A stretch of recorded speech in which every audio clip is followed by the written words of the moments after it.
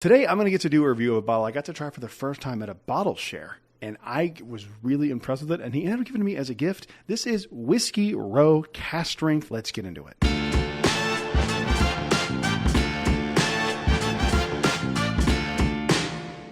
Hello everyone, welcome back to Brad's Bourbon Reviews. I'm Brad, and today I'm excited to try this bottle. I haven't had it since I got home with it. This is Whiskey Row Cask Strength. I don't know a ton about this brand at all. I don't know much about this brand at all. This is a single barrel pick from ABC. This is bottle number 32 from selection D/6. This was given to me as a gift by my buddy Craig. He went with me to the Conviction Age Progression tasting. That was a ton of fun, and I'm glad you got to come hang out. It was a good time, and I fell in love with this, and he just gave it to me as a gift. I was like, that's so crazy. That's beyond generous. I really like this bottle. I haven't done a proper review of it yet. I've been kind of putting it off. There's no age statement. It is dark. It's a dark pour. I can't imagine it's less than 5 years. I don't know. Let's give it a nosing. Let's see how we feel. Cream soda off the jump. It's the first thing I get is like a cream soda / root beer note. I don't know if you've ever been to Buc-ee's, but Buc-ee's has sarsaparilla on draft, and I love it. Every time I go to Buc-ee's, I always stop and get sarsaparilla, and the Philly cheesesteak burrito is S tier. It's unbelievable. If you ever go to Buc-ee's, try that. Anyway, back to the bourbon. Dark notes on this. A little bit of pipe tobacco, a little bit of barrel char. Oh, man. Oh, I like it so much. I really like this. It is a little burny. I will say that there is a little bit of ethanol burn. It's coming at 111 proof. I don't expect bourbons to have, an ethanol burn at this level of proof, but I'm not surprised when they do because unless it's, something like Buffalo Trace Antique Collection or a really good stag that is really high proof, it doesn't burn. That's kind of not common. You're going to get a little bit of burn in most cases, but this one, and this one does have that, but it smells so good. It's like, I don't even care. A little bit of licorice in there too, or anise. I always forget how to say it. You know what it is. Let's give it a mouthing. Let's see how we feel. It tastes just like root beer. This reminds me a lot of the James E. Pepper 1776. I really, really like. Wish I could get another bottle from this exact barrel. This is delicious. There's a really dark cherry note on the very back of the finish too. That's really good. Man, I'm so glad you turned me on to this because this is really solid. I'm a big fan of this one. I'm also getting like root beer float in this. A little bit of vanilla, a little bit of root beer note in there. This is good. This one is for sure not for everybody, but I think this is one of those ones for me specifically where it just hits my palate with the notes that I just love in a bourbon. This one for me would rank pretty high. I would give this like an 8.4. I think this was really, really good. I don't think that everyone will love this bourbon, but I don't care. I love it. Now, if you do try this, keep that in mind because these are single barrels, so they're going to vary quite a bit anyway. Plus, this is a pick on top of that. It's not just mass-produced single barrels. This was someone's specific flavor profile that they gravitated towards. So keep that in mind. But I do think if a lot of their bottles taste like this, I would recommend it. If it's a different flavor profile, I can't speak to it, but I really think this is solid. And like the level of root beer note that it's giving off is kind of nuts. I really love this. And Craig, thank you again, man, for hooking me up with this bottle. If you see another one of these, grab it for me. I love this. I think this is fantastic. That is the review. Thank you guys for watching. I will see you guys on the next one. Until then, cheers. A big thank you to all the Patreon supporters you see on screen right now. Buffalo Trace is one of the most sought-after brands of bourbon in the world, and for good reason. A lot of their bottles are amazing, and to me, one of the best things they make is the Stag lineup. Today, we're reviewing Stag 24B. Let's get into it.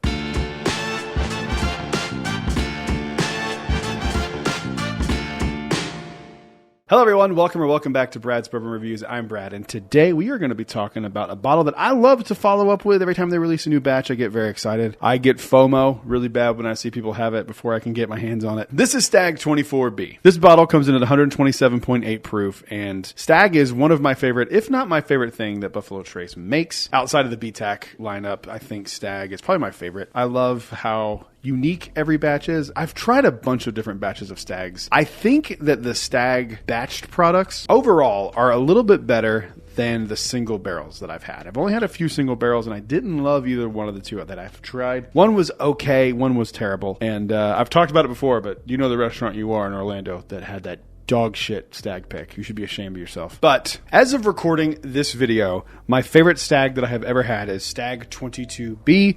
I think it's the GOAT. It just has everything that I love in Stag.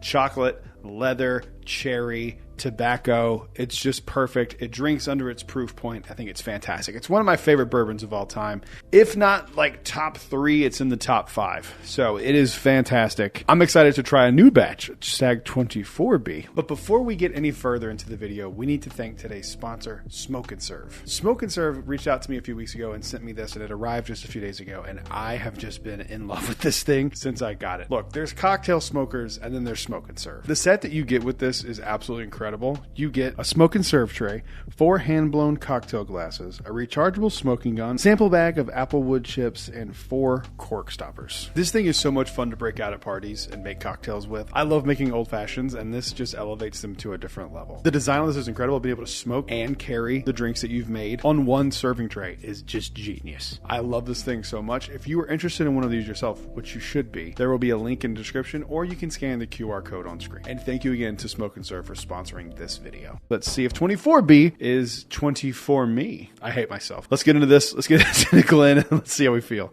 Stag should cost you around $65 to $80 depending on where you live. If you're going to buy something on the secondary, which is going to be obviously a lot more money, that you could do a lot worse on the secondary than buying a Stag. If you get any of the batches, I think you'll probably be pretty happy. Keep that in mind. I think this one cost me around $85 for this bottle. I have no problem paying that. For me, if I see Stag under $100, I'm buying it all day. If I have multiples of them, I will decide upon the batch if it's something I want for $100. But $100 all day for Stag. So let's see if 24B is good. Let's give it a nosing and let's see how we feel. Ooh, a little different nose there. It's proofy. Jesus. 127.8. This one's proofy. Ooh, dark cherry notes. I've said this and I've picked this note up before. It's like the candy, not the sour, but the candy, hard candy part of a Warhead. That type of cherry. That's what it smells like. It smells really nice. A little bit of oak, a little bit of pipe tobacco. It smells like barrel char. I like when I get that on a bourbon. I mean, for Christ's sake, they light the barrel, the inside of the barrel, essentially on fire. It should have some of that in there. I love it. Oh, this nose is really nice. I feel like I'm getting some chocolate powder, like some cocoa powder as well. It reminds me a lot on the nose of 22B. I think 22B is a little bit better. There's like a depth to that one that's not in this one. And I am picking up a little bit of leather, like an old leathery chair, which sounds awful, but it's nice. All right, let's give it a mouthing. Let's see how we feel. Whoa. That does not drink 100 and almost 30 proof, 127.8 proof. This might be my second favorite batch of Stag behind 22B. Hang on. I don't want to get carried away. It's been a wild day. I just got an apple note. I've never gotten an apple note on a Stag. This reminds me of E.H. Taylor Barrel Proof, batch 12 or whatever last year being, I don't know when this video is coming out. Last year being 2023. It reminds me of that. I'm getting like a candied apple note on the palate. Very caramel on the palate. A lot of oak too, but a pleasant oak, not like the Widow Jane Opal, not like that kind of oak. This is a nice, pleasant, sweet oak. You don't need me to tell you to buy Stag. Everyone and their mother knows that Stag is a great buy. I will say this is on the up end of Stag barrels for me. There's almost like a little bit of a mapley note too, and I know some people have an aversion to that note, but it is very, very subtle. I don't even know if you would pick it up. I mean, this is great. There's a cherry note on there as well. That Warhead cherry, black cherry note carries over. That's really great. That's fantastic. I might need to rank my Stag batches because this one is going to be up there, and I need to get a backup of this immediately because this is really, really good. What would I give this? I don't give Stags unless they are just terrible. I don't give them under an 8. So I'm going to give this one an 8.3. I think it's really, really good. There are better versions of Stag out there, but not a lot. This one's really solid. I don't know what the general consensus is of this bottle yet, but I'm going to rate it pretty high. I think it's a pretty solid one. For the longest time, I kept saying 22B was my favorite, and I got told, no, I was wrong. But now I'm seeing people say 22B is great. I don't know what's going on. I don't know what's happening. Yeah, if you can find this, get it. I mean, I would probably, if I didn't have a Stag, I would probably comfortably pay like $150 to $175 for one. Past that, I'm probably not buying Stag, but I think it's about that. price. If you can only get it at that price, I'd rather pay that and have it than not pay it and not have it. So it's not a bourbon of the year contender or anything like that, but it is a really, really solid expression of stag. And I love stag. It's one of my favorite expressions in all of bourbon. So I'm here for it. Well, that's the video. Thank you guys for watching. I really appreciate it. Make sure you leave a like, subscribe, comment down below as well. Let me know what your favorite batch of stag is. I'll see you guys on the next one. Until then, cheers. A big thank you to all the Patreon supporters you see on screen right now. Today, I'm going to be reviewing and celebrating an American hero who picked this Jack Daniel's Hero Selection single barrel, barrel-proof rye. Let's get into it.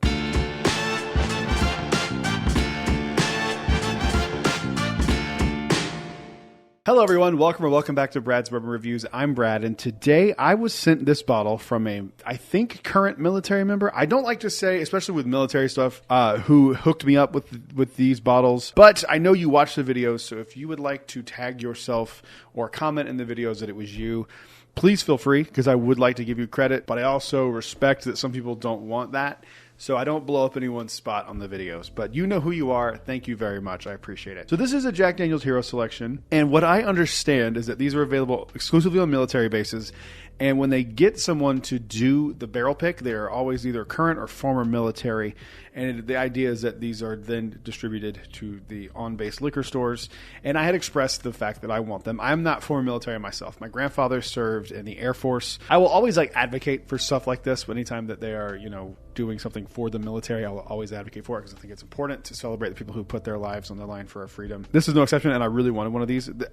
From what I can tell, the juice itself is not really anything special outside of a barrel proof and it being a single barrel. There was a rumor that these were coming from the Coy Hill warehouse, and you can tell just by looking at the label here that is not the case. This is Barrel House 113. Barrel House 8 is the Coy Hill warehouse. So this is not from Coy Hill itself, but this was chosen by a gentleman named Melvin Keebler, which is the name on the dog tags here, which is why I wanted one of these. I'm a big Jack Daniels fan, and I like to have as many cool and unique special bottles from Jack Daniels as I can.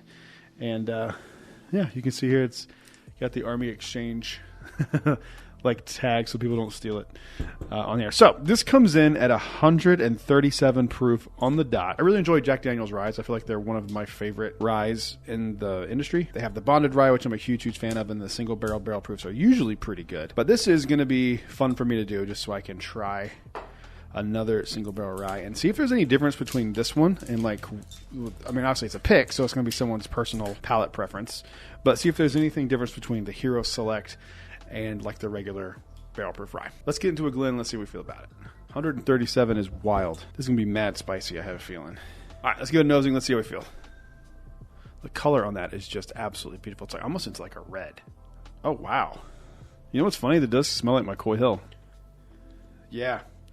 That literally smells like a rye version of this Coy Hill. My Coy Hill is 125 proof. This is 137 proof. There's a cinnamon note on the nose here. And there's sweet oak, but soggy sweet oak. There's anise, like a licorice note.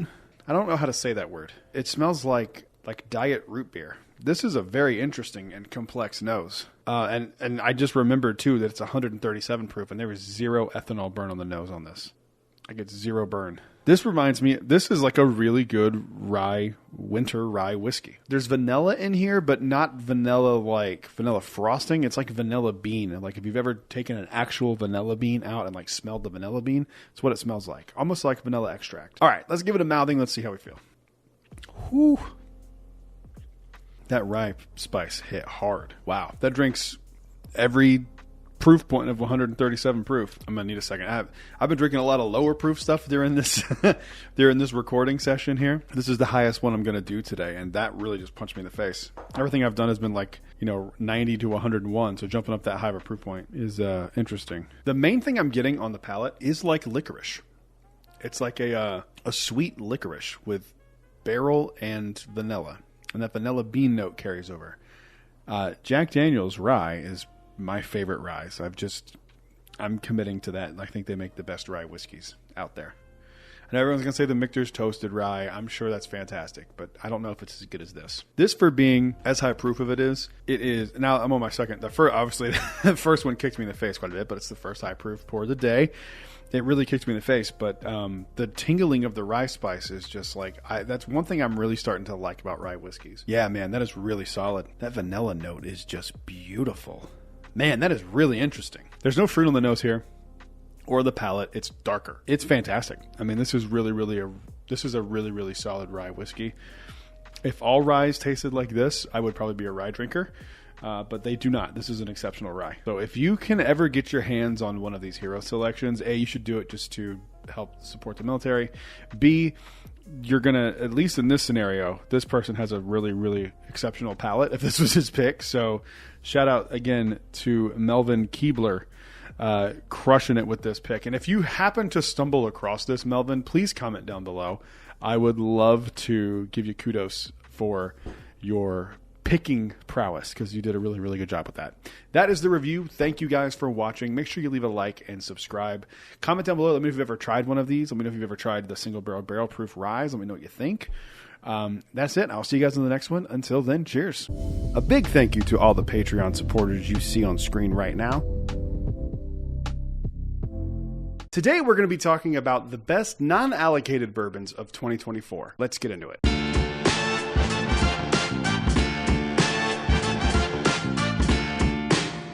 Hello everyone, welcome back to Brad's Bourbon Reviews. I'm Brad, and today we're going to be going through all of the best non-allocated bottles in 2024. But before we get into it, a few rules. First off, it did not have to be released in 2024. Some of them are not. 2, I had to at least try the bottle for the first time in 2024, and I have to own the bottle. I got some questions recently as to why that is one of my requirements. For me, if I try something at a bar, I could be like hyped up in the moment, really enjoy it, and then get home and not like it as much if I try it in a bottle. So I try to do all of the things that I review at home alone, and to do it as like scientifically as possible. And that sounds stupid, but like I try to give it everything a fair shake. So I've had experiences at some bars in Florida where I order something and I've had it 1,000 times, and I just like simply know that's not what's in the glass. So that's why I do it, because I can verify what's in the bottle is what's in the bottle, and I've given it some scrutiny. I'm not just enjoying it and passing in a bar. So that's why. But these are non-allocated bourbons that are pretty much available. I see these all over the place in my area. Of course, distribution is different for everybody. So if these are not available near you, I'm sorry, these are widely available at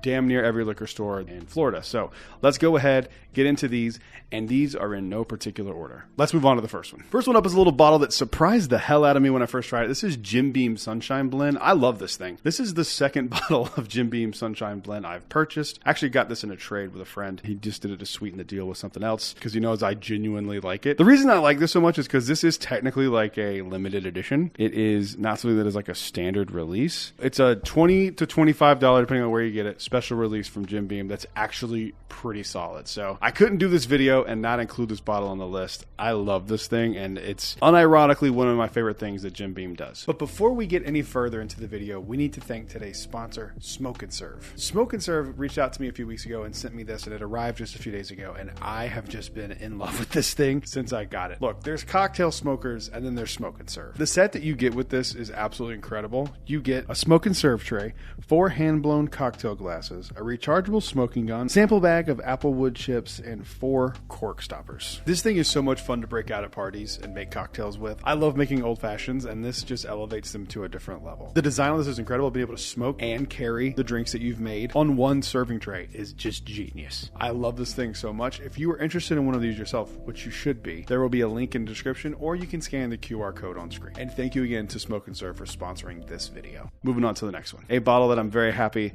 that I got because it was able to kind of redeem a distillery for me and make me explore a lot of their stuff a lot more. I really like weeded bourbons, but the Green River weeded bourbon is just really bad in my opinion. I don't like it at all. But this bottle changed that around for me. This is Green River Foolproof. I love this thing. I see this all around. It's like $45, $50 for a $45, $50 foolproof bottle. You really can't do much better in that price range outside of like getting like a Weller Full Proof if you're lucky enough to get one of those at MSRP. But outside of that, this is one of the best values in bourbon in 2024, and it really changed my opinion of Green River completely. So I'm so happy that I got my hands on one of these, and I honestly don't think I'll ever have a day where this isn't on the shelf. This thing is amazing. I think I've done full reviews on all these, so if you're curious about, and you're like, I'm not going to do notes on every single bottle just because I've done that already. If you're curious, you can find it. Just search the name of the bottle, Brad's Bourbon Reviews. It should pop right up. This one actually was on the cusp of my top 10 of the year for 2024 across all bottles. I just couldn't justify replacing it with some of the other ones on that list. That's the only reason it didn't make it, but I knew when I was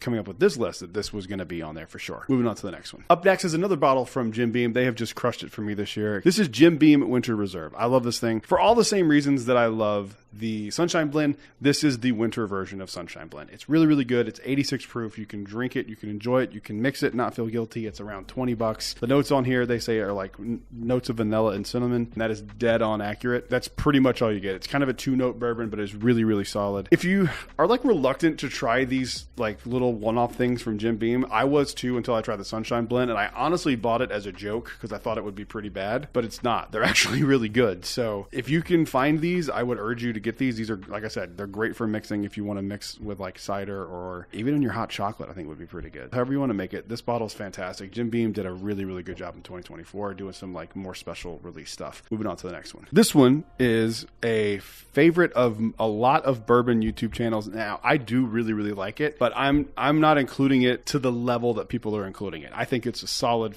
$50 bottle from Bardstown. This is the Origin series, the high wheat mash bill. This is the one with 39% wheat in it. People are calling this a Weller 107 killer. I don't want to be that guy, but no, it isn't. It's not.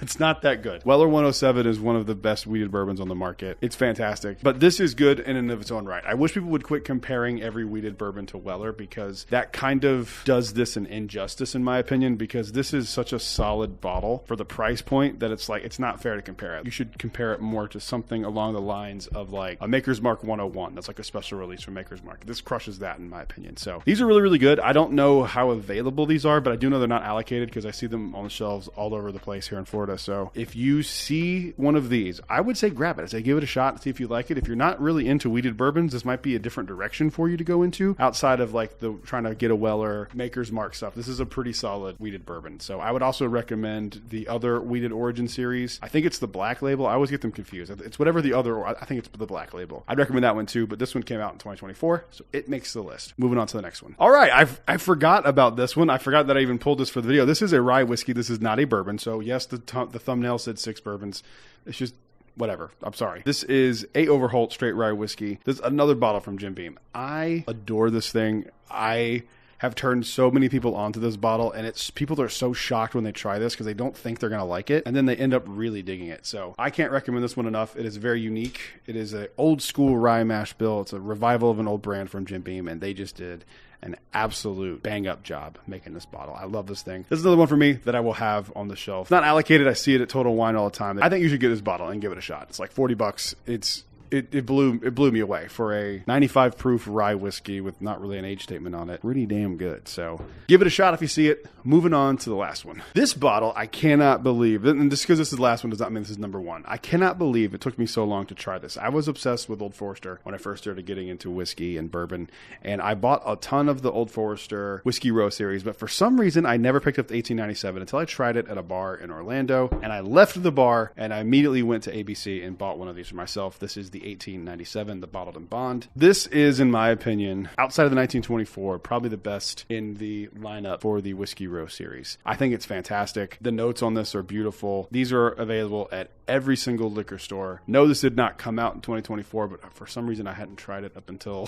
2024. So now that I have tried it, and with the availability of this will never not be on my shelf. Trust me, this is one of the better of the Old Forester Whiskey Row series. I would say try to find the 1924 if you can. I really like it. It won my blind, but this came in second if I remember correctly. So it's just a great bottle. So I haven't been recording videos since I've recorded. All the videos you've been watching have been pre-recorded for like a while now. This is the first time I've recorded a video since 2025 started. So this is I'm recording in 2025. Thank you very, very much. I hit 3,000 subscribers last year. That's crazy. I think technically I had like 400 at the beginning of the year, but I wasn't focusing on YouTube at all. I was focusing all my efforts on trying to grow my TikTok because that was growing quicker than this was growing. But I really started focusing on YouTube around like May or June of last year, and it has grown crazy. And I cannot thank you enough for that. Thank you very, very much. I appreciate it. I'm trying to get to 5,000 by July. I think it's possible. July 1st, we could do it. And then maybe 10,000's in the cards for this year. I'm going to try some newer content ideas that I have and try to stretch the scope of what I'm able to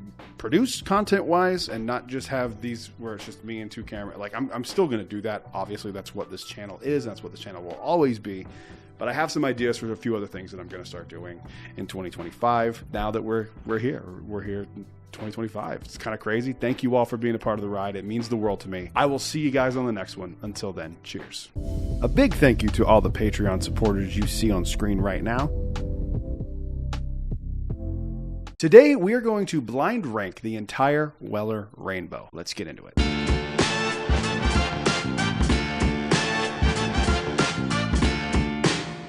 Hello everyone, welcome back to Brad's Bourbon Reviews. I'm Brad, and today we're going to be doing a blind ranking of the entire Weller Rainbow. With a few exceptions, I do not have a bottle of Weller Millennium because I'm not worth $40 million. I also do not have a William LaRue Weller. I have not been lucky enough to come across one of those, nor do I have a Daniel Weller. So those are the three that will not be in this list, and I think that's fair. I think it's fair not to have those. Those are really hard to get, and in some cases cost $7,500 at retail. So that won't be happening anytime soon. So what I wanted to do today is I just wanted to pour a few of these pours and do them blind. I hear you saying, how are you going to do them blind when you know they're in front of you? I'm glad you asked. So what I did was I took 6 of these bottles and I put 1 through 6 on them. I don't even know if they're in the right numerical order. And I'm going to pour them based on what I have. Number 1 is going to be Weller Single Barrel. Number 2 is going to be 107. Number 3 is Foolproof. Number 4 is Special Reserve. Number 5 is CYPB. And number 6 is Weller 12 Year. So what I'm going to do is I'm going to pour, and I'm going to record myself doing it, and I'm going to speed up the footage. But you're going to see me pour, and then you're going to see I'm going to break out these 2 turntables that I have, and I'm going to put 3 glasses on each turntable, and I'm going to let them spin for a few minutes, and then I'm going to take them off, and I'm going to taste them one by one. I'm going to reckon from least best to the best of the Weller lineup. Let's go ahead and get it going.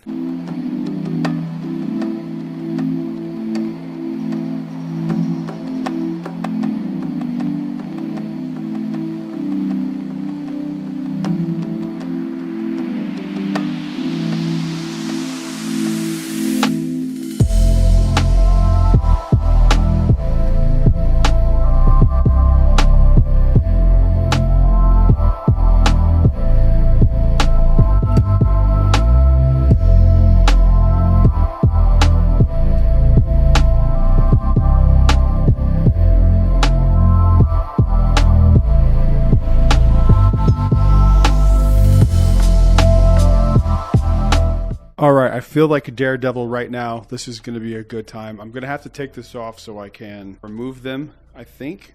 So I can remove them off the turntables.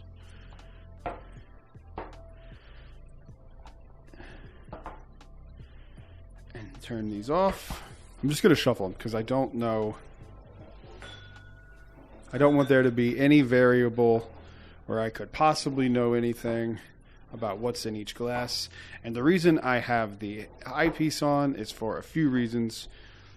First off, I wrote the numbers on each one of these on the bottom, and I know you can't really see it. Like I'm looking down at that one right now. I see a piece of tape, but I don't see a number. You can kind of see in there that there's no way to tell the number, but I'm still going to do this just in case, just to be as scientific as possible. And then I'm going to do the reveal, and we will put the bottles in worst to best order. All right. I am going to start with this glass. I cannot see anything. Where's the microphone? All right. Let's give it a nosing and let's see how we feel. I'm not going to do a ton of reviewing on this. I'm just going to kind of rate them as what I think is best. I've done videos on most of these bottles if you're curious, or if you just want to know what I think about each one, feel free to leave a comment down below. This one's really, really good. Some of these do have really distinct noses, and I think this one is the one I think it is, but I'm just going to taste it and see what I feel about it. I mean, obviously it's in first place, but that's really, really good. There's like a chocolate brownie note I get on that. I think that's Weller Foolproof, if I'm being honest. Okay. I don't know where I put the other glasses. This might not be the best idea. All right, I got to be able to see one. All right, I just saw the next glass. Ooh, way different nose on this one than the previous one. This one's like a fruity note and a little bit of like barrel char mustiness. I like it. The palate on that one's not as good. Where's my ranking here? So first place, second place so far. Oh, where's the mic? This smells fantastic as well. A little more along the lines of the first one. A little less fruit, a little more like a little like almost like a nuttiness, but not like a sweet nut. You know when you go to like well, not anymore. I don't even know if malls still exist, but back in the day when you'd go through the mall and there'd be like those like glazed pecans. It's kind of like that, and a little bit of fruit, a little bit of cherry in there. Yeah, don't like that one as much as the other two. I'm gonna put that in third place. I think the second place is better in my opinion. Oh, here's the nose. I love this nose.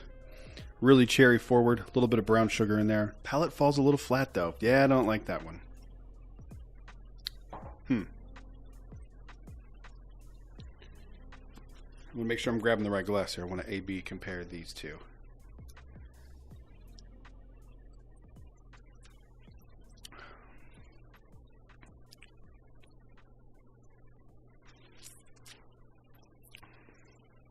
This is better.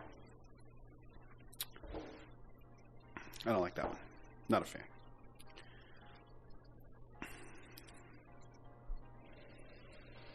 Oh,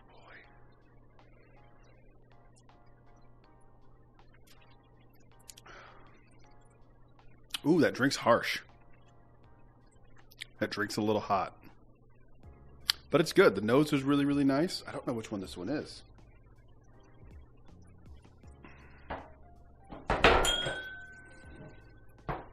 All right, well, I spilled everything all over. I don't know if you can tell it's all over. Whatever. I hope this isn't... Well, all right. Well, I'm not going to continue to do that blind. I spilled this all over the place. It smells fantastic. I put that, like, here. All right, I'm going to go get a napkin and clean this up, then I'm going to verify my rankings here.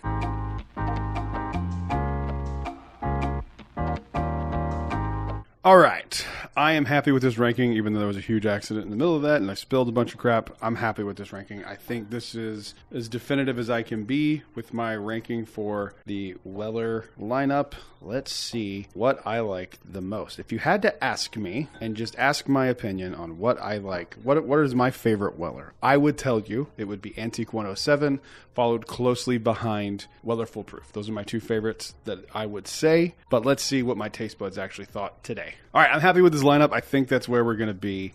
Let's see what came in dead last here. Up first, we have number 1, which is Weller Single Barrel. I opened that on New Year's Eve, and I can attest to you, I do not like that bottle at all. Didn't like it then, don't like it now. But let's see what came in 5th place. That is number 3. That is Weller Foolproof, coming in 2nd to last place. Holy crap. That is insane to me. That doesn't make sense. All right, let's move on to the next one. Coming in 4th place, number 2, 107. Jesus Christ almighty. Wow. All right, let's see what is coming in 3rd place here. Number 6, that is Weller 12 year. This is gonna be insane if Weller Special Reserve comes in 1st place. In 2nd place, we have CYPB, which means 1st place in my blind today. 1st place is Weller Special Reserve. I don't know how I feel about this. These are not at all, just to be transparent, the Special Reserve, the 107, and the Foolproof were not single barrel picks. They were just the regular batch products. I do have single barrels of Special Reserve and Foolproof, but they were not included in this blind. This is just the straight up batch product. So, wow. Shocking little lineup there. I did not expect that at all. Did not expect that even a little bit. Weller Special Reserve coming in 1st place is not what I had on my cards for 2025, but I like it. What can I say? I'm a cheap date. Thank you guys for watching. Thank you so much for the growth on the channel. It means a lot to me. I will see you guys on the next one. If you liked the video, leave a subscribe. Go down and berate me in the comments for that ranking, because that is a crazy ranking. I'll see you guys on the next one. Until then, cheers. A big thank you to all the Patreon supporters you see on screen right now. Today we're going to be trying 4 separate releases from Dark Arts Whiskey House. Let's get into it.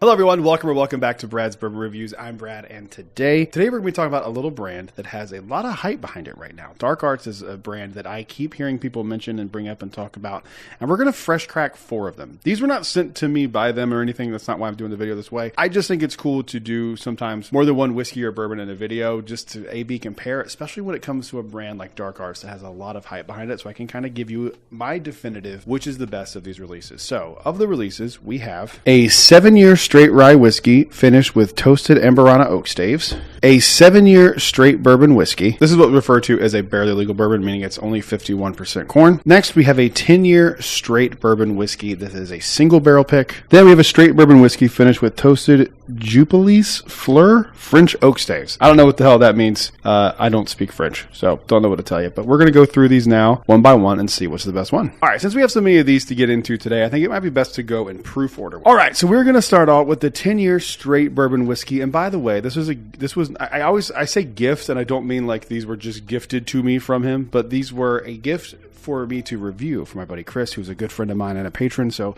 shout out to Chris. He's the one that was like, you need to review some Dark Arts stuff, and I've been wanting to try it anyway. I know I don't need to say this, you saw it in the B-roll, but these bottles are gorgeous. Once again, this is the 10-year straight bourbon whiskey coming in at 107.6 proof. I cannot wait to try this. And I do believe that they are a blender. I don't believe they produce their own distillate from what I'm aware of. I am right. Distilled in Indiana, so they are a sourcer and blender. Oh, man. Maple and cherry. This is just a straight bourbon whiskey? Single barrel select. All right. 60% corn, 36% rye, 4% malted barley. Is the mash bill on this? Oh, that's like a dark cherry, like dark fruit note even. Almost into like a stone fruit. Oak and caramel. This is a beautiful nose. It is a little proofy. There's a little proofiness on this. And it's only 107.6 proof. And that is cask strength for this, by the way. This is a cask strength bourbon. This smells fantastic. Chris, you might not be getting this one back. This is fantastic. I'm getting that like brownie note that I get in some cask strength bourbons sometimes. Dude, that is fantastic. That is really solid. I really like that a lot. The palate is a sweet oakiness with a little bit of cherry and vanilla on there and some baking spice. Man, that is really solid. That's great. But before we get any further into the video, we need to thank today's sponsor, Smoke and Serve. Smoke and Serve reached out to me a few weeks ago and sent me this, and it arrived just a few days ago, and I have just been in love with this thing since I got it. Look, there's cocktail smokers, and then there's Smoke and Serve. The set that you get with this is absolutely incredible. You get a Smoke and Serve tray, 4 hand-blown cocktail glasses, a rechargeable smoking gun, sample bag of apple wood chips, and 4 cork stoppers. This thing is so much fun to break out at parties and make cocktails with. I love making old fashions, and this just elevates them to a different level. The design on this is incredible. Being able to smoke and carry the drinks that you've made on one serving tray is just genius. I love this thing so much. If you are interested in one of these yourself, which you should be, there will be a link in the description, or you can scan the QR code on screen. And thank you again to Smoke and Serve for sponsoring this video. All right, let's move on to the next one here. This is a 7-year straight rye. This is one finished with toasted Jubilee Fleur. Oh, brother, this guy stinks! If you've watched the videos for some time, you know I'm not the biggest rye whiskey fan, but there are obvious exceptions to that. There are some rye whiskeys that I really, really like. One of the first ones that come to mind, like a Thomas H. Handy. Obviously, I love the Sazerac stuff, but I also really like the A. Overholt. So I've had a few stuff from A. Overholt, but the A. Overholt itself is just fantastic. So let's see if these fancy schmancy woods that they finished with, I think it was staves. Yeah, this is a stave finish 7-year rye whiskey. Coming in at 108 proof. This is batch 11. Let's give it a nosing. Let's see how we feel. It smells weird. It smells like almost like a minty licorice note. Palate is not anything like the nose. It's like a black licorice mint note. The palate is like super sweet, way sweeter than I was anticipating it being. Like very rich vanilla. This tastes like the Airwick vanilla room spray smells. It tastes how that smells. That is like vanilla frosting sweet. Holy shit, that is really good. That is probably the most unique rye I've ever had. That does not taste like anything you would think a rye whiskey tastes like. That is insane. I think I like that better than the bourbon. All right, moving on to the next one. There's another straight rye whiskey. This is finished with toasted Amburana oak staves. So this is the first, at least first to my memory, anything I've had with Amburana. I know the Rio was like up everyone's alley for such a long time, and I never got my hands on one, never tried it, never had anything finished in Amberana. It's very divisive from what I understand. Based on what people say about it, I'm not so sure I'm going to dig it. Let's see. I ran out of Glens. I had to use a wee Glen, the Bourbon Distillery. So it's going to look really ridiculous in my hands here in a second. See how tiny it is. I can barely get my nose in it. This smells like the last one. This one's sweeter on the nose. So this one smells like this one tastes. Interesting. Yeah, that is, okay. That is weird. Chris, when you get these, try these two together and tell me this one does not smell exactly like this one tastes. It smells really, really sweet. It smells like, almost reminds me of like Cinnamon Toast Crunch. I wish I wasn't drinking it out of this small-ass glass, but I'm out of Glens. I don't know if I'm doing a fair service with this, but we're just going to stick with it. Give it a mouthing. Oh, yeah, I'm not a fan. I'm not a fan of that. That literally tastes like the milk after Cinnamon Toast Crunch. Mixed with rye. Yeah, I don't like that. I'm good. I don't even want to finish that pour. Not a fan of that one at all. That is by far and away my least favorite of the four. So, unless, I still need to try like Rio, which I think is like a pretty good version of an Amberana finish from what I understand. I don't think I like Amberana finishing. Last one we're going to try here is a 7-year straight bourbon whiskey. This is the Barely Legal Bourbon, cask strength, 113.15 proof. They got real specific. All right, let's give this one a nosing. Let's see how we feel. Traditional bourbon notes, a little hint of cherry, a little hint of caramel, a little nuttiness to this too. It smells really nice. It smells good. It smells a lot like the first one I had. This is batch number 12. Yeah, the first one and this one smell oddly alike, even though the first one's 10-year-old. You can tell a color difference just looking at them side by side. And there's nothing wrong with this by any stretch. This is a really solid nose. There's a graham cracker note that I'm really liking on it as well. Let's give it a mouthing. Let's see how I feel. This is fantastic. It's warm, burnt sugars on the palate. Dare I say brown sugar and cherry. A little bit of vanilla and some oakiness that I really like. It's very, very, very well balanced. That's fantastic. So I'm going to rank these from my most favorite to my least favorite. So I'm going to say, by far, I do not like the Amberana finish whiskey. That's my least favorite. Then I'm going to have to go 7-year bourbon, 10-year bourbon.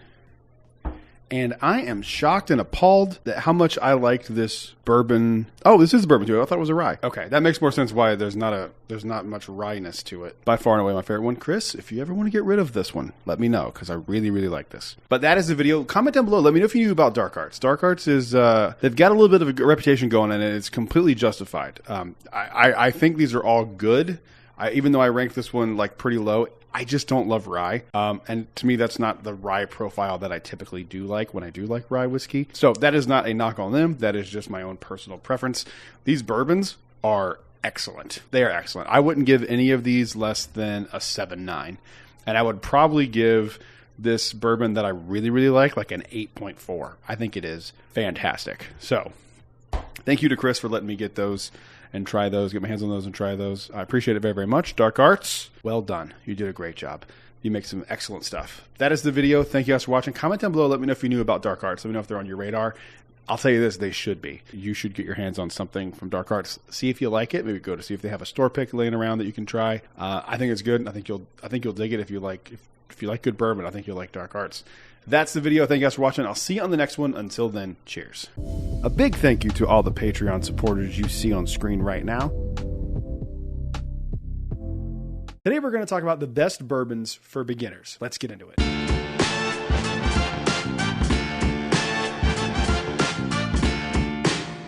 Hello everyone, welcome back to Brad's Bourbon Reviews. I'm Brad, and today I've been getting a lot of DMs lately about, hey, I'm new into whiskey, I'm new into bourbon. What should I try? What do you think I would like? And that's always a really hard question to answer because I don't know what you've tried, I don't know what you like, I don't know what you've tried, I don't know what you've disliked. So this video is going to be like I can point people to this video and go, if you haven't tried those, start there. These are good starting points. None of these are allocated. None of these are over 101 proof. Bet you can guess what bottle's going to be in here. And I have reasonings for why I picked these specific bottles over other ones that are like in the same category. So hear me out once we get to these. Let's go ahead and get into the list. These are in no particular order. First up, we're going to start with a bottle that I think is great for beginners for a few reasons. First off, it's low proof. It's 93 proof. It is from a fantastic distillery, Old Forester. It is the Old Forester 1910, and the reason I picked this one is this is a double oaked version of Old Forester. It's really approachable. It's really sweet. It's something that bourbon dorks can get into like myself, and it's something that someone who's a beginner can also approach and enjoy and learn to pick up certain notes. It's also readily available pretty much at any decent liquor store. They're going to have the Whiskey Row series. It's not expensive. It's like $50, something like that, $55, $60, and it's worth every penny. Old Forester 1910. If you haven't tried it or you're like afraid of trying a double oaked, this is a really solid lower proof option for a double oaked, and it's really approachable and if you don't like Old Forester 1910, you probably won't like Double Oak as a category in general. I know that's a gross overgeneralization, but I would tend to think if you didn't enjoy this, you probably won't like Double Oak, or you're at least not ready for it yet with your palate. Moving on to the next one. Up next is a distillery that I absolutely adore. This is Redwood Empire Pipe Dream. This comes in at 90 proof, so a little over that like 80 proof threshold for most, beginner whiskeys. I think that this is a really, really solid bottle. I fell in love with this first time I tried it. I think that there are really, really distinct notes that you can lean into this bottle and learn how to pick up on. This bottle is like really available as well. I don't know if it's as available as the Old Forester will be. I doubt it, but these are pretty much all over the place. And if you haven't tried Pipe Dream yet, give it a shot. I think you'll really, really like it. It's probably my favorite out of like their base lineup. I think the 90 proof version of this Redwood Empire Pipe Dream is like really solid. So if you have seen this bottle and you've kind of overlooked it, it's not expensive. You'll like it. And if you don't like it, the beauty of all these are they're not that expensive.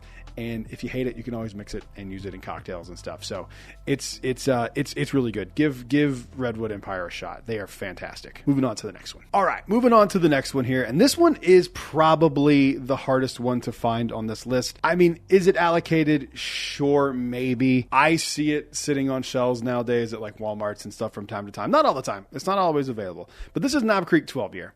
The reason I picked this one is because this is relatively inexpensive for the age statement on it. And I think this is a really good way to take someone who is looking to get into something a little lower proof. It's 100 proof. Okay. So it's not no proof, but it is a really great bourbon if you are trying to show someone what a really good bourbon is. I said in a thumbnail famously one time, I think this is like the perfect representation of bourbon. I don't mean that is the best bourbon, but this is like the most bourbon-y bourbon of all time. You got really distinct caramel, vanilla, and cherry notes on it. It's got a really solid age statement. At retail, it's not very expensive. I think it's like $75, $80, something like that.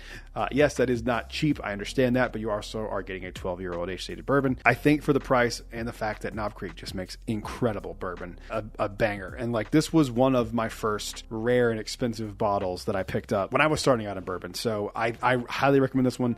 It's solid and you can't go wrong with it. Moving on to the next one. All right. Next up is probably a surprise to people that I'm putting this on the list. This is Maker's Mark 101. Why Maker's Mark 101? Because I think this is the best thing that Maker's Mark makes. If you don't know, Maker's Mark is a wheated bourbon, which means that it's 51% corn, at least by law, and the secondary grain, instead of being rye, is wheat in the mash bill. So usually that makes it a more sweeter, a more approachable thing. And I think Maker's Mark, other than maybe Weller, but I think Weller's for like bourbon dorks. I don't think the average person knows what Weller is. I think the average person knows what Maker's Mark is. I think I'm safe in saying that Maker's Mark is probably the most popular wheated bourbon on the planet. And to me, as someone who is not a huge Maker's Mark fan, this is what I think they do best. Maker's Mark 101 is fantastic. To me, it's better than their cask strength. This one is like a special edition, kind of, but like it's not really.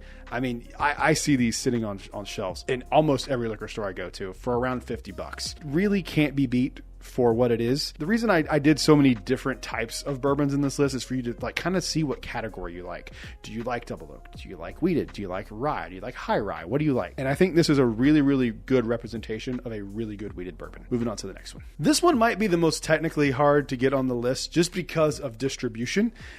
This is not available everywhere, but this is Early Times Bottled and Bond. The reason I picked this one is this is a 100 proof bourbon. It is absolutely delicious. You can drink it neat. You can make it in cocktails. You get a liter for anywhere between like $15 and $30. I've seen them be as low as 15 sometimes at some Total Wines. I've seen them as high as 30. When I go to North Carolina, South Carolina, that's where they're at. They're like 29, 25, 29, something like that. You literally, I know I've said a few times, you can't do much better than that bottle. For the price, you can't do better than this for $30, period. It's not the best kept secret because it's not really a secret anymore, but this stuff is amazing. I love this. I have turned friends onto this. I remember when I found it one time, they were like making fun of me. I'm like, you don't know? You've never had it. Trust me. Like, I know it sounds crazy that I'm like excited to get like a $15 bottle at a Total Wine, but I'm telling you, if you have this in your city, get it. Now, don't get the regular Early Times because that is trash swill compared to this. But if you can find the Early Times Bottled and Bond, do it. And if you can find the black caps, apparently these are better. I haven't opened mine yet, so I don't know. I don't know if I will. I don't know if I want to even go. I like Early Times now. I don't want to not like it. This is that much better. So I don't know if I'm going to open it or not. I probably will at some point. If you can get early times in your area, or it can be like delivered to you like via fruit bat or something, do it. You're gonna love it. And if you don't, I don't know what to tell you. Moving on to the next one. This one is allocated in some places. I feel like it's not allocated anymore. This is Buffalo Trace. This is a store pick. Ignore that. I just don't know where my regular one went. I don't need to say anything. If you're getting into bourbon, you've heard of Buffalo Trace. The 90 proof Buffalo Trace branded bourbon is fantastic for what it is. Do not overpay for it. Don't spend $50-$60, but for $25-$30 at 90 proof, that quality bourbon is crazy.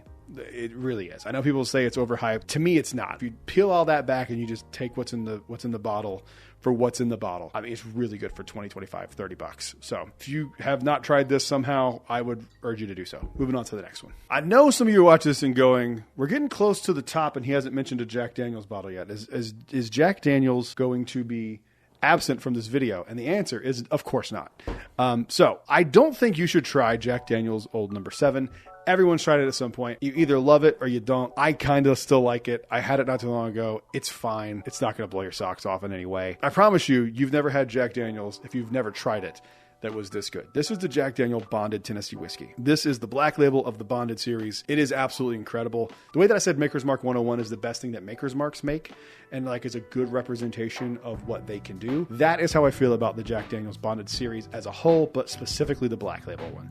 It's 100 proof Jack Daniels. Unbelievable. It's just so incredibly good. Like, it's so full of flavor. I absolutely adore this whole series. I hope the series never goes away. If I find out that this is going away, I'm going to go buy, I'm not kidding, like 3 cases of each one, because I think they are just absolutely exceptional. They're not very expensive, $35-$40, somewhere around there, I think. If you're going to reach for a Jack Daniels that's not expensive and it's not a single barrel, this should be the one you're going for. Moving on to the next one. All right, another quintessential bottle here, I think, for bourbon fans, especially at least to try, see if you like it. This is Woodford Reserve Double Oaked. This is a 90.4 proof, so it's a little less proofy than the Old Forester 1910. Packs a lot of flavor. Again, it will kind of show you if you're into double oaked. The 1910, if you're like, not so sure, try the Woodford Double Oaked. If you don't like this, double oak's not for you. I think this one's more of a quintessential double oak than the 1910, but I think they are both very, very good examples of what double oaked can be.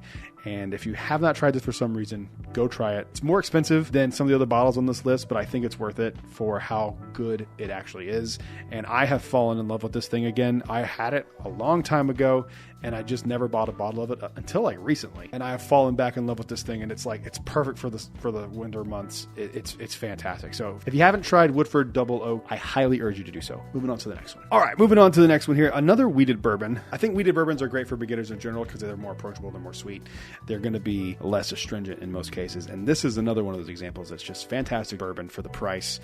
It's from a great distillery, Bardstown. The Origin series just is insanely delicious. And this is my personal favorite, I think. I need to go back and do like a whole blind of them all and see what I like the best, actually. But this is the Black Label, a 6-year wheated bourbon. It is just phenomenal.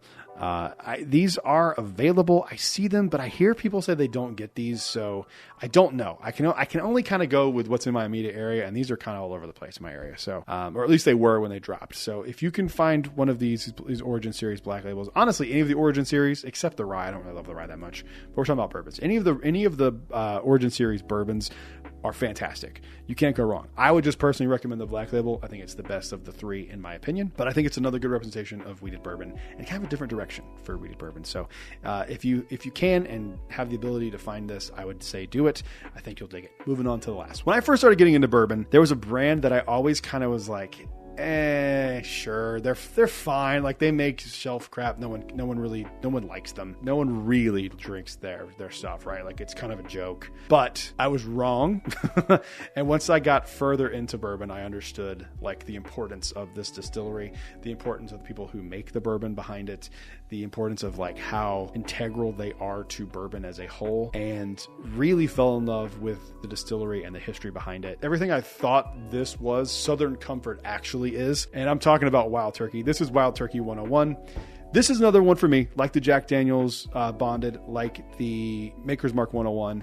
This is the best representation of like shelfer base level Wild Turkey. Yes, there's like an 80 proof version. It is nowhere near as good as Wild Turkey 101, and it's like $2 or $3 less. Spend the money, get the extra proof. You're going to be happy you did so. Give Wild Turkey a chance. It is fantastic. So I highly urge you to give Wild Turkey 101 a try. Wild Turkey can be kind of divisive sometimes, but I think they make some of the best stuff on the market for sure, especially in 2024. You look at Russell's 15 and the Camp Nelson F and B and all those amazing releases that they've done. It's hard to argue that they're not one of the best distilleries on the planet. So I highly urge you to give Wild Turkey 101 a try. And with that is the end of the video. Thank you all for watching very, very much. I appreciate each and every one of you. Make sure you leave a like, and if you liked the video, subscribe. I'll see you guys on the next one. Until then, cheers. A big thank you to all the Patreon supporters you see on screen right now. Today, we're going to talk about all the bourbons that I'm looking forward to in 2025. Let's get into it.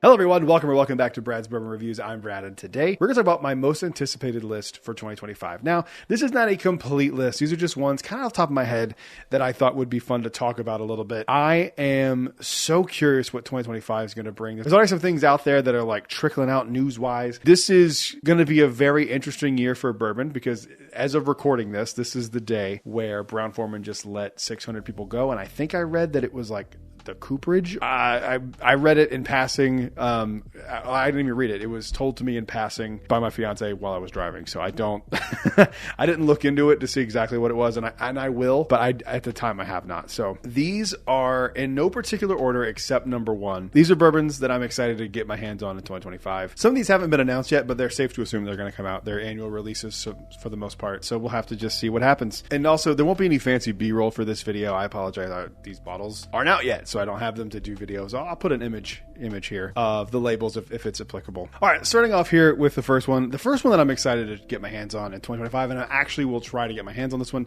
This is the bottle that I've never really talked about on the show before. This is the Old Forester 117 series, the Prohibition era still proof. This just sounds interesting to me. It looks like it's going to be coming off of the still at a higher proof than normal. The proof on this one's going to be 130 proof, so I'm excited. The tagline for this is, during Prohibition, Old Forester and 5 other Kentucky distillers were issued permits to bottle existing whiskey stocks as medicine.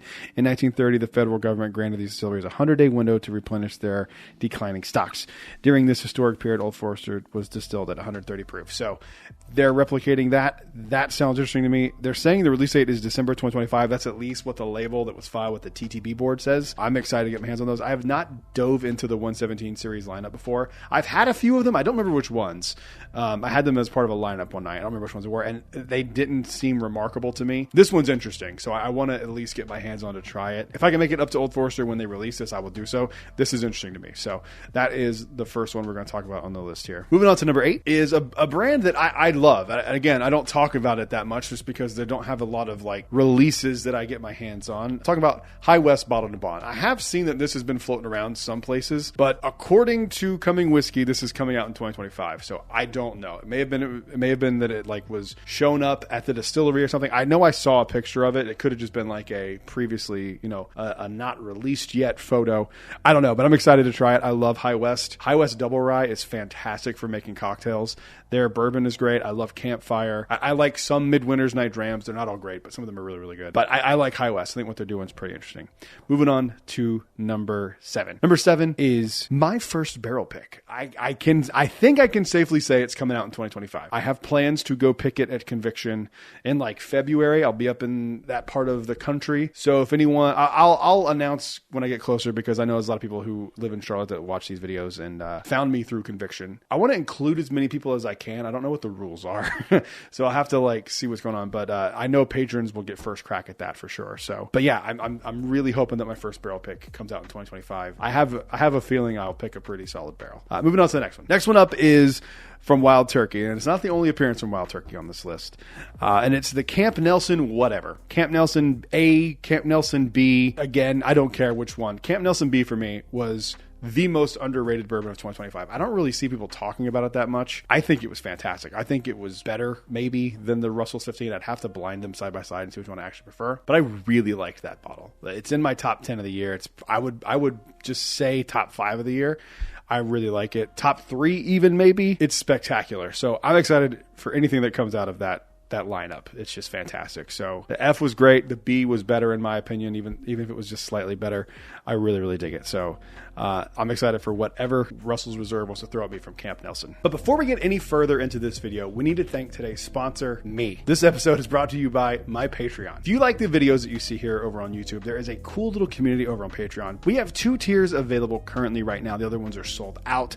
We have a $5 tier, which will give you access to 2 extra videos for Patreon and 2 audio exclusive episodes of the podcast each month. You also get early access to the videos that I do post. Basically, I'm a one-man team. So basically, when I post a video, it goes to Patreon almost immediately. There's also a $10 tier, which gets you everything that the first tier does, plus access first to barrel picks. You get to dictate the videos you want to see. There are polls. There's a lot of fun over there. If you are so inclined and you like this channel and you'd like to support a smaller content creator, head on over to the link in the description. You can check out the Patreon. Thank you guys for watching, and back to the video. Moving on to the next one. This one is like the most mysterious one on the list. So I've heard a few things. I've heard that it's just going to be a normal release. I've heard from a more reliable source that it's going to be like a restaurant/bar exclusive. And I'm talking about the E.H. Taylor Distillers Council. I don't know what this is. It's E.H. Taylor. I'm assuming it's going to be a bottled and bond product.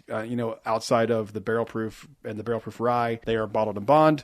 So I don't know, but this is interesting to me. Like, I'm curious with seeing how Brown-Forman was affected today, how many of these like super high-end releases that Buffalo Trace continues to do and Sazerac as a whole. So I don't know what to expect from this. If it's possible to get my hands on this, I will definitely do so. I love the E.H. Taylor lineup. I think it's some of the best looking verticals you can do. I'm actually probably in the next year or so going to put a lot of resources and money into finishing that lineup, because we had a bottle share not too long ago with some friends, like the usual, the Orlando Bourbon Gang. I think is that what our group chat's called? Hang on. Yeah, the Orlando Bourbon Gang. And one of our buddies got a hold of some of the like 4-grain, seasoned wood, those E.H. Taylors, and they were fantastic. I want them for sentimental reasons, but I also want them just to complete out the collection. And I think those are just going to get more and more and more expensive because there's going to be less and less and less of them available. So I'm going to try to do that. So I'm going to want this if it's possible. If it's something that if it's what I'm hearing and it's only available in restaurants, that's going to suck. But I will probably see if they will just let me buy the bottle with whatever's left in there. And I don't know. We'll see. Maybe I'll invite some friends to the bar and go, hey, we're doing this. I really want to try this because I don't know what this is. It's confusing and interesting at the same time. Moving on to the next one. This one's one that I thought was supposed to come out this year, and I just never heard anything about it. No liquor stores heard anything about it, and now I'm seeing that it was kind of pushed to 2025. This is the Wild Turkey 101 Private Selects. Again, don't know what happened to these. Very interesting, though. I'm so curious. Like, this is such a smart thing for Wild Turkey to do. You don't have to create new distillate. You don't have to take barrels that are, used for something else. I think it's a really, really solid idea for Wild Turkey to do a single barrel pick of not just Russell's Reserve, do something a little different, something a little less expensive, something that someone might be more willing to gravitate to, because I don't know if everyone knows that Russell's is Wild Turkey. Most people probably don't know that's Wild Turkey just because of the name. That's how branding works. I am very curious about these, and I'm actually, if this is something that I can do, this is something I want to do a barrel pick of because I love Wild Turkey 101. It is very rare that there's not a bottle of Wild Turkey 101 in this house. I love Wild Turkey 101. So my own private barrel pick of Wild 101 would be interesting. If it's something where they like actually vary barrel to barrel, that would be a really cool barrel pick for me personally. I love Wild Turkey. So Wild Turkey just had a hell of a year in 2024, and I think it's just that momentum is going to continue into 2025. Then the next thing is another Wild Turkey product. I'm curious about this Russell's Reserve 13. They've already confirmed it said Russell's 13 is coming out in 2025. They haven't said anything about Russell's 15. I am assuming that they had at least 2 or 3 years of this 15-year, and up stock to put into the Russell's 15 ready to go, because I feel like they knew this was going to be something special. It is something special. It's fantastic. It's probably, outside of the Camp Nelson B, the best Wild Turkey product I've ever had. And I've had quite a bit of Wild Turkey. I'm not the most experienced person with Wild Turkey, but I've had enough of it and enough variations of it to be able to confidently say it's one of the best Wild Turkey releases of all time. I think that would be interesting. I think it'd be cool to get hands on and do an A/B comparison of 15, 2024 release into 2025 release. I don't know. We'll see. Moving on to number 2 here, and I wrote it this way: Conviction 8-year. I'm here for it. The 7-year was not my favorite, if I'm being totally honest. I think the 7-year was great, but it wasn't my favorite thing that they've ever done. I think the 6-year was better than the 7-year, but I am very curious to see what Conviction tastes like at a 8, 9, and 10. I think that is going to be a really special bottle because I think 7-year for their distillate is where it turns from these like sweet fruity notes into these like leathery tobacco, more dark brown sugar notes. And I think that 7-year is like on the cusp. And I think once you get into that 8, 9, 10 year, it's going to be fantastic. And I really want to do it. And I was messaging with one of the owners or one of the people who run the distillery. And I was like, is it possible? And he's like, it is possible late next year. So it might not happen. It might not, but it absolutely should. It absolutely should. If you guys are watching this, and I assume one of you are, please make that happen. If it's good, don't release it just to release it because it has an 8-year age statement. Don't do that. But if it's good and it's an 8-year age statement, do it. Moving on to the last one here. These were all in no particular order except this one. This is my number 1. This was probably my number 1 last year. If you go back and watch my video for 2024, what I was most anticipated. Jack Daniel's 14-year. I'm seeing pictures. I'm seeing stuff coming out. It's like 126 proof, I think is what it was. I was texting with some friends about it today. Mike from Bourbon hit me up and was talking to me about it. 126.3 proof, batch 1. Yes. This one for me, if I have to pay secondary prices, if I have to, short of selling a body part, I will have this on my shelf in 2025, one way or another. It's coming. So I cannot wait to get my hands on this. This is my most anticipated of 2024. It moved into 2025. I'm looking at a picture of it right now. The color on this thing is insane. I cannot wait to get it. I am trying to temper expectations a little bit because 14 could be a little too oaky. We'll see. I don't know. I hope not. The good people at Jack Daniel's have never let me down before, and I don't think they're going to start now. Well, that's the end of the video. Thank you guys for watching. I appreciate it. Make sure you leave a like if you liked the video. Subscribe if you want to stick around and see more content, and I'll see you guys in the next one. Until then, cheers. A big thank you to all the Patreon supporters you see on screen right now. Today, I'm doing a very cool thing sent to me by a company called Blind Barrel. Let's get into it.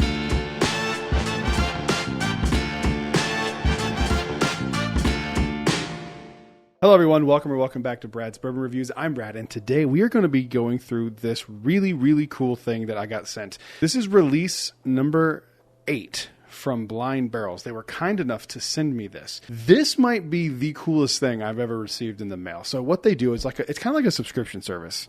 And this was sent to me for free. So full disclosure, sent me for free. There is a link in the description if you are interested to do one for yourself. This is really, really cool. So this is release 8. Basically what it is, it's you can buy one-offs or you can buy like a membership to their site, and they give you quarterly releases of these 4 different blind barrels, and they don't say what's in them. To figure out what is in each one, they give you a tasting chart, which is just freaking awesome. This is perfect for beginners. You get to expose yourself to different types of whiskey, and you don't even know what you're drinking while you're drinking it. It can really help point you in the right direction of what you actually like. And having the tasting table here where you can kind of go and oh yeah, I'm getting that kind of fruity stone fruit, like apricot. Boom, you can see that it's on there. It's really, really cool. So this is a great gift idea if you have a bourbon dork in your life, because you don't know what it's going to be. They don't know what it's going to be. You never know. They could find their new favorite whiskey. So I'm actually going to do this. I'm going to pour these into Glens, and I'm going to go through all 4 of these, and I'm going to see which one's my favorite. Shout out to Blind Barrel. This is really cool. The packaging here on this is top tier. I'm going to display this on the shelf. This is gorgeous. It feels premium. The bottles are nice. The labels are nice. They just have completely nailed this from this side of it. Let's see how the whiskeys taste. So I'm going to get these into Glen here, and I'm going to go through and give some tasting notes on each one. If you have this, you should follow along and see if you agree with me or if you think I'm crazy and picked the absolute wrong one for the best. So let's go ahead and get these in here.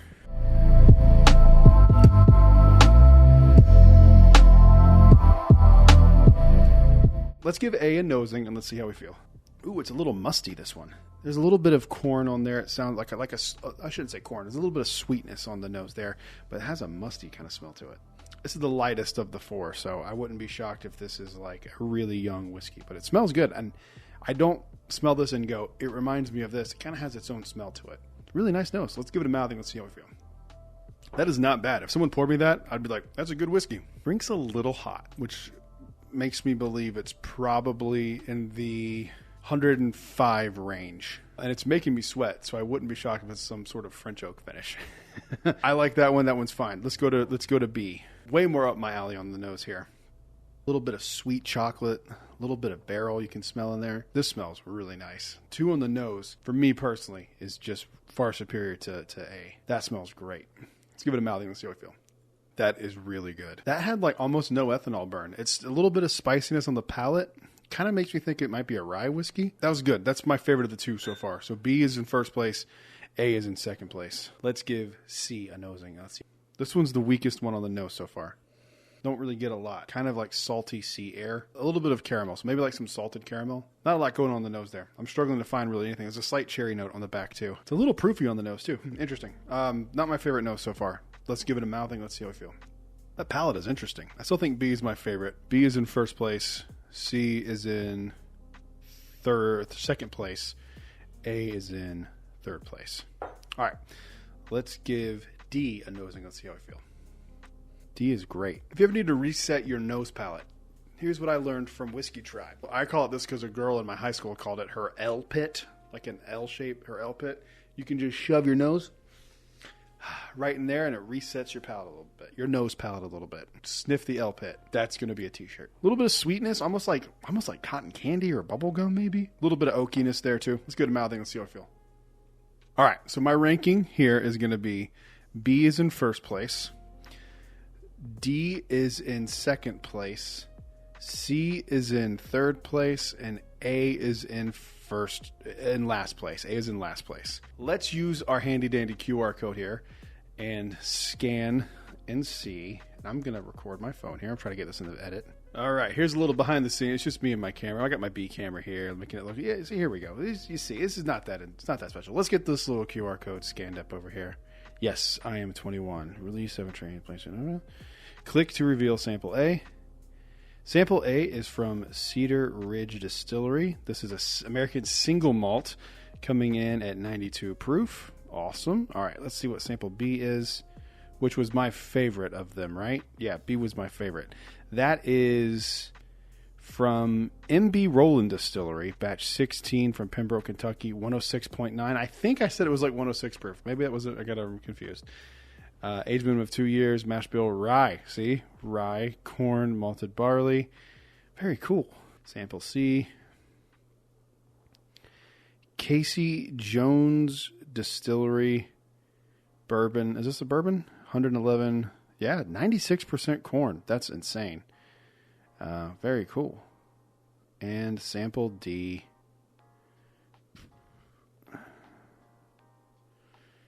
Is Nashville Barrel Company. Okay, coming in second place. Nashville Barrel Company, 115 proof, 6 year. Yeah, this is good.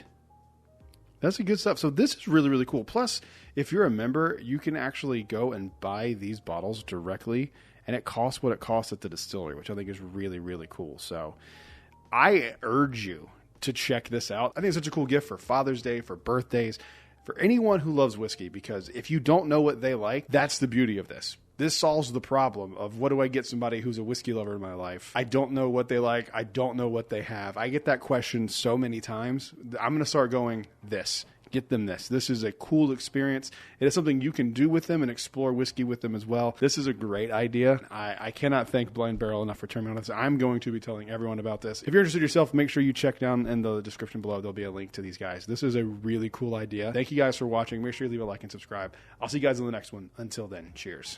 A big thank you to all the Patreon supporters you see on screen right now. Today we're going to be trying a single barrel 10-year Penelope release. Let's get into it.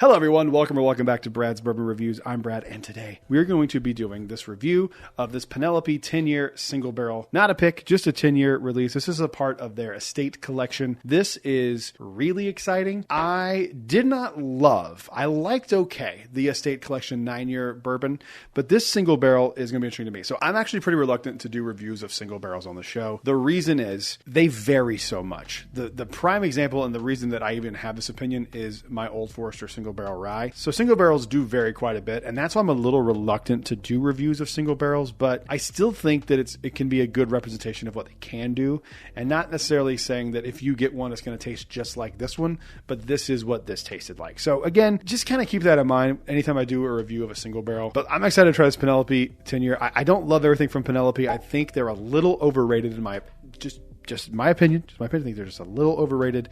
I have not had anything from them yet that has just like, holy crap, I get it. That being said, I do have one of my patrons sending me a bottle of Penelope Rio to do a review of, so I'll actually finally be able to get to try that. I do really enjoy the Penelope Valencia. I think the best thing I've had from them was that estate collection 9-year. So this being a 10-year single barrel doesn't mean it's going to be better. Hopefully it is. Let's see. Let's give it a nosing. Let's see how we feel.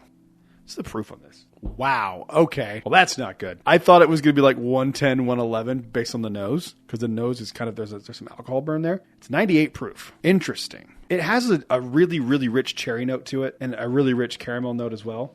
And like a little bit of toffee. It's really nice and really, really warm. Some warm sugars in there as well. There's also like a cherry cola note. Yeah, there's like a little cola note to this. One thing I don't like about single barrels is when they don't say when it was bottled, what barrel number it is. No indication. The mash bill on this is 75 corn, 4% malted barley, and 21% rye. I like the nose. I think the nose is solid enough. It doesn't jump out at me in any way that is like, wow, that's really, really solid. But it is good. I just got on the nose something that reminded me of the stick from a Fun Dip. I think powdered sugar is actually a better descriptor for that on the nose. Let's give it a mouthing. Let's see how we feel. Man, it's a little thin. I get that powdered sugar note. I get that vanilla note. I get that little hint of cherry. Some oak, but pleasant oak. Nothing astringent. And then there's a note on the palate that where like just it kind of leaves you there. I'm trying to pull what that is. The finish on this kind of goes for a minute. The mouth feels really good for a 98 proof bourbon. I'm here for it. I like that quite a bit. I think that's a pretty solid bourbon. I think it was like in the ballpark at $75-$80. Only thing is like it's a little watered down. I wish they would have kept it at like 110. There's something missing. It's a little orange now on the palate too. I would say give it a shot. If you see these out, I don't know if yours could be worse, yours could be better. But I think it's worth giving them a shot. There's nothing. It's not like the Old Forester single barrel rye where I'm like, I'm good. What do I give this? It's not super high for me. I mean, we're talking like 6.8, 6.9. Like it's not anything that's like I would never bring this to like a bottle share to impress my friends or anything like that. Like if someone really liked Penelope, I'd be like, try this single barrel Penelope. Tell me what you think. I think it's just fine. I don't think there's anything special about this in any way. I do enjoy it though, and it's one of those things I could see as like something casual that like I just wanted to have something to pour that I'm not gonna miss being on the shelf. This would be something that I would like pull out on like a weeknight if I'm watching a movie or something with the family, and I just want something that I want to drink that's nice enough, but not gonna be something that I miss, being on the shelf, something special. So that's the review. Thank you guys for watching. Make sure you leave a like and subscribe, and I will see you guys on the next one. Until then, cheers. A big thank you to all the Patreon supporters you see on screen right now. Today, I'm going to get to do a review of a bottle that I have been dying to get my hands on and do a review of, thanks to a patron. This is Penelope Rio. Let's get into it.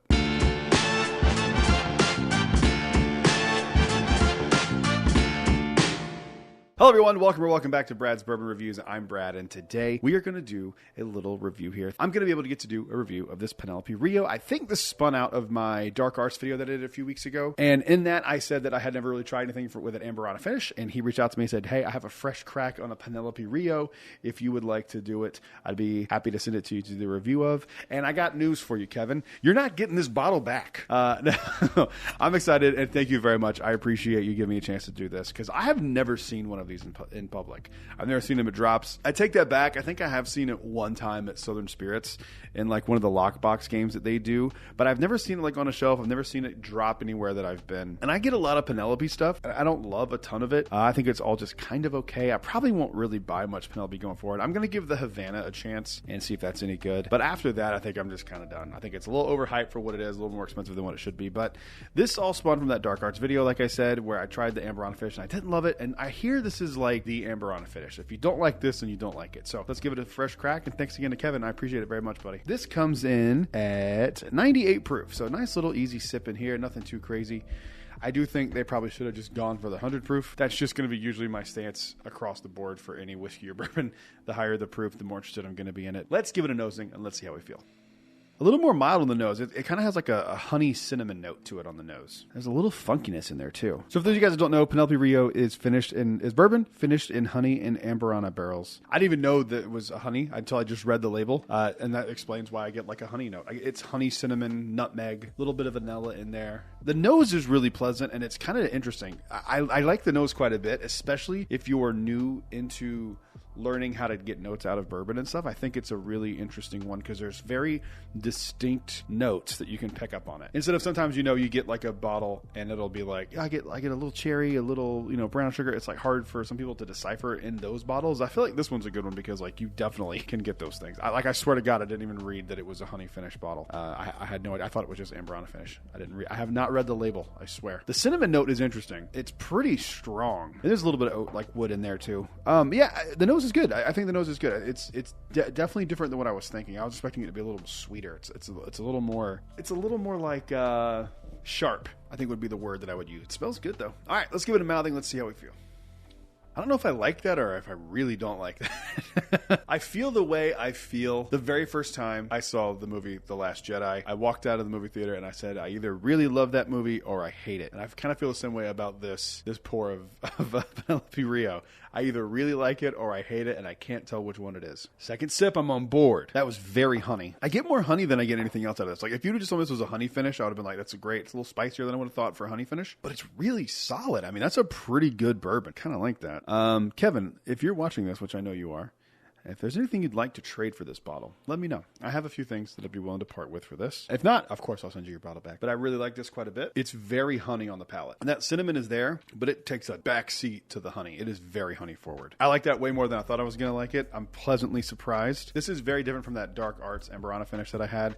I did not like that at all. I don't think we're in the 8s here, but I think we're in like a 7.7. I really like the finish a lot. I would love to see Penelope Rio cast strength. I think that'd be interesting. I'd like to at least try it. I'm kind of impressed with that. People have kind of like not dug this bottle. I mean, I kind of dig it. It's not something that I want all the time. The term dessert pour gets tossed around a lot, but I feel like this is truly a dessert pour. It's very, very sweet. I think I'm comfortable with the score that I gave it. So again, Kevin, thank you very much. I appreciate you letting me do a review of this. This was a pleasant surprise, and I kind of am a big fan, and now I'm going to want to get one of these. So that's the review. Thank you guys for watching. Comment down below. Let me know if you like the Amberana finishing stuff. It's very, very divisive. I think this is the first one that I have liked, so I can't say that I like it definitively, but I do like this bottle. While you're down there, leave a like and subscribe, and I will see you guys in the next one. Until then, cheers. A big thank you to all the Patreon supporters you see on screen right now. Today, I'm going to get to do a review of a bottle that I have been dying to get my hands on for a few years now. This is Woodford Double Oak. Let's get into it.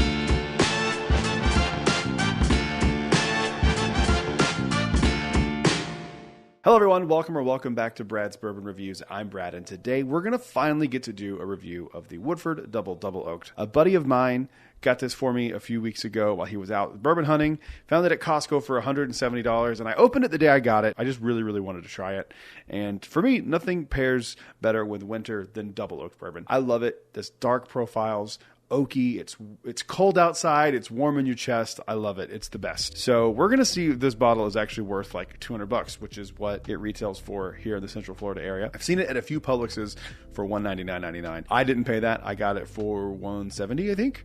So I have tried this already, but I'm gonna keep my opinions of it till the very end after the review. But full disclosure, I have tried it already. So let's go ahead and get into a Glen and let's see what we think. Very, very dark, very, very oaky, brown sugars, sweet, and bitter oak, which is kind of cool to have both of those notes there, like the sweet oak and then also a little bit of bitterness on there. No like fruits or anything like that. This is pretty dark. I know I've gotten this note a lot lately on some bourbons, but I have been drinking some like double oaked and like some more things that are like less fruity because of how, the time of year it is. And I get this on this one again. It's like a charred burnt sugar on top of a creme brulee and a lot of oak. If you don't know what double oaked bourbon is bourbon that is made. It's all the standard qualifications of bourbon. They then put that bourbon, once it's finished in that first cask, into a brand new charred oak cask, and they redo the process. Usually they do it for less time than the first one. And so this is that process just done twice. So essentially, you get a bourbon, you put it into another cask, that's double oaked. You then take that double oaked into another new charred barrel, and then you have double oaked. Basically been in 3 brand new barrels. So Woodford double oaked is a good test to see if you like oaky bourbon. If you like that one, this one's probably worth a shot trying. It is expensive, so we'll get to that in a moment. But on the nose, it is very pleasant. For as oaky as it is, it's not sharp, which I think probably contributes to it being 90.4 proof, which is a crime. This should have been 110 proof. It's just we'll get to that shortly too. But let's give it a mouthing. Let's see what we feel. Yeah, boy, that's oaky. That's almost all oak. A little bit of burnt sugar in there, but man, that is pretty oaky. The problem for me is you go through all this effort of doing all 3 of these barrels. Why do you then release it at 90 proof? You're taking a lot of the specialness out of it and watering it down and making it not worth it. The flavor profile for this is not a $200 bottle. If this was $100, I would be more inclined to it's pretty good. Even $150. But you're trying to get $175, $200 for people out of this, and it's a 700 milliliter bottle. I don't know, man. That's not worth it to me. It is good. It is not bad. I've seen people say it's bad. It is not bad. It's just nowhere near as good as it could be. Do this next year as a Woodford double oaked cask strength. People will pay for that. I can tell that this was something really good that was watered down. I don't know why Woodford is doing the special releases the way they're doing them. Have you not seen what Jack Daniel's has done with their special releases? Woodford makes decent bourbon. They are capable of making something special. However, this is not it. I'm going to give you a few more notes here. You get like some cocoa powder notes. It's oak and chocolate powder. That's pretty much all that's in here. There's a I think I've talked about it before on the channel. Maybe not. But there is a Trader Joe's like 85% chocolate bar that I absolutely adore, and it reminds me a lot of this. I'm not going to give it like a great, incredible score, but I don't hate it. For $200, man, like this is, you're going into like Maker's Mark Cellar's Age territory, and you didn't have to. This could have been something really good. Like even this at like 110. Now, I say that they could have tried it and it was just way too oaky. I think that could have been the case and why they chose to release it at 90 point whatever proof, 90.4 proof. But I would be curious to try this at a much higher proof just to see. I don't know, man. This was disappointing. I have been waiting a very, very long time to try this, and I was disappointed. I'm not gonna lie to you. I was hoping for something more out of this. I was really hoping for something more. I'm a little disappointed. Not gonna lie. I don't want to say I'm done with Woodford Reserve outside of double oaked, but I kind of think I'm done. Yeah, I don't know. I have had some single barrel selects that were pretty solid from them, but like as a whole, man, like Woodford is like falling into that makers category, which is a shame. But what can you do? That's the review. Thank you guys for watching. Leave a like, comment down below. Let me know what you think about Woodford double oaked. Let me know if you have any of the other previous batches, because I hear those are like really good, and I'm curious if anyone has a sample of those. I would love to trade samples with you. Hit me up. Let me know if you're interested in that. And yeah, subscribe if you haven't already. We are trying to hit 5,000 subscribers by July 1st. That is my goal for 2025. So we're gonna hit it, maybe. We'll see what happens. Thank you to everybody who watches the videos. I appreciate it. I'll see you guys in the next one. Until then, cheers. A big thank you to all the Patreon supporters you see on screen right now. Today we're going to talk about my 8 go-to bourbons right now. Let's get into it.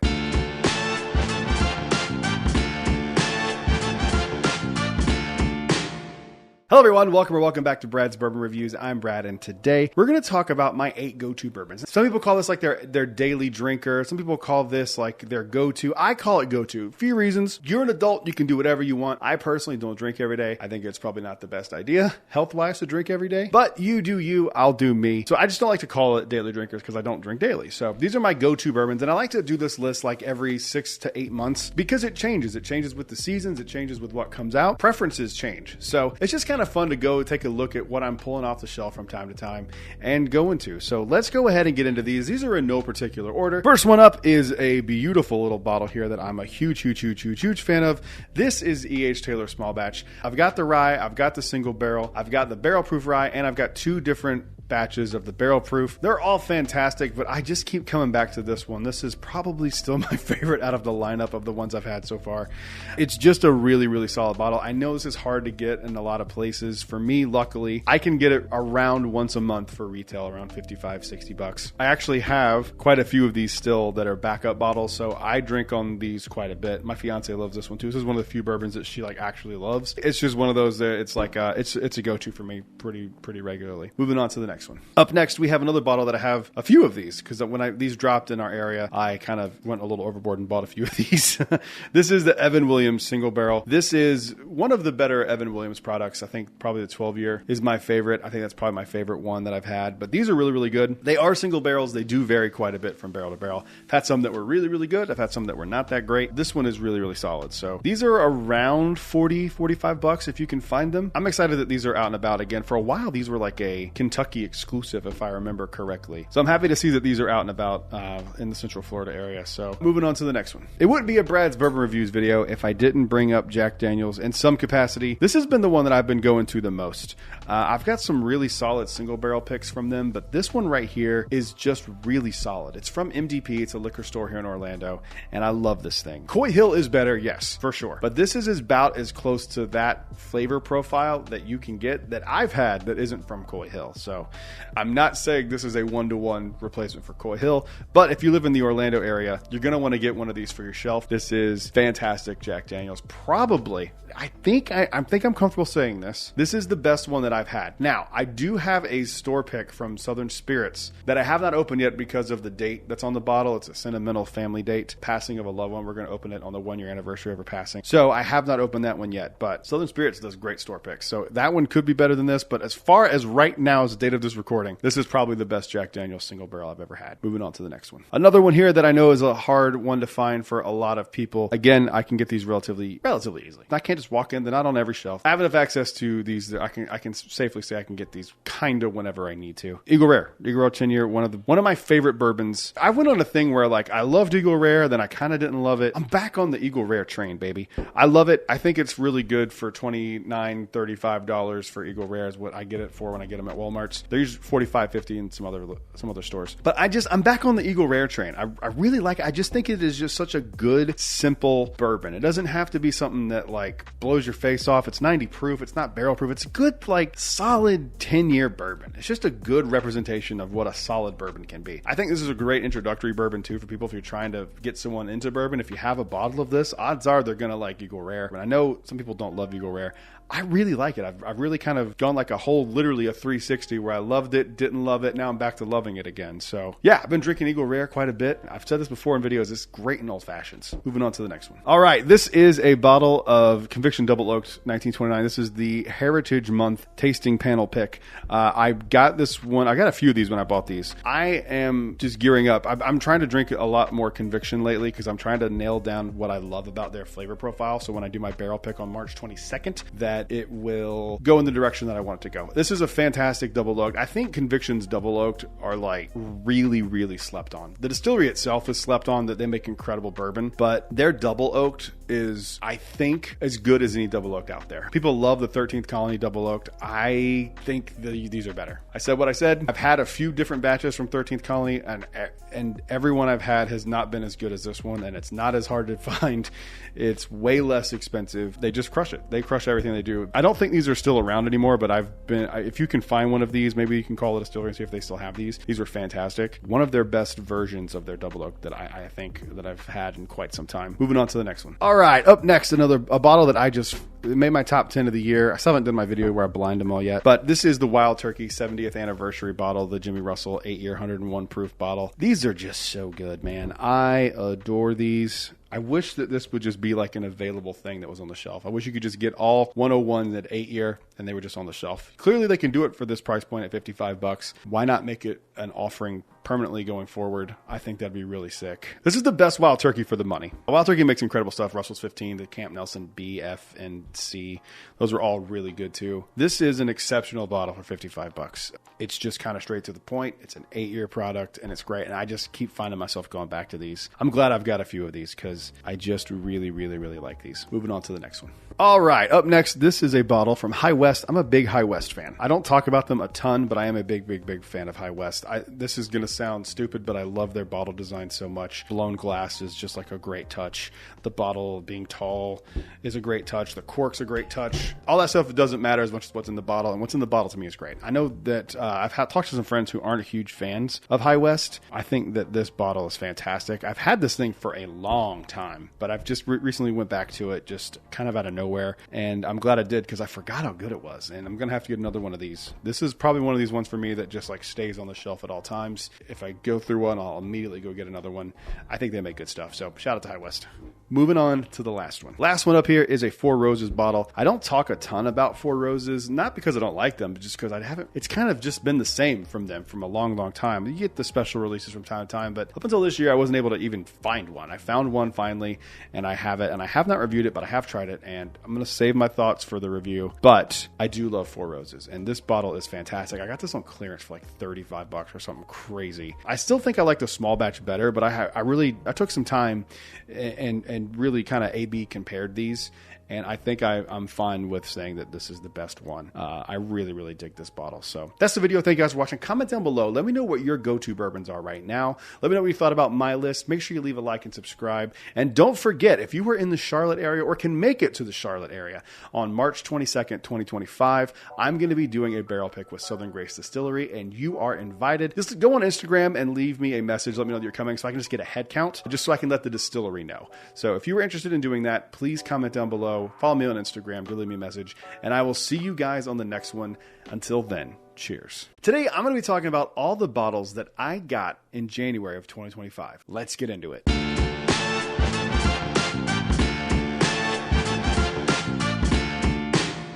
Hello everyone, welcome back to Brad's Bourbon Reviews. I'm Brad, and today we're going to be talking about all the bottles that I got in January of 2025. I will admit, not my most numerous of bottles in a month, still waiting for some of the really highly allocated stuff to drop, but I did get one bottle to me that I consider a unicorn, and I'm going to say that one for the very end. No more talking, let's go and get into the bottles that I got. Starting with, this is a bottle from Jack Daniel's. This is the Jack Daniel's Distillery Series Twice Barreled Tennessee Rye Whiskey. I'm going to do a video on this comparing it to the 2023 special release. I forget which year it was. 2023, I think.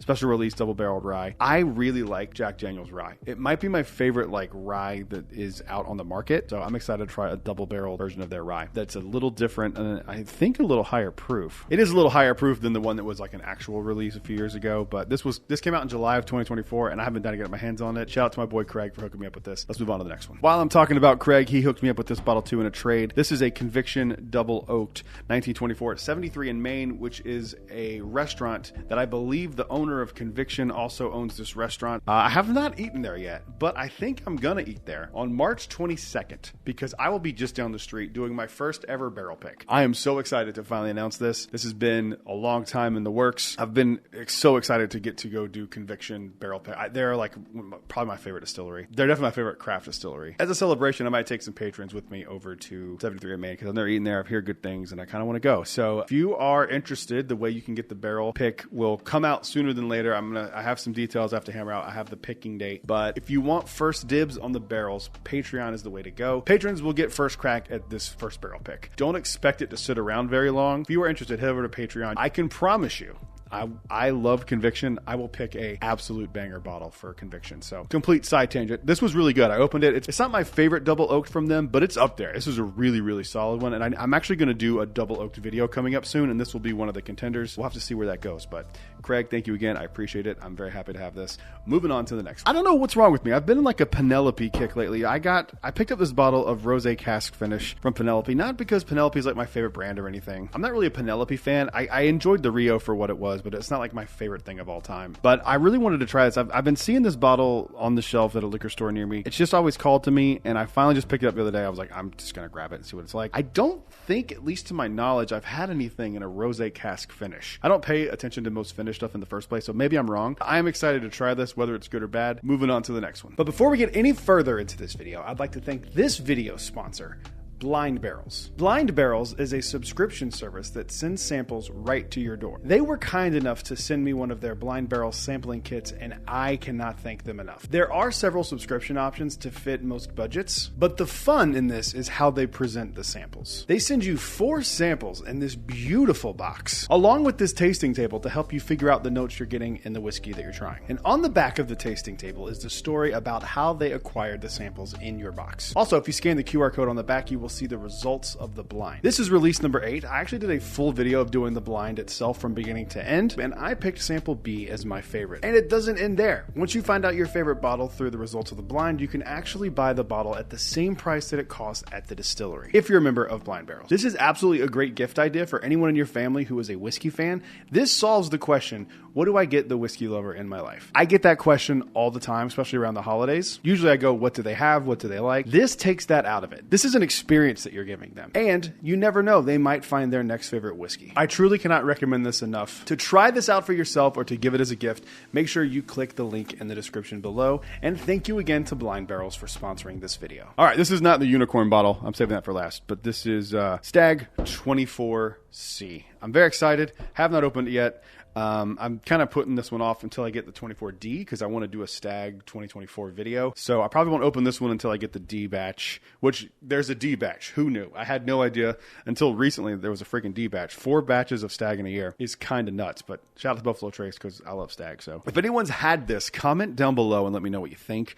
I am very, very curious. I have heard good things about this batch. I'm excited to try this, so hopefully I can get that D batch sooner than later. Moving on to the next one. This was actually Monday's video. I got a lot of good positive reaction to it. I also need to clear up something. I said some misinformation in that video. I was under the impression that the double oaked was them doing 3 barrels. It's still only the 2 barrels, but it stays in the second finishing barrel twice as long as the Woodford original, like Woodford double oaked. So need to clear that up. This is the Woodford double oaked 2025 release, or 2024. I don't know if it's 2024 or 2025, but I got it a few weeks ago. $200, no chance. $100, I would buy this all day. It is definitely not $140 better than Woodford double oaked. I can tell you that. If you are a Woodford fanboy, you might want to still get this just because of it being the first time. This is not a distillery exclusive, but definitely not worth $200. If you want to see the video, I'll have it linked in the description as well. You can check that video out. But it was very disappointing for me. Very disappointing. So go see why over on that video if you're curious. Moving on to the next one. This video is shot, and if you are a patron, you've probably already seen this video. This is a Glenfiddich single malt Scotch whiskey. I picked this up on clearance at BJ's. My goal for 2025 was to get into some other whiskey types, and I started with this one because, frankly, it was on sale for $28 at a BJ's liquor store near me. So I grabbed one. I'm probably going to grab a second one because they're still on sale. It's really good. I actually like this. The video will come out, and you'll see all of that. It's only the second Scotch I've ever purchased. So if you have any Scotch recommendations, comment down below. Moving on to the next one. All right, this is something I'm very, very excited about. This is the Four Roses single barrel with like the specific recipe on each bottle. This is the OESK. I have heard that they're going to be doing 3 different recipes a year, and so for the first one it's OESK. I don't even know what the other 2 are. I haven't seen or looked into it that much, but I'm very excited. I've opened this already. Review is coming soon. I'm not going to spoil it. I'm just going to say be on the lookout for these. These are great. I'm a big Four Roses fan. $55, not expensive at all. One cool thing about these, if you look on the back, it'll tell you what the yeast strain, like the notes you're going to get, and they are spot on. This one is notes of baking spice, mellow oak, tea leaves, and caramel. That's dead on what it smells and tastes like. I don't think these are going to be readily available. I could be wrong. I hope they are, because I really want these to just be kind of lying around so you can kind of find out what recipe you like and just kind of go with that. I think that's a really cool idea, and they should have done this a lot sooner. Moving on to the next one. So it used to be when I lived on the other side of town from where I live now in Orlando, every Monday I could just stroll right in to my ABC, and they had Weller Special Reserve for $21.99. Not every single week, but most weeks I could walk right in and they have a bottle or 2 lying around. I am sad to say that those days are over, ladies and gentlemen. Those days are over. I don't live on that side of town anymore. It takes me a long time to get to that liquor store. And they raised the price from $21.99 overnight to $39. So this is probably one of the last bottles of Weller Special Reserve I'll get for some time. I still have one of the big boys that I bought for the same price as this one, which really upsets me. ABC, you have a stranglehold on Weller in the Florida area. Why the fuck are you raising the prices to double on most of their expressions? You should be ashamed of yourself. I really hope that your exclusivity deal ends with them very soon. It's absolutely ridiculous that you're able to do that. and double charge for what is essentially a $22 bottle. Criminal, you should be ashamed of yourselves. I hope this gets back to you because it's a crime. What you've done with the Vault program is an absolute joke. You're making it really hard to support you guys right now. And I know me saying that doesn't mean anything because who am I? But that's just someone who has spent tens of thousands of dollars at your family-owned and operated store, and someone who was a die-hard supporter of you guys. You've burned me a little bit. Side tangent. Sorry, that got a little intense. But yeah, Weller Special Reserve. I'm excited to buy my final one, apparently. I'm not spending $40 on Weller Special Reserve. Moving on to the last one. This is a unicorn bottle for me. I have been wanting this since it came out. I missed it at a few drops. I don't know what I'm going to do with this yet. I think I'm going to save this for our wedding day. Long story short, when we got engaged, we opened a bottle of E.H. Taylor small batch that night. We were at the distillery that day. E.H. Taylor's kind of our thing. I got the E.H. Taylor barrel proof rye. Holly likes rye. I like barrel proof. E.H. Taylor's a part of our story, which sounds corny, but it's just kind of true. So I don't know if I'm going to open this anytime soon, but this for me is a diehard unicorn. I did not think I was getting my hands on this. I did not pay retail, but a buddy of mine who watches the videos was able to get me one at a price that I was comfortable paying. And shout out to Justin. You're the man. But yep, that's it. That's all the bottles I got in January of 2025. Not the longest video of all time, but still good bottles nonetheless. I hope you guys enjoyed the video. Thank you guys for watching. Remember, check out the Patreon if you're interested in my first barrel pick. It's going to be an incredible bottle. If you were so curious, check out the link in the description. Make sure you leave a like and subscribe. We are on the road to 5,000 subscribers by July 1st. Hopefully we can get there. I will see you guys on the next one. Until then, cheers. A big thank you to all the Patreon supporters you see on screen right now. Today, I'm going to get to do a review of a bottle that Barrel sent me to do a review of. This is Barrel Foundation Double Barreled. Let's get into it.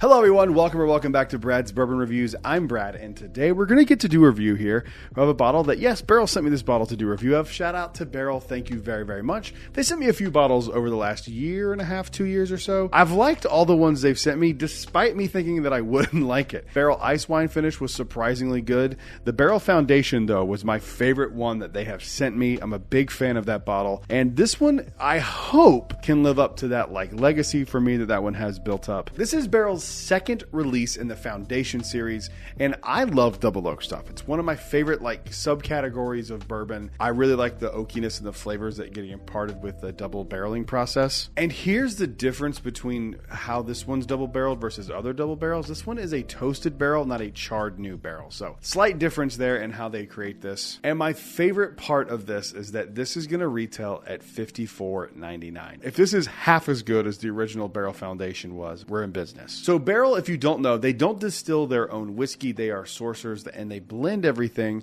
when they get the barrels. So while, yes, this is a 5-year bourbon, there is more to it than just a 5-year bourbon. For example, on the back of the label here, it'll tell you the blend components, and there is an 8-year Kentucky, a 5, 6, and 9-year Indiana whiskey, 8-year Tennessee whiskey, and a Maryland 5 and 6-year whiskey in here.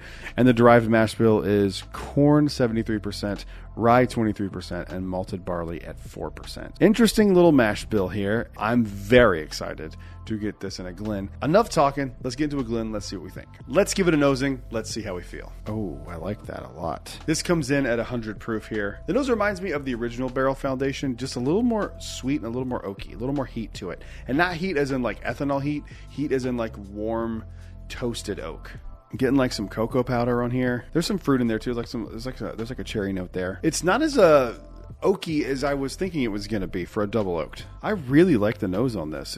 There's a fruity note to this that I can't quite nail down what is. I want to say it's grapefruit or a citrus, but a sour citrus, maybe a lime or a lemon, but then it's quickly covered up with a chocolate note. All right, let's give it a mouthing. Let's see how we feel. That's spicy. So that is definitely oaky on the palate. It's like a sweet oak. It's not like a super aggressive, harsh oak. Something like Elijah Craig 18 or a Widow Jane 20-year. It's not that kind of oakiness. It's more of a Jack 10 and 12 oakiness. There is the oakiness part to it, but it's a little sweet and toasted. It kind of has a warmness to it. And that's the overall theme of this. This smells warm.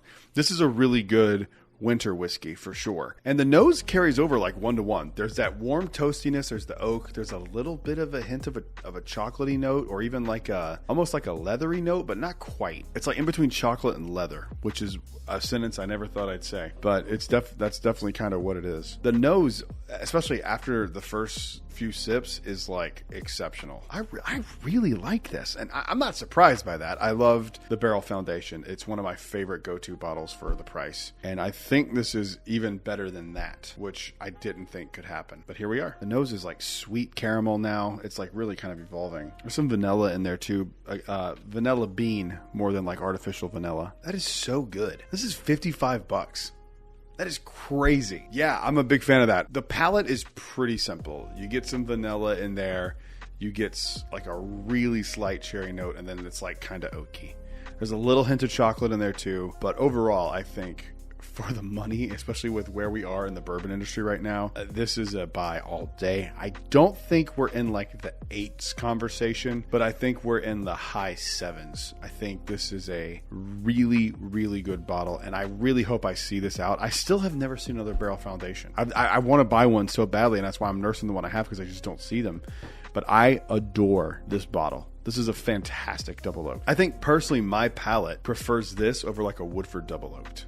That one's really good, but I think this one is more refined. I think it's more proofy. There's like more texture to it. It's really, really good. So Barrel, you knocked it out of the park. This is a very, very smart idea, and I really hope this continues. Barrel, I would be very interested to see a Foundation Rye.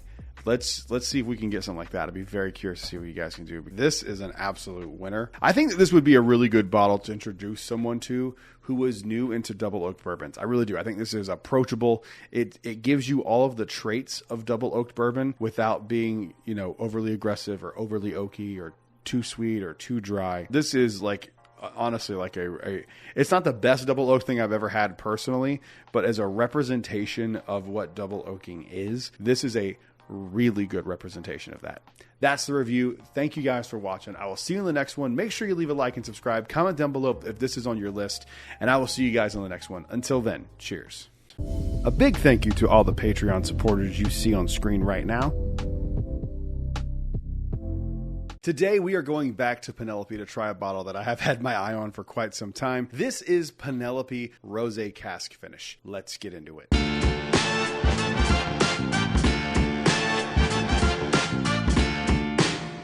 Hello everyone, welcome back to Brad's Bourbon Reviews. I'm Brad, and today my Penelope collection really exploded for some reason over the past few months. I went from having 2 bottles of Penelope to having 6 or 7. I don't know what's going on.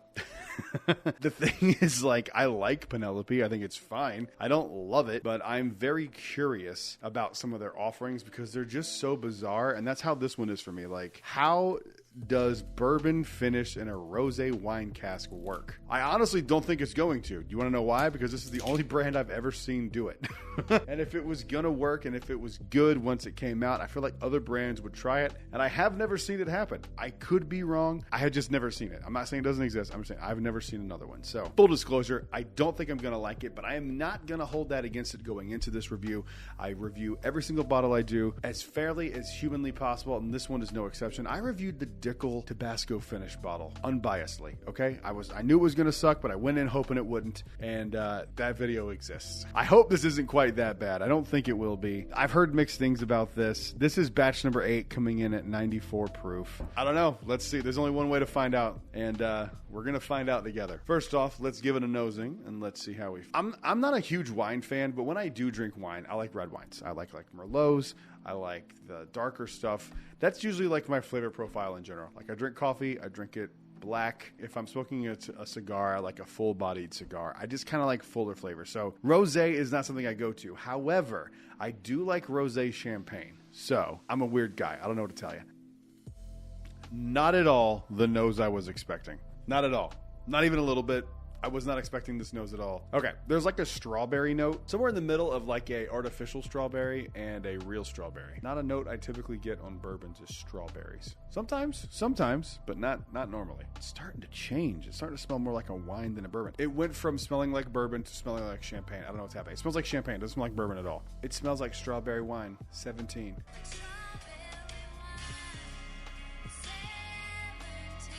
Yeah, that's what it smells like. It smells like that song. I gotta be honest though, like this is a very pleasant nose. It's not off-putting. A lot of times even just like sherry cask nose can be off-putting for me. That is not the case here. This smells very, very pleasant. I am a little apprehensive now that I've tried the nose because I don't know if it's going to like carry over in a way that makes it work with bourbon. But on the nose, it is really nice. It is really, really nice nose. It's unique. All right, let's give it a mouthing. Let's see how we feel.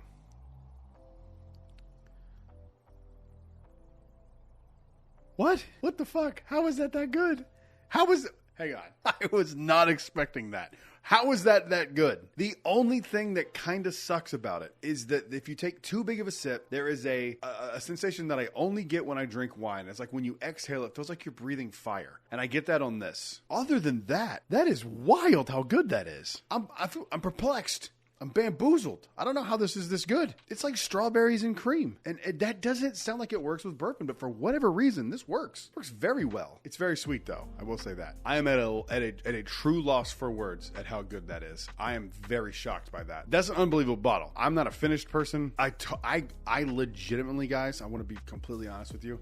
I bought this bottle as a gag. I was like, this is going to be a terrible video. I cannot believe how good this is. Why does no one talk about this? Everyone talks about the Rio and the Valencia. This is just as good, if not better than those. I am so confused right now. I don't finish my pours 99% of the time on the show. I'm going to crush this one. I want to do a barrel pick of this 100%. 100%. I want to make this happen. I don't know if they offer this still. I don't know. I don't know if this is a thing they still make. This should be as highly sought after as the Rio, as the Valencia, as all the other Penelopes. This is insane, and it doesn't make sense that it works, but it absolutely works. I'm telling you, for me, this rocks. If your palate aligns with me in any way, give this a shot. This is really good. This might be my favorite Penelope. I can't believe I'm saying that. I can't believe the rosé wine cask finish is this good. I'm pouring some more of this. I really like this. This is the definition of summer bourbon. I want another one of these immediately. And if you think it's not white girl summer and your boy's going to be hanging out by the pool with this bottle, you got nothing coming. What would I give this on a score? We're in the 8s. My only complaint is that I wish it was higher proof. I wish it was like 103, 105, something like that. But we're at 94. We're not like 80, 90s. We're in like a respectable proof point here. 8.3. I cannot believe I just gave a finished bourbon in a rosé cask from Penelope an 8.3, but it's 2025. And that's what's happening. That's the review. Thank you guys for watching. Leave a like, leave a comment down below. Let me know if you ever had this. And if you don't like it, I'm way more curious as to why you don't like it. Comment down below. Let me know what you think. I will see you guys on the next one. Until then, cheers. A big thank you to all the Patreon supporters you see on screen right now. Today, I'm diving back into your controversial bourbon opinions with part 5. Let's get into it.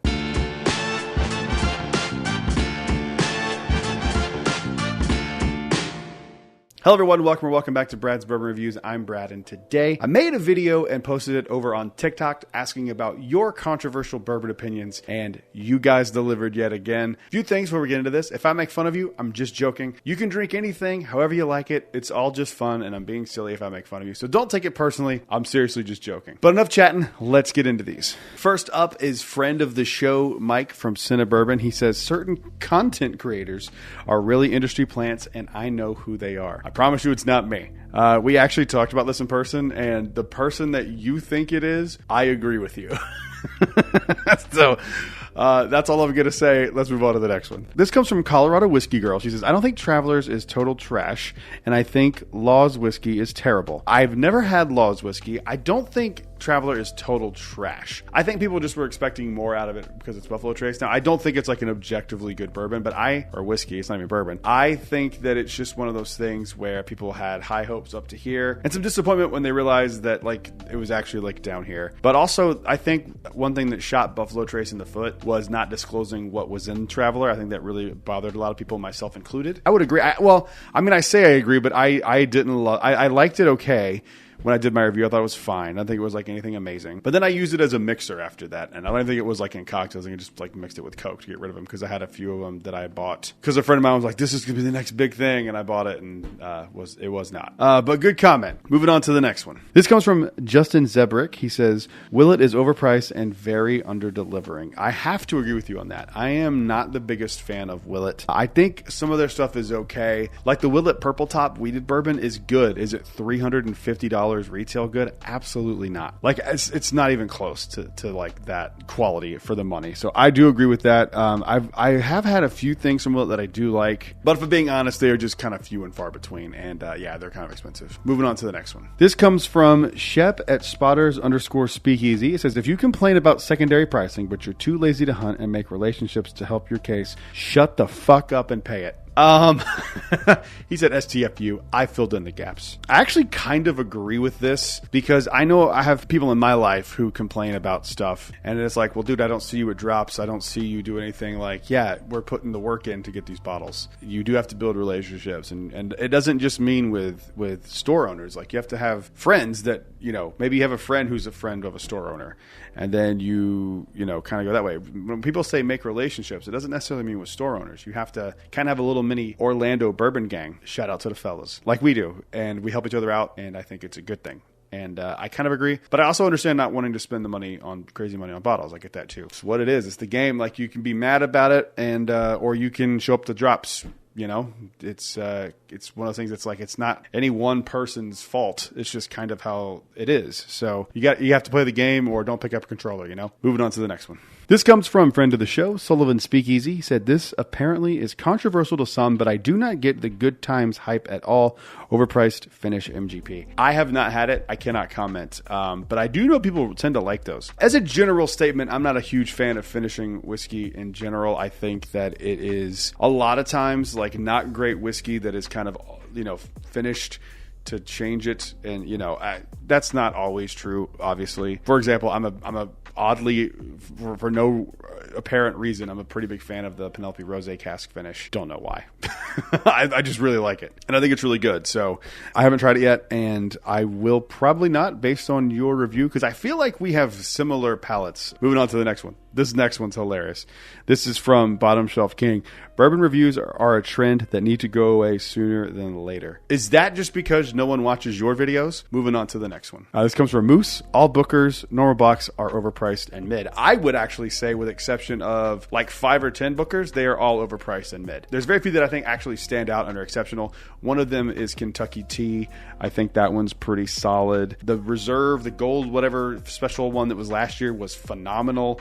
I've had a few of those like super special releases that were good, but to me, like Little Book Chapter 1, the Infinite Chapter 1 was like very mediocre. It was like just an okay bottle, and it was like twice the price of a regular Booker. So I'm not a huge fan of that. I would tend to agree with you. Moving on to the next one. This one comes from David Osley. Sorry, 94 if I said your name wrong. Brad, third time here, and I'll die on this hill. Garrison Brothers tastes like rubber cement that was found in the garbage months after completing your 4th grade science fair project. I like Garrison Brothers. I haven't talked about them much on this channel, and that's going to change. A little story I have about Garrison Brothers. I went to a whiskey festival in Charlotte a few years ago. It was the first time I'd ever been like invited as media to do something bourbon related. I kept running into whiskeys that I just didn't like, and I gravitated towards Garrison, and that was like the only Garrison small batch was like the only thing I ended up drinking at this whiskey festival after a certain period of time. So I disagree. I actually like Garrison Brothers quite a bit. Moving on to the next one. This comes from Hunter Hicks. He says, Elmer T. Lee should not have the secondary market value that it has. I agree 100%. I like Elmer, but it's not something that I'm going to go out of my way for. Like, I wouldn't wait in line for, even at MSRP. I used to get them for like $40-$50. I think they're just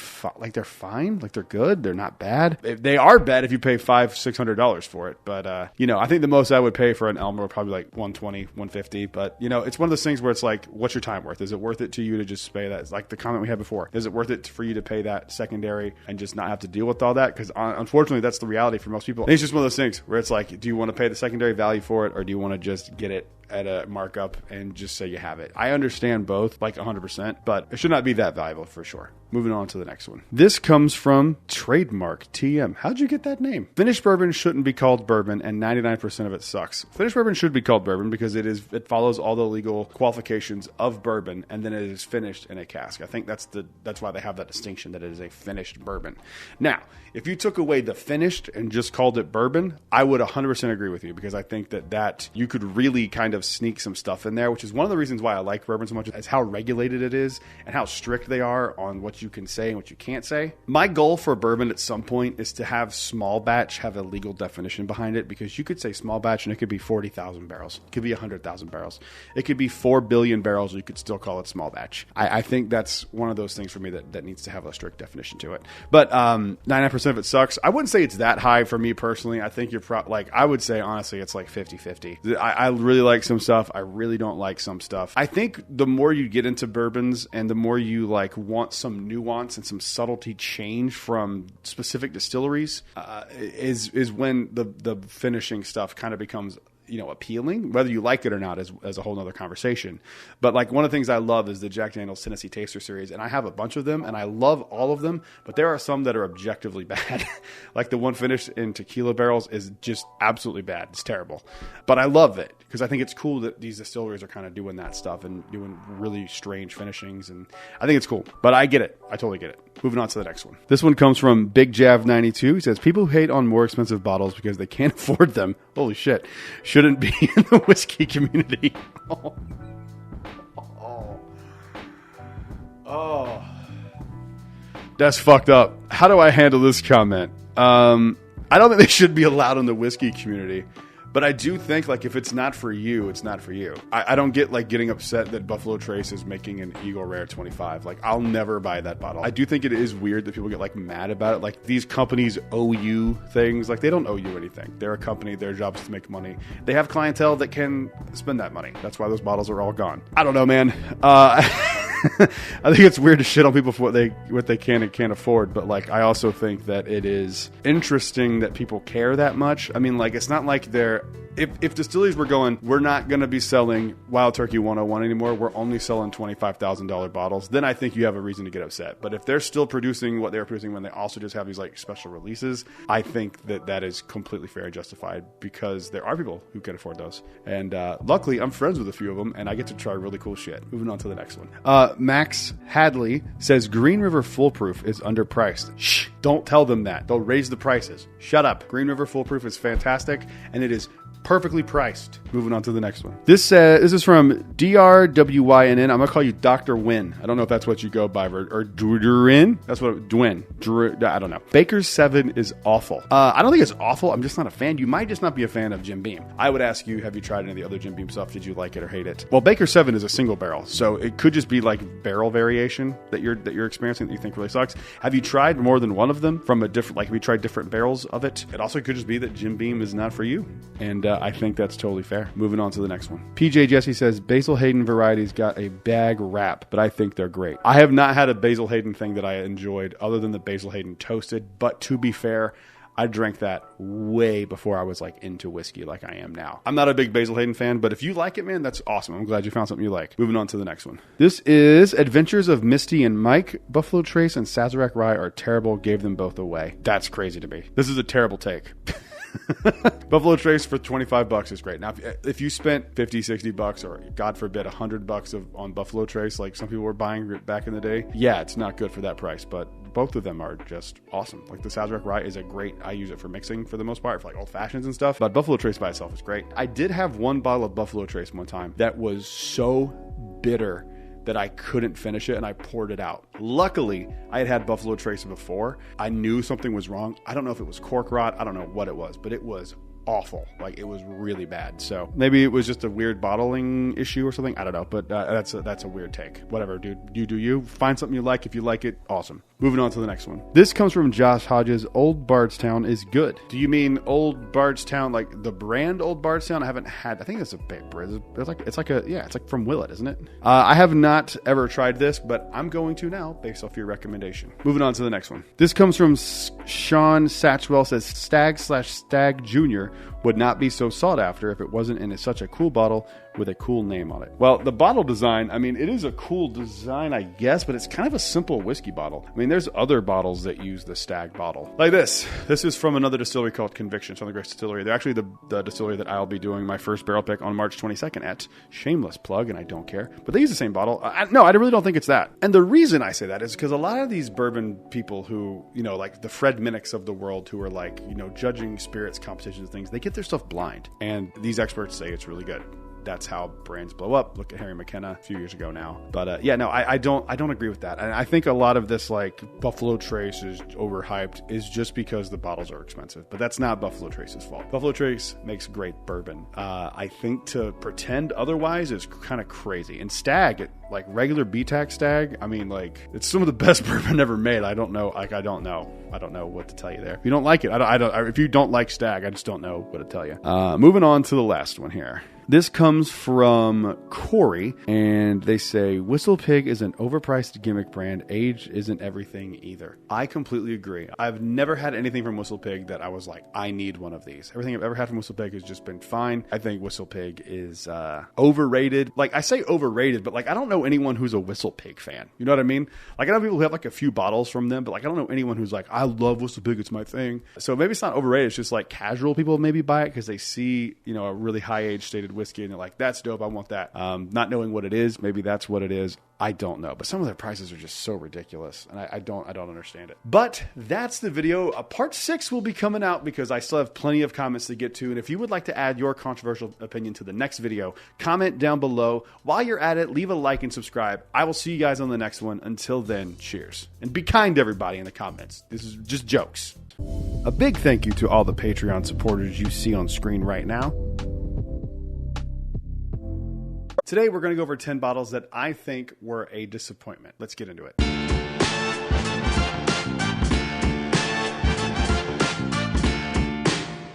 Hello everyone, welcome back to Brad's Bourbon Reviews. I'm Brad, and today we're going to talk about 10 bottles that I think were a little disappointing. Now, that doesn't mean that they are all objectively bad. There are some, in my opinion, that are pretty bad, but remember, for all my lists, this is my personal opinion. If you like any of the bottles on this list, that's fantastic. I'm glad it worked out for you. I'm glad you got your money's worth for a bottle. Some of these I actually like. They're just not what I was hoping to get out of them. They weren't as good as I was hoping that they would be. Let's go ahead and dive into it here. These are in no particular order. First up is this store pick of 1792 Full Proof. I wanted this bottle so bad. This bottle for a long time was just really hard to find in Orlando. Now you can kind of go in and they're not everywhere, but you can kind of find them. I was really hoping this bottle would be good. At the time, I was kind of a big fan of the 1792 small batch. I've kind of circled back on that now. I'm not a huge fan of 1792, just kind of in general. I like the sweet wheat and the 12-year, but outside of that, they're just okay. But this one is okay. Like, if this one's one of these ones for me that it's not bad, it's just not quite as good as I was hoping it would be. And maybe that's because it's a store pick and I should just get one that maybe is not a store pick. But this is the one I got. Unfortunately, it's just kind of a bummer. I've had it for 2 years and that's all I've taken out of it.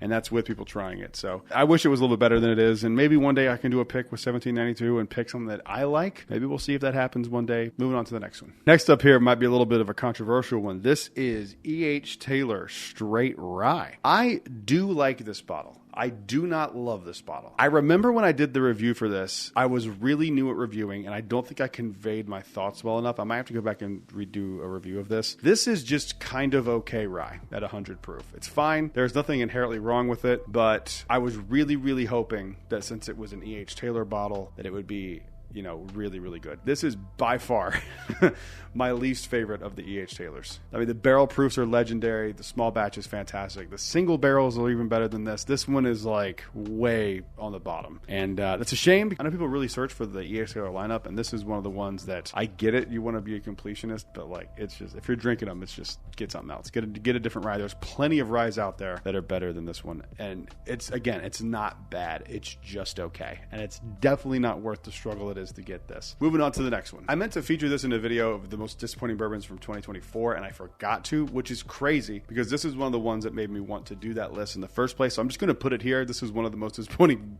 whiskeys ever of all time to me. This is Little Book the Infinite. This thing fucking annoys me. This was almost $200. It is just average at best Booker's. There is absolutely nothing special about this bottle in any way, and it bums me out that I fell for this. I was really hoping that this would be what the special edition 2024 one is. That one is phenomenal. It is absolutely delicious. This tastes like regret. I've sampled it out to a lot of people, as you can tell. I have not gone back to this since I tried it last time, which was the same day I sampled it. I was like, maybe I'm wrong. I went back to it and I was like, I wasn't wrong. This is not good. I don't like it. I know some people really like this bottle. If you like it, that's awesome. For me, this just ain't it. And I think it's just a Jim Beam thing for me that I'm just not big into their Booker's lineup for whatever reason. But I say that, but I like the special release a lot. I like some of the Booker's batches a lot, and I would rather have like a Kentucky tea batch than this. Like I don't have a use for this. Like I probably will never touch this again. It's very upsetting. One of the most disappointing bourbons I've had in a long time. Moving on to the next one. I don't think this is going to be a surprise to anybody. Weller Single Barrel. This, I said in a video to my patrons on Christmas Eve when I opened this bottle, I said it tastes like I should have sold it for $450 because it's not good at all. I think these are just random barrels that didn't fit into the flavor profile for any of the Weller lineup at the proof it was at. And so like, screw it, water it down to 95 or whatever it is, 95, 97 proof. Put it in a special bottle. People will pay $1,000 for it. If you pay $1,000 for this, I have questions and I have concerns, and I would be very worried about you if you spent $1,000. I'd be even more worried if you spent $1,000 on this and you enjoyed it. I would say you're brainwashed, and I think you've made a bad decision, and there's no reason to stick to that bad decision. Just because you've been doing something bad for a long time doesn't mean you have to continue doing it. You know, you can change. You can change your ways. You don't have to spend $1,000 on a Weller Single Barrel. That's ridiculous. It's ridiculous. If person that I'm making up that may or may not exist, who's watching this video, you should be ashamed of yourself. Moving on to the next one. This is a more recent disappointment, and this one hurts. This one hurts a lot. I was so excited for this. This is the Woodford Double Oaked. $200. First time they've done a double oaked outside of the distillery. I was really, really hopeful for this. And boy, oh boy, does this thing suck ass for $200. It is not bad, but it is absolutely not worth $200. Not even close. I would maybe pay $100. Maybe, probably not based on the profile. Like, you're literally better buying 3 or 4 bottles of Woodford Double Oaked and calling it a day. Like, seriously, it's so nothing, and that's more upsetting than being really bad, is when something is just nothing. Like, when something's good, you can go like, that's really good. When something's terrible, you can make fun of it, and that's fun too. But when something is just nothing, it's so disappointing because you can't even mock it because it's just nothing. You're a disappointment. Moving on to the next one. This one is a disappointment, but like not like an earth-shattering disappointment, but it is disappointing to me because of the distillery it's from. This is a Jack Daniel Tennessee Tasters. This is their straight Tennessee whiskey finished in añejo tequila barrels, and Jesus Christ, Lord Almighty, is this one of the worst things I have on the shelf. Eventually, one day, I'm going to do a ranking of all of my whiskey bottles in my entire collection, and this will be very early on in that video because it ranked from the bottom to the top.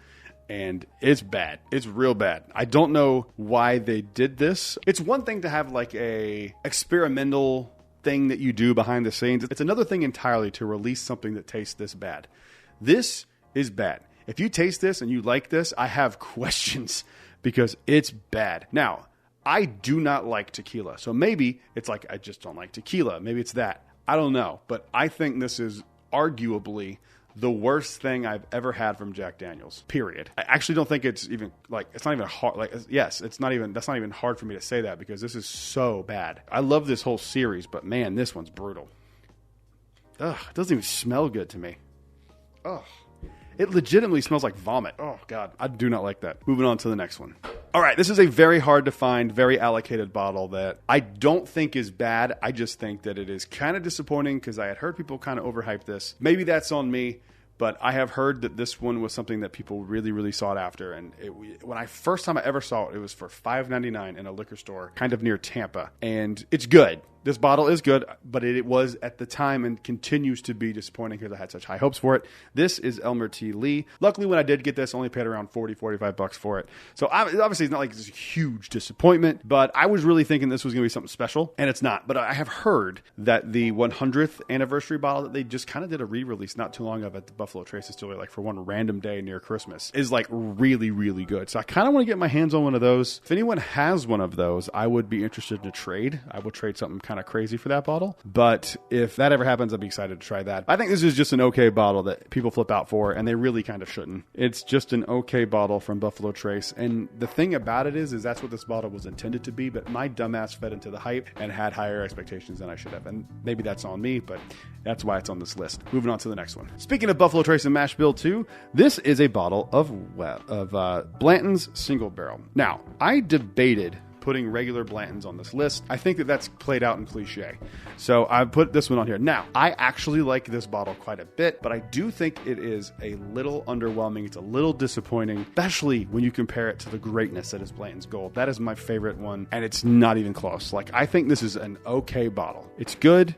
I'm glad I own it. I'll buy them again in the future, but I think it's just not as good as I was hoping it to be. And I think, again, that might be my fault because, you know, you think Blanton's Green is terrible. Regular Blanton's is an okay bottle for the price at retail if you can find it. Blanton's Gold, holy crap. And you kind of expect that jump from Blanton's Gold to the Blanton straight from the barrel to be like even better. And it's just not. Like, I don't think the proof, mine's a higher proof one too. Mine's like 133. Mine's 133.1. So, and I like proofy stuff. It's not the proof that bothers me. The proof point at Gold for me just works for Blanton's. I think it's the best version of Blanton's. So this is not a bottle I dislike. Don't go to the comments and get angry. I like this. I like it a lot, but it still to me is disappointing. Moving on to the next one. This one is another one from Jack Daniel's, and I was really excited about this. This one for me was a bottle that was, I wouldn't say it's a unicorn for me, but it was something that I really, really wanted to have on the shelf because I remember seeing this when I first started getting into whiskey, and I always kept going, I'll get it.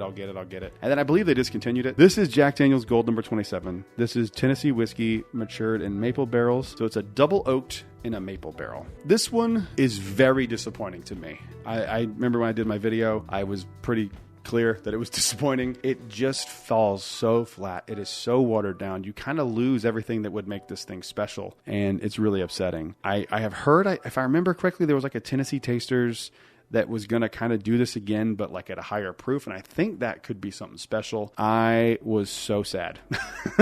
I love Jack Daniels. You guys know. I was really hoping that this one would be something special. And unfortunately, it's just kind of a watered down mess. Jack Daniels, try this one again. Let's give it another shot and see if we can make something special happen. You fucked up by making it 80 proof. And by the way, when this was out, this was not a cheap bottle. It was around 85 to $100 if I remember correctly. Moving on to the last one. This right here is the pinnacle to me for something that is disappointing. This is Maker's Mark Cellar Age 2024 release. I'm not buying another one of these. I'm not. I tried the 2023. I did not like it. I liked this one a little bit better. I think I'd have to try them again side by side. I should do that at some point. But I don't care. They're both not good to me. This to me is laughable that Maker's Mark put this out as a special release. And I think they should just go for it and do Maker's Mark 10, 12, 13, 14 like Jack is doing. And, you know, try something like that because this ain't working. The wood finishing series, if it's going to be like the Heart release, is not working. I rag on Maker's Mark a lot, but there are a lot of Maker's Mark products that I do enjoy. I really like some of the wood finishing series. BEP and BRT 01 and 2 were fantastic, but I really like Maker's Mark 101. I think it's another one of those scenarios where that's just like the proof point that works for that bourbon. I'll tell you what, 12 year and 13 year at 119 proof should be right up my alley, and it doesn't even come close to being a good whiskey. It's a shame. It's the biggest disappointment for me since I've got into bourbon. I think I was really excited about this one. Again, could be that I overhyped it in my own head, and if that's the case, I'm fine with that. But that is the video. Thank you guys so much for watching. Leave a comment down below. Let me know what is your most disappointing whiskey. I'd love to hear what you have to say, and if it's any of these that are on this list, back me up that they're terrible or that they're just not as good as they're supposed to be. Make sure you leave a like and subscribe. See you guys on the next one. Until then, cheers. A big thank you to all the Patreon supporters you see on screen right now. Today, I'm doing a channel first. I'm reviewing the first scotch I've ever reviewed on the channel. Let's get into it.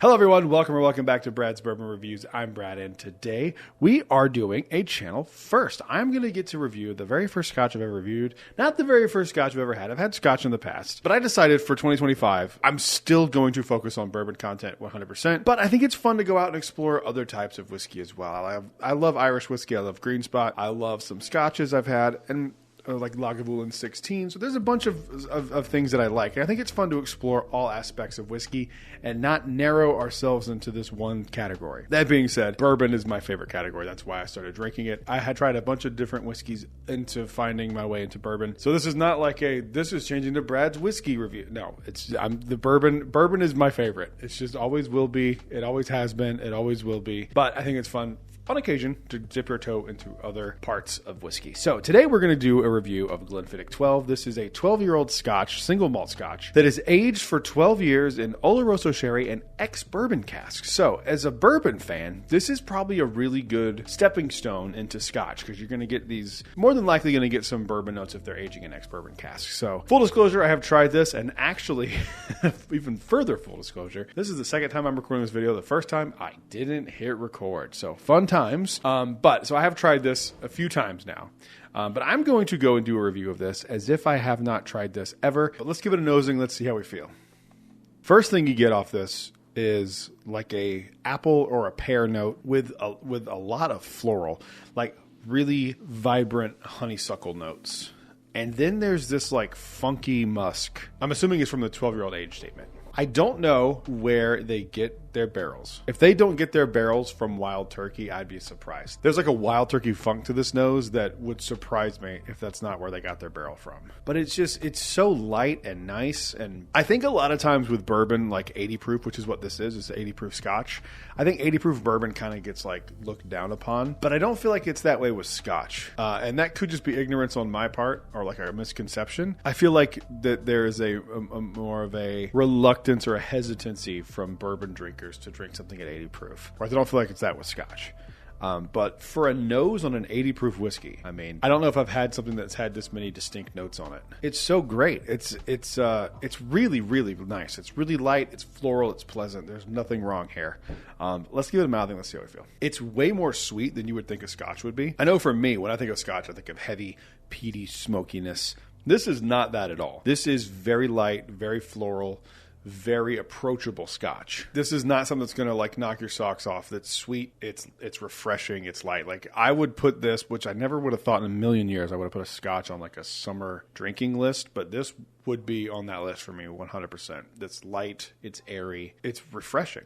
And it's approachable. Like I have a lot of friends who are really big into bourbon as well, and I feel like they would like this. The flavors are just so good. So I'm going to do a lot more of these sprinkled throughout the year for whiskey reviews. I'm going to do some Scotch, some Irish, just to spread my wings a little bit and try new things. That's the review, Glenfiddich 12. I think this bottle ranges usually around 40, 45, 50 bucks. For a 12-year Scotch, I think you're doing pretty good. So if you're interested, maybe dipping your toe into Scotch and you're a bourbon fan, this might be the direction to head in since it's aged in ex-bourbon cask. You might be able to find like some relation to bourbon through this. So I recommend it. I think this is a solid Scotch.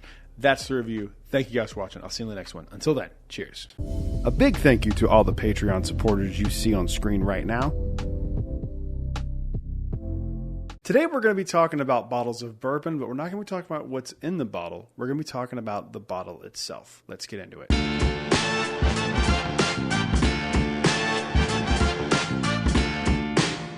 Hello everyone, welcome back to Brad's Bourbon Reviews. I'm Brad, and today we're going to be talking about bottles of bourbon that are really aesthetically pleasing to look at. So the criteria for today's video is, first off, nothing in the bottle counts. So this could be dirty shoe water in the bottle, and we're just going by the bottle aesthetics. Now, what does bottle aesthetics mean? It means shape design and or label design. So with all that said, let's go ahead and get into them here. These are in no particular order until we reach number one. First one up here, we are going with Still Austin's The Tanager. I just recently opened this. I've kind of been doing this thing lately where I'm saving some of my more rare bottles, not just for content, but for like life events. And I had a pretty significant life event happened this past week. So I opened it up and I just love this thing. But that's not what we're talking about today. Today we're talking about the packaging for this thing. This is one of the most beautiful bottles of bourbon, one of the most beautiful packagings I've ever seen. I love so much. The cork on this is like a bird's nest. They just could not have done a better job with the packaging on this.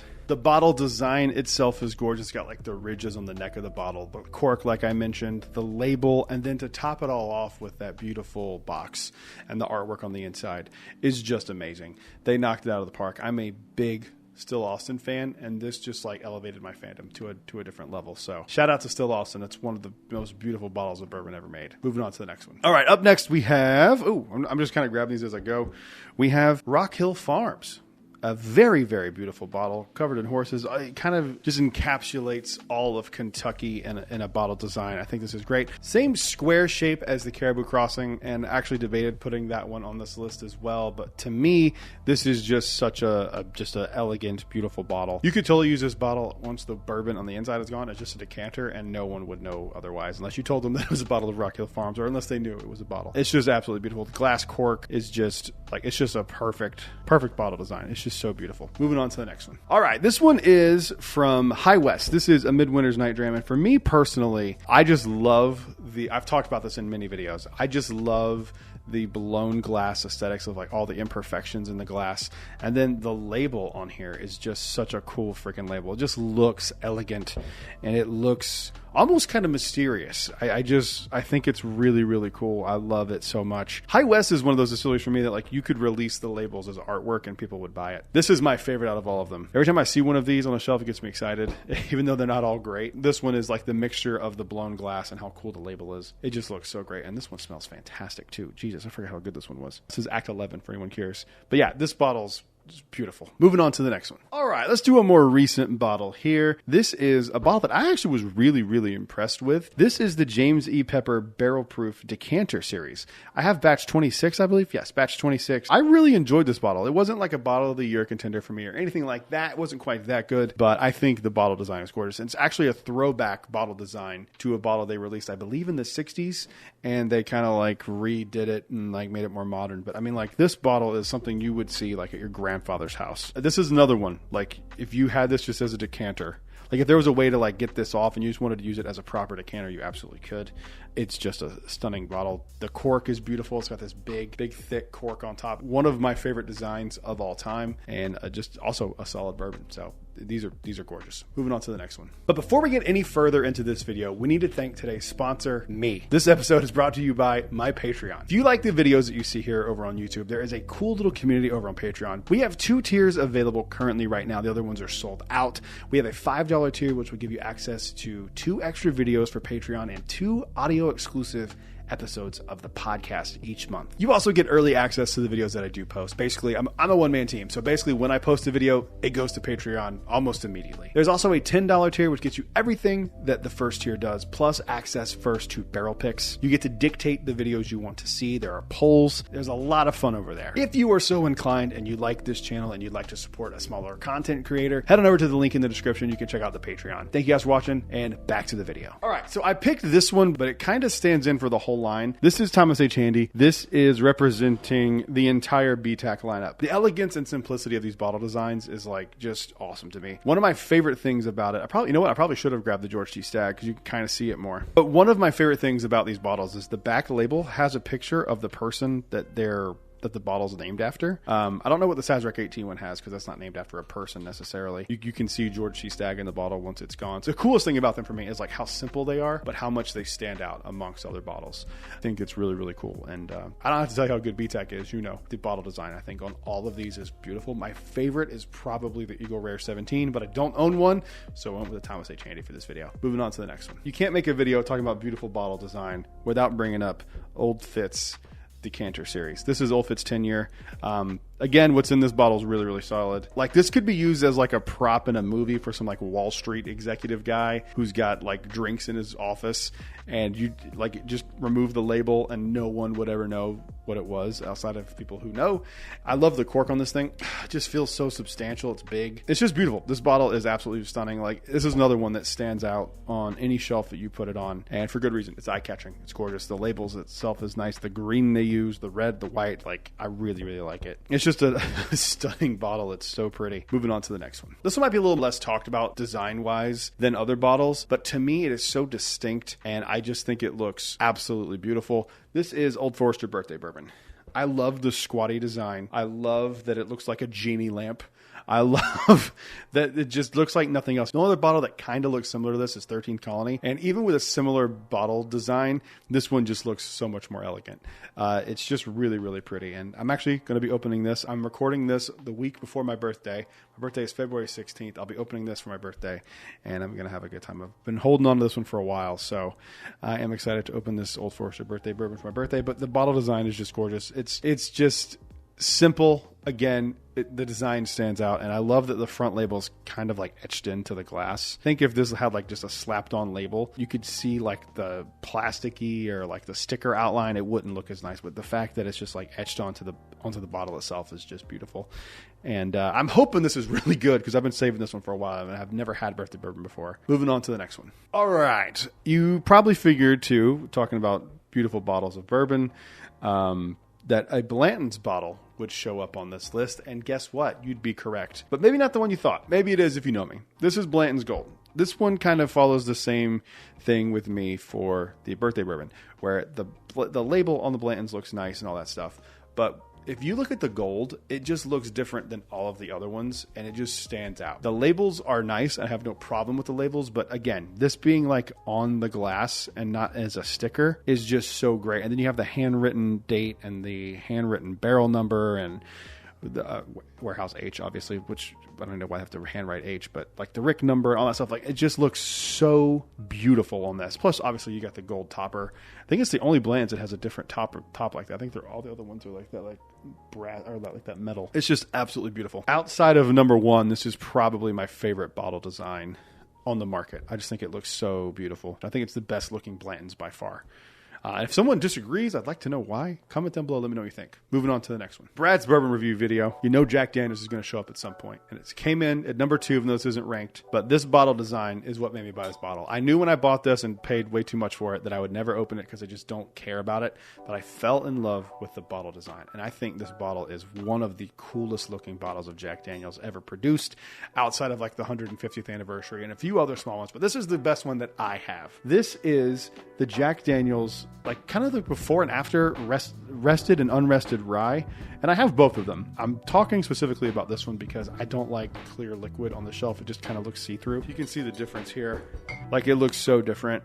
So I picked this one because I just love this bottle design. I actually like this bottle design better than like the most recent, like the Coy Hill, like that other square bottle design. I prefer this. I think this looks way more elegant. It looks more distinct. I love how this, like the label folds across to another side of it. Like I just think it looks really nice. The little bolo tie it has, essentially. I just really like it for some reason. I don't know if anyone feels the same way that I do about this bottle design, but I think this thing is absolutely beautiful. It's my favorite bottle of Jack Daniels to look at. I think it's just so pretty and just looks so sick. I love it so much. They should go back to these. I really wish they would. Moving on to the last one. All right. This is my number one. I know I said they were not all in order. They're not all in order, but this one to me is the most beautiful bottle on the market. I think it's gorgeous. I think the simplicity of it, kind of along the lines of BTAC, just make it look so simple and elegant. And then the label is the best looking label on the market, and you cannot convince me otherwise. I am talking about, of course, Old Rip Van Winkle 10-year. I think this is the coolest bottle on the planet. I don't know why, but when I see the label, it reminds me of the Led Zeppelin Stairway to Heaven poster. I just, the old guy with the beard and the cane. Have you ever seen the movie The Song Remains the Same from Led Zeppelin? I'm a big Led Zeppelin fan. Have you ever seen the movie Song Remains the Same from Led Zeppelin? There's a sequence where Jimmy Page like turns into that guy from Led Zeppelin 4 on the inside with the staff, and it reminds me of him. Maybe that's why I like it this much, but I just think this is the coolest looking bottle of bourbon. I'm so happy to finally have gotten one of these. I got it for like $110 in the ABC vault, so paid a good price for it. Color on it is just gorgeous, and it's just my favorite. I just love it. I have a soft spot for this bottle. Comment down below. Let me know what your favorite looking bottle of bourbon is. I'd love to know if there's one I missed. It's obvious. Please comment down below. Make sure while you're down there, you leave a like and subscribe. We are on our way to 5,000 subscribers. We just hit 3,500 the other day. Thank you all very, very much. I'll see you guys on the next one. Until then, cheers. A big thank you to all the Patreon supporters you see on screen right now. Today we're going to be trying a distillery exclusive from Lux Row. This is the double barrel aged 12-year bourbon. Let's get into it.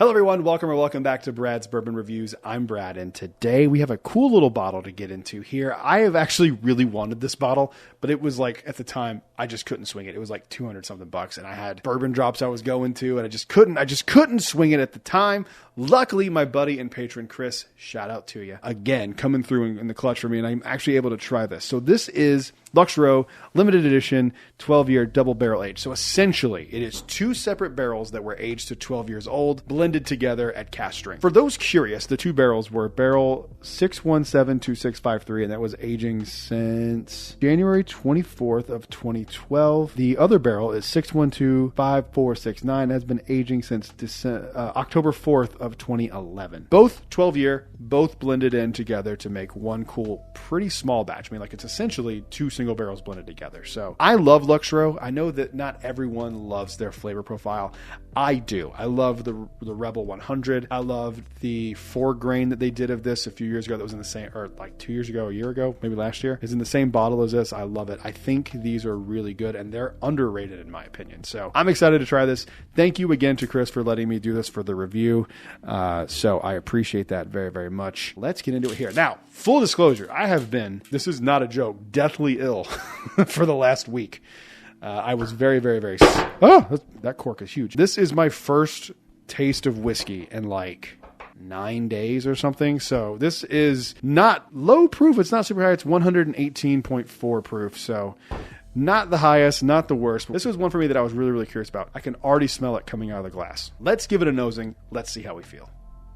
That is proofy on the nose. But again, I haven't had anything to eat or drink except Gatorade and water for the past 4 or 5 days. So I get a little orange, and then there's a really nice cherry note under there as well. A burnt butterscotch note. A little oaky too. It's a little proofy. And again, that could just be my sad nose, but I feel like it's a little proofy. Yeah, there's definitely a butterscotch note on this. A little honey too. This nose is really, really nice. Damn, I like this. There's also like a weird earthiness that I'm getting out of this, and I can't quite place what it is. I'm guessing it's just wood, but there's like a earthy note to it. Huh, interesting. I like the nose quite a bit. It's not my favorite nose of all time, but it does smell really nice. Let's give it a mouthing. Let's see how we feel.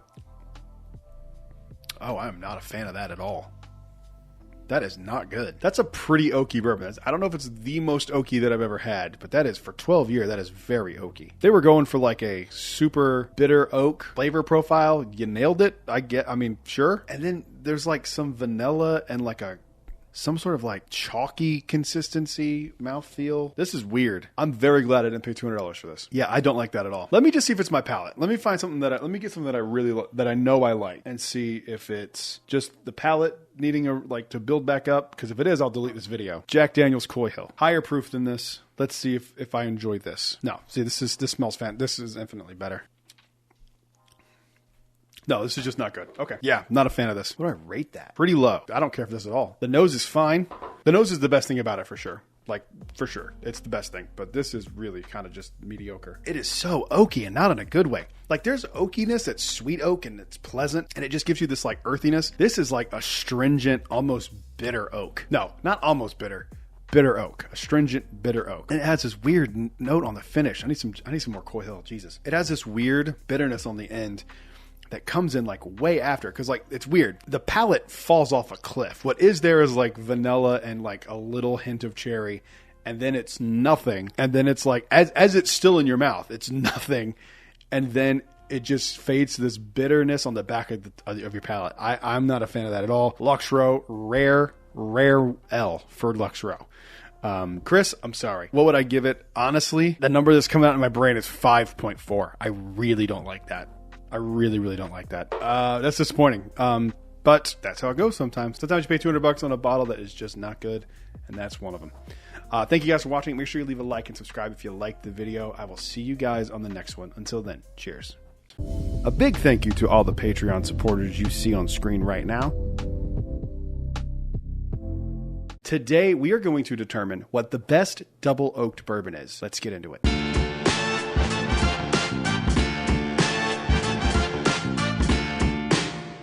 Hello everyone, welcome back to Brad's Bourbon Reviews. I'm Brad, and today we're doing the blind here. I have 2, 4, 6 different bottles that we are going to blind. You can maybe you can see in the camera here, I'm not sure. We're going to be doing a blind of all the double oaks to determine what my favorite double oak bourbon is. These are not all of the double oak bourbons I have, but to be completely honest, I left a bunch of my Glens in North Carolina. So these are all the ones that I could fit on this blind with 6 Glens that were blank, because I have more down here, but they're either distinct shapes or are from distilleries, and that would give it away, and so I can't do that. Here, I had a few other contenders, but unfortunately, it's just what it is, and we're going to go with it from here. Maybe we'll do a part 2 once I get some more Glens. I actually ordered some just now on Amazon because it made me mad. The one that I did take out for sure was Jim Beam Double Oaked, and that bottle's not good, so we're just going to pretend it doesn't exist anyway. But what I'm going to do is I'm going to speed up the footage, and you're going to watch me do all this here. Make sure it's done as scientifically as possible, and so you can see that I'm not cheating here. And then I'm going to bring out two rotating platforms, 3 glasses on each, and then I'm going to mix them up once I take them off that platform, and we'll go from there. So let's go ahead and get into it.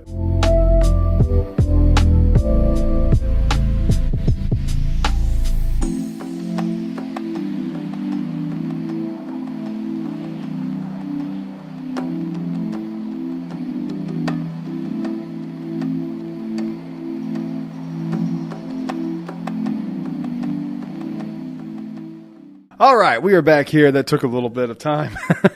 Before I get into this, what do I look for when I am drinking double oak? I personally like the burnt sugars, the sweet oaks, the banana bread notes. If I can get a double oak with a banana or like a banana bread note on it, I'm sold. The big thing for me is that it has to have a balance of sweet oak and not necessarily bitter oak, but if that bitter oak is there, it has to be offset by the sweetness of it. It has to be a good balance.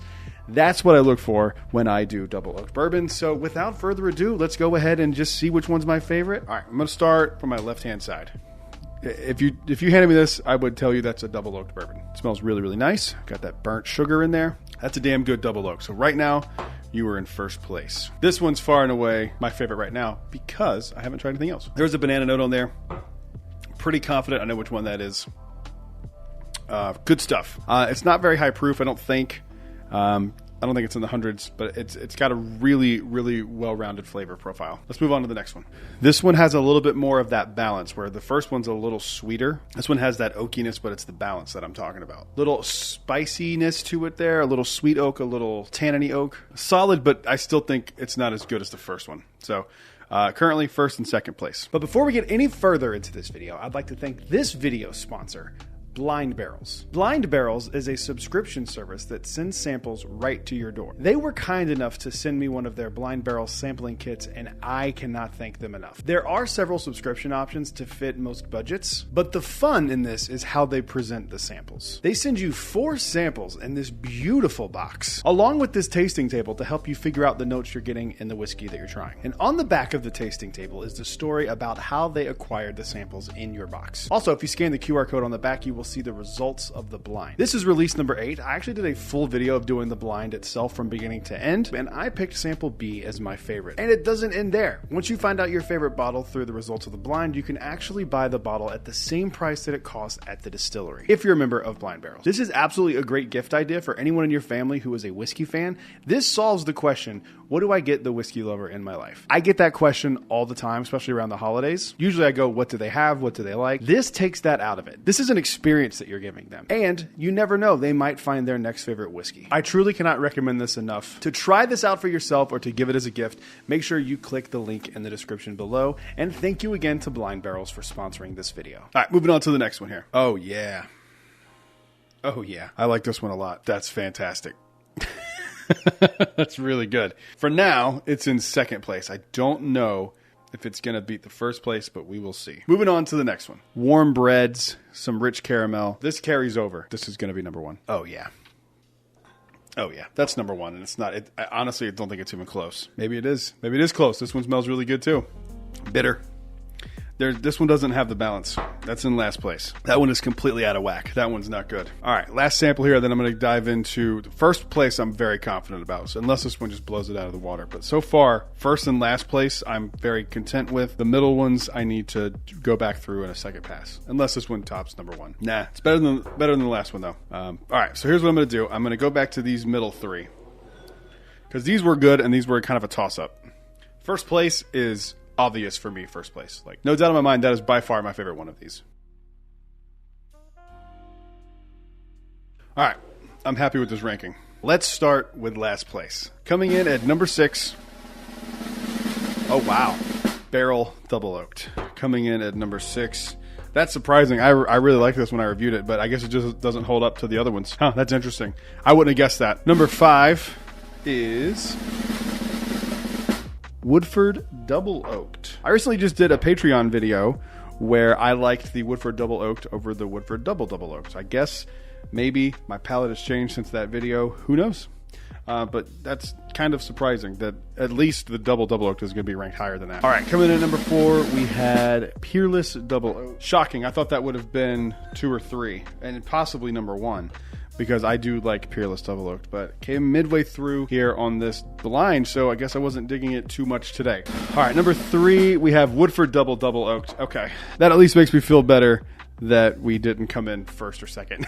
But I am surprised by that. I wonder if my palate today has changed from when I did that video over on Patreon. Who knows? And number 2 is Old Forester 1910, which means in first place, I don't have to say it because I know it's there because it didn't say the other ones, is number 2, Old Forester 1910. And in first place, no surprise to me, Conviction Double Oaked. I'm doing a barrel pick with Conviction. It's not a double oak, but I've always said that I think that their double oaked is A, the best on the market, and B, the best thing they make. And it showed up today. It beat all of these other double oaks. Every time I bring this bottle to a bottle share or like a meetup with my friends, this thing always takes like attention from everything else that we have, even when we have crazy allocated stuff. These bottles are incredible. I am not surprised that this turned out to be really, really good. And I have something special for you here. Since these were all double oaked bourbons, I thought it would be kind of fun. And these are all kind of, well-regarded double oaked bourbons. I thought it'd be fun to do a mixture of all of these double oaked bourbons and see if the ultimate double oaked bourbon is achievable by mixing all these, or if it just tastes like shit. Let's see. I'd rather do this than pour out all my samples. When I do these videos, I don't drink a ton of them. So let's see here. The ultimate double oak. Look at the color on that. It smells crazy. It smells like waffles. Jesus, this smells really good. This smells like maple syrup.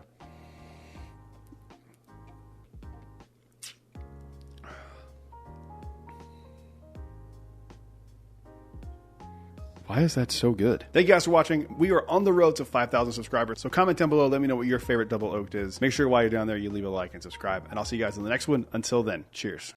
A big thank you to all the Patreon supporters you see on screen right now. I was lucky enough to get my hands on all 4 of the Stag batches from 2024. And today we're going to blind them and see which one is the best. Let's get into it.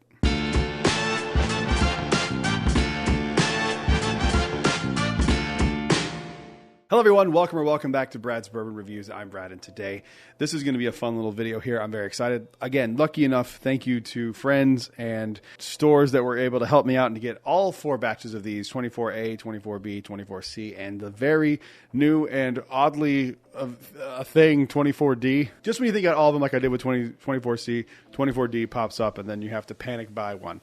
I did get all these at retail, and for whatever reason, 24D was $49.99 at Walmart. That's cheaper than I've ever gotten Stag at Walmart. Usually it's around $55 to $60. I don't know why this is less than it used to be, but I'm not going to argue with them. $49 for Stag, I'll take that all day. So what I'm going to do is I have 4 glasses here with A, B, C, and D on it. I am going to pour them into glasses. I'm going to put them on a rotating platform. I'm going to let them spin around for a few minutes, and then I'm going to take them off, and then we're going to blind them and see which one's the best. I have tried all of these, but the D batch I have not opened yet, so we're going to fresh crack the D batch. Also, this is my criteria for what I consider the best Stag. What I like out of a Stag. I like a dark cherry note, leather, tobacco, and a little bit of chocolate. That is my preferred flavor profile for Stag. It's just what I like. I think that's where they're best. So I haven't tried any of these since I initially opened them. So it's going to be fun to go back and try some of these and get a 24D, and maybe we'll see if this one stands out. Let's go ahead, get these into Glens, and see what we think.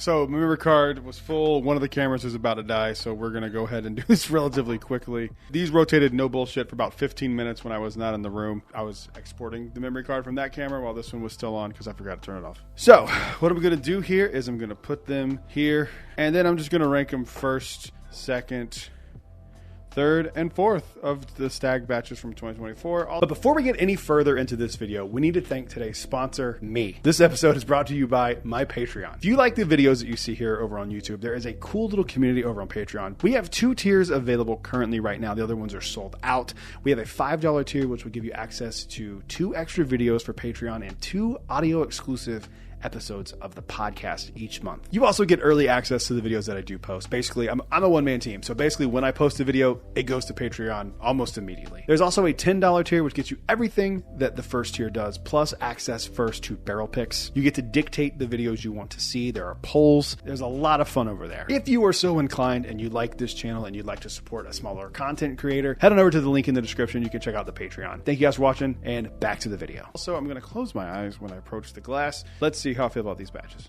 Ooh, that smells good. A little cherry. These all have a very similar nose, except whatever this one is. This one's the outlier here on the nose. They all have a very sweet caramel chocolate smell.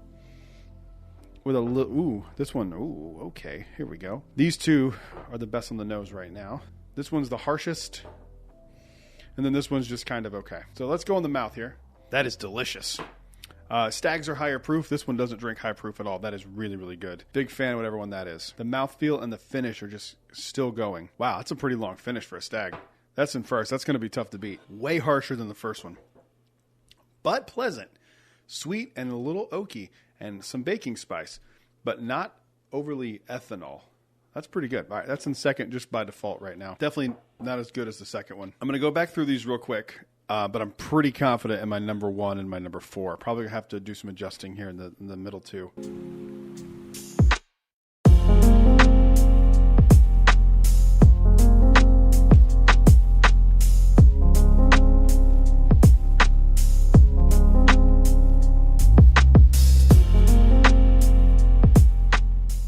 All right, this is my ranking. I like this one. I think this is a solid ranking here. Let's go ahead. I'm going to move these over here. And we'll feature the bottle in whatever position it ends up. Before I get into these, I just want to make sure that you guys are all aware. These are all really good batches, and if you get your hands on any of these, they are all fantastic. I am just ranking them based on my own flavor profile today. That doesn't mean this wouldn't change if I did this 15 different times. It could be different outcomes every single time. But these are all solid batches, and I'm just comparing them to other stags. I'd give all of these probably in the high 7s to low to mid 8s. These are all pretty solid. That being said, number 4 is 24B. So I thought this would come out on top, to be perfectly honest with you, because 22B was one of my favorites, and I remember when I reviewed this, I said 24B was probably the best. It is not. At least not today. You were in 4th place. Number 3 is 24A. A solid showing for this. I really like this one a lot. I'm very curious to see how this goes here now between C and D. So in second place, 24C, which means 24D won our blind. And I'll be honest with you, it wasn't even close. 24D was absolutely exceptional. Definitely out of those, my favorite stag of 2024. So that's that's how it goes sometimes. Thank you guys for watching. Comment down below. Let me know what your favorite batch of stag was in 2024. While you're down there, leave a like and subscribe. I will see you guys on the next one. Until then, cheers. A big thank you to all the Patreon supporters you see on screen right now. Today we are diving back into your controversial bourbon opinions. Let's get into it.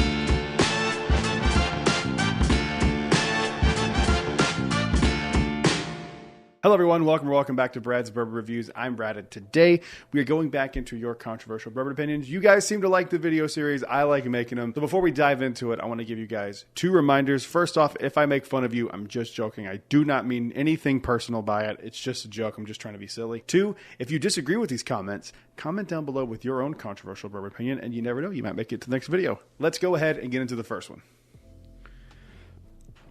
First one comes from Tom. He says, Old Forester 1924 should be a $50 to $60 bottle, not $130 MSRP. I agree with you, but for me, the 1924 is good enough where at $130 for the bottle, I don't get like too upset about it. I mean, I think it's really, really good. It won my blind of the entire Whiskey Row series. While I wish it was $50-$60 to fall in line with the Whiskey Row series, and I think that was kind of like the expectation of people when that dropped. From what I've heard, they intend to make this just part of the Whiskey Row series, and I don't know if that's going to do well at that price point. I think you're going to see 1924 sitting on the shelf for a while once the hype kind of dies down. Should be is where I disagree with you. I think it would be great if it was, but I think for the price, it's still a good bottle. Moving on to the next one. User 6580348899557, great name, says that Elijah Craig Barrel Proof really isn't great. Another one would be Old Forester Barrel Proof isn't that great. I've been on record saying that the Elijah Craig C923 is one of the most overrated bourbons I've ever had in my life. It was harsh.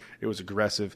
People fell for that age statement and just like talked themselves into liking it. I'm convinced. That's my controversial bourbon opinion. I think C923 was the most overrated, borderline not good bourbon I've ever had. For the hype, I should say. Not ever had, because I've had some really terrible shit. But I'm talking for the hype level that was surrounding that, I just do not get it. Old Forester barrel proofs are hit or miss. I would urge you to maybe try a few other ones. See if a different barrel's better than one you have, because I have one that I think is a really, really good bottle, and then one that I would say is almost as good as anything you've ever had. It's a Corona cigar pick, and it is phenomenal. So they vary, but if you've tried multiple and you still feel that way, then you're right, because you're you and it's your opinion. But I think they just vary quite a bit. So try another one if you haven't, and maybe don't buy a bottle, just try it. Maybe a friend has one you can try, see if it's different for you.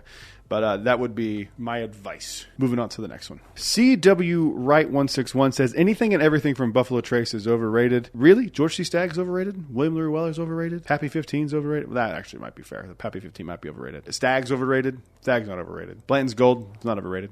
I would actually argue Blanton's Gold is underrated, because everyone's all about Blanton's, like the original Blanton's and straight from the barrel. No one talks about gold except me. I'm the one fighting the good fight. Moving on to the next one. This comes from Steve Trapaco. Sorry. He says, Barrel is not good. I completely disagree with you. Barrel has, and I'm not saying that because they've sent me stuff. I've had stuff from them that I've loved, some stuff that I didn't love. But like their barrel proof stuff is incredible. Their Foundation series is amazing.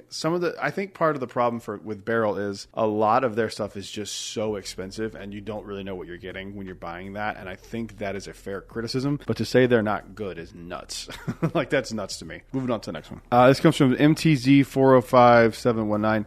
Says Buffalo Trace isn't the godly bourbon people make it out to be. See, if someone says Buffalo Trace bourbon, I just feel like people need to understand that Buffalo Trace isn't, when people say, like, especially people into bourbon, when you say Buffalo Trace, are you talking about the bottle of Buffalo Trace, or are you talking about the distillery as a whole? That distillery puts out some of the best bourbon on the planet for the MSRP. It is not on them if once you see it at a liquor store, a bottle of Old Rip 10 is $1,500. That's not Buffalo Trace's fault. That is the store you're at's fault.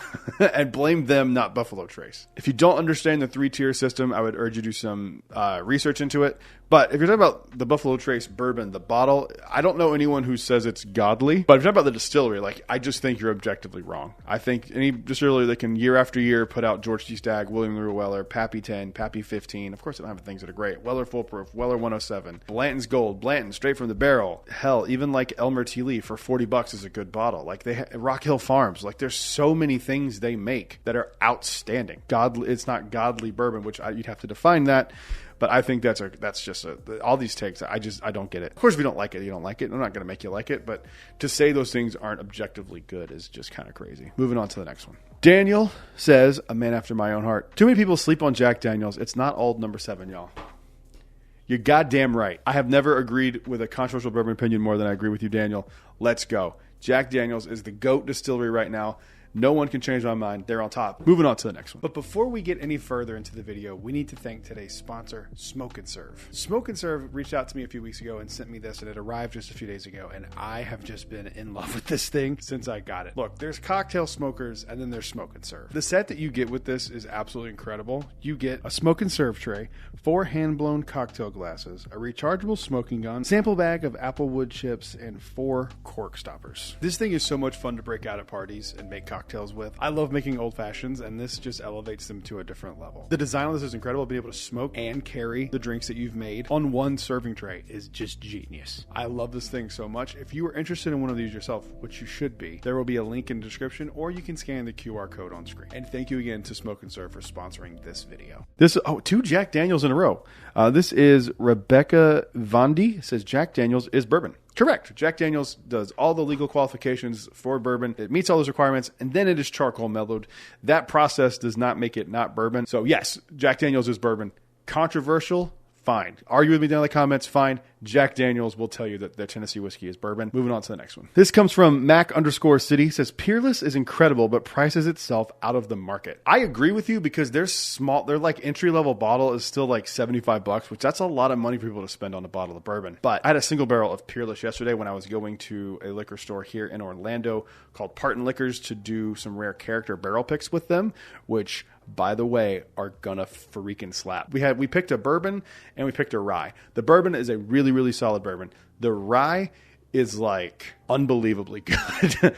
I'll announce it when it comes out. And if you want to be a part of these barrel picks that I am involved in, there is a group right here called Orlando Bourbon Gang. You can go and sign up on the Facebook group and you can be a part of all the barrel picks that we're doing over there. We have a lot coming down the pipeline. It's going to be a good 2025, especially if you like single barrel picks. It's a group of us and we're doing a bunch of stuff with a bunch of local liquor stores. So you don't even have to be local to Orlando. Luckily, we have a way that we can ship nationally. If you were interested in that, please go join that. But going back to the Peerless conversation, that bottle I would put up against anything, but the problem is it's like gonna be like a $90 bottle, which is very expensive for a lot of people. Thing is, it sucks. They do make really good stuff. Everyone knows Peerless Double Oaked. It's like one of the quintessential double oaks that you can have in that category. And it is expensive, and it sucks because it's so good and it's hard to find. But I agree with you. I think that is a very good point that I haven't seen anyone bring up. Even though I've thought it myself, I've never said it. But good point. Moving on to the next one. This comes from Bourbon Doc 13. Blanton sucks. Bardstown High Wheat and Origin Bottle to Bond is grainy crap. Don't know what you're talking about. Those two bottles are fantastic. What do you like, Bourbon Doc 13? I'd like to know. I have a theory on what you like, and I will admit if I'm wrong. But if you comment on this again and you say the bottle that I think you're going to say, I'm going to mock you. Moving on to the next one. This one's from Karma Bob 1. People hate on museums while others enjoy them as art. Collection versus consume. I don't know what that means. I think if you're buying bottles and not opening them, I think that's really stupid. If you're saving something for a special occasion, like I am with my Old Forester birthday bourbon, like I get it. Or my EX Trailer barrel proof. Like that's different. I intend to open those. But if you're just like, hey, here's my whiskey collection, you're like, nope, can't drink any of it. None of it's allowed to be open. I don't understand that. Enjoying it as art, why? It's not art. It's a bottle of whiskey. You know? The labels are pretty, and I actually have a video coming up soon that's about the most beautiful bourbon bottles, but at the end of the day, it's something that you're supposed to drink and enjoy. I don't get it. I don't have to get it. That's not my decision to tell you how you spend your money. But I just think it's weird. Like I could see the most beautiful vodka bottle ever made, or tequila, or rum, or whatever. I'm not buying it. I don't drink it. So I just personally don't get it. Oh my God. Now this is the kind of controversial bourbon opinion I'm here for. Kane Williams says Knob Creek is garbage. Sir, you're going to get eviscerated in these comments, and I need the Knob Creek gang to show up and teach this man a lesson. That is a very silly take, sir. Knob Creek is fantastic. All right, last one here comes from Brian Badiaga-Q1S. Great name. Blanton tastes like cough syrup, and I don't like it. I have heard people talk negatively about Bland's. You've heard it in this video. I've never heard anyone say it tasted like cough syrup, though. Are we talking like cherry cough syrup? Because I don't even get cherry on Bland's. I get more of like an orange note. I don't know. That's a weird one. Everyone's palate's different. But I've never heard that criticism before. Moving on to the next one. That'll do it for this video. I am actually out of controversial bourbon opinions, and I'm going to post a few videos again. I've done all of them. It took 6 parts to get through all of them, but we did it. So if you have any controversial bourbon opinions, comment down below and let me know what you have to say. And if I have enough for a 7th part, I will do it gladly. Also, before we leave, I just want to thank everyone for letting me hit 3,500 subscribers. We hit it yesterday, and it means the world. I'll see you guys on the next one. Until then, cheers. A big thank you to all the Patreon supporters you see on screen right now. If you've been on YouTube at any point, you know that there's 2 things that are popular: iceberg lists and tier lists. Today, we're going to be doing the latter with all of my favorite bourbons. Let's get into it.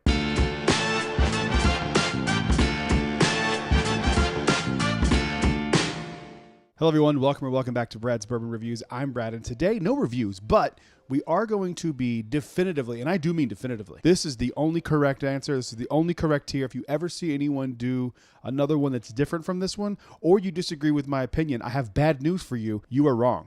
Of course, that's a joke. Everything is subjective. But today, we are going to be taking some allocated bourbons and doing a tier list on them. Now, some of these are varying degrees of allocation. Some are not allocated at all because I wanted to do extra ones. I was looking around the room. I haven't thought this through at all. Doing it in the moment now for you all to see. So let's go ahead and get into it here. If you don't know what a tier list is, it is list from the top S tier down to the bottom, and I added an F tier. Because there actually is one that I know for sure is going to the F tier because I hate it. But everything in the middle, it's like S tier is the highest, A, B, C, D, F. We'll go through each whiskey or bourbon, and we will assign it one of those tiers. So let's go ahead and go with the first one. First one we got up here is a little bottle that everyone seems to love called Weller Foolproof. Now, I'm not leaving it there. I'm going to hold it there for a second. I dropped it by accident. I really do like Weller Foolproof. It's not one of my favorite bourbons ever. It's fine. I like it okay. I think it's better than average, but I don't think it deserves S tier. I don't think it deserves A tier because I know there's something that I like more than it, so I can't rank them the same. So I'm going to put Weller Foolproof in B tier. I think I'm okay with that. And once they're in the place, once they're dropped, that's where they stay forever. And again, if you disagree with me, you're wrong. Bad news. Sorry. I hate to break it to you, but you're wrong if you disagree. Moving on to the next one. This is Buffalo Trace. This one's a little tricky because Buffalo Trace is something that I use pretty much as a mixer.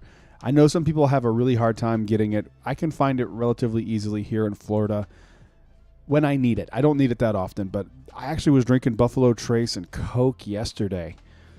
Ah, man, I don't know. This one, I feel like it's got to go to C because it's the up end of average, but it's not as good as Weller Foolproof is to me. So it goes right into the C tier. This one is High West Campfire, I believe. Yes, I think that's Campfire. These are really hard to see. They're very small. Some of the labels on these are very small. High West Campfire, I actually really, really like. Now, it is a Scotch mixed with bourbon, if I remember correctly. And I have some sentimental attachment to this one. I really, really enjoy it. I think it's really good. I think it's actually underrated. I think more people should give it a shot. I do understand that if you don't like smoky, you're not going to enjoy this at all. In this case, I do really like it. And I probably like it as much as I like Weller Foolproof, so it's going in the B tier. Up next, we have Weller Special Reserve, which is another one that's like, ooh, man, that's tough because I also use this as a mixer. I know that's probably sacrilegious to some people. But you try a Weller Special Reserve with Coke, and you tell me that I'm wrong. I'll wait. Go into the comments. Let me know if I'm wrong. Since I use it as a mixer, I like it about the same as Buffalo Trace, so I am going to put it in the C tier as well. All right. Next one here. Ooh, the first one for one of my favorite distilleries, the Jack Daniel's distilleries. This is the Eric Church Jack Daniel's. I really, really, really like this bottle a lot. I know some people didn't love it. I'm the opposite. I think it's fantastic. I don't think it's quite S tier, but it's definitely better to me than Campfire and Weller Foolproof. So I'm putting it firmly in the A tier. I think that bottle is fantastic. Don't overpay. Don't do that. But it is really, really good if you ever do get your hands on one. Up next, we have 1792 Bottled in Bond. This is probably my second favorite of the 1792 bottles. I don't think it's up there quite Weller Foolproof or Campfire. So I'm going to go C tier on this one. No, I'm going to go B tier. I really like the 1792 Bottled in Bond. I think it's really, really solid. It's really, really good, actually. Up next, we have Buffalo Trace Kosher Rye Recipe. Man, I really, really like this bottle quite a bit. The only thing, I think this actually would be a really good introductory bourbon, like if people have never had it before or are kind of getting into it. The problem is this one's just so freaking rare that it's hard to get a hold of a bottle. But I think it belongs down here with the C tier. I don't find myself reaching for it. I think I've had maybe 2 drinks out of it since I've had it. So I think it's really, really good, but the rarity to the quality ratio a little bit on that one is off, in my opinion. So I'm going to put it in C, and I might regret that because I really do like that bottle quite a bit, but it goes in C. This one's going to be tough because I can't read which one this is. This is Jack Daniel. Honestly, it doesn't matter. This is either Jack Daniel's 12-year batch 1 or batch 2. I like 2 a little bit better, but I would put them both in A tier. I really like this year's, actually better than batch 2. I need to see which one this is. It's going in the A tier because it's really freaking delicious. Up next, we have Elmer T. Lee. This is a good one, too. This kind of falls in line with me a little bit with the kosher, where it's the quality for the rarity. It just doesn't match up. It's just not as good as you would want something of that rarity to be. However, it's really, really solid. They are single barrel, so they do vary a little bit. The one I have is the one I can go off of, and I really dig it. Firmly in B tier, in my opinion. Up next is the Weller CYPB. This is a delicious bottle. It is way overhyped, way overblown. I've seen this bottle sell for $999. That is absolutely bonkers to me. I got mine out of the ABC Vault. It was $38, I think, maybe 45 bucks somewhere, 35 to 45 bucks somewhere around there. I'm not judging it based on the hype. I am just judging it based on what's in the bottle, which is kind of what I'm doing for all of them. Even though I'm talking about rarity, I'm still going off what I like the most. And I gotta put it in C tier because it's not bad, and D is kind of like towards the lower end of bad, but it is not as good to me as the Weller Foolproof or any of the other ones in that tier list. So I think C is appropriate for that one. Okay, this one's gonna be tough. This is the Old Fitzgerald 10-year. Oh my God, I really love this bottle a lot. I really, really do. Man, S tier for this one. I don't think it's quite that good. Man, I don't know. God. S tier, A tier, S tier, A tier, S tier, A tier, A tier, S tier. I'm going to put it in A because I think it is really, really solid.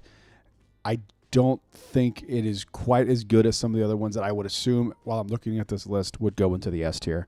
So I think that one's going to be firmly in the A tier, which is pretty dang good because it's a really good bottle. Again, don't overpay. People I see buy these all the time for like $1,500. That's crazy. I paid like $140. I got it at a drop in North Carolina.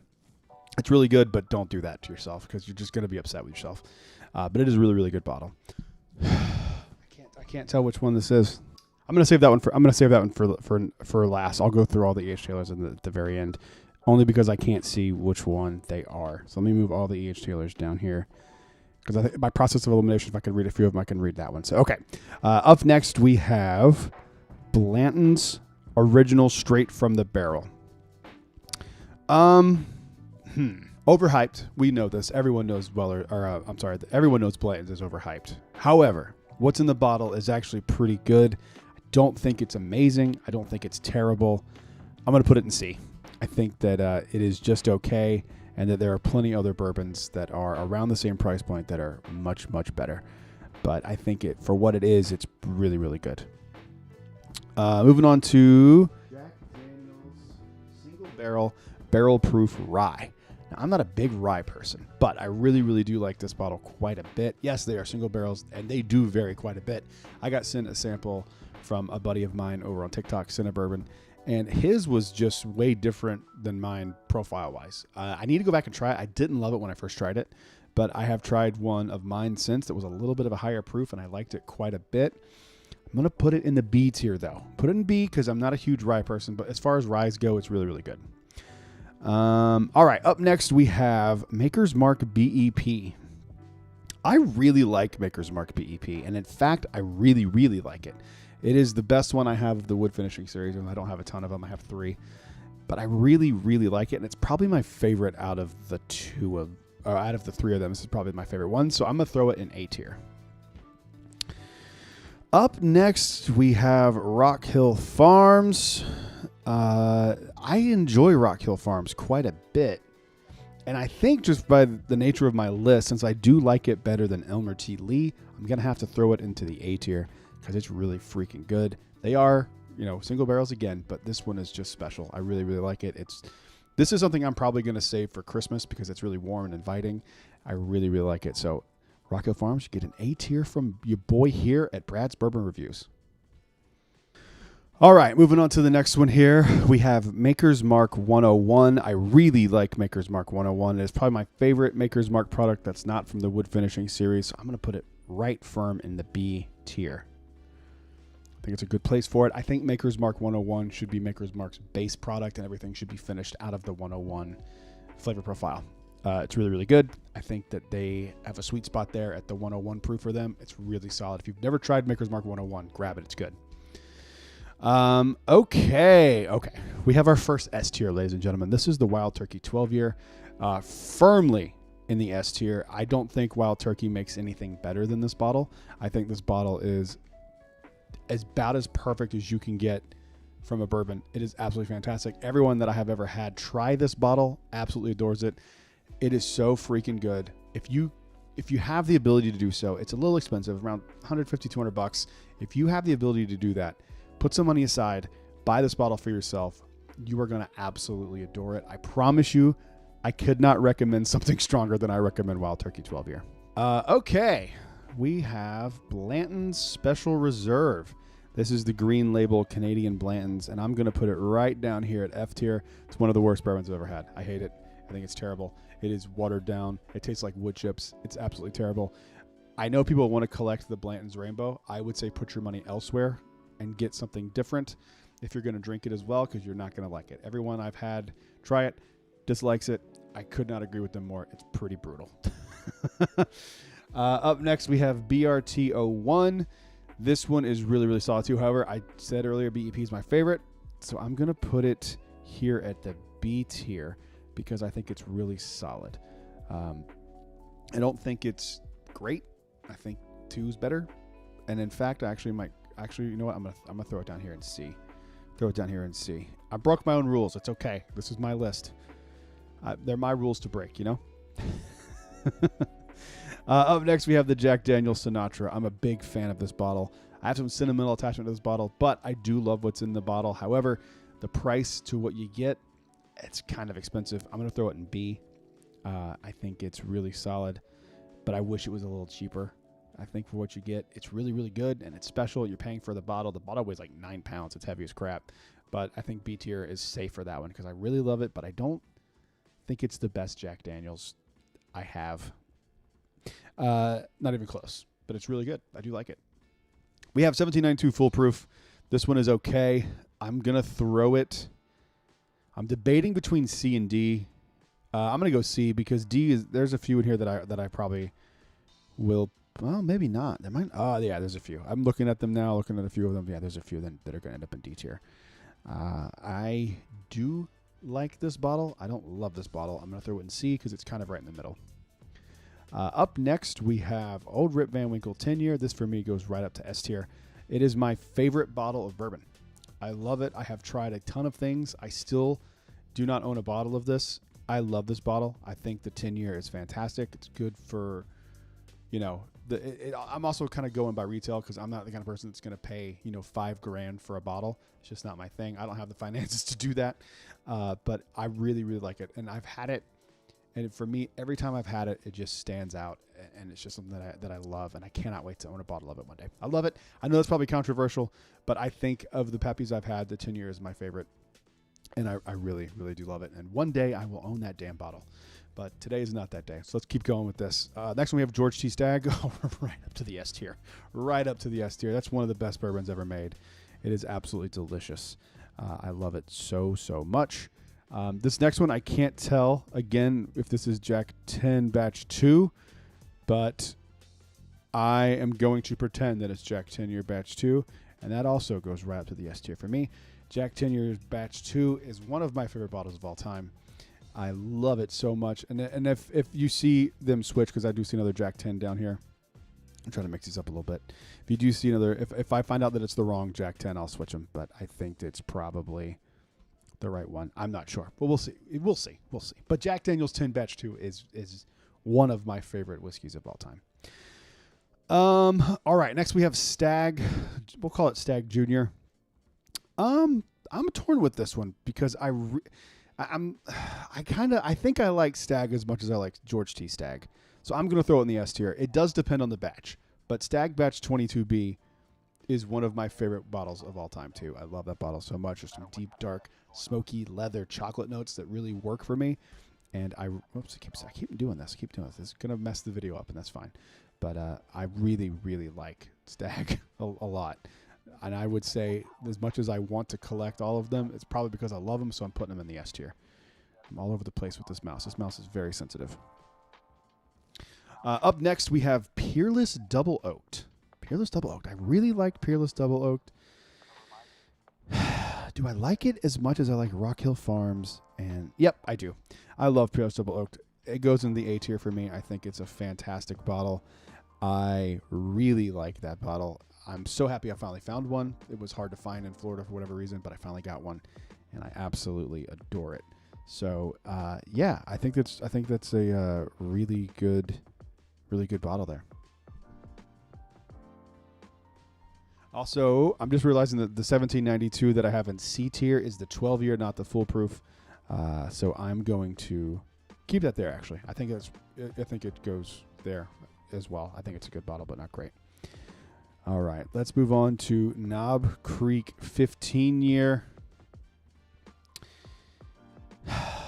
This one's tough. I like this bottle. I don't reach for this one very often, but I do like it. I'm gonna go first one in D tier. Because I do like another Knob Creek bottle that's coming up. I see it here on the list, a little bit better, and we'll get to that when we get to it. But it's just okay. Next, we have the Jack Daniel's Heritage Rye. I really like this one too. I think it's better than Blanton's. It's better than some of the like Special Reserve and Buffalo Trace. I'm gonna put it in B tier. I really like it. I'm not a big rye person, but I really do like that bottle quite a bit. I think it's really, really good.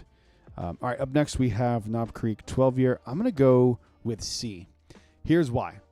I love that bottle. I think it's actually like a perfect representation of what bourbon is. It's sweet, it's oaky, there's some cherry to it, but it's just kind of there. You know what I mean?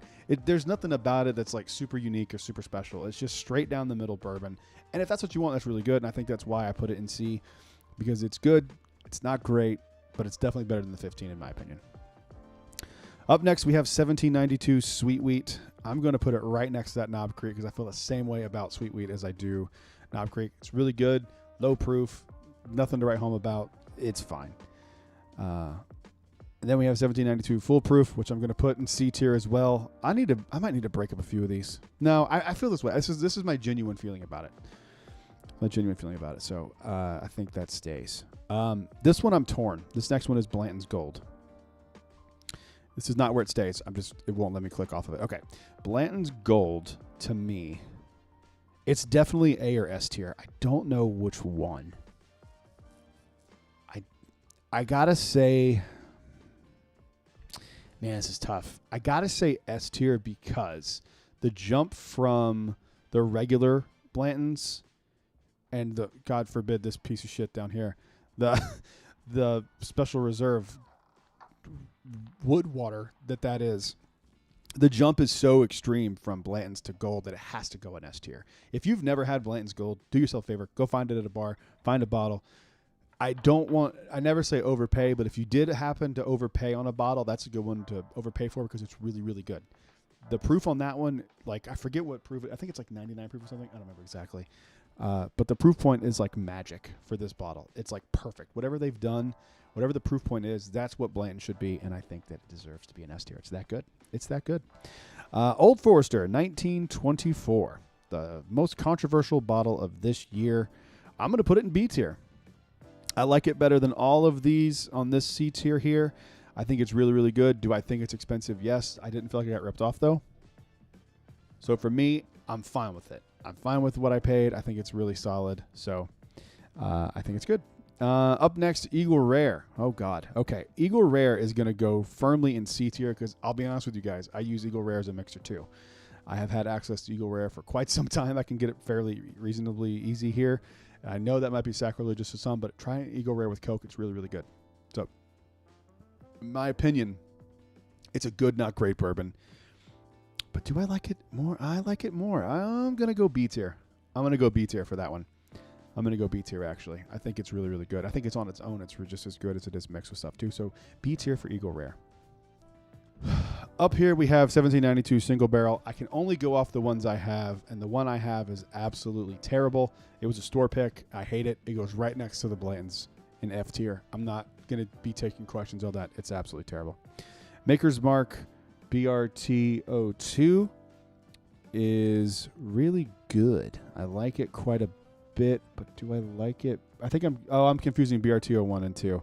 So I'm going to put, where did I put the other one? Where did I put it? Where is it? I don't see it. Have I not ranked it yet?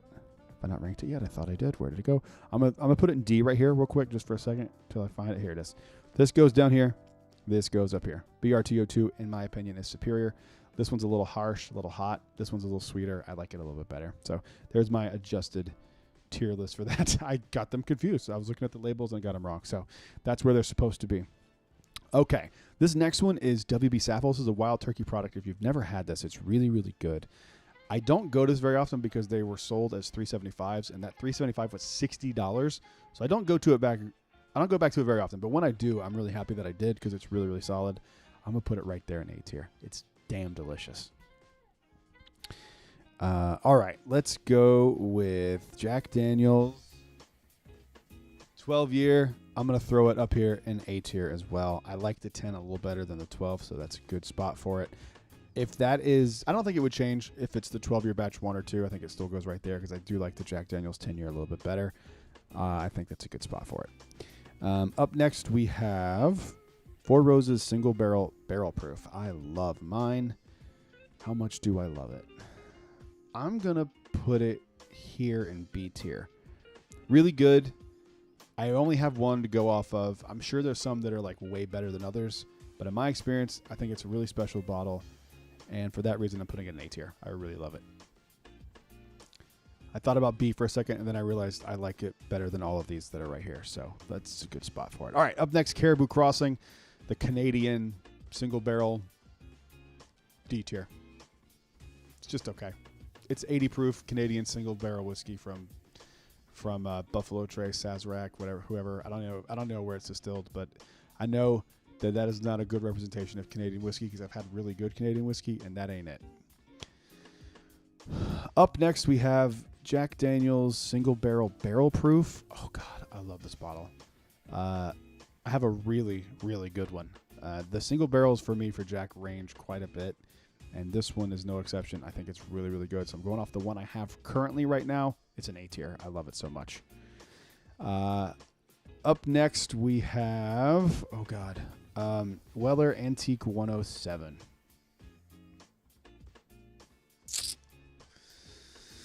I'm going to go A. It's not quite S tier for me. It's not quite, but it's really, really close.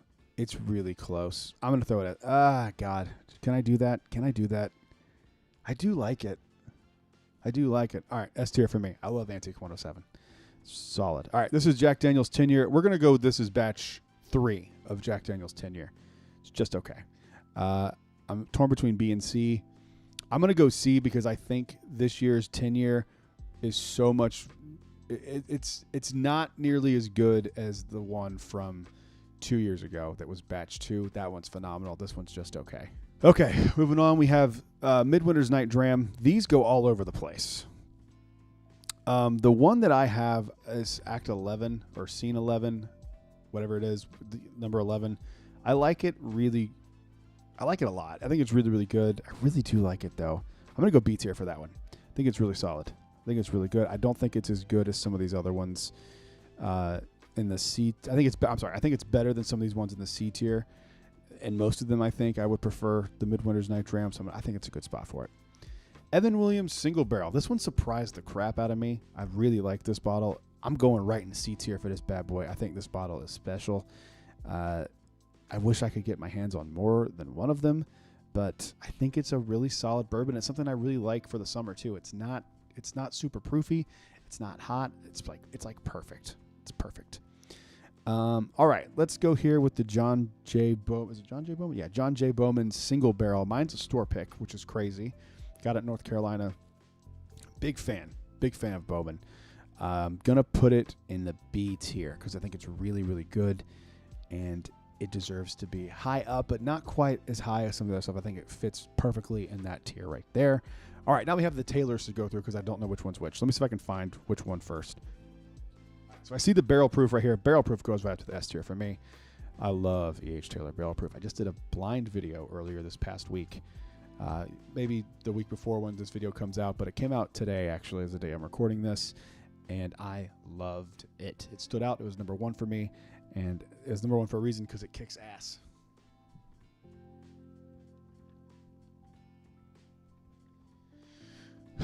All right, straight rye. Again, keep this in mind when I put this here. I am not a big rye fan, but I think it's a really good rye. So it's going right here and C.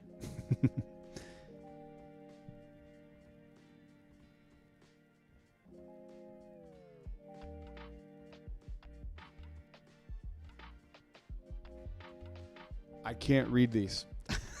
I literally can't tell between the two of them. So we have small batch and single barrel. So despite what the thing says, because I can't read them, I'm going to say that this is E.H. Taylor small batch. And to me, that goes in A tier.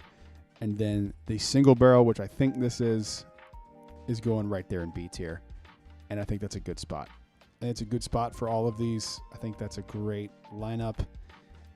And I'm happy with that. I think that list turned out very well. Thank you guys for watching. Comment down below. And this tier list is actually a publicly available tier list. You can go now to tiermaker.com and look up allocated bourbon, and it'll pop up and you can do your own with it.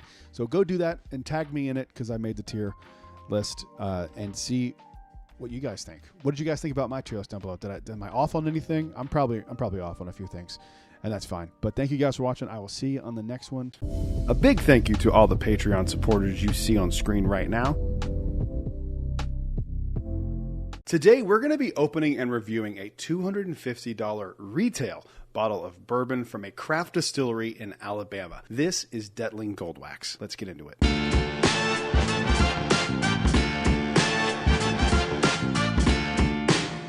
Hello everyone, welcome back to Brad's Bourbon Reviews. I'm Brad, and today I am so incredibly excited to finally get to do this video. So I have a little bit of a story with another version of this bottle. A friend of mine came to town, and he is a big bourbon guy, more than me, which is hard to believe. I always tell him if he should be doing a YouTube channel, not me, with all the shit he has. It's unbelievable. But he came in hot and heavy and was showing me some bourbons that he had picked up. And we were drinking this, not this exact batch, but we were drinking another batch of this gold wax from Detling. It immediately jumped into like my top 5 of all time. It was going to make my top 10 of last year if I owned a bottle. Now I do. If this is as good as that one is, first off, worth every penny. $250 is a lot of money to spend on a bottle, especially if you don't know anything about the distillery, right? Like, it's tough to drop that kind of money on a bottle. The reason I was willing to do that was because of the experience I have with the last one. I'm very nervous because this could either be like a huge disappointment for me and ruin a memory, and now have to go chase down that other bottle that probably doesn't exist anymore. But whatever. We'll see how it goes. So Detling is a distillery out of Alabama, and they make really incredible stuff. I know Seth Detling is probably going to see this video because we have come in contact with each other, and I'm really rooting for this dude. This is the Detling Gold Wax, aged 82 months, coming in at 57.05% alcohol. You do the math, 104, 105, something like that. I wish I could convey to you the color of this. Like, I don't think it's coming through. Maybe it will. Look at the color of that. Like, look, that's where, like, you can see the bottom of the bottle, right? So this is an almost 7-year bourbon at cask strength coming from Alabama. So I am excited for this. I don't know if you can tell, but like, I'm actually legitimately nervous to do this review because I have such high expectations for this bottle. Now I will tell you this. So here's how much I liked that other gold wax I had. If I did have that bottle available to review, I would have given it something like a 9.4, probably. Like, it's really, really exceptional. So that's the kind of stuff we could be having in this review today, is something that high of a score. If I could get this open, that would really be helpful. All right, let's give this a nosing, and let's see how we feel about Detling almost 7-year gold wax. Okay. So for me, what I'm getting on this is I'm getting like very dark pipe tobacco, I'm getting very dark cherry, and I'm getting like chocolate, and it is like a 9 out of 10 nose. There is no ethanol to me at all on this. I mean, I have no complaints on the nose whatsoever. In fact, it's like really exceptional. Look at the color on this. I don't know if you can see it. I wish I could show you better. It's dark, trust me. It looks like it's It looks like I poured like maple syrup into a glass. This might be one of my favorite noses of all time. Man, it smells incredible. All right. Moment of truth. Let's give it a mouthing. Let's see how we feel.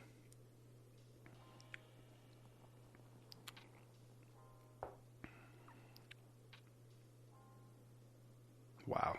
Tobacco and leather, some oak. If you know me, I'm really digging this right now. I am having a moment here. The mouthfeel on this is just awesome. Only thing it's missing for me is that there's not a lot of sweetness on this to balance out some of these harsher notes. There's like a fig or a date note kind of I'm kind of getting on here. A raisiny kind of, maybe. To me, it's like almost perfect. I just want a little touch of sweetness. I'm going to let it sit out here for a minute.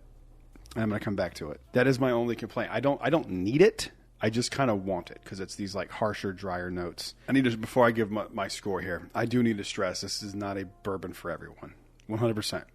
I am breaking this on my scale of what I like in my palate. This for me checks off everything. The only thing it doesn't have for me is that sweetness on the end. That's the only thing this is missing. Like, it's so good to me. Like, I really, really like this. As it's opening up, it's becoming more sweet. Shit, now it's becoming what I wanted it to be. The nose is just, like, so perfect to me. If you ask me, like, what is my favorite thing to get on a nose, like, it's literally in this glass. Like, this is made for me. This is everything I like in a nose, like, just checked off down the line. It's exactly what I want. But I'm telling you, as it's sitting here, as it's open up, it's becoming more sweet. Okay. I also saw that Seth on the website said you need to let this open up and try it over a little bit of time, and that's kind of what I'm doing. I know there's some edits here, but this has been I've been sitting here for this video for about 20 minutes. I've edited a bunch of stuff out. The thing that I wanted when I was talking before was that sweetness in it, and the sweetness really came through as it was sitting out. So, what am I going to score this thing? I don't want to oversell it because I think, like I said before, this is not going to be something that everyone likes. And if you are new into bourbon, I don't think you're going to get enough out of this to justify the money. And I hate saying that because I don't want it to sound like, oh, because you're new, you're not going to get it. Like, it's not for you don't understand. That's not what I'm saying.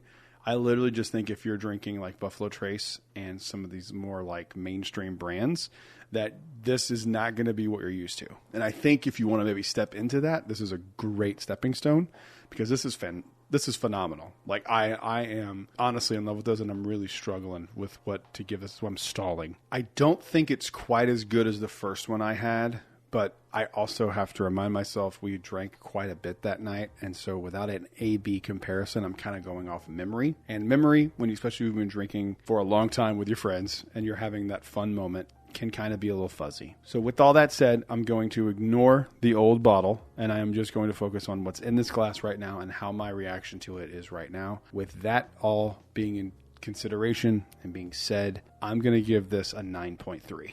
I am completely blown away by this. I adore this bottle.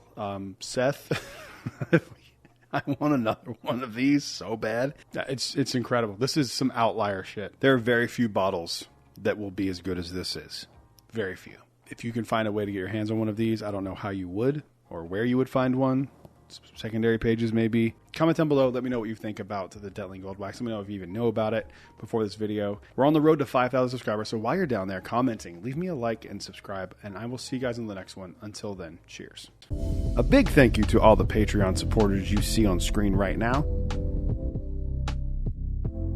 Today, I'm going to get to review a highly sought-after bottle from Penelope. This is the 2025 release of Penelope Havana. Let's get into it.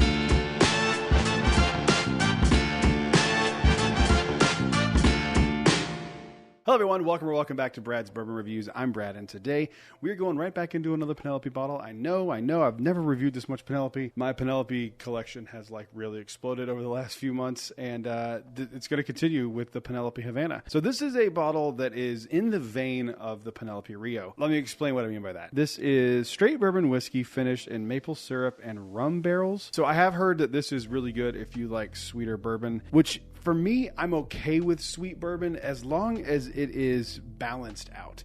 There has to be some other stuff going on outside of just sweet, because at that point, like, you may as well be drinking flavored whiskey, right? That's my hope for Penelope Havana. I do enjoy the Rio quite a bit, but it's not something that I like reach for all the time.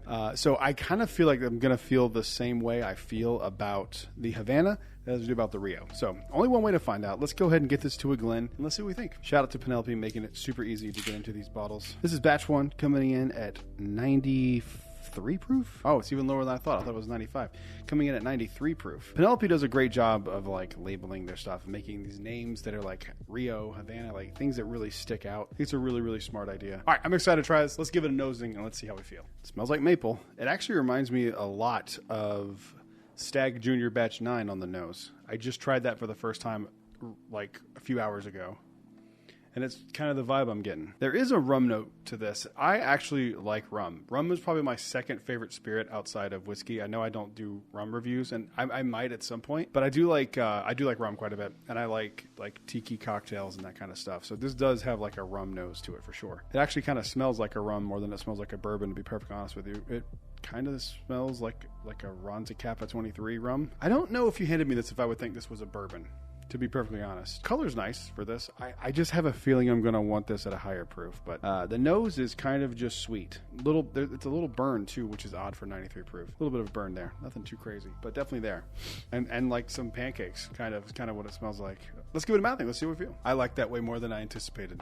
This reminds me a lot of the butterbeer at Harry Potter at Universal. I'm obsessed with those things. I think they're fantastic. This kind of gives me that flavor profile. It is not as sweet as I was expecting it to be, but there is a lot of rum influence on this for sure. It tastes like a rum to me. I think it's really, really good. I don't think it's as sweet as people were making it out to be honest with you. I don't think it's as sweet as the Rio. This is like the same thing, just in a slightly different direction that's not as offensively sweet. And I like the Rio, but I'm just going to use the word offensively sweet because you either love or hate Rio. So I think it's a fair comparison. I probably prefer this over the Rio, but only slightly. Ooh, that maple note on the end is really, really nice.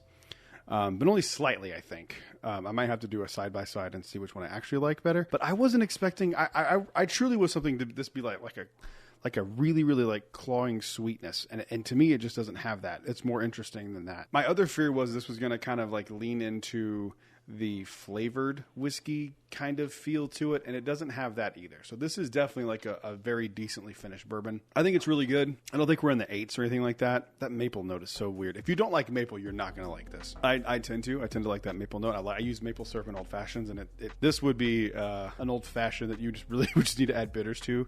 And I don't think you need to add any sugar to it because it's pretty sweet. What score would I give this? We're not in the 8s. I think we're in like the mid 7s here. I think I prefer the marshmallow toast over this. I think that's probably still up there for me. I think this is good though, so I'm going to give it like a 7.6. I think it's a fair score. For me, this isn't going to be like in the top 10 of the year or anything like that, but I'm very, very happy that I got it. I'm very excited to own this bottle. I'm excited to have it on the shelf. It was something I wanted this year. It was one of the ones I really, really wanted to try, so I'm happy I got it. Comment down below. Let me know what you think about Penelope Havana. Let me know if it's too sweet for you. I'm very curious because I feel like this is going to be a very divisive bourbon, and I rated it fairly for my palate, so let me know what you think. Comment down below. And we are on the road to 5,000 subscribers. So while you're down there, leave a like and subscribe. I'll see you in the next one. Until then, cheers. A big thank you to all the Patreon supporters you see on screen right now. I got my hands on some crazy bottles in February of 2025. And if you want to see what they are, stick around. Let's get into it.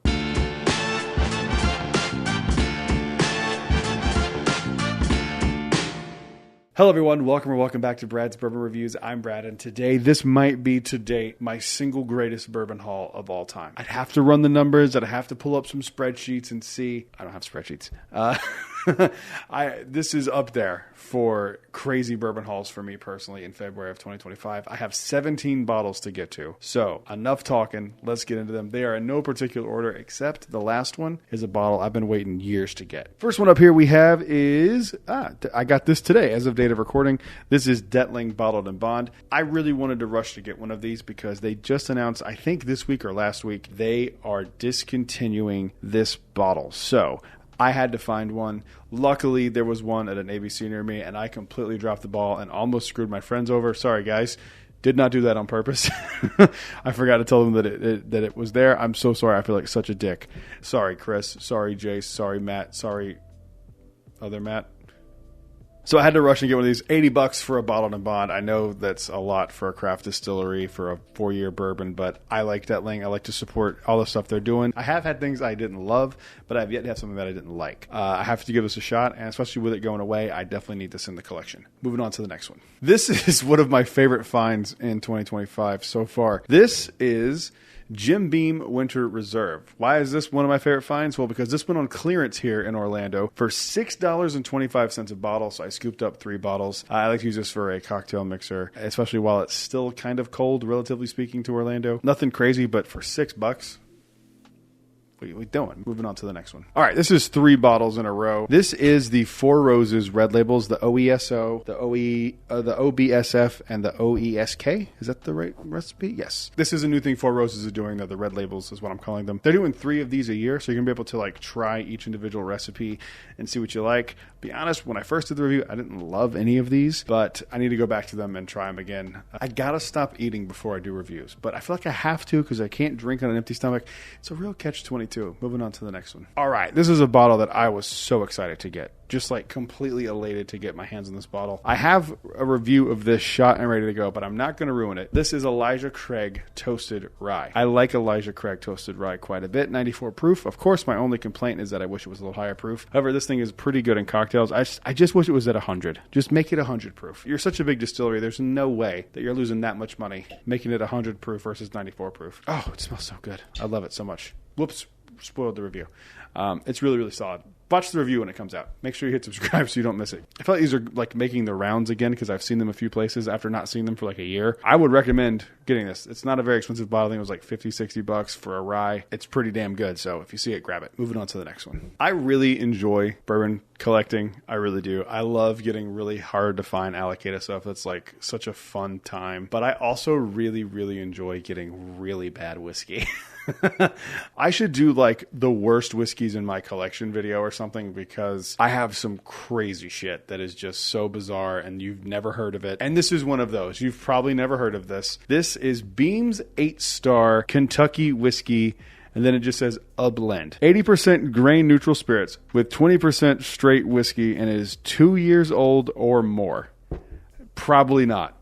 It's probably barely 2 years old. Yeah, this is going to be real bad, but really fun. I like to do these really, really terrible whiskeys from time to time because it really puts into perspective the craft of whiskey making. Really, really stupid of me to buy this, but I think it was like $6 or something, so I had to get it. Moving on to the next one. All right, I don't like to give credit in when someone gives me something in videos. I like to have them give themselves credit because I don't want to put anyone on blast. I don't want anyone, some people like to be more anonymous online, but a very kind and very generous viewer of the show sent me this Garrison Brothers because we were talking about it, and this one's cool because it's autographed. Thank you so much. I really appreciate this. I can't wait to try this. I haven't tried this yet. I've had Garrison small batch before, and I want to see if it's as good as I remember being. I love the smell of Texas bourbon. I love it. It's so aggressive at that low proof, too. I think that's really, really fun. Moving on to the next one. This next one is one of the best whiskeys I've ever had in my life. One of my favorite bottles in my collection now. I am dying for a backup. I will trade something crazy for a backup of this bottle if anyone has one. Please. I'm serious. This is Detling Gold Wax. My review is already out. This is the highest rated bourbon I have ever given anything on my channel. I think if I did a review of Conviction Barrel 456, it would probably be tied with this, just to be completely honest and open. I've never done that for a few reasons. One is because it's not like you can get it for a lot of money on the secondary market. Like bottles of it just simply do not exist in the world. So it's weird for me to like go on and be like, you will never be able to try this. I think that's shitty, so I don't want to do that. Unfortunately, that's kind of the case with this one, but at least this one was available for purchase at retail through Detling. And this is a $250 bottle. I would pay twice that for this bottle. I'm not even kidding. Without hesitation. If I could find one of these for $500, I'd probably buy it. It would just depend if I had extra $500 at the time, but value-wise, I think you can't do much better in the world of bourbon than this bottle. I truly believe that. So, seriously, one of the greatest bottles I have ever owned, ever will own. Shout out to Detling. This is fantastic. Moving on to the next one. next one. Alrighty, we have dual stag batches, and the cork was like completely open on one of these. So what do I have here? I have Stag 24D, which was my favorite. I did a stag blind. This was by far my favorite batch from 2024. And then I have my very first Stag Junior. This is Stag Junior batch number 9. I got this from a buddy who was just trying to get rid of it and trying to, use some money to get some other bottles.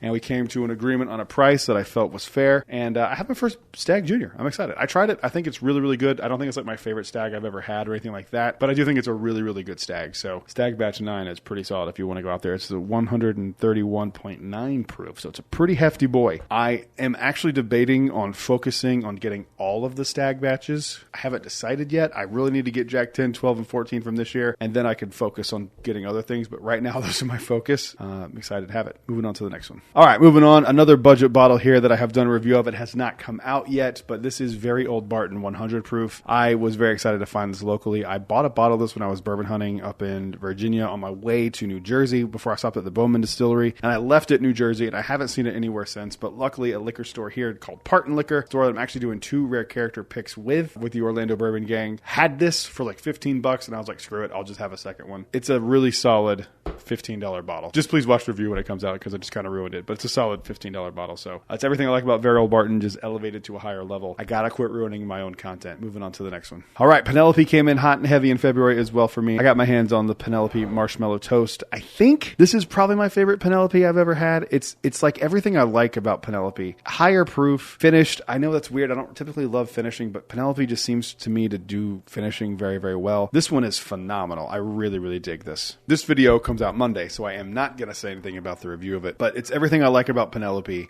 And I think they did a great job. It is a really fun bottle. And if you find one of these, you should definitely grab it because it is shockingly delicious. Moving on to the next one. All right, I was lucky enough to get my hands on another Eagle Rare store pick. This is a Publix liquor store pick, so I'm a little less excited about this one because I don't know who picked this. Some nameless guy who may or may not be into whiskey and bourbon probably tried something and said, throw our name on it. Who gives a shit? I'm going to do a video where I put these two next to each other and kind of see which one's better, which pick's better. I haven't opened it yet. It's Eagle Rare. I mean, realistically, how bad could it be?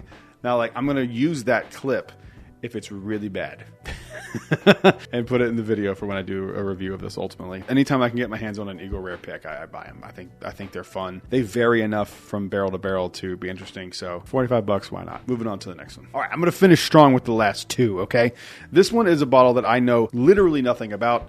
From what I can gather, this is a bottle from the Uncle Nearest distillery. If you don't know the story of Uncle Nearest, he was actually the person who taught Jack Daniels how to do distillation and was technically the first master distiller of Jack Daniels, or one of the first master distillers at Jack Daniels. I don't know if they've actually said first, because I think they probably would still give that credit to Jack. This is an 84 proof version of Uncle Nearest.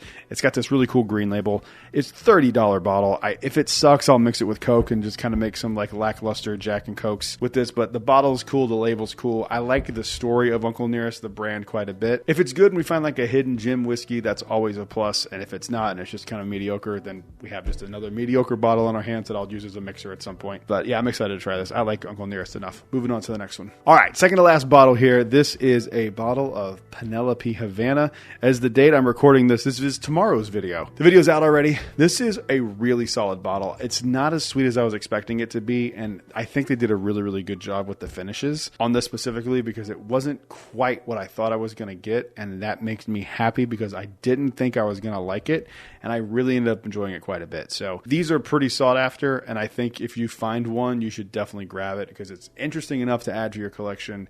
If you like finishing or not, I think you might still find something you enjoy in this. I don't think it's as divisive as the Rio will be because I think it's more subtle than that. I tried the Rio again today and it feels like I'm drinking Cinnamon Toast Crunch milk. It's so cinnamony, cinnamon sugars and stuff. This is not that at all, but kind of the same idea, just done in a better way in my opinion. So I think you should get one of these if you can find it for a reasonable price. I think I paid $110 out the door, $111 out the door for this, so not too shabby, but I am excited to finally own one of these. Moving on to the last one. I feel like lately in my videos, like once a month, I get a bottle that I've just like wanted really, really, really badly. And I'm hoping March it's Jack Daniel's 14. Who knows? But this month, I got a bottle that I have been trying to get my hands on for years. I have wanted this bottle forever. One of the reasons why I want this bottle so bad is when I first started getting into bourbon, my dad even knows this brand and knows how much like it means as a bourbon dork to have a bottle from this brand,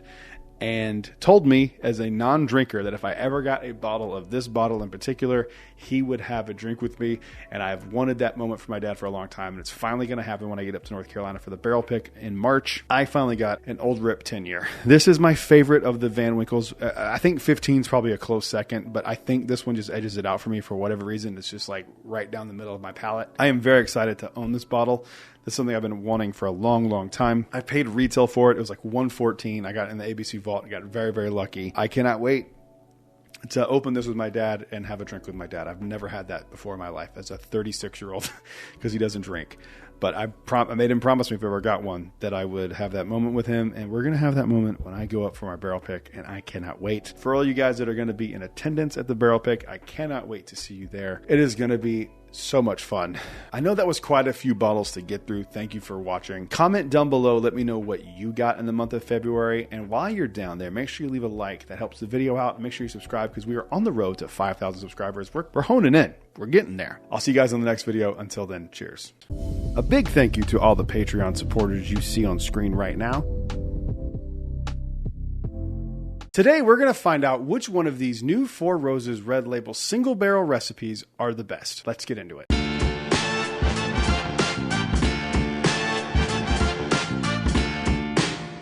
Hello everyone, welcome back to Brad's Bourbon Reviews. I'm Brad, and today I'm excited to get into these. Four Roses is a brand that I actually really enjoy, but for me it's like they tend to just do the same kind of thing over and over again, very few special releases. So when they announced these red label bottles, I got really excited because you can actually try each one of the recipes, and they're actually adding recipes to their catalog. When I first got these, I opened the first one just because I was excited to try it and kind of see what it was about. And then when I found the other two, I was like, I'm just going to wait and open these two and do a video on it, and that's what we're going to do today. So what I'm going to do is I'm going to pour each one of these. I have these written down here. So I'm going to pour them into the glass, and I'm going to put them on my little turntable here, and then I'm going to blind them and see which one's my favorite. And I don't have a preference because I like this one good enough. I thought it was a good bottle. Have no idea what these taste like, so I think it'll be fun. And let's get into it.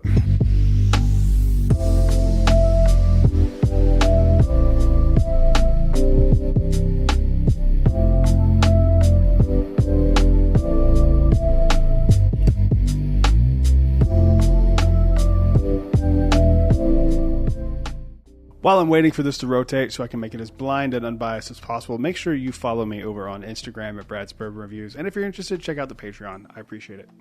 Back to whatever this is doing. All right.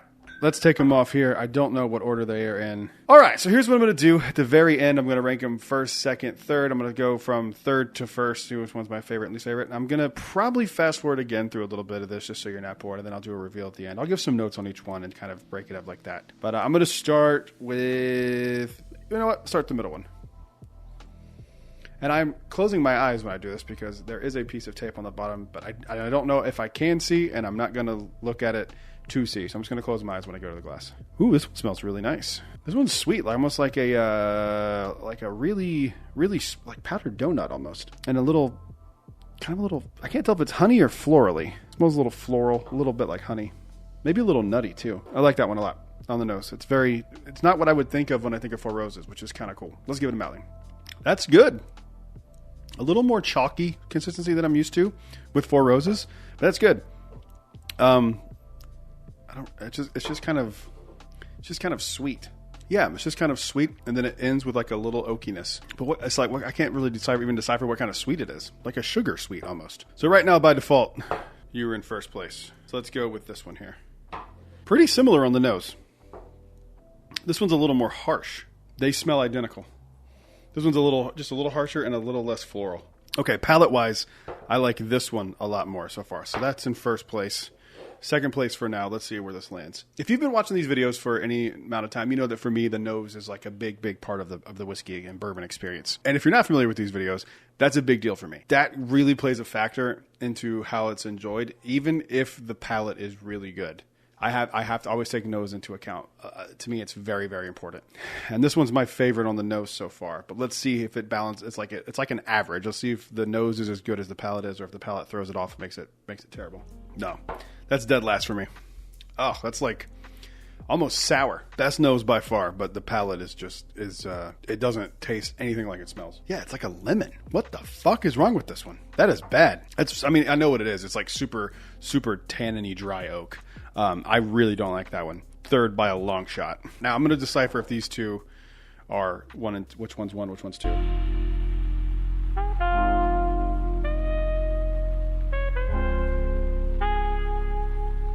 But before we get any further into this video, we need to thank today's sponsor, me. This episode is brought to you by my Patreon. If you like the videos that you see here over on YouTube, there is a cool little community over on Patreon. We have 2 tiers available currently right now. The other ones are sold out.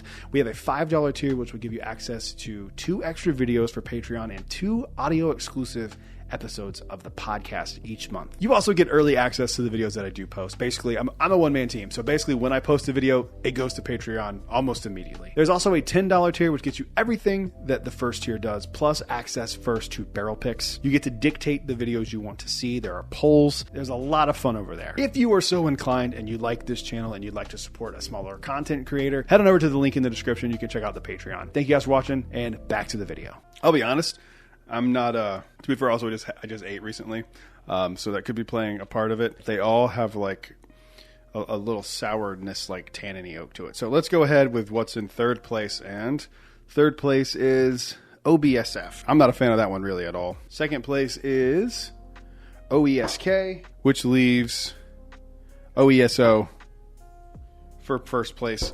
I will say that these two, my first and second place, to me were very similar. Not super different when it comes to palate, but the nose is pretty distinctly different. But the palates were similar enough. I still think these are a good buy at $45 for a single barrel from Four Roses.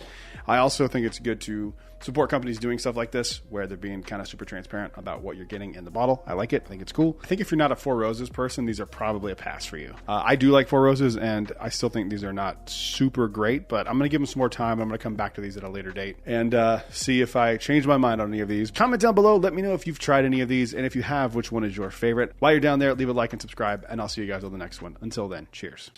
A big thank you to all the Patreon supporters you see on screen right now. Today we're trying another bottle from Penelope. This is the Toasted Marshmallow Toast. Let's get into it.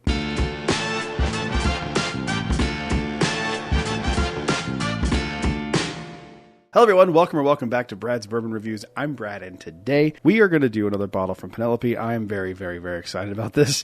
I've heard great things from this one. This is Penelope Toasted Barrel Strength Marshmallow Toast, coming in at 110 proof with a level 1 char and a heavy toast on the barrel. As much as I've liked some of their other stuff in the past, I've always had the same, like, man, I wish it was a higher proof. Now we're going to see if Penelope works at a little bit higher proof. 110, it's like a good mid-level proof range. So let's go ahead and get this open and see what we think about it. So here's something funny about me. I have never had a marshmallow that I remember. I've always disliked them when I was a kid. I didn't like the consistency of them. I always thought they were a little gross to me. However, I have had like marshmallow flavored stuff, and I like the flavor. It's just the texture and consistency that still to this day kind of grosses me out a little bit. So I don't even know really what a marshmallow tastes like because I've only ever had the flavored stuff, but I'm very excited to try this.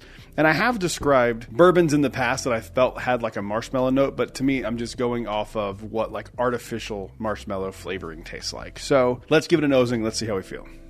For something called marshmallow toast, I really would have expected something sweeter on the nose. It's really kind of oaky. Also, for those wondering, this is a 4-year-old bourbon. The nose is really strange. I really would have thought this would have been a little bit sweeter on the nose. Now, it could be very sweet on the palate. We just haven't gotten there yet.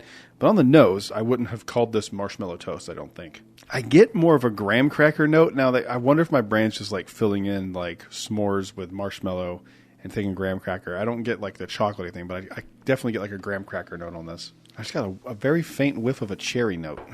Bizarre. All right, let's give it a mouthing. Let's see how we feel. Okay. Yeah, that is marshmallow all day. I've had marshmallow flavoring stuff. That tastes exactly like a... Holy shit, that is insane. That tastes just like a marshmallow. It tastes like marshmallow on a graham cracker. Like that almost tastes like a flavored whiskey. It is sweet, but the heat kind of balances it out. I think I'm becoming a Penelope fan. I don't know how I feel about that. This is really solid. Looking over here at my Penelopes, I don't know if there's one that's better than this over there. It does a perfect balance, like even on your palate, as going like sweet, oaky, sweet, oaky, sweet, oaky. That is a really, really, really balanced sip. I'm very impressed with that. Very impressed with that. I don't remember how much this cost. I think it was like $80. That's worth this all day. I can't get over how good this is. What is going on with Penelope? I don't think we're in the 8. Are we in the 8s? 8.0. Just flat 8. That is ridiculously good.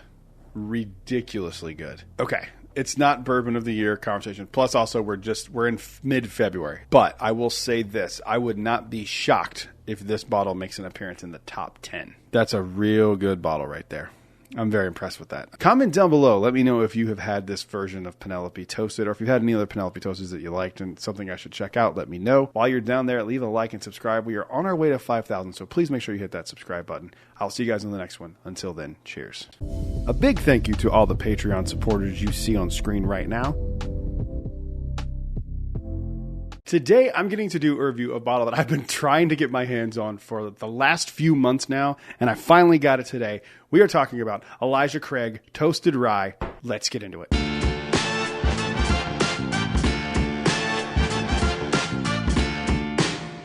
Hello everyone, welcome back to Brad's Bourbon Reviews. I'm Brad, and today I'm very excited. This bottle has evaded me for quite a few months now. I saw it at a liquor store, and I was like, I'm going to go hit a few other spots and see what else they have, and I'll circle back because it's by my house, and if they have it when I come back, I'll grab it. Of course they didn't have it. It was gone, and I have not seen this bottle again in person until today, and I actually walked by it, and Holly pointed it out to me, and I was like, thank you for remembering that I wanted this bottle. And it was like $65 at Publix. A little more than I think what it's supposed to cost. I actually don't remember what the MSRP is on these. I think it's like $55, but at that point, like it's $10. I'm not going to argue with it, especially since I haven't seen it again. So I don't know what the availability is on these. I'm guessing, since I haven't seen them in my area again, that they're pretty limited. I don't know. I honestly don't know. I don't know if it's a special release necessarily, but I'm telling you what, here in Central Florida, I have not seen them. And if anyone has, why hasn't anyone helped me out?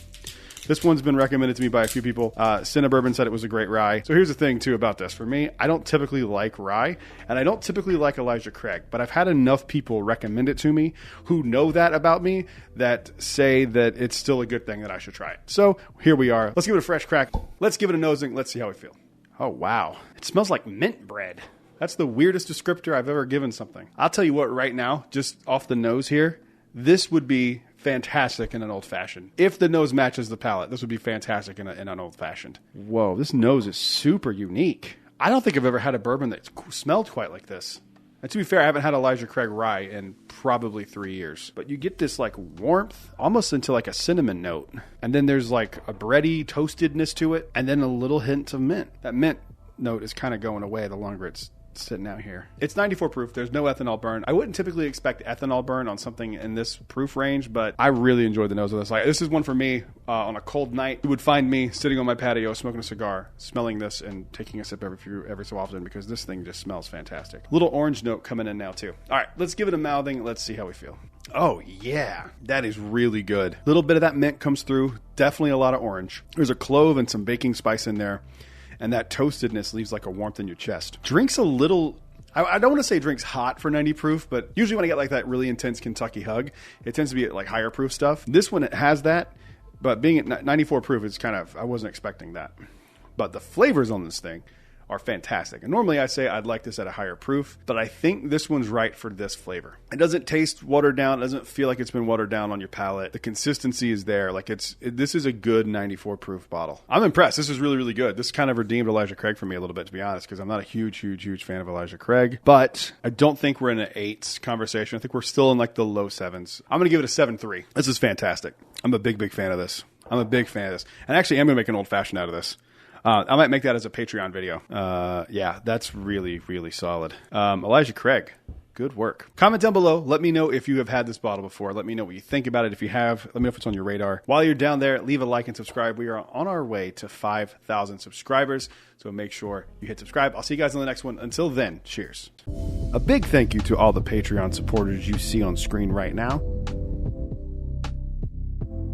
I've been waiting a long time to do this review, and I'm very excited to get my hands on it. Finally, this is Very Old Barton 100 proof. Let's get into it.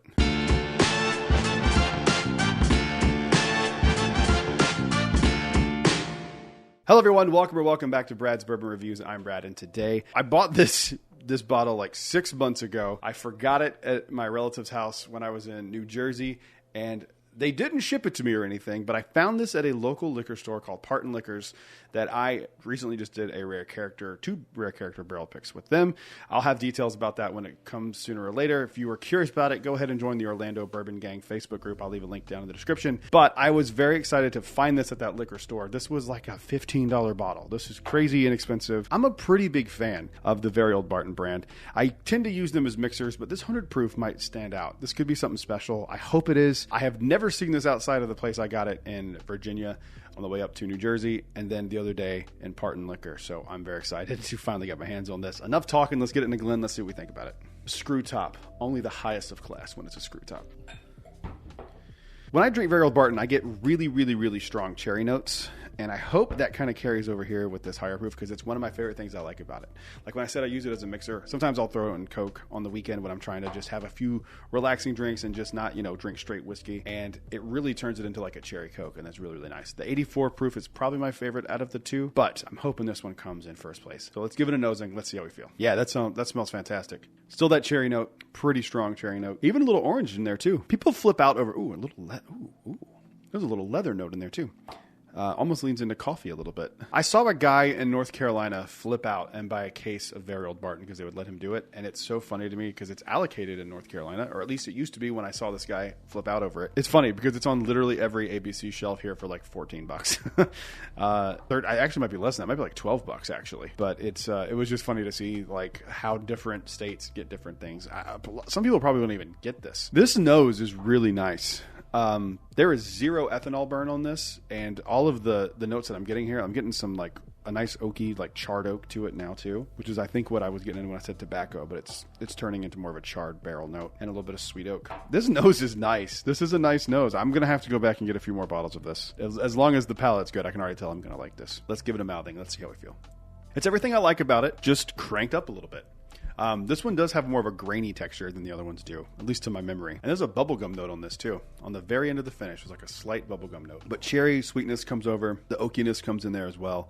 Yeah, and at the very end, there's like a slight little bubblegum note. That's awesome. I like this a lot. Not going to be like one of my top rated of the year or anything like that. This is a great little budget bourbon. I'm struggling to give this a score because I think as far as a budget bourbon goes, it's really solid. But I think if I'm comparing it to other really good bourbons, then it doesn't quite stack up. So I'm going to give this something in like a 6.9.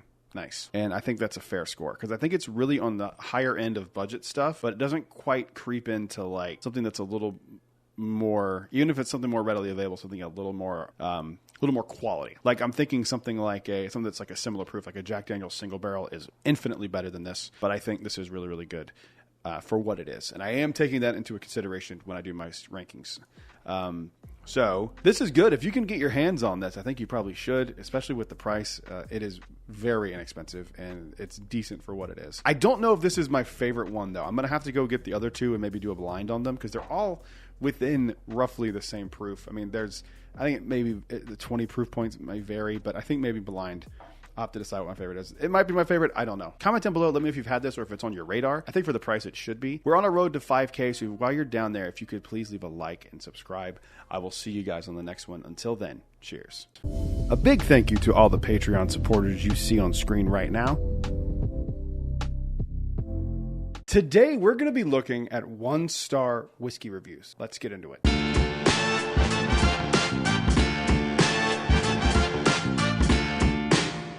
Hello, everyone. Welcome back to Brad's Bourbon Reviews. I'm Brad, and today we're going to be taking a look through some 1-star whiskey reviews. Now, I didn't leave these reviews, as you'll see as we get into the video. These are user-generated reviews. These were posted publicly on Total Wine's website. So what I did was I went on whiskeys that I think wouldn't be rated very highly, and I hit the little star system and filtered everything to be 1 star. Some of these are hilarious, some of these are confusing, but they are all entertaining. So let's go ahead and get into the first one here. First one comes from Josh Dawson. Doggett 1934. 1 star, not a chew toy, is the title of this review. It was written a year ago. He says, I purchased this thinking it was the Bad Spaniel's chew toy. I very disappointed to receive a bottle of sickeningly sweet whiskey. Hey, buddy, you went to Total Wine's website and bought a bottle of Jack Daniels. Did you have any clue when you were looking at it and said it was a 750 milliliter bottle and that it wasn't a chew toy? That is 100% your fault. I don't know why you go to an alcohol retailer for a chew toy. Move on to the next one. Next one up here is for Wolcott. He said, this is the worst whiskey I have ever tasted. This whiskey is awful. I honestly want to pour the rest of it into the sink. It tastes like raw dough and flour. How is that possible? I do not know. I don't either. I feel like I've had this at some point. When I first got into whiskey, I went to Total Wine with my fiance and we did like a whiskey tasting class there. It was actually really beneficial, but the spirits that they gave you as part of the tasting were all really bad. For the most part, I think there was like 1 or 2 that were like, okay. Those tend to be not great. Total Wine does this thing with their Spirits Direct where like if you ask them for a good whiskey or recommendation, they'll point you in the direction of one of their Spirits Direct or whatever it's called. And they usually are pretty bad. They're usually pretty young, and that's how they can get away with selling them for as cheap as they do. Honestly, don't ask people at Total Wine for help. And if you notice when you're in the store, they will have like, Chet picked this bottle. It's always some in-house brand that they're pushing, and most of it's pretty terrible. Moving on to the next one. This is also another review of the Wolcott whiskey from not Tom Brady. That's what Tom Brady would say. With a 1-star review 2 months ago, it says, last time I trusted Total Wine workers to make a new recommendation. See, told you. This one was one of the worst bourbons I have tried. Not good neat, on the rocks, or in a cocktail. 1 star is too high of a rating. That's savage. Yeah, I wish I'd have read that again. I got these about 2 weeks ago, so I don't remember them all exactly. But yeah, that is completely true. Don't trust people at Total Wine. Moving on to the next one. This comes from Matty Boomstick with a review titled Toilet Water, and he is talking about Basil Hayden. He said, this is by far the worst bourbon on the market. You bought it because the bottle was pretty, and you know it. Jim Beam should be embarrassed. I bought a bottle of this and couldn't drink it. I can drink anything. This, brutal. I couldn't give it away, went down the sink. He got actually, shockingly, 44 down likes on this one. That's a lot. That's the most I've seen out of any of them so far, at least that I've noticed. First off, it is not the worst bourbon on the market. Is it great? No. Is it overpriced for what it is? Yes. It's not the worst thing on the market. Trust me. 2, I don't ever really hear anyone saying that Basil Hayden's bottle is like exceptionally beautiful or anything like that. So I don't know if I'm just not clued in on that or if, or what that's about. But I've never heard anyone talk about the bottle being like aesthetically pleasing. They should be embarrassed of this Beam's 8-star. I haven't had this yet. And very rarely do I judge something without trying it. But this is a 40% alcohol, 20% whiskey, 80% neutral spirit. I'm going to judge it before I try. This is what they should be embarrassed. This is, I'm sure, way worse than Basil Hayden. Moving on to the next one. This comes from Dan Tree with a 1-star review titled Bottle. 3 years ago, ordered Jim Beam bourbon today, as I often do, but surprise, surprise, it's now in a plastic bottle. Only cheap bourbon comes in plastic bottles. No more Jim Beam. Okay, few things. You probably ordered a big one. Big, really big, like 1.75 liter bottles of whiskey are super expensive to ship, and those glass bottles, they are way heavier. That being said, I like to limit my exposure to plastic personally, so I understand that. But you acting like Jim Beam isn't cheap bourbon? What are you talking about? Do you know what Jim Beam is? You're talking about Jim Beam White Label and acting as if it's not a cheap, low-tier, bottom-shelf whiskey, which it is. You can like that, but let's call a spade. It's not great whiskey. That's a wild 1-star review. I don't understand it. Moving on to the next one. The next one comes from a user named Malfunk with a 1-star review titled Super Disappointing, written 3 years ago. And this bottle is about a Yellowstone Total Wine pick. And this is probably one of my favorite ones on the list. He said, whoever picked this one shouldn't be allowed to anymore. He said this tastes like it's maybe 1 to 3 years old, very grassy and earthy, just overall unpleasant. That sounds awful. That's like the thing I hate about some ryes is that they do have that like grassy, earthy note. I hate it. Very rarely does that note work for me. And I've had Yellowstone before, and I've actually liked some Yellowstone. In fact, I think the Yellowstone like the base level one is actually really good in cider, like during winter and stuff. That's wild. I've never had anything from Yellowstone that tasted grassy, but that's why single barrels are a thing. They vary. And now you know not to trust whoever picked this at Total Wine. That's my problem with big box retailers and buying barrel picks from them. I'll do it, of course, if it's something like an Eagle Rare that's like hard to get a pick of anyway, like I did with the Publix one, but you don't know who's doing that. Like, it's way better to go to a liquor store like Parton Liquor that's ran by a guy who enjoys bourbon and does barrel picks with the Orlando Bourbon Gang. And join that in the description down below if you'd like to. We have 2 rare character picks coming, and they are both phenomenal. Just so you know. But yeah, that's the big problem with doing these big box retailer barrel picks. And you don't know if they are even a whiskey person or if they know what they're talking about on any level. So just be careful when you're buying those barrel picks. Moving on to the next one. Next one here is from a username UQ. I'm sorry. I don't know. It's titled Don't Buy. This review is talking about Willet Pot Still. And he says, 1 star, don't buy, nothing to it. I've had water with more depth. LOL. And this one got 7 down likes. I don't know who those 7 people are. Willet Pot Still is dog shit whiskey.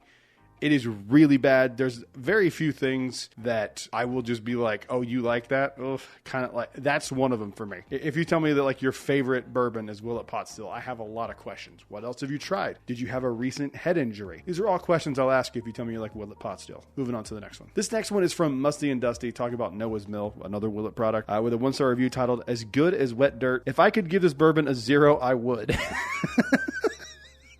If I had known what it was going to taste like, I would have gone outside, got a spoonful of dirt, and topped it with a cap of moss. Jesus. This got 10 down likes.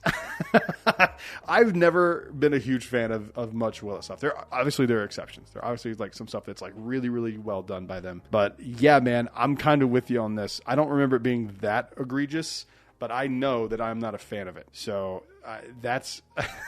That's a hilarious review. Moving on to the next one. This comes from Boston Bourbon with a 1-star review titled Shoe Leather, and he is talking about Garrison Brothers Small Batch. Pronounced Shoes Leather Nose, but not like Prada. More like Amazon brand that you have to go outside to defumigate.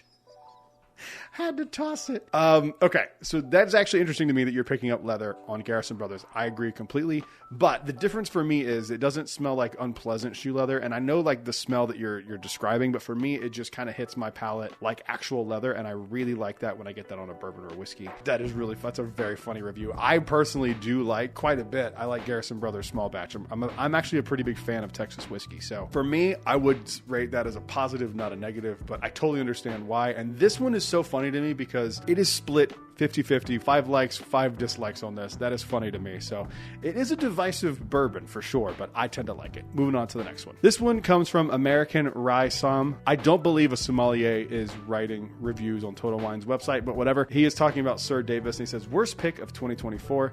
This makes Proper 12 look like Pappy.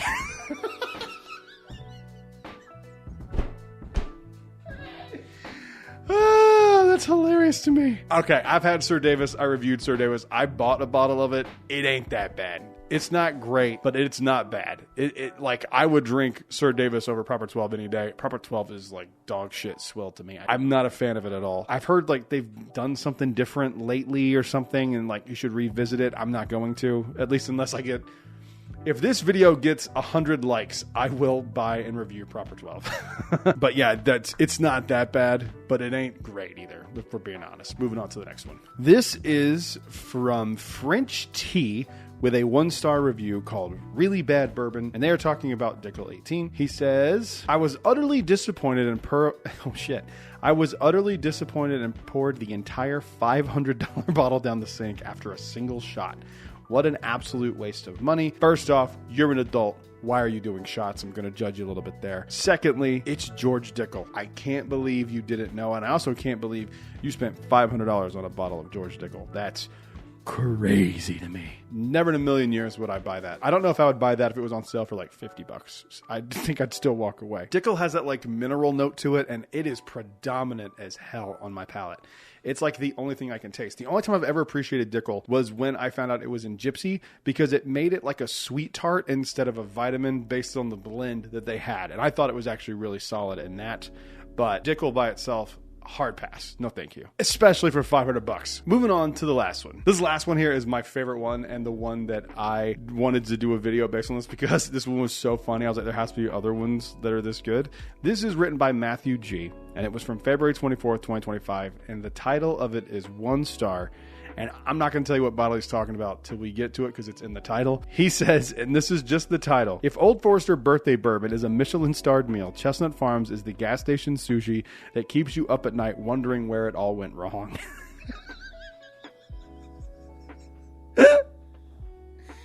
Oh, shit. It's so funny to me. Todd from Total Wine, you smooth-talking charlatan, you got me. You sold me Chestnut Farms like it was the second coming of Buffalo Trace's antique collection, but what I actually got was the liquid equivalent of broken dreams and melted plastic. The rich caramel and oak you promised, more like stale circus peanuts and a whiff of regret.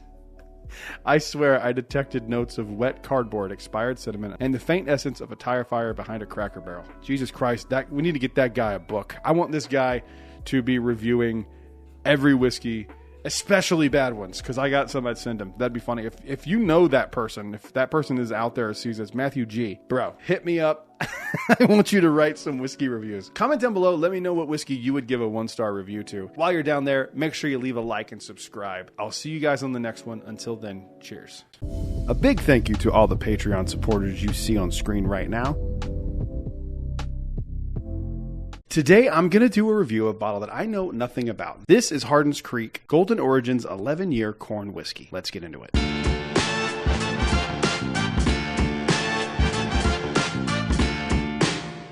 Hello everyone, welcome back to Brad's Bourbon Reviews. I'm Brad, and today we're going to do a fresh crack on this bottle here. By the way, this packaging is fantastic. So, the little bit I do know about this is a corn whiskey from Jim Beam. This is a distillery exclusive. My friend and patron Chris grabbed this for me to do a review of while he was there. I wasn't sure if I wanted one on my own or not, and he was like, I'm just going to grab one and you can do a review if you want. And I was like, you're the fucking man. Appreciate it. So, I don't know much about this. I just know that Jim Beam last year in 2024 really impressed me. So we will see if this is any good. This is a corn whiskey, not a bourbon, that comes in at 106 proof. So the only distinction that I can think of that would make it a corn whiskey over a bourbon would be it would be aged in a used oak barrel, I think. Again, I didn't do any research about this. So this little thing comes with a little book here. I'm actually going to read from this because I think it's a pretty cool. This says The Story of Golden Origins 2024-01. So I'm guessing this is batch 1. But this says, The Heart of Kentucky, celebrating the past while foraging forward to define American whiskey's tomorrow. It started at the creek, and it started with corn, the grain from which everything else grew. Golden Origins transports us back to the 18th century of Kentucky, to the very beginning, to a land rough and rugged, but blessed generously with corn. To plains which with this is very small writing, I apologize. To plains which with raw potential. The place where the story of bourbon turned its first page. Here, corn wasn't just a crop.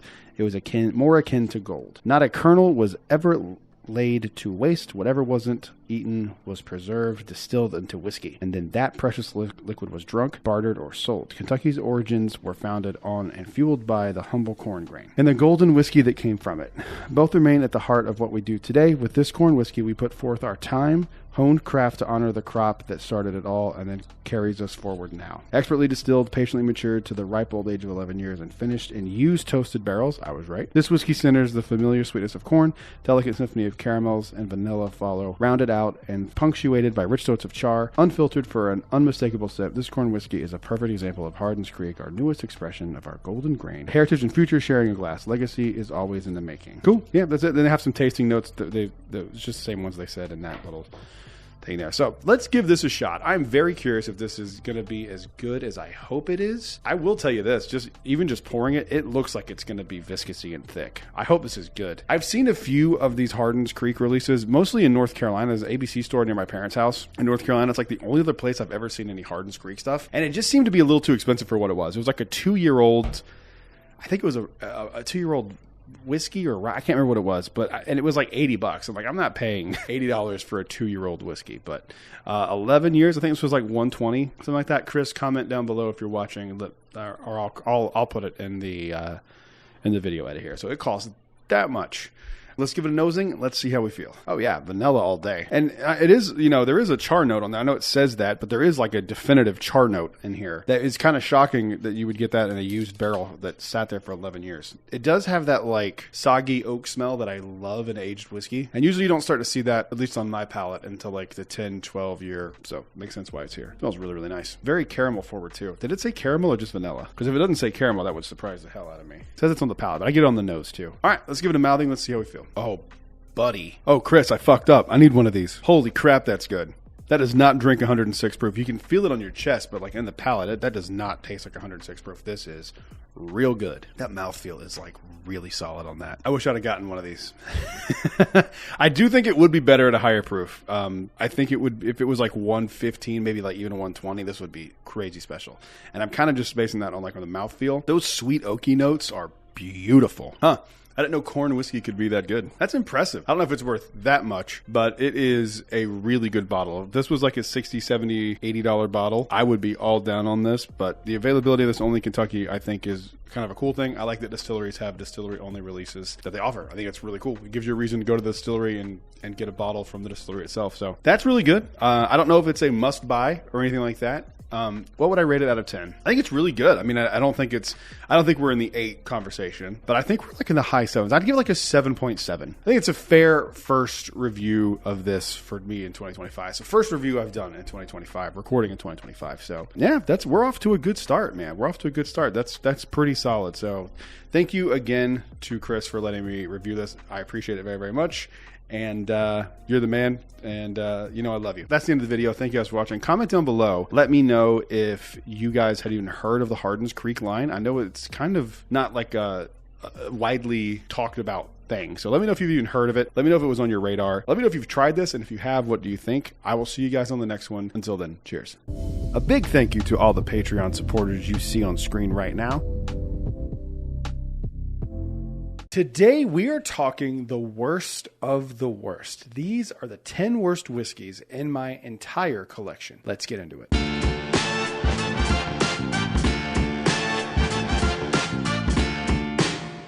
Hello everyone, welcome back to Brad's Bourbon Reviews. I'm Brad, and today we're going to talk about the worst whiskeys in my collection. I am fortunate enough to have about 350 bottles in my collection, and let's be honest, they're not all great. And these right here are the ones that are just probably will never even reach for again, and I will go through why on each individual bottle. Enough talking, let's get into it with number 1. These are in no particular order. First up, Fireball. But hear me out, not regular Fireball. This is the Fireball, like the aged Fireball. This is just dog shit. This is batch 1 of this. Dragon Reserve. I don't know how Sazerac has found a way to make this swill the backbone of the bourbon industry. Like if you talk to any store owner, they talk about allocation bottles and like how they get them. And it used to be all kind of centered around Fireball. I don't understand it. I don't know who's drinking this. It's horrible. This one's bad too, even though it's like a fancy Fireball. I think the only difference is like it's aged more, but I don't care. It's trash. It is 66 proof.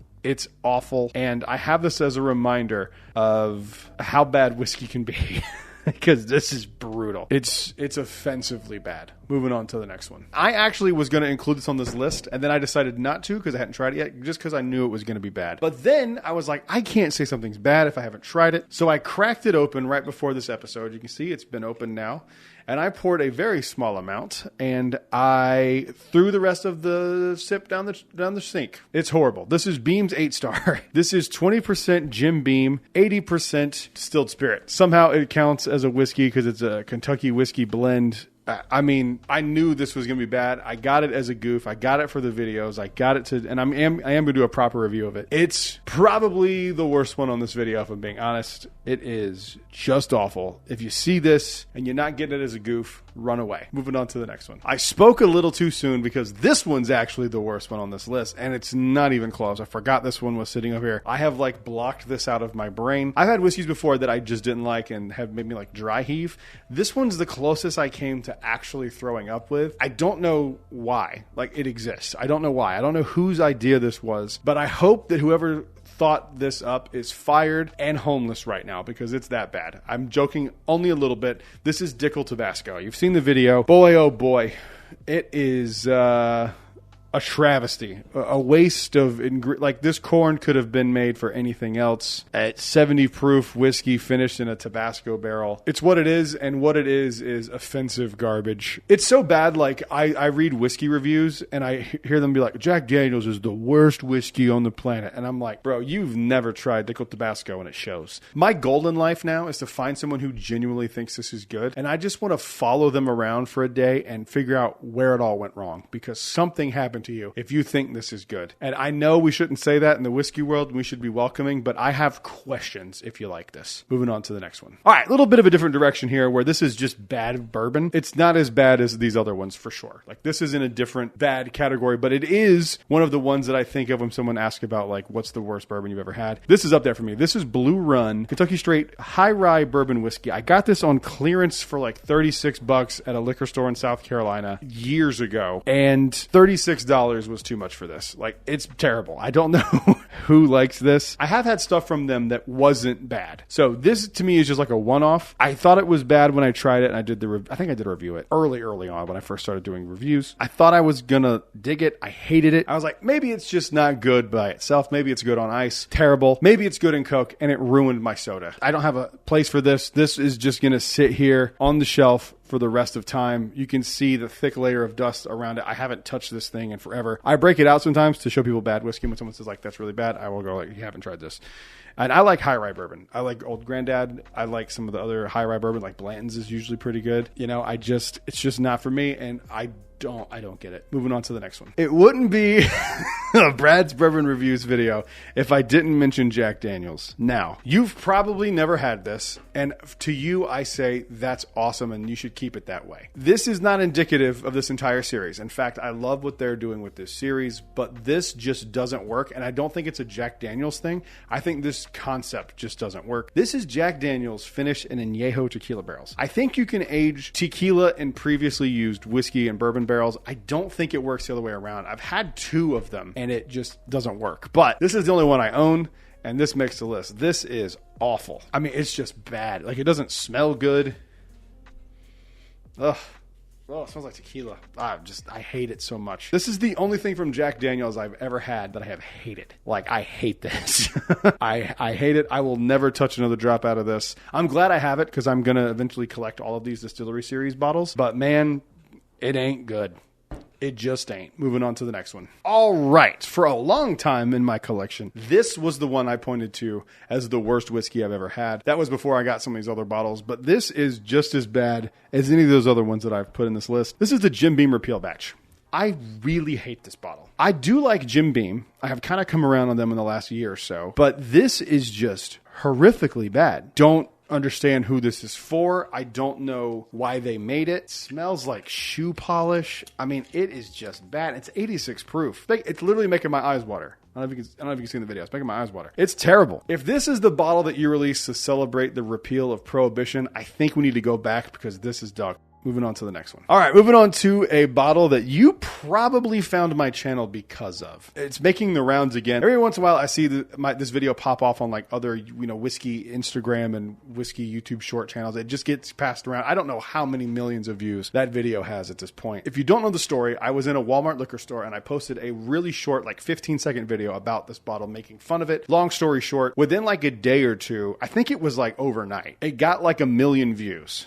And on my channel, and I've seen other channels with it, and it has like an additional 800,000. So I honestly don't know how many millions of people have seen this video. Kind of weird to think about, actually. Long story short, the distillery reached out to me. They were super cool for me shitting on their whiskey, and I hope they're cool again because it's dog whiskey. It's Tim Smith Southern Reserve whiskey. I don't like to shit on this dude that much, but if I'm talking about the worst whiskeys in my collection, they actually sent me this bottle because of the video that I made, and I thought it was super generous of them to do so. This is really bad. They claim they do this method. The reason the video popped off was because this has aged for 24 hours with oak chips. And they say that like they hook up electricity to the barrels and it like rapidly ages it. Look, if that worked, every distillery in the world would switch to that method. And since they haven't done that, that's how you know it doesn't work and it's nonsense. Yeah, it's bad. And they were good sports about me shitting on them. So shout out to them. And I'm actually am going to go still to the distillery. It is in North Carolina, about 2 hours from where I stay. Eventually I'm going to go up there and say hi and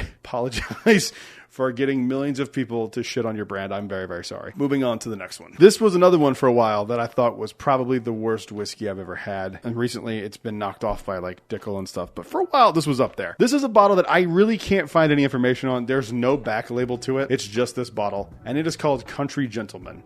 It is Kentucky bourbon whiskey with natural flavors. I don't know how they can get away with that, because for it to be bourbon, it can't have natural flavors. Usually when they add flavors to bourbon, that bumps it down to like 70 proof. This is still 80 proof. I might have to get Randy from Bourbon Real Talk on the case and see if this is an illegal label. I don't know, but I really hope whoever made this is in jail, because they need to be. It's bad. This again smells just like shoe polish. Oh, it's brutal.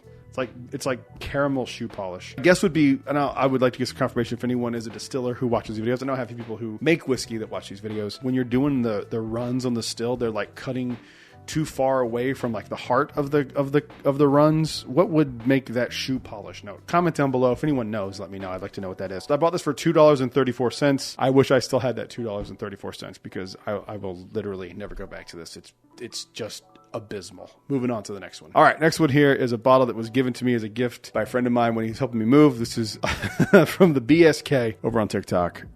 This is Old Charter. I had wanted one of these so bad, and he had one, and like I was sick with the flu when I drank it for the first time. I was just trying to keep the momentum going. When you're moving, you just want it to be done.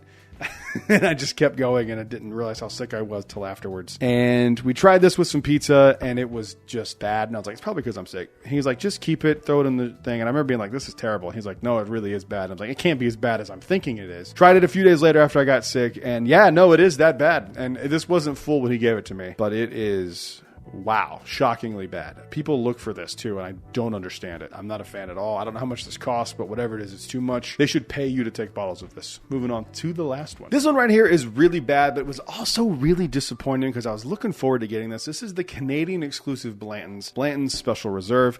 I famously said it tastes like wood chip water. It does. It's bad. I don't think it's as bad as some of these other ones on this list, but it definitely needs to be in the conversation of worst whiskeys in my collection, because it's bad. It's really bad. I don't even know if I would even like pick up that this is a Buffalo Trace product. Oh, it just smells bad too. God, it's horrible. They must have like barrels sitting in those warehouses that they know are just going to be terrible. And they're like, just throw it in here. Who gives a shit? It is brutal. That is a horrific mistake from Buffalo Trace to keep making that. But what can you do? Comment down below. Let me know what the worst whiskeys are in your collection. While you're down there, make sure you leave a like and subscribe, and I will see you guys on the next one. Until then, cheers.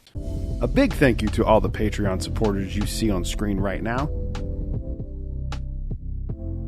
I did a video recently about Conviction 7-year bourbon, and I bought this bottle the same day. It's not a 7-year, but this is Emily's Solitary Confinement 5-year single barrel release. Let's get into it.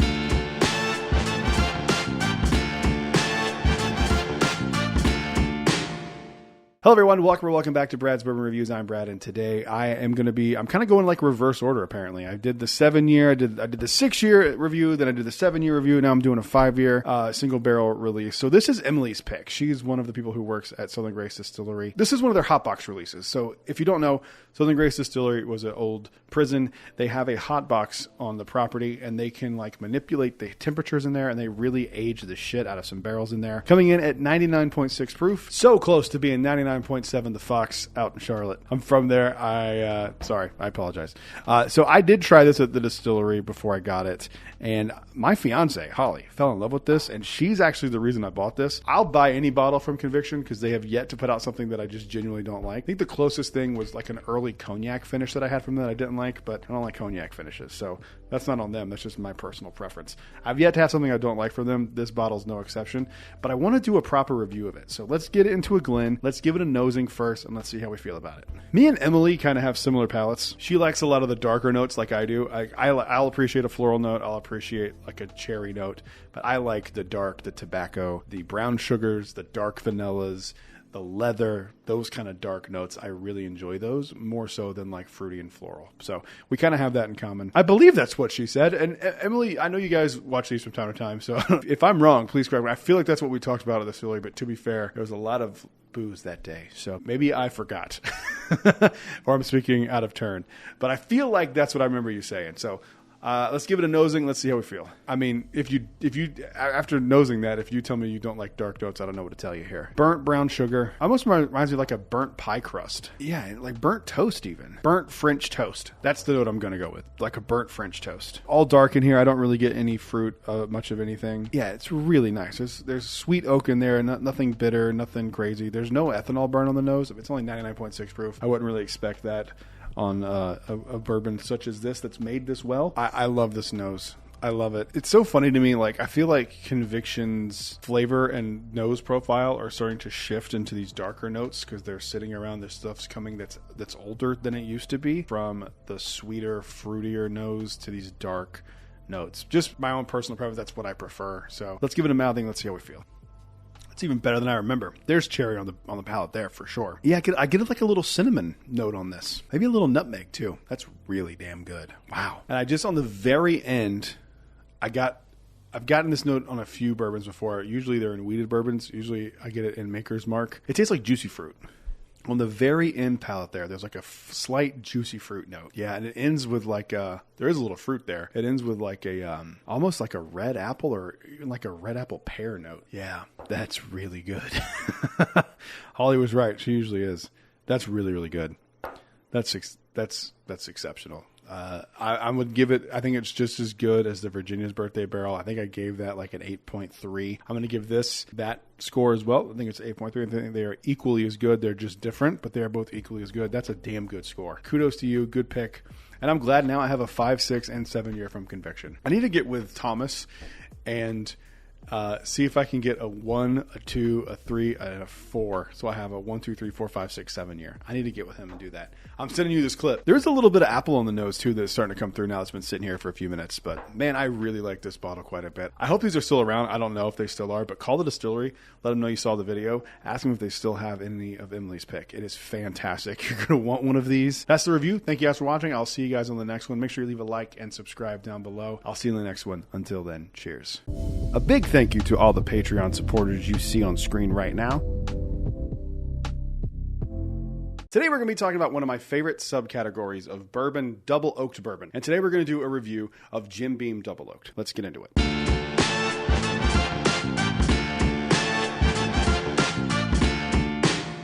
Hello everyone, welcome back to Brad's Bourbon Reviews. I'm Brad, and today we're going to do this bottle of Jim Beam Double Oaked. The reason is, A, I have never tried this before and I want to give it a fair shot, but the most important reason is I have a video that I'm planning on doing that is a double oaked blind, and this one is going to be in that blind as like the bottom shelf, most available double oaked product out there, and I wanted to give it time to shine on its own to see if it's actually any good. Before we get it into a blind. Plus, I've noticed when I do blinds, if I have something less frequently, or if I've never had it before, it stands out as interesting because I've never had it before. So I wanted to prevent that from being a potential outcome in that video. So we are going to go ahead and do a review of this here. Jim Beam has surprised me recently with some of their offerings. I know when people think of Jim Beam, myself included, they kind of think of it like the white label, lower shelf, 80 proof bottle, but they have some really good stuff like the A Overholt. Knob Creek is Jim Beam as well. They make all that stuff. And I'm excited to give this a shot because, like I said, I love double oaked. And if this is a good double oaked, it's a $30 readily available double oaked. And I'm excited to give it a shot, and I hope you guys are as well. Let's give it a nosing, and let's see how we feel about Jim Beam double oaked.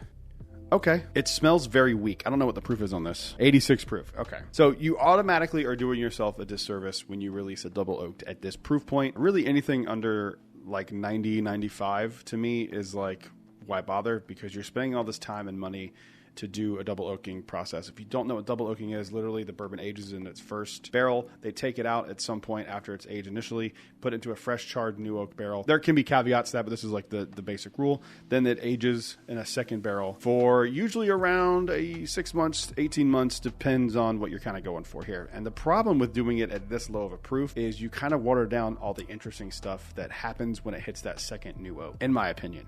So on the nose, this kind of isn't what I'm looking for a double oaked bourbon. I like super dark notes. I like sweet oak. I like charred sugar notes. I like darker stuff on a double oaked, and this one just kind of smells like a decent bourbon. There's a little cherry note in here, but like really, it just kind of smells indescriptibly sweet and like kind of oaky. I will say this without a doubt, this is the most boring double oak I've ever had on the nose. There is not much going on here. There is a slight like banana bread note, and I'm a fan of that obviously because I'm a big fan of anything banana, but it's this is kind of boring.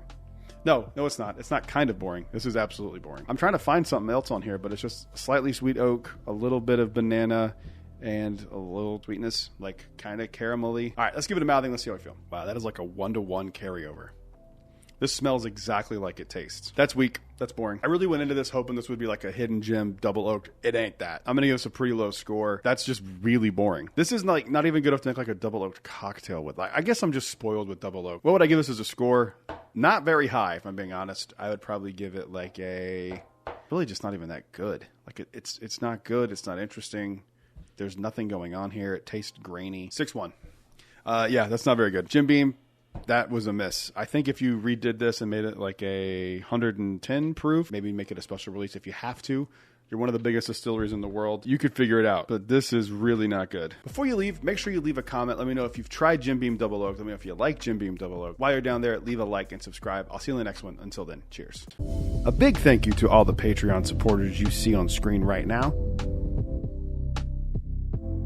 A few months ago, I tried my very first scotch on the channel, and today I'm continuing that with another scotch here. This is the Glenlivet 15. Let's get into it.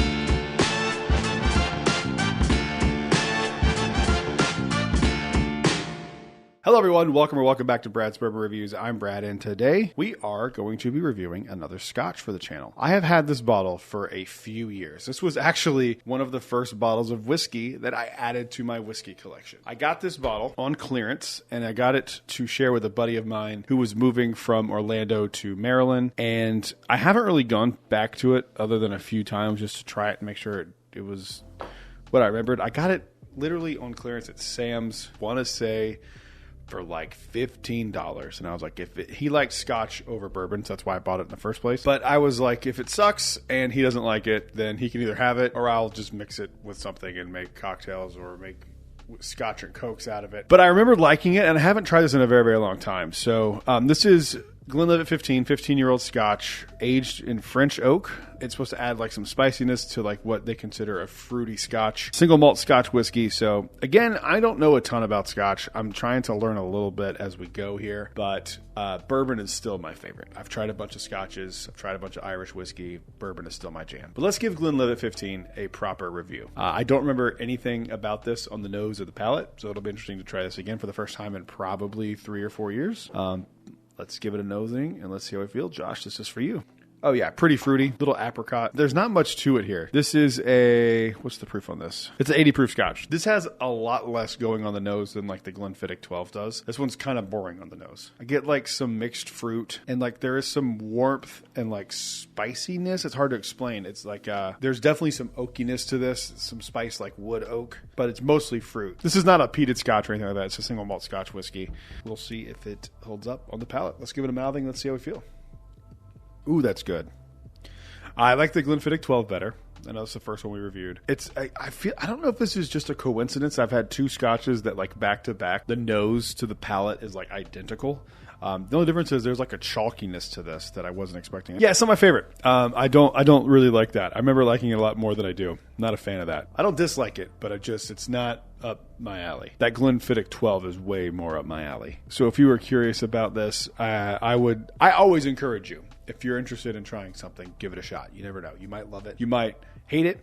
I find more value in finding something that you don't like and why you don't like it than I do finding value in something that you like. Because if you like something, you're just going to be like, yeah, it's good. Woo! If you don't like something, you can kind of explain why. And I think that helps a lot when you're exploring whiskeys. Like, why do you not like this? Is it smoky? Is it too sweet? Is it too bitter? What do you not like about it? For me on this one, it just kind of falls flat. It's 80 proof, so I don't really expect the world out of it. But it is not great. It just kind of falls flat for me. The nose is better than the palate. Does kind of carry over 1-to-1, but the notes are a little off. So like I got more fruit on the nose than I do on the palate, and on the palate, it's way more oaky and spicy than fruity, which I was kind of hoping it would be. So that's the review of Glenlivet 15. I don't know if I'll be doing any more scotches for a while. But we will see. I know there's one bottle, Lagavulin 16, that I am going to get once I hit a specific milestone on the channel. So if you want to help me get to that undisclosed milestone, it's 5,000. Hit the subscribe button. Leave a like as well. Comment down below. Let me know if there are any scotches that you think, as a bourbon drinker, I would like. I'd like to know what you have to say if you're into scotch. That's the review. Thank you guys for watching. I'll see you in the next one. Until then, cheers. A big thank you to all the Patreon supporters you see on screen right now.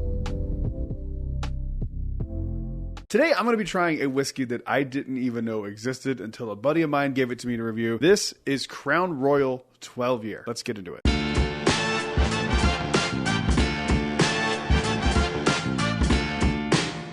Hello everyone, welcome back to Brad's Bourbon Reviews. I'm Brad, and today we're going to try a whiskey from our depressing neighbors to the north, Canada. I'm not a big fan of Canada or Canadians in general. I'm only saying this because I have a dear friend who is Canadian, and I know she's going to see this and angrily text me. I am not the biggest fan of Crown Royal, and by not the biggest fan, I mean I think I've had it twice in my life, and one time was before an improv show where I was bartending for the venue that I was at just before I went going on stage. I took a shot of Crown Royal that had been sitting on top of a dishwasher, so it was probably like 90 degrees hot, and it made me gag to the point where I almost threw up. And that is what I think about every time I think of Crown Royal. I'm hoping this is better. I'm going to go into this with an open mind. This is an 80 proof 12-year product from Canada, so we're going to do a fresh crack on this and see if it's any good. Let's go ahead, get into it, and let's see what we think about Crown Royal 12-year. It's a twist off.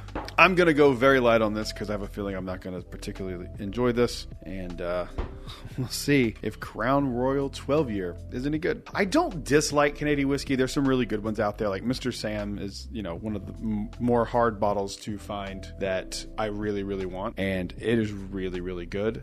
I don't think this is going to be that because that is like an outlier whiskey. It's phenomenal. So let's give this a nosing and let's see how we feel. It smells shiny and vanilla. Somehow this smells young and it's 12 years old. Most Canadian whiskey to me has this like metallic vanilla note that I can pick up on, and this one has it for sure. But I usually only get that in like young Canadian whiskey, but this is again, a 12-year whiskey, so I shouldn't really be getting that tinny note that I get. It doesn't smell horrible, and it's not like the most prominent note. It's definitely there, but it's more vanilla. There's like vanilla and like some baking spice in there, but it's all really, really faint. I mean, having a 12-year product at 80 proof is sad. They should have done this at least 90 proof. It smells thin. It actually kind of smells watery, to be honest. It's not the worst nose I've ever had. It's definitely not great, but let's give it a mouthing. Let's see how we feel.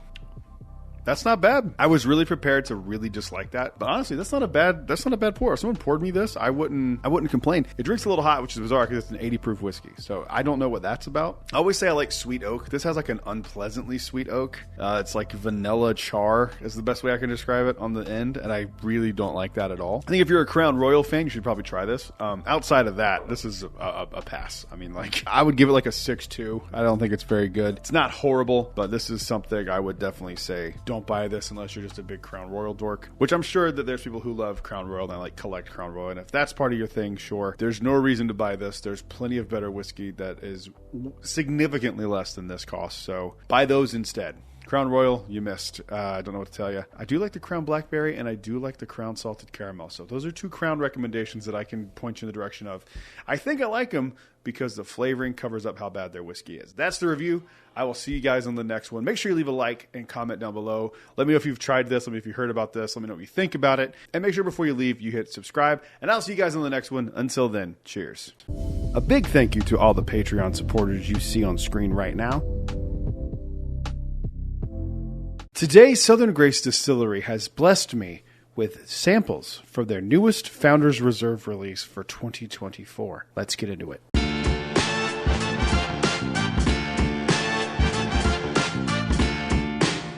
Hello everyone, welcome back to Brad's Bourbon Reviews. I'm Brad, and today we are going to be doing a review of a sample sent to me by my good friends over at Southern Grace Distillery. I believe this is the most recent pick of Founders Reserve, unless they have done a new pick. This is, if you go to the gift shop or call the gift shop, this should be the most recent one. If you tell them it's the one that they sent me a sample of, maybe that'll narrow it down. I asked Thomas, one of the people who run the distillery, if this was a good Founders Reserve pick.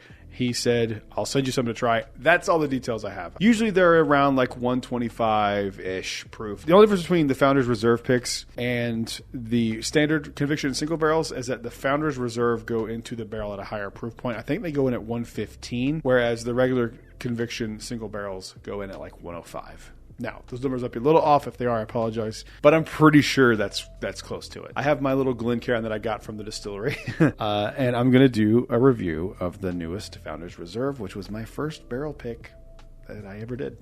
Which was my second barrel pick that I ever did, was Founders Reserve. So have a special soft spot in my heart for this. So let's give this a nosing. Let's see how we feel.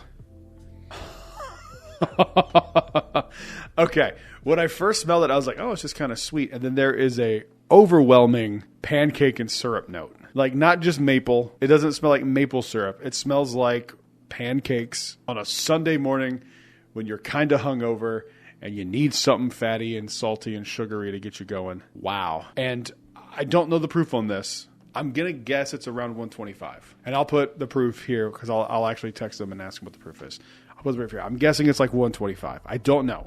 I just checked my phone to see if he had told me what the proof was. I don't know. There is, when I say zero, I mean there is zero ethanol burn on this. Really sweet caramel and maple. Man, that maple note is deep. It also has like a Honey Nut Cheerio note. Not crystallized hard sugars, but like the burnt sugars like on the top of a creme brulee. The barrel is in there too. Oh, let's give it a mouthing. Let's see how we feel. The heat's in the palate. Okay. I'm guessing it's probably around 125 based on the heat. There is some heat there. Oof, that one drinks a little hot. There's some citrus on there. I just got like an orange note, and that burnt sugar carries over, and it's fairly oaky for a conviction. I don't think I've had anything from them that was quite this tanniny. And then it dips into honey. Man, that is really good. It does drink a little hot. It does drink a little hot. Usually their stuff for me doesn't drink very hot. This one does. I don't know if it's because it's a little younger or what the deal is, but the color on that is just gorgeous. I like the nose more than I like the palate. If the palate was like 10% less hot, I would say they're probably equal. But I do like the mouthfeel on this. There's like a not gritty, but like a fatty kind of consistency to this. I like this. This is not my favorite Founders Reserve I've ever had from them, but this is a solid release. I want one of these. I'll be up in North Carolina in a few weeks, so I should be able to get my hands on one of these, hopefully if they're still around. So that's the review. Thank you guys for watching. Thank you again to Southern Grace Distilleries for sending me that sample to do a review of. I appreciate it very much. I'll see you guys very soon. I'm talking to Southern Grace, not you guys watching. I mean, you're also watching, but I'm talking to Southern Grace. I'll see you soon, Southern Grace Distillery. And I will see you guys on the next one. Thank you for watching. Make sure you leave a like and subscribe. I'll see you in the next one. Until then, cheers. A big thank you to all the Patreon supporters you see on screen right now. March 2025 was probably the craziest bourbon haul month I've ever had in both quantity and quality. If you're curious what bottles I got, stick around. Let's get into it.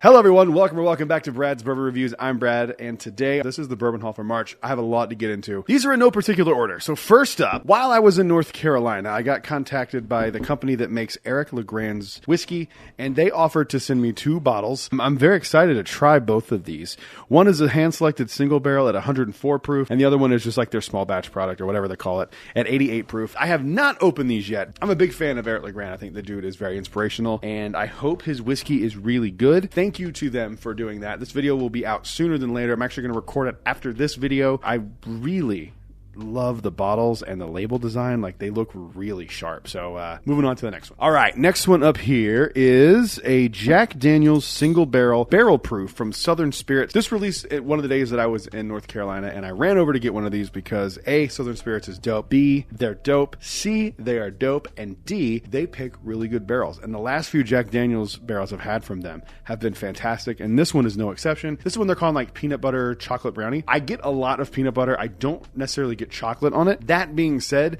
this is an incredible Jack Daniel's single barrel. I think they still have some of these. If you're in North or South Carolina, go grab one of them, tell them I sent you, and yeah, do it because they're awesome, and this is a great bottle. Moving on to the next one. All right, next one here is a little bottle called Blanton's. I was doing some bourbon hunting in North Carolina, just seeing what they have, because sometimes the ABC stores in North Carolina are a hit or a miss. In this case, it was a hit, and I also like to see the weird crap that North Carolina has on the shelf that we don't have at all, like the Ava Gardner bourbon or whiskey, whatever. I don't know why. I like seeing all that kind of random stuff. But walked in, they had Blanton's and Eagle Rare on the shelf. I haven't bought a bottle of regular Blanton's in a long time, and I was like, it's not going to get any cheaper than this. I'm at a control state. So I like to have Blanton's around because people really like it, and they're really fun bottles to bring to bottle shares. I have a soft spot for Blanton's. It's the first bottle that I like really sought after. So got one. I really didn't pay attention to the letter. I probably should have. I think I have like 4 T's, but what can you do? Moving on to the next one. This one is a bottle that for me, I was like, I've been kicking myself for not getting. This is a bottle of Bond and Lillard. This is Wild Turkey Juice. And they kind of did this thing where they did a few years ago. They like revived some old brands, and this was one of the ones they did. This went on sale at ABC near me, and I remember seeing it on the shelf for like $23 and being like, I'll get it next time I come, because I was coming back the next day to see if the shipment came in or whatever. And by the time I got there the next day, they were all gone. And I have not seen them at all until I got back home from North Carolina. This was sitting on a shelf in a liquor store here in Davenport, and it was $50, and I'm glad I did. I really like this one. It's really solid. It's different from anything I've ever had that's Wild Wild Turkey, and it's really, really good. I think I still prefer the WB Saffel a little bit more, but this is a really good one too. So if you see these, this is batch 2.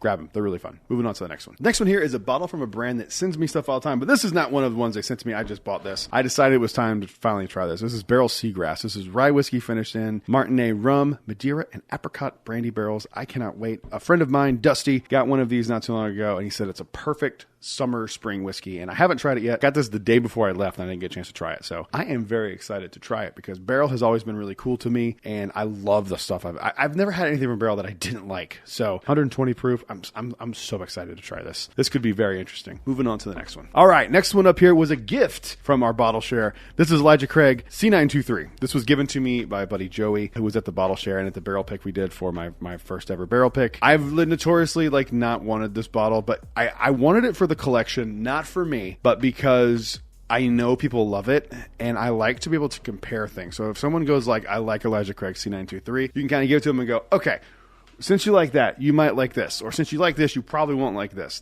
I like those kinds of bottles, and that's what this is going to be for me here. I have not had C923 in quite a long time, so I'm going to go back and revisit it as well and see if it is overhyped, worth the hype, or, whatever. So, dude, thank you so much. I appreciate it very, very much. Moving on to the next one. All right, the next one here is going to be 4 bottles. So these were also gifts. I got very lucky. I'm very fortunate to have all these amazing people in my life, and I hope to reciprocate as best I can. But so I have a few bottles from Southern Grace Distillery. It's from Conviction.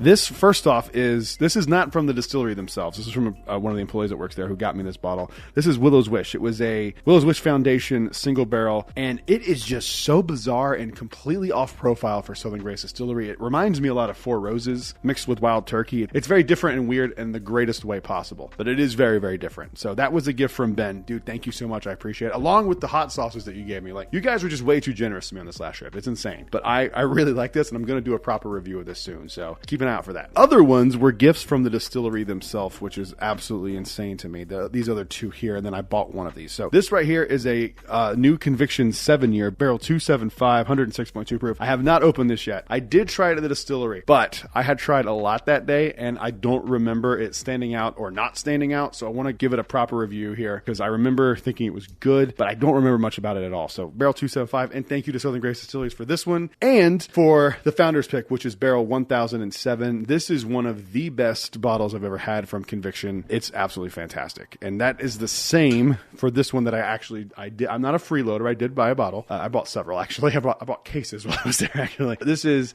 the Holiday 2024 6-year release. They found a few bottles, put some out. This one's fantastic, too. If you are in the area, you're going to want one of these for sure. It's amazing. But also, I have a bottle of my very first inaugural barrel pick. I'm very excited about this one. I just did a review of this the other day, and it was really cool to sit down and actually do a proper review of it because I haven't done that at all. Because in the moment, you're kind of doing all this stuff with the group, and you're not sitting down and assessing it the way I assess things on a video and take 20 minutes just smelling something and tasting it and trying to get some notes out of it and cutting all that down into a 5-minute video. So I am very happy with how this turned out. Go watch the review. Go watch the vlog of the entire barrel pick process. It's a really fun video. The link will be in the description for that as well. I had such a good time picking this. It was an incredible experience, and I'm so happy with the barrel we picked. Take that, barrel 530. Moving on to the next one. Next one up here, this was also purchased in North Carolina. This is a little bit different. This is from an antique mall in Concord, North Carolina called Gibson Mill, and I go there all the time because they have really random whiskey stuff. Sometimes it's glasses, sometimes it's, just signs or whatever, and I don't typically buy things there. But in the last few trips, I've started buying stuff. And I got my hands on a decanter from Jim Beam from the 1960, I think it was 1968 is what the tag said. 1978. I was wrong. It was 1978. Just super cool. I have it looks like a genie lamp on the shelf. It doesn't fit in with my aesthetic at all.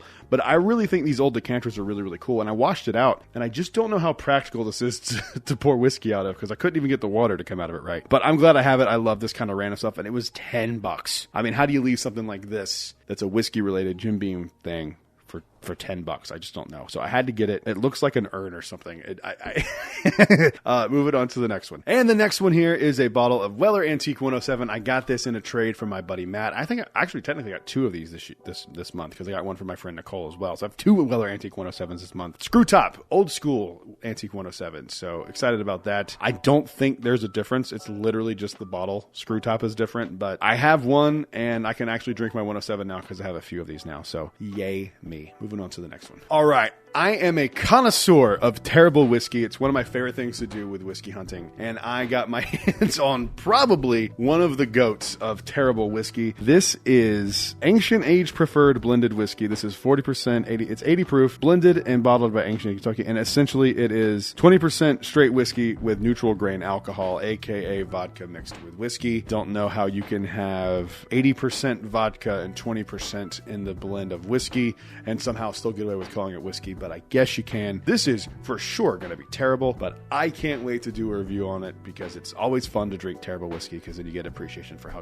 good actually is. Moving on to the next one. Also in North Carolina, anytime I'm there, and my family lives on the border of North and South Carolina, I always pick up a bottle or 2 of Early Times Bottled and Bond. Starting to see this kind of trickle into the Florida market here in Orlando. I know it sometimes pops up here and there, but it's literally sitting in cases in every single liquor store in South Carolina on the border anyway. Anytime I see it, I grab it because I can't get it and I love it. Moving on to the next one. All right, we're getting down to the nitty gritty and I have some bangers, so don't go anywhere. Up next is a bottle of Very Old Barton. This is the one that I bought in like November, but I finally got my hands on it in March, so it counts. Very Old Barton 100 proof. I am excited to get my hands back on this bottle. I actually really enjoyed this one. I'm going to have to do a Very Old Barton video, I think, coming up soon, like a blind or something, but we will get to that when we get to it. Moving on to the next one. Up next, walked into a liquor store the morning of my barrel pick and saw this on clearance at the liquor store right down the street from Southern Grace Distillery. This is Old Top. This is a Jim Beam product. It was a special release. It came out a few years ago. It's a bottled and bond product. I really, really like Old Tub. It is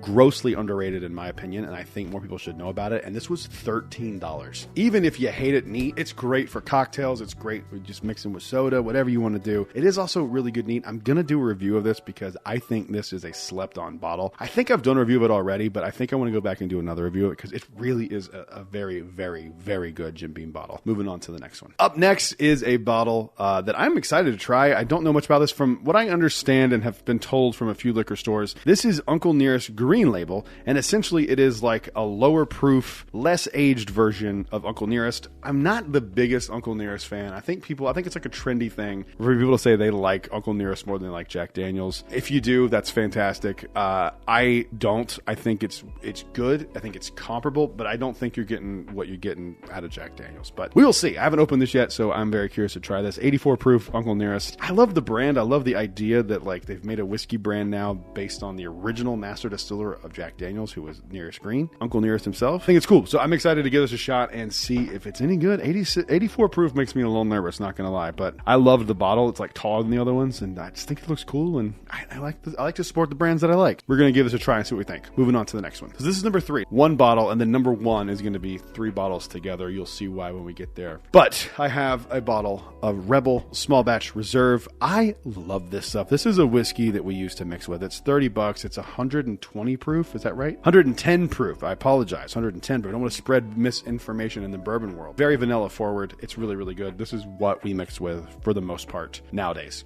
when we can find them. They're not always available, but usually they're available. Word has not gotten out on how good these are, and once it does, they're going to be hard to find. So if you see them, grab them. They are delicious. Moving on to number 2, and keep in mind, number 1's better than number 2, and this is a banger. Walked into a Publix.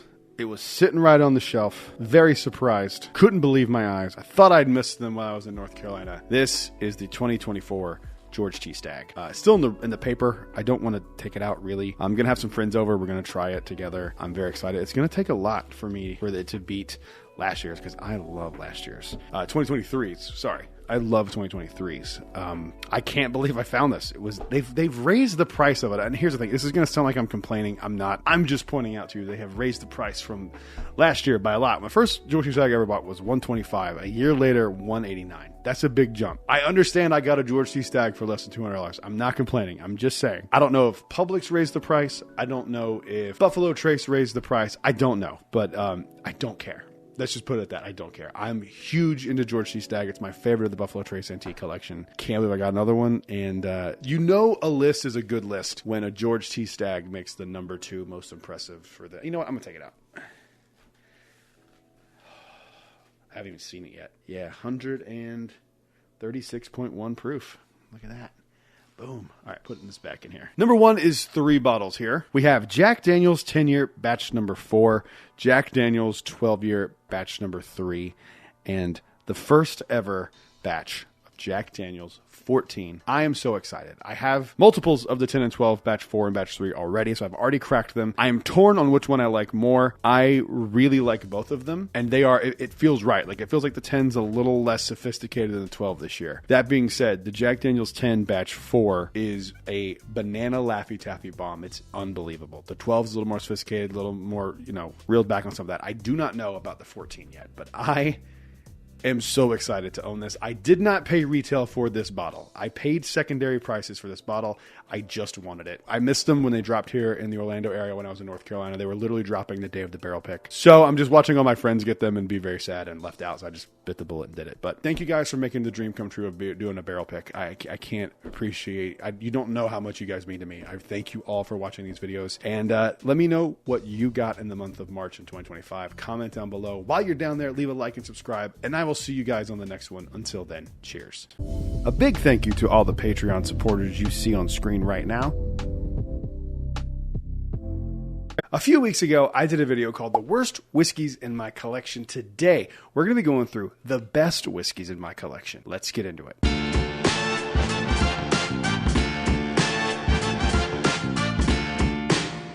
Hello everyone, welcome back to Brad's Bourbon Reviews. I'm Brad, and today I am very excited to get into this video today. We are talking the best of the best. We're talking big boy bottles. To me, these are the best 10 whiskeys in my entire collection. These are in no particular order, and the reason they're in no particular order is because I would have to really sit down and do a deep dive, maybe even do a blind and see what are my favorite. And if that's a video you're interested, comment down below and let me know that you want to see me do a blind of my 10 favorite bourbons in my collection. That'd be fun to do. But anyway, I digress. These are in no particular order, so let's quit talking and let's go ahead and get into it with number 10. Also, too, just heads up for this list, these are all very allocated bottles. I know sometimes that annoys people that can't get allocated bottles. I don't know what to tell you. These are the best whiskeys in my collection. Sorry. Number 10 is a bottle. Actually, number 10 as well.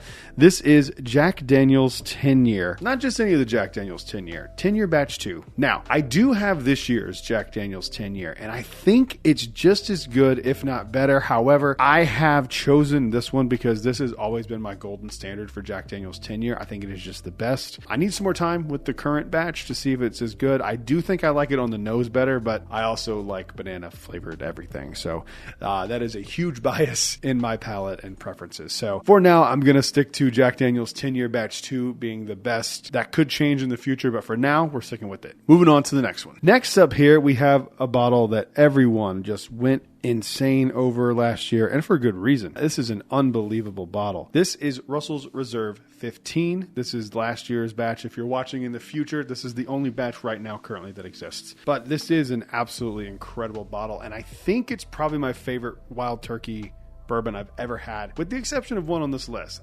It's tough for me to decide which one I like better. They both have different flavor profiles pretty much completely. They both have different things that I like about each one of them. So I don't know exactly which one I would pick, but Russell's 15, if you have not tried this was bourbon of the year for a lot of people last year, and there's a good reason. It's an incredible bottle of bourbon. So I don't besmirch anyone who says this was their favorite bottle last year, because it's up there for me. So one of those just incredible bottles that everyone should at least try if you're a bourbon fan. Moving on to the next one. Moving on to a bottle that's a little more attainable than some of these on this list. I mean, it's still not for everybody. I know these are tough to get for a lot of people, but this is Stagg. This is not just any Stagg. This is my favorite Stagg that I've ever had, and it's not even close. This is Stagg 22B. I adore this thing. I've talked this batch of Stagg up so much. It is so good to me. It is chocolate, pipe tobacco, leather, a little bit of red fruit. I just love it so much. Man, it's just perfect. I think this is about as good as Stagg can possibly be. It is absolutely delicious. This is one of those for me that you can give me a blind and I can pick it out of the blind 100%. I've done it multiple times on camera and off camera. I love it. It's the best stag in my opinion. Moving on to the next one. So I recently just did my first barrel pick, and it got a lot of good reactions from people, and people like SLB reviewed it and loved it, and it's an honor, and I think it's really, really cool that happened. There is a bottle that I think is actually better from Conviction than my barrel pick, which is hard to say because I love my barrel pick so much. That just shows you how good this bottle is. I wasn't going to put that on the list because I don't think it quite stands up to these other bottles that are on this list, but this one from Conviction absolutely does. This is Conviction Barrel 456. I am just completely devastated that this is all I have left of this. Yes, it's almost a full bottle, but let me tell you the story if you are unfamiliar. Conviction is a small distillery, craft distillery, right outside of Charlotte and Concord. They are far and away my favorite craft distillery. They make incredible bourbon. I chose them to my first barrel pick with because I love all their stuff so much. So why is this bottle special when all they do is single barrels for the most part? I got to taste this the very first time I did the age progression tasting tour with some friends. And at the very end of this, they were showing us this bottle that we were like, they told us at the tasting, long story short, we went to go bottle this barrel because it was really good. We go to get it off the rick, and we see that it is like leaked out and completely empty. And there is only 10 bottles of bourbon in this barrel, which if you know anything about barrels of bourbon, there's usually around 150 to 200 in there, depending on the yield. So having 10 is bad.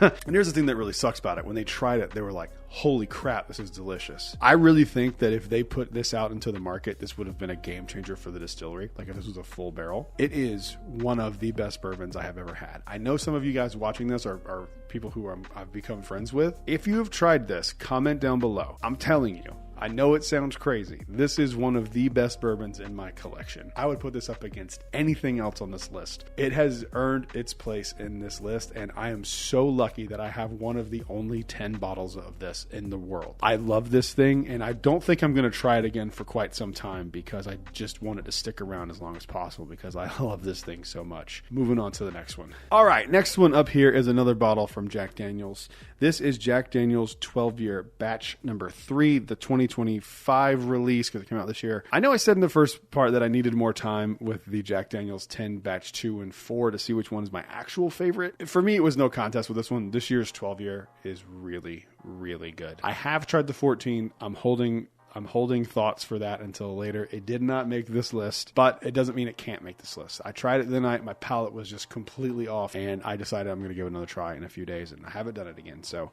I have tried it. I'm not going to give my initial reactions because they were not positive. We'll see. But this Jack Daniel's 12-year is absolutely amazing. This is by far my favorite of the 12 years. I'm going to do a blind of all the 12 years and see which one's my favorite and get the results in a blind. But if you're asking me just what's your favorite Jack Daniel's 12-year, it's got to be batch 3. This thing is so good. It is just a more elevated version of the 10-year, which is what a 12-year release is supposed to be.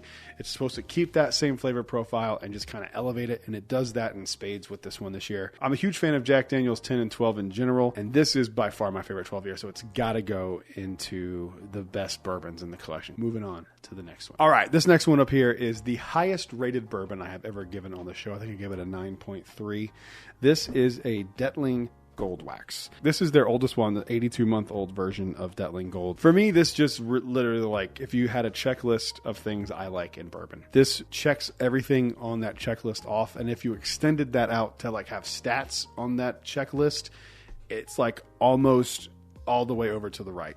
Think like Tony Hawk's Pro Skater, where you have like ollie, air, stats like in a video game. They're all checked off and they're all almost as good as you can get. I adore this bottle. I am so bummed that I only have the one of them, but man, I'm telling you, this thing is special. These things go for crazy money on the secondary. I bought it at retail. It's one of those ones where I go like, if you like this very specific type of thing and you have the money to do it, you should do it because you're going to treat yourself to a really solid bourbon. I understand not everybody can spend $250 retail on a bottle. I totally get it. I totally understand. But if you can, it is an incredible bourbon. It is not your typical thing. It's not going to taste sweet like Buffalo Trace. It's going to be a very different flavor profile than probably what you're used to with bourbon, especially if you're newer into bourbon. I would say find a friend who has one, try it that way because it might not be what you like. But for me, it is just absolutely perfect. I love it. Can't say enough positive things about this bottle. I think it's really, really good. I'd like to try some of the other ones and kind of compare, see how they go, but this one for me is just like, I love it. Moving on to the next one. But before we get any further into this video, we need to thank today's sponsor, me. This episode is brought to you by my Patreon. If you like the videos that you see here over on YouTube, there is a cool little community over on Patreon. We have 2 tiers available currently right now. The other ones are sold out. We have a $5 tier, which will give you access to 2 extra videos for Patreon and 2 audio exclusive episodes of the podcast each month. You also get early access to the videos that I do post. Basically, I'm a one-man team. So basically, when I post a video, it goes to Patreon almost immediately. There's also a $10 tier, which gets you everything that the first tier does, plus access first to barrel picks. You get to dictate the videos you want to see. There are polls. There's a lot of fun over there. If you are so inclined and you like this channel and you'd like to support a smaller content creator, head on over to the link in the description. You can check out the Patreon. Thank you guys for watching, and back to the video. All right, we're going to mix it up here with a few from the recently really badly flooded Buffalo Trace distillery. This is the old Rip Van Winkle 10-year. This is my favorite of the entire Rip Van Winkle lineup that I've had. I think the only one that I haven't had at this point, I think, is the 23 and maybe the 20. I think I had the 21 night. It was a long night. I think I had the 20 that night, but I definitely have had the 10, 12, and 15. Out of those, the 10 and 15 are my favorite. I don't own a 15, but the 10 I still think is my favorite. I love the age statement on it. I love the flavor profile on it. It's very sweet. It's oaky in a good way. It's my first bottle that I fell in love with when I first tried it, and I have been searching for one for a long, long time. I opened this with my dad the night of my barrel pick, and I got to have a pour of this with my dad. And it means a lot to me, but I also think it's just one of the best bottles in my collection because it's just really good. I know people overpay for these and pay hundreds of dollars, and a few years ago people were paying thousands of dollars, $1,500 for this bottle. Don't do that. But for $140 or $125, whatever it is, it's hard to do better than this. I mean, this is a really solid bottle of bourbon. There's a reason people love this thing. It's a damn good bottle. So I stand by it, and it's one of the best bottles in my collection. Moving on to the next one. All right, up next here is a bottle from Still Austin, I'm finding out, divisive company. People either love or hate Still Austin. I'm a big Still Austin fan. And this bottle is the best thing that I have ever had from Still Austin. This is the Tanager. This is their special release last year, a cigar blend. I love everything about this. I love the packaging. I love the bottle design itself. I think it is an absolutely stunning, borderline piece of art. But what's in the glass is incredible too. I was seeing this make the rounds for a lot of people's bottle of the year, and I was a little skeptical, and I had one, and I just waited to try it. And I am so glad I tried it when I did, because there's no way in hell this doesn't make my top 10 of the year. Made my top 10 in the collection. It's got to make top 10 of the year because I tried it for the first time this year. I think that this will change people's opinion about Texas bourbon. It is a very divisive topic, which is crazy because Texas makes great bourbon in my opinion, but I think it's an acquired taste. It's kind of hard to have an acquired taste and an acquired taste. Bourbon's an acquired taste for a lot of people. I just think that this thing is insane. It is everything I like in a bourbon. Again, it just marks everything off. It's a cigar blend. It goes very well with a cigar.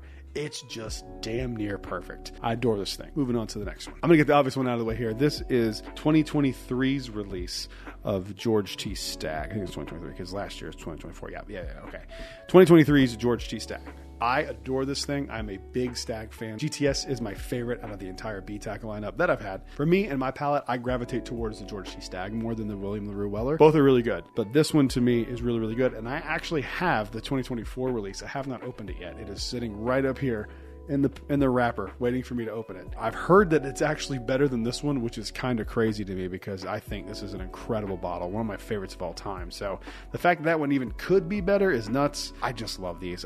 This is one of those ones that's like, okay, of course, but they are so good. Might not be worth $600, but these are worth definitely splurging a little bit on if you have to get one, because they are that good. This is a special occasion pour for sure. This is not like something you would just drink just to drink. It would have to be, some sort of special occasion around it, or sharing it with somebody who actually cares. These are incredible, and you didn't need me to tell you that. For me, it's one of my best whiskeys in the collection. Moving on to the last one. Now remember, this does not mean this is number one. This is just the bottles I pulled from the side. I didn't have them in any particular order. I literally just put them on the ground and grabbed them. But this is the only bottle from Wild Turkey that I think can compete with the Russell's Reserve 15, and it is the Russell's single Rickhouse release from last year as well. I think I might like it as much or better than the Russell's 15. The mouthfeel in it is just a little bit more viscousy and oily, and I really like that about it. The flavors are just completely different from the Russell's 15, but it is just equally as good. This is another one, if you're gonna spend money, get one of these. It's incredible. I don't know if it's actually better than Russell's 15, but it really could be.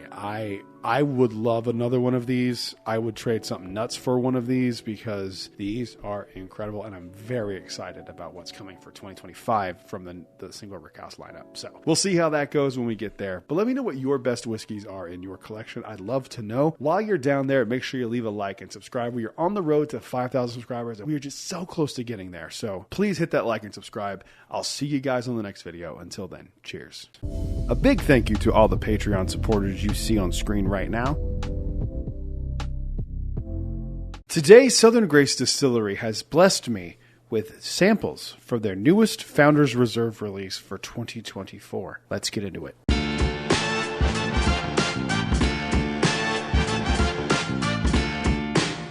Hello everyone, welcome back to Brad's Bourbon Reviews. I'm Brad, and today we are going to be doing a review of a sample sent to me by my good friends over at Southern Grace Distillery. I believe this is the most recent pick of Founders Reserve, unless they have done a new pick. This is, if you go to the gift shop or call the gift shop, this should be the most recent one. If you tell them it's the one that they sent me a sample of, maybe that'll narrow it down. I asked Thomas, one of the people who run the distillery, if this was a good Founders Reserve pick.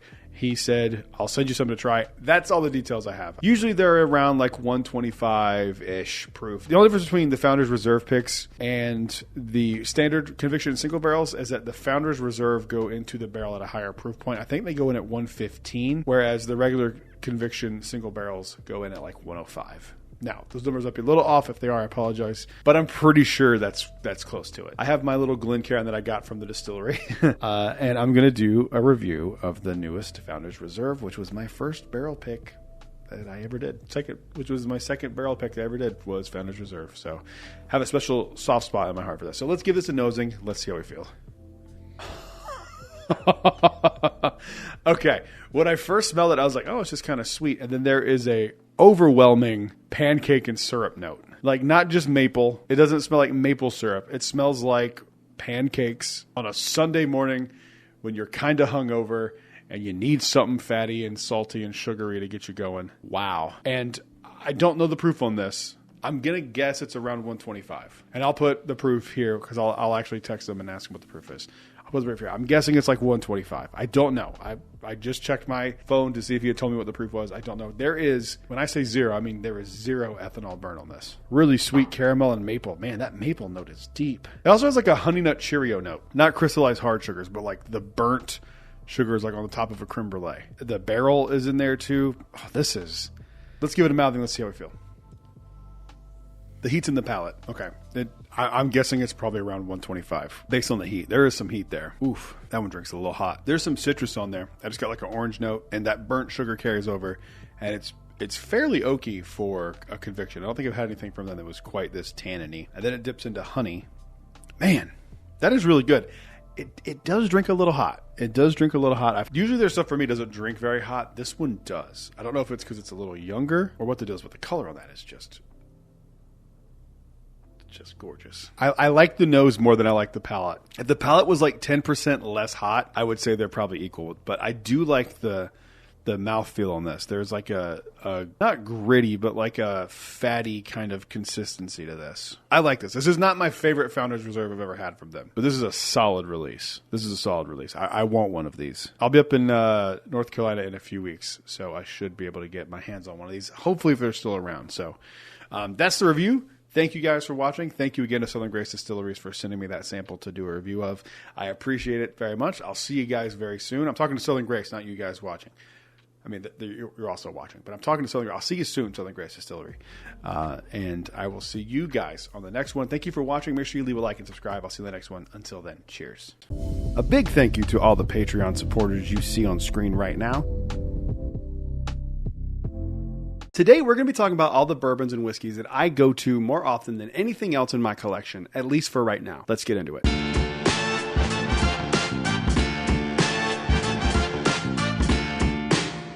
Hello everyone, welcome back to Brad's Bourbon Reviews. I'm Brad, and today I love doing these videos. Every few months I think it's good to update you guys about what I'm kind of going with right now. You guys seem to like these videos, so I'm going to continue to make this series. I don't do it every month or every 2 months. I kind of let it breathe a little bit for the most part, but personally when the seasons start to change and it starts to go from winter here in Florida to summer, I like to kind of switch up what I'm drinking. I kind of drink to the season. I know that sounds kind of stupid, but when it's 100 degrees outside and it's 95% humidity, you don't really want a stag. You want something a little lighter, a little more fresh, a little more effervescent even. So today I thought it'd be fun to go through what I'm reaching for off the shelf more frequently than anything else in the collection, at least right now. So these are in no particular order, and let's get into the first one. I'm just going to grab them randomly. I don't know what's down here. I don't even know where they are. First one up here. I don't even know what this is. Okay. First up here, this is a bottle that I haven't really talked about too much on the channel, but I really enjoy it, and I tried it a few weeks ago when my brother-in-law, soon-to-be brother-in-law, was in town, and he tried it and he liked it as well. This is the Buffalo Trace Kosher Rye, but this is a really solid bottle from Buffalo Trace. I really feel like if this was readily available, this would be one for me that is like a perfect beginner bourbon, because there are some very distinct notes, and if you drink this, you can like learn to identify these, like there's a very predominant cherry note. You can learn to pick that cherry note out. And for me, it's perfect for right now because it's like a little rye. It's not super crazy proof. It's 94 proof. It's an easy sipper. It's good to have like 2 or 3 of them, and it's really good. So if you've never had any of the stuff from the Buffalo Trace Kosher line, I would recommend this one. I've had the other ones, but for whatever reason, this is the one that I think is the best in my opinion, with the wheat being close second. Moving on to the next one. All right, this one is not a bourbon, but it surprised me so much, and I have been going to it more frequently than any of the other ones, and this is Barrel Seagrass. I really enjoy this, and I did a video about this calling this is the perfect whiskey for summer. I stand by it. It is, and it's so crazy to me that this is 120 proof because it doesn't taste like it. It doesn't burn like 120 proof. I'm going to make a old fashioned with this tonight actually and see how it goes, because I think there's enough uniqueness in here that would make it really interesting. Plus it's a rye whiskey. So Barrel has always been really cool to me and given me stuff, but this is not something that they gave me. This is a bottle I bought on my own. I cannot sing its praises enough. I'm like in shock with how good this thing is. So if you've never tried it, give it a shot. And I still want to try that cask strength version that I heard exists. It's perfect. I love it so much. It's perfect for the season. Moving on to the next one. I think it's because of like the recent news at the time of recording this video with Buffalo Trace having that horrible historic flooding at the distillery.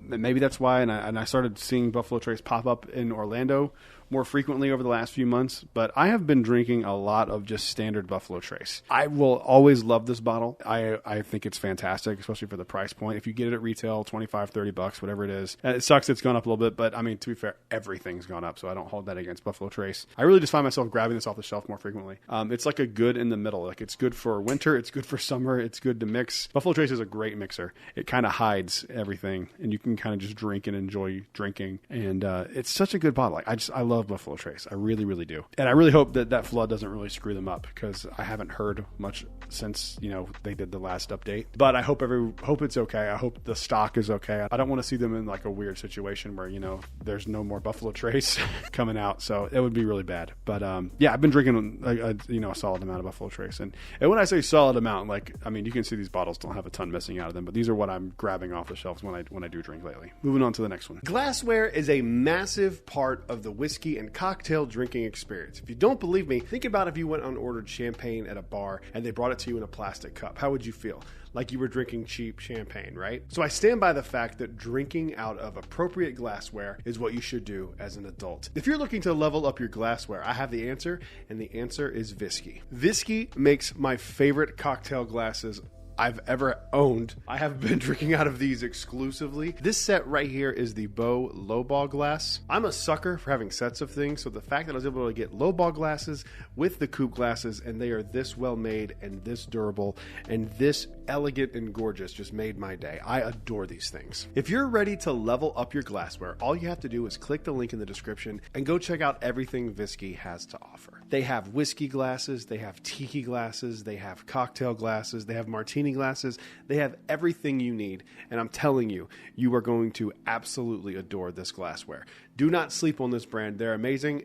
And back to the video. All right, this one probably goes without saying for my video, but I have been drinking a lot and sharing a lot of my inaugural barrel pick with people. I have, I think, 5 or 6 bottles of this, and this is the first one, and I am just chewing through this one here. I love this thing. Obviously, I love it. It's my barrel pick, right? Like I picked it. It's the barrel that I wanted to win. However, I would have picked barrel 530. That's like I need to clear that up. When we were doing that, like it wasn't a joke. If the majority of people had gone with barrel 530, I would have picked barrel 530, even though this was my favorite. I would have said 530 it is, and I would have walked over to Thomas and been like, make sure I get a lot of those bottles when this barrel gets bottled. I love this thing. I've talked about it at nauseam. I've done videos on it. I'm not going to keep yapping on about it, but it's French toasty. It's breakfasty. It's just a really damn good bourbon. And Conviction knocked it out of the park with this one, and we picked the winner. We picked the correct barrel. Sorry, Chris, Matt, and J-Matt. Moving on to the next one. All right, 2 more here. This is my second to last one here. This is one of the most shocking bottles I've ever enjoyed. I was talking to, speaking of Conviction, I was talking to Thomas Thacker, one of the owners of Conviction, today about them possibly doing a rosé cask finish because I love this one so much. I cannot believe that I love this as much as I do. And again, this is perfect going into the summer months because it's way lighter, 94 proof. That rosé cask is like, it makes it so light and floral and just absolutely gorgeous. And I really love this one. And I've been going back to this one. This is not my first bottle of this. I put a dent in one of them and had to go get a second one. So yeah, I'm a big fan of the Penelope Rosé cask finish, and I dig it. I think it's really, really good. Moving on to the last one. I was lucky enough to get the entire lineup of these this year. I've talked about it at nauseam. I've done a blind on them, but I have several of these now, and so I can enjoy one of these, and I'm going to like just drink this without worrying about it. And I have a few backups of it. This is Jack Daniel's 10-year batch 4. Lucky enough to have multiple of them. I understand that's not something that everyone can do. I'm just very lucky to have friends that like help me out and get me these things, and viewers that do the same thing, reach out. And if you've ever done that, just know that I appreciate it so much. But I have been drinking Jack Daniel's 10. Anytime I bring up whiskey, I have to let someone taste this. This is still the first one. I'm going to really enjoy this bottle. I'm not going to hold back. I'm not going to pour small pours. I've got a few of these backed up now, so I can really enjoy this one. And it's really good. I go back and forth if I like the 12-year more this year than the 10-year. I kind of go back and forth on it. Like I think the 12's objectively better, but the 10, there's like that banana note that I just really, really love. So I kind of go back and forth on which one's my favorite, but it's so good. If you can get your hands on one of these, you don't need me to tell you that it's good, but try to get one. They're really good. Comment down below. Let me know what you're sipping on right now. While you're down there, leave a like, and if you're not subscribed, hit that subscribe button. We are this close to 5,000 subscribers. We are going to get across that finish line sooner than later. Go ahead and hit subscribe if you're not already. I will see you guys on the next one. Until then, cheers. A big thank you to all the Patreon supporters you see on screen right now. Today, I'm going to be talking about 7 bourbons that I will always buy. Let's get into it.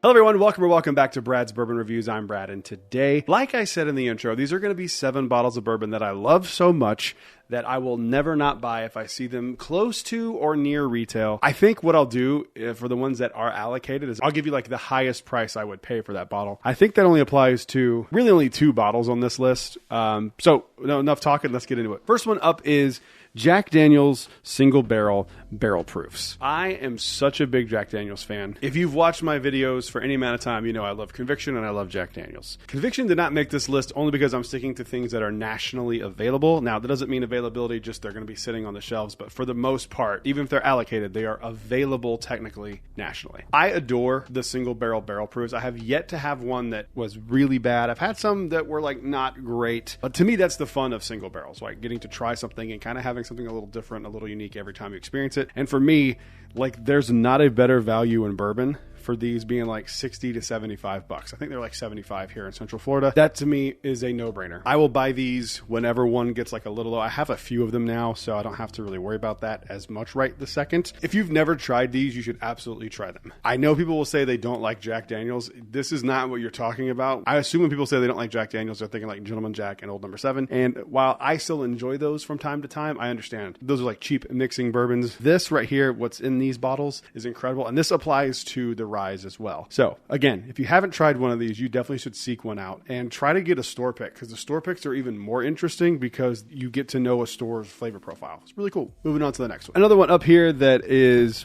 pretty much readily available. I mean, I don't really see people saying they can't get these online, but I also don't hear people talking about them very much. This is Rebel Cask Strength. I adore these. These are picks. This one right here that I have in my hand, I have a few of these. This one is one from a few years ago at a liquor store around me named 5 Star. This one was released back in 2022. A few years old. I adore this thing. I love Rebel in general. We drink a lot of Rebel 100. That's like our go-to mixer in the house. I drink Rebel a lot. I just recently saw that they have like a cast strength stave finish collection. I saw them in North Carolina and I meant to grab one at like the ABC store there. I might have to have someone in North Carolina send me one because I really want to try those and they have really unique and interesting names. I think that if you're looking at Rebel versus makers, to me it's Rebel all day. They just make a superior product in my opinion, and I can't wait to try those, and these are just so good. So if you have not tried Rebel cast strength, of course they're going to vary their single barrels, but when they are good, they are good. So give them a shot. Moving on to the next one. All right, so I actually thought this was a different bottle. So I'll stand by this. I'll stand by this, actually. This is the Wild Turkey 8-year 101 proof. I thought this was Wild Turkey 101 when I grabbed it off the shelf. I wasn't paying attention. So I actually meant to talk about Wild Turkey 101 because I think it is just, as far as just a really solid, readily available bourbon that's good, neat, with cocktails, any way you want to drink it, that one is probably your go-to. This is the 8-year Jimmy Russell 7th anniversary, and I assume that the 8-year Wild Turkey 101s that are coming out are going to be just as good, if not better. You can't go wrong with standard Wild Turkey 101. It's $25. It is a powerhouse. Like, it's probably, again, it's probably the best value in bourbon for that price range. I will stand by this too. If I ever see any more of these Jimmy Russell 70th anniversary bottles lying around, I'm grabbing them instantly. It's one of my favorite bottles from last year, and I keep going back to it. And I just love Wild Turkey. Wild Turkey is another one of those brands where, like, people who are starting to get into whiskey think Wild Turkey. They think like the 80 proof Wild Turkey that you had in college that you bought and mixed with Coke and threw up one night. That is that. These are completely different, incredible whiskeys. So just keep that in mind if you're new into bourbon. Moving on to the next one. All right, I'm going to sandwich these and I'm going to knock out my 2 allocated bottles. This right here is Jack Daniel's 10-year. Batch 4. I have a few of these now as backups. I'm a big Jack Daniels fan, like I talked about before.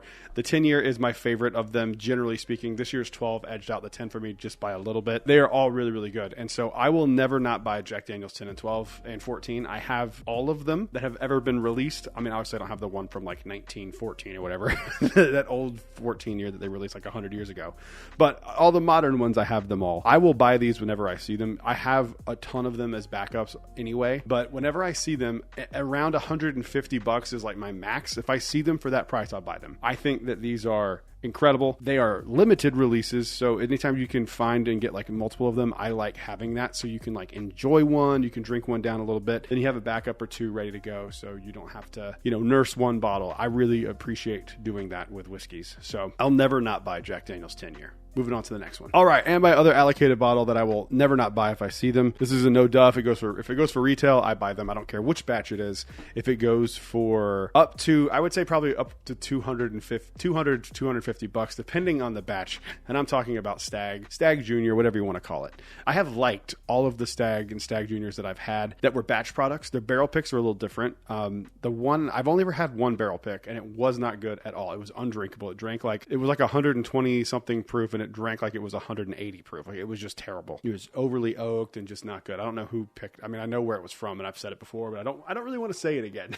But it was really bad. So I've never had a batch product from Stag that I didn't enjoy. I've had some that I've really loved, like 22B, which is in my top 10 of all time, and then I've had some that were like just okay, and like if I'm remembering correctly, like 24C or 23C was just kind of okay. I have a bunch of batches of Stag. I think I have 12 different batches. I one day want to fill out all the Stag batches. I think it'd be kind of cool just for me personally to have all of those. If I see these for up to $200, I'm buying them because I think they're just really, really good. And for me, $200 is not horrible to spend on a Stag. Moving on to the next one. All right, this one's kind of allocated, but I'm starting to see people get it for like a way less of a price than I get it here in Orlando. It's Knob Creek 12-year. Knob Creek 12 is probably my favorite of the Knob Creek lineup. The 12-year just like hits my palate perfectly. You get like a nice little cherry note, a little bit of oak, a little bit of sweetness, a little bit of spice. It's like perfectly balanced in my opinion. I think these are like $60, $70. I've seen some people get them as low as like $45, $50. Yes, it is still technically allocated, but I feel like I see these sitting on the shelves a lot more than I used to. It's crazy because these are so good. Like, Knob Creek 12 is just an absolutely insanely good bottle, especially for the value. Like, it's just so good. And if you've not tried Knob Creek 12 and like you think you won't like it because it's made by Jim Beam, give it a try. I'm not a big Jim Beam fan. I think this is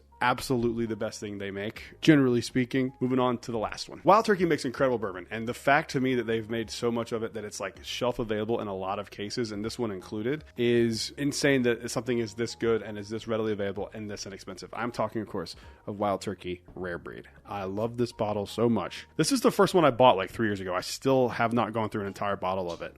It's just so incredibly delicious. I love it so much. It's another one for me that's like from them. It's like it's got that wild turkey funkiness to it. It's got these like really good caramel and like kind of darker, leans into a little darker notes, a little bit of fruitiness in there too. I haven't had this in quite some time, but the second I'm done with this one, I'm going to be buying another one. One of the reasons why I haven't got another one yet is because I just like the old label so much more than the new one. And I really just want to keep this one on my shelf because I don't like the other one as much. And that's a really stupid reason, but I'm just being honest. I'm dumb. What can I say? For $65, the proof point, how available this is, like, this is something that I will always have on the shelf, and something I will never not buy when I need another one. I just think it's incredibly good. If you haven't tried Wild Turkey Rare Breed, do yourself a favor, Dusty, go do it. Comment down below. Let me know what bottles you would never not buy. While you're down there, make sure you leave a like and subscribe. We are this close to 5,000 subscribers, and I really hope to get there sooner than later. Thank you guys for watching. I'll see you in the next one. Until then, cheers. A big thank you to all the Patreon supporters you see on screen right now. Today, we're going to be talking about the 10 best bourbons that you'll actually be able to find. Let's get into it.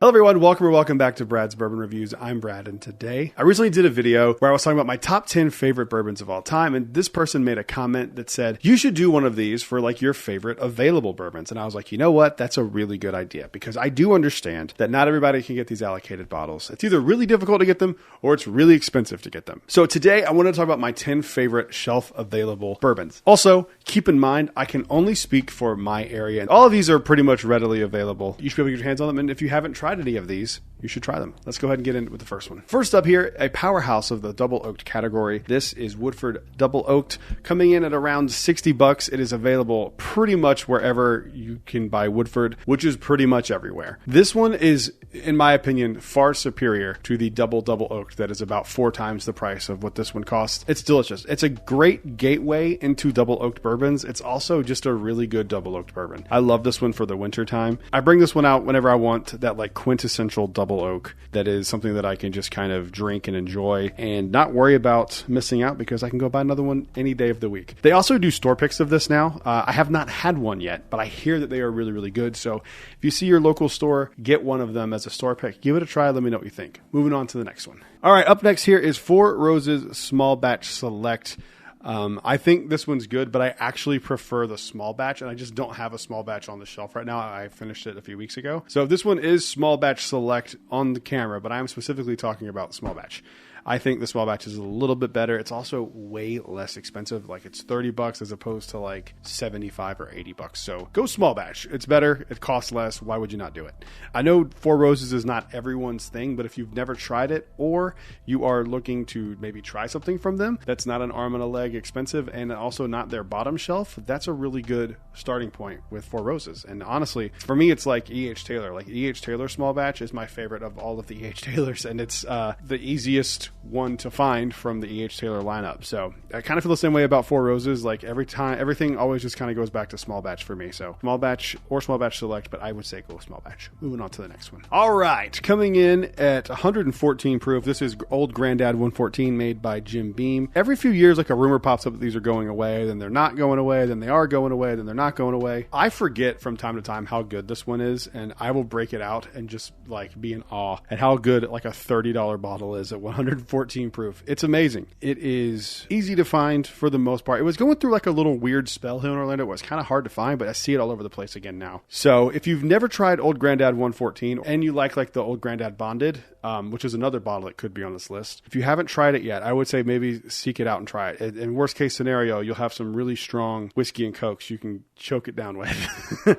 Moving on to the next one. All right. This one is one of my go-tos for lower proof, easy to find, really good quintessential bourbon. This is the Bardstown Origin Series. This is the white label one. I kind of go back and forth between loving the black label one or this one more. Lately, I've been enjoying the white label one more than the black label one. I don't know why, but it is just so incredibly good. I think they're like $50 a bottle. They're not expensive. The entire lineup is great. The rye is good too. I kind of give the rye crap from time to time, but it's just because it's not as good as the other ones and it costs more. So that's the only reason I give it crap. It's still a decent rye, but it is just not on par with these in my opinion. But I also am not a big rye person, so take that with a grain of salt. But I am a bourbon person, and I really, really, really enjoy this bottle from Bardstown. Again, I've had a ton of stuff from Bardstown, but to me, I just keep coming back to these Origin series. Like, they're so good. Moving on to the next one. We're going to go into some Old Forester here. This is the Whiskey Rose series. Can you guess which one it is? Probably didn't guess 1897.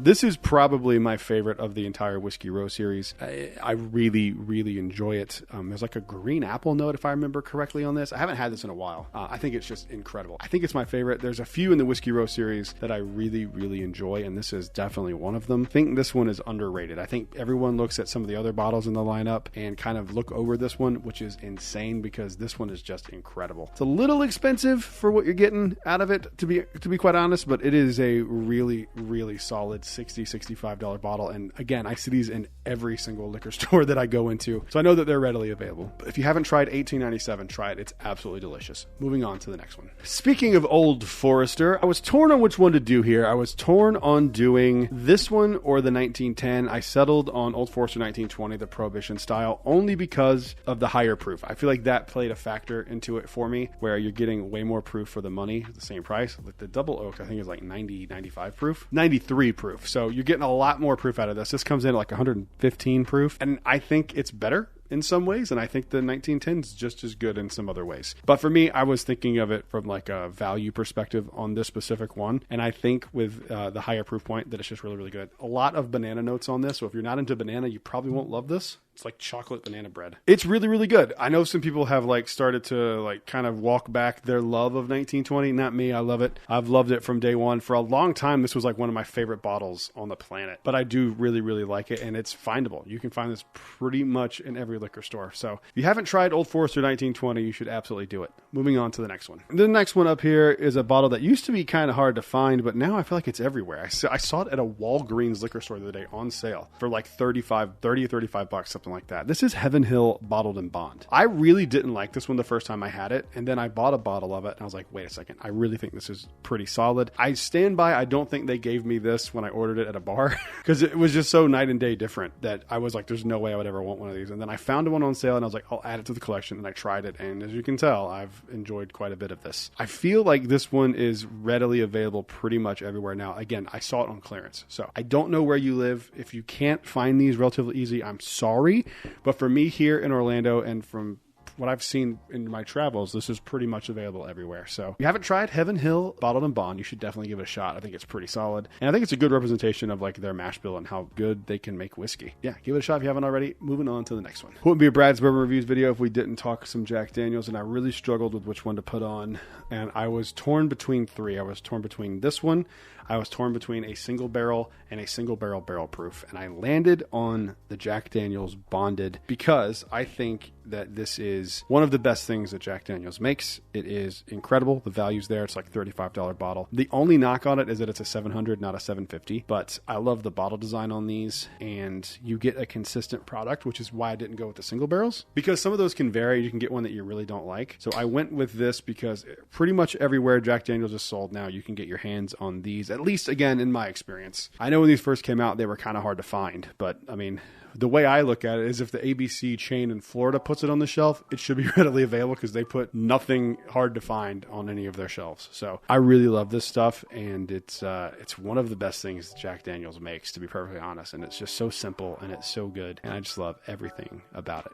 Moving on to the next one. This is going to shock a lot of people that this brand made this list, but I stand by this one. This is the one that I really think from them is a shining example of what they can do and what they should focus their efforts on. This is Maker's Mark 101. Maker's Mark 101, by far and away, in my opinion, the best thing that Maker's Mark makes. I've really enjoyed some of the wood finishing series, and I would maybe say that those are a little higher technically speaking, but if we're talking about shelf availability, this is probably as good as you can get from Maker's Mark. I don't really remember how much this was. I think it was like $40. I got it at Frugal McDougal in South Carolina years ago when I was on a trip. It just blew me away because I'm not a Maker's fan. And it just really, really works for me. 101 is like their magic proof point at Maker's Mark. They should do all their special releases around this proof point because it's really, really good. And take over 101 from Wild Turkey and make it your own. That's what you should do. That's exactly what you should do. Moving on to the last one. Last one up here comes from Wild Turkey, and this is another brand for me that I was like debating on which one do I go with,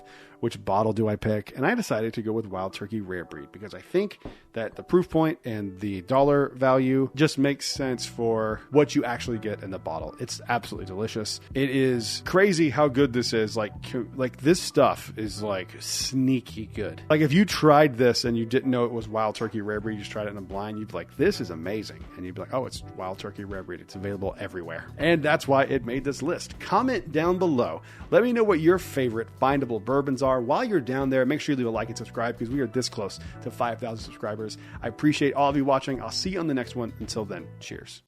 A big thank you to all the Patreon supporters you see on screen right now. Today, we're going to be talking about all of the bourbons that I got in the month of April in 2025. Let's get into it.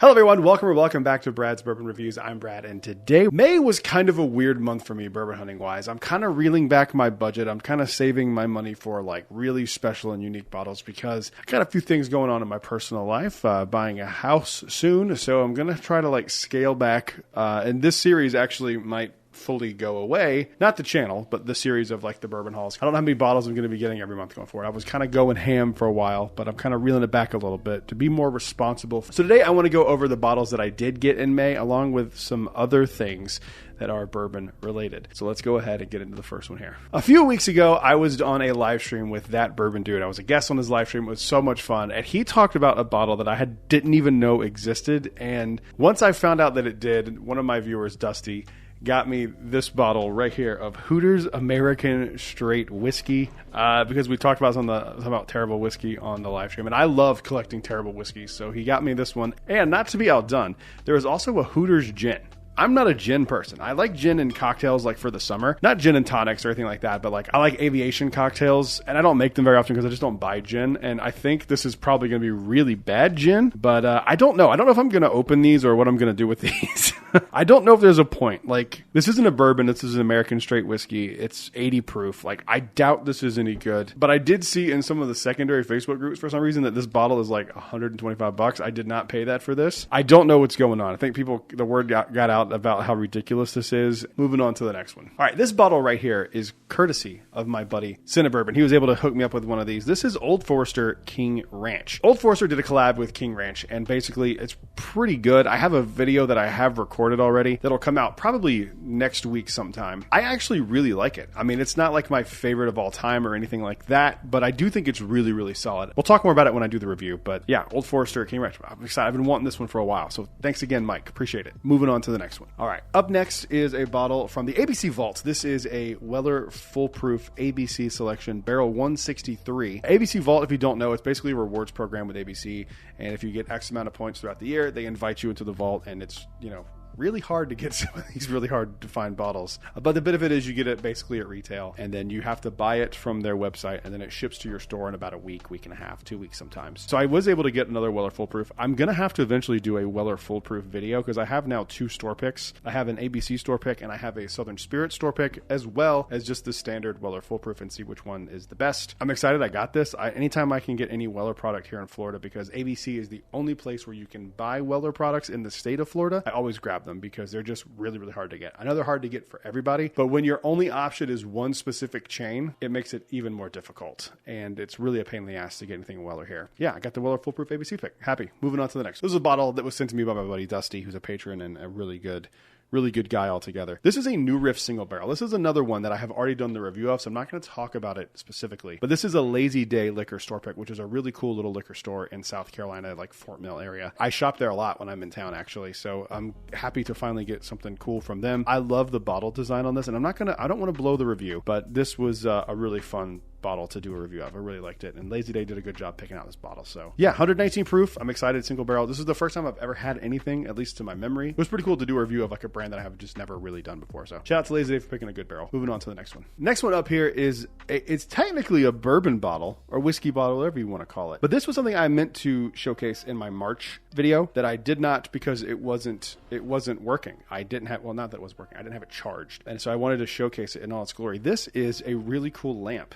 that one of my viewers, Nathan, made me. And I have used this literally every single day. It is on my desk at work. I love this thing so much. He filled it with these like beads, and the light is just so perfect. Like, it's the setting on it is just awesome. Dude, thank you so much for making it for this. He gave this to me at my barrel pick, and I meant to include it in March's bourbon haul. I wanted to showcase it working. So dude, thank you so much. Usually this is the only light I have on in my room because I like it dark. If you haven't noticed the aesthetic of these videos, I like dark settings. So dude, thank you so much. I love this thing. Moving on to the next one. All right, this next one is a bottle that I have tried. I had to try it before I did a review of it. I was just so curious that like my bourbon dork brain overruled my content brain to like try it on the first time on camera, but I'm so glad I got this. This is a Green River wheated bourbon single barrel cask strength. If you pay attention to these videos, you know that I'm a big Green River fan, but I didn't used to be. The first thing I ever had from them was their wheated bourbon, and I didn't really love it. But now they have this wheated cask strength single barrel version. I'm not spoiling this at all, but the review for this will be coming out next week as well.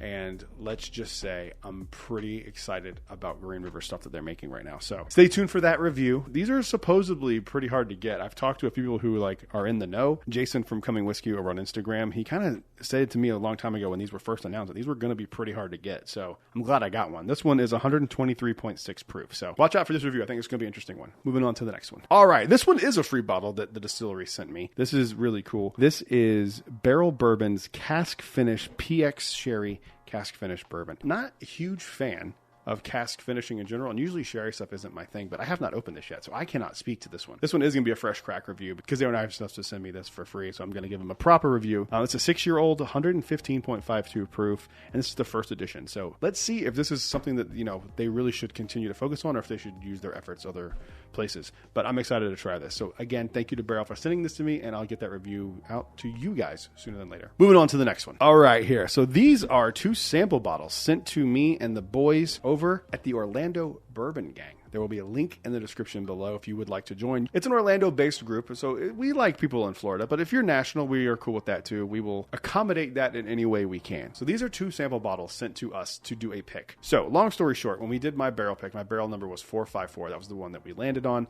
but the runner-up that was really close to winning was barrel 530. Unfortunately, that barrel got picked in another barrel pick that they did not too long after we left, but the same batch that was what's in these 2 barrels. They are just obviously single barrels, so they're going to be a little bit different. So we have the opportunity in the Orlando Bourbon Gang to do a barrel pick of either barrel 531 or 532, and they really like that flavor profile. So we're going to try to nail that down, and there'll be details in the Facebook group. So if you have not joined already, you might want to go ahead and hop in there because this one was really, really good. The conspiracy that I don't like barrel 530 is crazy. I love barrel 530. I actually saved that one for the barrel pick because I tried it at one other time when I was at the distillery. I said, I really like that one. That should be a contender for my barrel pick. And that's why that was even there. So take that, Chris and Matt and Jewish Matt. We're all going to get together soon from the Orlando Bourbon Gang and nail down which one we want to have as a single barrel Orlando Bourbon Gang pick. So stay tuned for that and join if you're not. And if you're in there already, this one's going to be freaking awesome. Moving on to the next one. Another conviction bottle here. I wanted to save these 2 for the last. So a few weeks ago, I got reached out to by T.Rod_whiskey, Trevor over there, and he found a bottle in like a Michigan store that was a conviction bottle from years ago. This was bottled in 2018, and the thing about this one that's insane is that it's an 11.2 month old bourbon. I will not be opening this because I reached out to Thomas Thacker, one of the owners of Conviction, and I was like, what is this? Why is this so old? And long story short, this was before they had like nailed in their process and they were, you know, releasing stuff that was way too young. And he's like, just save it as a trophy. It's probably not great. So it's going to just sit on the trophy as a trophy. It's almost 100 proof, which is kind of crazy. 98.4 proof, 04 proof. Yeah, I'm excited to have this. I like these old random Conviction releases. Like this is literally bottled in 2018. So this thing is pretty old. Yeah, very strange, but I'm glad I got it. Moving on to the next one. All right, this is the final thing here that is bourbon adjacent, bourbon bottle. It's not a bourbon bottle necessarily, but it is part of a bourbon barrel. What I'm talking about is my fiance, my lovely fiance, my wedding band came in. And it came in, and it's made from a bourbon barrel. They didn't say which one. You could like select your preference, from what I understand, and so she selected Jack Daniel's. So there's a possibility this is made with a Jack Daniel's barrel. I don't know exactly which one it is, but I'm also thinking about having Dusty, since he is a friend of mine and owns a jewelry store. I'm considering taking a piece of my single barrel, my first barrel pick, and making a backup ring with that. So, but she did an amazing job. She picked out exactly what I want. It came in this cool little box, which is really, really cool. So it could be Jack Daniel's. I'm just going to tell people it's Jack Daniel's. So it's made from a Jack Daniel's barrel. But yeah, that's the last one, and I wanted to include this because this means a lot to me, obviously. So comment down below. Let me know what bottles you got in the month of April. While you're down there, make sure you leave a like and subscribe. We are this close to 5,000 subscribers. I'll see you guys on the next one. Until then, cheers. A big thank you to all the Patreon supporters you see on screen right now. When I found out this bottle was coming out, it shot to the very tip top of my most anticipated bottles of the year list, and it is finally here. This is Wild Turkey 101 8-year. Let's get into it.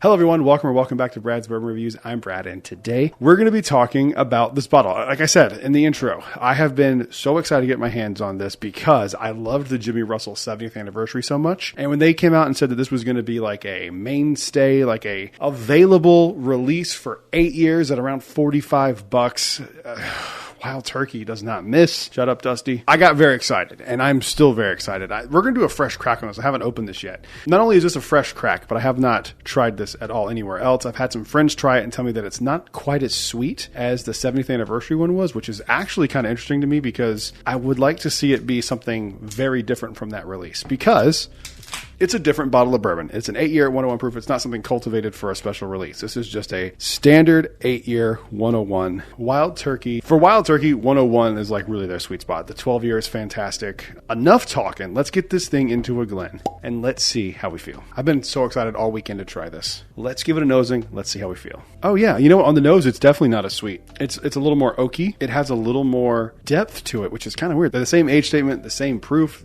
This one has more maturity to it. It has that like Wild Turkey. Everyone says Wild Turkey funk. It's definitely got that like, okay, this is gonna sound gross, like wet wood kind of smell, and into like some barrel char there and oak. That's pretty much all I'm getting on the nose. It's really not that sweet. I guess there's like a hint of vanilla in there, and something I don't typically get on Wild Turkey, but I'm getting like almost like a chocolate note on there. That could just be like the char note mixing with the vanilla though. It smells really good. It's for a Wild Turkey nose. I mean, like, what else do you want? Like that's delicious. Yeah, the nose there's a little tiny bit of fruit on here too, but like a little red fruit. Yeah, I'm so happy on the nose. This nose is a little char.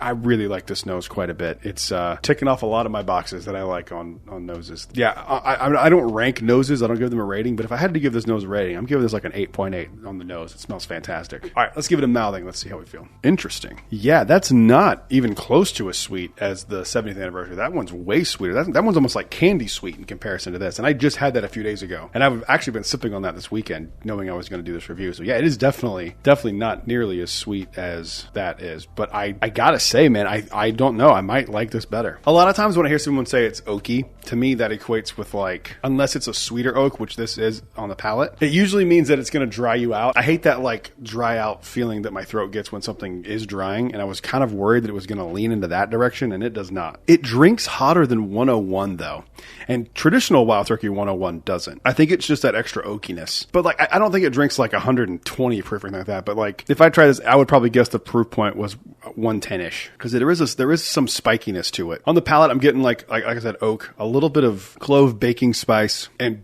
barrel char for sure is on there. So if you don't like oaky and you don't like char notes, you're probably not going to dig this. That clove note is pretty predominant on this, which I really like in Wild Turkey products specifically. For $45, an 8-year 101 proof from Wild Turkey. I mean, honestly, I don't know if you can do much better. Some people will probably say that they like the 70th better. Some people will probably say they just prefer a regular 101 just because they don't see the value for them at this age statement for the increase in price, which I would understand. However, I think this is probably, man, I don't know. I'm gonna have to do a blind between this and the Jimmy Russell and see which one I like better. The problem is I think they're going to be so different, which I kind of wasn't expecting. I kind of was just assuming they'd be like really similar, but they're not. They're very, very different. Yeah, I'm a big fan of this. I don't know what to rate this. I don't know what I gave the Jimmy Russell. So I gave that an 8.3, and I stand by that. But as I'm sitting here, I don't know. I don't know if this is 8.3, but I do think that one is. So now that I'm saying that, maybe I like that one better. I don't know. It's definitely in the conversation for an 8. I just don't know if it's quite as high as the Jimmy Russell 70th is for me. I don't know. I'm going to have to try them side by side. So what I'm going to do is I'm going to go as an 8.1 with an asterisk that if I go back and try them and I like this better side by side in another video, then I will adjust this score retroactively. I'll even re-edit it. There you go. That's what I'm going to do for now. I'm going to give us an 8.1. 8.2. I'm going to give it an 8.2 because it's so close to that Jimmy Russell 70th. It's just very different. That's the review. Comment down below. Let me know if you've tried this Wild Turkey 8-Year 101. While you're down there, make sure you leave a like and subscribe. We are very close to 5,000 subscribers. I will see you guys on the next one. Until then, cheers. A big thank you to all the Patreon supporters you see on screen right now. Today, I'm taking bourbon from all across the gamut, from readily shelf available to allocated bourbons, and we're going to rank them on a tier list. Let's get into it.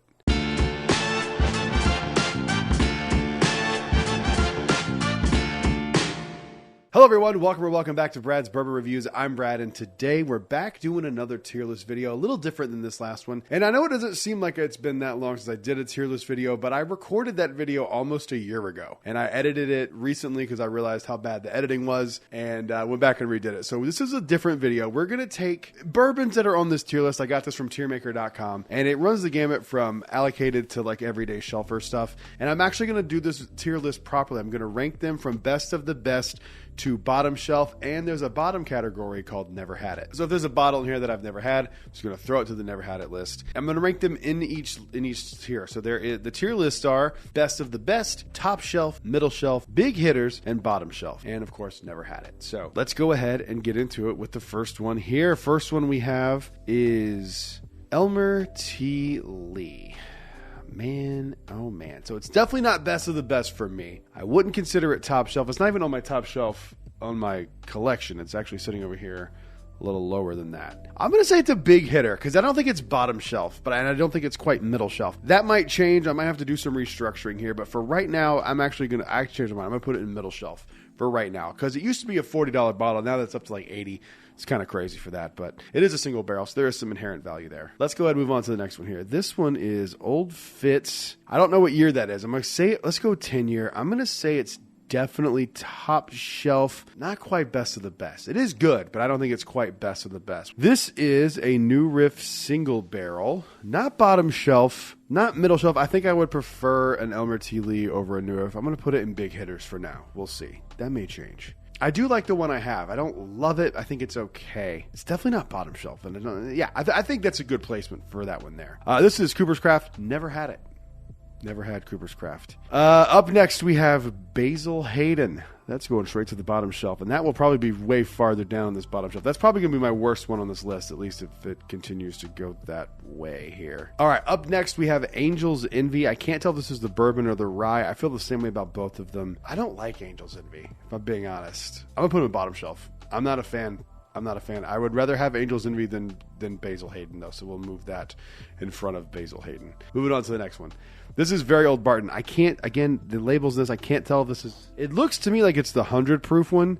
And for that, I'm going to put it in the middle shelf because that bottle's a banger. I really like the Very Old Barton. If it's the white label 100 proof one. If we get into the other ones, I'm going to have to move it around, but we'll see. All right. So it's like Woodford Reserve, but not any bottle I recognize. That might be the double oaked, but I think it's just regular Woodford. So we're just going to say it's regular Woodford, and I'm going to put that in bottom shelf as well, but I do prefer it over the Angel's Envy. So it's going to go down in bottom shelf. I think Woodford is just okay. They say at the distillery that they get like, there's 100 notes in their small batch bourbon. That's insane and not accurate. Woodford thinks Woodford is better than it is. And then, why not? It's their distillery. They should.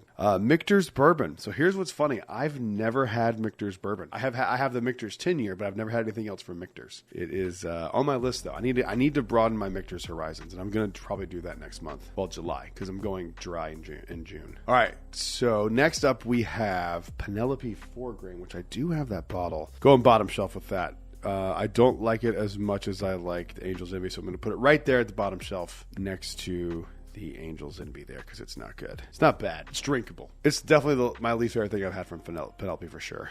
All right, up next is New Riff. Oh, so this is the one that I have had. All right, so I'm going to put this here, and I'm going to move this down to Never Had It because I have never had anything other than from New Riff, other than a New Riff single barrel. So big hitter for that one. I think it's pretty solid. All right, up next is George Remus. This is something that I fell in love with when I first got into bourbon. It was a bourbon that I really started to pick up cherry notes on, and so for me, it will always have a special place in my heart. and I think it's better than any of these even still to this day. I'm gonna put it in big hitter behind New Riff. I think it's pretty dang good, and I think it's underrated. Moving on to the next one here. This is 1792 small batch or foolproof. Pictures, guys, they're like this big. I can't see. I think it says small batch. If that's the case, we're putting it down here in. I'd rather have it than Angel's Envy, but I think I'd rather have Woodford. We're going to put it right there at bottom shelf. Yeah, I think that's good. Then we have 1792 single barrel.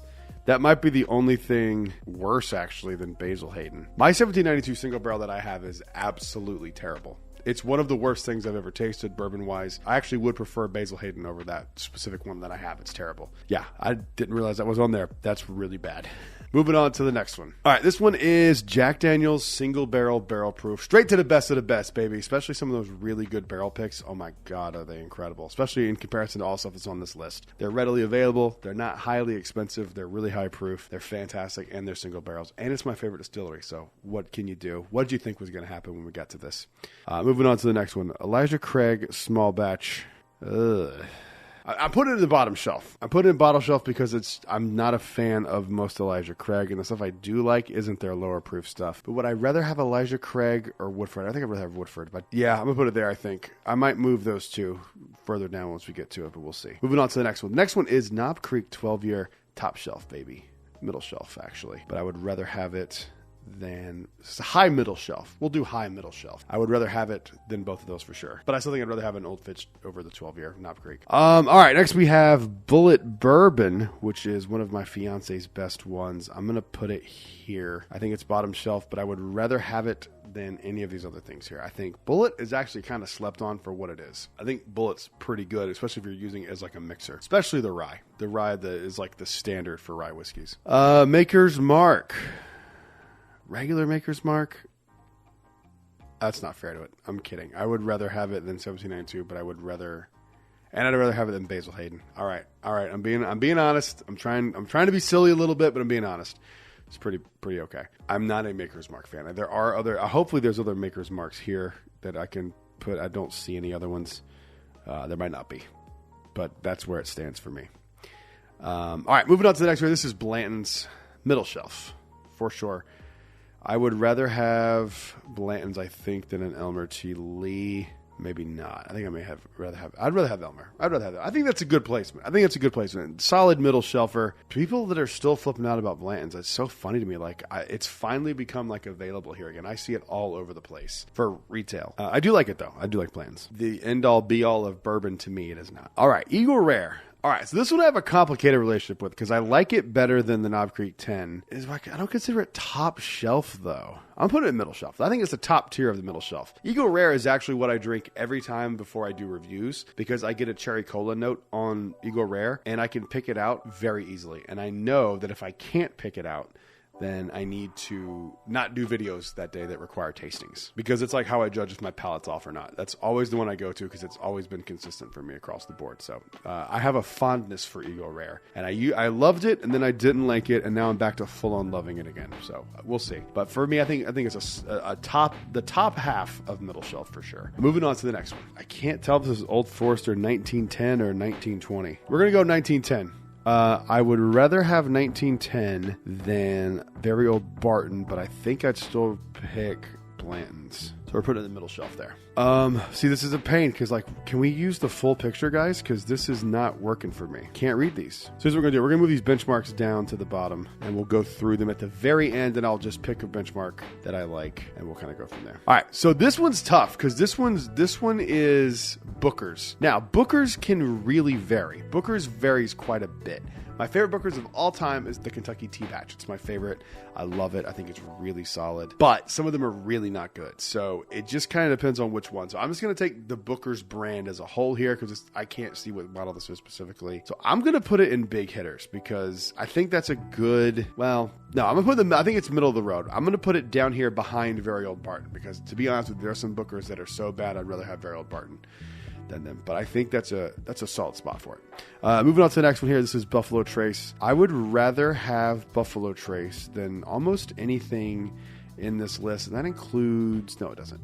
Elmer T. Lee Blanton's, but it's not. I like Eagle Rare better, and I do like Knob Creek better. So it's there. It's kind of the middle of the road bourbon, to be perfectly honest, and I don't mean that in a negative way. It's what it's designed to be. It's designed to be a bourbon that you just kind of introductory to bourbon, and you kind of expand your horizons from there. But it is a solid bottle. Let's not get it confused. Buffalo Trace is fantastic. A lot of hype around the distillery, obviously, but doesn't mean they don't make good stuff, and their flagship bourbon's fantastic. This looks like another Bullet. I don't think I've had it because it looks like I see a top of a black label, and it's probably a single barrel, and I've never had a single barrel from them. So I'm going to put it under never had it. The next one is Redwood Empire Lost Monarch. Big hitter. Better to me than New Riff, better than the Remus. Not quite middle shelf. Or is it? Maybe it is. Actually, you know what? I'm going to put it in middle shelf. I am going to put it in middle shelf. No, actually, I'm not. I'm going to put it in top shelf. No, I'm not. That seems too high. I'm going to put it top here next to Knob Creek. I think that's a good spot for it. All right, we have a E.H. Taylor. This looks like E.H. Taylor barrel proof for me. E.H. Taylor barrel proof is fantastic. I love E.H. Taylor barrel proof. I have 2 batches. I have the last 2 batches, I think, from E.H. Taylor barrel proof. I think they are some of the best bourbon that Buffalo Trace makes. I really, really like it. And then I think this next one here, I see a few E.H. Taylors. And this looks like small batch. Also, to me, small batch, best of the best. I think I actually prefer small batch to the barrel proof, to be perfectly honest with you. I'm very curious about how they're going to do the Buffalo Trace Antique Collection now with E.H. Taylor. I want to see what that is. Very curious. All right, so we have another 1792. This looks like the Bottled and Bond, which I think is pretty good, but I'm putting it at the end of big hitters. I think that's Bottled and Bond. I can't tell. But yeah, if that is Bottled and Bond, I'm putting it there under big hitters. Up next, we have Early Times Bottled and Bond. Now, here's the problem I have with this. My brain says put it to the best of the best. The problem is it's like a $13 1 liter bottle. I can't in good conscience put it with the best of the best or even top shelf. But I'm about to do something very controversial here. I think it is better than anything in the middle shelf. And I think it's better than any of these other ones here. Early Times Bottled and Bond is a fucking banger of a bottle. I adore that bottle. Moving on to the next one here, another Elijah Craig. I'm putting it right next to the bottom shelf. I don't know which ones these are. And honestly, either one of them, if it's a small batch rye or a bourbon, I'm putting them there. Even with the barrel proof, they average out to be pretty just meh to me. Okay, moving on to the next one here. This is E.H. Taylor Straight Rye. Not a great rye. Not a bottom shelf rye. So I'm actually going to put it at the very end of big hitters because it's not bottom shelf. It's not that bad, but it's not great. I don't think it's as good as any of these things up here. Well, maybe if you're comparing it to Booker's, I'll put it at the top of the big hitters because I don't think it's quite as good as any of these up here. And I'm averaging out Booker's, right? So I have to kind of leave it at the bottom. Maybe I'll put it here because it's just okay. I think middle, just okay. I think that's a good spot for it, actually. Up next is Elijah Craig barrel proof. Top of back, the bottom end of big hitters, they vary so much. The C923 is one of the most overrated bottles I've ever heard of on the planet. I think it is just so overly overhyped. Not for me. It's too drying. It's just not great. And for that reason, but it's not bottom shelf either because it's like there's age to it, there's proof to it. It's not bad. It's just not for me. So I'm putting it at the back end of big hitters. I think that's fair. Rabbit Hole Cave Hill, and I know that just because I think that's right. I've never had anything from Rabbit Hole, so I'm throwing it at the end there. Heaven Hill Bottled and Bond is up next. I am putting that in the front runner for big hitters. I think that one is just so good. Or do I put it in middle? Or do I put it in top? I'm going to put it right here.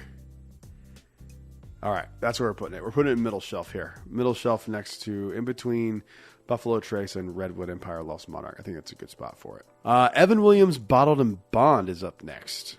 I'm going to put that in the big hitter category and leading the big hitter category because I think it's really good. It's not middle shelf though to me personally, so I'm going to leave it there for now. Maybe we might readjust these. All right, Jack Daniel's Old Number 7. This really hurts me to do it, but it is bottom shelf, but it is my favorite of the bottom shelf whiskeys. I am very partial to Old Number 7. I don't drink it a lot, but when I do, I really do enjoy it still. So I'm going to put it in the head of the pack for the bottom shelf, and nothing can beat that. Moving on to the next one here is Jefferson's. I've never had anything from them other than the Jefferson's Ocean, so I can't rate that one, so we're leaving it there. Jim Beam White Label.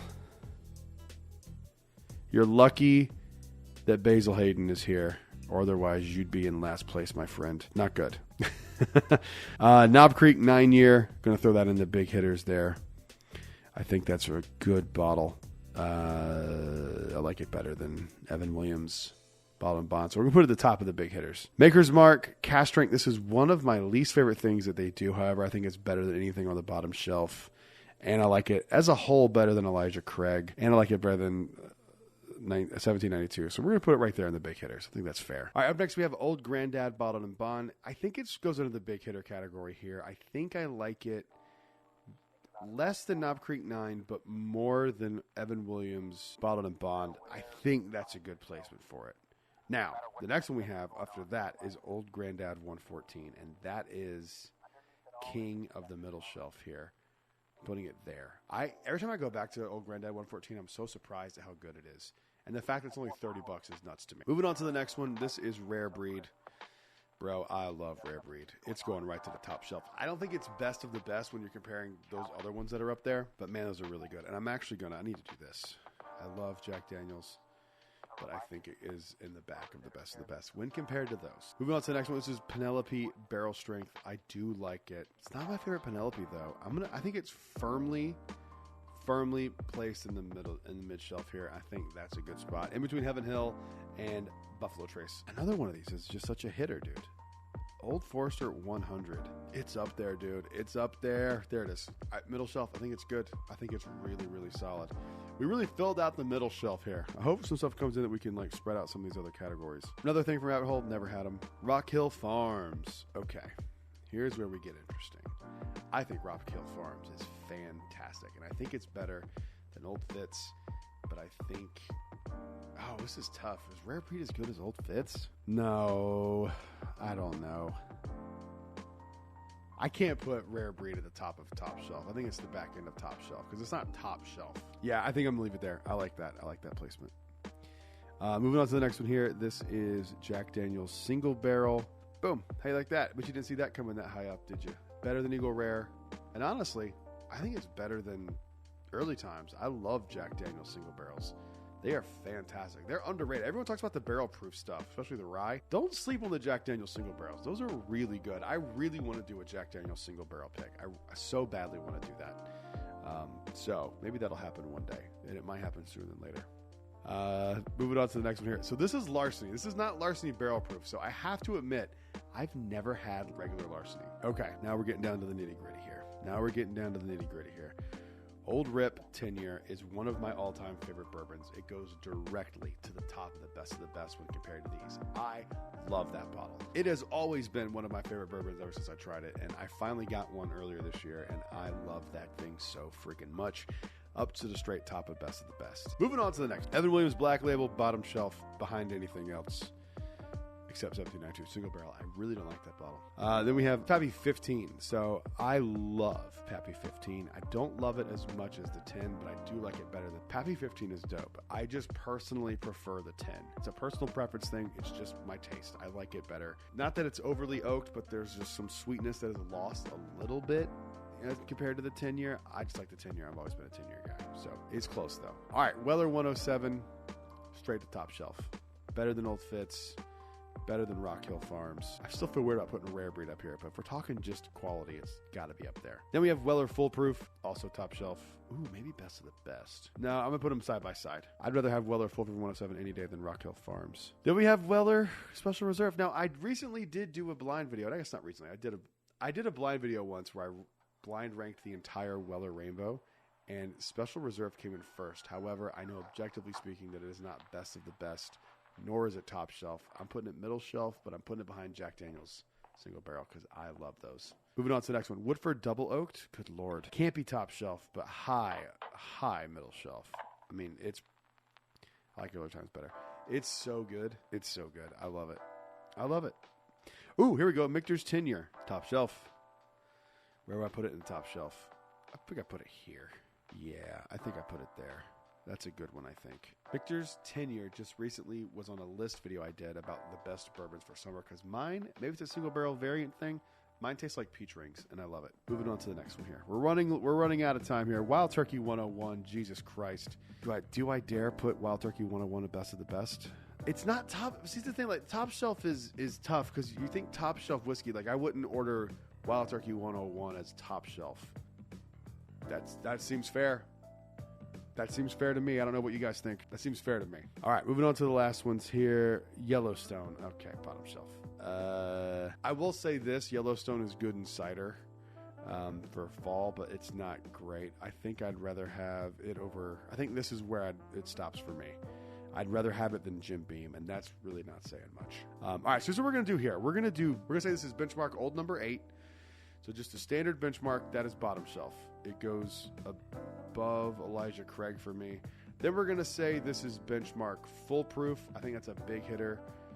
I don't think I put that there. And then we're going to say benchmark single barrel. And I think that they are around the same here. I think I put it like here.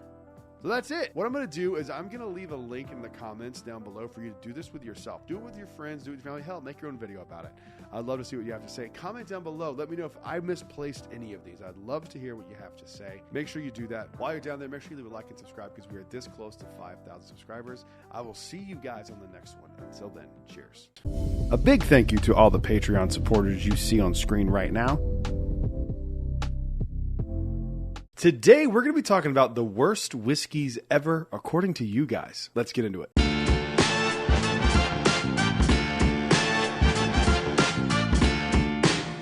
Hello, everyone. Welcome back to Brad's Bourbon Reviews. I'm Brad, and today, a few months ago, I posted a video asking what's the worst whiskey you ever had. I let it sit there to get as many comments as I could, and today we're going back and visiting it to see what y'all think is the worst whiskey you've ever had. Let's go ahead and get into the first comment here. First one up here comes from @SpaltyGoodness, who says, Hobble Creek.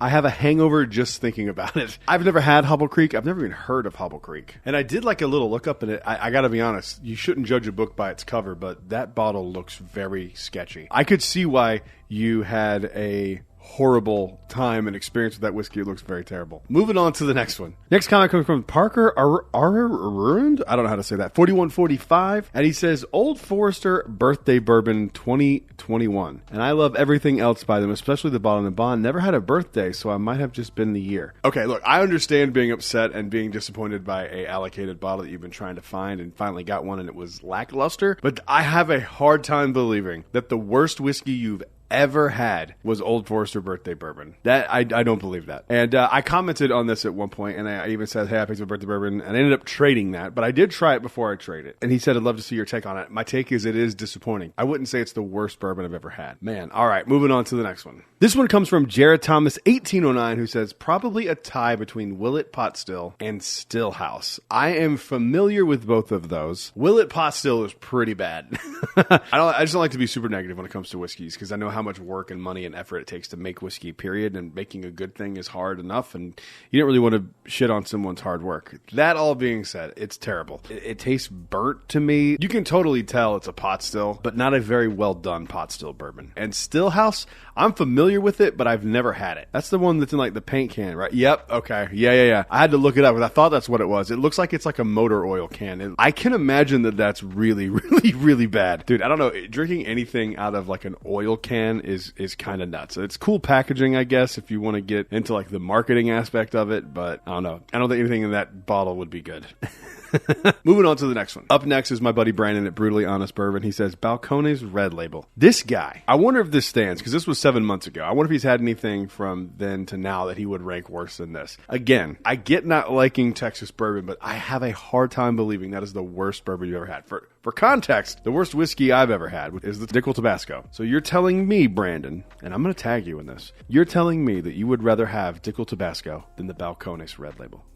I don't believe you. I'm sorry. I don't believe you. I think you have an aversion to all Texas whiskey. Moving on to the next one. This comes from Derek Jean 5665. It says, hot take, but Calumet 15. I sometimes think I must have had a bad bottle. The medicinal cherry is overwhelming. Tastes like sipping on Robitussin. Everyone else that I have try it hates it as well. So I have had Calumet 15, and I will tell you this. It is like drinking like cherry Robitussin. It is very cherry forward, but not like a pleasant cherry. It's like a cough drop, just minus the like ethanol or the menthol kind of feel you get in your mouth. But it tastes just like that. And that I I think is very divisive for people. I personally didn't hate it, but I didn't think it was great. I still go, that's an interesting pick for the worst ever, because I don't really hear people talk a lot about Calumet 15, and I feel like people should, because I think it's pretty okay. I think it's a little overpriced for what it is, but you are still getting like 15, 18-year-old bourbon, so I don't know. Maybe I like it more than this guy does. Clearly I do. Moving on to the next one. Next one comes from Jeremiah0866. He says, not bourbon, but I was gifted a bottle of Talisker 10-year scotch. Tasted like salted smoked dirt. Not my cup of tea. I learned in Scotland that I am definitely a bourbon, not a scotch guy. All scotch I did enjoy were cast in ex-bourbon barrels. Yeah. Especially if you're doing like peated scotches, those can have really, really funky notes, and they are love it or hate it. I think scotch is literally, you either love it from the jump or you hate it, because I have had some scotches that I just like absolutely adore, like a Glenfiddich 10 or 12, whatever it is I have. And I really, really liked it from the jump. But I have had some like Ardbeg stuff that is like way too much. So it is just interesting to me that like people do enjoy those flavors. It's really odd to me because it does taste unpleasant. I get like not wanting coffee notes and liking cherry notes more, but when someone's like, ooh, it tastes like dirt and Band-Aids and like enjoy that, fucking bizarre to me. I don't get it. I want someone to explain to me why that tastes good to them. I'm genuinely curious. I can explain to you why caramel or like a cherry note is pleasant to me. I'm very curious why someone would like the Band-Aid note that I get on a lot of scotches. Comment down below if you're one of those people. Move on to the next one. Up next, this comes from Xman-KX3WE. For sure, get a better name. He says, Pendleton, Tomatin 12-year, and Springbank 15-year. All of them made me want to throw up. Anything that makes you want to throw up, yeah, like the only one that's ever made me really gag was that Dickel Tabasco. That was really bad. The other ones that have been really bad too, like the Beam 8-star, it also did that to me, made me want to gag. It's bad. That is like such a visceral reaction. So something that made you throw up, I understand being like something you really, really hate, and it being the worst thing you've ever tried, because that's just not fun for anyone. Moving on to the next one. This comes from Daniel Arner 1208, good buddy of mine. He says, Dickel 15-year, Yellowstone white label, an older bottle of Detling wheated, all drain pours. We were talking about this today because me and the boys in OBG are going to be in August doing a pick with Detling. I feel like I hyped up this gold one. And I feel like I hyped this gold label up a lot, and it's justifiably so. This is arguably my favorite bourbon I've ever had. Like, it's literally strong contender for #1 best bourbon I've ever had in my entire life. The problem with it is that they're not, all Detling products are not that good. I think they are good as a whole, but they vary. So if you get like a store pick or something, it's probably not going to be as good as this gold label. And that's very frustrating because those are so hard to come by. They do like, 200 bottles a year. But like, I want people to understand that when someone says they don't like a Detling bottle like Dan here, that's fair, because I have 3 Detling bottles. I have a store pick, a bottled and bond, and this gold. The pick one is just okay. The bottled and bond is like a step up, in my opinion, from that. And then the gold is top 2 or 3 all time I've ever had. So that is a big range of products. So just because it's a Detling bottle doesn't mean it's going to be the greatest thing ever. And I think people need to like reel back some expectations for Detling as a brand, because not everything that everyone makes can be the best thing you've ever had. And that includes distilleries that have made the best thing you've ever had. People need to remind themselves of that, because I think people see Detling with all the hype it's getting and just think everything they make is going to be just that good. And it's just not. It's not realistic. But yeah, good. Those are good ones. Dickel 15. Dickel anything I just can't stand. Yellowstone white label I use for cider mixers in the fall, but that's the only time I buy Yellowstone. I'm not a fan of Yellowstone. Moving on to the next one. This is John Cashion 8428. What's up, man? He says, LOL, Jim Beam repeal batch was disappointing. It's not only disappointing, it's one of the worst bottles I've ever had in my life. He also then continues on. He says, a smoke wagon from last Halloween, terrible. Undrinkable. The Bookers from last year, pretty sure it was the O2. There were good bottles and bad bottles. Mine was bad. I wonder what made them bad. Why was some bad? Sometimes you just get a bad bottle. I've had several Michter's Rye. I've had multiple. Believe it or not, I got a bad rare breed. No, I believe that 100%, because I had a bottle of Buffalo Trace one time that when I was first getting into bourbon, and I had a bottle and I really liked it. I remember it being like really sweet and like really nice and approachable. And I got a second bottle and it tasted like putting your tongue to a battery. And that's how I learned that cork rot is a real thing that can happen with bourbon. And it doesn't happen like super often, but when it does, it will ruin a bottle of bourbon quick. Some of these were probably that, like the rare breed. I've never had a bad rare breed. I've had multiple pours like at friends' houses and in public because it's one of my go-to bourbons, and I've never had one that was that bad. But that could be it, or it could just be that there are bad bottles out there. Very possible. Dude, thanks for the comment. Appreciate you. Moving on to the next one. This comes from @KellyClark-J2F. and they say Chicken Cock Cotton Club. That is very hard to say. 20-year rye, absolutely horrible. I have always shied away from chicken cock stuff because it is just prohibitively expensive for what it is. I just can't justify it. That's so interesting to me because 20 years on a rye is a lot. Like for me, the best ryes are around 6 to 12 year. 20 year is crazy for a rye. And that bottle was probably like what, $400? $200. I was off. I was way off. But yeah, that's just one of the reasons why I've stayed away from chicken cock. Moving on to the next one. This one comes from Lloyd Braun. He says, Honey House Distillery Single Barrel. Absolutely the worst one I've ever had, and is the first one I never swallowed. It was absolutely disgusting. As the buddy who gave me a sample said, it's like drinking gasoline. Dude, your friend screwed you over. He knew it sucked and was like, hey, do you want to know something that's really terrible? Try this. I do that to my friends too. I gotta be honest. I've never heard of Honey House. If they're really that bad, I want them on the shelf because I love collecting terrible whiskey. It's fun. Moving on to the next one. This one comes from Linklater. I've seen this name so many times and I don't know how to say it. Linklater? I don't know. He says, anything Dickel, anything Balcones, and hot take anything Old Forester. That's wild. Anything Old Grandad, and I'm a Beam fan. Basil Hayden, and anything Redwood Empire. Okay, I get not liking Dickel, and I get not liking Balcones, because those are two very, very different things. But nothing Old Forester makes this good to you? That's crazy. I would be so sad if I didn't like Old Forester, because I have so many Old Forester products. I wonder if you like Jack Daniels, because a lot of those notes you're talking about, I wonder if you just don't like that flavor profile or what that is. Very curious. Moving on to the next one. This comes from N.S. Schluter 13. He says, Rogue Dead Guy Whiskey. Only whiskey I have ever dumped down the drain. Was like they distilled vomit and bottled it. Ugh. I don't do good with puke. Jesus. That sounds horrible. That sounds absolutely repulsive. I need to find a bottle. Moving on to the next one. Next one comes from Mike Byung, 8057. He says, Elijah Craig Toasted Barrel. I'm sorry, but I don't get the hype, and I can add Early Times Bottled and Bond, but I can't be mad because I paid $28 for that bottle. You didn't like Early Times Bottled and Bond? I get not like an Elijah Craig Toasted Barrel, because that one does have like some weird funkiness to it. It's weird. But not like an Early Times Bottled and Bond? Dude, that is insane. I'm taking your bourbon card fan away.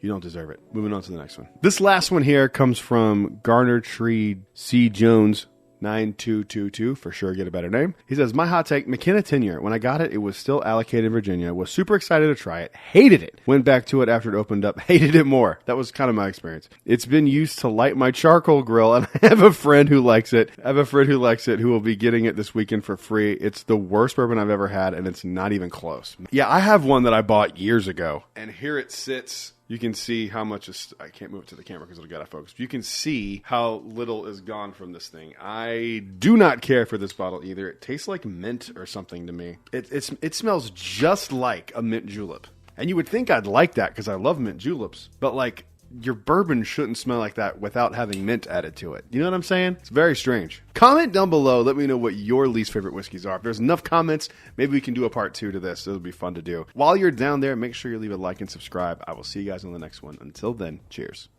A big thank you to all the Patreon supporters you see on screen right now. Today, we're going to be talking about 8 bourbons that I regret buying. Let's get into it.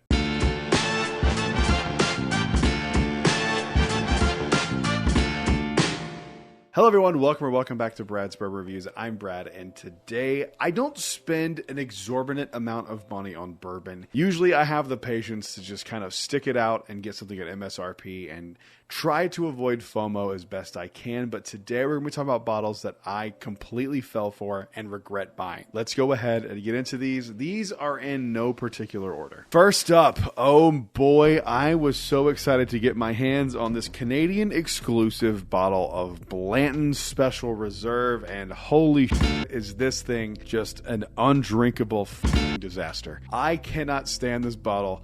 I paid way too much to get this here from Canada. I don't even remember what the cost was. It definitely wasn't the $60 that it cost in Canada to buy this thing. It is just completely not worth it and really, really bad. The only upside is that it gives me 4 bottles of Blanton's to look at on my shelf, and I regret buying this one. I'd rather have just a regular bottle of Blanton's, or like the Takari Red, or like the black one, something like that. But this one is just really, really bad. Do not buy these. These are trash swill, bottom of the barrel, terrible bottles of bourbon. Moving on to the next one. This one's hard for me to admit because I was so excited to get my hands on this bottle when I first got it. And I luckily have 2 of these. And the other one is like exceptionally delicious. This one is so bad. I don't want it around.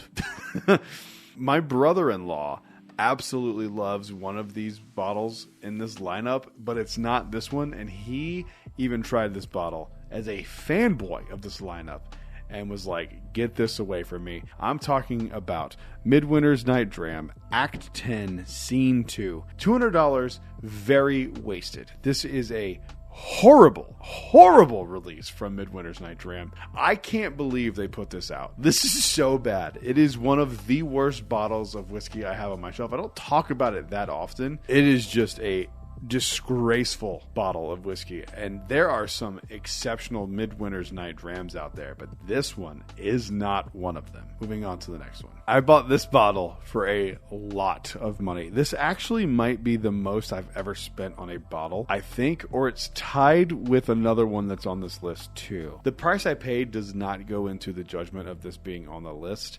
And I think this might surprise some people, but I have had some friends that have tried this and just completely agree with me that, holy shit, this is terrible. I'm talking about Weller Single Barrel. I spent $350 on this bottle, and I did it to complete the Weller Rainbow because I live in Florida. It is really hard to get bottles of Weller in Florida, and I know it's hard to get bottles of Weller everywhere, but it's exceedingly hard in Florida because only one chain in Florida is allowed to sell bottles of Weller, the ABC stores. I've been in the vault now for the past 3 years.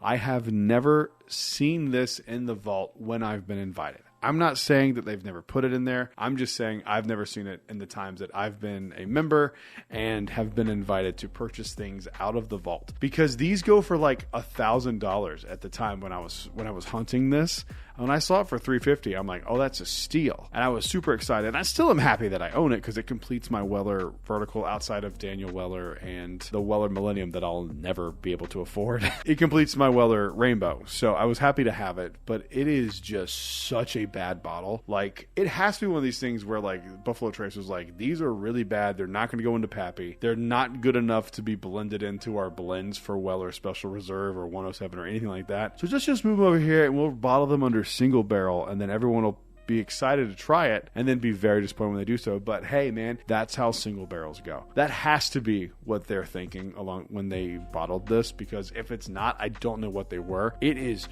so bad. Moving on to the next one. I did a review of this not too long ago, and it was kind of divisive if you check the comments, but I promise you it is not worth the $200 that this bottle costs. This is the Woodford double oaked. It's like literally as good as the Woodford double oaked. Like, just get the Woodford double oaked. And in fact, get a Woodford double oaked pick, because it is infinitely better than this. It costs way less and you get more of it. This is like not a scam, but it's like, I feel like it is, because Woodford knows how to make good bourbon. I've had some really solid barrel picks from them. And I had one really good double oaked experience pick. And Woodford double oaked in and of itself is fantastic. I don't know what happened here. This is insane to me that this is a $200 bottle from Woodford. Like, what are you thinking? I cannot express to you how disappointed I was when I tried this. It really broke my heart because I love double oaked bourbon. Woodford is, like, to me, one of the staples of double oaked bourbon. It's not that it's not good at all. It's just so disappointing. This is not a $200 bottle. It's just not. I'm sorry. If you think it is, I'm so glad that you don't feel like robbed. But I personally am deeply offended that this bottle costs $200. It's just insane to me. Moving on to the next one. Oh God. This is the one for me that made this list become a thing, because I got FOMO so bad with this, and I don't know why, because I don't love this brand typically. But Jesus Christ, the Maker's Mark Cellar Aged. I spent $350 on this bottle because a liquor store that I go to a lot got it and put it out early. I don't know how that, it's like the only thing they've ever gotten early. And if you go back and look, I have the first review of this up on YouTube. It was so early that people thought it was the 2023 bottle. No, it was the 2024 one. And this thing is just the epitome of mediocrity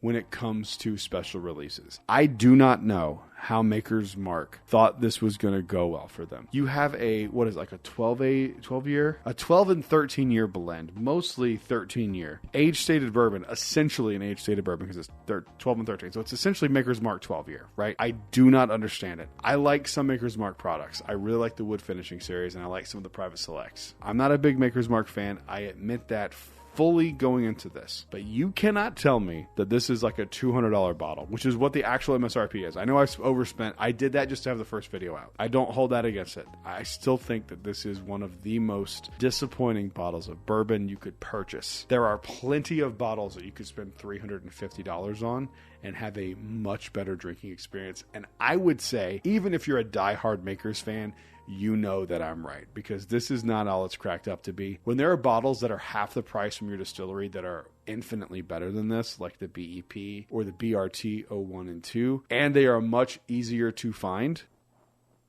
you know, I really don't like this bottle.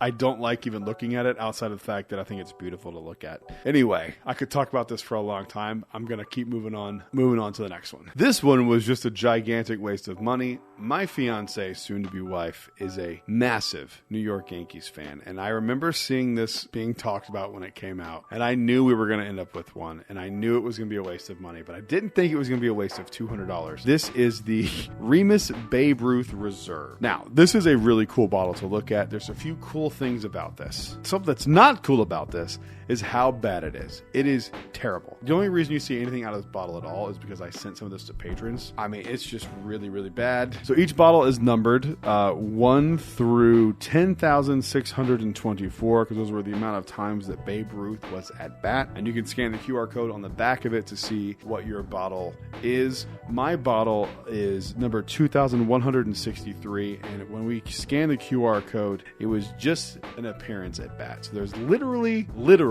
nothing special about this at all. The bourbon inside is terrible. It is a complete waste of $200. Moving on to the next one. Moving on to this one here from my favorite distillery, Jack Daniel's. This is the Jack Daniel's number 27 Gold Tennessee whiskey that was double mellowed in maple barrels. I always forget which one it is. I bought this secondary because I think they discontinued this. I'm not 100% sure on that. I've looked it up. It said they discontinued it according to ChatGPT. People have said they haven't discontinued it and it's just not available right now. I don't know what's going on. But from what I understand and why I bought it was because I had heard it was discontinued and I wanted it. Because when I first started getting into whiskey, this was a bottle that sat at my ABC store and I kept going like, I'm going to get it, I'm going to get it, I'm going to get it. And then I went in to get it and it was gone and I never saw it again. And then like a year passed and I was like, I remember that bottle. I really wanted to try that. And it's not good. It's not good at all. It's really watered down. It tastes almost, it's not, God, it's not that it's even bad. It's just like Jack Daniel's had this problem a few years ago, like 5 to 7 years ago, where all of their special releases were just in these really cool bottles and it was a liter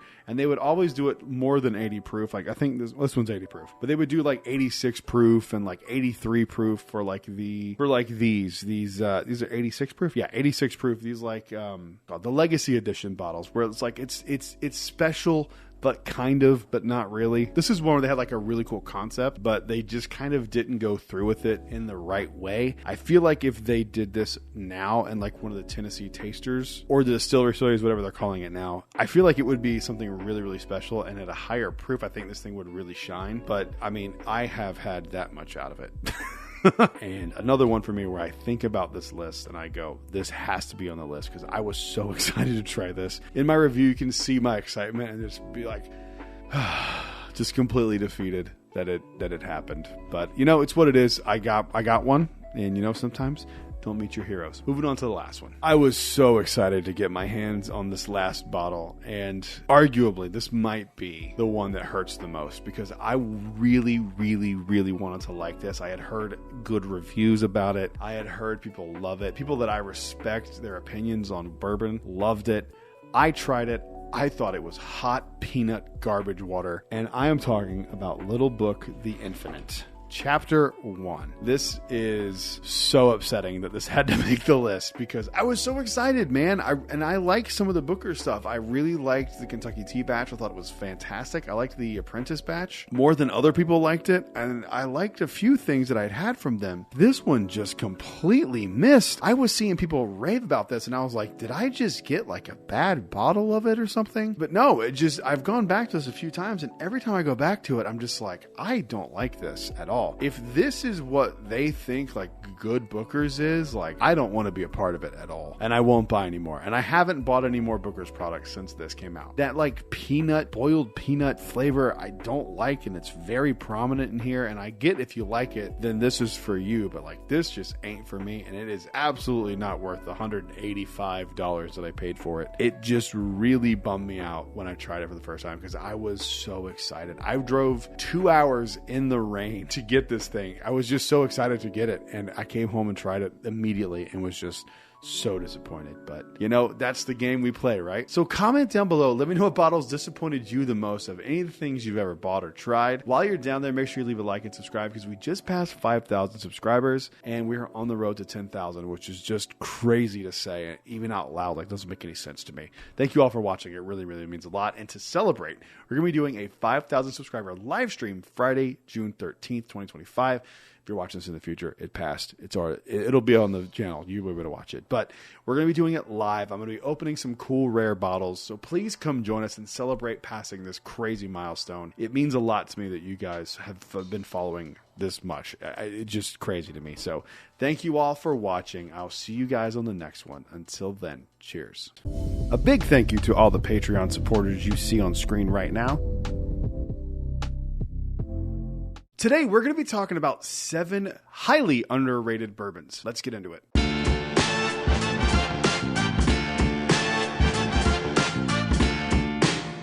Hello, everyone. Welcome back to Brad's Bourbon Reviews. I'm Brad, and today we're going to be talking about bourbons that are underrated for one reason or another. Underrated can mean several things. It can be a bottle that drinks above its quality for the price. It can be a bottle that's hard to find, but actually really, really good. Or it can be a bottle that people just don't talk about for whatever reason. And that's the case for most of these. So let's go ahead and jump into these here. These are in no particular order. First one up here is a bottle that's not very cheap. It's hard to get your hands on. I don't even remember where I got this bottle from. I think I got it in a trade. I had heard it was kind of okay. And then when I tried it, I was like, this is amazing. I'm going to have one of these at all times. And it's probably the best thing that Evan Williams has ever put out.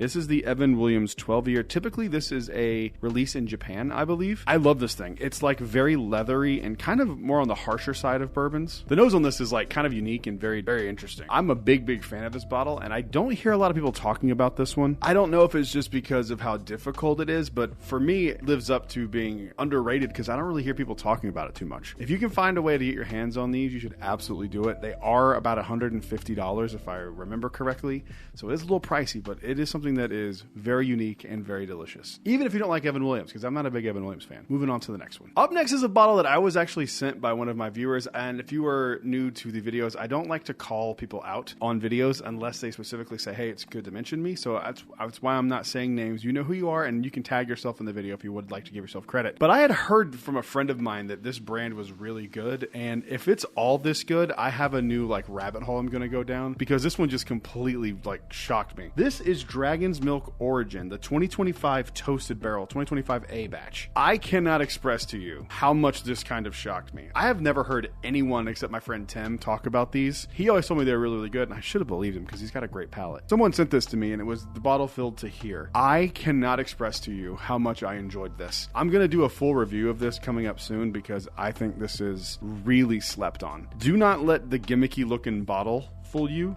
It is a cool looking bottle. It is a little gimmicky for my personal taste, but what's in this thing is just like absolutely delicious.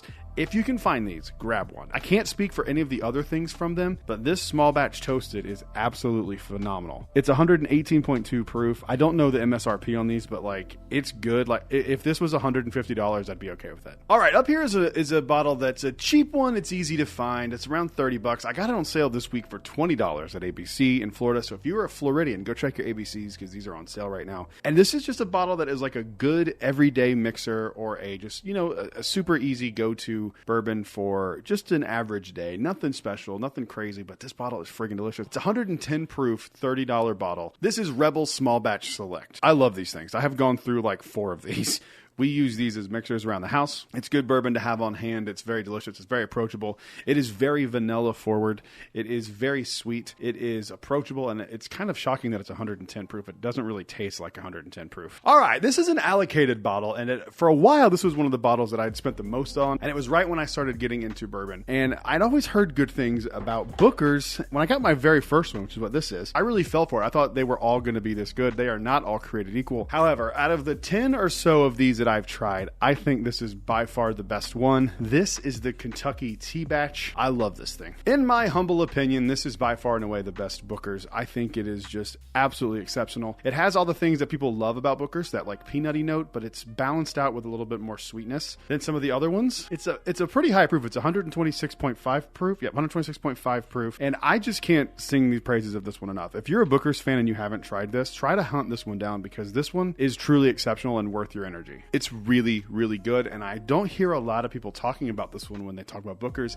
I hear a lot about Pinky's Batch. This one kind of gets slept on, and it's kind of nuts to me because I think this is like easily the best one. Moving on to the next one. This is another one that is one of those bottles that it's super easy to find. It's on every liquor store shelf, pretty much anything that carries a decent selection. From the Whiskey Row series, this is Old Forester 1897 Bottled in Bond. This is one of, if not my favorites from the Whiskey Row lineup. Outside of 1924, I really like 1924. I know not everyone does. That's a different conversation for a different day. But if you're talking about just the plain Jane Whiskey Row series, those first initial 4 bottles, plus the Kingsman one, if you want to count that, this one to me is by far and away the best and most balanced. Some of the 1920 stuff, I initially had heard and was kind of skeptical that 1920 had kind of gone down in quality. In my experience and the things that I've tried from like what I have on my shelf that's like an earlier release to what they're releasing now, that is kind of the case. 1910 kind of still tastes the same, but for me, this 1897 just stands out. It is way better than the 1893 or whatever that other one is. That one's not good. This one to me is really, really good. It's got like green apple notes on it. It smells like a candied apple, like at a fair. I love it so much. I think it is grossly underrated, and it's even underrated from what I can tell in the Whiskey Row series itself. And bourbon as a whole, no one really talks about it. I love this thing. If you haven't tried it, give it a shot. Moving on to the next one. I have another bottle from Rebel because I feel like this one it's a little harder to find, a little more rare. They still do exist though. This is a Rebel 10 years single barrel. These come in, I think, at 100 proof. Yes, 100 proof. This one was aged starting in February of 2006. It's a 10 year, so it came out in 2016. This is an old bottle. These things are so underrated. They are so good. They should be in the conversation with any other 10-year bourbon. I don't know why they're not. They are just as good. The quality is there. They're a single barrel. They do run about $100 when you can find them. I've seen them for about round 110. And I honestly think that's like a steal for a 10-year single barrel bourbon at 100 proof, especially one that's this good. I think you're doing pretty good. And if you haven't tried one of these, try to seek one out. These are a little more hard to find, I understand, but they are without a doubt some of the better 10-year bourbons out there. The price point is kind of a stickler though. It is more expensive than like something like an Eagle Rare at MSRP. If you haven't tried one of these, seek one out and do it. Moving on to the last one. All right, last one here to close this video out. I don't think anyone's going to be surprised to see this as an underrated bourbon. However, recently I actually debated on putting this on here because of how much hype they have gotten lately with like SLB finally talking about them, but they will always be underrated because until they are one of the biggest distilleries in the country and they are getting the respect that they deserve as a company and as a distillery and as great bourbon makers, they're underrated. So it is Conviction, and I just picked a random bottle out. This happens to be a really, really good one. I haven't opened this one yet. I tried it at the distillery when I did my barrel pick, and I fell in love with it. It's really, really good. They had a few of these left when I was there a few months ago, but I doubt they're still there. It's a holiday 2024 release. It's a 6-year. It was really, really solid, and they're just a great brand as a whole. Find one. They're all single barrels unless otherwise indicated. Try the double oaked. They make some of the best double oaked bourbon on the market. I had a double oak from them the other day, and it was actually the one that won gold at some spirits competition in New York, I believe. It's the best double oaked bourbon I've ever had. Give them a shot. And I know people will say, like, I've had Conviction that was bad. You had really young, really bad Conviction by their own account. Go back and try some of the 6 and 7 year stuff. And if you still don't like it, then it's just not for you. But if you are looking to find something that's different and you want to try something that's some of the best bourbon on the market for a reasonable price, give Conviction a shot. But that's it. Comment down below. Let me know what your underrated bourbons are. While you're down there, make sure you hit like and subscribe because we are on our way to 10,000 subscribers. It sounds so bizarre to say that. And on our way is an understatement because we have to double our current subscriber count. Hopefully we're going to do that by the end of the year. That is up to you. But make sure you hit that like and subscribe. I'll see you guys on the next one. Until then, cheers. A big thank you to all the Patreon supporters you see on screen right now. We are already halfway through 2025, and today we're going to talk about the 10 best bourbons that I have had in 2025. Let's get into it.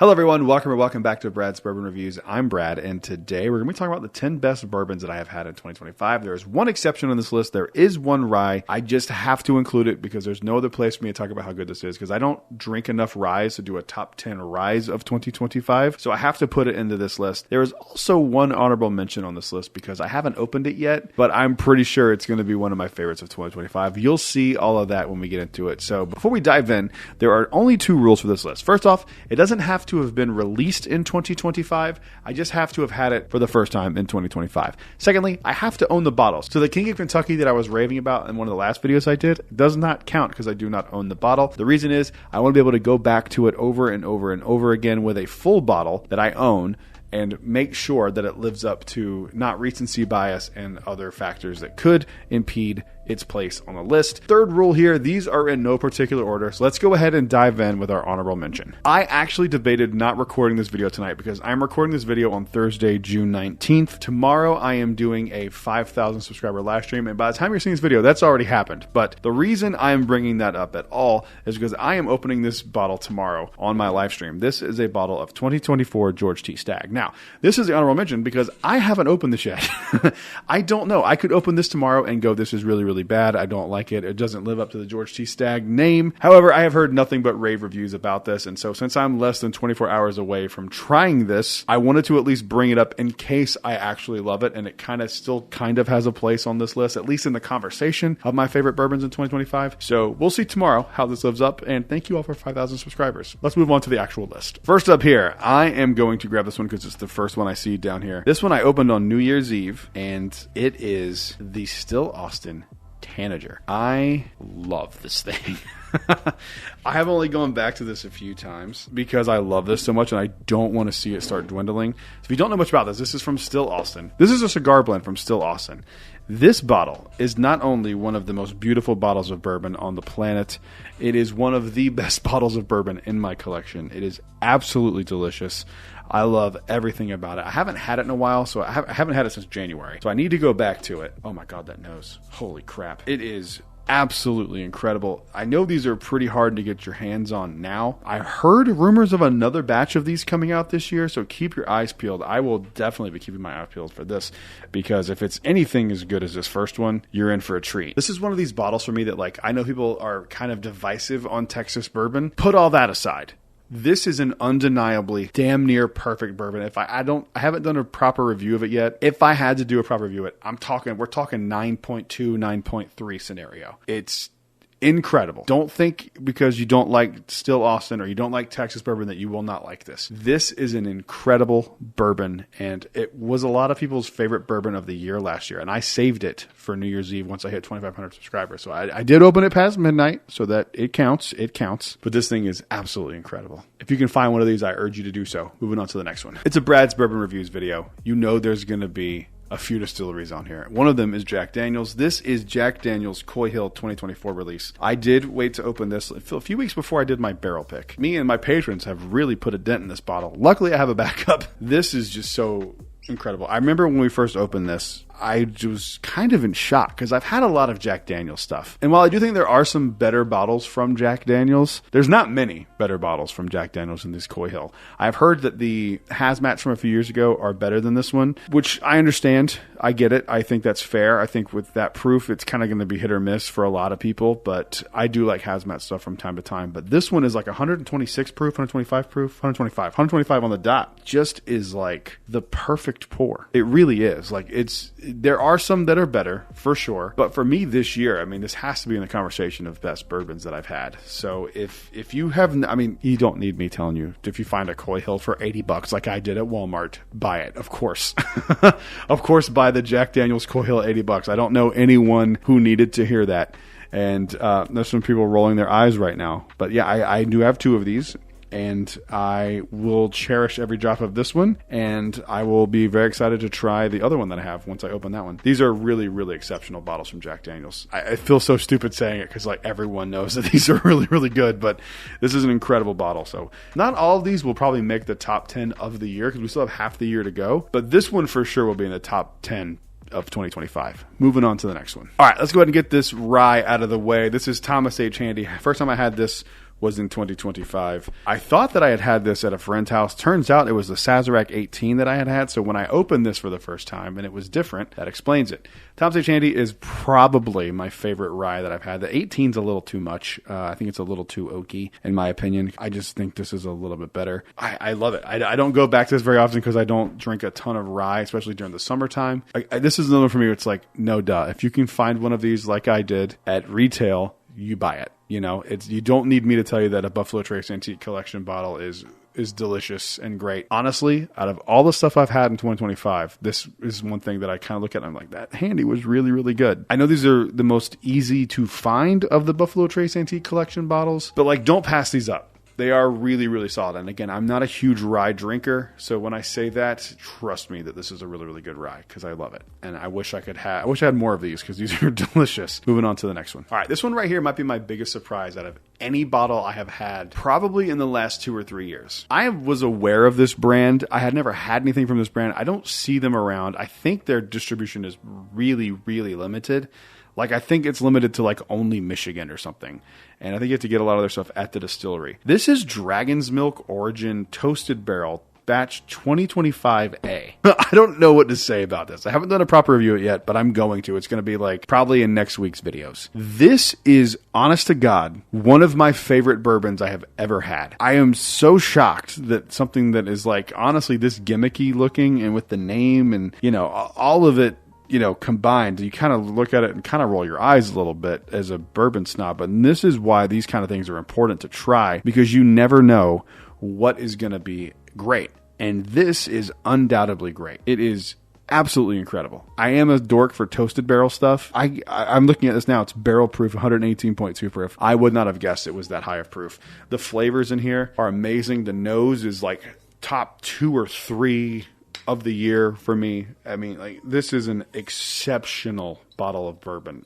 I don't know how hard these are to find because this was sent to me from a friend. It wasn't sent to me from the distillery. It was sent to me from a friend. I'm just like enraptured with this now. And I've actually reached out to the distillery and they haven't gotten back to me yet because I wanted to get some details about their stuff for this video, but they never got back to me. So yeah, just left on red. That's fine. But this is an incredible bottle of bourbon. And if you find these, you grab one for yourself and then you shoot me a message on Instagram and say I found one and I say how much. Moving on to the next one. Glassware is a massive part of the whiskey and cocktail drinking experience. If you don't believe me, think about if you went and ordered champagne at a bar and they brought it to you in a plastic cup. How would you feel? Like you were drinking cheap champagne, right? So I stand by the fact that drinking out of appropriate glassware is what you should do as an adult. If you're looking to level up your glassware, I have the answer, and the answer is Visky. Visky makes my favorite cocktail glasses I've ever owned. I have been drinking out of these exclusively. This set right here is the Beau lowball glass. I'm a sucker for having sets of things, so the fact that I was able to get lowball glasses with the coupe glasses and they are this well made and this durable and this elegant and gorgeous just made my day. I adore these things. If you're ready to level up your glassware, all you have to do is click the link in the description and go check out everything Visky has to offer. They have whiskey glasses, they have tiki glasses, they have cocktail glasses, they have martini glasses, they have everything you need, and I'm telling you, you are going to absolutely adore this glassware. Do not sleep on this brand. They're amazing. and back to the video. All right. If you're a Brad's Bourbon Reviews regular viewer, you know that there's two distilleries that I always mention in videos, Jack Daniel's being the first one, and Southern Grace Distilleries, the makers of Conviction Bourbon, being one. And I have 2 bottles on this list from Southern Grace Distilleries, and I gotta be honest with you, this one blew my mind. This is their double oaked bourbon that just recently won double or triple something gold at a New York Spirits Festival. Big deal. They are having a really cool moment right now with a bunch of hype around them. And this is one of the rare times that the hype lives up to the experience. Their double oaked bourbon is absolutely incredible. I have had probably, I'm guessing, with all stuff I've had at the distillery, like factoring all those in, I've probably had 50 different of their double oaked bourbons. This is by far the best. It is absolutely incredible. It is insane how good this is. Patrons are going to get to try this. I'm reluctantly giving up some of this bottle because this thing is so fucking good. This is what we have to live up to, ladies and gentlemen, when we go and do our barrel pick on September 10th at Southern Grace Distillery. We have to live up to this bottle right here. This thing is unfreaking real. I cannot believe how good this is. Like, I have a bunch of their double oaks on my shelf, and I look at them now and I go, yeah, those are good. This one's amazing. It really, really is. It really is incredible. It's the best double oak bourbon I've ever had. I don't quite know if it's in my top 10 just like bourbons of all time category, because that has got some steep competition in it, but it definitely is in the conversation. I mean, it's unbelievable. So these are gone. Look on the secondary, maybe. You can probably find one for a ridiculous price. Moving on to the next one. All right. I am a huge Jack Daniel's fan. I have every single batch of the 10, 12, and the 14 year, and the 14 year did not make this list. I've gone back to it and I've kind of softened my opinion of it, because at first I was like, this is not good at all. I don't think it's not good. I think it's just different from what I wanted from Jack Daniel's. But what I wanted from Jack Daniel's is this year's 12-year-old. This is Jack Daniel's 12 Batch 3. This one right here, ladies and gentlemen, is probably the best Jack Daniel's 12-year that they've put out, and that is saying a lot. 12-year Batch 1 was my favorite, I think, up until this year. This one took it over. This one's incredible. I have like 2 or 3 of these as backups. Anytime I see Jack Daniel's 10 or 12 and like the $100, $150 range, I buy them, which is why I have like 9 of them in my closet right now. I'm a big fan of the 10 and 12 year. I think it's fantastic, and they should be very proud of themselves. And again, this is one of these videos where it's not these aren't hidden gems or anything like that. These are gonna be bottles that like you've probably heard of, and they are the best bottles of 2025. And this one probably, if I was ranked, this one would probably be number 1 or 2. It's up there. Moving on to the next one. All right, up next is a bottle that just shocked me to no end, because I hate the base offering, like one of my least favorite bourbons of all time. And when I heard that they were announcing single barrel cask strength versions of it, I got pretty excited. This is Green River Wheated Bourbon cask strength single barrel. It's a pick from Publix. It's incredible. I love it. I'm surprised how much I love it. I didn't think it was going to end up on the top 10 of the year. I might need to go back and readjust my score. I don't remember exactly what I gave it when I was doing my review of it, but I have really gone back to this and gone I really want some of that wheated bourbon. Damn good pour. These are pretty hard to come by from what I can understand. I wish they weren't, because they are just phenomenally good. Green River, you should definitely do another round of this, and I'm sure you're planning on it, because I don't know if these got high praise, but they should have. They're really, really good. Mine comes in at 123.6 proof. It's kind of a traditional wheated bourbon. You get the sweetness, the softness, the cherry notes on it. It's just fantastic. So if you can find a way to get your hands on one of these, I highly urge you to do so. Moving on to the next one. All right, this is going to seem a little self-indulgent, and I honestly wouldn't have put this on this video if this bottle hadn't gotten the amount of buzz that it has gotten from other YouTubers who have gotten their hands on it. This is my single barrel pick from Conviction, the inaugural barrel pick. This is not the double oak. We haven't done the double oak pick yet if you're looking at this in the video in the future. This is barrel 454. The amount of praise that I have gotten, both shout outs in videos and people just messaging me going, holy shit, that thing's amazing, it's insane. It's crazy. You're gonna look at me and go, you're biased, it's your barrel pick. Yeah, that's why I picked it, because I really liked it. And this could not have come out better. The reception to this bottle could not have come out better. It's French toast in a glass. It is super delicious. If you have never had it and you live in the Orlando area, I can give you a sample and let you come over for a pour, try it. I don't think I'll ever have a barrel pick that is this good again, and it's my first one, and I'm just being straight up honest with you.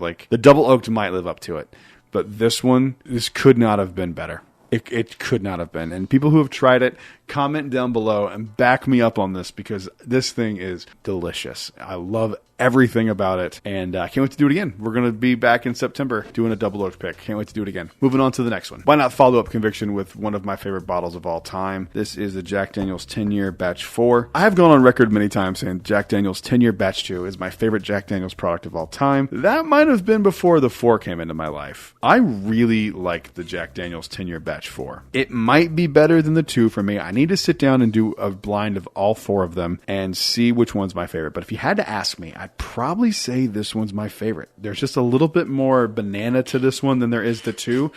The 2 is like sweet oak and like some caramel. This is like banana runts and caramel and oak. I love every single drop I've had of this. This is another one of these I have like a ton of these as backups because I just loved it so much. I really, really like the Jack Daniel's 10 years. This one's insane. It's probably my favorite thing that Jack Daniel's makes outside of Coy Hill. I still think, honest to God, like side by side, if they were both readily available, I'd probably still go with the 10. I love the 10 year. For whatever reason, it just matches my palate and I absolutely adore it. Again, you don't need me to say, go get a Jack Daniel's 10 year. They're incredible. They speak for themselves. Moving on to the last one. So up until a few days ago, up until I did the review of the King of Kentucky that I had, this bottle right here was the highest ranking bottle I've ever done a review of on the channel. It got a 9.3 and I stand by it. If this was on the shelf every single day, it would be really hard not to drink something else. Like, let's just take out all the hype, take out the labels, take out all that nonsense. If George T. Stagg, my barrel pick, Jack Daniel's 10 year, and then this bottle were all on the shelf and they were under a different name, but it was the same exact juice inside, I probably wouldn't drink anything other than those 4 bourbons. This is from a little distillery in Alabama called Detling.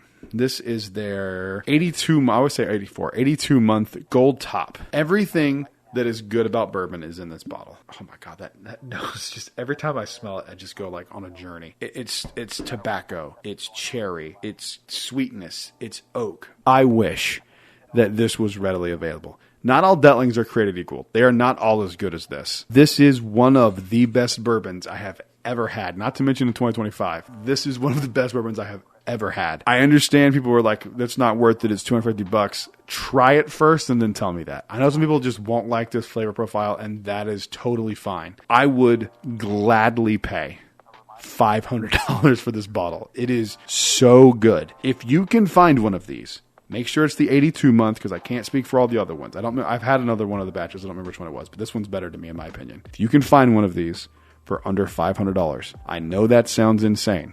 I know. I get it. Trust me. I don't have $500 to blow on a bottle of bourbon whenever I want. I totally understand. But I'm telling you, it is worth that. It is a special occasion pour. It is delicious. Anyone who has tried this one again, sign off in the comments down below. Let me know what you think. So what do you think? What are the best bourbons you have tried in 2025? Comment down below. While you're down there, make sure you like and subscribe. We are on our way to 10,000 subscribers. We just passed 5.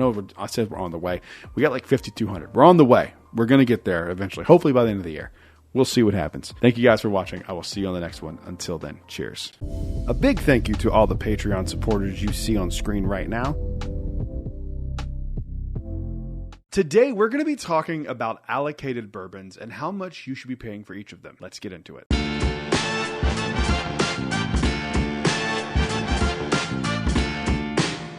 Hello everyone, welcome back to Brad's Bourbon Reviews. I'm Brad, and today we're going to be talking about allocated bottles. I've had this question come up quite a few times, like, hey man, I found an E.H. Taylor small batch for $250. Should I buy it? Hey, I found a Pappy Van Winkle for $750. Should I buy it? And so I get it asked enough, and actually this was a requested video. So I'm going to tell you what I think is the max price I would pay for each one of these allocated bottles. So before we get even into this, yes, retail is like the actual correct answer, but unfortunately, for a lot of people, that's just not feasible. If you live in Florida, you have access to the ABC Vault and a few other places like Publix and Walmart, liquor stores that do drops and stuff. So luckily for us in Florida, we have a few outlets to get stuff at a relatively inexpensive price. But for a lot of people, that's just simply not an option. A lot of people have like 1 or 2 liquor stores in their town. They go to them and, you know, Buffalo Trace Antique Collection is $2,500 for a George T. Stagg tag. That's crazy. Don't do that. There are other solutions as well, like secondary pages and like local Facebook pages and those kinds of things that do exist that might be able to help you find some of these. But again, this video's purpose is to kind of be like a buyer's guide for allocation so you don't overspend. I'll even give examples of times that I've overspent and what I would pay for it, like looking back on. So let's go ahead and get into these. I'm going to kind of do these like not necessarily bottle by bottle, but like lineup by lineup. So we're going to start first with E.H. Taylor. So first up here, we have the E.H. Taylor lineup. I don't have all of the E.H. Taylor bottles. I'm missing quite a few of the more rare ones, but I have the basic lineup. I have E.H. Taylor small batch, single barrel, straight rye, barrel proof, and barrel proof rye. This one I have not opened yet, but this is by far the most expensive one I've paid for. I got my first E.H. Taylor ever at the Buffalo Trace Distillery. I'm pretty sure it was around $55 to $60. I feel like these are a lot more common now than they used to be. I know a lot of people used to overspend on E.H. Taylor, and I think some people still do. So here's what I feel about E.H. Taylor small batch in particular. I think if you can find it anywhere under $85, it's a buy. I know they kind of recently went up on prices. I just got one again the other day at Publix, and it was like $65. Honestly, out of the entire E.H. Taylor lineup that I have had, I can't speak for this one yet, but I don't hear great things, just to be transparent. I think the E.H. Taylor small batch is the best. I'll go by each bottle and tell you what I think you should pay max for. Already spoke on the E.H. Taylor small batch. E.H. Taylor single barrel, I would give it up to $90. They are single barrels, so there was more inherent value there. And one of the cool things about E.H. Taylor bottles and a lot of Buffalo Trace stuff in general is there are laser codes on these. So a lot of that information that you want to see on these, like date it was bottled, those kinds of things, there actually is information on these. So you can kind of see that. So I think $90 for E.H. Taylor single barrel is the way to go. I don't think that's much higher than like, what is the MSRP? So the going rate for these is around $80, I think is the MSRP according to Buffalo Trace. So I mean, you're kind of close there. I don't think these are really worth overpaying for. The few that I have had in the past have just been okay. I've always kind of gone back to the small batch and thought it was a little bit better. But I totally get for collecting purposes, you'd probably want to have the entire lineup. So I totally understand people that want that. I'm one of those people as well, so I totally get it. E.H. Taylor Straight Rye. This one is MSRP's at $80 as well. So these two are like roughly the same price. I mean, and keep in mind too, these prices do change from market to market, but this is just straight from Sazerac. But I think that would probably be what I would pay for this because this is not a very solid rye. It's just okay. I have not gone back to it, as you can see, in a very long time. Really, since I opened it, I kind of don't really like it all that much. It's fine. But if you're interested in collecting it and all that stuff, totally understand. So E.H. Taylor Barrel Proof. This one, MSRP is at $79.99, so $80 as well for this one. This one, though, is a little different because I think these are really, really good, and it would kind of be dependent on the batch itself because some of them are great, some of them are just okay, some of them are exceptional. This is batch 13, I think this is last year's E.H. Taylor. I forget. I'd have to look, and I don't remember. But this one is really, really good. The one that I have that's after that, the next year's batch, wasn't quite as good as this one. I still think you could probably spend around $120, $125, maybe up to $150 if you really, really, really wanted it. But anything past $150, I think you're going to be a little disappointed in the quality of it. I don't think it's worth, the $400, $500, $600 that people were selling it for just a few years ago. So keep that in mind. A really solid bottle, but it very much depends on which batch it is. And then this one right here, I can't speak on, but I overspent on this quite a bit. And I think I ended up paying like all in like $600. This was a special one for me and my fiance. It's a special release from them. I was willing to pay a little bit more to get that because E.H. Taylor means a lot to us. So I wanted to have this one for a wedding day kind of thing. So I was totally fine with spending that much money on this bottle, even if it's not great, because I don't really care. I wanted it for the collection. So moving on to the next lineup here. All right, up next here, we have the Jack Daniel's 10, 12, and 14 lineup. These are some of my favorite bourbons of all time. They are absolutely phenomenal. I think that any batch you get of these, you'll be very, very happy with.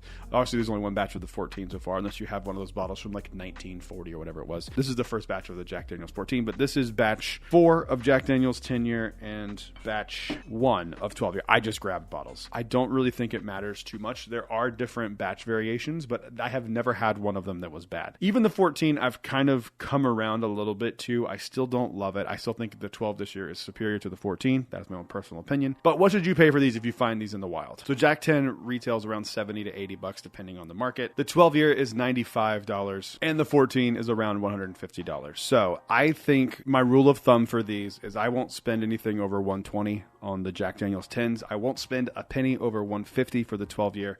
And honestly, I would spend around $220 to $200 to get another one of the Jack Daniel's 14s. You have to understand, I am a huge Jack Daniel's fan, And I also have the fortune to have a ton of the 10 and 12. I think I have like 9 bottles in total, and that's just backups. That's not including the open batches. I have quite a bit of these. So it would be hard for me to spend more than that on these. But I think just if you're going quality and you want something really, really good, like I think spending $150 on a 12-year from Jack Daniels, and it could be any batch. You'd be happier in general with paying something like that than you would for, maybe like an Elmer Teely or something like that, which may be on this list. So that's the top I would pay for the 10, 12, and 14. Moving on to the next lineup. All right, next up we have just some miscellaneous bottles from Buffalo Trace. Not a part of a lineup necessarily, but these are all bottles that are highly sought after from Buffalo Trace and have different varying levels of quality. So let's start here with the first one. Even with all the access I have to allocation in the state of Florida, I very rarely see these. I saw this yesterday in the ABC Vault, and it was retailed $64.99, so that's what the MSRP is. These are still super hard to find, so I totally understand someone splurging. And of these bottles right here, again, I have a ton of Stag, so I'm a little biased here, but I'm going to try to be as objective as possible. I think the most I would spend on a Rock Hill Farms would be about $125 to $150. I think it's still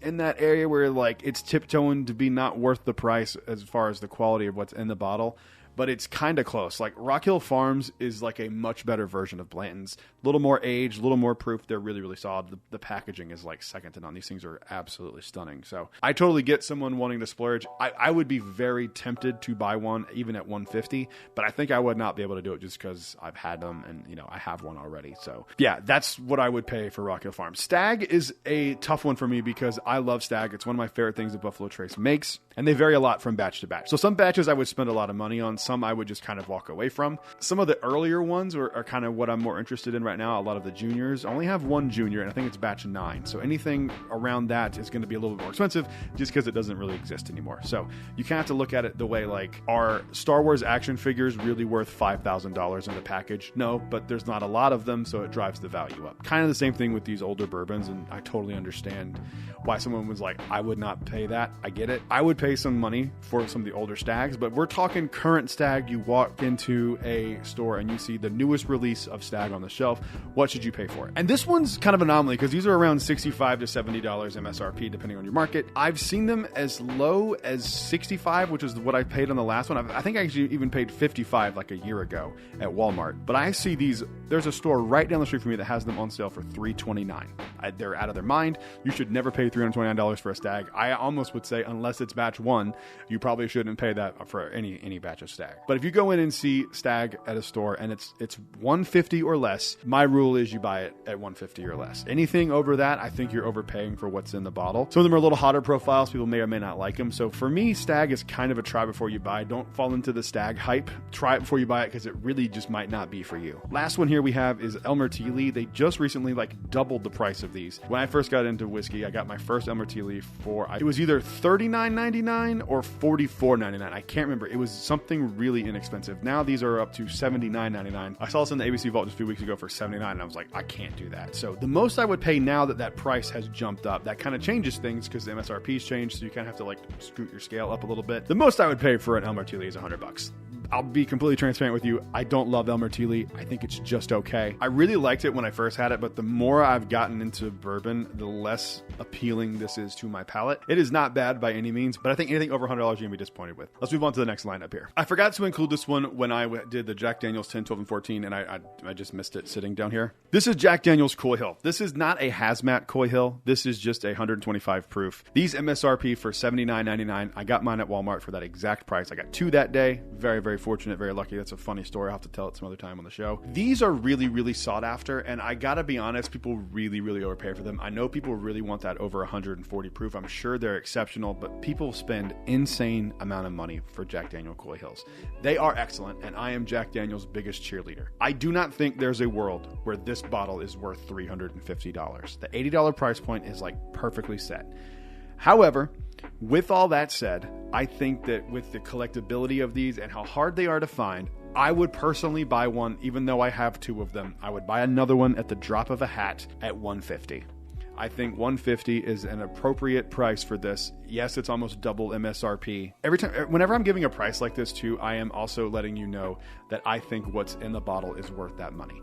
I think that it's worth $150. These are really, really good bottles of Jack Daniels. They are really they're just excellent. So if you ever find one around that price, you should grab it. Moving on to the next lineup. I've messed up this one too. I forgot to add this one with the miscellaneous Buffalo Trace one. This is Eagle Rare. This is one of the ones for me that is the easiest to find, that is an allocated bottle. These are popping up all over the place. Even this week, they've been popping up.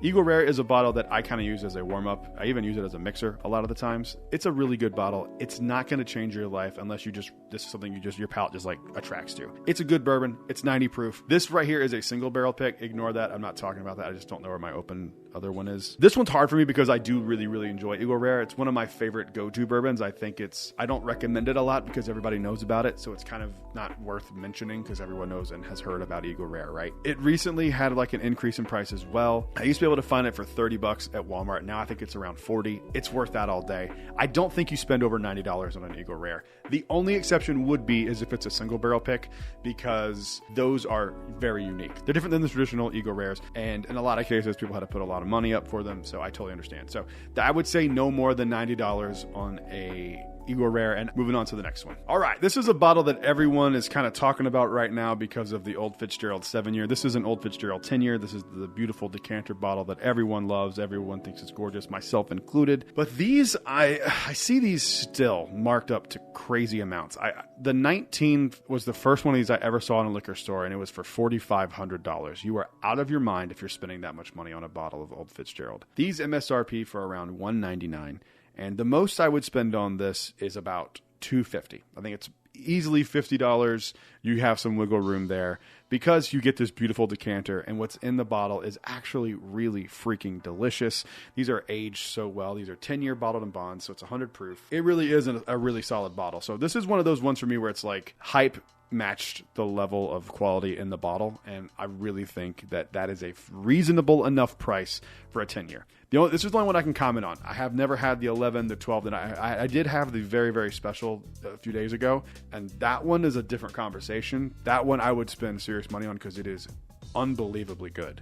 It's one of the best bourbons I've ever had in my entire life. It's insane. But for this one right here, the 10-year, I think $250 is about what you should pay. Moving on to the next lineup here. All right, next up here, we have what is affectionately known as the Weller Rainbow. I have a bottle of William LaRue Weller that we will get to shortly here because I'm including that in a different lineup. This is the Weller lineup. So we have Special Reserve, 12-year, Antique 107, CYPB. CYPB stands for Craft Your Perfect Bourbon. Weller Single Barrel, and a Weller Full Proof. This one is a barrel pick, but again, I'm not talking about barrel picks right now. I will caveat that here in a second. And actually, my Special Reserve is a barrel pick too, which is kind of weird. I didn't know they did that. What should you pay for each one of these bottles of Weller? This is a tough conversation because this is one of the most sought after lineups in bourbon. I'm going to just kind of briefly go through these. I'm not going to do reviews of them because there's no need to. There's plenty of reviews over on YouTube about the Weller lineup. But out of all of them, the Special Reserve, the 107, and the Full Proof are my favorites. They also just recently upped the price on all of these. So the Weller Special Reserve used to be $29.99 at ABC by my house. It is now, I think, $40.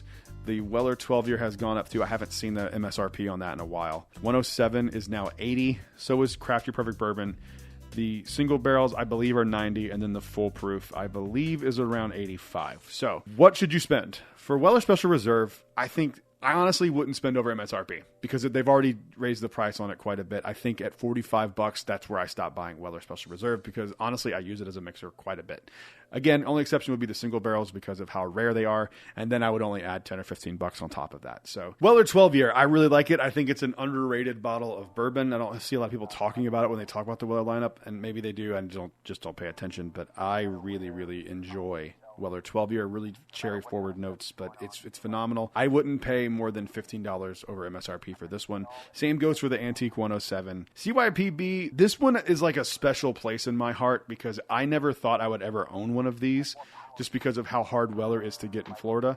And when I got into the ABC Vault for the first time, it was the first bottle I ever got out of there, and I was just like, I could not believe it. I think I paid $45 for it back in the day. This was years ago. But I think I paid $45 for it, or $40. It was something very inexpensive, and $50, something like that. I just couldn't believe that I had finally gotten one. So it's hard for me, but I think $150 would be about what you would pay for that, and that's honestly a little over what the quality of the bottle is because the bottle's fine. It's good. It's just as good as any of the other other ones. It doesn't stand out really. It's just kind of a good bottle. I think I would not spend over $150 for that one. Weller single barrel. Again, this is a tough conversation because what's in the bottle is terrible, but I understand how rare and hard these are to find. This is my least favorite of the Weller lineup, and it's not even close. Like, it is not even close how bad this one is to the rest of them in comparison. I really think that I wouldn't spend over MSRP. I really don't. I know these are really hard to come by, and that's blasphemy maybe. Try this one and tell me that I'm wrong. It's really not great. So whatever MSRP, I think $75 to $90 is what MSRP on it. I wouldn't spend a penny over that just for drinking. It's not good. Complete the collection, sure, maybe $150, but to drink, no, not spending over MSRP. Weller Foolproof. If you're talking store picks, I would add about $10 to $15 to it. So I would probably pay up to $170 for a Weller Foolproof if I absolutely had to. I'm in a position right now I don't need to, so I probably wouldn't.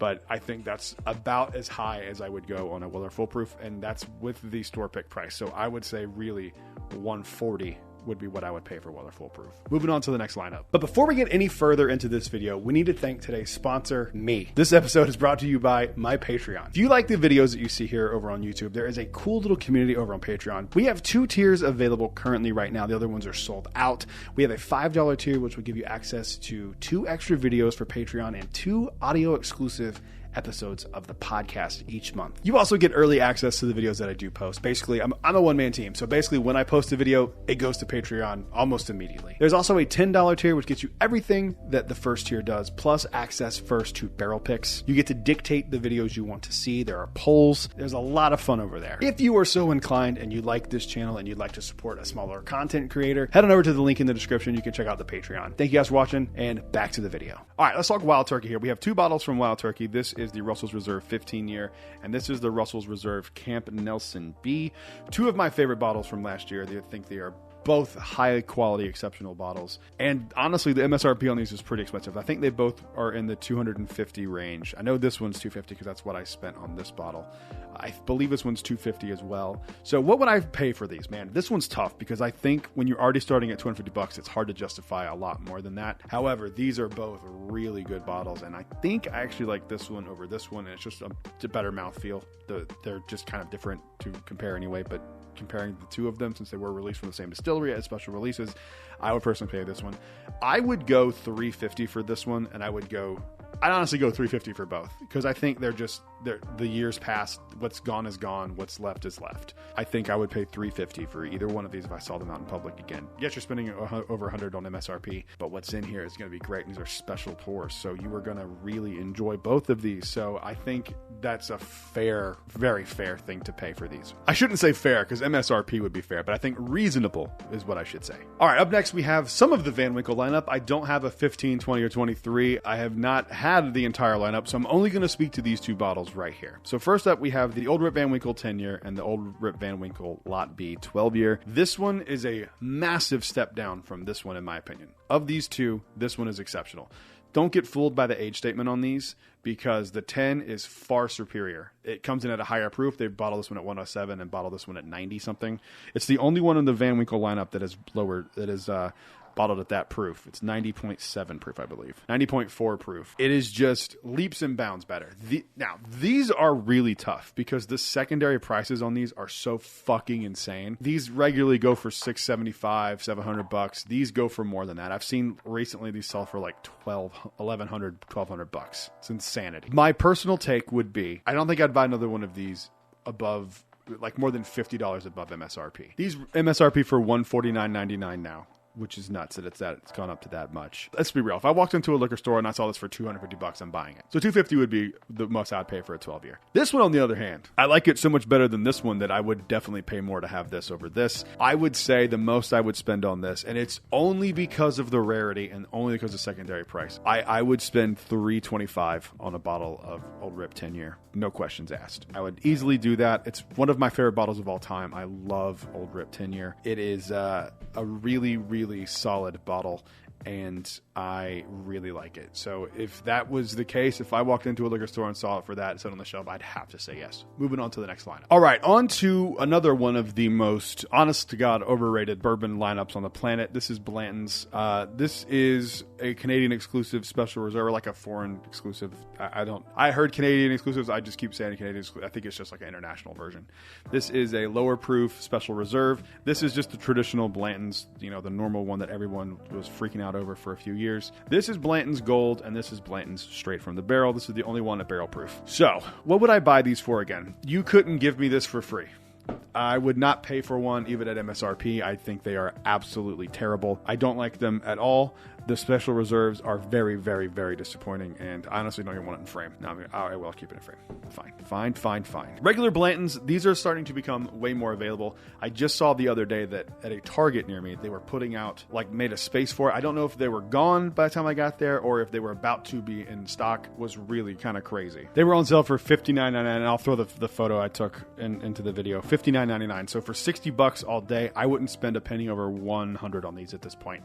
They are so readily available, and the price will come down because there's so many more of them. So don't overspend on regular Blantons. Now, you want to talk about Blanton's Gold. This is my favorite of the entire Blanton's lineup, outside of one of the Takagi cast, whatever that one is. I had that recently, and it was the best bottle I've ever had.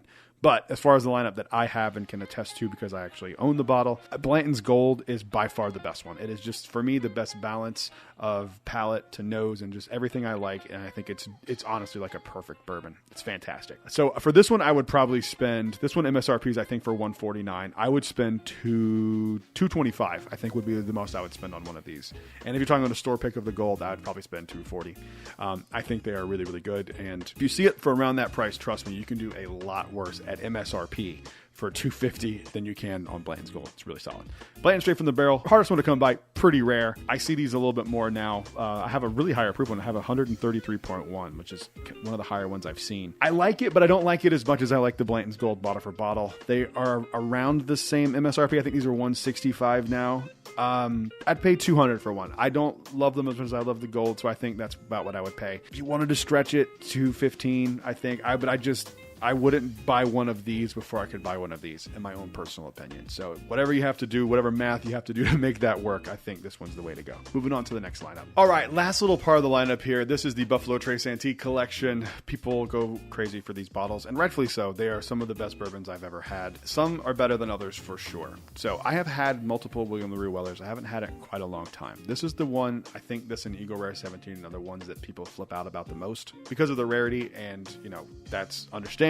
My personal preference of everything I've had, I've always preferred George C. Stagg to William LaRue Weller. I do very much enjoy William LaRue Weller, and I will continue to love William LaRue Weller. I love it very much. Same with Thomas H. Handy. I really like Thomas H. Handy. Probably like mid of what I've had. The only thing I haven't had from Buffalo Trace Antique Collection now at this point is the Eagle Rare 17. All of these now are right around $200 MSRP. I think it's like $185 was what I spent on my William LaRue Weller a few weeks ago. Honestly, I wouldn't spend more than $350 on a Thomas H. Handy. For $350, I think there's better stuff in rye whiskey you can spend your money on. It's fine if you really want it, but I think that's about my top end that I would pay for a Thomas H. Handy. Now, George T. Stagg is one of my favorite bottles of all time. I've had multiple batches of it. It just is like perfect for my palate. That being said, I still don't think these are worth quite what they go for on the secondary. Like $600 is a lot of money. I think if you're buying a bottle in person, the most I would spend would be like $450, because I think that these are just going to become more and more readily available. Like a few years ago, they started flooding. You could find them easily. And I mean, I'm talking about within the Buffalo Trace Antique Collection, easily find these. Not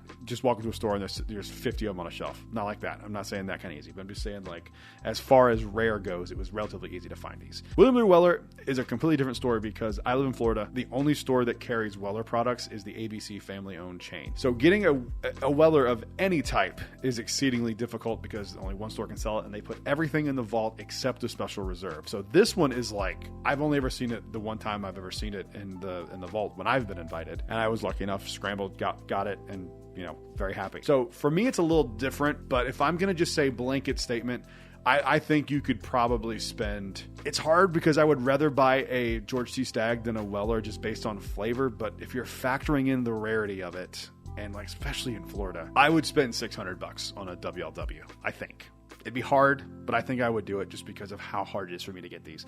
It took me 2 years and about 30 or 40 different tries to get one.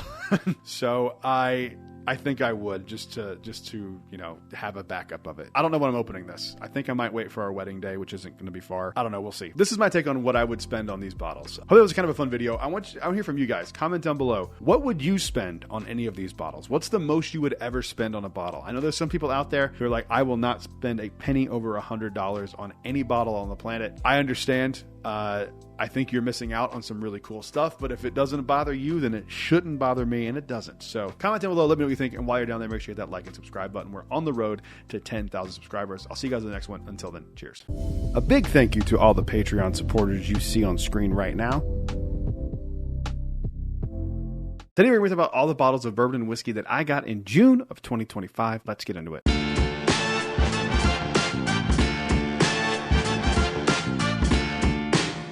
Hello everyone, welcome back to Brad's Bourbon Reviews. I'm Brad, and today I'm going to be showing you all the bottles that I got in June of 2025. Not a crazy allocated month, but a lot of really good things and a few announcements along the way too, so that'll be fun. So let's go ahead and go into the ones we have here. First off, this one is one that I'm just going to urge everybody who lives in the Florida area. I saw all of these going around on sale and other stuff too, but this was the one and another one on this list that really caught my eye. This is a Jack Daniel's Bonded Rye. This one right here is one of the best ryes on the market, especially for value. And especially if you can get it on sale for, I think it was like $21, something like that. It was something crazy. You need to get one of these. So July 18th, I'm going to be doing a live stream. On my 5,000 subscriber live stream, I came up with the idea of what if we all kind of got a bottle and waited and did like a live tasting with people in the chat, trying it for the first time and kind of talking about it. And we had a really good time on that 5,000 subscriber live stream. So I thought this might be a fun way to get you guys involved with it too. So if you'd like to join us, mark your calendars, July 18th, grab yourself a bottle of Jack Daniel's Bonded Rye. Even if you've had it before, still come do it and get a little tasting. Maybe there's a tasting note that you see that we don't see, and we can talk about it on the show. So let's do that. This is not the bottle, by the way. The other one is downstairs. This one's downstairs, my other Bonded Rye that I got for that video, and then another bottle is in the closet, and all this equipment is blocking my closet, so I didn't get it, but I just have an empty one here. Anyway, moving on to the next one. Keeping up with the same thing that I was talking about before, the Publixes that are just knocking stuff on sale. I have been dying to get one of these, but I was just kind of waiting, and there were other things that came out, and I just decided to pick them up over this, but I'm glad I finally got this. This is a Knob Creek 10-year rye. I have heard nothing but good things. Obviously, you can tell I haven't opened this one yet, so I am very excited to try this. This was another one that was on sale. It was like $15 less than what MSRP usually is, so I grabbed it. The reason I don't know the exact prices is because Holly, my fiance, was at Publix and saw them, and I was just like, grab them. She told me the prices. I was like, that's cheap, grab it. So I'm sorry I don't remember the exact pricing, but go check your Publixes if you live in Orlando, because some of the stuff's going on a pretty significant clearance. Knob Creek Rye, I don't have a ton of experience with, but the one that I do have that I adore was a 5-star pick from a few years ago. It was fantastic. I know it's a single barrel, but I'm hoping that this kind of is in that same ballpark, because if it is, we're doing pretty good. Moving on to the next one. All right, this one right here is getting some weird reactions with people. This is the Old Fitzgerald 7-year bottled and bond weeded bottle. I finally got it back up, and I got my little bag here. This one I may have included in the last month. I don't remember. I don't think so. I can't remember. I should have gone back before, but I don't. Now that I'm saying it out loud, I think maybe I have shown this in another video. But this one is getting a lot of weird mixed reactions. Like, I think people who understand that it is an Old Fitzgerald value bottle and not, something comparable to the decanter bottles or the VVS, which is unbelievable, top 10 all time for me, kind of understand that it's a value bourbon and it's not going to be as good as some of those, and that's totally fine. They're not supposed to be that. That's why they're priced a lot less, and there's a lot more of it because it's not a limited release. So I think if you go into this with that perspective, you'll really enjoy it. If you expect more out of it, you're probably going to be a little disappointed, but in my opinion, it's a really solid bottle, and I don't think it's going to make top 10 of the year, but I really have been enjoying this. I've gone back to this a few times, and this is still my original bottle. The second one's there. I love the bottle design. I love the bag. I think the whole presentation just looks fantastic. So if you can find one of these, get one. Don't spend a lot of money. These are going to be shelf stable, so don't sweat it. If you haven't gotten one yet, you will. Moving on to the next one. Up next is a bottle that might be my favorite one on this list so far, and maybe in this whole month, because this one is my bourbon group. Not my bourbon group, the bourbon group that I'm a part of. Our first ever pick came out, and this is a rare character pick. Now, I haven't recorded the video yet, but I have tried this since we reopened it, and so I guess I can kind of tell you a little bit. The review is out. This thing is awesome. So when we first tried it, I was like, yeah, it's pretty good. It's a solid bourbon. I really like it. I do remember that I had a little bit of a sinus infection when I tried it. Reopening this thing again and trying it not sick and not, allergies or whatever was going on. I had something. I don't remember what it was. But I really love this thing. This is the first rare character I've ever owned. We have another one coming out that's a rye. This is almost a 9-year bourbon. It's 8-year, 10 months, 123.1 proof. It's a SBG 119. The mash bill is 75-21-4, and I'm just telling you. And of course I'm biased because of course I'm biased. I picked it. I was a part of a group that picked it. This was unanimously the best one, and I don't think it was even close. We did this one with Parton Liquor, so you can call them, see if they have any more of these left. You're gonna want one. They are a little expensive, but rare character is just expensive. So it's if you're not comfortable spending that kind of money, totally understand. But if you do, I promise you're going to like this thing. That's all I can say about this right now. If you want to see more of my thoughts on it, go watch the review video. Moving on to the next one. All right, this one came from my buddy Darren over at the Fairhope Bourbon Group Club. I forget what the actual, I say group because we use group all the time. But Darren from Fairhope Bourbon Club sent me this bottle after doing a blind. And this is a Crittenden Stogie Batch 2. This is one of the most bizarre bottles I've ever tasted. The review may not be out by the time you see this, but I'm not going to ruin it. But it is a weird bottle. I really like it. I think it's really good with cigars. I have had a cigar with this since I tried the sample of it. It's really bizarre, but I think it is really good. So I don't know how widely available these are. They're kind of like Detling where they don't make a ton of volume, but when you can find one of them, it's really, really good. So if you can find one of these, I urge you to get your hands on it because it is fantastic and weird. Moving on to the next one. All right, moving on to another bottle that I was told was going to be shelf stable, but I have not seen them again since they dropped here in Orlando. This is a Wild Turkey 8-year. I really like this one. I gotta say, this one might end up being either in my top 10 of the year or like an honorable mention of like a budget for like best of the year. We're going to have to see what happens, but I love Wild Turkey 101. If you don't like Wild Turkey, you probably won't like this. It's very Wild Turkey. It's not like it's some weird like off-profile thing that they did. It's very much a Wild Turkey product. I think this is great. It is very different from the Jimmy Russell 70th. So if you have that and you're like, I'm good, I have an 8-year Wild Turkey. Yes, you do, and that is a very good 8-year Wild Turkey. But this is a completely different conversation. This is very, very different from that other release. So don't think because you have that, you don't need to try this one. I mean, honestly, you can do whatever the fuck you want. You're an adult. I'm just telling you my opinion. If you think, I'm just kind of putting that around like, oh, I'm good, I have one. They're very different. So make sure if you want to try another 8-year Wild Turkey, then you go with this because you gotta try it if you're a turkey fan.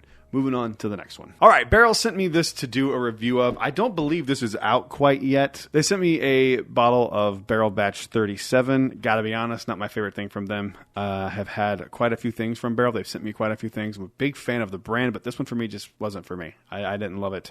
It was too orangey up front. If you're a big fan of orange notes, you're going to want to seek this bottle out because it's right up your alley. But if you're not and you just were kind of hoping like me, like when you read the notes, there's like chocolate and stuff, you're like, oh, that's what I want. It tasted very different from the notes that were described on the back of the bottle, in my opinion. So not bad by any stretch, but it's just not my jam. Like there's a difference between something being very bad and like not good versus, okay, that's good, it's just not for me. That's how this one is. It's like, I just don't dig it. It's just not my thing.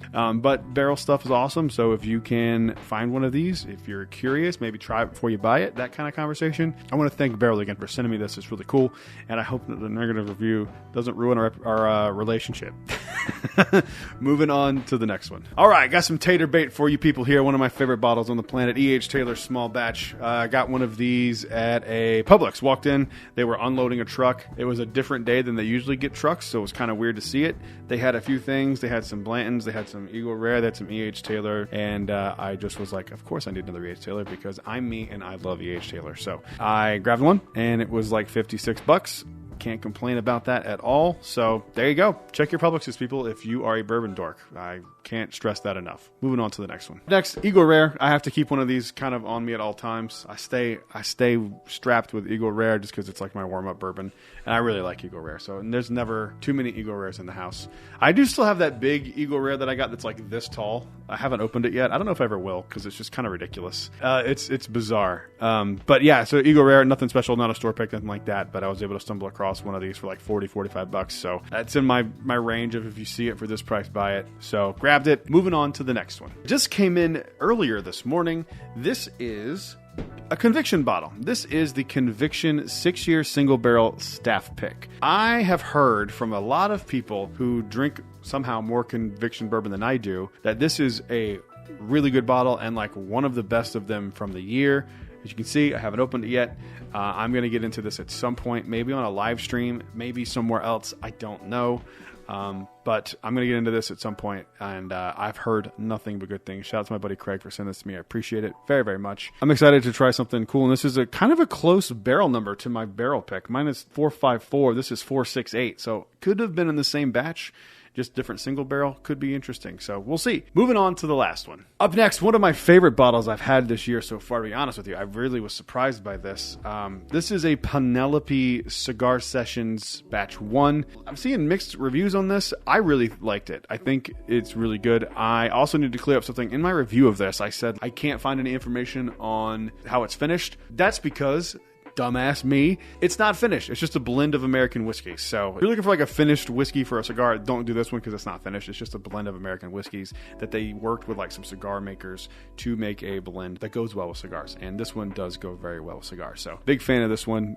Love the bottle design. Top bottle of the year. Design-wise. I mean, it's one of the coolest things I've ever seen. I love it. But that's it with me with this bottle haul for June. Comment down below. Let me know what you got in June. While you're down there, make sure you leave a like and subscribe because we are on the road to 10,000 subscribers and we're just over halfway there. If you've enjoyed the video, make sure you hit subscribe. I'll see you guys on the next one. Until then, cheers. A big thank you to all the Patreon supporters you see on screen right now.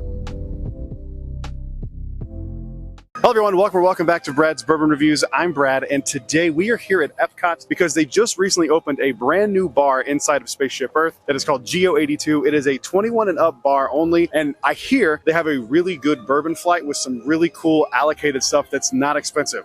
Enough talking, let's get in there.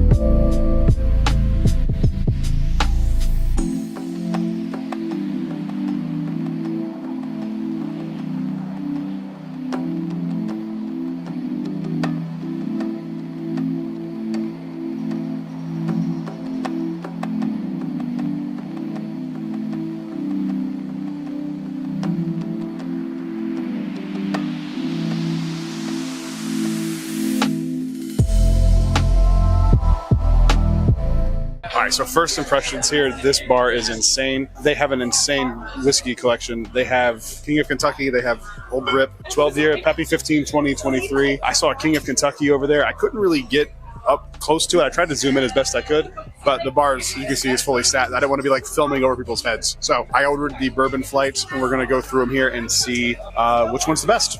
All right, so the flight is here. We have, in order here, we have the Uncle Nearest single barrel at 121 point something proof, Woodford at 90, whatever.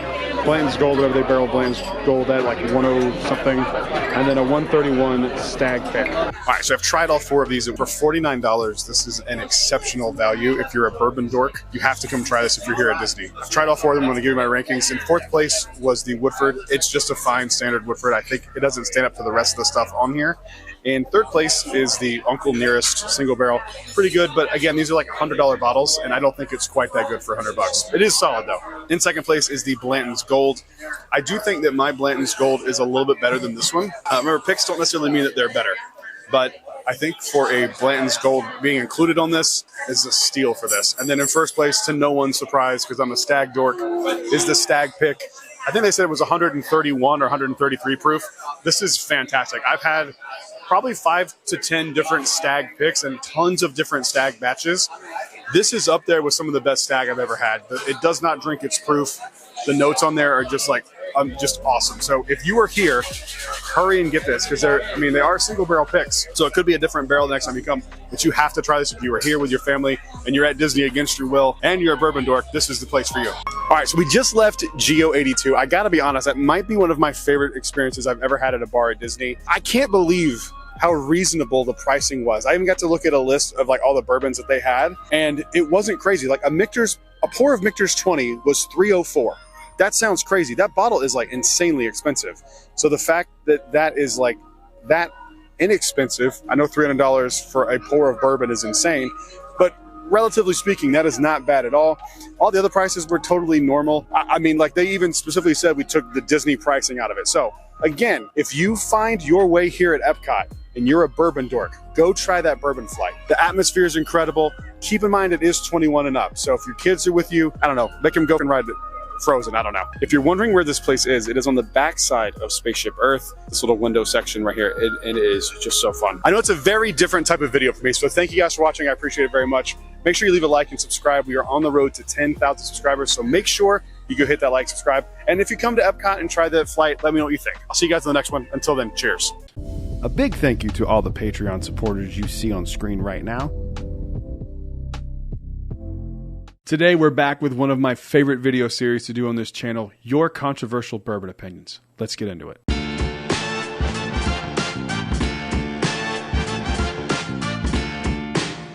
Hello everyone, welcome back to Brad's Bourbon Reviews. I'm Brad, and today we are talking Your Controversial Bourbon Opinions Part 7. I can't believe this is Part 7 of these.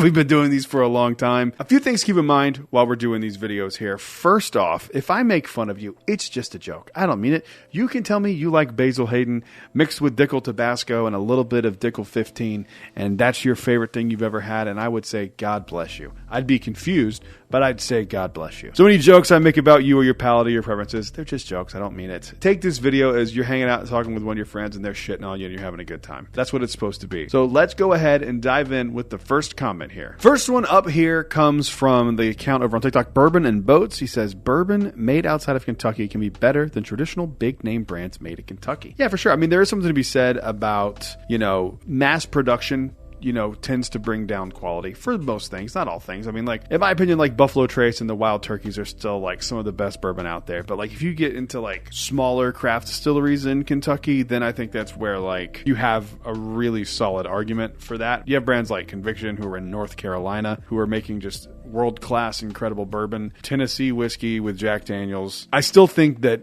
Kentucky is like the king of bourbon, and I don't think that will change anytime soon because it just literally has to do with how their stuff can age. You get like an equal amount of time summer to cold, and that really helps in aging whiskey. I understand the sentiment. I do think I disagree, but I think it's case by case and not like a broad statement. Hope that didn't upset you. That was kind of a mild response to a hot take. This comment comes from Petty Pendergrass, who says, Smoke Wagon Desert Colt is a better barrel proof than most. And a combo, with the rare combo, Pappy isn't worth the price. Now, okay, I'll get to that second one here in a second. Smoke Wagon Desert Colt is a better barrel proof than most. I can't speak to it. I don't have that one. My Smoke Wagon collection kind of begins and ends with a few Halloween, Christmas, and 4th of July bottles, and I've had a few of the. I've had like Uncut the Younger, and I honestly was just kind of not impressed with Smoke Wagon. They had a lot of hype around them for a while. I don't get it. I think it's just okay whiskey. It's fine. There's nothing wrong with it by any means, but for me, it just kind of feels flat, boring, and kind of just blends in with the rest of the crowd. Nothing really stands out about it to me. That's just my own personal opinion. Secondly, Pappy isn't worth the price. I agree with you 100% if you're talking secondary prices, but if you're talking MSRP, it is absolutely worth MSRP. Pappy Van Winkle stuff is fantastic. I mean, even if you're talking the 23, which is like arguably one of the least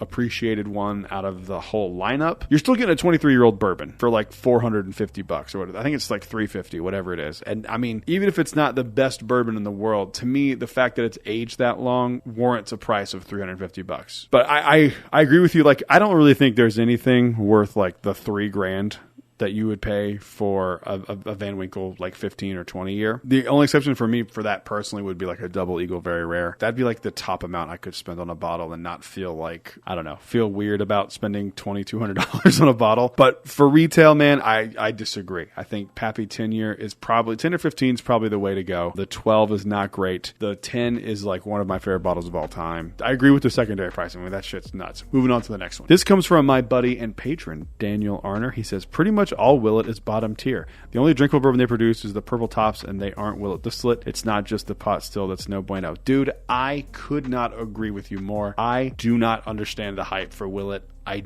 really don't. And I inevitably, someone in the comments will go, have you tried this one? No. Well, that's why you don't like it, because you got to try this one. Maybe, fine, okay, sure. But and I mean everything I've ever had from Willet was just okay. Just okay. Absolutely not worth the prices that they cost. Never had a purple top. I don't understand the love for Willet. So Dan, I'm 100% with you. Moving on to the next one. This comes from Bill_Hands_Clay. Says Cooper's Craft Barrel Reserve is an insanely slept on, and it's possibly the best $33 100 proof out there. Dude, you are not the only person to tell me this. I get mentioned and reference this bottle all the time. The next time I see one, I am 100% grabbing it, because you are like the 5,000th person who has told me that Cooper's Craft is great. I gotta give them a shot. I've literally never heard anyone say anything negative about that. So I will find out soon enough, and we'll all do the review together. How's that sound? Moving on to the next one. This comes from Whiskey Dudes. He says, most of what Buffalo Trace is currently putting out is tater bait, and there are tons of better, less expensive options from other distilleries out there. BT equals the evil empire. Buffalo Trace to me is doing just a bunch of weird shit right now. I don't think their stuff's bad by any stretch. I'm a big fan of Buffalo Trace. Every time someone brings up Buffalo Trace, my sticking point is always just going to be MSRP. If you don't think Buffalo Trace itself is like a really solid 90 proof $25 bourbon, I don't know what to tell you. It's like $4 more expensive than Jack Daniel's Old Number 7. I'm a huge Jack Daniel's fan. Old Number 7 is not even close to the level of quality that you're getting with Buffalo Trace. The only thing that might be better in that category is Wild Turkey 101 for $25, because that, I mean, is chef's kiss, and you get more proof. But just the standard Buffalo Trace is like, this is a store pick, but so ignore that. But just the standard Buffalo Trace, I mean, I really don't understand why people don't think this is a good $25, $30 bottle. If you're talking the distillery, I think they're doing a lot of very niche, very weird things. But I also think that those weird things like breed creativity and could lead to something really cool down the line. I don't know. I don't have this beef with Buffalo Trace like a lot of people seem to have. I really enjoy 99% of their products. So I don't know. I disagree, but I respectfully disagree, because I totally understand what you're saying. It's just, I don't disagree. I just don't agree with you. Moving on to the next one. This comes from the Distillery Kitchen, who says, everyone's opinions are too influenced by whiskey and bourbon's influencers. People need to make their own choices and decisions based off their palates. Don't form a bias on something just because someone said it's bad or good. I cannot agree with this more. That's why I think, as someone who does whiskey content, I think it is important for me to explain why or why not I like something, and to be as honest with you guys when I am doing reviews about how I take it. If you know some of my reviews, I always go like, I don't think this, I don't like this, I don't, very rarely do I say this is not good. There are a few times I've said that for sure. I'm sure I've said it, but I try to tend to stick to like, I don't like this. Now, your palate could be completely opposite of mine, which I have some patrons that are like that, who like my videos, but like, dude, I don't agree with your palate 95% of the time. And I have people on the flip side who go like, dude, yes, me and you have the exact same palate. That is very important for people who do watch whiskey content. You don't have to find someone that you agree with. You have to find someone who you jive with. And you can jive with somebody who you disagree with, because you go like, okay, they don't like that, I'm going to love it, and vice versa. I do think on the flip side of this, though, there are a lot of people who dislike whiskey YouTubers and content creators, whatever. I don't like the term influencer. I think it's stupid. But I think that there are people who don't like someone because of their palate, and that's crazy too, especially if they have like an experienced palate. I think you need to definitely agree with the sentiment of like, don't make an opinion based on what someone else says. This is why I always recommend people doing blinds, because you will take everything out of it. I've had stuff that I said I hated when I did review. Russell's Reserve 13 that won a blind like a few months after I said I hated it. It won a blind with stuff that I said was better. Could not agree with this more. I love this comment. Moving on to the next one. This one comes from Nick Howard. As both a Total Wine Grand Reserve and ABC Fine Wine and Spirits Gold member, ABC is by far better to access allocation accessible products than Total Wine, and it's not even close. I am not a Grand Reserve member, and I have chosen to not even try because of the bullshit I've seen Total Wine try to pull. I have a friend who has spent, and I mean tens of thousands of dollars, because he hosts a bunch of big events, and he'll get like a "you got picked for a bottle" email, and he'll get sent like a Bland's. ABC Fine Wine and Spirits Vault, since they've redone it, has been awesome. I have, in the last back-to-back weeks, I got at retail a William LaRue Weller and an Old Rip 10-year. If you're in Florida and a bourbon drinker, I'm telling you, it's a significant investment the first year. Buy as much stuff as you can at ABC. It can be sodas, it can be cigars, it can be beer, it can be anything. It doesn't have to be bourbon. Get that vault access, and maintaining it, I think, is as low as like $500 a year after that. It is not a ton of money to get into the ABC vault and stay there. And it is amazing. I've been very critical of ABC Vault in the past. They have updated things and changed things, and now it's really awesome. So I might make a video on that at some point. It's basically, if you don't know, ABC, the vault is a rewards program. It's based on points and how much you spend. You get invited to access certain allocated bottles. Moving on to the next one. Moose commented, Bardstown Origin Wheat is far better than Weller 107. I will stand and die on that hill. My guy, you were going to stand and die on that hill alone.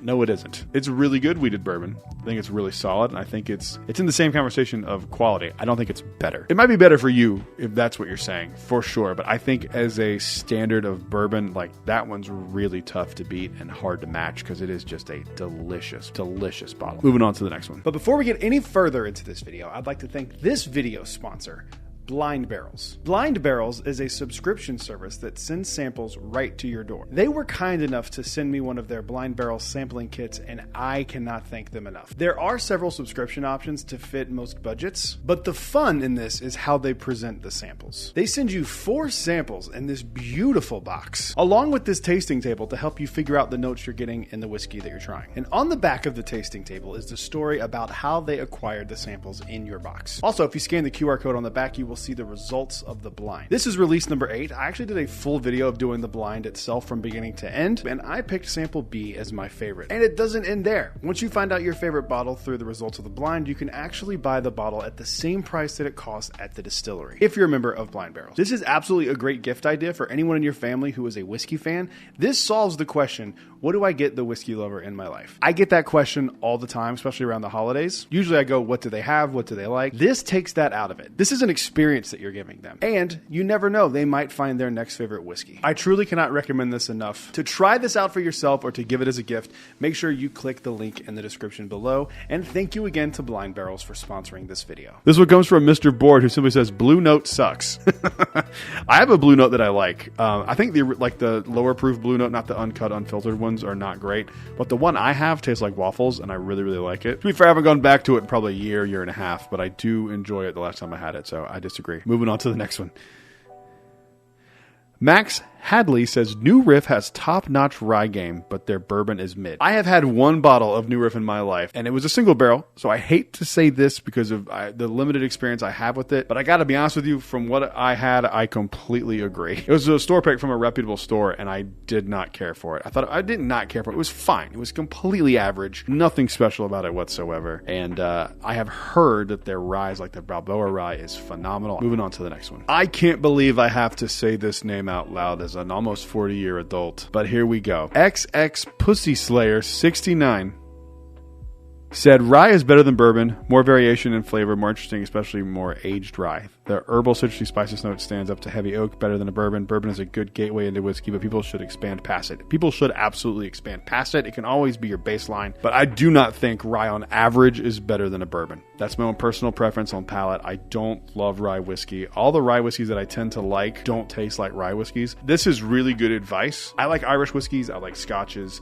I like rums. I like aged rum. I like a lot of different things, but it is definitely not how I see it. And in fact, the older the rye gets, the less I tend to like. I did, however, have the best rye I've ever had in my life over the weekend. It was the Detling rye, the green. It was like a green top. Unreal bottle. Unbelievable. I fell in love with it. And I had my second favorite rye I've ever had. It was the President's Choice rye, the new one that just came out. Those two are some of the best rye whiskeys I've ever had. When rye is good, it's really good. But on average, I'm picking bourbon over rye. Moving on to the next one. This comes from user, oh, Jesus Christ, for sure get a better name. User 1-847-005-773378. He said, please critique bourbon influencer in quote videos. Some of them are so bad and recycled ideas. Uh-oh, it's going to get personal. It's not. I enjoy your videos, by the way, you're honest. Some people will not share negative critiques. That's crazy. Look, man, if you are a reviewer, it is your job, no matter what the cost is, to be honest.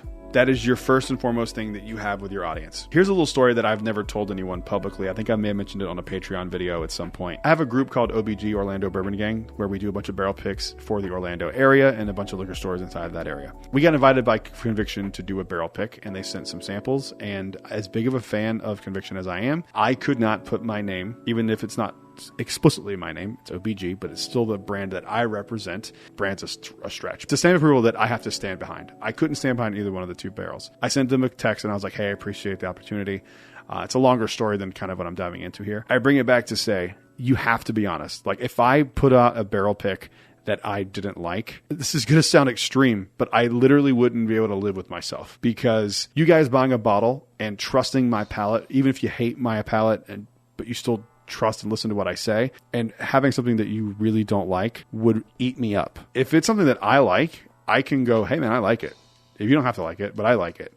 I could not put my name on something that I don't like. Much like I will never do a review where I say I like something that I don't like. In fact, I have a video edited. I don't know when it's exactly going to come out. It'll probably be out before this video, so I can probably point to this video here. Barrel sends me stuff from time to time to do a review of. They sent me their most recent batch of Barrel Batch 37. I did not like it. Every time I do a negative review with a brand that sends me stuff, I jeopardize not getting sent stuff from them anymore. I don't care. If you can't handle one bad review and you think that like I shouldn't have access to your bottles because you didn't like my one review, then so be it. I don't care. My job is to you guys to be honest with you. And I think that people who can't do that are annoying. And I also think people who are overly negative are annoying. So overly positive, overly negative people are both annoying, because like everything doesn't suck. Everything is not the best thing you've ever had. It's just what it is. Moving on to the next one. Jake Vasquez says Woodford Double Oaked is the best $60 bottle on the market, and then a bunch of live faces. I don't know if that's a troll or you believe that. I think it's definitely up there. I mean, it's definitely a good introduction to double oak bourbons for sure. It is a good bottle. I mean, I really enjoy every single one of the Woodford Double Oaks I've ever had. Has been great, except the Woodford Double Oak. That shit's a scam. Moving on to the next one. This is from Wes Melt. Jack 14 is overrated. It is. And I think this was one of those times, going back to my last comment, where a lot of people got influenced by Jack Daniels. I'm a big Jack fan. They're my favorite distiller on the planet. They didn't send me anything. I didn't get samples of 10, 12, 14, nothing. And that's fine. I probably never will, especially with how negative I was about the 14. My opinion of the 14 has definitely softened over time. I've gone back to it and liked it a little bit more, but it is not my favorite thing. It didn't make my top 10 of the year of 2025 so far. I don't think it's going to make it by the end of the year if it didn't make it into this last round. But yeah, dude, I'm with you, Wes. Moving on to the next one. This one comes from Lonnie English. Some distillers put their worst barrels in single barrel releases. Looks intently at Buffalo Trace. Dude, I could not agree with you more. This is my conspiracy theory. Anything that's off profile, that there was single barrel label on it and just go like, they'll buy it, it's Buffalo Trace. Weller single barrel is one of the worst bottles in my entire collection. It is trash.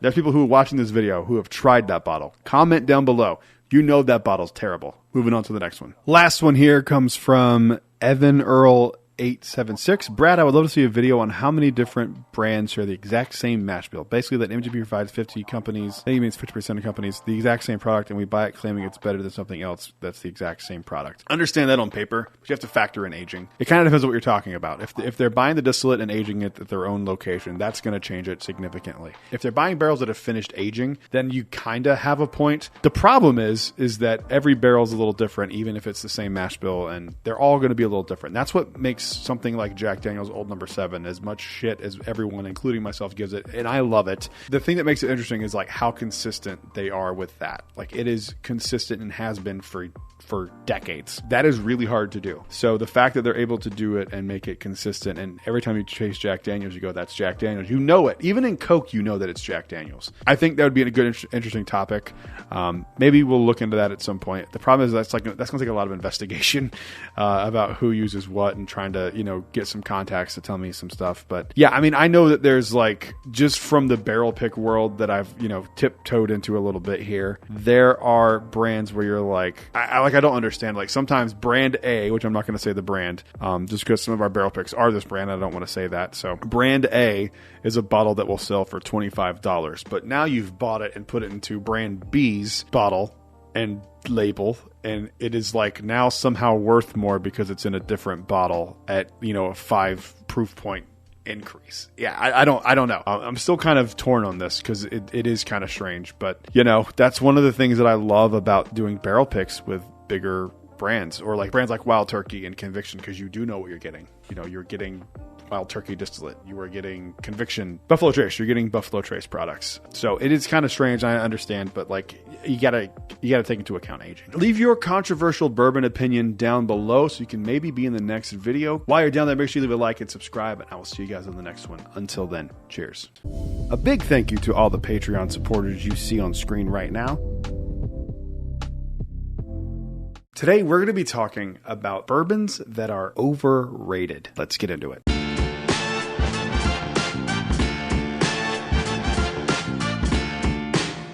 Hello everyone, welcome back to Brad's Bourbon Reviews. I'm Brad, and today we're talking overrated bottles. There are a few different meanings of what overrated means, so I wanted to give you my definition before we dive into this. So overrated does not mean that these bottles are bad. In fact, I think only 2 of these I would say are bad, and even that's kind of stretching it with one of them. But these are bottles that just had either a lot of hype built up before or after their release, or just are ethereal bottles that people always chase that are just not worth the money, even at retail in some cases. So let's go ahead and dive into it with number 1. These are in no particular order. First one up here was introduced by Bruzel, at least to me introduced by Bruzel. I know they've been around for a while. I tried them based on a recommendation of Bruzel and my buddy Brandon, and I did not like it then. I don't like it now. I think Ben Holiday is some of the most overrated bourbon out there. I still see people like get really excited when a store will have like a Ben Holiday store pick or a Ben Holiday whatever. I don't get the hype. I just don't get it. It's just okay. There is nothing wrong with Ben Holiday. It is perfectly fine bourbon. If I was at someone's house and they poured me a pour of this, I would be fine with it. It smells great. It tastes okay. The hype is what I don't quite understand with the Ben Holiday.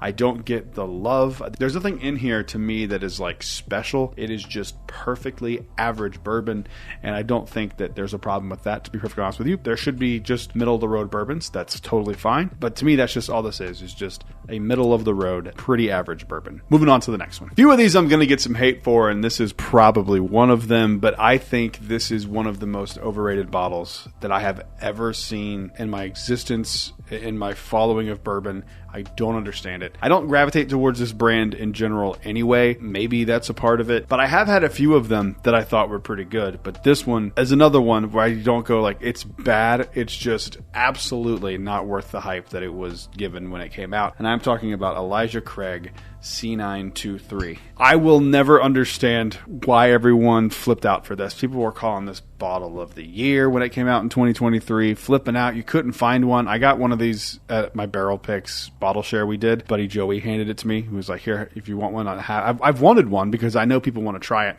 And I hate not having things that people want to try when they come over. And this was one of those ones. Like the nose on it is great. And I think, the 13-year age statement is pretty awesome that they were willing to do something that old in one of these. But like bottle of the year, really, it's not that good. It's drying. It drinks way hotter than 133 proof. I think a lot of people fell in love with the age statement on this one, and I understand that can happen sometimes. There's another bottle on this list that I feel the same thing happened with, but this one's just not that good. Like, it's fine. It's a really good Elijah Craig barrel proof, but the hype that was built up around this thing, absolutely not. Like, I will never understand it. I think it's fine. It's not the greatest thing that they've ever made. Like, that's nuts. Moving on to the next one. All right, another one here for me that this is one of the ones that I do think is like not great. I don't understand why they can't figure out how to do a special release. If anyone's seeing this video, you're not surprised. This is the Maker's Mark 2024 Cellar Aged. I don't get it.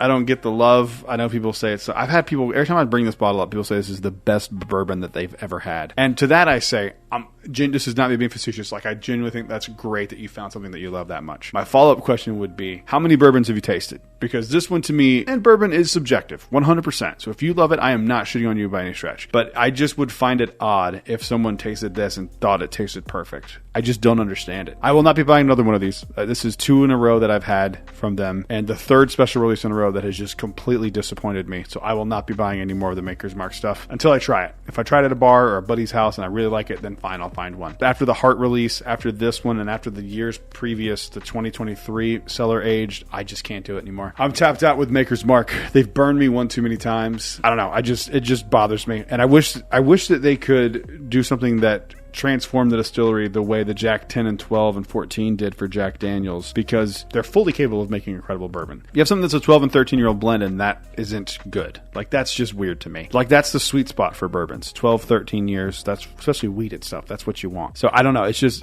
very strange to me. But yeah, this one breaks my heart every day, because I really was hoping that this would be the one that like turns me around and gets me into being a Maker's fan, and it did the exact opposite. Moving on to the next one. All right, this one here comes off of the back of them raising the MSRP for this bottle. I think it is criminal that they decided to raise this bottle from $40 MSRP to $80 MSRP. I probably will not be buying another one at MSRP, but I am talking, of course, of Elmer T. Lee. Buffalo Trace's decision to raise that to $80 is wild. This is all day, every day, a $40 bottle. There's nothing special about this outside of it being a single barrel. It is totally fine bourbon.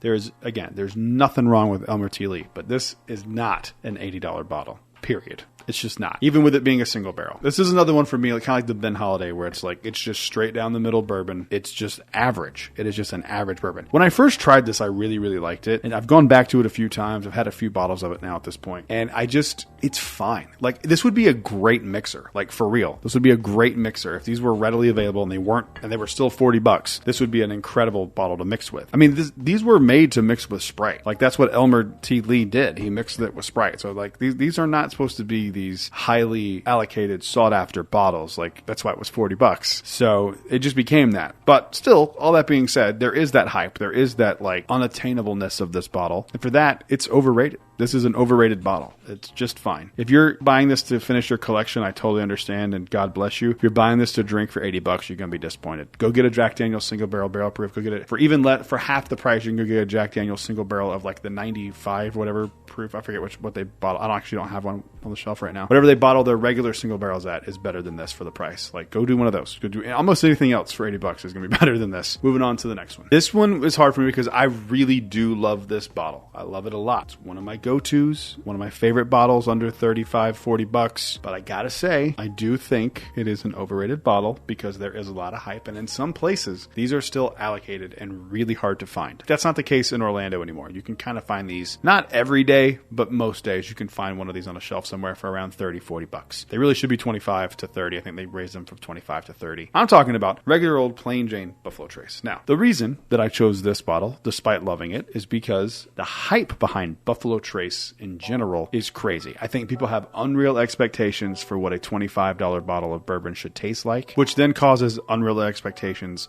on every other bottle that they release that's $30. You have to keep in mind that it is a good bottle for $30. If you bought this at the peak of when Buffalo Trace was popping off and you paid $85, $90 for this for like a store pick or something, you're going to be very disappointed. It is all day a $30 bottle. This should have never been as hyped up as it was. Probably one of my go-to daily drinkers. I don't use the term daily drinker. One of my go-to bourbons. I drink it all the time. I love Standard Buffalo Trace. I keep one or two on hand at all time. I love it. So I'm not shitting on Buffalo Trace at all. But I think it is overrated. I think people just can't accept the fact when they taste this that it is almost like any of the other shelfers in that price range. And it just bums people out. So for that reason, it is an overrated bottle. Moving on to the next one. This one, good Lord. I bought this one for way more than I should have. And I've forgotten about the story of how I got this bottle. Talk about Henry McKenna tenure. There was a store called Nightly Liquor in Orlando that I used to do a lot of shopping at. It was like less than a quarter mile from my house. So I used to go there all the time. They had a sister location that had these one day. And this was during the prime when McKenna was like hard to find. Now it literally sits on the shelves at Targets here. This is like the definition of overrated bourbon. I ended up paying like $95 for this, which is crazy. I would never do that in a million years. Now, I ended up paying that for it. I got home and I have literally, this is all I've ever had out of this. And I used this as a mixer at one point to make cocktails. This one has a very minty taste to it. And it doesn't work. work. And I like mint, but it just, and bourbon. I love mint juleps, but it just doesn't work in this. And it's really bad. I have had a few of them. I've only ever had one that I thought was actually pretty good, and I got it over the weekend with my buddy Matt. It was it was at the Whiskey in Orlando, but that was still just okay. I see it sometimes. People will go like, I love Henry McKenna, and I don't understand it. These were so hard to find and so expensive and like so sought after for such a long time. I don't understand it. I really don't. I don't get it. Heaven Hill makes great stuff, and so I don't know what happened here. It's just not for me. They are single barrel, but again, I've had multiple of these that were from different barrels. I just don't get it, and I think it is one of the most overhyped bottles that I've ever personally purchased and had high expectations for. Moving on to the next one. But before we get any further into this video, we need to thank today's sponsor, me. This episode is brought to you by my Patreon. If you like the videos that you see here over on YouTube, there is a cool little community over on Patreon. We have 2 tiers available currently right now. The other ones are sold out.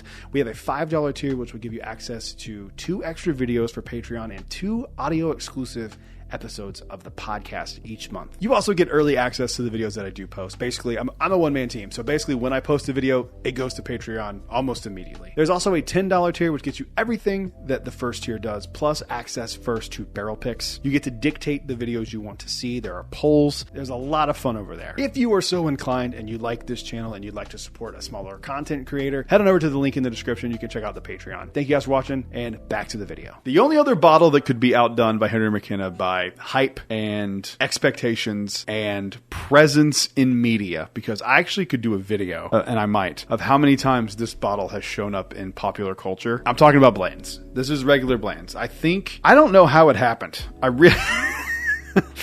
really don't. And again, I like Blanton's a lot. I keep one at all times.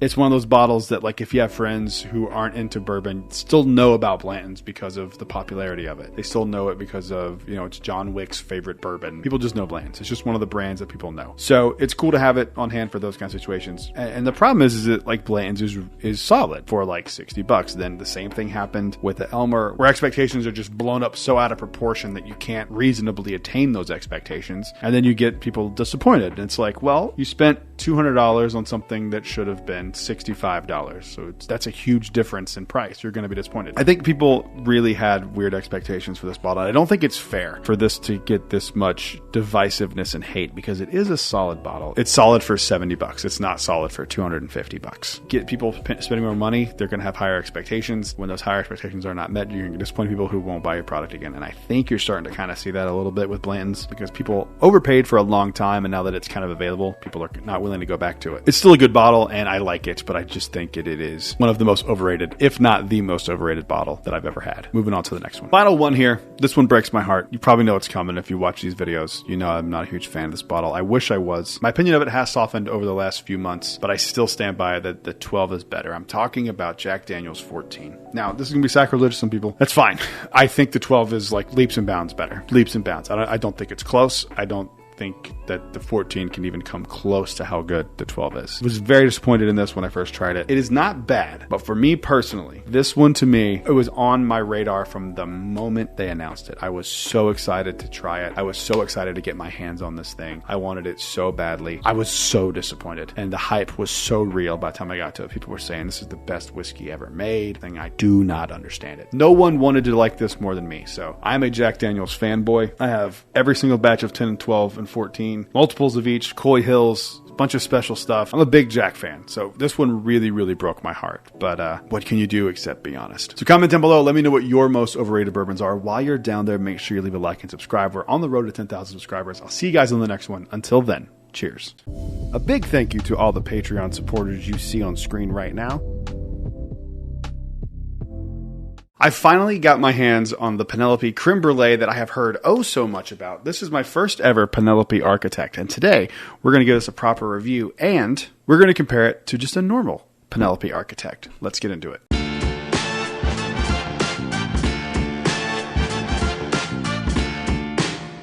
Hello everyone, welcome back to Brad's Bourbon Reviews. I'm Brad, and today we're going to go back into the Penelope lineup here with a bottle that's been getting quite a bit of praise from across the world of YouTubes and TikTok. This is Penelope Creme Brulee. This is Penelope Architect. This is like a special release from them, coming in at 110 proof, and it is straight bourbon whiskey finish in French oak staves. And as the name suggests, it should smell, taste, hints of creme brulee. I don't love French oak finish, but to be fair, I don't have a ton of experience with it. The only French oak finish stuff I've had has been stuff from some smaller distilleries like Southern Grace, who does Conviction. I've had Maker's Mark 46 cask strength and the regular 46, and I've had some here and there from other brands, but like it's not something that I gravitate towards. I don't like it, and in fact I think I'm like slightly allergic to French oak, because we'll see if it happens in this video. It makes me like turn bright red and I start sweating every time I've had it. That happened the last time I was at Southern Grace Distilleries. They had one that was a French oak finish, and they're like, you want to try it? And I was like, I don't really like it, and told them why. And I was like, let's just see if it happens again. And they did. I started sweating. So I don't know if it's just, I don't know. It's just weird. So we're going to try these today just because I've heard such good things about them. Plus, I'm really hoping to find something that I like that is a French oak finish, because I've never had one that I even remotely enjoyed. So I haven't tried this or this yet. So what I'm going to do first, since this is a creme brulee review, I'm going to do just the creme brulee. Get this one out of here. This one is essentially a fresh crack. This one had the seal broken on it, but my buddy Matt didn't drink anything out of it. You can see it's full. He had it like the cap pop or something. He told me a story. I forgot what it was. But this has not been drank out of yet. So I don't know what to expect. I've heard nothing but good things about this. So we will see how I feel about Penelope Creme Brulee. Let's get into this bad boy here. On the back here, it shows it's a 5-year bourbon with the selection breakdown. And there's 3 boxes. One says delicate stave, one says complex stave, and one says intense stave. This has the middle box checked with complex stave. So I don't really know what that means past that. If anyone knows, comment down below. I don't know what that means necessarily in the context of Penelope Architect. So let's go ahead, give this thing a nosing, and let's see how we feel. Definitely vanilla, but like vanilla bean. It smells like earthy on top of that as well. Yeah, that's very vanilla forward for sure. It smells great. It smells absolutely great. Oof, it's a little proofy on the nose though. But I think that just might be a French oak thing, because I feel like that's every time I've had French oak, it does that to my nose. It's like burns it. And there's like I don't know, some sort of shiny note to this too that I don't care for. The nose is fine. It smells warm. It smells like, some warm burnt sugar. I could see, creme brulee. Yeah, burnt sugar. It's got like a burnt sugar nose to it. But it's pretty proofy. The fact that it's 110 proof kind of shocks me with how sharp that is on the nose. Oof. All right, let's give this thing a mouthing and let's see how we feel. It's got that bitter French oak thing that okay. Rye and French oaks just ain't for me. It's not for me. I don't care for that. There's like I wish I could explain it. There's like a weird sensation that it does to my tongue where it's like it numbs it, but not only numbs it, like I feel like I can't taste anything on the tip of my tongue now. It like turns numb. I can't explain it. It's so weird, and I don't like this. Yeah, I've just the more I've gotten into other types of finishes and whiskeys, and like I just reconfirms for me every time that bourbon is just what I align with. It's more of a sensation than it is a taste for me, the thing I'm trying to describe. It feels like my tongue fell asleep, like the way like when your leg falls asleep. It's kind of what this does, but it's spiky on top of it too. I'm like, it's so distracting. I keep trying to describe the flavor, but I get distracted by that sensation. All right, let me push that down again. Vanilla and warmth, definitely creme brulee. Finish is kind of strange because it is really intense and then it falls off and then it comes back, falls off again. Okay, like here's the thing. I don't enjoy that, but I see that it's not bad, if that makes sense. These are always hard for me to rate because I just personally don't care for it, but I could totally see why someone would like it. It's just not for me. And I'm glad I didn't spend full price on this. I can't believe this is like an $80 bottle or whatever it is.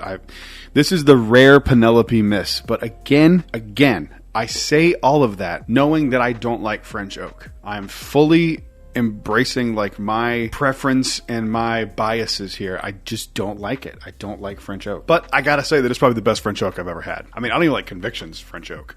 I think it's horrible. It's just not my jam. And I'm looking at it too. I had the thought like BRTO 1 and 2. So that BRTO 2 is probably the only one that I like more than this.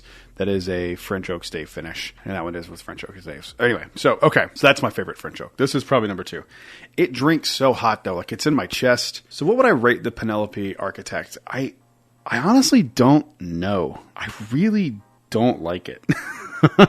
I don't think it's like bad. I think it's just not for me. And that is a very important distinction. I'm going to give it a 5.9. I really didn't care for it. I think it was really honestly overrated and just not great. Oh, hello. What I want to do now is I kind of want to compare which one I like better, the creme brulee or just the regular Penelope Architect, and I have not had this yet. And this is just the original Penelope Architect. There's a cool little diagram on the back here, but I don't really want to dive too much into it. I don't know what that means, so we're just going to move on for now. I'll do some research on that later. By the way, if you're in North or South Carolina, or you can make it on July 23rd, I'm going to be hosting a 7-year barrel pick bourbon with Southern Grace Distilleries. Tickets are only $25. Go do it. You get to pick whichever barrel you want. You get to try a bunch of cool samples, and a tour is included, and there might be some special secrets along the way. If you're a Southern Grace Distillery fan, make sure you hop on over there. If you've never been, now's a really good chance to try something really cool and be a part of a unique barrel pick. All right, this is the Penelope Architect, the regular one here.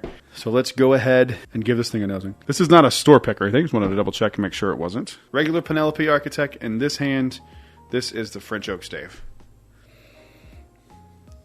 The nose on the creme brulee is better, but only slightly. It smells more French toasty than creme brulee now that I've compared them side by side. All right, Penelope, regular Architect here. I don't like either one of these. Yeah, French oak just is not for me. That is totally fair. If I had to pick one of those two to drink a whole pour of, I'd probably go with the creme brulee, but like really only slightly. It's just reconfirms for me. I don't think I'll be trying anything else French oak unless I try it before I buy it. So comment down below. Let me know if you have tried the Penelope creme brulee or the Architect and if you liked it or not. While you're down there, if there's one that you do think I would like that you think, oh, hey, I know I don't like them either, but this is a really good one. Let me know what that one is. I would be willing to try one like that. Other than that, while you're down there, make sure you leave a like and subscribe. We're on the road to 10,000 subscribers. I'll see you guys on the next one. Until then, cheers. A big thank you to all the Patreon supporters you see on screen right now. There is a bottle that I get recommended to try all the time, and it is this bottle right here. And one of my fantastic viewers was nice enough to send me a sample of it. This is Cooper's Craft 100. Let's get into it.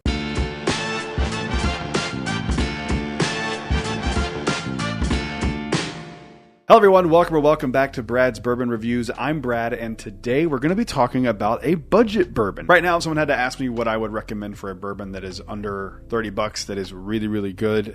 For me, it always has to be Early Times Bottled in Bond. I know these aren't everywhere, but man, oh God, I love these things so much. I got them the other day for $13 here in Florida, so they are starting to pop up in other places that you couldn't usually get them before, but now they're popping up. So I have heard that this one is in like the same league, so we're going to give us a shot. Like always in my videos, I don't give credit because sometimes people like to be kept anonymous or private. So if it was you, feel free to tag yourself down in the comments. You know who you are, and you know that I thank you for this very, very much. Again, it's not a thing where I don't want to give credit. I just know some people like to be anonymous on the internet. There's even one of my patrons who chose to be anonymous. So I get it. I totally understand. So let's give this thing a nosing here and let's see how we feel. Now, I have not tried this yet. My fiance did try it because she had heard too from, me saying we need to find this, and she really liked it. I don't know if we get this bottle here. I think we do. I feel like I've seen it, but I can't really remember. From everything I've heard, this is like an incredible budget bourbon, so I'm very excited. Enough talking. Let's give this thing a nosing and let's see how we feel.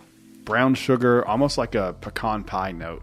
That smells. I can't believe that's a $30 bottle. No burn on the nose there for 100 proof. Sometimes on budget stuff, you kind of get those weird, funky, like ethanol-y notes. That is not here on this at all. Yeah, it's like a pecan pie or like a pecan spin wheel. You remember those like little Debbie pecan spin wheels that you would like, I don't know. For me, when I was a kid, if you saw someone like take a bite out of that, it was like the same thing as watching someone take a bite out of like bubble tape. Because you're supposed to eat that a certain way. You're supposed to unspin it and unspool it. And when you would see like someone take a bite, you'd just be like, what are you doing? Don't do it. Don't eat it like that. Anyway, this is a bourbon review, not a Vietnam style flashback to me in Hickory Grove Baptist Church in Charlotte. Yeah, it's like a sweeter pecan spin. That's the best note I can give. I will say this: it is kind of plain and one note, but that's not necessarily a bad thing. It is a $30 bottle, so we have to keep these expectations in line with that. But anyway, it does smell excellent. Yeah, I really like it. A little bit of sweet oak in there too. It's like, that's perfect. Let's give this a mouthing and let's see how we feel. Oh man, dude. That is excellent. Whew, okay. If you gave me this, there is no chance I would say this is a $30 bottle. I mean, like, I don't think it's like a $150 bottle. Like, it's not quite that good, but the finish is still going. But I would definitely think this was like a $70 to $80 bottle. Like, this is ridiculously good for the price. That's crazy to me. First thing I get is like a little bit of that nuttiness, a little bit of that pecan pie filling, a little bit of honeycomb, and some like brown sugary notes with a little bit of sweet oak in there. That is about as good as you can do in that price range. I mean, I still personally would lean a little bit towards the early times bottle and bond because it's half the price and you get a liter of it. But quality wise, I mean, you really kind of can't do better than this for $30. This might be the new $30 king. I think this is probably better than Buffalo Trace. That is insanely good. I am so surprised by that. There's definitely a honey note on there. Yeah, I really, really like that a lot.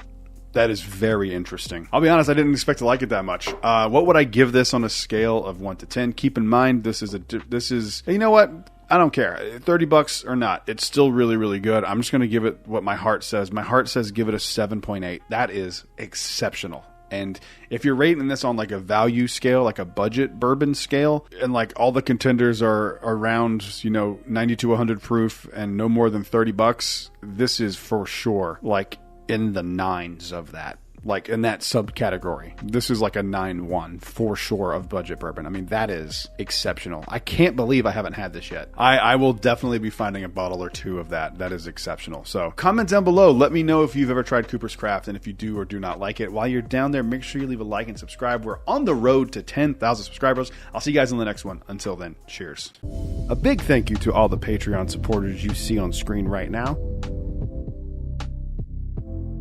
Today, I'm going to be trying a rye whiskey, the first rye I've had on the channel in a while. This is Knob Creek 10-Year Rye. Let's get into it.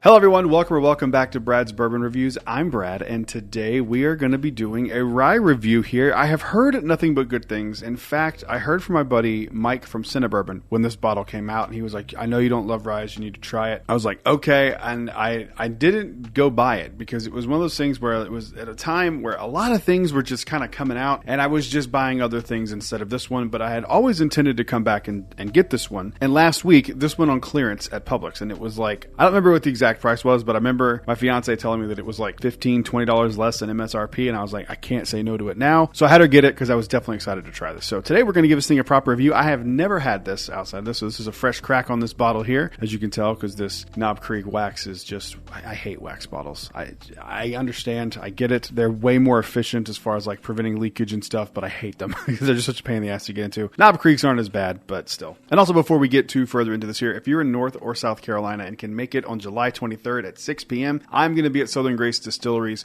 hosting a 7-year barrel pick. Tickets are only $25, and you don't have to buy the bottle if you don't love it. If you are interested, make sure you go to southerngracedistilleries.com, grab tickets. I'll see you guys there. All right, let's go ahead and get this Knob Creek 10-year opened here. Oh, I haven't opened a Knob Creek in a while. I think I just screwed it up. Oh, no, thank God. Whew, I thought I ripped it off. It was going to be a bad day. All right, let's get this thing to a Glen here, and let's give it a nosing, and let's see how we feel about Knob Creek 10-Year Rye. And before I even give this a nosing, 10 years is about like my sweet spot for rye whiskey. If you're new to the channel here, I'm not a huge rye person, so I tend to like ryes that are, more bourbon friendly ryes. There are exceptions, obviously. Like one of my favorite ryes of all time is A. Overholt, the Jim Beam bottle. I think it's just very unique and very different. But for the most part, ryes just aren't typically what I gravitate towards. There obviously are exceptions. But 10 years is like kind of the sweet spot for me, I found on my palate for ryes. And I love Knob Creek Rye. The only other bottle I've ever owned of Knob Creek Rye was a store pick from 5 Star from like 2 or 3 years ago, and I still have some, and it is fantastic. So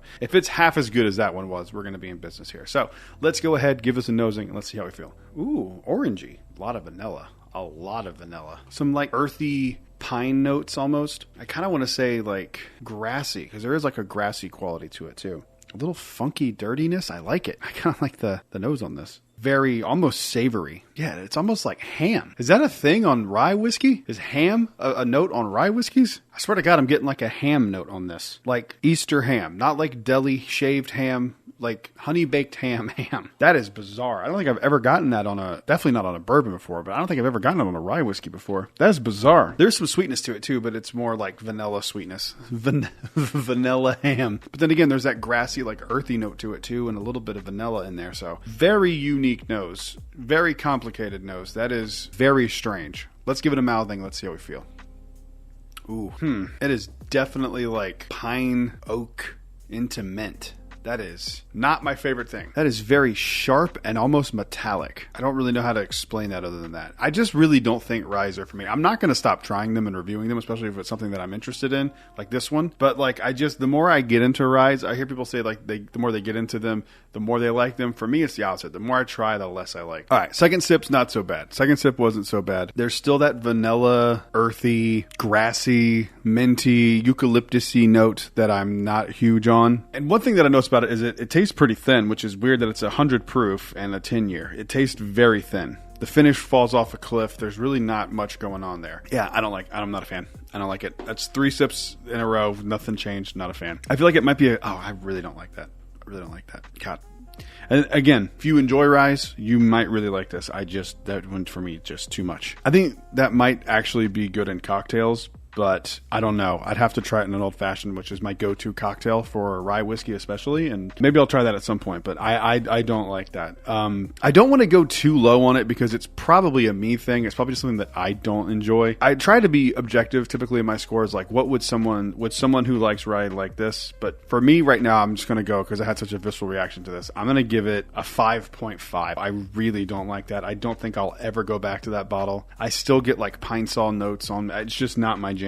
That's just not for me. But comment down below. Let me know if there's any rye whiskeys that you think I should try or would like based on me not liking this. While you're down there, make sure you leave a like and subscribe. We are on our way to 10,000 subscribers. I'll see you guys on the next one. Until then, cheers.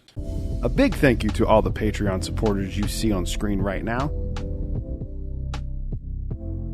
Today, I'm doing a review from Sprayberry Bottle Shop. They just recently got a single barrel pick from Short Barrel that was a hazmat, and today we are going to get to do a review of it. Let's get into it.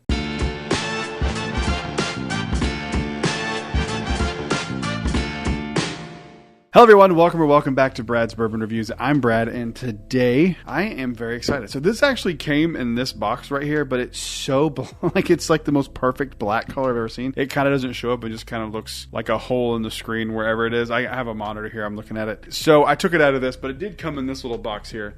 The Bin Cartel, Buy It Now Cartel, let's go. This is from Sprayberry Bottle Shop. They were kind enough to send me a bottle to do a review of, and I am very excited. So it came like this, very cool packaging, and then I thought this was cool, and then I got to this and realized how cool it actually was. So it's called a hazmat because it's at least 140 proof. Anything 140 up is considered a hazmat. So this is a hazmat, and they had some incredible packaging with this. Biohazard. It's pretty sick. And so I got this little 375 here, and we're going to do a review of it. I'm very excited. I have had a few hazmats in my time. I think people chase it just for the novelty of it. I mean, it doesn't necessarily mean it's going to be better, but if it's a really good hazmat, then it shouldn't really drink 140 proof. The best you can hope for in situations like this is that it drinks something in like the 100, 110 proof range, because 140 proof is crazy. That's a pretty wild proof point. So let's go ahead and get this thing open and let's see what we think about it. I don't have a ton of experience with Short Barrel. I've had a few of their things. I've had a few bee's knees and a few other finished stuff, but I don't think I've ever had anything that was just their straight bourbon. So jumping in straight to a hazmat is going to be wild. These are numbered too. They're numbered. My number is 33 out of 120. I don't know if they bottled them at 375 for like media kits or if they bottled it this way for regular consumers, because 140 proof means there's probably not a lot in that barrel, and they may have wanted to have more people be able to try this and go with the small ones. All right, let's get this thing into a Glen. Let's give it a nosing and let's see how we feel. Comes in at 140.3 proof, so this should be very interesting. It looks so dark. I don't know if it's really coming through, but it is really, really dark. And I can already smell it even coming out of the glass. I can just point this Glen to my face like a Glen cannon, and I can smell it coming out here. All right, let's go nosing. Let's see how we feel. All right. So I recently just did a video on the Penelope Architect Creme Brulee, and that one was 110 proof, and that nose goes way hotter than this nose at 140 proof. There is proof in there, but it's not horrific. But it is really nice. It's like a dark honey almost. Dark honey and like leather. That nose is excellent. Ooh, okay, there's a little bit of hit of proof. Jesus. A little cinnamon on there, a little bit of baking spice. Like it's not cinnamon like Red Hots, it's like cinnamon powder. It smells excellent. I really like the honey note. It smells like hot honey. Have you ever had like Dave's Hot Honey? Whatever that stuff's called. It is Mike's Hot Honey, whatever it is. Is it Dave's Hot Chicken and Mike's Hot Honey? I don't know. Whichever one is the honey, that's the one it is. Yeah, I really like the nose on this. I'm surprised that it's not that aggressive. I really am. That's really hard to do on 140 proof. All right, let's give it a mouthing. Let's see how we feel.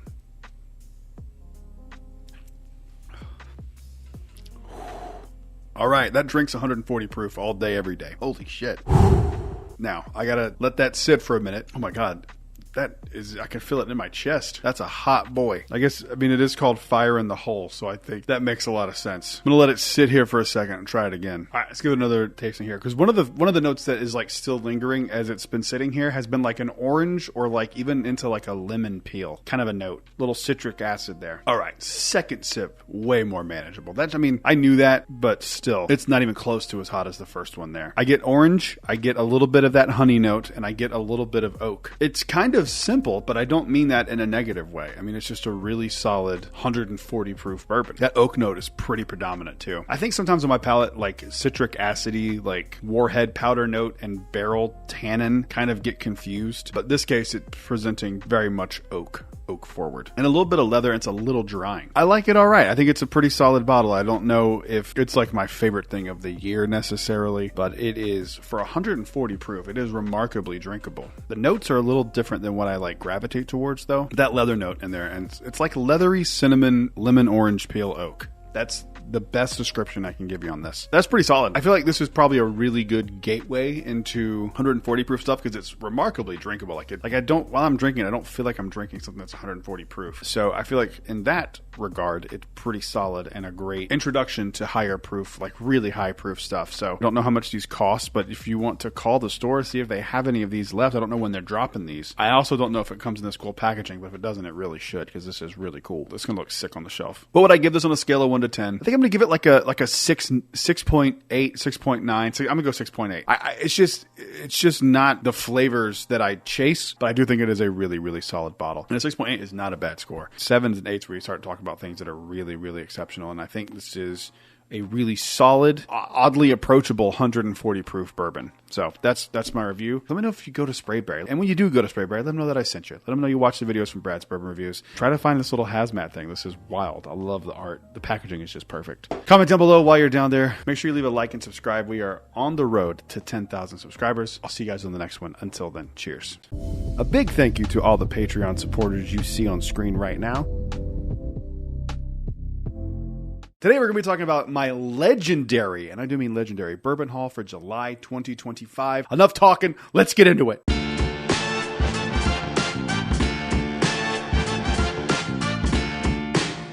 Hello everyone, welcome back to Brad's Bourbon Reviews. I'm Brad, and today, holy crap, do I have a bourbon haul for you. This is one for the ages, people. This is one of the ones that we all dream about. This is what the bourbon game and the whiskey game is all about. This is one of those months where you just can't believe that some of your whiskey dreams literally came true. And we have a ton to get in here today, so I'm going to stop talking. I'm just going to show you what they are. Up with our first one here. These are in no particular order, except the last one stays at the very end for my biggest unicorn that I've ever gotten. First up, my barrel pick group. I just picked this up today from my buddy Matthew. Thank you, Matt.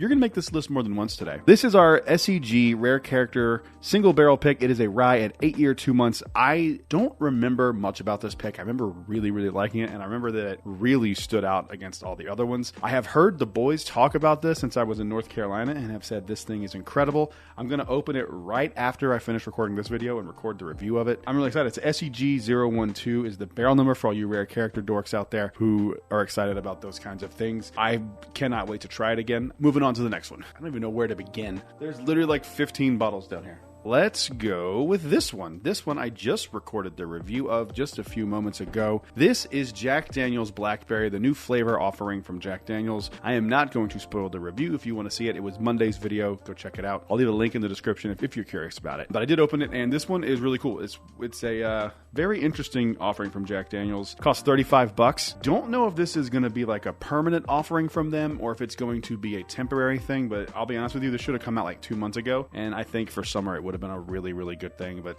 summer's winding down already, which is kind of crazy. Moving on to the next one. One of the things I did when I was in North Carolina was I hosted a 7-year single barrel pick at Southern Grace Distilleries, and we picked out an incredible barrel. That's not what this bottle is, but this bottle was given to me by one of my guests that I brought. Thank you to Derek. He got me this little mini. I didn't even know they made minis of this. This is the Jack Daniel's Green Label. That's this is a mini of this bottle. I've talked about wanting to open this quite a few times, and I just never have because I have a backup, but now I can try this one and open it. So thank you, man. I appreciate it very, very much. Hope you had a good time. I know everyone seemed to have had a fun night that night. It was a really good time. So thank you very, very much. I appreciate it. This is really cool. You don't know how much I appreciate this. Moving on to the next one. Up next is a bottle of Cooper's Craft, and I hit this thing pretty hard. I should have gotten another one before I left. I was so excited to find one of these when I was in North Carolina. Me and my brother got into it here a little bit. It is just as good as I remember from my review that hit a few weeks ago, and I really like it. I still don't know if it's discontinued or not. If you look in the comments for that video, half people go, it says they've heard it's discontinued. Half people say they haven't. And I even have people claiming inside sources on those comments. And one of the opinions that it's not going away, and the other person who also has an inside source says it's not going away. I don't know what the hell's going on with this bottle, but if you can find one of these, Cooper Craft 100, grab one or two just in case. I should have gotten another one. Greg, I might have to have you help me find another one of these really quick. I know they had some in Concord, but I really would like another one of these because I didn't expect to drink this much out of it, but what can you do? Because moving on to the next one. All right, I've done the review of this one already too. I'm not a fan of this bottle. It is pretty cool that I got it in July. This is the Penelope Architect Creme Brulee. I don't love it. It costs a little bit more in my opinion than it should. Some of the Penelope stuff that is finished, I don't have a problem paying higher prices for because I understand that like casks cost a lot of money and you can have to recuperate that cost somehow. I don't like it. I don't like French oak, and I have yet to find a French oak that I really, really like. Even Conviction's French oak, I do not like. I think it's a little too sharp, and I think it's just a thing for me that I just don't like. I think it's just, for my palate, French oak does not work. Also, in this month, I didn't grab it over there. I also got a standard Penelope Architect. Not a fan of this one or the regular one. Moving on to the next one. This is one of the coolest bottles I have ever gotten. Somebody reached out to me, and again, I know you've watched my videos in the past, but I don't know if you've ever seen me not give someone credit. I do that so people stay anonymous. It's not a thing where I'm not grateful. You know that I'm very grateful. We've sent some correspondence back and forth. One of the viewers reached out to me and asked me if I wanted to try a bottle of Jack Daniel's from 2006, and I said, of course I do. This is a bottle of Jack Daniel's single barrel from the Navy Exchange in Newport, Rhode Island from 2006. Initially, I was just going to try this, and then I was so excited. He's like, dude, you can just keep it. And we worked out a trade, and I'm going to make that trade, and so I have a bottle of Jack Daniel's from 2006. That's wild to me. I was still in high school when this was bottled. So like it was distilled in probably like 2000-ish because it's 6 years old. 94 proof. The whiskey world is such a cool group of people, and there's so much really cool stuff out there that you just wouldn't think would be out there. And it's one of my favorite aspects of this is the community. So thank you, dude, very, very much. If you want to out yourself in the comments, please feel free.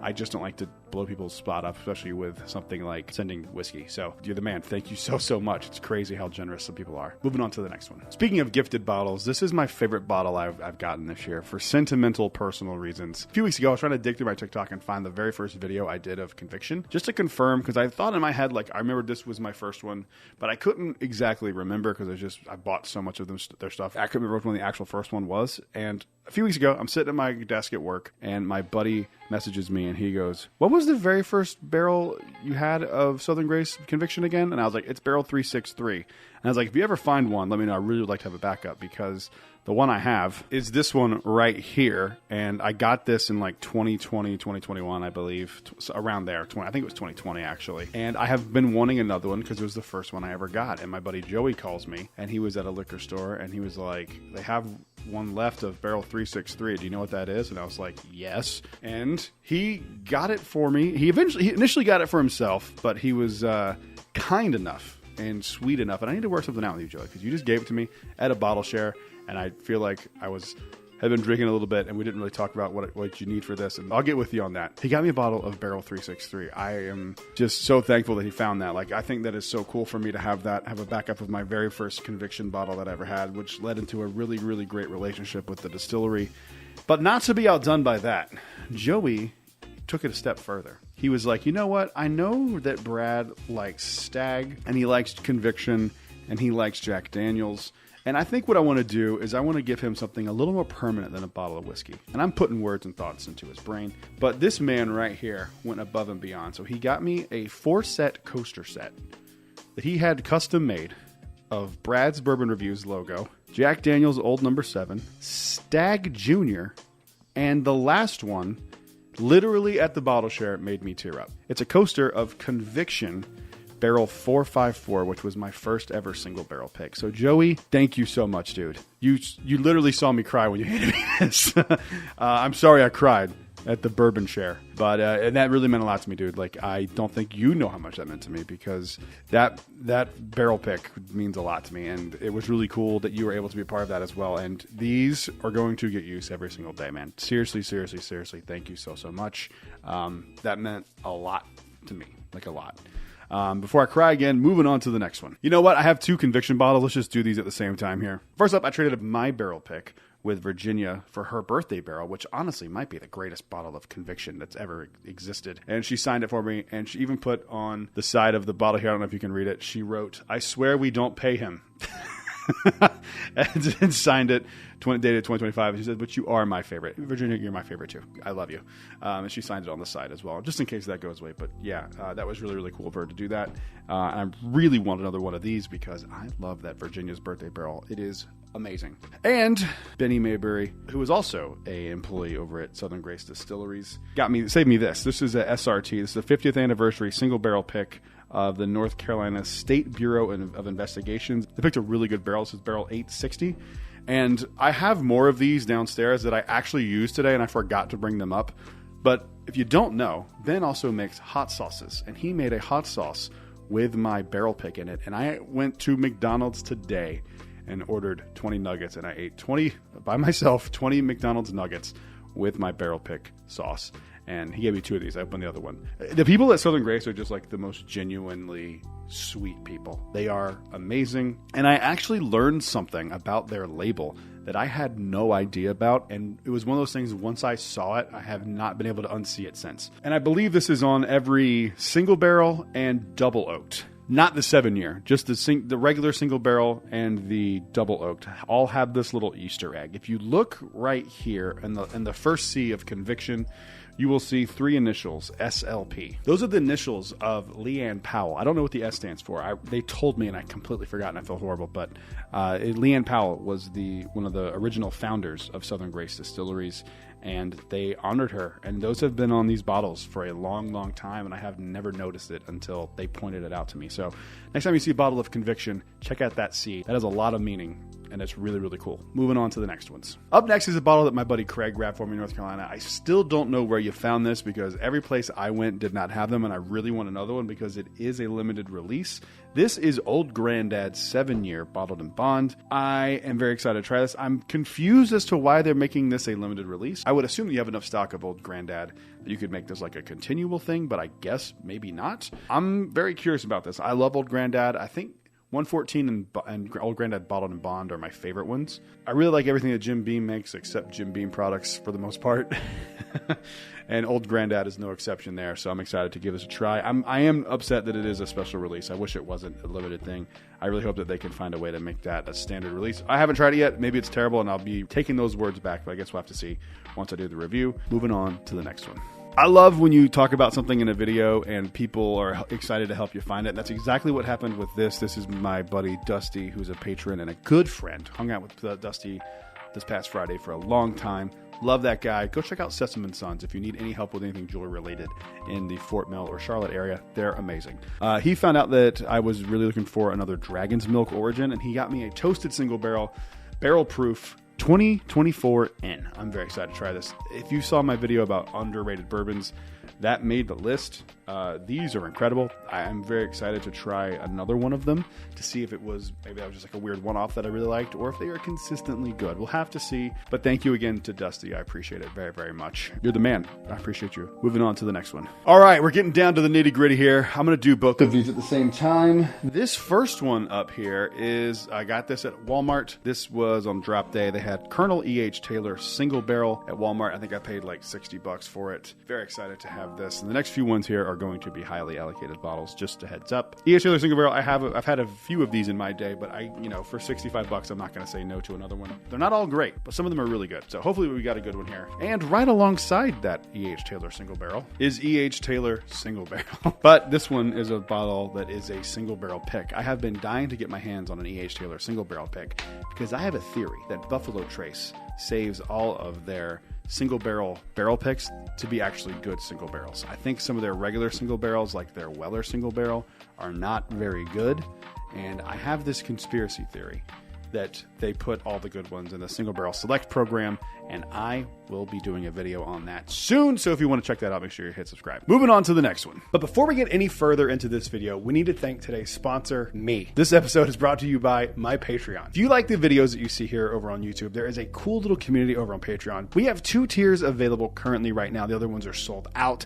We have a $5 tier, which will give you access to 2 extra videos for Patreon and 2 audio exclusive episodes of the podcast each month. You also get early access to the videos that I do post. Basically, I'm a one-man team. So basically, when I post a video, it goes to Patreon almost immediately. There's also a $10 tier, which gets you everything that the first tier does, plus access first to barrel picks. You get to dictate the videos you want to see. There are polls. There's a lot of fun over there. If you are so inclined and you like this channel and you'd like to support a smaller content creator, head on over to the link in the description. You can check out the Patreon. Thank you guys for watching, and back to the video. The day before I left for North Carolina, I walked into a local liquor store called Davenport Fine Wine, Spirits, and Cigars, whatever it's called.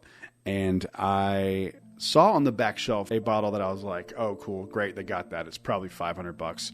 And so I walked up just to check and see if it actually was that expensive, and it wasn't. It was dead on retail. It was $199.99, and I bought it. And it is Russell's 13, the 2025 release. As you can see, I've already opened this bottle. We did a impromptu bottle share after my 7-year single barrel panel pick the other day, and I will go ahead and ruin this. I really, really like this one. I think it is by far the best of the 13s. It's not quite as good as the Russell's Reserve 15, but dude, it is up there. That is really good bourbon. It will definitely be in conversation for best bourbon of the year, in my humble opinion. I do need to have it in like a more professional setting where I'm like actually judging it instead of being off of the high of a barrel pick and, having a bunch of people there to pick out a cool barrel. So I need to try it again, but from that limited experience I had, it was really, really good. Moving on to the next one. Up next is a bottle that I have been dying to get my hands on. I got sent a sample of this not too long ago, and I was very excited to finally get a bottle of it. I got it in a trade. It is something that I am very excited to reopen and finally revisit again because that sample is long gone. This is a Wild Turkey Master's Keep. This is the Voyager. This is the one that was finished in Jamaican rum casks.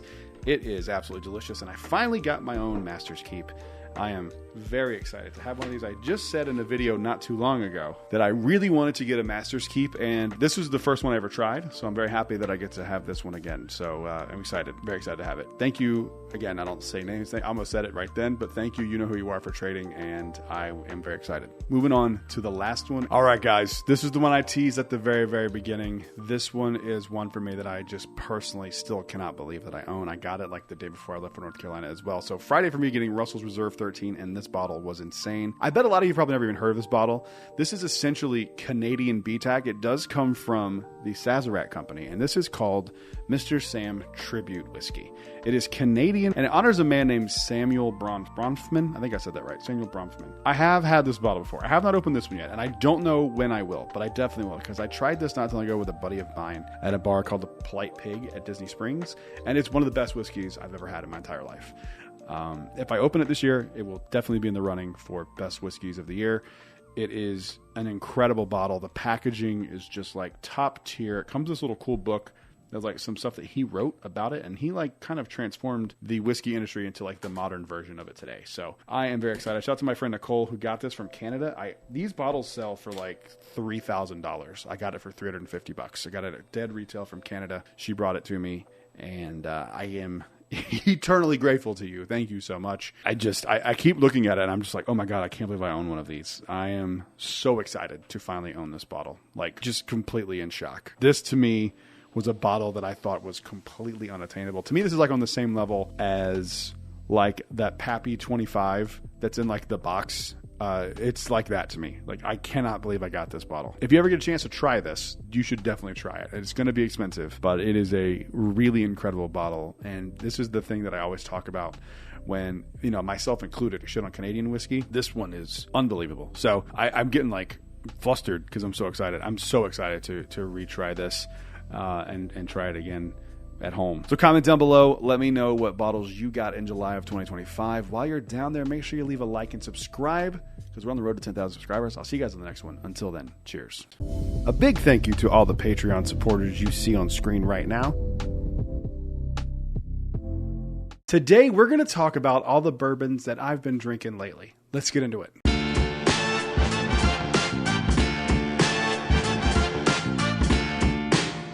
Hello everyone, welcome back to Brad's Bourbon Reviews. I'm Brad, and today we're going to be talking about all the bourbons that I'm just reaching for off the shelf a little more than some of the other ones. Some people call these like their daily drinkers, like the ones they drink daily. I do not personally advocate for drinking daily. I don't think it's a good idea. I also think that you're an adult, you can do whatever you want. But just for me, I don't call them daily drinkers because I don't like to make it seem like maybe I'm advocating for daily drinking. So that's why I call them my go-to. So today we have quite a few to get through here. We have some that are allocated, some that are everyday shelfers. There's a good mix of bottles here. And if you haven't tried any of these, you definitely should consider doing so. Let's go ahead and get into these. These are in no particular order. First up, one bottle that will always be on the shelf, at least one bottle. I think I've got like 5 of these. Something crazy. This is a Southern Spirits pick of Jack Daniel's single barrel proof bourbon whiskey.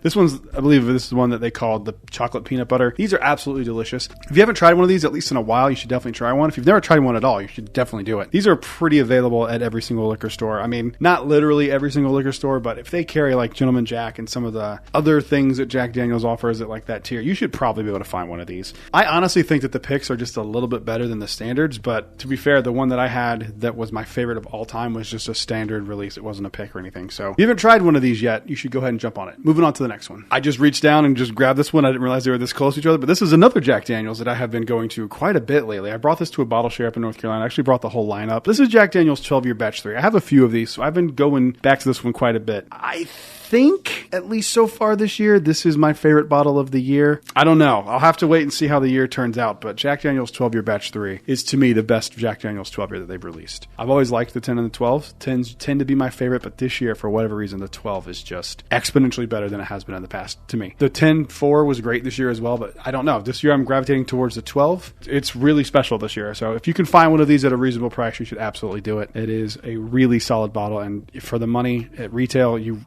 can't beat it. Moving on to the next one. This bottle has like taken over my life. I don't mean that in like a I drink it too much kind of thing, but like I have become a huge fanboy for this bottle. This is Cooper's Craft 100. I went from never having it in my life to finding it in North Carolina, and me and my brother put a hurtin' on this bottle when I was up in North Carolina. And I'm just a huge fan of it. I think it's fantastic for $33.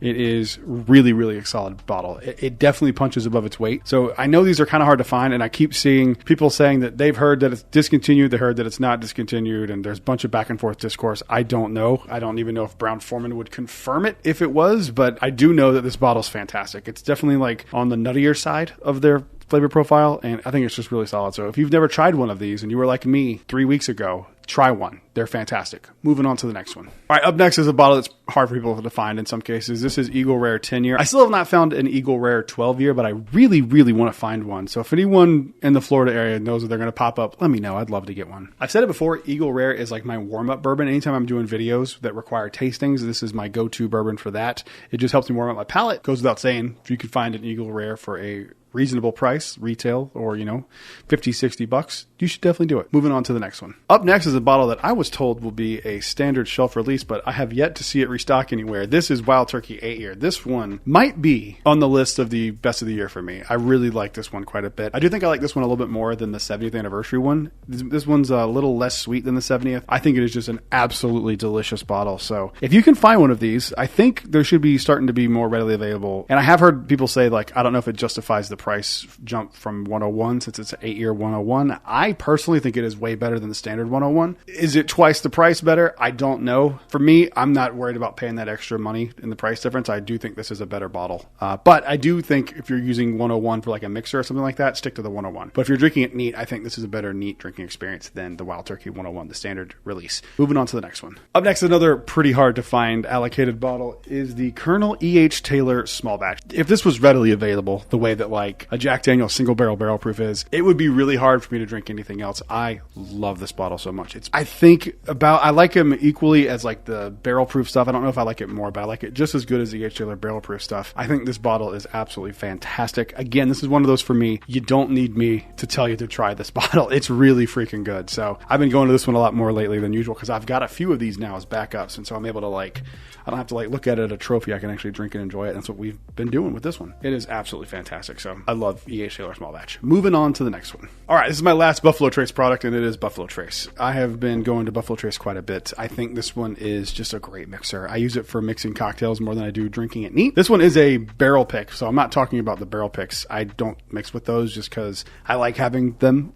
I like having the barrel picks around just to have something to compare to other Buffalo Traces, So I am talking about just a standard Buffalo Trace, and this is gone. So we had a big one that we took up to North Carolina, and we drank on that for a week and a half when we were up there. I drank quite a bit of Buffalo Trace recently, so it's fresh on my mind, and I just think for the price, Buffalo Trace is pretty damn good. I know they get a lot of love, I know they get a lot of hate, but honestly, for $25, how can you be mad at Buffalo Trace? Moving on to the next one. Up next is a bottle we've been drinking on quite a bit and use this as a mixer as well. This is Early Times Bottled and Bond. We use this for a mixer almost exclusively. I do drink it neat sometimes, but it's a really good mixer. And then the summer is when I usually mix whiskey because I'm just trying to drink something nice and cool and refreshing.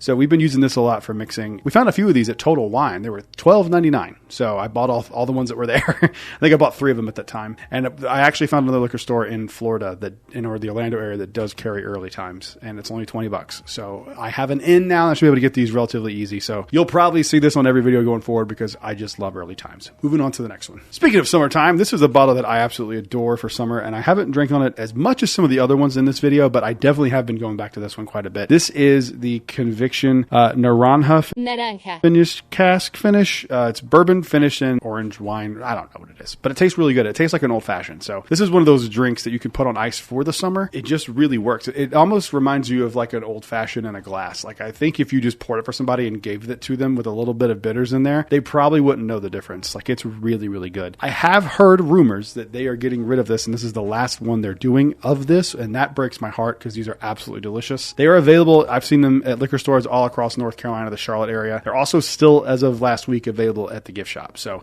if you really want one, and believe me, you do, go get it before it's gone, because once they're gone, they apparently are never doing them again. So it's a bummer. It's a really great bottle. Moving on to the next one. All right, second to last one here is a bottle that I have really put a hurting on. This is my barrel pick, my first ever barrel pick from Southern Grace Distillery's Conviction. This is the one with all the hype around it, and for good reason. It is a fantastic bottle. I adore this thing. This one is going to be in my top 10 of the year for sure. I adore this thing. I actually wouldn't be surprised if it ends up in a lot of different YouTubers' top 10 of the year either. It's French toast, it's happiness, it's perfect, and I love it. And I have 6 more of these, so I've been liberally drinking out of this thing. I love this thing. I'm actually taking it tonight because the night I'm recording this is my other podcast, Jedi Talk. It's a Star Wars podcast, and it's our 400th episode, and we're going to take this and we're going to drink this on that. So if you happen to check that out, you'll see us drinking on this tonight. Moving on to the last one. One of my favorite bottles of 2025. I am so excited that I tried them finally, and I just love them so much, and I finally got a backup of this thanks to Dusty, a good friend of mine. This is the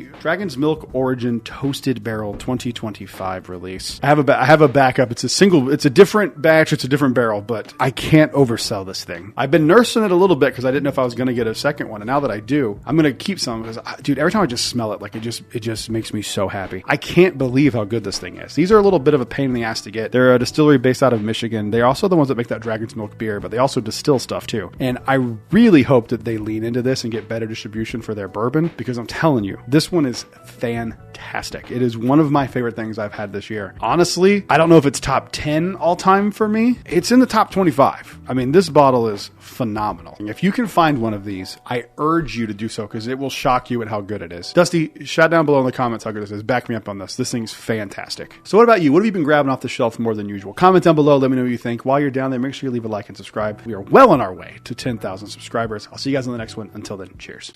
A big thank you to all the Patreon supporters you see on screen right now. Today, we're going to be talking about 8 bourbons that I highly recommend. Let's get into it.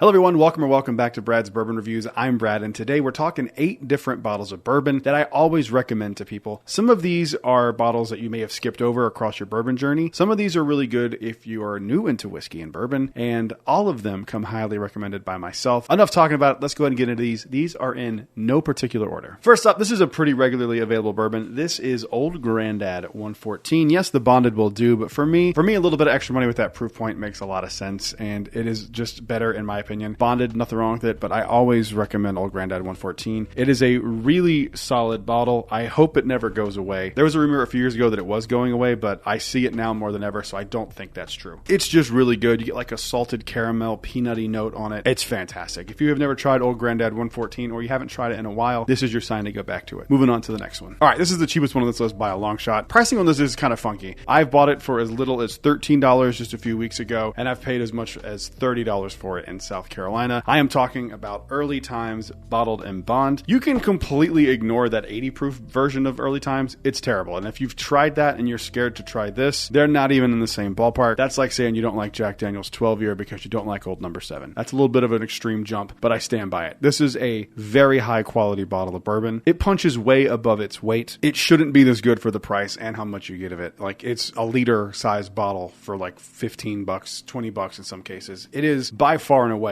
my favorite budget bottle. And at $13, which is what I just paid for it not too long ago, that's about as budget as it gets. And I think if you blinded it, you would never know it was that cheap. I know distribution on these isn't available everywhere. They're, sporadic throughout Florida, so I get them when I see them when I'm out of the state for the most part. But if you have never tried it or you are curious, try to get your hands on one of these. They are really, really solid bottles. Don't think you'll be disappointed. Moving on to the next one. This one's a fun one because the base version of it is awesome as well, but I think there's just a little something that this version of it has. And I'm talking about Wild Turkey Rare Breed, the non-chill filtered version. This one cost me a little bit of money. It shouldn't be that much, but it's one of those travel exclusives where you can get them, but they kind of are expensive if you have to pay secondary, which I did. I have no regrets. I wanted one of these really bad. I did a side-by-side of a regular Wild Turkey Rare Breed and then this version. This thing won, and it wasn't even close. It is everything that is great about Wild Turkey Rare Breed, just amped up to 11. Now, if you cannot get your hands on one of these, Wild Turkey Rare Breed is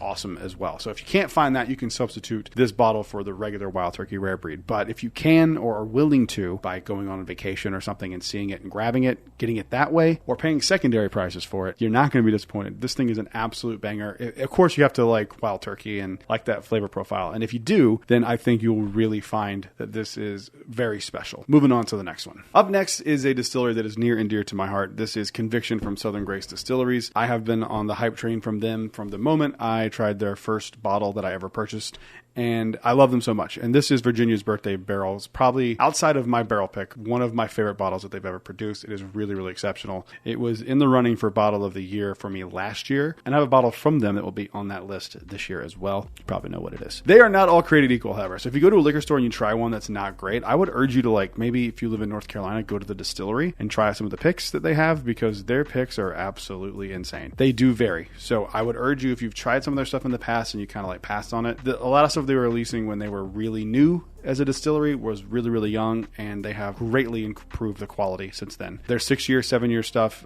maybe an 8-year coming out this year, who knows, would be very interesting. But try their stuff now, and if you don't like it, I'd be very surprised. Moving on to the next one. This is one of my favorite bottles I've ever had. I love this thing so much, and it was a wild turnaround for the distillery for me because I didn't like them at all. Then I tried this, and I was like, if you're doing that, I'm in. This is Green River Full Proof Bourbon. This thing is absolutely incredible, coming in at 117.3 proof. Everything you want is there. There's a value proposition. It's not super expensive. It's like $50-$60, 117 proof, high quality bourbon from Kentucky at a fantastic distillery. They are crushing it right now. I'm very curious to see what happens with them over the next few years. I'd like to see maybe some special releases and kind of see what your ceiling is for your products, because if you're putting out stuff this good that's $60, I'm in.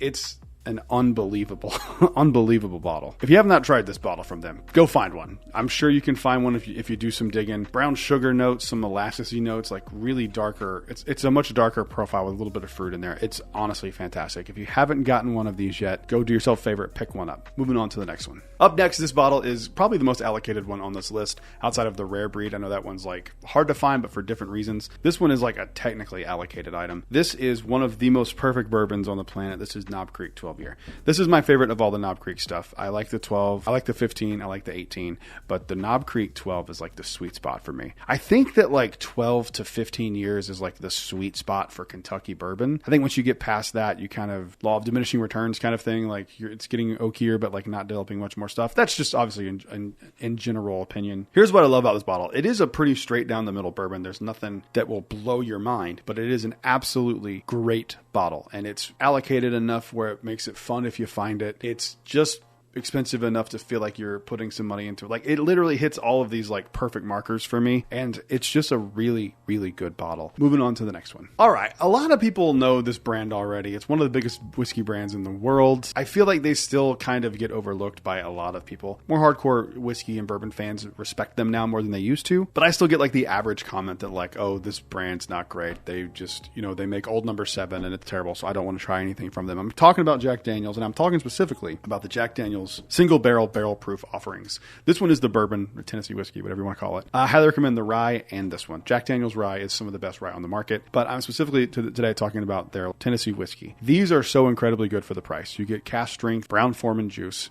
It's absolutely unbelievable. If you can get a pick, even better. This is one from Southern Spirits. This was that like chocolate peanut butter one that I got back in, I think, January. Absolutely delicious. Pick one of these up. Try the ryes as well. If you try this and you don't like one of these, granted, they all are single barrels. They're pretty consistently good. I haven't had any that I did not like. So if you can find one of these, I highly urge you to give this one a chance. These are pretty readily available. You should be able to find one. So moving on to the last one. This is another one for me that's like, is really difficult to come by, but like it's only because they have limited distribution, and I think it's intentional. This is Dragon's Milk Toasted Barrel Batch 2025A. I just got another one of these. It's not the same batch. I'm excited to try a different one. Completely blown away by this. I had no idea that they were making this high quality bourbon. They're based out of Michigan, and they're just making incredible stuff. I have only had the toasted stuff, but if you can find one of these, you should absolutely do it. It is an insane bottle. It is probably going to be in my top 10 of the year. I mean, I think it's one of these bottles for me that like I love, and I regret not trying their stuff earlier because it's just so good. So if you've never tried it, or you were like kind of on the fence about it because it looks like a little gimmicky, I totally understand. And that was my mindset too, which is why I never tried anything from them. Give them a shot. They are making incredible stuff. Shout out to Dragon's Milk, man. You've completely won me over. This is one of the best bottles I have had this year. So comment down below. Let me know what bottles you would always recommend to somebody. While you're down there, make sure you leave a like and subscribe because we are on the road to 10,000 subscribers. I'll see you guys on the next one. Until then, cheers. A big thank you to all the Patreon supporters you see on screen right now. Today, we're going to be talking about 8 bourbons that are definitely worth the money. Let's get into it.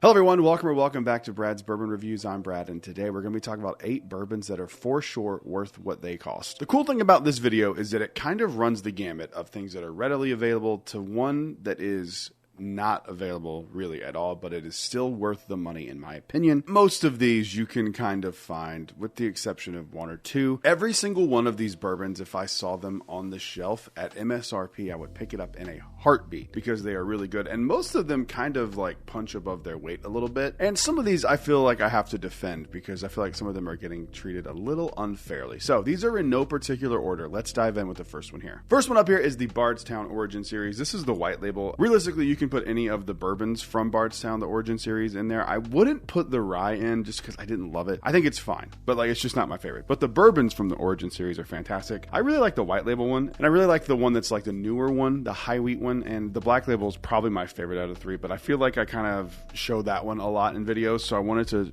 show this one here. I think this one's just as good. The reason I love this one, I think it's worth the money, because I think they were like $45-50, something in that range, and like the quality of bourbon in these is crazy. I honestly think if you blinded this with a bunch of other bourbons in the same category, this would come out ahead and it wouldn't even be close. They are all exceptional, and they're not expensive, and that's what makes them worth the money. They're high quality, low price. Moving on to the next one. Next one up here is a bottle that was a special release last year, but it was pretty widely available. I mean, it was a special release, but it was celebrating the 70th anniversary of Jimmy Russell, and this is the Wild Turkey 8-year. Dude, I love this thing so much. I mean, it is just an unbelievable bottle for $45, and the fact that it was a special release from them is kind of nuts, because as much as I love Wild Turkey, they've really gotten out of control with their pricing. Some of the stuff is warranted to be the price that it is. Some of it's not. Like the fact that they tried to sell that 10-year rye as a master's keep for $350 is insane. I don't know if you've tried it yet. To be fair, I'm not a rye fan, but I just can't fathom paying that much money for that. It is not worth the money, but this is worth the money. This one is a really sweet, really approachable bourbon, and it celebrates the man himself, Jimmy Russell. So I think if you can find one of these still, or if you have to go in secondary and pay like $5-10 over MSRP, I think it's worth the money. They are incredible. I believe this was like in the running last year for some of my favorite bourbon of the year.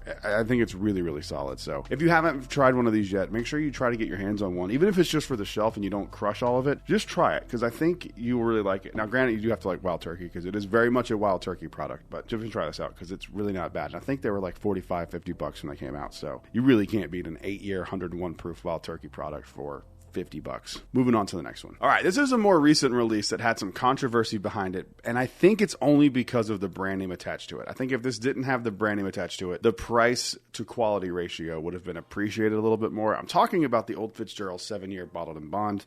Look, this is a lower shelf version of Old Fitzgerald. I know people were upset about this when this came out because they were thinking it was going to be as good as some of like the other decanter series stuff. The reason it's not is because it doesn't cost as much. Those are a lot more expensive, and they are just higher quality bourbons all around. 7 years is a pretty substantial amount of time for a bourbon. Like some of the other distilleries, like Southern Grace Distilleries, does a 7-year. It's $100. This one being like $45-50, and they're saying it's going to be like readily shelf available. This is a no-brainer. Like, I don't understand why people were upset about this. If you thought this was going to be something as good as like the 13, the very, very special, like, you're crazy. They would have released it in one of those decanter bottles and would have made a big deal about it, would have made a special release. But this is a very solid 7-year bourbon for the price. Just because it has the Old Fitzgerald name does not mean that it's going to be as good as some of those decanter bottles. I think this one got a bad rap, and it's just kind of unfortunate because it is really good once you get past all that stuff. This is the other one I think if you blinded this, it would do very, very well in blinds. Moving on to the next one. All right, this one here is a bottle that's pretty much available all over the place. Pics of it are available, non-pics of it are available. It's around $65, and I think for the money and the quality ratio, it's really hard to beat this one. I'm talking about the Jack Daniel's single barrel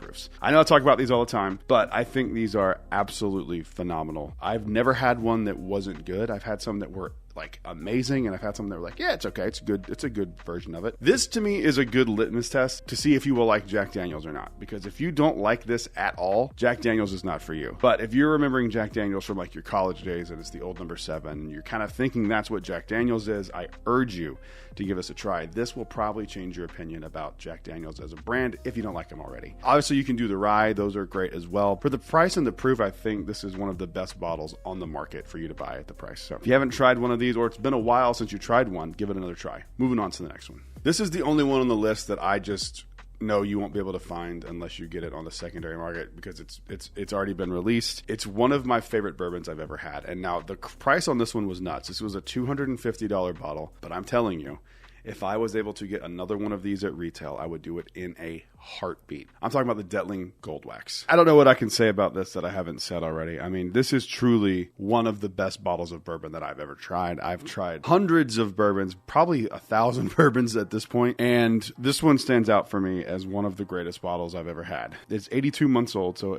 I could see people going, why would you spend that much money on a bottle that is that young? And to that question, I always say, have you tried it yet? Because age isn't everything, proof isn't everything, and sometimes magic can be made in Alabama, and that's exactly what this is. I really would pay a substantial amount of money to get another one of these. They are so incredibly good. These are going to be ones that I chase every single year now from Detling. I don't know if another one can be quite as good as this one to me because of the notes that are on this one. It's like dark chocolate, tobacco, leather notes on there. It's just like literally a bottle that was like designed for me. So I don't know if another one can kind of live up to this one, but I'm going to hold on to this as long as I possibly can, because I think it's just absolutely incredible. Now, all Detlings are not created equal, but this one is absolutely phenomenal. So if you ever have an opportunity or come across one of these, I would say grab it. I mean, it's absolutely insanely good. If it's ever someone's like, I'll trade you Detling Gold Wax or whatever, say yes and trade. And if anyone wants to trade me something for one of these, I would be more than happy to do that. So you have one of these that you're willing to get rid of, comment down below. Moving on to the next one. This is probably the king of budget bourbon in my opinion. All things considered, price, quality, quantity, I think this is about as good as you could possibly do. This bottle is usually $13 in my area when it pops up. I'm talking about Early Times.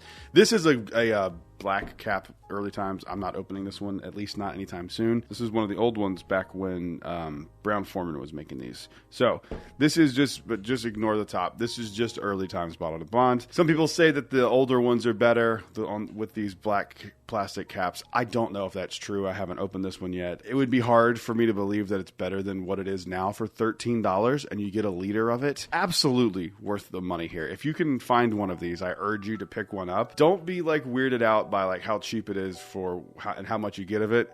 It's truly an undeniably great bourbon. I don't know if they know how good it is. Unbelievable bottle. I know it's not available everywhere, but if you're, traveling and you see one, definitely grab one. You're going to be happy that you did. And anyone who has tried it, comment down below, let people know what's up. But also don't tell anybody. I don't want this to become even harder than it is to find. Moving on to the next one. All right, this is also one that's like slightly allocated, but I will tell you this. I saw this bottle in every single state that I was in when I was bourbon hunting on the way home from New Jersey. So I think the tide has turned a little bit, and this one is a lot easier to find than it used to be. This is a bottle that I adore. This is Knob Creek 12 year. These are around 60 to 75 bucks is the range that I've seen them. Bourbons kind of don't get better than this, especially for the money. Like this is 100% worth that $60 to $75 range. 12-year-old Jim Beam juice, Knob Creek 12 year is a staple for bourbon. I adore this thing so much. This is my original one. I haven't bought another one yet. I'm going to at some point because I want to get into this and like really, really drink it because I think these are just absolutely phenomenal. They're just kind of standard bourbon notes. Cherry, vanilla, caramel, but it's just so good for what it is, and it's worth the money, and it feels like you're drinking something that is better than the price you paid for it. So for me, it's worth the money all day. I love this thing. Knob Creek is, in my opinion, probably the best thing that Jim Beam does, and it is just an incredible bottle. If you've never tried one of these, give it a shot. Moving on to the last one. I said they were no particular order, and they're not. This one is going to end with a bottle that I adore.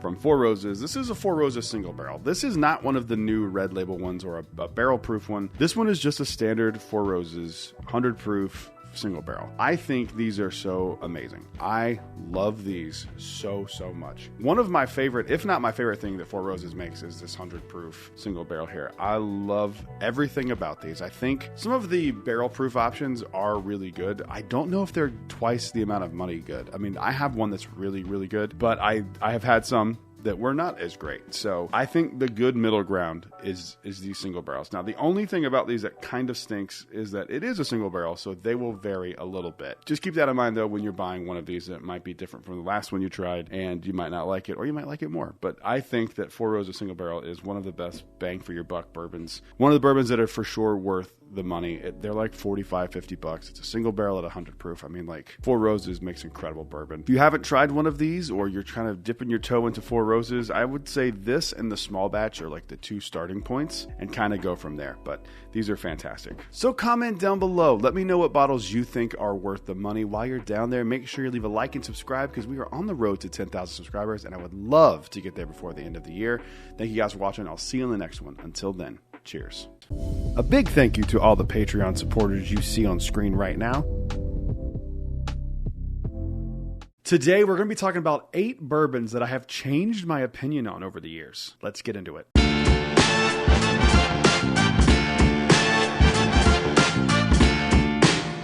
Hello everyone, welcome back to Brad's Bourbon Reviews. I'm Brad, and today we're talking about 8 bottles of bourbon that I have changed my opinion on. Now, this could be changed my opinion on, meaning I like it more or less, or really changed my opinion on, or have slightly changed my opinion on, but it's changed enough that it's worth talking about. So let's go ahead and get into this. And remember, these are in no particular order. I'm just going to reach down, not even looking, see what the first one is. Starting with a banger here. This bottle is on every Bourbon Dorks list, and it is almost like a rite of passage at this point. And when I first got into bourbon and I tried it, it instantly became my number one bourbon of all time, and I am talking about Old Rip Van Winkle 10-Year. I still think that Old Rip 10-Year is a really, really good bourbon, and I think it's one of the best of the lineup. That being said, it is no longer like my all-time favorite bourbon. I do still really enjoy it, but I had to bring this one up because it was number one for me for like a long time. It really changed once I started doing the channel and got exposed to a lot more stuff and made connections, was able to get my hands on other allocated bottles and things that are weirdly distributed in like certain places. But I do still really enjoy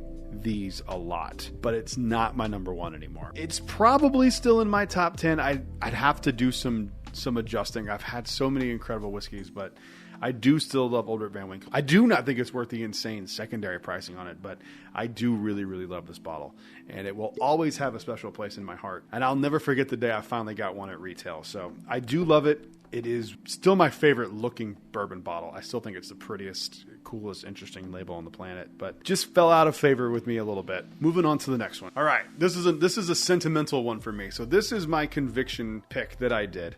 When I first tried this one at the distillery, it was for me the one that I knew that I wanted. We did like a vote. It won, and it has become one of my favorite things. I remember when I got it, I remember saying something to the effect on a video of like, it's not like my favorite conviction thing I've ever had, but it is a really good bottle. That's where my opinion has changed. I actually do think this is my favorite thing I've ever had from Conviction. Now, I do have a pick coming up in the next few weeks on September 10th that may trump this one because this is a single barrel and I do really love their double oak stuff. But for me, this one just edges all those out. I know part of it was like the experience and part of it is just the fact that it's my barrel pick and it's my first one. And I got to meet a lot of you guys because of it. So there is some sentimental attachment to it, but I do think that this is the best Conviction bottle I've ever had. With the exception of one barrel that wasn't publicly released, so I won't count that against it. So for me, commercially, this is the best bottle of Conviction that I've ever had. You're not going to want to miss the double oak, so if you want to join the Patreon, patrons get first crack at the barrel picks, and September 10th, we are going to be leaving the distillery with our pick. So if you want to get on board with an insane double oaked pick from Conviction, make sure you head over to Patreon. Links in the description. Moving on to the next one. I remember where I was the first time I tried this one. I was with my buddy JB, and I finally got to try this bottle of Peerless Double Oaked, and I, for a long time, said that this was the best double oaked on the planet. It was in my top 10 bourbons of all time. It is definitely not that anymore. I still think it's okay, but there are way better double oaked bourbons, and there are way less expensive double oaked bourbons, and there are way better, less expensive double oak bourbons that are easier to find than Peerless Double Oaked. It does have those really rich banana bread notes and like caramel and burnt sugars. I do still really like this one, but again, it is no longer in my top 10. I don't think it's the best double oaked on the planet. Opinions have changed, especially with exposure. So it's fun to look back and see the things that I thought were like the gold standard now be like B or C tier bottles for me. It's really kind of cool how exposure can change your opinions. Moving on to the next one. All right, up next is a bottle from John J. Bowman. This is a single barrel pick from North Carolina, John J. Bowman. I remember on my video, I don't remember exactly what I said, but I said something to the effect of like, it's just okay. This is not just okay. This is really solid. I don't think I was doing a rating system back then, but if I was, this would be in the 8s. I think this is another one that's like, I didn't change my opinion like dramatically on it. If someone does stumble into those old videos, people do watch old stuff.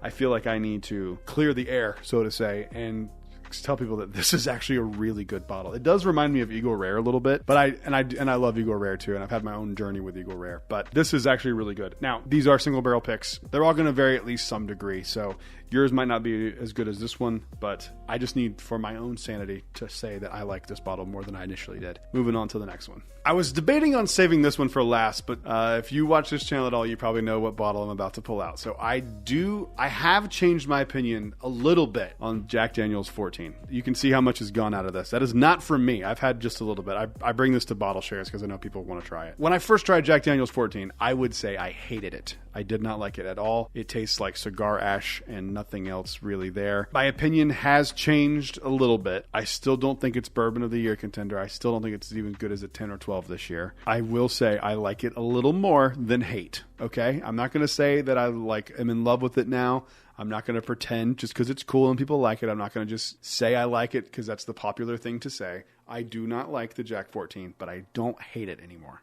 Okay. Is that fair? Is that a fair compromise? I feel like that's fair. I do wish I liked this more, though. I was so excited for this. This is the most disappointing bottle I've ever had. It was crushing the night I opened this. I was so upset. I thought something had happened to it because it's so weird and off profile for Jack. I don't hate it as much as I used to. Moving on to the next one. All right, up next is a bottle that I loved for whatever reason. I don't even know like what I was thinking when I tried this and loved it, because like I've gone back to it and have had a few other of these because our Walmart used to get lucky and we would get them randomly throughout the year. But I won't be buying another one because they've raised it from like $40 to $80. I don't think it's bad. I just don't remember why I loved Elmer T. Lee so much. I don't know. It's fine. The fact that people were paying like $250, $350 for this bottle is crazy. It's fine. Like there's nothing wrong with Elmer, but like I just don't care.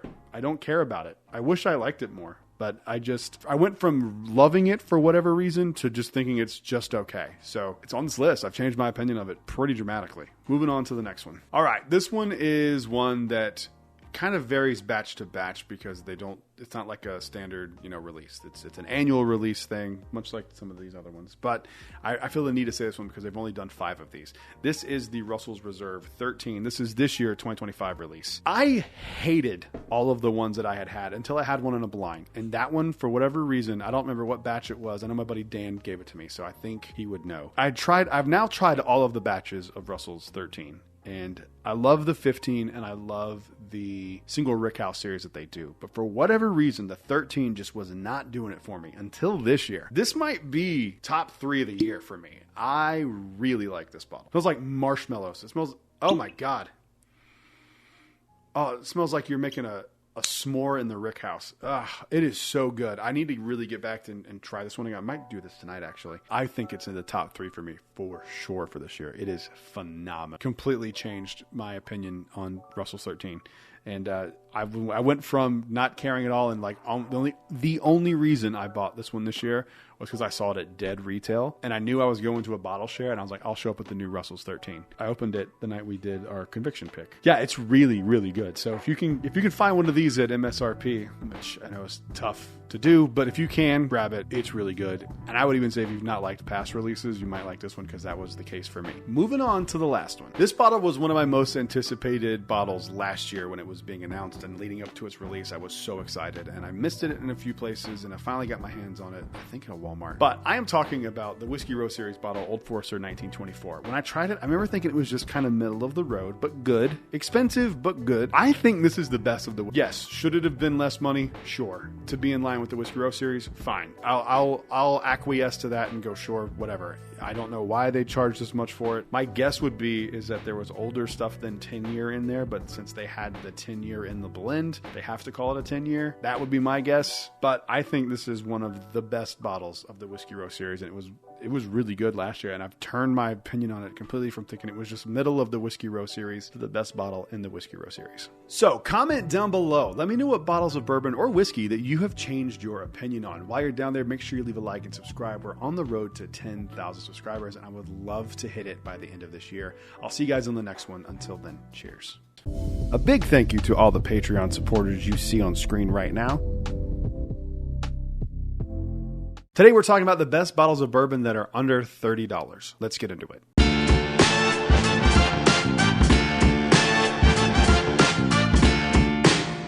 Hello everyone, welcome back to Brad's Bourbon Reviews. I'm Brad, and today we're talking budget bourbon again. It's a conversation that comes up from time to time with me, and for me the goalpost with this always changes. Like, what does budget mean anymore? Honestly, my initial thought for this list was to try to keep all the bottles under $40, but I kind of wanted to force myself to talk about some things that maybe I haven't talked about in quite a while, or even never before really. So we're going to go everything under $30 except the first one. So this doesn't count on the list, but it's so close to $30. I had to include it because I love it so much. So this first one up is an honorable mention, and that honorable mention is Cooper's Craft 100. I bought it for $31. If that 99 cents is keeping you from buying this bottle, I don't know what to tell you. This bottle is one of my favorite budget bottles for sure. It's probably my favorite inexpensive bottle on the planet outside of another bottle that's on this list. I know it's not technically $30. It was literally $31. So I had to include it on this list, but for reasons of it being over $30, I had to keep it off the list formally, but but it's still on the list. Let's move into the actual list here with this one. These are in no particular order. First one up here is just plain Jane everyday Buffalo Trace.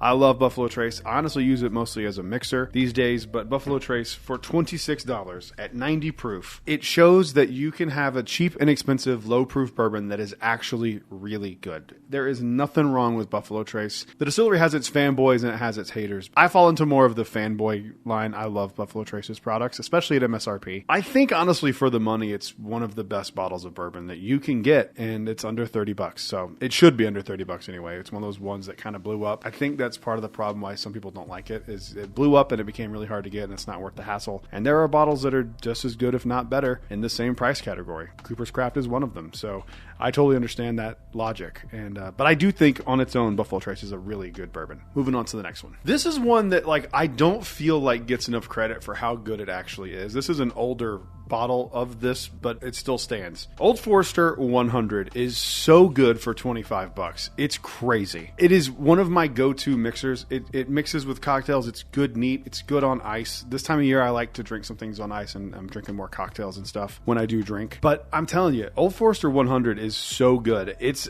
to me, just as good as the Whiskey Row series. It is an incredible bottle. It's got all those banana notes, traditional Old Forester notes that I really, really like. It's one for me that I just don't see enough people talking about, and it's one of my favorite bottles that Old Forester makes, to be perfectly honest with you. I think it's absolutely fantastic, and for $25, it's really hard to beat it. Moving on to the next one. All right, this is the one that is my personal favorite on this list, and the bottle I talk about anytime I can talk about it because I love it. It is hard to find, even though, less than $30 bottle. In this case, it's a $13 bottle here in Florida. It does have weird distribution, so I know not everyone can get it, but I urge you, if you ever come across it in your travels or it starts popping up in your area, give it a shot. Do not let the price and how much you get of this to deter you, because it is incredible. I'm talking about Early Times Bottled in Bond. This is the black top one. I have one of these that I kept. I got it in a trade at some point a few years ago. I don't know if I'm going to open it or not, to be honest. I am curious to try it. I know me, and I will drink all of this.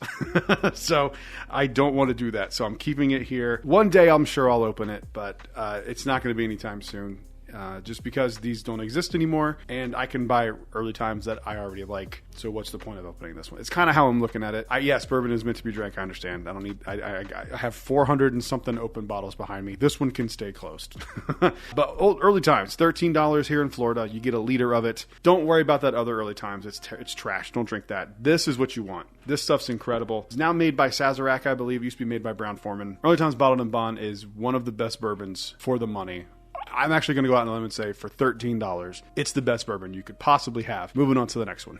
All right, back to the Buffalo Trace Distillery. Ooh, budget bourbon from Buffalo Trace, but he's already talked about Buffalo Trace. What other budget bourbons do they have? Well, my friends, they have Ancient Age 10 Star.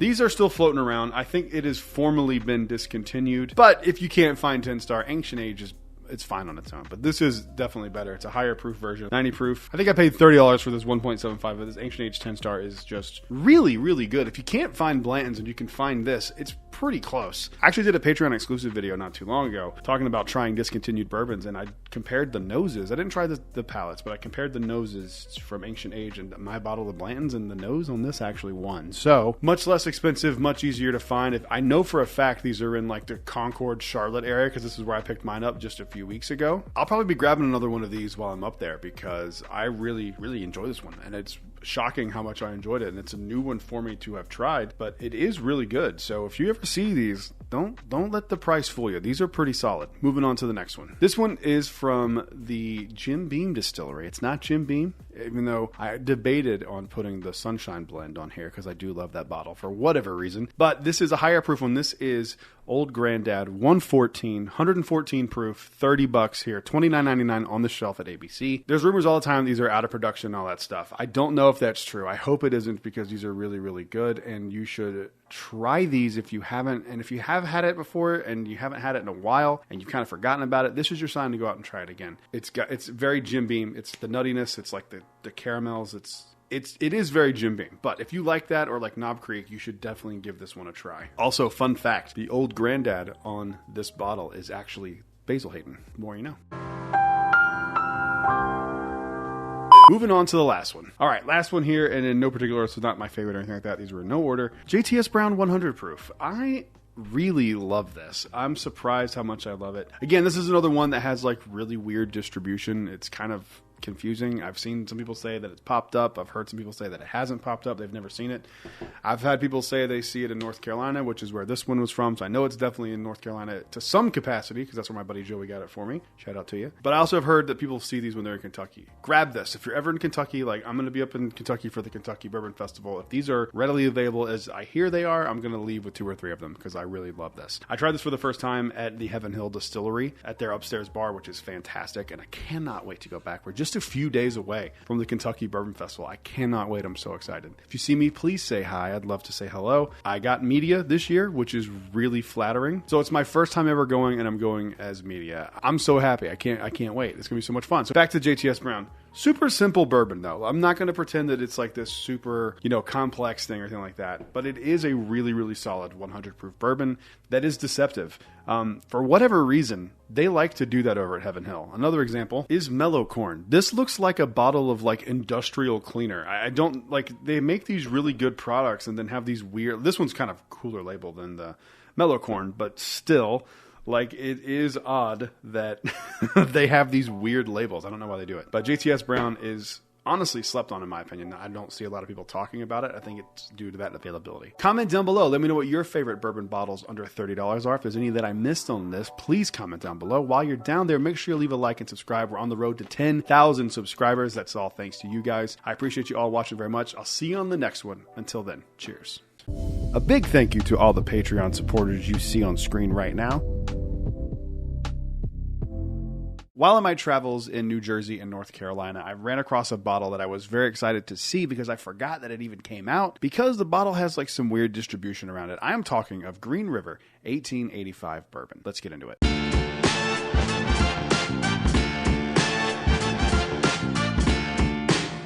Hello everyone, welcome back to Brad's Bourbon Reviews. I'm Brad, and today Green River is one of my favorite distilleries right now. I am a huge fan of everything they've got going on, with the exception of like their wheated bourbon, their regular, I don't like that one. But the cask strength is really, really good. Anyway, enough talking about that. When I was in Maryland, I stopped at a liquor store on the way back home, and I just happened to run across this, and the liquor store had a lot of really good stuff, but this caught my eye because I forgot this existed. Like, it's in a few states. It's here. I forget exactly where it is, but it was in Maryland. And they have like a really weird distribution system for this bottle. I actually thought I remembered seeing that it was going to be like a bar exclusive, but clearly not. It was in a liquor store. So this is Green River 1885 bourbon coming in at 85 proof, really low proof. Not something I typically gravitate towards, but in this case, it is a liter. It was like $20, and Green River does not miss. So I'm always curious to see how distilleries handle lower proof things, and I think with Green River doing excellent in like the full proof and cask strength realm, maybe, just maybe, this bottle that is a lower proof offering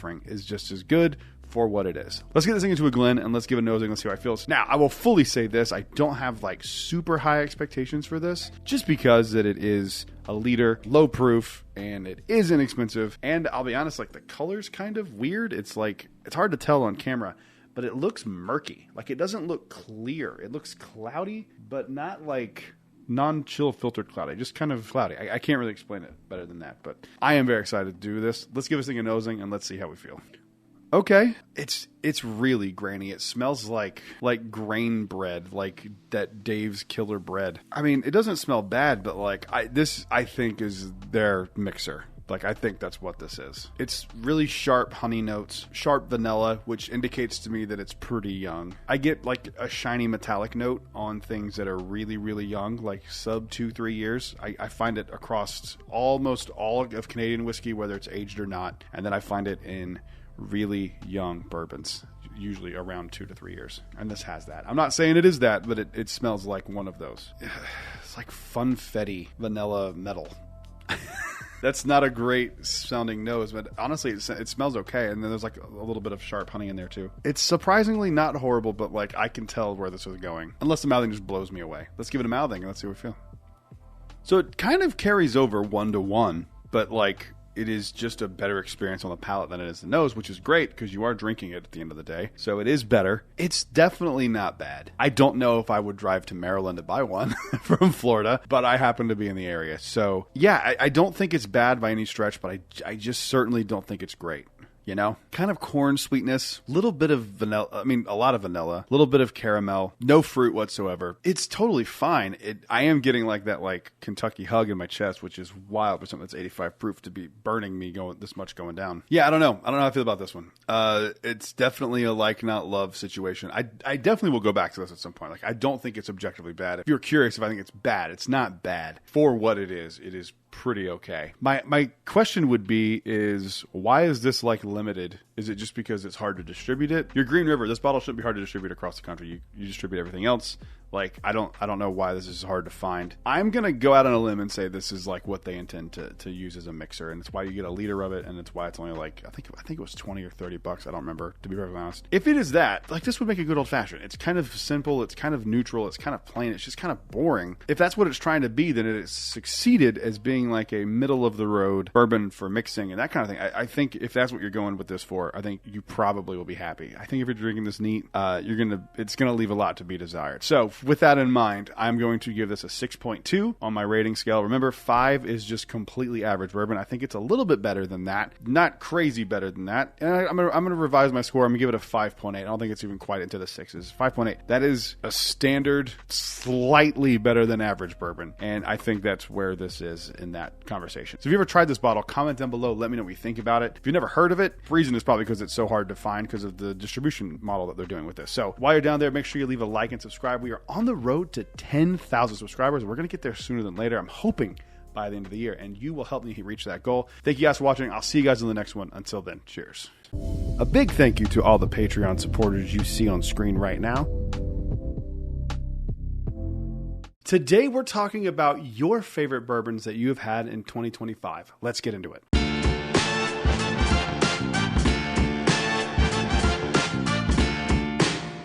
Hello everyone, welcome back to Brad's Bourbon Reviews. I'm Brad, and today I put up a post over on TikTok and over on YouTube Shorts asking you guys to tell me what your favorite bourbons of 2025 have been so far. When I made the video, I told people to tell me what your favorite bourbon that you've had for the first time in 2025. It didn't have to be a release in 2025. You said to have tried it for the first time in 2025. So that's the context of the video. So thank you all for commenting. I had about 200 something comments to work with. So if you don't see yours, maybe there'll be a part 2 to this if you guys like this type of video. Hope you guys enjoy it. Let's go ahead and see what you guys said. So we're going to start with YouTube first, and Mr. Randy's Spirits says his favorite thing he's had in 2025 has been Woodford Reserve Double Oaked. He didn't specify if it was a store pick or if it was just a regular one, but that shows you that you don't have to spend hundreds and hundreds and hundreds of dollars, or hell, even thousands of dollars on a bottle for it to be something really, really good. That goes to show you right there that some of the best bourbon is $65 and it's available in every single liquor store. So it is kind of funny to me that you are this into whiskey content and like commenting on a smaller channel like mine, because I've seen his name come across my comments before, and I never tried Woodford Double Oaked until now. I think that's really, really cool. It's one of those things, maybe he just never got around to it. I have some friends of mine that have insane whiskey collections who have like never tried Wild Turkey 101, so it happens, but I just think it's really, really funny. Moving on to the next one here. Ooh, this one's from a man after my own heart named Cure. I don't know how to say that name. Cureheims289. I'm sorry, I probably butchered the hell out of that. Who said Jack Daniel's 12-year batch 3.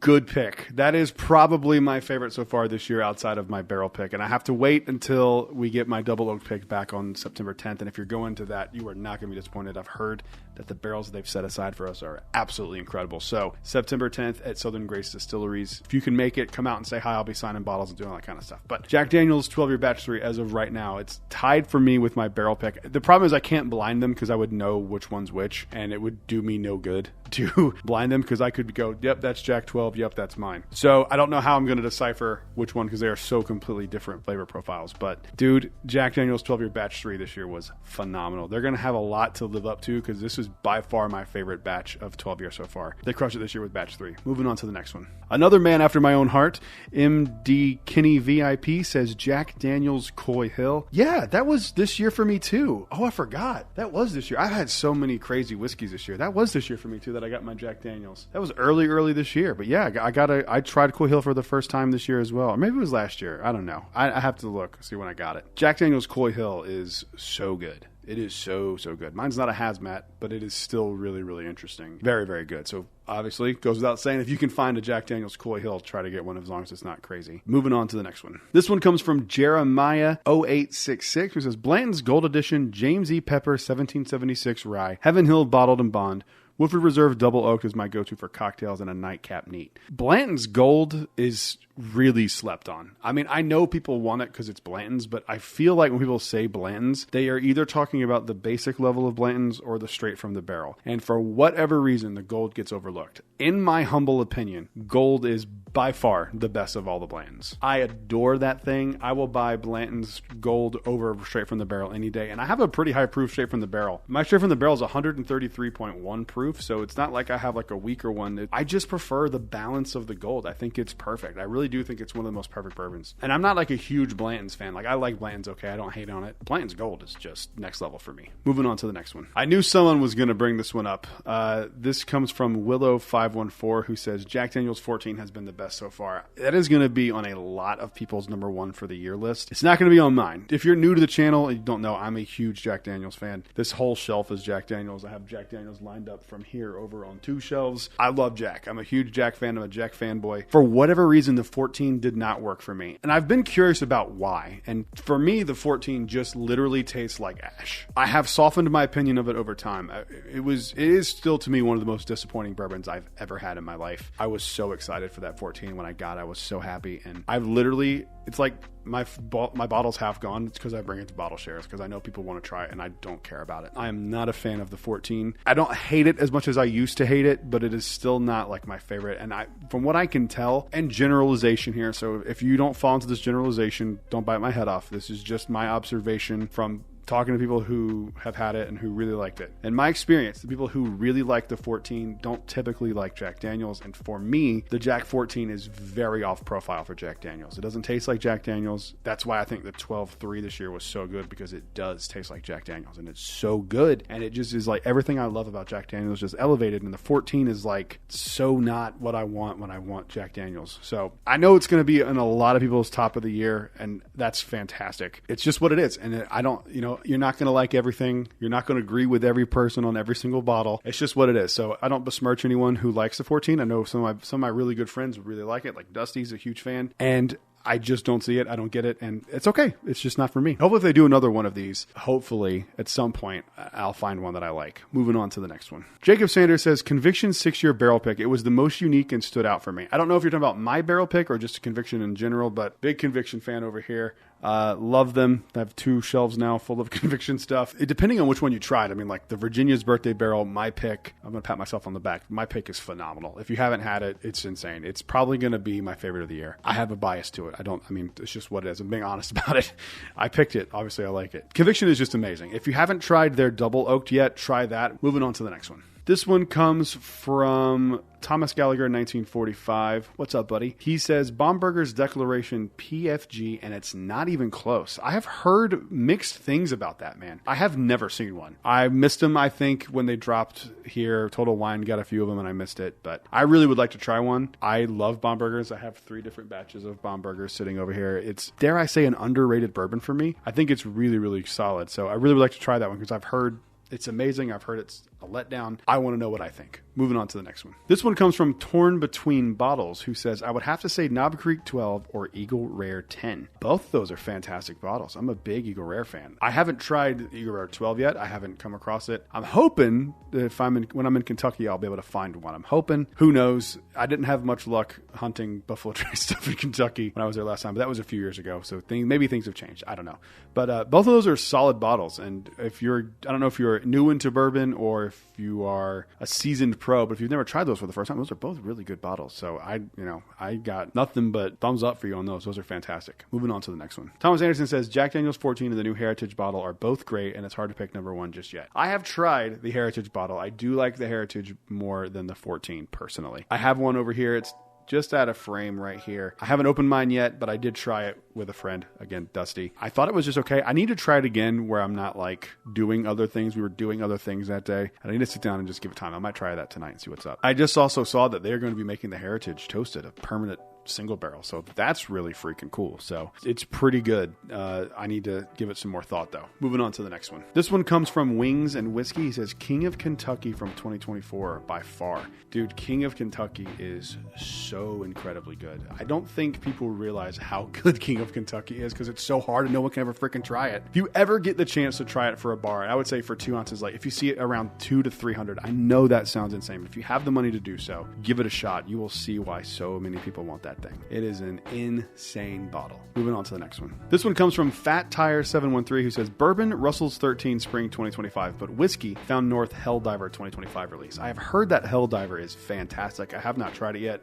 but I have tried the Russell's 13. We opened it the day we did my 7-year panel pick at Southern Grace, the 7-year conviction pick. I really liked it, and that's coming from somebody who's not typically been a fan of the Russell's 13. I love the 15. I love the single Rickhouse stuff they released, but for whatever reason, the 13 was just not for me. This is by far my favorite Russell's 13. I think I've tried all of them now at this point, and I liked batch 1, didn't like anything else. And now I like this one from spring 2025. It's fantastic. You don't need me to tell you to find Russell's 13. You know they're good. Especially if you can find one from this year, you should definitely do it. Maybe even spend a little extra on MSRP. It's a pretty solid bottle. Moving on to the next one. This one comes from Raven752003 who says Old Forester single barrel strength store pick. Those are so hit or miss, man, because I've had some that are just okay to like not okay. There's one, I'm not going to name the bourbon group, but you can see the orange wax up here on my Old Forester shelf. It's there. One. I do not like that one at all, but I have one from Corona Cigar that is so good I would put it up against anything else. I mean, like, it's as good as anything I've ever had. They vary wildly. I don't disbelieve that. I mean, some of those Old Forester single barrels picks are fantastic. Moving on to the next one. This one comes from Zalo.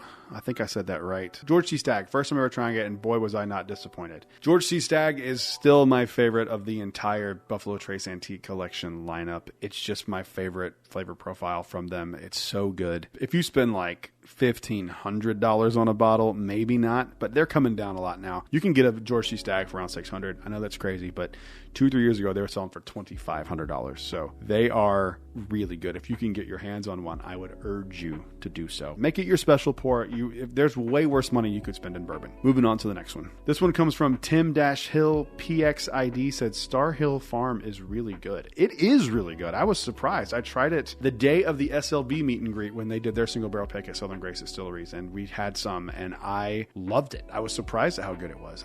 If I could find one at MSRP, I would 100% buy it because I was shocked. If you've watched this channel for any amount of time, you know I'm not a big Maker's fan, and I really didn't have high expectations for it just because of my experience with Maker's Mark, and I was really shocked at how good it was. So yeah, I recommend it if you can find it for MSRP. It's honestly really good. It's worth it. Moving on to the next one. This one comes from Joey.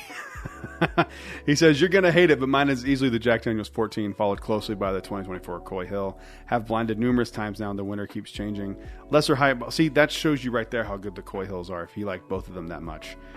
He said, Sagamore 9, first ever store pick in Annapolis was great. I really enjoyed the new Cask Strength 13th Colony Rye. Ever North has put out a couple of bottles I absolutely love. It's been an awesome year for whiskey. It's been a crazy year for whiskey for me. It's been nuts. Like every year, it just keeps getting better, and I'm so excited to go do the Kentucky Bourbon Festival here in a few days. Hell, I may be there when this video is going. So if you see me, say hi. Moving on to the next one. This is from Hatfield Barbecue. He says, Wild Turkey 12-year. Dude, I remember loving that thing when I first tried it. I still like Wild Turkey 12-year to this day. It is phenomenal. It is such a good bottle. Wild Turkey 12-year is worth the hassle. It's worth the money. It's worth getting a hold of. They are fantastic. I highly recommend Wild Turkey 12-year. Moving on to the next one. This one comes from Keith Logan, 5478. He says, Conviction Double Oaked. Buddy, you're not wrong. Convictions Double Oaked is the best thing they do. I actually initially wanted my first pick with them to be a double oak, and they kind of were like, why don't we just do a regular single barrel pick for the first one? And I was like, all right. And so when it went as well as it did, I was like, okay, now I want to do double oaked, and we're doing a double oaked on, I've said it a few times on this video, September 10th. I'm so excited. I love their double oak stuff. It's always been my favorite stuff they make. All right, last one here. We'll do a part 2 from TikTok, but so for this one lasted a little longer than I anticipated, but I like reading your comments. this. This one comes from Mike Bayung 8057. He said Wild Turkey's 70th anniversary. Yeah, that bottle is really, really good, and it's not expensive. I don't know about where you live, but when it came out here, it was all over the place for a while, and it sat on shelves at Walgreens for quite some time. I think I ended up getting 4 of them. I need to pick up 2 of them from Varsha. Remind me. I keep forgetting. I just love them. They are just so incredibly good to me. They are so sweet and just like exactly what you want from an 8-year Wild Turkey product. So big fan of the 70th anniversary bottle. Thank you all for your comments. Comment down below. If you didn't comment on this one, let me know what your favorite bourbons of 2025 have been so far. While you're down there, if you're new here, make sure you leave a like and subscribe. We're on the road to 10,000 subscribers. I'll see you guys in the next one. Until then, cheers. A big thank you to all the Patreon supporters you see on screen right now. Today we're going back and reading some more 1-star reviews from Total Wine. Let's get into it.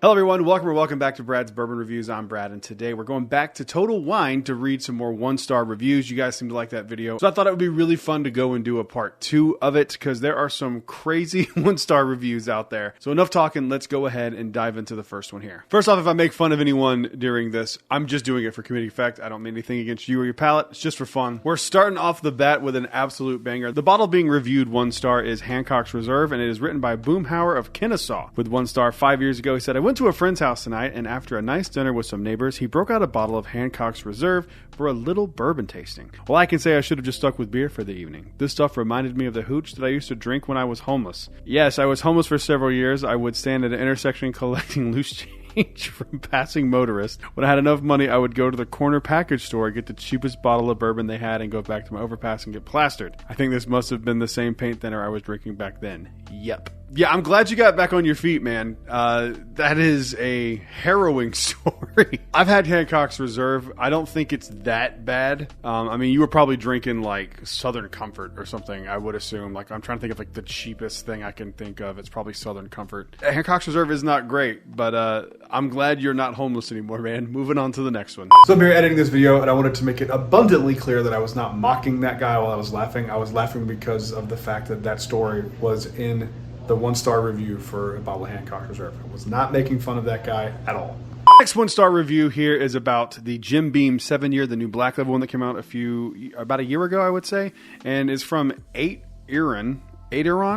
Don't know how to say that. For sure, get a better name. 1-star says, nope, save your 20, buy Wild Turkey 101. For $20 in supposed bourbon expert endorsements. How could I go wrong? Buffalo Trace replacement? No way. Buffalo Trace is infinitely better and smoother.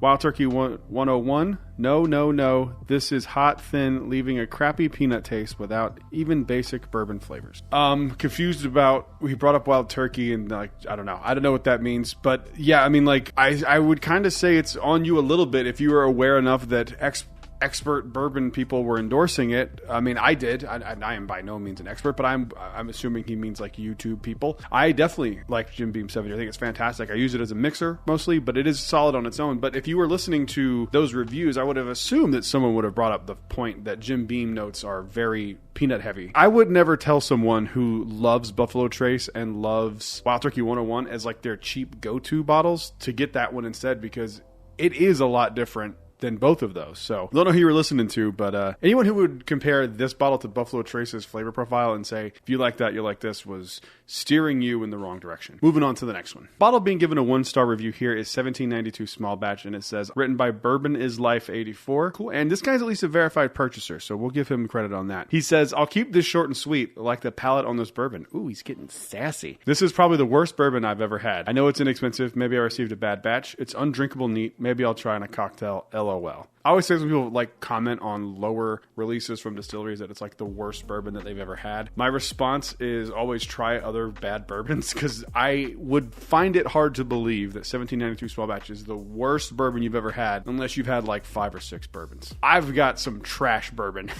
that is really bad that makes 1792 look like William the Rue Weller. Have you ever had Country Gentleman? This is one of the worst bottles I've ever had in my life. It's terrible. I would rather drink shoe polish than this. 1792 small batch is way better. And again, it's all perspective and everything you've tried. But that's why my advice would be to try other bourbons. Go lower on that lower shelf, my friend. Moving on to the next one. This 1-star bourbon getting reviewed is actually Double Eagle Very Rare. And I think this is a shit post. It has to be. There's no explanation outside of this. This is somebody rage baiting, and I think it's hilarious. He wrote 1 star, just okay. It's just average. I drank the bottle mixed with Diet Dr. Pepper. Had to drink it warm as I was out of ice. I don't see the big deal behind the 5G price tag. Figured it was worth a try though. That's a shit post, and I think it's very funny that someone went out of their way to say that they drank Double Eagle Very Rare hot with Diet Dr. Pepper. It makes me smile. Or if that guy is being sincere, that is a weird and wild flex. Moving on to the next one. Next one here being reviewed and given a 1 star by Scar333 and HBins1. These are 2 reviews back to back. Is Wild Turkey Rare Breed. Both given 1 stars. First review says, after many positive reviews, I wanted to like this. To me, it starts off with hot cinnamon-like burn on the tongue, followed by a warm vinegar-like finish. Yikes. My taste buds did not like this product. Unfortunately, ice and water didn't improve things much. And the reason I did 2 of these back-to-back is not to shit on Rare Breed, but these 2 people both had similar palate experiences 2 years apart. 4 years ago, HBins1 says, 1 star overrated. First off, it's not 54.1%. Yeah, mine here says 58.4%, so don't know where he got 54.1. He continues with, the bottle I got was not the same as most of the reviews I have seen and read because it was hot, thin, not complex, and had a hint of vinegar. I expected richness and complexity, but did not get it. It seems to me the distillation was too quick and the barrels were subpar. I believe there are different batches of the higher ABV out there and some are bad. Beware. I don't know what is on your palate where you get anything other than sweetness and like oak and cherry on Wild Turkey Rare Breed. I've never heard anyone say vinegar, but sure enough, 2 years apart, 2 separate people in different states both say they experienced vinegar. Interesting. To my knowledge, all the rare breeds I've seen have been 116, whatever proof. I don't know. That's 4 years ago. It could be a little different. I'm not so sure. But interesting that these 2 people both had vinegar. Comment down below if you've ever gotten vinegar on any bourbon. I've never heard that as a note ever. Moving on to the next one. Keeping with Wild Turkey, this one is a review for Russell's Reserve 10-year. It comes from Giant Mike. Great name. With 1 star review saying, too smoky for a bourbon. I don't like smoky drinks. I would rather watch a campfire than taste it. And this was way too smoky. It was not good straight up, so I tried it in various drinks, all which turned out bad. I would avoid this if you have a palate like me. I don't remember Russell's Reserve 10 being smoky. I guess I could see a little bit of smoke. I mean, you'd have to be really sensitive to smoke to pick it up, though. I mean, I get a little bit of it, but like a lot of bourbon, you're going to pick up that barrel char because it's first use barrels. I get it. It is a little smoky. I wouldn't say it's overly smoky or way too smoky like this guy did, but Giant Mike, I hope you found one that you like better than that. I haven't had Russell's Reserve 10-year in quite some time. Save that for later. Moving on to the next one. All right, I had to bring this one up because it's from my favorite distillery. This is Jack Daniel's Blackberry, the new one. I wanted to read these. All 3 people gave it 1 star. We're going to start off with GGD62 with 0 stars is the title. Terrible. NyQuil tastes better.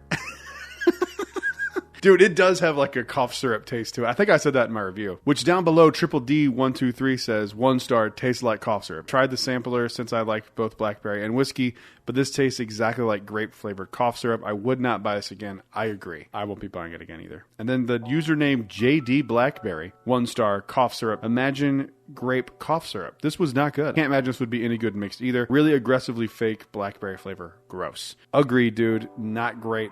I will say this, it does go well in lemonade. Put some lemonade, put some mint, like a mint sprig in there too. It's actually pretty solid. You have to like blackberry, of course, but if you like that, it's a good use for it. It's a flavored whiskey. I mean, I don't really know what people were expecting. There's only been a handful of flavored whiskeys that were, in my opinion, any good, and I can only really think of 2 that I would still drink to this day. Thornbush, their blackberry is incredible, and Howler Head, because I like anything banana flavored. Moving on to the next one. This 1 star review written by BUSA13 giving Jack Daniel's Gentleman Jack a 1 star review, and he says, I bought this product on yesterday, and let me tell you, trash don't believe the hype. Too light in bourbon flavor, tastes like a diet bourbon to me. Hey, Gentleman Jack's not my favorite of the Jack Daniel's lineup either, but it used to be my favorite. I don't think it's a 1 star. I mean, I don't think it's, again, this is worse.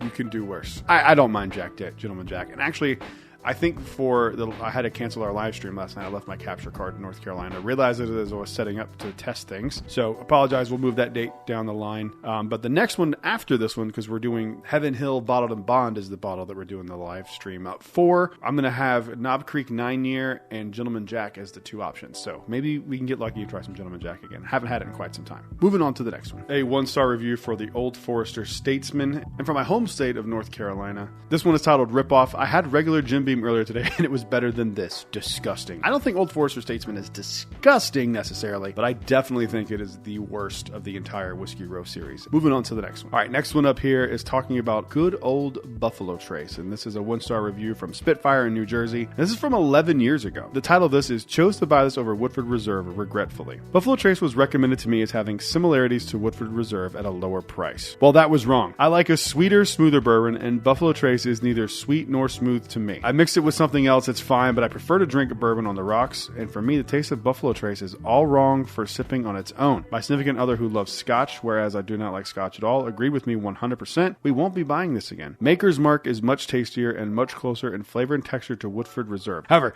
there are many glowing reviews for Buffalo Trace, so just because my spouse and I don't like it doesn't mean you won't. There you go. Look at him coming back around. Whatever you choose to drink it responsibly. Cheers. That's a good review. He was kind of talking in absolutes at the beginning and then kind of turned it around. Buffalo Trace is one of the most sweet, approachable bourbons on the planet. You must have had a bad one. If you like regular Woodford and you don't like regular Buffalo Trace, I don't understand what's happening. You had to have had a bad bottle. Because I've had a bottle of Buffalo Trace before that was like so bitter, I was like, what happened? You can totally not like something. That's totally fine. Moving on to the next one. All right, next one here is talking about Hancock's Reserve, and this 1-star review was written by Mikey's with the title Disappointment. Very lackluster. Was told by the store manager this was a special bottle to get. Really wish I could return it as standard Buffalo Trace has more flavor. That is true. Feel like I have been led in the wrong direction by Total Wine. You keep taking advice from Total Wine, you're going to leave there with a bottle of Walcott. They're going to tell you it's just as good as Blanton's. They do this shit all the time. I'm actually surprised they recommended that bottle to you, to be perfectly honest, because they typically don't recommend anything that's not one of their like store brands or whatever, their spirits or whatever it's called, Spirits Direct. I forget what it's called. Moving on to the next one. This one is about James E. Pepper 1776 bourbon. This is from Green Rock 72, 1-star, titled Certainly Not For Me. I've tasted, tried, or drank 200 bottles of bourbon and rye whiskey in the past 2 years period of time. There were only 2 that were so bad I had to pour them down the drain. Unfortunately, this was one of them. It was so bad I would have been embarrassed to try to pass it off to a friend on the off chance that they might like it instead, which I've done a time or two with nicer bottles that weren't for me. As I understand, their Castrate the Canter bottle has been a much bigger success. Well, there you have it. Some more 1-star reviews from Total Wine. These are always fun to go through and read. You can do this yourself. Just go to the Total Wine website, look up a bottle, go to the reviews, and just read all the 1-stars. Some of them are really funny. That's the video. Thank you guys for watching. Make sure you leave a like while you're down there. Hit subscribe as well. We're on the road to 10,000 subscribers, and I'd love to get there by the end of 2025. Thank you guys for watching. I'll see you in the next one. Until then, cheers. A big thank you to all the Patreon supporters you see on screen right now.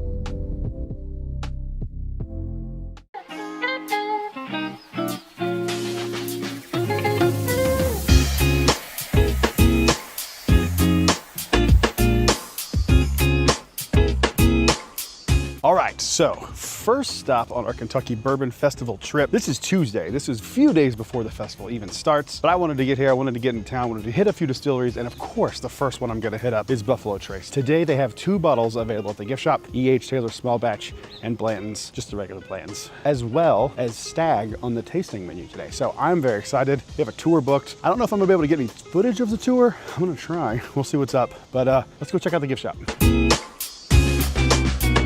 Okay, so I am really excited. That tour was fantastic. We had a great time. We had Denny as a tour guide. He was amazing. But the best part was when we got back to our tasting, we got to try Stag. But not only did we get to try Stag, we got to try Stag 25A, a bottle that's not even out yet. I was wondering if like they lost all their Stags in the flood, like what was going on. I haven't seen a single batch of Stag this year, but I got to try it today. Very excited about it. It's pretty dang good. It's not my favorite Stag I've ever had. Little micro review here. It's sweeter. It honestly reminds me of like Buffalo Trace, which is, it's what it is. It's, you know, Stag is Buffalo Trace at barrel proof. It's fruitier. It's a little lighter than typical Stag notes. Usually I get like dark notes on this one. This one's a little lighter. There's a really sweet nose on this. And I almost want to say cotton candy, but to be fair, you know, this is not the environment's not like conducive to a proper bourbon review, but what are you gonna do? This is what we're doing. It's fantastic. So I can confirm Stag 25A exists. I got to try it. A big thank you to all the Patreon supporters you see on screen right now.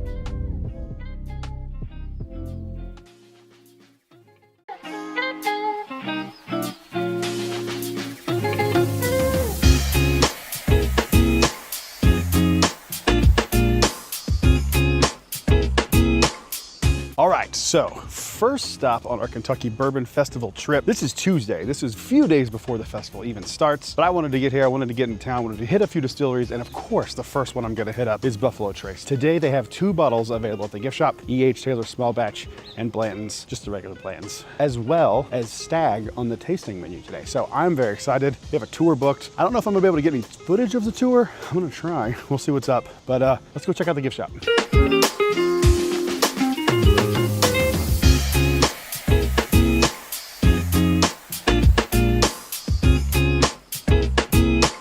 Now, this is not our first time at the Buffalo Trace gift shop, but we do like to come here every time we're here.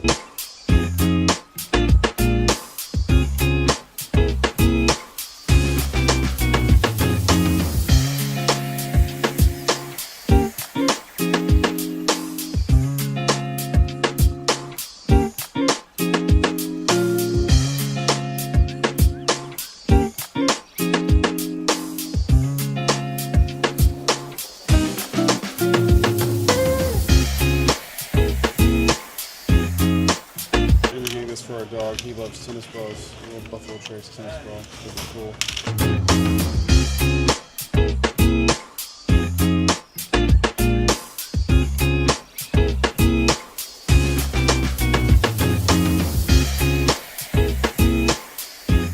Love all of the historical stuff you can see here.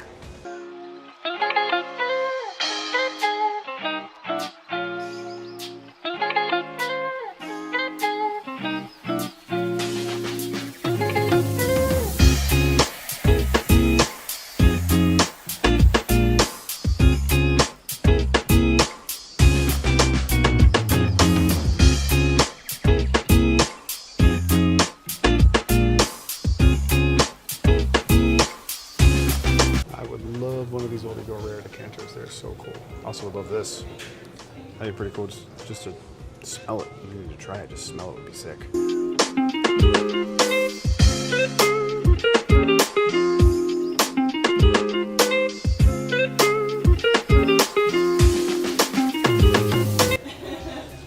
Brother used to do a gin. That's pretty cool. I did not know that. And a rye whiskey apparently too. That's pretty cool. This is so cool. We're big fans of E.H. Taylor. It's cool seeing all these old bottles.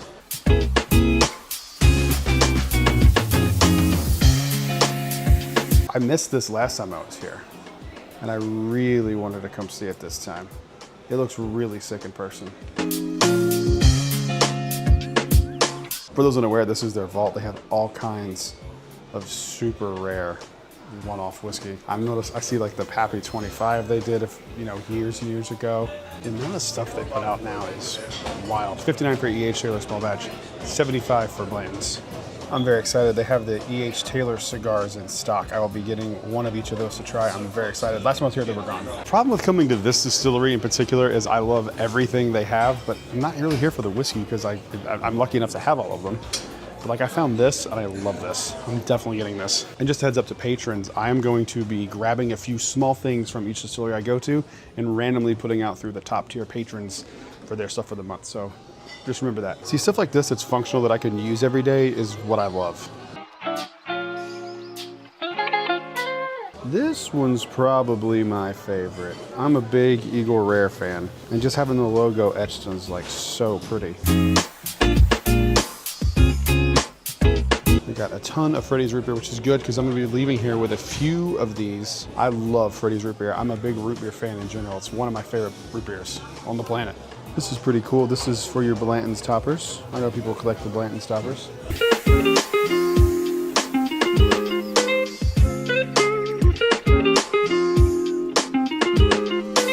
If you're a hat person, they got you covered with every single brand that they distill bourbon for. It is awesome.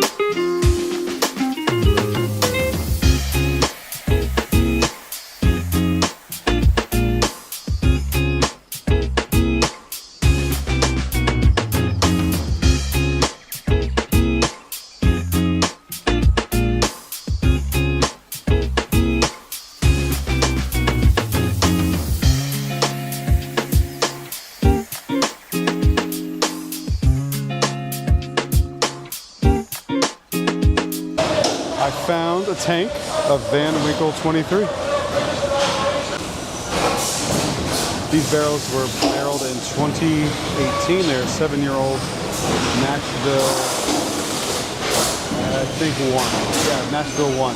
So these are probably DH Taylors, could be Stags, could be regular Buffalo Trace, could be a lot of things. Everyone's watching them barrels. This is Weller 18.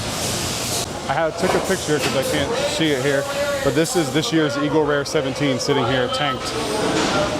That's awesome.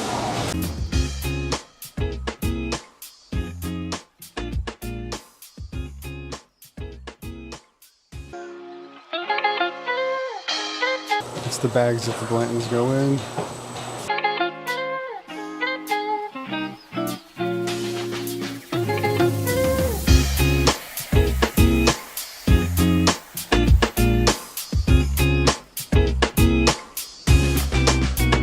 Okay, so I am really excited. That tour was fantastic. We had a great time. We had Denny as a tour guide. He was amazing. But the best part was when we got back to our tasting, we got to try Stag. But not only did we get to try Stag, we got to try Stag 25A, a bottle that's not even out yet. I was wondering if like they lost all their Stags in the flood, like what was going on. Haven't seen a single batch of Stag this year, but I got to try it today. Very excited about it. It's pretty dang good. It's not my favorite Stag I've ever had. Little micro review here. It's sweeter. It honestly reminds me of like Buffalo Trace, which is, it's what it is. It's, you know, Stag is Buffalo Trace at barrel proof. It's fruitier. It's a little lighter than typical Stag notes. Usually I get like dark notes on this one. This one's a little lighter. There's a really sweet nose on this. And I almost want to say cotton candy, but to be fair, you know, this is not the environment's not like conducive to a proper bourbon review, but what are you gonna do? This is what we're doing. It's fantastic. So I can confirm Stag 25A exists. I got to try it. All right, back at the hotel room for day one, like a pre-day of Kentucky. Tomorrow we're hitting up Wild Turkey, Four Roses, Jim Beam, a lot of places. So today was just Buffalo Trace. A lot of stuff was closed, which was kind of annoying. To be fair, we didn't look it up before we got here. And if I look dead tired, that's because I'm dead tired. I drove overnight. We left Charlotte around 11:30 last night. And when I drove overnight, and then we went straight to Buffalo Trace, and then checked in, and then went back to Buffalo Trace. Very, very tired, but we're gonna keep it going. And this is just day one of Kentucky Bourbon Festival. Even though it's not the pre-Kentucky Bourbon Festival, just bourbon trail trip right now. But we're getting ready for KBF. I'm very excited. I'm gonna go edit this, and I will see you guys tomorrow with a lot more. Comment down below. Let me know if there's anything I should try while I'm here in Kentucky. While you're down there, make sure you leave a like and subscribe. I will see you guys on the next one. Until then, cheers. A big thank you to all the Patreon supporters you see on screen right now. So this is day two, our second stop. We've stopped at Buffalo Trace this morning. We just kind of feeling they'd have something different on the tasting bar, and they did. They had the Eagle Rare 12, which I got to try, which was really cool. So today, our first official stop that we're recording, because we didn't have anything new to show you guys outside of the fact that we got to try the Eagle Rare 12. So we're here at Wild Turkey. We didn't get to come here last time we were in Kentucky. We're here, and we're going to take a look around. Let's go.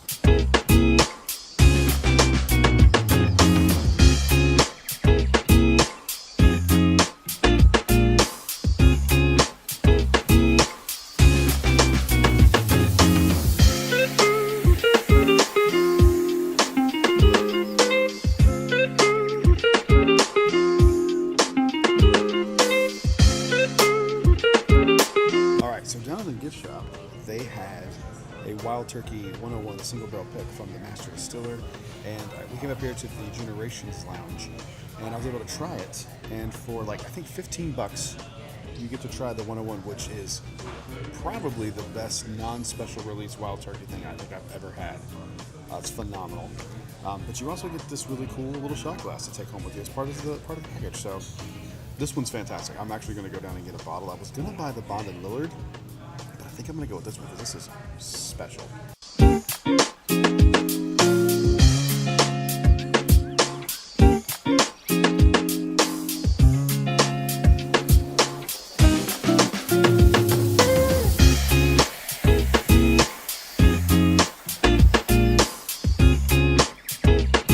right, so in my humble opinion, this is a must come to if you are here for Kentucky Bourbon Festival. The bar upstairs is fantastic. The setting is nice. The views are incredible and the vibes are immaculate. Come check out this distillery if you're here.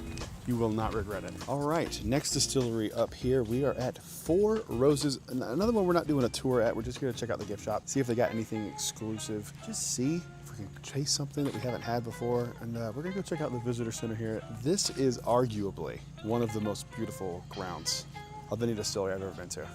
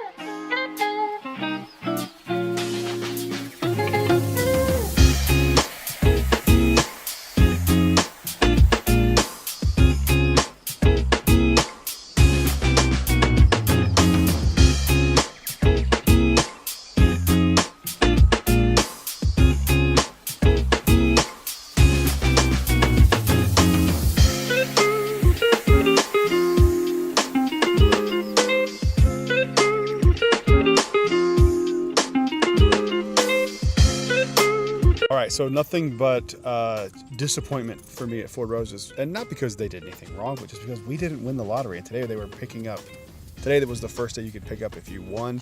And it was really hard to watch people get that bottle because I wanted it so bad because I love last year's. But at the bar, you got to try a special drink. What'd you try? It was pineapple iced tea, right? Pretty good, yeah. Pineapple bourbon iced tea. It was pretty solid. So nothing against Four Roses. Obviously love Four Roses, but we're headed now to Heaven Hill because they put out grenades apparently. So let's go see if we can get one.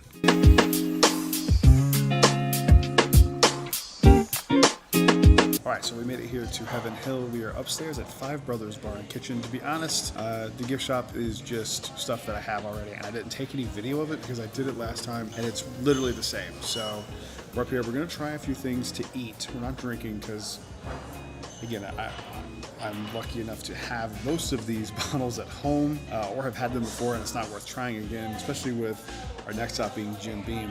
Apparently, they have those gold pins out, and I'm really hoping we can make it over there and get one. But this is like my aesthetic. I love this distillery.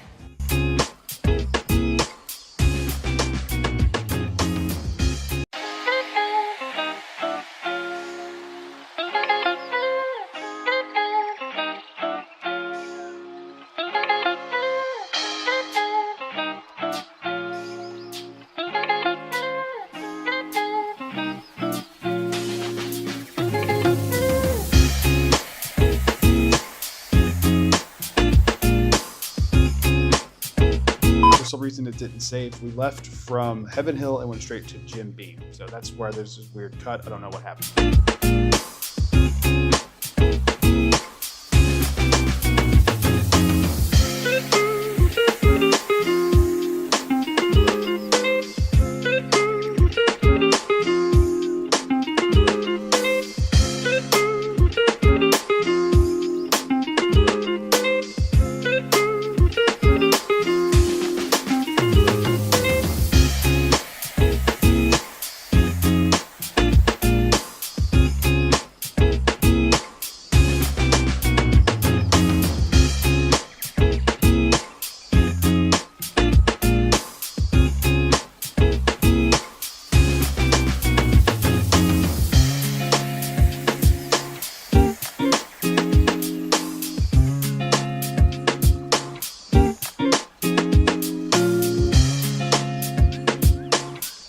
So I'm trying a few things here at Jim Beam. I tried one of their like distillery only releases that was like brown rice something. It was really interesting. And it was only like $25. You get to pick 2 pours for $25, which is great. Smaller pours than pours size that I drink, so it's perfect. Today they also had the Heritage out, which I got, and I got it as part of this, so I didn't have to open it when I got home. And I'm gonna try it now for the first time. Let's see.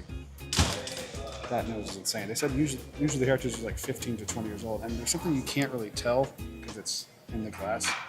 But the way it moves in the glass, it is so thick. It's 111 proof, 15 year. It smells really good. Actually, kind of reminds me of Four Roses a little bit. That's so good. That is worth every penny of $2.50.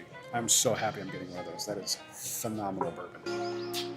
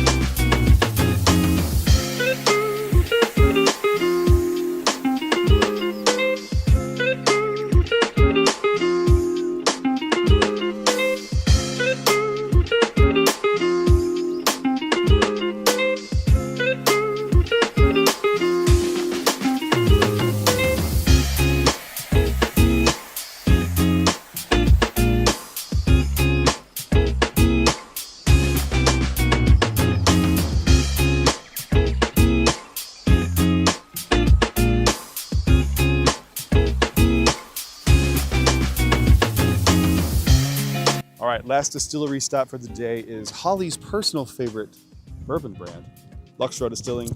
And what's cool is they actually have a dinner tomorrow night where they're releasing some new Penelope family estate stuff. And we're here and they're actively setting up for it. So I will kind of give you a little sneak peek of what you can expect at the dinner tomorrow night. Shout out to Penelope. It's really cool.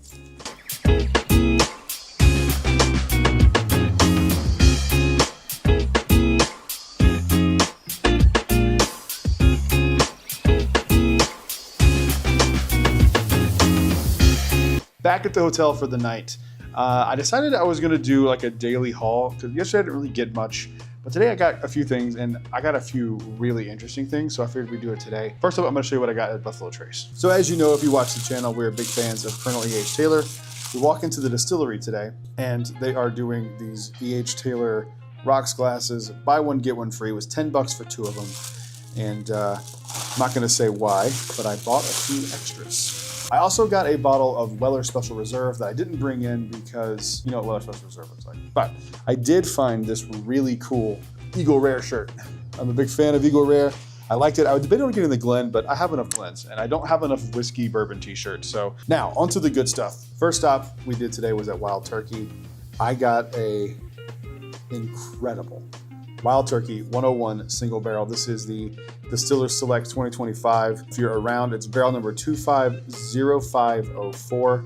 This is seriously the best Wild Turkey product I've ever had that wasn't a special release. I fell in love with this thing. It was $80. It's a little more expensive than I would want it to be, but it is a private selection Distiller Select. You are in Kentucky and you can find this barrel. I highly recommend you do. Then we went straight to Jim Beam, where they had the distillery exclusive pen bottle that people are kind of flipping out about. I think it's a really cool idea. They're throwing back to old school decanter style bottles in honor of the, I think, 200th anniversary. It's an 8-year-old bottle. The only thing that I'm a little concerned about is that it's sub 90 proof. It was $100. I think for what it is, the fact that it's a distillery exclusive, and I will always look at this and remember the Kentucky Bourbon Festival for the first time. So I'm happy with it. I think it's cool. I like that they threw it back in like an old style decanter.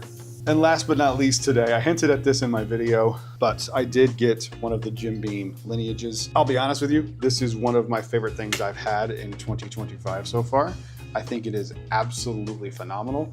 It is by far and away the best Jim Beam product I've ever had. An unbelievable bottle. If you ever find one of these, I seriously urge you. It is a 700, it's not a 750, but it is, honest to God, one of the best Jim Beam bottles I've ever had. So that was my haul for day 2. Tomorrow we're doing a few other things. We're doing Old Forester, which we don't have a tour or anything like that. We're just gonna go to the gift shop and hang out. Don't anticipate finding anything there. We're also doing something that's not bourbon related. We're doing the Louisville Slugger Tour. That's something that Holly is looking forward to.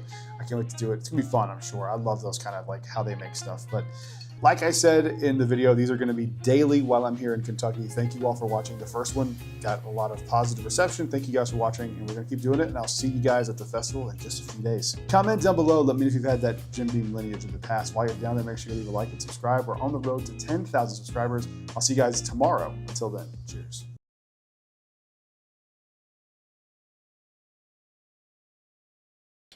A big thank you to all the Patreon supporters you see on screen right now.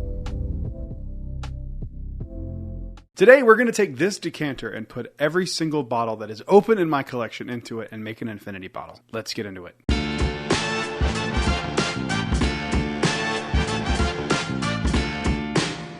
Hello everyone, welcome back to Brad's Bourbon Reviews. I'm Brad, and today, very different video from what we typically do here, but it is the week of the Kentucky Bourbon Festival, so it's, we gotta do something fun and unique. So what I did was I went out and I bought a new decanter. I bought this one, it was on Amazon. It was very inexpensive, it was like 15 bucks. But the reason I had to buy one, because I used to have a decanter that matched my Luigi Bormioli glasses called the Bach, and I dropped it at my old apartment.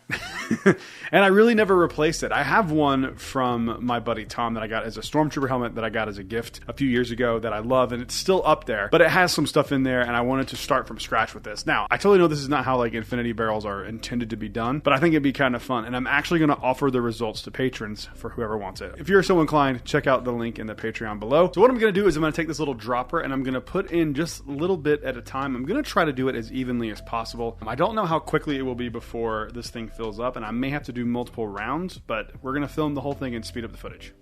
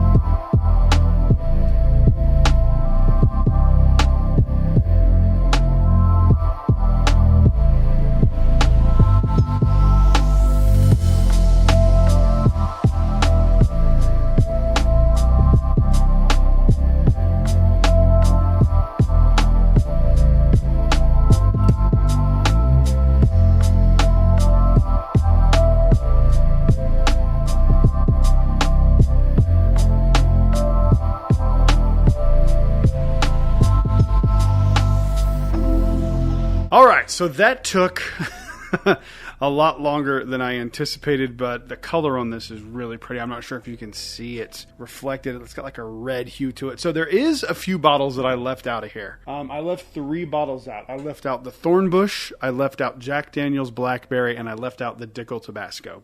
Not because they're flavored, because there is one flavored, maple flavored whiskey in here, but because those are so strong that I feel like it would have tainted the rest of the liquid. So I just decided to omit those. And I think if anyone gets to try it, you'll probably be happy that I did omit those. I'm excited to try this. I don't really anticipate this being very good. But, oh, another thing. I started off doing it. You can see in the video the little droppers. They all three broke. So that's when I abandoned that and started just doing it by hand, which, you know, it took a long time. But let's see if this was worth it or if I just wasted this much whiskey.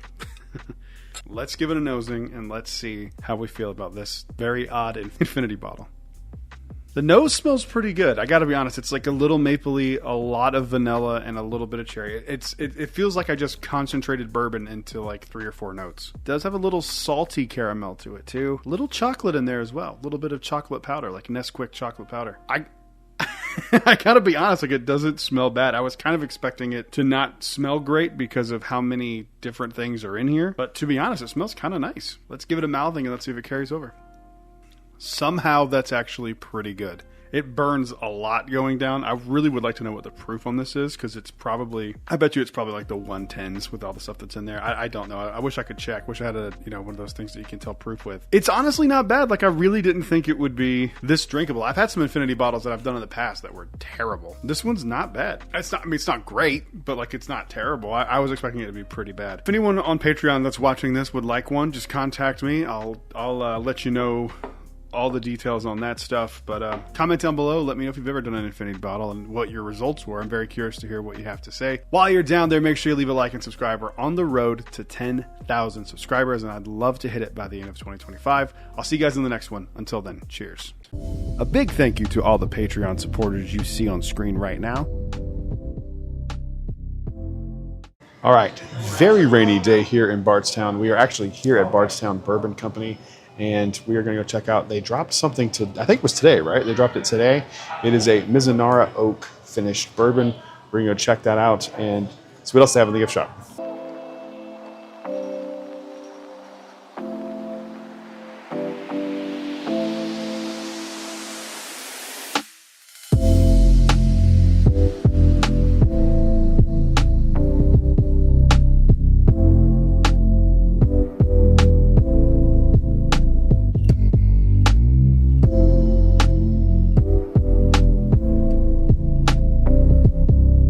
All right, so today we are in downtown Louisville here on this side of the Kentucky Bourbon Trail. We have never done this side, and we are quickly approaching Old Forester. This is a one for me that I'm very excited to go see. I don't expect much of anything as far as special releases or anything like that goes. However, I have been a huge fan of Old Forester for a long time, and I'm very excited to go to this. Let's see what they got.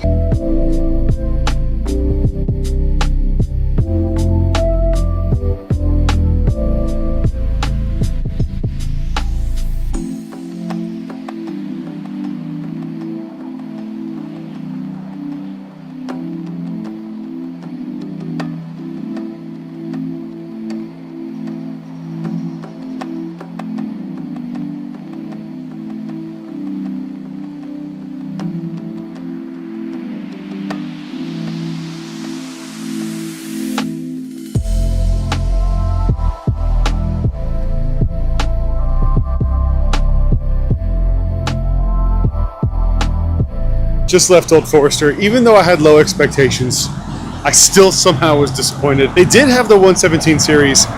It was kind of crowded. I couldn't really get to it, so I didn't show it in the video. But they had the 1910, the extra age 1910. And I've always wanted to try a 117 series. However, with everything starting tomorrow, I'm just going to wait and then circle back if I decide I really need one. All right, we're staying on Whiskey Row here, and we just walked up to the Evan Williams Bourbon Experience. I'm excited for this one as well. Let's go see what they have. Again, no expectations.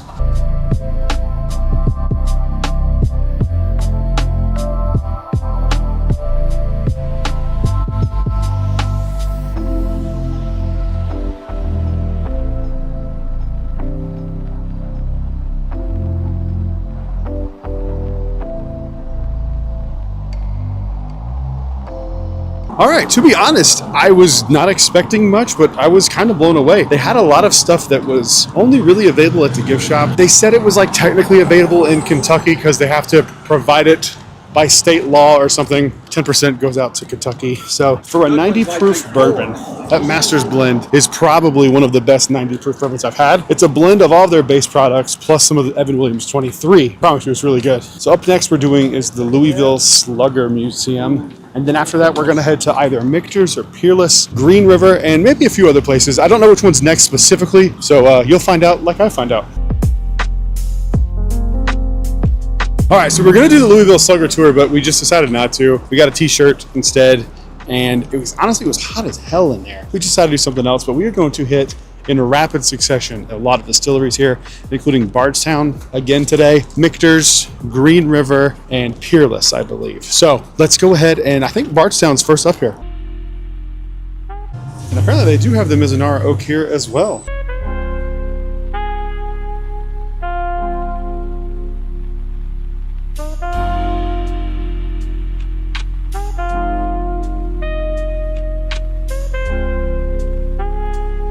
All right, so it was literally all the same stuff we had from this morning. However, if you were on this side of town, it's good to know that this Bardstown has a lot of the same stuff, and I think it's probably a little less busy than the actual distillery. So if you can't find one there, maybe coming over here might help. But now we are here headed into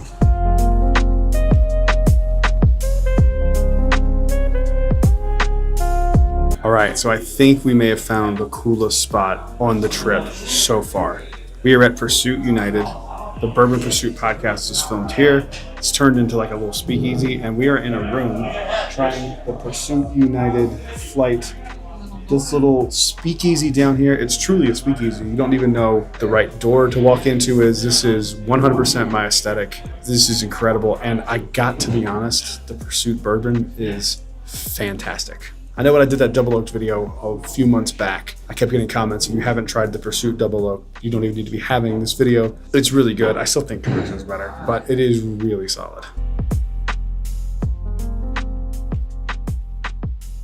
Okay, that was my favorite thing we've done on this trip. That was 100% like our vibe. I had a favorite off the flight. The flight had the 107 proof, the barrel strength, the double oaked, and the toasted. I think my favorite was probably either the barrel proof or the double oaked. I don't know, but it was really solid. Those two were really good. But now we're here headed into Green River.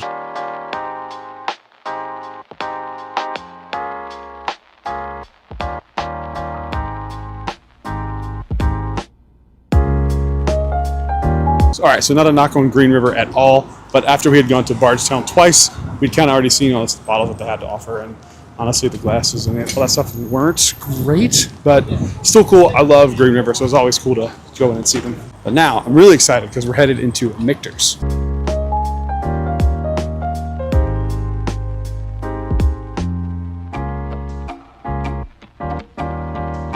So usually on these, I only like to show things that are straight up bourbon related. However, this is an exception because we are going to eat dinner at one of, if not the oldest buildings in Kentucky, called the Old Talbot Tavern. It used to be a old inn. I think they still have rooms here. It's a restaurant that's been around for a long time. I am so excited to eat here. I'm a big history dork. This is going to be a good find, and apparently it's haunted. I don't believe in that stuff, but Holly absolutely does. And I'll be honest, it looks haunted. There we are. That is the Old Talbot Tavern. We are going to eat there tonight for dinner. We have a reservation now. I'm very hungry. Let's go. And what's cool is right across the street here from where we're having dinner at the Old Talbot Tavern is the world famous bar Neat.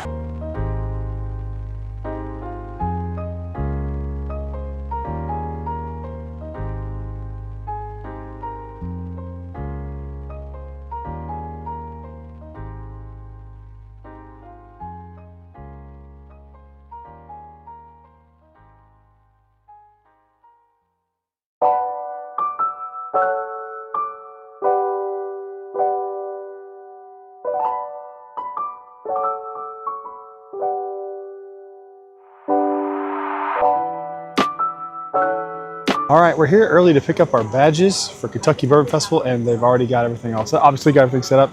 I can see a few brands already that are here. Uncle Whiskey, Bourbon Brook Candles. This is the Bourbon Marketplace. We're gonna go around and get our media passes. So let's go. All right, We got our passes. We're ready to rock and roll. We'll see you all tomorrow. All right, it's gonna be a very quick little wrap up here because I only have 2 bottles to show you. First one up is Rye Tai. It's a Green River pre-made cocktail. I'm not typically a fan of pre-made cocktails, but I've heard good things about this. I love whiskey. It's a good little mesh there. And then the other bottle I got was at the Evan Williams Bourbon Experience, and it was this bottle right here. This is the Master's Blend.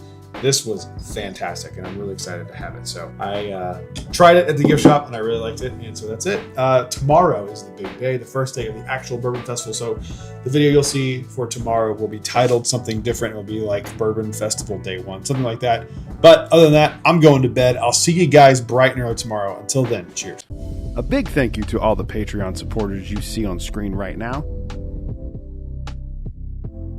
Ladies and gentlemen, we are here at the Kentucky Bourbon Festival. In just a few hours, we will be heading on inside to the Kentucky Bourbon Festival. I'm standing right outside the VIP entrance. We can get in starting at 12 through the VIP entrance as media. So waiting around for that to happen. By the way, it's really early. We got here around 6:15 and went and got breakfast at a little local bakery and some coffee and kind of wandered around downtown a little bit, just looking at all the shops. But now we're here formally in line, and I could not be more excited. So in just a few hours, we'll be heading in. I'm super excited. Come on in.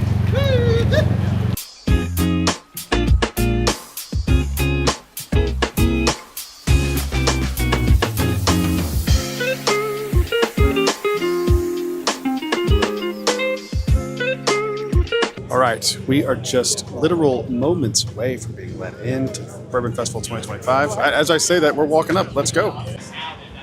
That was a hold up. It's not working for everybody, but for whatever reason, it worked with media, but we're in. All right, so we're in line. We're in line for Heaven Hill. There's going to be stuff dropping randomly throughout the day, but Holly was kind enough, because she loves me or wants to torture me, one of the two, I don't know, to grab me a sample of the Maker's Mark Cellar Age 2025.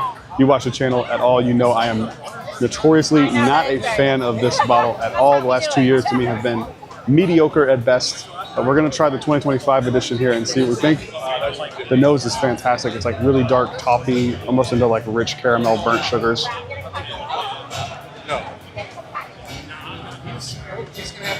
Still not good. It's harsh. It's oakier than it is on the nose. It's just not for me. Jim Beam's bottles, same prices and same selection at the distillery. All right, so I made it over to Heaven Hill. The product's available for sale today. They do have a 2025 VVS for $169. It's hard to see the sign here because, you know, it's just busy. So that's just what it's going to be, and that's just what it is. Can't see what else. Toasted barrel, barrel proof. But yeah, that VVS is the special thing today. To be honest, I'm a little overwhelmed. There's so much stuff here. The few things I've had so far have been, oddly enough, a barrel slushy that was made with seagrass. I forgot the name of it. Seagrass. And it was fantastic, oddly enough. And then the Maker's Mark Cellar Age, which you saw, which was just okay. What's up, dude? I'm headed over, I think, to Chicken Cock because I've never had any of their stuff, and I'm very curious. Holly's still in line for the VVS, which I don't think we're gonna get. It'd be cool if we got one, but we'll see.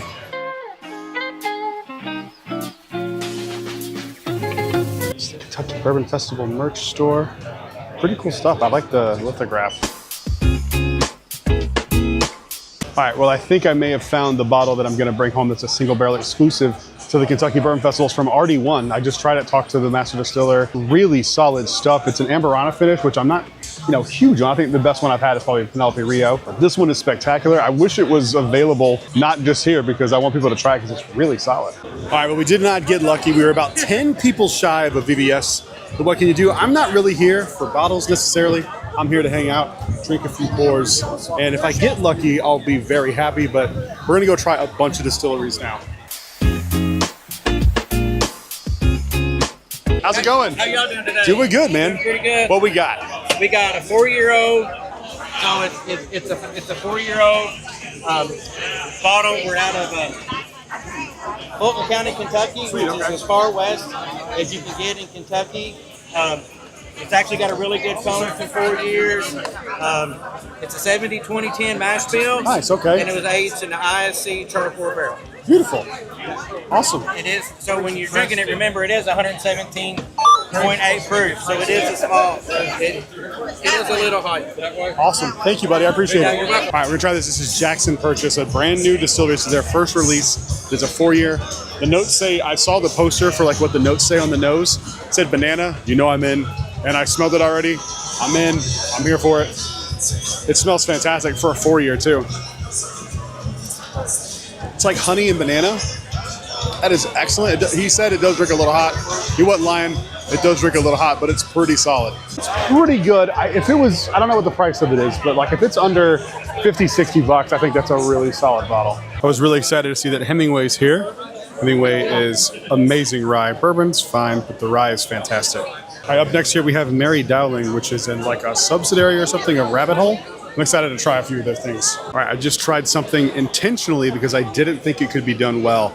I stand corrected. I just tried a bottle of tequila finish from Mary Dowling, which I guess they either source from Rabbit Hole or they're like a subsidiary of Rabbit Hole, but it was finished in a tequila cask. And I have had many, many tequila finished bourbons that were absolute swill. This one was actually really solid, as well as the double oak. Their double oak is fantastic. It's a little expensive. It's like $139 a bottle, but I honestly think it might be worth the price. I need to go back and try it again because I'm debating on buying a bottle. I thought that was fantastic. Shout out to Bourbon Berry. Just hung out with him for about 10 minutes, getting to talk to him for a little bit. I've been a fan of his content for such a long time. It was cool to hang out and talk to him.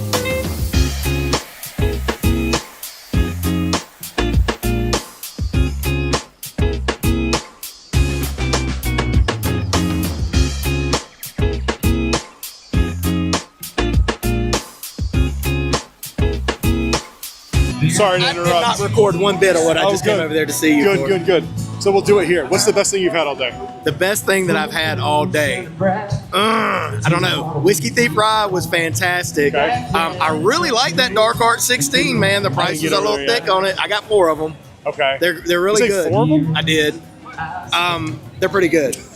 It's 16-year buff turkey blended, like a bunch of Can't be different that barrels bad. blended. In theory. Can't be that bad. What's the best thing you've had? This is going to surprise you. The best thing I've had today was a Amberana finish that was exclusive for the Kentucky Bourbon Festival from RD1. RD1. It was incredible. So I'm talking with them. I want to do a barrel pick, but I'm leery, right? Finish. But you just said Amberana. And I'm not a big Amberana fan. So you're the typically. same kind of guy that drinks Balcones Rye, though. That's true.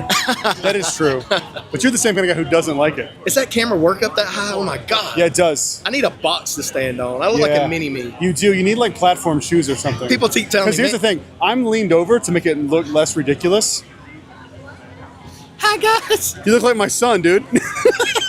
All right, well, I am back at the hotel after a kind of uneventful day at the Kentucky Bourbon Festival. Now, I want to make this very clear. It is not because the event was bad itself. It is not bad. The event is amazing. It's almost overwhelming how many distilleries there are to try. I mean, probably 60 distilleries, right? Like, gotta be at least like 60 distilleries. So we started the day off. Little bit of a hiccup. We couldn't get into the event. It wouldn't scan people in front of our tickets. And that's where we got jammed up for the VVS. I got to meet a lot of really cool people today. A lot of people came up and said hi. Thank you all for coming and saying hello. It means the world. If you see me tomorrow, make sure you say hi as well. I have Brad's Bourbon Review stickers that I'm handing out to people who say hi. So please come say hello. And I got to meet Bourbon Berry and a few other people that, Charles from That Bourbon Dude. People that I've met along the way, but finally getting to meet them in person was really cool. And it's really cool. So that aspect of it has been fun. However, the bottles are a nightmare to get. It is very difficult. Holly was in line for like 2.5 hours and got up to the front of the line and missed it by like 4 people. Now, here's where it's super frustrating. Like I mentioned before, we didn't get in. About 70 people got in line ahead of us, and had that not have happened, we would have gotten a VVS. Then we kind of just stuck around, and then we heard that Four Roses was dropping their limited edition. It was last year's. We found that out after waiting an hour in line. I have one. I'm not going to wait a line for another one. They're really good, but I have one already. I tried a few things. I didn't try as much as I'd wanted to. Tomorrow, I'm going to hit it hard. It was really hot today, so that kind of was like, I don't really want to drink and get like super dehydrated. But the media tent was amazing. They had food for us, and they gave us a swag bag, which is actually the only thing I have to show you today because I didn't get any bottles. But the best thing I had today was that Amberana finish from RD1. That thing that they did for the Kentucky Bourbon Festival exclusively is incredible. I'm actually going to get a bottle of tomorrow. It's so good. It was by far my favorite thing I had. And then the other thing I had that was surprising was the tequila finish. I could not believe that somebody was able to make tequila finished bourbon actually good. I've hated I've hated, not just disliked, I've hated every other one I've ever had. And that one was pretty solid. So I'm gonna show you the bag that they gave us as media, and you can kind of see what we got. All right, starting off here with, just gonna reach in. They gave us these little cool cocktail smoking kits, which are really cool. They also told us that the lighter itself will be there later. It didn't clear customs, which is kind of funny. They also, mine's dirty. I don't know why, but mine was dirty. But they gave us these cool Bardstown, capital of the world, Bardstown Bourbon Company highball glasses, which are really nice. Then like some flyers and stuff from some other distilleries, but this was the thing that I thought was really cool. They gave us a custom wee Glencairn glass in the box. I think it's the same one that they gave to the regular attendees of the Bourbon Festival. This might be mine. Yeah, mine's over there. I used it. Let me grab the other one. Super cool box with the wee Glen. And Holly is going to love that. She doesn't realize this, but hers actually came with Rebel 100, which was her favorite bourbon, and you didn't pick. It just was random. So yeah, you can see there it's like Kentucky Bourbon Festival 2025 class. But yeah, I had a really fun day. I just was hoping for a little bit better bottle situation, but you know, we'll see what happens tomorrow. It's supposed to rain tomorrow. It's supposed to be a lot cooler tomorrow too, so we'll see. But tomorrow is going to be an amazing day because we got invited to an off-premise event at 6 o'clock tomorrow night for Castle and Key. I don't know if there's going to be like some special release there or something, but we're going to get to talk to the master distiller. We're going to get to try a few things, I would assume. And I'm really excited about tomorrow. Tomorrow, we know the lay of the land a little bit better. We know, this is our first time coming to this. So, we're still learning, and that's kind of what we're documenting is what we're learning. And so if you're planning a trip, you can kind of learn from our mistakes, and, that's just how the game is. But that's it for today. Thank you guys for watching, and thank all of you that came up to me today and said hi. It really means a lot. And it's cool to see that you guys actually care about the channel and the videos. It really does mean the world to me. I will see you guys on the next one tomorrow for day 2 of the Kentucky Bourbon Festival. I'll see you then. Until then, cheers. A big thank you to all the Patreon supporters you see on screen right now. All right, we are here at day 2 at the Kentucky Bourbon Festival, a very rainy day here again in Bardstown. It doesn't seem as hectic and chaotic as it did yesterday, which is really good. It's also about 20, 30 degrees cooler, which is fantastic. So we're going to get in there. We're going to see what we have. I've heard rumors this morning that Heaven Hill has Parker's Heritage. I've heard and seen confirmation that Jim Beam does have the Booker's Reserve, which I cannot wait to get my hands on. That's my first stop is heading over there. We'll see if I actually get lucky enough and get one. VIPs, much like yesterday, might take it all and I might just be screwed. But I have a very special thing. Stay till the end of this video and you're gonna see some footage of something that I got to do tonight. It hasn't happened yet, but it is gonna be absolutely incredible.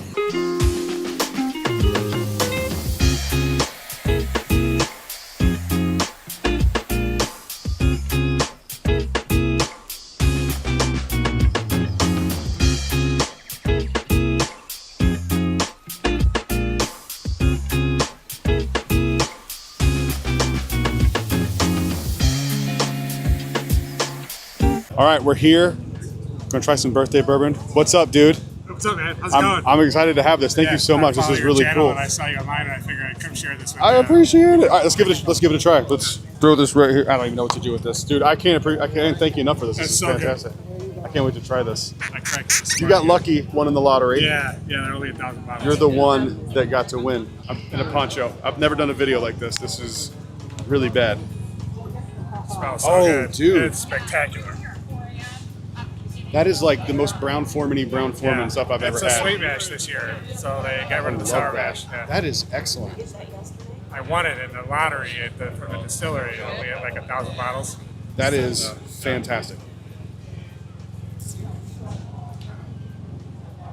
That's so way good. better than the one I had last yeah. year. It's That's so way, good. way better. You want to try it? Sure. Oh, you have to. It's birthday bourbon. You gotta try it. You're at the Bourbon Festival. Dude, thank you so much. Yeah, sure. All right, so I just got kicked out of the Jim Beam line.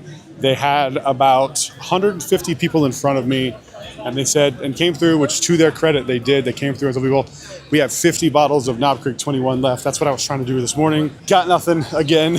I don't know what's happening. So here's my consensus basically on this whole festival. I think if you come for one of the two things, you might be happy. But here's the thing.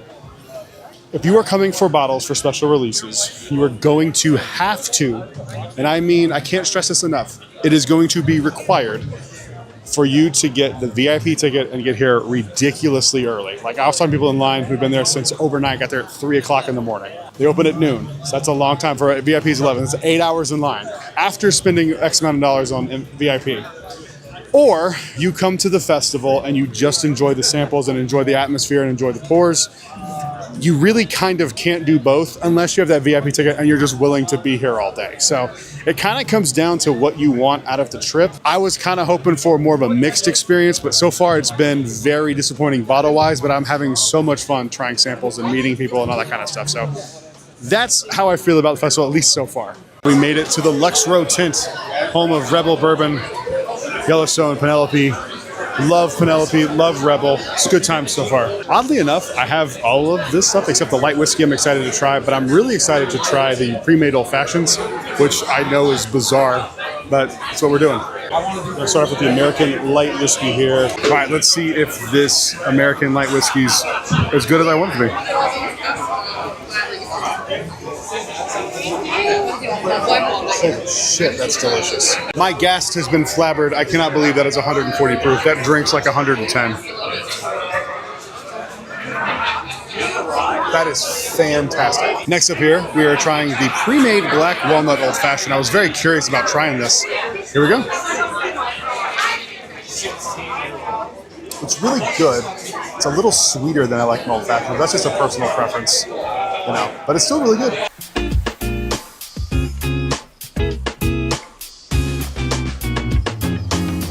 All right, so far the best thing I've had today thus far, we're still trying to get a few special releases. We're sitting here in front of Heaven Hill because they're being kind of trepidatious about what they're going to be dropping maybe. So far yesterday they did drop more than one thing during the day, like they did multiple drops. But currently we're in line for Maker's Mark Cellar Age 2025. I might get one, we'll see. I'm torn. I don't know what to do. But I do know for sure after this, I'm headed over to Green River. I'm going to get the decanter. I love the decanter thing. After this, too, we're going to go try a bunch of distilleries. And the best thing I've had so far today was that Dark Art 16-year single barrel. It was absolutely fantastic. So just so you guys know that I'm not dramatic. So that guy is cutting off the line where Holly is third away. So we were 3 away from a cellar aged. This is so frustrating. All right, that's it. It's official. I give up on these drops. I am so sick of tired of waiting for hours in line and being 3-4 people away. And it's happened multiple times now at this point. And look, it's not on them. It's just what it is. Just how the cards are falling. Doesn't not make it frustrating. All right, here Michter's going to try some of the Michter's Toasted Sour Mash. Haven't tried that yet. Very excited to try this. Let's see. So you get, I love Michter's stuff. It's so good. All right, right here I got the Michter's Toasted. I haven't been dying to try this one. I've never gotten my hands on this one, which is kind of strange, but this reconfirms that Michter's is the shit, and I love toasted things. That's fantastic. We're trying a few cocktails at Angel's Envy. All right, so let's start with the less sweet one first, so we don't blow out our palates, which I would assume would be the old fashioned. This is made with their triple cask bourbon. I'll be honest, I'm not a huge Angel's Envy fan. I've only had a handful of things from them, and only 1 or 2 things I've been a fan of, but I really wanted to try the triple cask.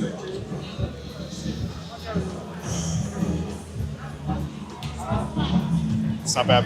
It's pretty good, actually. That's actually a really good old-fashioned. That might be what that's for, that triple oak. That might be where it shines. All right, we'll stay with the liquid, and then we'll go to the frozen one last. This is a fizzy watermelon. Spoiler alert, I love anything watermelon, so this is probably going to be delicious. You're going to love that. This is Holly's drink I stole from her for this video. You're going to love that. And then this one has this is a peach smash. It's like a frozen one, and it's got like a peach ring in it, which I love peach rings. Charlie peach rings are my jam. Let's give it a shot.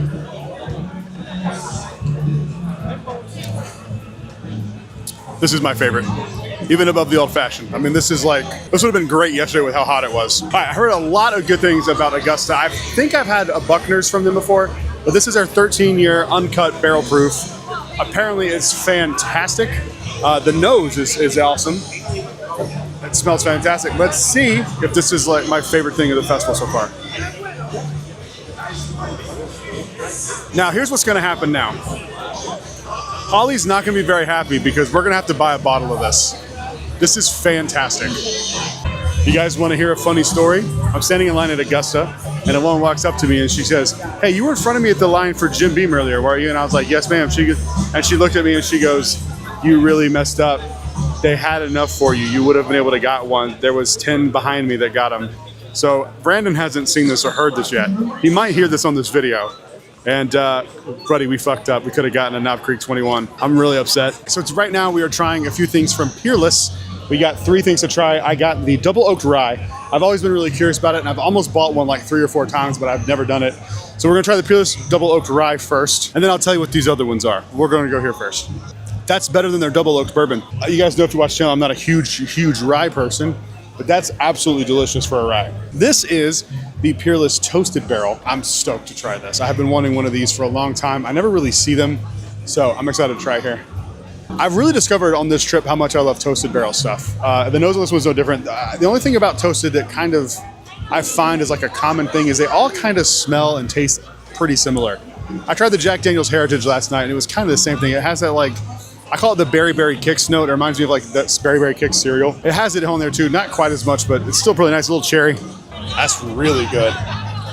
Wow, that's better than their double oaked rye. That's the best Peerless thing I think I've had. That's fantastic. All right, and this is a bottle that is exclusive to the festival, Kentucky Bourbon Festival 2025 single barrel pick. If you like that like cough drop cherry note, you're gonna really like that. Try that. This is orange cream soda. Oh, I don't get orange or cream soda. I get cherry. Not bad. The best one is the Toasted by far, so shout out to Peerless. All right, it's the next day. No bottles were obtained at all yesterday. I kind of teased earlier that it would be a Heaven Hill event that I was going to. Absolute dud of an event. I will give full rundown of everything later because I am sitting in the hotel room. I was editing the video, about ready to wrap up, and I just saw that Four Roses 2025 was there. I'm a glutton for punishment, so we're gonna go try that again and see if we can get lucky. We'll see. And then I also saw that Buffalo Trace just announced that they're launching Single Oak Project today at the distillery. So kind of torn on what to do, but we're gonna figure it out in the car. But and then there's Jim Beam, who said they would probably have Knob Creek 21 at the distillery this morning. So I'm kind of getting torn. I'm kind of getting pulled in like 3 different directions. But that's the video for today. I will do a full rundown of this disastrous Heaven Hill event and do like a wrap up of Kentucky Bourbon Festival with my final thoughts once I've kind of accumulated them a little bit. That's the video for today. I'll see you guys on the next video tomorrow. I think I'm gonna do one more of these to kind of wrap up Kentucky Bourbon Festival. And I may or may not get some footage this morning from day 3, but we'll see. I'll see you guys on the next one. Until then, cheers. A big thank you to all the Patreon supporters you see on screen right now. Today, we're going to be talking about a bottle that I was very curious about from the first time I heard about it. It comes from a distillery that I don't talk about too often in my videos, but I have quite a few of their bottles. Today, we're talking about the 1792 Cognac Cask Finish. Let's get into it.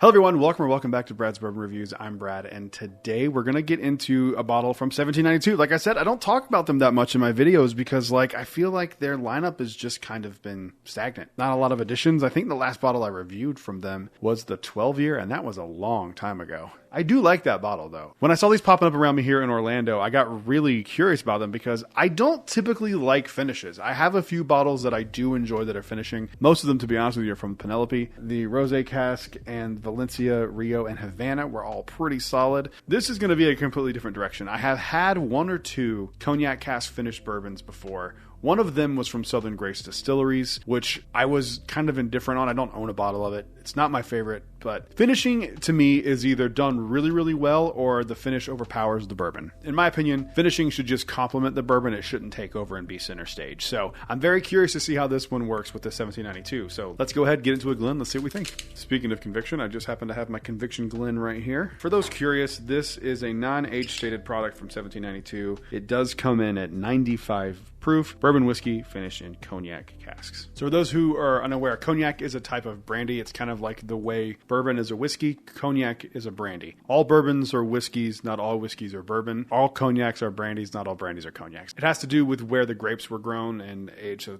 it's its own rabbit hole, but that's a little short breakdown of cognac. From what I understand, these are barrels that were from Thomas More that were just put into 1792 bottles. I don't know how true that is. I don't know if they sourced these from them. I don't know. I didn't look into it, mostly because I just like to give my opinions on whether you should buy them or not. And to me, if it's good, I don't really care where it came from. Let's give this thing a nosing and let's see how we feel. A little proofy on the nose.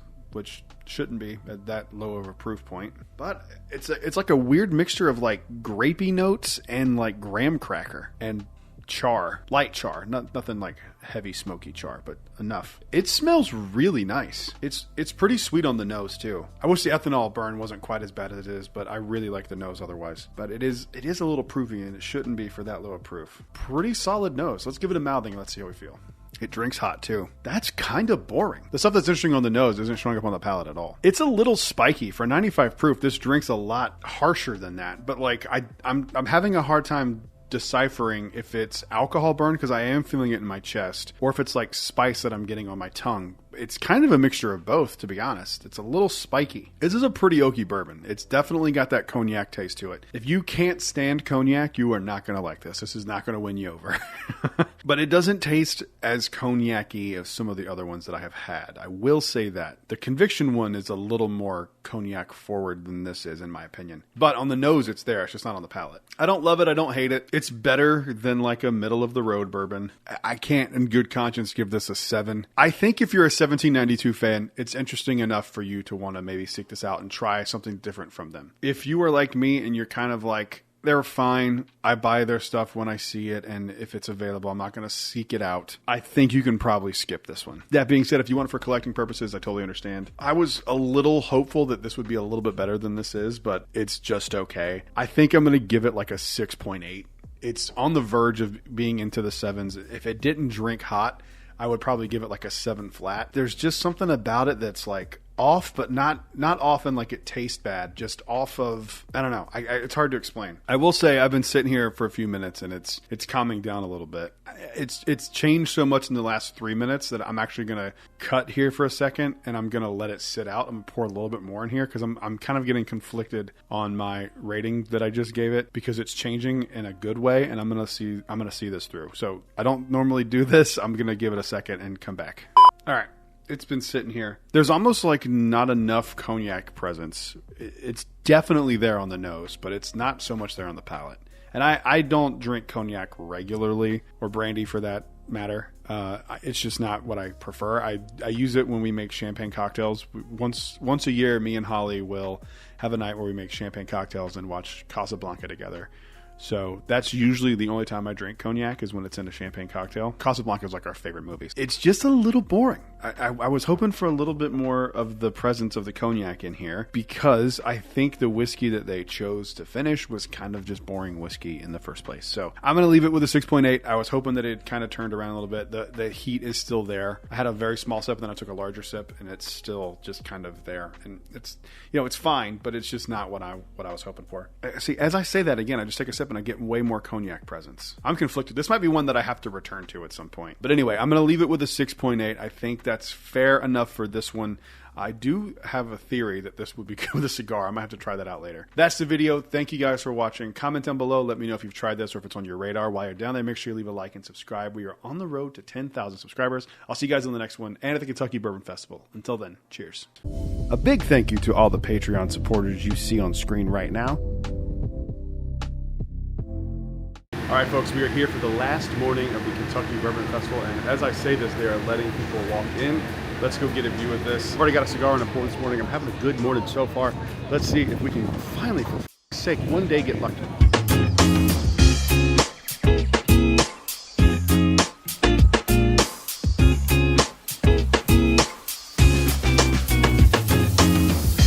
All right, last day of the festival. I had to come back and try these because I tried both of them individually, but I tried them without doing a video on it, and I wanted to come do this because I'm a big fan of Old Forester in general, and I've always wanted to get my hands on some of the 117 series, and I hadn't had a chance to do that until today. Well, until yesterday, actually.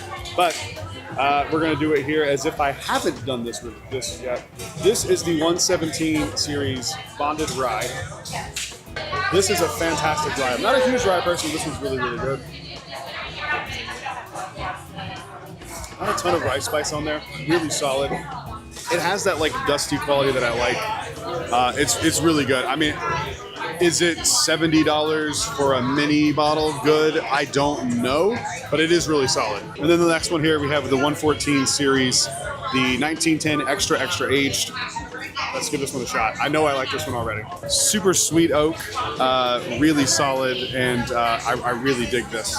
It's everything you like about 1910, double oaked, banana-y, caramels, dark sugars, burnt stuff, all those flavors, super sweet oak.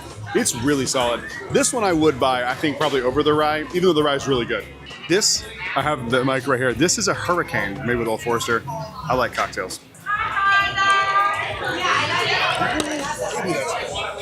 Holy shit. Shout out to a friend, not a friend of the show, not a viewer, friend, Dan, for getting back in line with his VIP and letting us get and take his spot, because we finally got a win here. We finally got a win at Kentucky Bourbon Festival 2025. We got a Old Fitz VBS. It's really hard to do this with one hand in a big ass box, but we did it. Thrilled. Couldn't be more excited. This is the one thing that I wanted from this festival. I mean, I would have loved a Unity bottle, but they didn't have them. So from the festival, the things that they offered, this is by far the thing that could have made me the happiest. I mean, again, Dan, I know you're going to see this, dude. Thank you so much. Also, thank you for the bottle of the Elijah Craig you bought me last night. Completely unnecessary. I really appreciate it very, very much.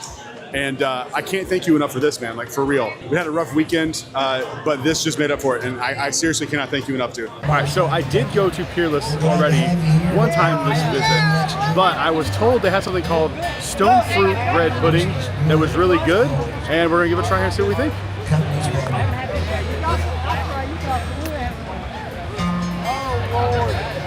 It's peach cobblery to me. Maybe my nose palate's not as sophisticated for stone fruit bread pudding, but to me it's like peach cobblery. It's really good. This is a rye.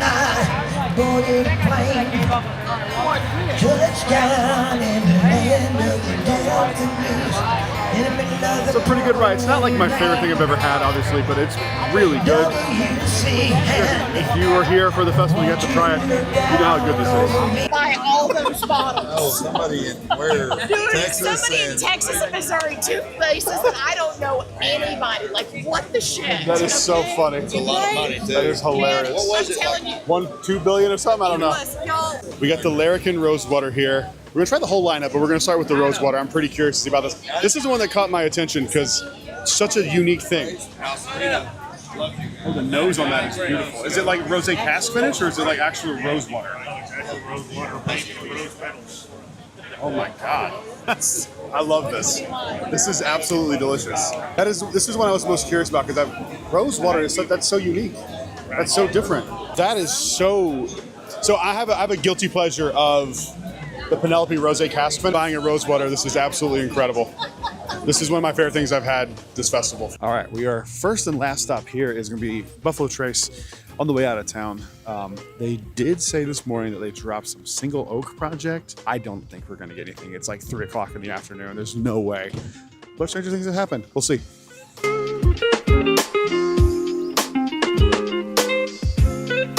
I am so surprised that we got here in time to get these. They also still today had, which is insane, they had Weller Special Reserve, E.H. Taylor Small Batch, and Blanton's all here, plus Single Oak Project. I only saw 3 different Single Oak Project barrels. I saw 93, 95, and 75. I picked up 75 and 95. I did some searching. Apparently some of them are like way more harsher than other ones.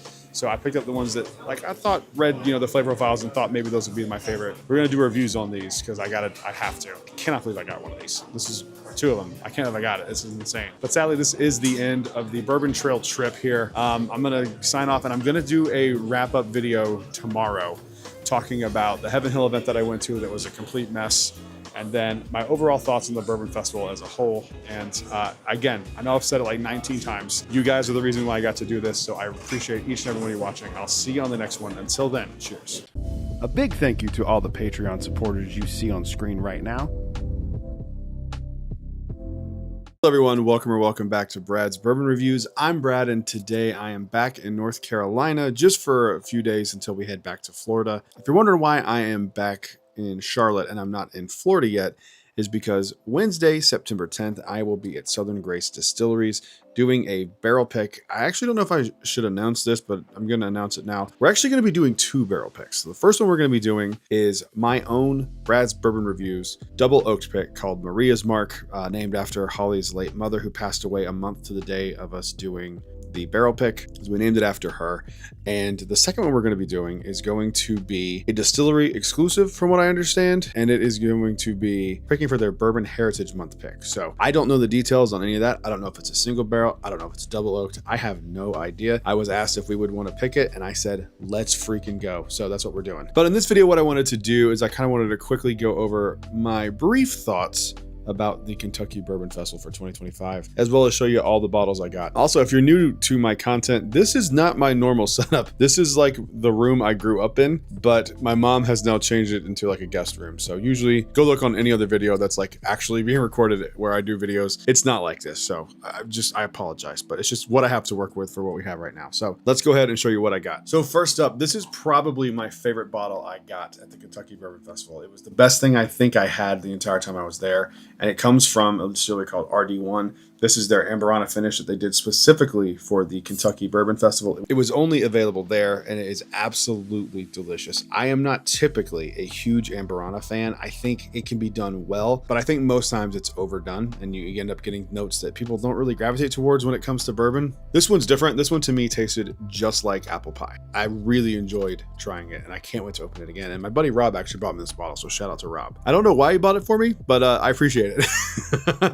Up next, the other thing I got from a smaller distillery while I was there is this bottle of Larrikin Rosewater Bourbon. It is the first time any distillery has ever proved something down with rosewater, and it is absolutely delicious. It's very different. If you don't like roses and rosewater, you will not like this one, but I thought it was really interesting and fun, and plus they were really cool, and I wanted to support them because they did a really good job with that bottle. This is the third bottle and the last one I bought physically at the Kentucky Bourbon Festival. I got a VBS. Luckily, my friend Dan, friend now, he was somebody who just watches the videos, but I will now consider him a friend because he hooked me up. He was able to get in line as a VIP and gave me his spot in line so I could buy that bottle. So Dan, I know you're watching. I appreciate you, buddy, very, very much. I also found out that we worked in Disney World at the same time. So shout out to Dan.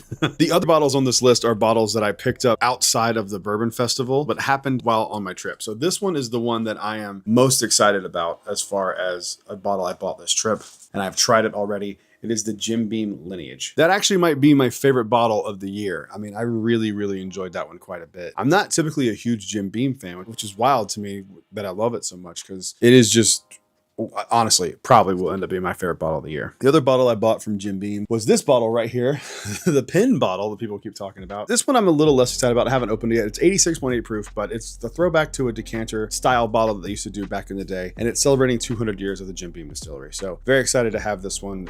I will open it at some point, but I don't know.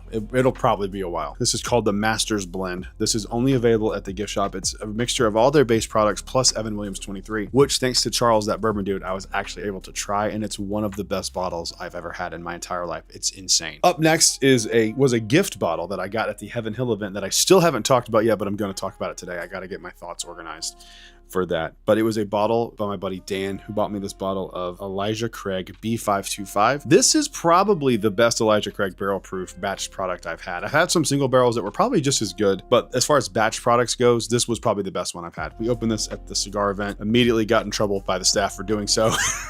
Sorry, I didn't mean to do that. I didn't know we couldn't. The gift shop was open, so I thought it was fair game. My apologies. And the last one up here, it was a bottle I bought at Wild Turkey. This is a Wild Turkey 101 single barrel pick that was picked by the Distiller Select, whatever that is. I don't know if it's an individual person or like a team of people, but it's barrel number 250504. I heard this sold out. I will be 100% honest with you. This is the best Wild Turkey thing I've ever had that wasn't a special release. It's fantastic. Now, I have two bottles that I'm very excited to show you to at the very end here, but I'm going to show you the other stuff that we got at the festival as well. I bought a case of Freddy's root beer. I didn't bring that up. I don't think it's root beer. It's really good root beer, but it's just root beer. I got this little thing from Buffalo Trace. It's like a barrel kind of, what are these called? It's like a corksicle kind of thing. I don't think it's corksicle brand, but it's like a corksicle-esque thing. It says Buffalo Trace on it. It's whiskey barrel. I'll drink out of that during the summer. And then I got an Eagle Rare shirt that's actually in the washing machine right now, so I can't show that, but I wore it in a video. If you want to see my Eagle Rare shirt, it's in the day one video. Then got this shirt from Jim Beam. It says Jim Beam on the top right there, and then on the back it's got a cool design. I needed a bunch of whiskey t-shirts. I didn't have any whiskey t-shirts. Really, I had a few, but I'm glad to get a few other ones. And then the last shirt I got at the Heaven Hill event, which I'm going to do a separate video on because it was a fucking disaster. I got a JW Dance shirt. I love JW Dance. It's kind of like a joke, but I do genuinely love JW Dance. So now, my thoughts on the Kentucky Bourbon Festival. As a whole, I had a really, really fun time. Me and Holly had a lot of fun. So there's one of two ways you can do the Kentucky Bourbon Festival. You can buy a cheap and expensive ticket and go in and just ignore all the bottle sales. And if you happen to get lucky with one, awesome. That's great. Odds are you probably won't though. The only reason we did is because, again, I had a friend who was willing to wait in line for me. And then I would have gotten lucky at Jim Beam. And then I've told that story before, so I'm not going to tell it again here. Or buy a VIP ticket and spend a ton of money and wait in line overnight to get access to those bottles. Unless you're just on like 10,000 milligrams of caffeine a day, you probably can't do the VIP thing and enjoy all the stuff, because people were there literally. What was a guy? One guy that one day said he got there at like what, midnight or something, and then waited till 11 the next morning as a VIP. I've seen a lot of negative thoughts about the Kentucky Bourbon Festival. I am frustrated with it, but I didn't dislike it, and I don't think it's a bad event as a whole. I honestly don't know if it's the Kentucky Bourbon Festival's fault that all these people were there and, you know, flooded the VIP line and got all the bottles up front before anyone else could get in and do it, or if it's on the distilleries for not bringing enough bottles to have for the entire festival. I'm not sure who's at fault here, but I will say this: if I had bought VIP, I would be expecting those things. However, I know there were people who were VIP who didn't get anything the entire weekend. So I don't know. It seems like almost seems like just like a communication breakdown between the people who organized Kentucky Bourbon Festival and the distilleries. Like maybe the distilleries just didn't know how many people were going to be there. I don't know. I had fun, and I will be back either paid or as media again. I had a really fun time. I think though I will go into this very differently in 2026 for the 35th anniversary of the festival. My plan will be just try stuff. That is going to be all I'm going to do. If I get lucky and I find myself walking past Four Roses and they put a sign up that says hop in line now, of course I'll try, but I don't think I'll be waking up like I was waking up at 5, 6 in the morning to get there early, to try to get into the front of the regular line early, to get into the back of the VIP line. It's just, there's small things that really did annoy me about the festival.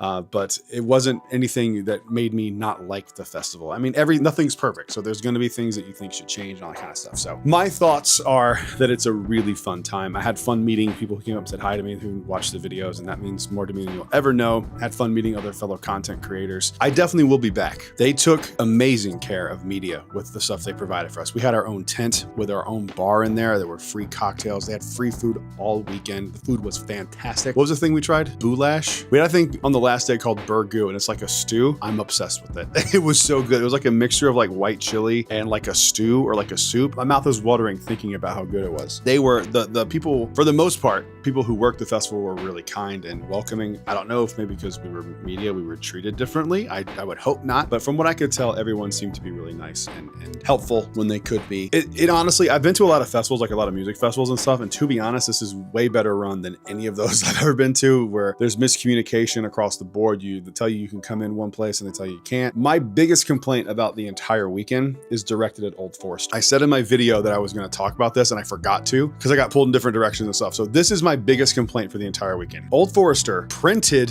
that they were going to be releasing birthday bourbon on Sunday. I would not have gotten in. Okay. I think probably had, like they had the rest of the days, 10, 12 bottles, but they had printed and told people, show up here at 11. We're going to drop birthday bourbon at noon. People waited in line in VIP for an hour. And when they got to the front, some representatives from Old Forester came out and said, we decided not to sell the birthday bourbon today. That's insane. And you should be ashamed of yourself that you did that to people. I know that my experience was probably a little more positive than the average person. And I want to make this absolutely clear. It is not because I had a media badge on. I was out there in line with you guys, and the regular line at the VIP didn't get in until noon every single day. I am fortunate enough to have people who watch the videos who were able to help me out to get that VVS. I think if you're going to go and you can't be VIP, just focus on those samples and just pretend those bottles don't exist. My other tip would be, if you are not VIP, every morning, go to a distillery that has bottles that are going to be at the festival. I have friends of mine who didn't have tickets that got more and better bottles than I did having a ticket for the Kentucky Bourbon Festival. So it's honestly kind of a mixed bag, but it also kind of just depends on your perspective of how you look at it. I think next year, if I go in and just try samples, I'm going to have way more fun than waiting in line all day and getting nothing. So that's my final thoughts on the Kentucky Bourbon Festival 2025. I hope they have me back. We'll see. Next year is the 35th anniversary of the festival, so hopefully we can get there and do it. I'd like to be more involved with the festival directly, maybe do a panel or something like that. I think that'd be a lot of fun. So comment down below. Well, let me know if you were at the festival this year and what your thoughts were. While you're down there, make sure you leave a like and subscribe. I'll see you guys on the next one. Until then, cheers. A big thank you to all the Patreon supporters you see on screen right now. Today, we're talking about all the bottles of bourbon that I got in the month of August 2025. Let's get into it.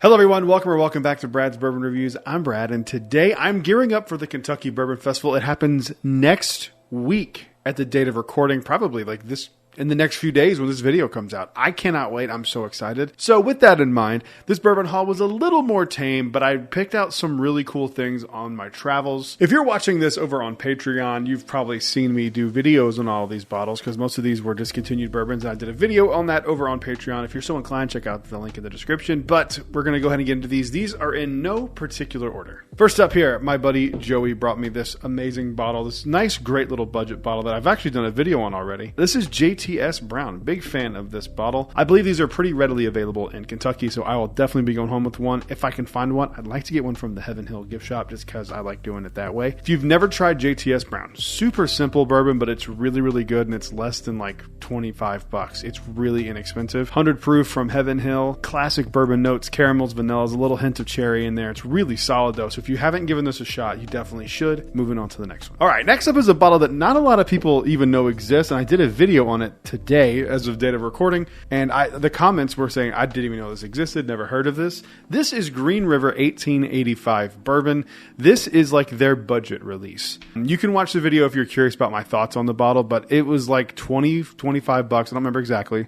It wasn't very expensive. You get a liter of it.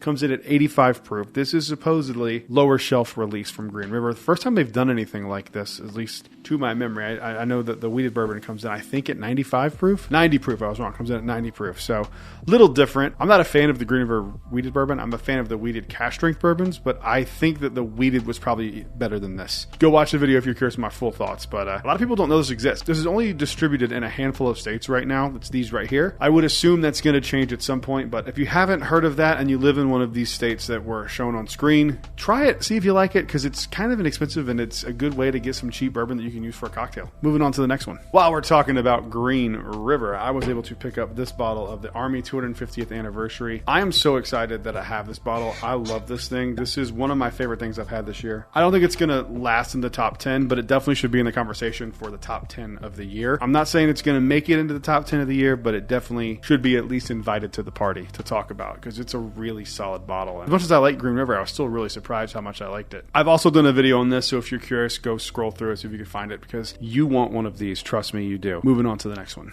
This is technically a bottle of bourbon, or at least it was a bottle of bourbon, but my buddy Benny, who works at Southern Grace Distilleries, who make Conviction, texted me a few weeks ago and said that he had found a handful of old Jim Beam decanters and would I want one, and I said yes, I would, because for some reason the only decanters I own have been Jim Beam ones, so I think I'm just going to keep collecting just Jim Beam decanters. He got me this really, really cool bicentennial Jim Beam 4/5 of a quart of 80 proof bourbon, 100 months old, and it's in this really cool decanter. It's from New Mexico. I don't know if it was like I didn't do a ton of research on it. I just thought it looked really cool, and it was cool to have something of a bicentennial celebration for 1976. So, Benny, thank you so much, buddy. I appreciate it. I'll see you in a few weeks for our barrel pick on September 10th. This is really fun. So, I like collecting these old decanters. They're really cool. They're a rabbit hole, and they can be very expensive, so just be careful if you start getting into them, but they are fun. And no, there's no bourbon in here. This is empty. Moving on to the next one. While I mentioned Southern Grace Distilleries, may as well bring up the next bottle here. This is the 7-year barrel 439. This is the bottle of the barrel pick event that I hosted for Southern Grace Distilleries a few weeks ago. And good Lord Almighty, this thing is an absolute banger. If you have one of these, you know what I'm talking about. It's really, really solid. Very different and unique for a 7-year from Conviction. Kind of has a lot more tropical fruit notes on the nose. It's really solid. So I think they probably still have a few available at the gift shop. Give them a call and see if they have any. If you really, really want one, they're fantastic. Moving on to the next one. All right, up next, another budget bottle. A lot of budget bottles this month. This has been a fun time. I got a bottle of Ancient Age 10 Star. This big plastic bottle. They didn't have the smaller one, which I would have preferred. I don't like plastics. I don't, whatever. It's my own personal choice. Not a fan of plastics, so I don't go back to this one as much as I should, even though I've kind of put a little bit of a dent in it the other night while I was cooking dinner. I love this stuff, man. If you can't find Blanton's, this is probably as close as you can get flavor profile-wise. It's the same exact mash bill that Buffalo Trace uses for Blanton's. It's just not aged, and it's not a single barrel. And it's not the same proof. Blanton's is slightly higher proof. This is 90 proof. I think they're like 93 and a third or something. They are 93 proof. So I'm not saying it's as good as Blanton's, but when I did this video over on Patreon and I did like a comparison to the nose of this actually beat out my Blanton single barrel on the nose. So, if you can't find Blanton's and you're still looking, try Ancient Age. It's not the same, but it's comparable. Moving on to the next one. All right, I got 3 more discontinued bourbons and then one that was kind of a unicorn / very excited. Not a unicorn, but like an allocated bottle that quickly went from allocated bottle to standard release very quickly after I got it. So this is an old bottle of Old Fitzgerald. I found this while I was bourbon hunting out in Maryland on the way home from New Jersey. Stopped at this random little liquor store, and they had a bunch of stuff that was overpriced, but they had this, and I have been looking for one of these for a long time. I saw this one time at Frugal McDougal back in like 2022, and I regret every single day that I didn't buy it because they had a bunch of them. They were like $9.99. I think I ended up paying like $20, $25 for this. It's Old Fitzgerald. They have discontinued this one to focus on their other releases, including the 7-year. I actually really like this bottle. I was surprised how much I liked it. It's pretty basic. It's pretty boring. I'm not going to sit here and tell you it's like one of the best things I've ever had. But for something that's this inexpensive and like this good at 80 proof, I honestly think this is one of the best 80 proof whiskeys, bourbons, anything I've ever had that was that low of proof. So if you ever find these floating around, grab them if you see them. Moving on to the next one. And on the opposite side of that coin is another discontinued bourbon from Heaven Hill. This is Heaven Hill Old Style Bourbon. This old school bottle here. I don't even know what year this is from. This was also discontinued from them, and they discontinued this to focus on the Heaven Hill Bottled and Bond series. This is also 80 proof. This is really terrible. This is not good. If this is Heaven Hill, if this is like the base Heaven Hill, I'm glad they got rid of it because it's a really bad representation of a really great distillery. I am very happy to have this now because I have this really weird bottle of Heaven Hill that I can talk about from time to time and, have people try something that's really not good from the Heaven Hill distillery. So pretty cool. Again, I think this was $9.99. Found it at some random liquor store in New Jersey. Picked it up because I like collecting things that are gone, things that are discontinued, things you can't get anymore, and I actually like bad whiskey. So you combine those, and it's just like a fun little sub-collection in my collection. And another interesting thing about this is they charcoal filtered this, which I don't believe Heaven Hill still does, but this bourbon was charcoal filtered. Again, I don't know if they still do that. I actually might ask someone while I'm there in a few days to see if they still do that. Moving on to the next one. I didn't mean to have them end up this way, but I got 2 bottles from Jack Daniel's back to back. This is Jack Daniel's Legacy Edition 2. These, for whatever reason, are like all over the place in northern New Jersey, which is where I got this. And it was cheaper than a bottle of Old Number 7. So me and my brother-in-law got into this when I had a few Jack and Cokes while we were up there dealing with some family stuff. So we drank a little bit on this, and I have a few extras, so I wasn't really concerned about it that I won't open. But we opened this, and it was really fun. And the Legacy Editions are really cool. I'm still missing Legacy 3. I really need to find that one.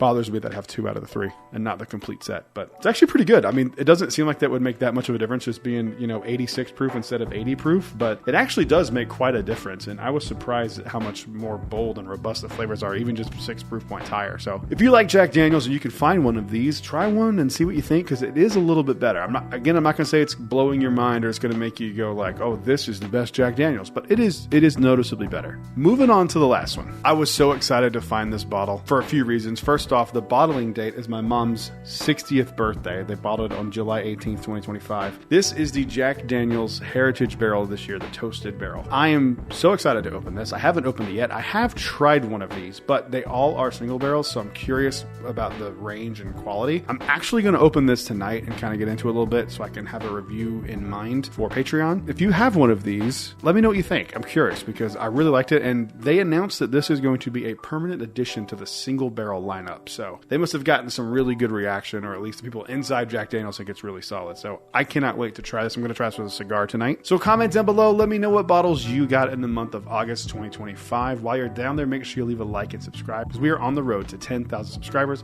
I'll see you guys on the next one, and I'll see you at the Kentucky Bourbon Festival. Until then, cheers. A big thank you to all the Patreon supporters you see on screen right now.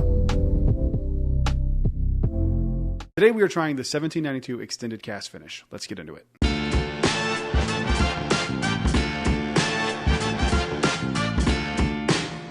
Hello, everyone. Welcome back to Brad's Bourbon Reviews. I'm Brad, and today we're talking about another bottle from 1792. I did the cognac finish, and, I'll let that video speak for itself, but I was very curious about this one because to my knowledge, I don't think I've ever had anything finished in a Zinfandel cask. When I first turned 21, I thought I was going to be into wine. I thought I was going to be a wine guy, and I would drink a lot of Zinfandel. I didn't like it, and I thought if I just keep drinking it, eventually I'll like it, and that wasn't the case. And I'm so curious about this one. So enough talking. This is a fresh crack. Let's get into this here. I'm very excited and nervous and curious all at the same time. So let's get this thing into a Glen and let's see how I feel. I could not tell you the last time I had any kind of Zinfandel wine, white or otherwise, but I'm very curious about this. Let's give it a nosing and let's see how we feel.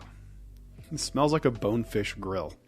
I don't know why. It literally smells like the inside of a bonefish grill. If you can't get your hands on this bottle for whatever reason, you want to know what I'm talking about, walk into your nearest bonefish grill, go look the hostess in the eyes, go, Brad's Bourbon Reviews on the exhale, and then walk out of the door. It smells nice though. It smells pleasant on the nose. I do like the nose a little bit here. Not my favorite nose of all time, but it's not overwhelming in the wine category. I'm trying to pick up things and it just kind of smells pleasant. It does smell sweet. It has like a very sweet smell to it. It's a little fruity, almost like a pineapple or like a mango or something. It's like tropical fruit. It burns. By the way, this does come in at 101 proof for those curious. So a little bit of ethanol at that proof, not unexpected, not guaranteed that it's going to be there. I get like a chalky chocolate note, like almost like if you have an Easter bunny that like you let kind of oxidize and has that weird white film on it. You know what I'm talking about? Like this. It kind of smells like that, like dusty chocolate. I mean, it's definitely interesting. It definitely is not boring, that's for sure. But let's give it a mouthing and let's see how we feel.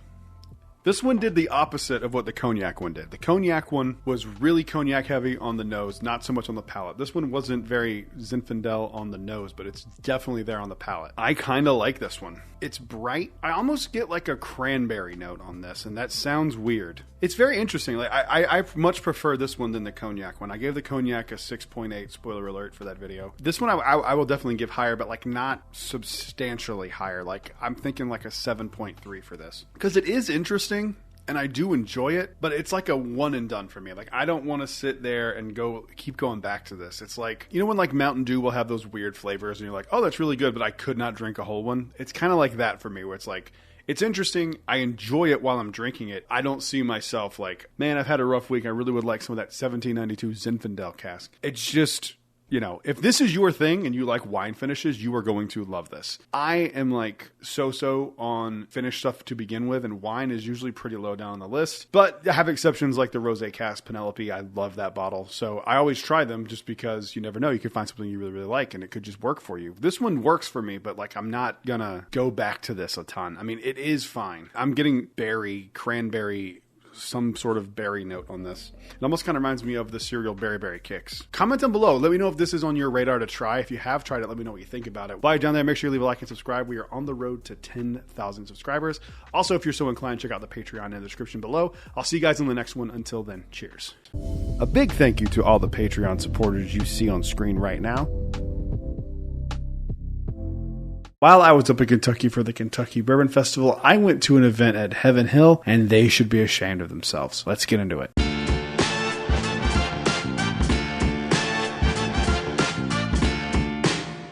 Hello, everyone. Welcome back to Brad's Bourbon Reviews. I'm Brad, and today, let's talk about this Heaven Hill event. So I've been kind of teasing this around here and there. I am finally back from Kentucky. I got to go to the Kentucky Bourbon Festival. Thank you so much for having me out. It was a really good time. I met a lot of really cool people and got to go do a bunch of really cool things. And unfortunately, that's going to lead me to this video today. I was lucky enough, and I'll put lucky in quotes, to head to this event that Heaven Hill did. I want to lay this out before I even get into this. If anyone watching this knows who I was with, please keep that to yourself. I don't want this person getting hate. I don't want this person connections to be damaged because of this video. And I'm purposely not saying their name because I just don't want any of those things to happen to them. So I'm going to give you the rundown of the entire thing. I tried for weeks to get into this event. I was willing to pay, I think it was like $220 after tax for this event. This was an event at Heaven Hill that was called like Cuban Cigars something. I forget the actual name of it. But the idea was that you would spend X amount of dollars. You get to go to Heaven Hill, have a cigar, hang out, eat, drink, have fun the entire night. And I did have fun the entire night. So that was the idea of the event. Long story short, the event sold out well in advance of me being able to go to Kentucky and get the tickets, and be able to go. Luckily enough for me, I had a friend who had an inn at Heaven Hill and was able to get me in for free to this event. I want to say this. I am not being a spoiled brat. I am not going. This free event that I went to was awful, and I think it should have been better. I'm looking at this from the perspective of somebody who tried to pay for this event and happened by complete happenstance to get to go to this thing for free. I'm not complaining that I went for free. I'm complaining that people paid to go to this event.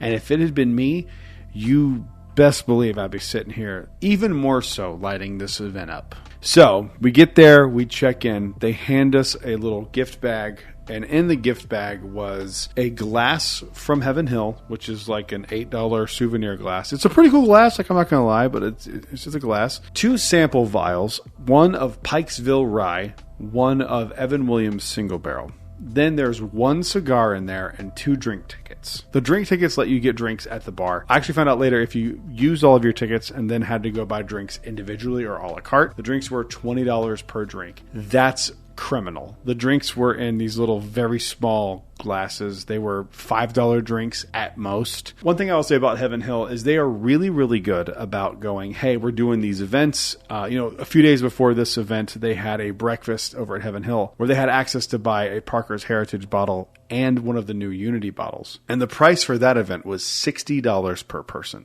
Plus, obviously, the cost of the bottles, but you were given access to those. This event was $200, and I think it was like $220. I don't remember the exact details. I'm going to try to put some screenshots up here. I hope I can find one. I don't know if I'll be able to. So you would think for $220, you would get like this extravagant event. Unfortunately, no, that was not the case. We got ushered through the gift shop when we first walked in, and I remember looking around the gift shop and going like, we're going to get a Unity bottle. We're going to get a VVS, and I can't wait. Kentucky Bourbon Festival has been a kind of a bust up to this point all week with all the exclusive bottles. And tonight's the night we're actually going to finally get something. That didn't happen. Spoiler alert, there were 0 bottles available to purchase. I mean, unless you wanted, something that was readily available at the gift shop. I literally left with a J.W. Dant t-shirt. That's literally what I left the event with. My biggest frustration with this comes because Heaven Hill is usually so good at going like, there will be no exclusive bottle access for this event. And I've seen multiple events that I was like, in town for and chose not to do because of that. And they didn't include that on this. And it really bothers me. Again, yes, I got to go for free. But the flip side of that is I got to go for free, and I still think it was a gigantic waste of time. I could have gone to my friend's Airbnb. We could have sat there with cigars that he brought and had better bourbon and better drinks available at his Airbnb and not spent $220. I genuinely do not know where any of the money went for this event. This is a photo of what the actual event space looked like. Everything else was outside. So like literally walk outside, smoke a cigar, have a few drinks with your friends, and you could have done this event exactly 1-to-1 with what we got. I didn't try any of the food. I actually went in to try the food, and the food was gone. I didn't know there was food upstairs. No one communicated that to anyone in the line. I don't know if anyone in my group even know there was food upstairs. I left and literally went to McDonald's. This was a gigantic waste of time, money, resources. I don't know what Heaven Hill got out of this. I do know that there was a very big YouTube channel that was there in person, and I haven't seen them say anything about this yet, and I kind of understand why, because I kind of feel the same way, because like at the end of the day, I did leave Kentucky Bourbon Festival with a VVS. So I feel like it is kind of stupid for me to bitch about this, but the reason I'm complaining about it is because I think that you guys should know that a $200 event at Heaven Hill ended with nothing. I got this at the Kentucky Bourbon Festival through a friend of mine who was a VIP who gave me his spot in line because he got one of these earlier in the week. That's how I ended up with this. So I'm not really one to harp on negativity when it comes to these events, but I think that this needed to be talked about because it was genuinely so egregious, and it really bothered me that they kind of, got away with this. I mean, I've seen people praising the event online. That's crazy. That's insane. I've seen people not say anything, and I understand that. And I kind of wanted to do that, honestly, because it did feel weird for me to go for free and bitch about it. But I'm not bitching for me. I'm bitching for the people who did pay money and, don't have an audience and didn't get to get anything. I spoke to people there who were furious that this event happened the way it went down. Heaven Hill, I really think that you guys should consider maybe going through an email list. You can exclude my name. You can exclude any other people who went for free. I think you really owe people something here. This was a really bad, really, really bad event. And I think that you owe people stuff. I really do. It's very uncommon for me to come out and talk negatively about something, especially to this degree. I genuinely think even going for free was an absolute waste of my time. I got yelled at for opening a bottle that someone else bought me that was from your gift shop. I understand there's liquor laws and all that kind of stuff. But, when drinks are this big and they're $20, like, what do you expect people to do? Genuinely. It was a bad event. It was I don't even think it was a bad event. I think it was an absolute disaster. And I think that everyone involved should be ashamed of themselves because it was terrible. It was very, very bad. I really hope that you're better in the future about, showing what people will actually get at these events. I think that if you're charging $60 for a breakfast and they get access to 2 exclusive bottles, one being like your most sought after bourbon release maybe ever with the Unity because of the story behind it, and then Parker's Heritage, which is one of those most sought after bottles every single year. Maybe you kind of do a little bit better and are very transparent with what's going on. I would venture to bet money had you put that there was not going to be any exclusive bottle access, that this event wouldn't have sold out the week of the Kentucky Bourbon Festival. And I think that you knew that, and I think that you chose to just do it anyway because you knew you could get away with it and you could make a couple grand very quickly. And for that, you should be ashamed of yourselves. Comment down below. Let me know if you were at the event. I know some of you were because I've spoken to you. And that's where I've got some of these stories. While you're down there, make sure you leave a like and subscribe. And I will see you guys on the next one. Until then, cheers. A big thank you to all the Patreon supporters you see on screen right now. Today we're going to be talking about bottles that I think could be in the running for Bottle of the Year. Let's get into it.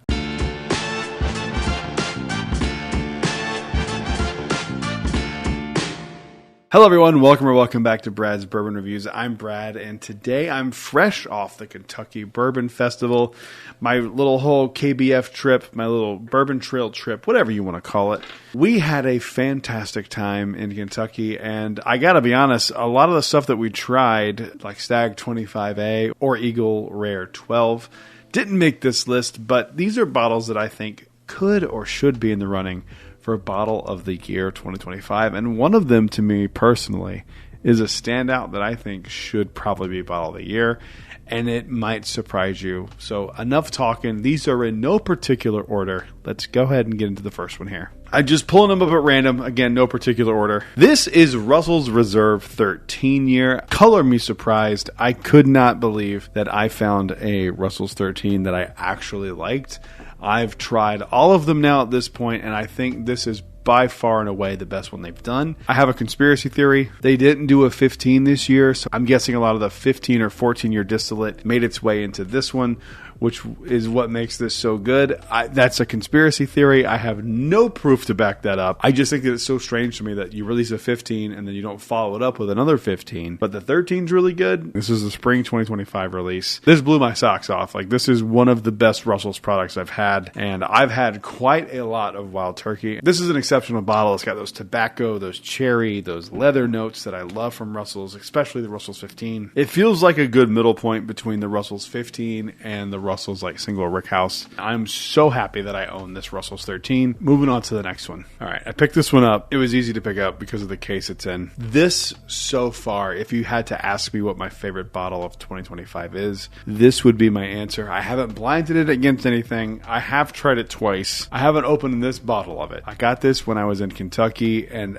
I am so surprised that I like this bottle this much. This is the Jim Beam lineage. This is batch 2 of Jim Beam lineage. I'm not the biggest Jim Beam fan. I have had things from them that I have liked. I'm not a big Booker's fan. I'm a pretty big Old Granddad fan. I kind of like ebb and flow with them, but this one for me, this right here, everyone's ranting and raving about another bottle that's on this list, and I think this is getting overlooked. This is 111 proof Jim Beam distillate. The person that I spoke to at the distillery said this was like, there was 20-year-old blended in this, like 20-year and 16-year. It's really incredible. I'm kicking myself that I didn't get a second one of these while I was in Kentucky. This is probably my favorite bottle of the year so far. I love this thing. I'm surprised how much I love this thing. I'm, not the biggest Jim Beam fan of all time, but I think this does for Jim Beam what Jack Daniel's 10, 12, and 14 has done for Jack Daniel's. This has kind of changed my opinion of the distillery fundamentally and made me really go like, they are a contender. They can produce things that are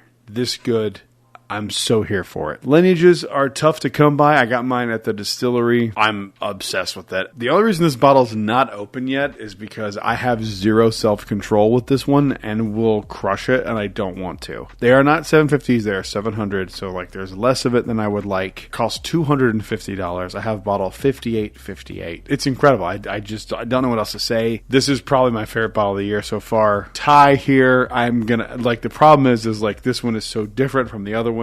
Even blinding them, I could probably just tell on the nose which one it is because of how different they are. But it's absolutely incredible. And anyone sleeping on the Jim Beam lineage is crazy, even if you're not a Jim Beam fan. Trust me, because I'm not usually a Jim Beam fan. This is different. This is the Jack 14 of Jim Beam. Moving on to the next one. This one is a surprise. All right, I can't believe that I'm putting a finished bourbon, an Amberana finished bourbon, in my contender for bourbons of the year. Now remember, this is part 2. These will all have to stack up to part 1. And I don't know if this one's got what it takes, but it's the best thing I had out of the Kentucky Bourbon Festival. I love this thing. It's not what you think it's going to be. And when you hear me say what it is, you might roll your eyes. But I promise you, give me a chance. Hear me out. Try this thing. Tell me I'm crazy.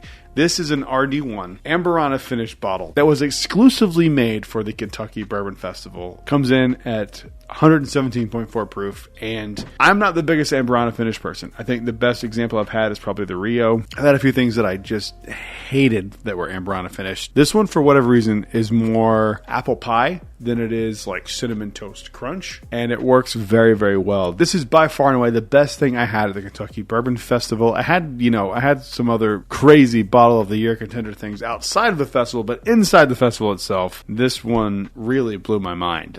This was also the first thing I have ever had from RD1, but I think that this one is absolutely astoundingly good. Shout out to RD1, man. I didn't think even when I was making this, I was like, I don't think I can include this, but it's that good, and I have to because it's something that I love that much, and I cannot wait to do a proper review of this soon because it's the best thing I had at KBF.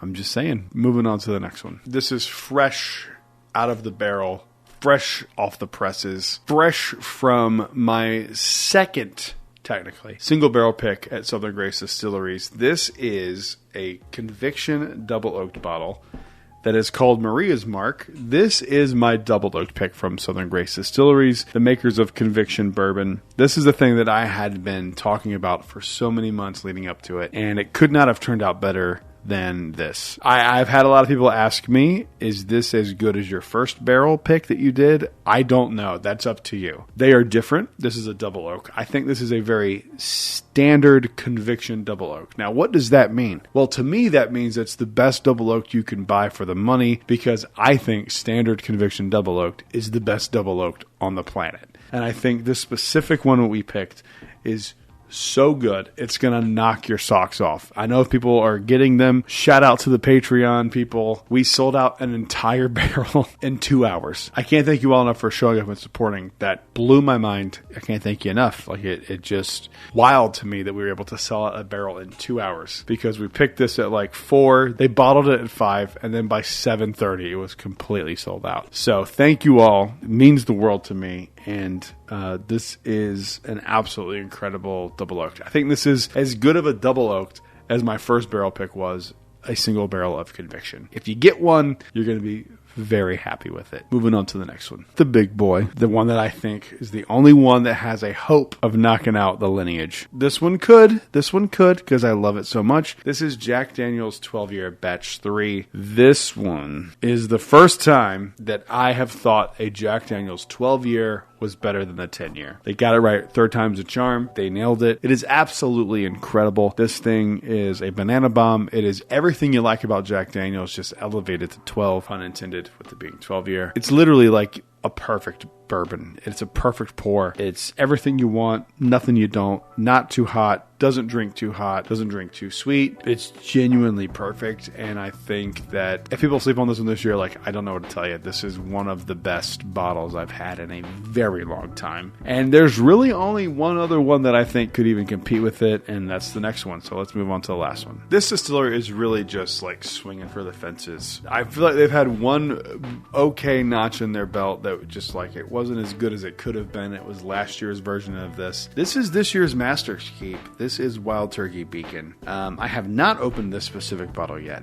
but I did try this at a bottle share during the Kentucky Bourbon Festival, and I have to say, I think this bottle is outstanding. I spent more than MSRP on this one, which I don't do typically very often. However, this is the very last Master's Keep, and I needed one after trying it. I'll be honest, if I hadn't tried it, I probably wouldn't have spent the extra money, just would have waited and maybe missed out on it. But after I tried it at a bottle share, I had to have one. It is everything that you want from a Wild Turkey release. It is complex. It is delicious. It is sweet. It is savory. I mean, this one, for me, if you had to like just narrow it down to 2 picks, it's probably this one versus the Lineage for me. And it's going to come down to personal preference. It's going to come down to pours that you just go like, what am I feeling this day? This is all day. Bottle of the year. I think it is fantastic. I think it is a great representation of what Wild Turkey can do. I think if you miss this one, you're going to really regret it in like 2 to 3 years, because this one is insane.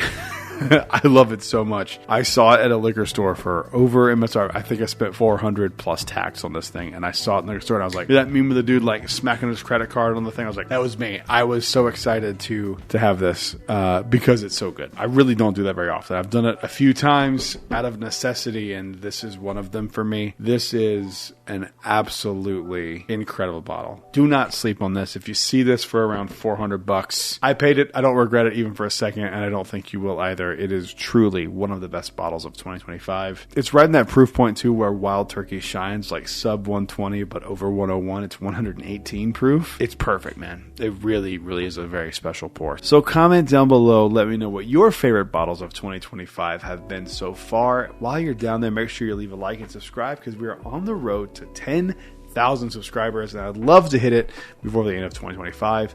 I'll see you guys on the next one. Until then, cheers. A big thank you to all the Patreon supporters you see on screen right now. Today we're going to be doing a tier list of the biggest distilleries in bourbon. Let's get into it.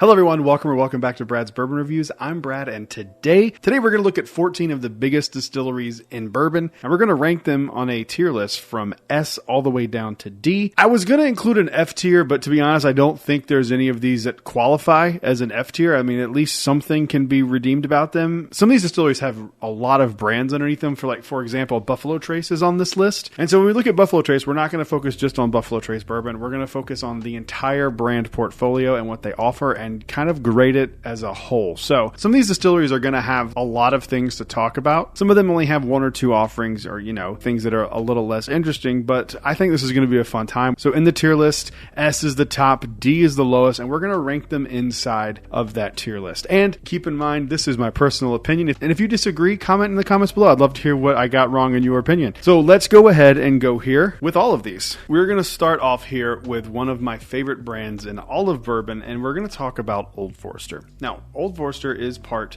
of Brown-Forman, but Old Forester, the distillery, really kind of just distills Old Forester stuff. They don't really source it. At least if they do, there's not a lot of common information about it. I don't believe they do. And for me, this one's a tough one because I like a lot of the base products from Old Forester, but the problem I have with them is like when you get up to like birthday bourbons and stuff, it's just not quite as good. But I think overall, they are a pretty solid distillery. And just because I put it here right this second doesn't mean that that's where it's going to stay.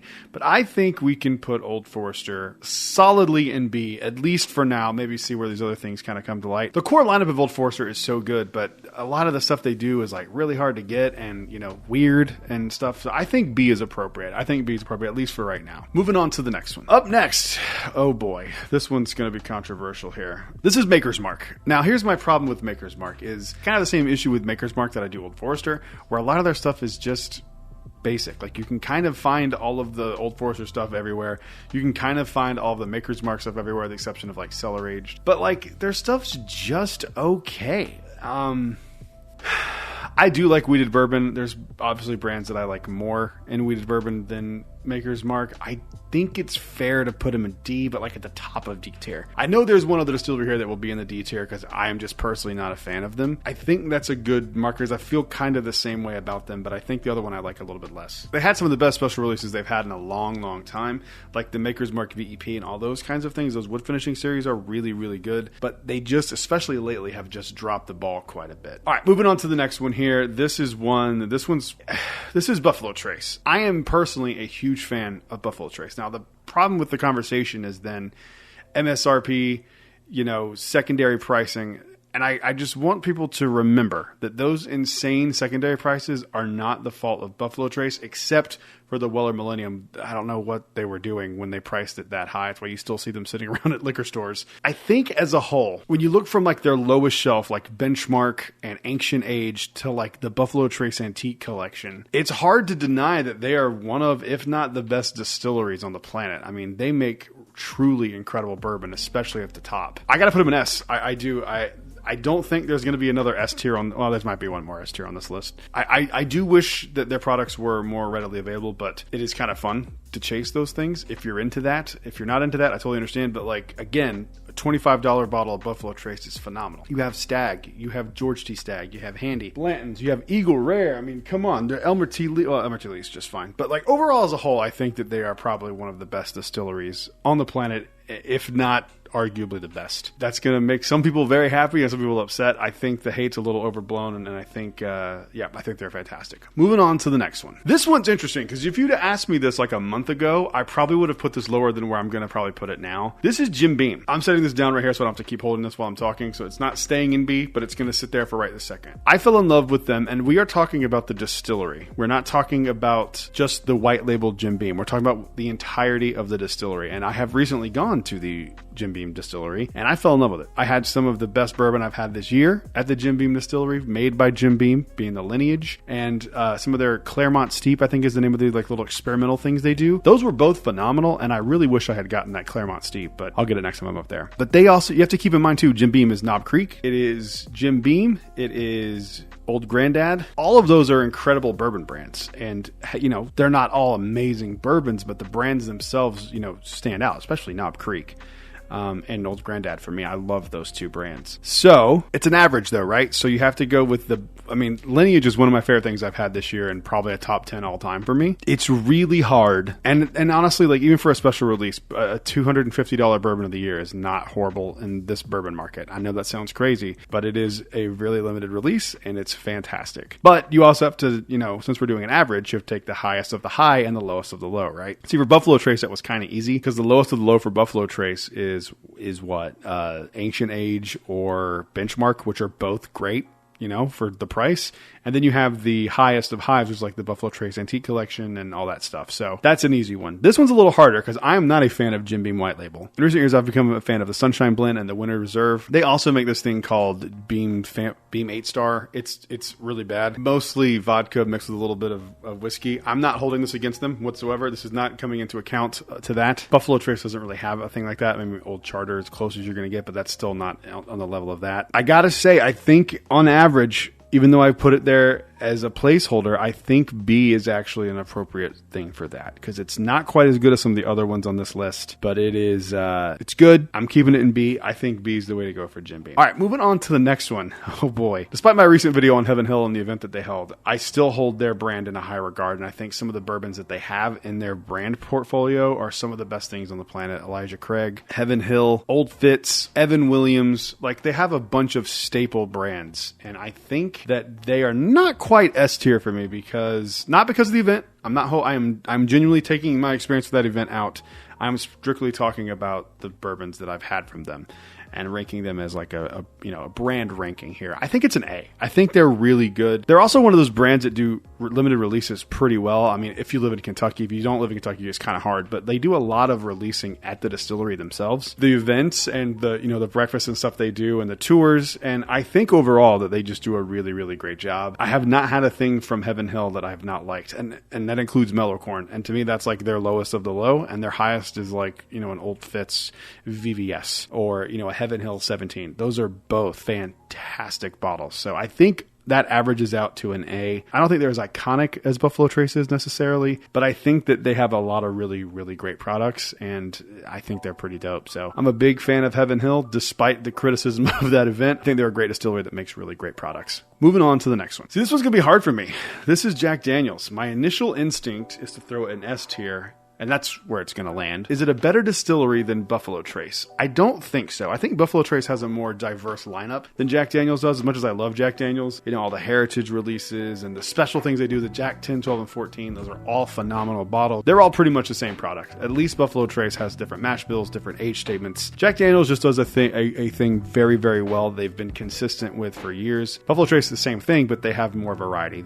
There's not a wheated mash bill from Jack Daniels. Jack Daniels has one mash bill. Buffalo Trace has 4. They have their rye mash bill, they have the wheated mash bill, and then mash bill 1 and 2. Jack Daniels is my favorite distillery on the planet. I love them so much. But if I'm being objective about it, I don't think that it's quite as good as the Buffalo Trace distillery if I'm being objective. If this was my own personal tier list, which I could do, I could interchange these and be happy with them. I think Jack Daniels is just a little bit behind Buffalo Trace because of that. The fact that a lot of their stuff is similar and different age statements, different proofs, which again, Buffalo Trace does too, but again, different mash bills. So I will still put Jack Daniels in S tier. I think it's phenomenal. Moving on to the next one. All right, this is a brand for me that has grown in my favor a lot since the first time I tried their first product. I'm torn on this one as well. I'm going to put them in the B tier behind Jim Beam. And I'm actually debating on moving Jim Beam up to the A tier because I think that I like them substantially more now than Old Forester. I'm moving Jim Beam to the A tier. Once you factor in Knob Creek, which is one of my favorite brands on the planet, I'm going to move Jim Beam to A tier. So I'm going to put Green River behind Old Forester because I do think technically I like Old Forester better, but I do like Green River quite a bit. I know that they're technically owned by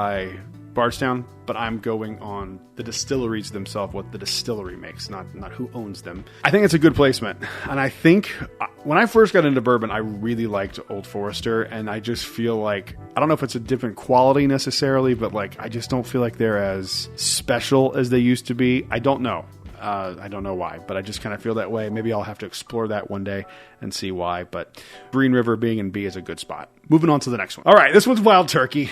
I'm trying very hard not to just throw things in S tier, but let's be honest. The only issue anyone has with Wild Turkey is with their special release prices, and I totally understand. However, even though those bourbons are expensive, they are worth every single penny for the most part. I got the Beacon. I overpaid for it. I don't care. I was happy to do so, which I know I'm like the MSRP guy. For this one instance, I had to do it because I loved it so much. I think over the last 5 to 10 years, they have really done a great job changing their image from cheap redneck bourbon, and I'm putting all that in quotes because I've talked to people who are not bourbon people who think that of Wild Turkey, and then you have them try something like, oh, that's really good. I mean, just over the last few years, the Russell's 13, the 15, the Beacons, the Master's Keep, the Generations, the 70th anniversary Jimmy Russell bottle, which was a $55 bottle, Wild Turkey 8-year, the introduction of 101 single barrels, the single Rickhouse stuff. I mean, like, I'm personally putting them behind Jack Daniels because I like Jack Daniels a little bit more, but I do think that Wild Turkey is one of the best distilleries on the planet, and it's one of my favorite distilleries to visit when I'm in Kentucky because it's so gorgeous. Moving on to the next one. All right, up next is Bardstown Bourbon Company. I'm going to go out on a limb, and this probably will get me a little bit of hate. I don't care. I'm putting them in C. I think they are grossly overrated.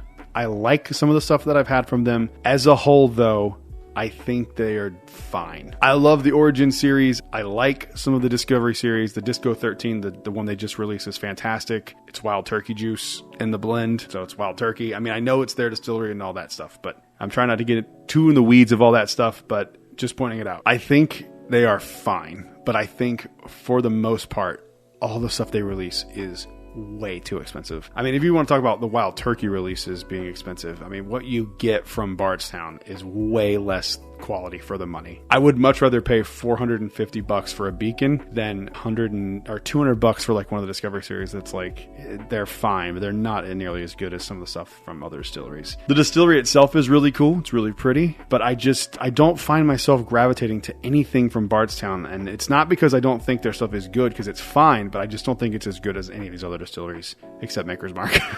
I'm going to leave Bardstown and see right now. I think that's how I think that's good. I think that's how I feel about it, because I think it's just okay. Moving on to the next one. Up next is Four Roses. This is another brand for me that I really started out loving. I've not cared as of recent what they do. I'm excited to get my hands on their special releases. The red label stuff, though, was not great. I do love small batch and small batch select and some of the single barrels and the barrel proof stuff. But again, for me, they don't do enough different stuff to warrant my constant interest unless it's a special release. And even then, those are really hard to come by. And it's just, they're kind of frustrating because I like them, but I can never find any of their stuff. I do like them, though. So I'm going to put them at the very end of B because I like them a lot. There's like something missing from them. I can't quite put my finger on what it is, but there's just something there that I just wish they would do more. Moving on to the next one. These next few are going to be pretty easy for me.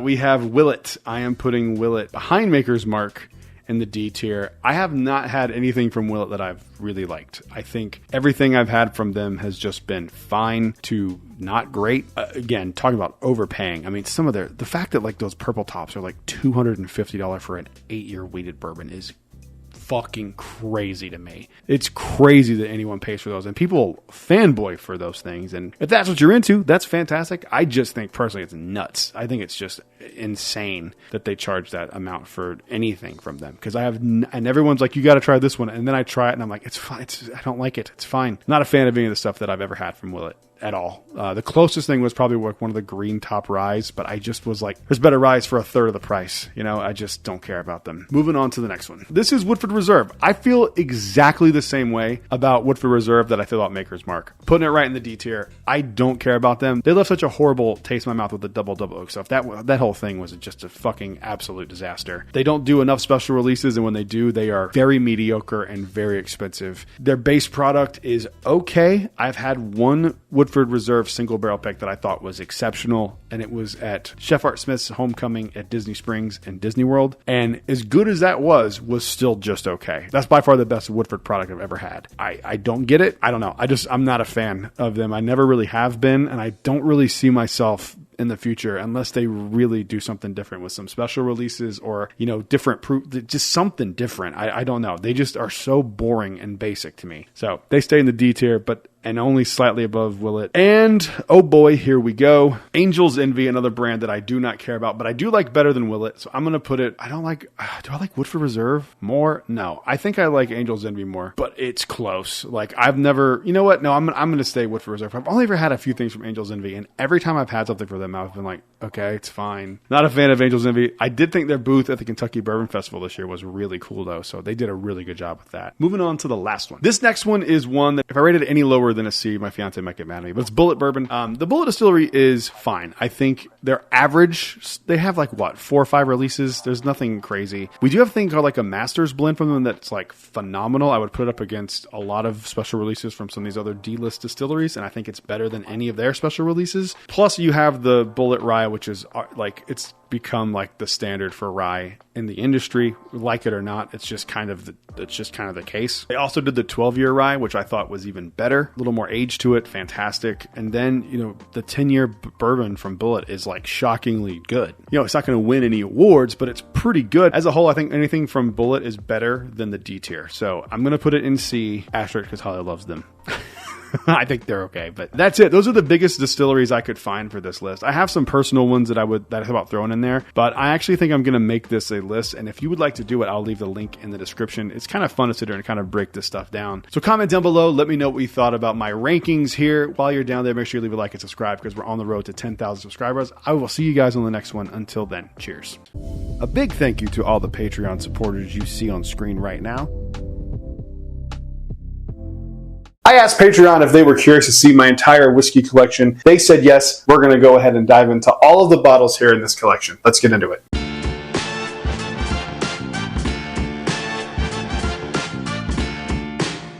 Hello everyone, welcome back to Brad's Bourbon Reviews. I'm Brad, and today the sound might be a little bit different. I'm having to use these wireless microphones. I have 2 of them just to try to make it sound as good as possible. I usually have like a nice microphone and a setup. If you're new here, we're going to go through each bottle, kind of show you what they are. This is going to be a very long video. Kind of show you what they are, tell you some cool stories behind each bottle if there are any. Let's go ahead and get into it. So my whiskey shelves are arranged in kind of a U shape. I have 1, 2, 3, 4, 5, 6 different bookshelves. Let's talk about the bookshelves themselves. The bookshelves are nothing special. These are the Target Essentials bookshelves with these little puck lights underneath here to show, see, they have these little touch lights. They can change colors and all this kind of stuff. During Christmas, I'll make them red and green, but other than that, they usually stay on this like plain color here. I got the puck lights on Amazon. I'll throw all this stuff into the description. However, I just recently found out because I was going to buy another bookshelf because I am out of room in this room. The bookshelf that I have, they still make, just not in the color that I have, which is really frustrating. So I'll put all that in the description if you're curious or you want to like mimic the setup. I've had a few people ask about it anyway, so I may as well just show you here while you're watching this video. So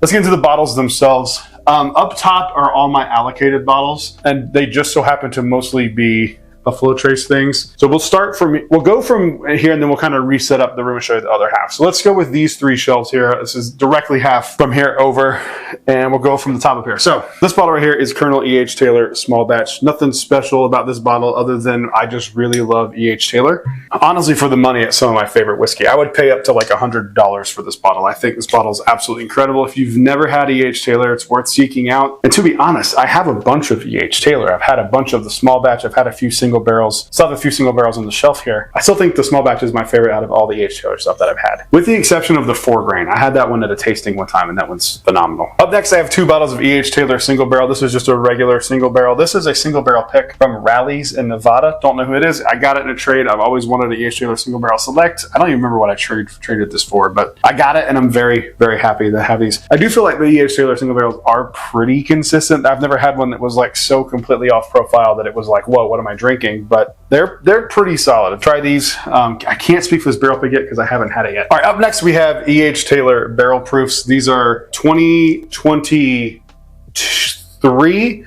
and 2024's release. Like both these a lot. Now these are pretty different. This one's like apple pie, and I think is my favorite of the 2 of these. This one's really, really solid. This one is a little different. Still fruity and like appley, but not quite as palatable as this one. And this one's 131.1 proof and 127.3 proof. I could be a little off on those years. You can look them up by the proof number if you're curious. I did at one point. I just forgot. Up next, we have the E.H. Taylor Straight Rye. Honestly, this is my least favorite out of the entire Colonel E.H. Taylor lineup. They're really not great. It's just honestly, this would be a mixer if this was readily available. To me, there's really nothing special. The only thing I think is cool is that it does still kind of taste like E.H. Taylor. It gives that like small batch profile. It's okay. It's all right. Just don't overspend on this, and don't have your expectations too high. And I don't know if you can really tell, but it's really not the same color as like this single barrel. All right, up next, this is a bottle of E.H. Taylor Barrel Proof Rye. This is that like series that they do every once in a while, like the 18-year marriage and the 4 grain and the warehouse the tornado surviving warehouse, all that stuff. It's one of those. It's along those lines of special release from them. I haven't opened this yet. I have heard that it's not very good. I should have mentioned this when we talked about small batch, but E.H. Taylor is really special to us because the night we got engaged on November 14th, 2022, we opened a bottle of E.H. Taylor. We were at the Buffalo Trace Distillery that day. It happened to be the E.H. Taylor drop day. We grabbed it and we drank that the night we got engaged. Holly prefers rye whiskeys, generally speaking, over bourbons. And so when this came out and was released, it's E.H. Taylor Barrel Proof Rye. Checks off a lot of lists for me and her. So we said we're saving this for when we get married, but we've got a few other bottles that we'll get to shortly that will probably take this one's place. So I don't know. I'll open it at some point, but I don't know when. And I'm a little less excited to open it hearing all the negative reviews about it. So I'm still happy that I have it. And I only paid like $150 for it. I paid more than retail, but nothing crazy. All right, up next, moving into the Buffalo Trace Antique Collection. This is the first George T. Stagg I ever got. This is probably my favorite of the George T. Staggs that I've ever had. I think it's really solid. For me, it's like vanilla and root beers. George T. Stagg to me is like my favorite out of the entire Buffalo Trace Antique Collection. The only one I haven't had yet is Eagle Rare 17. I do really enjoy Eagle Rare, so I'm curious to see if I like Eagle Rare 17 or not. I don't know. We'll see eventually. I'll get it one day, but this was my 2023 George T. Stagg that I got last year, like last February. Yeah. Was so excited to get this. There's nothing I can say about George T. Stagg. It's fantastic. There might be some duplicate bottles, but all the bottles that you see that are open up here are not duplicated. They are, if you see multiples of any of them, those are just different batches, and I'll kind of explain that when we go on. Up next, another bottle from the Buffalo Trace Antique Collection. This is Thomas H. Handy, a fantastic rye. However, this rye does not make very good old fashions. I tried it one time just to see what it would taste like. Not very good. Drink it neat. Neat is one of my favorite ryes of all time. You're probably not shocked to hear me say that something in the Buffalo Trace Antique Collection is a good bottle, but it really is. And I feel like Handy is overlooked, and it shouldn't be because Thomas H. Handy is fantastic. I keep looking at the monitor and seeing the glare in my eyes, but there's really not much I can do about it because I take my glasses off, I can't really see much. All right, up next we have another George T. Stagg. This is last year's release of George T. Stagg. I opened this not too long ago. I like the other one better. I haven't had it in a while since I opened it, and it was kind of a hectic night the night I did open it, so I need to try it again. That smells fantastic. It smells better than I remember it smelling. Yeah, it's, again, George T. Stagg, different batch. This is the one that's 136.1 proof, so if you're curious about batches, that's that one. And this is my last bottle that I currently own of Buffalo Trace Antique Collection. This is William LaRue Weller. These are really hard to get. I know you know that, but I live in Florida, which makes these even harder to get. So the fact that I got this is literally like winning the lottery. If you don't know, there's a handshake agreement with the ABC family chain in Florida. Florida's not state-run. They have sole distribution of all Weller products, and that includes WLW. This is another one that might take the place. This is one of those that might take the place for the E.H. Taylor Barrel Proof Rye. And when we get married, because I know she likes it, she's had it before. I haven't had it in such a long time. I really want to open it, but I'm saving it for a special occasion. And I mean, what's a bigger special occasion than getting married? I'm really excited to open this. I haven't had it in a long time. All right, this used to be one of my favorite bottles of all time. This is Old Rip Van Winkle 10-year. And I need to state this before we get any further into this. I have every bottle you see, unless I state otherwise, I paid retail for. Just keep that in mind. I don't spend thousands of dollars on bottles. I don't have the money to do that. God, I wish I did. I wouldn't have to refresh the vault for hours at a time. This is Old Rip Van Winkle 10-year. For a long time, this was my favorite bottle of bourbon on the planet. I have outgrown it a little bit, to be honest. I do think that it's still fantastic, and it's one of the best bottles for retail. For retail, not thousands of dollars, $800, whatever they go for now, $600, whatever it is. For retail, you really can't do much better than this. It's fantastic. But again, you don't need me to tell you Pappy's rare. You don't need me to tell you that it's good. You know, just kind of going through my collection here. Still my favorite label of all time on any bourbon bottle. The only other Van Winkle I have in my collection currently is the Old Rip Van Winkle 12-year. I don't really care for this one. I probably wouldn't buy another one. And if I did, I'd buy it to trade with somebody for something else that I actually would want more, because these are just okay. I don't understand why they bottle these so low proof. It's the only thing in the Happy lineup that's bottled at 90.4 proof. Everything else is 107. So I don't really know why. My guess would be is because the Weller barrels, like my assumption is that when they do Weller 12, that they pick out really good individual barrels of Weller 12, and that becomes the Lot B. That's just a guess, but that's what my heart tells me. Speaking of Weller, I recently completed the entire Weller Rainbow. I'm not going to pull these down because you can see these a lot closer here. I'll kind of go through these in order. This is Weller Foolproof. This is a Southern Spirits. You probably have heard of the store Southern Spirits in South Carolina. It's a single barrel pick from them. I have a cool story about this that I've told a bunch of times. I'm not going to tell it here because I don't know if they want me to. But yeah, I haven't tried it yet, but I've heard it's fantastic. And I love Weller Foolproof. It's one of my favorites of the Weller lineup. I really love all of them except this one. This is one of the most expensive bottles I ever bought. I was going up to New Jersey for Thanksgiving last year. And we stopped at a liquor store and they randomly had these for like, I think it was like $2.50 or $3.50. And remember, I live in Florida. Weller is impossible to get. I have never once seen these in the ABC Vault, which is the only place you can buy them in Florida. I've been invited to probably 30, 40 vaults in the past couple years through ABC Vault. Never once have I seen a Weller single barrel. So when I saw it, even it was a lot more expensive, it was the last one I needed to complete the Weller Rainbow, and I did. I bought it. I don't regret it because I would like having the entire Weller Rainbow, but it's not a good bottle. It's not a good bottle for $30. It's simply just not good. I think that the Weller single barrel was just a way for them to use barrels that weren't good for anything and were kind of off profile for everything else in the lineup, and they just throw them in there. Speaking of the ABC Vault, this was the first bottle that I ever got out of the ABC Vault. I will never forget this day because this was back in 2022. This was before I was even doing bourbon videos. Maybe in 2023, but like I either had just started doing bourbon content or I hadn't done it at all yet. This is when this bottle was going for like $800-900. I would see this on the shelf at liquor stores when I was traveling for $999. I paid $45. CYPB is pretty good, actually. I do like it. It did pretty well in my blind, which was surprising, but it's not the greatest thing ever. Don't spend $1,000 on it, please, dear God in heaven. You'll be very upset.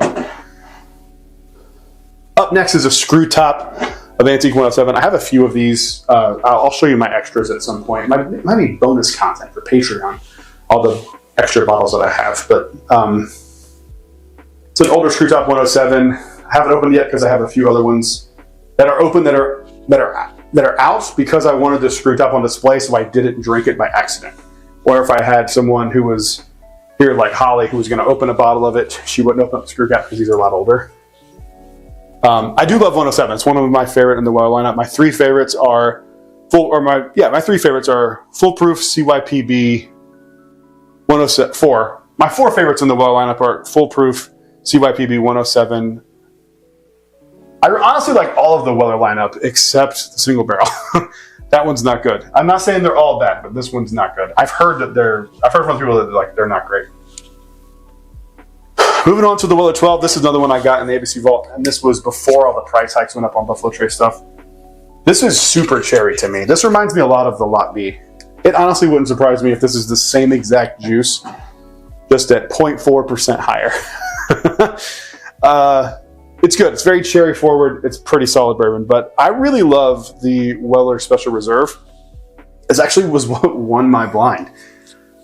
I think I went back and watched it, and I'm pretty sure that the one that I drank right before this was the single barrel, and I think it fucked up my palate, to be perfectly honest with you. That single barrel is no good. But this one's interesting because this is a Carolina single barrel pick of Weller Special Reserve. I didn't know they did that until I bought it.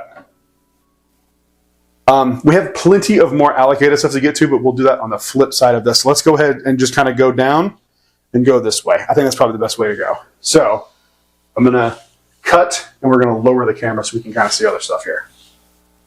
I'll kind of get up and, at the end of this. Probably a good idea, right? Okay. I don't have to cut there.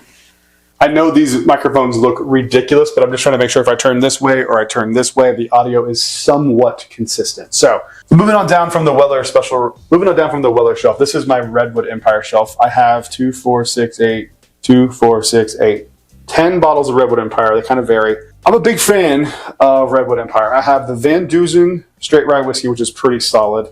The Redwood Empire Rocket Top Rye. I should have dusted my shelves before this video, but I'm leaving to go out of town literally Sunday, so it didn't really make sense to do it before Kentucky Bourbon Festival. So, because I knew I'd come home and I'd need to do it again. So, just that's why it looks a little dusty. I apologize. It's not usually this dusty. I don't have any interesting stories about the Redwood Empire stuff, except I remember seeing one time on a video really early on when I was just starting doing bourbon videos that they liked one of my videos. And I remember being like, oh, that is so cool. And I think they were the first distillery to like a video that I did talking about. And I wish I knew what the bottle was. I think it was Lost Monarch. If I'm remembering correctly, I could be wrong. I'm also just not realizing that I need to replace the Redwood Empire bourbon, the pipe dream. I don't have the standard pipe dream. It usually goes back there. I think we drank it all. But I do have all of their like special releases. I have the Van Dusen, the Foggy Burl, the Devil's Tower, which is pretty good, and then the Screaming Titan, which is one of my favorite bottles of last year. I really, really like this one. This is batch 1 Screaming Titan. Big fan of this bottle. I early on said this was a bottle of the year contender. People thought I was crazy, and I still stand by it. It's a pretty solid bottle. I also have the cast strength back here of the Lost Monarch, and I really like these labels a lot. These labels are really pretty. They're just the regular label, just blacked out. And they just look really cool in this black and like brownish black and gold. It looks really pretty. If you're wondering if they're in any order over here, no. They are not in any order. I have them like this because I was watching back videos, and this whole shelf is in frame except the very bottom shelf here. And with between this one and the Conviction labels, it's just a lot of brown. So I put the 2 colorful ones up here and kind of broke up the brown. I'm going to eventually redo this and kind of move stuff around. No fun stories or anything like that for those, but I really love all of them. And just for the record, I have the Van Dusen, Rocket Top, Foggy Burl, Grizzly Beast, Devil's Tower, Screaming Titan, Lost Monarch Cast Strength, Pipe Dream Cast Strength, Emerald Giant Rye Whiskey, and the Lost Monarch, both at just regular standard release. All right, moving on over here to the Old Forester stuff, starting with King Ranch. This is their like impression Texas whiskey. It's not very good. I liked it a lot when I first tried it, and then I tried it again because my buddy Mike Cinnabourbon, you probably have seen his videos, he's awesome, got me one of these because I asked him if they still were in Texas because he's in Texas, and I got it, tried it, and I was like, it's just okay. On this one, I get like a really weird, like chlorinated water note. Like it reminds me of like an indoor pool at a hotel in a good way. I don't know what that is. But I got some cool bottles back here, though. I have the entire Whiskey Row series, except the Statesman, which is funny because I bought Statesman when it first came out, before I was even into bourbon because of the movie The Kingsman. I'm a big fan of that franchise. And when The Statesman came out, and it's kind of stayed around, which I really don't understand why. I don't understand why that bottle is still being produced, or maybe it isn't, and people just didn't buy it and it's just sitting around. But I see it everywhere all the time. And it's fine. There's nothing wrong with Statesman. If I remember correctly, when I got that bottle, I just mixed it with Coke because I wasn't even drinking bourbon straight at that time. It was really early on. Let's go back one here because these are really special. I'm going to pull these up here. I have 3 Old Forester single barrel proofs, all to varying degrees of quality. This one, I'm not going to show. Oh, it's actually on there already. Anyway, this one, I'm not going to say it out loud. You know who you are. This is your barrel pick. This is really not good, Old Forester. It's fine. It's just not great Old Forester bourbon. It is Star Wars themed. That's the reason I got it. I really don't like Trader Stickers, but my buddy Tom, who's a co-host of Jedi Talk, actually. One day, I'm going to bring this to drink with him because it's Star Wars themed. Why not? And I'm not going to drink it any other way. The other one I have, I'll save this one for last. This one is an MDP one. It's got banana Dr. Pepper on the back of it. And that is like a great description of this bottle. It is like banana Dr. Pepper. It's insane. This, when I first started doing bourbon content the first year, this was one of my top 10 of the year. And honestly, I stand by it. I think this bottle is insane. And for like $85, it was a steal at the time. But this one right here has a fun story. This is a Old Forester single barrel from Corona Cigar Company, which is a cigar bar lounge thing here in Orlando. And I think they have one in Tampa as well. But I didn't get it at Corona. I did get it at a retail store, but it wasn't Corona. I walked into a Publix and this was sitting on the shelf and I was like, oh my God, sick. I need one of these. And I didn't even look at it because this was before these were like, they're not readily available now, but like this was when these were really hard to get. I pick it up. I check out, I get to the car, and I go to like take a picture to send a friend of mine that I got this. And I notice that it's, even though I bought it at Publix, it says Corona Cigar Company. And so I went back in and I was like, did you notice that this says Corona Cigar? And she was like, oh no. I was like, well, that's not ours. We can't sell it. And I was like, can I buy another one? And she was like, no. So I didn't get to buy another one. And I wish I was able to because Dude, this is the one that I talk about to everyone that goes like, I don't like Old Forester single barrel picks. I'm like, they are good. You just have to get a good one. And this is a good one. I'm pretty sure they leaned in on purpose to the tobacco and like the darker notes on this for being for a cigar bar. But I have had this with a cigar before, and it is absolutely perfect with a cigar, and this is one of my favorite bottles in my entire collection. I hope this is in focus. It showed that it was. It looks like it is to me, but I have 4 bright ass lights around me, plus that one, so I hope it looks okay. All right, this is a Old Forester single barrel from Total Wine. This one's weird. I'm not a huge fan of this bottle at all. It's weird. It has like a minty note to it. I need to go back in this. This has been open for about a year now, and that's all I've had out of it. I need to go back to it and see if it's any good. These are the 100 proof ones, the black labels. They're fine. I think, honestly, you're better off with a really good single barrel proof than you are just a single barrel of these, to be perfectly honest with you. But to be fair, they are single barrels, so they do vary. This one's just a weird one. I think it's all profile. I think maybe that's why they picked it, or with it being Total Wine, to be perfectly honest, they probably just were like, we don't give a shit, just send it to us. And this is the last one of the Old Forester shelf. This is an old bottle of Old Forester 100 proof. I love Old Forester 100 proof, just the regular like $25 bottle. I feel like it's kind of slept on. People talk about cheaper, inexpensive bourbons. No one really talks about it, and I don't know why, because the bottle is phenomenal. It's honestly like my go-to if I'm going to drink with like whiskey and Coke. Old Forester and Coke is amazing. It's super sweet, really good, but this is an older bottle. I can't really find a date on when this was, but it's like at least 10, 15 years old, because this is an old bottle. I picked this up in New Jersey a few weeks ago when we were up there, because for whatever reason, they have a lot of really old bourbon just sitting around the shelves in New Jersey. I don't know why. All right, moving on to one of the least touched shelves in the whole collection. The Maker's Mark / this is where Brad's structure falls apart, and that's why it's over here, because it just is not visually pleasing. The problem is I have too much Buffalo Trace stuff. I don't have a way to put it all on one shelf, or because if you see, I don't know if you can see it down here, but you can kind of see below it, there's like Eagle Rare and Kosher, and the problem is I want to display them because they look really good on the shelf. The Buffalo Trace stuff really does. Like the Blanton's looks great, but we'll get to those. We're going to start in the back here of, this is one of my favorite things that I own. I always forget that it's back here.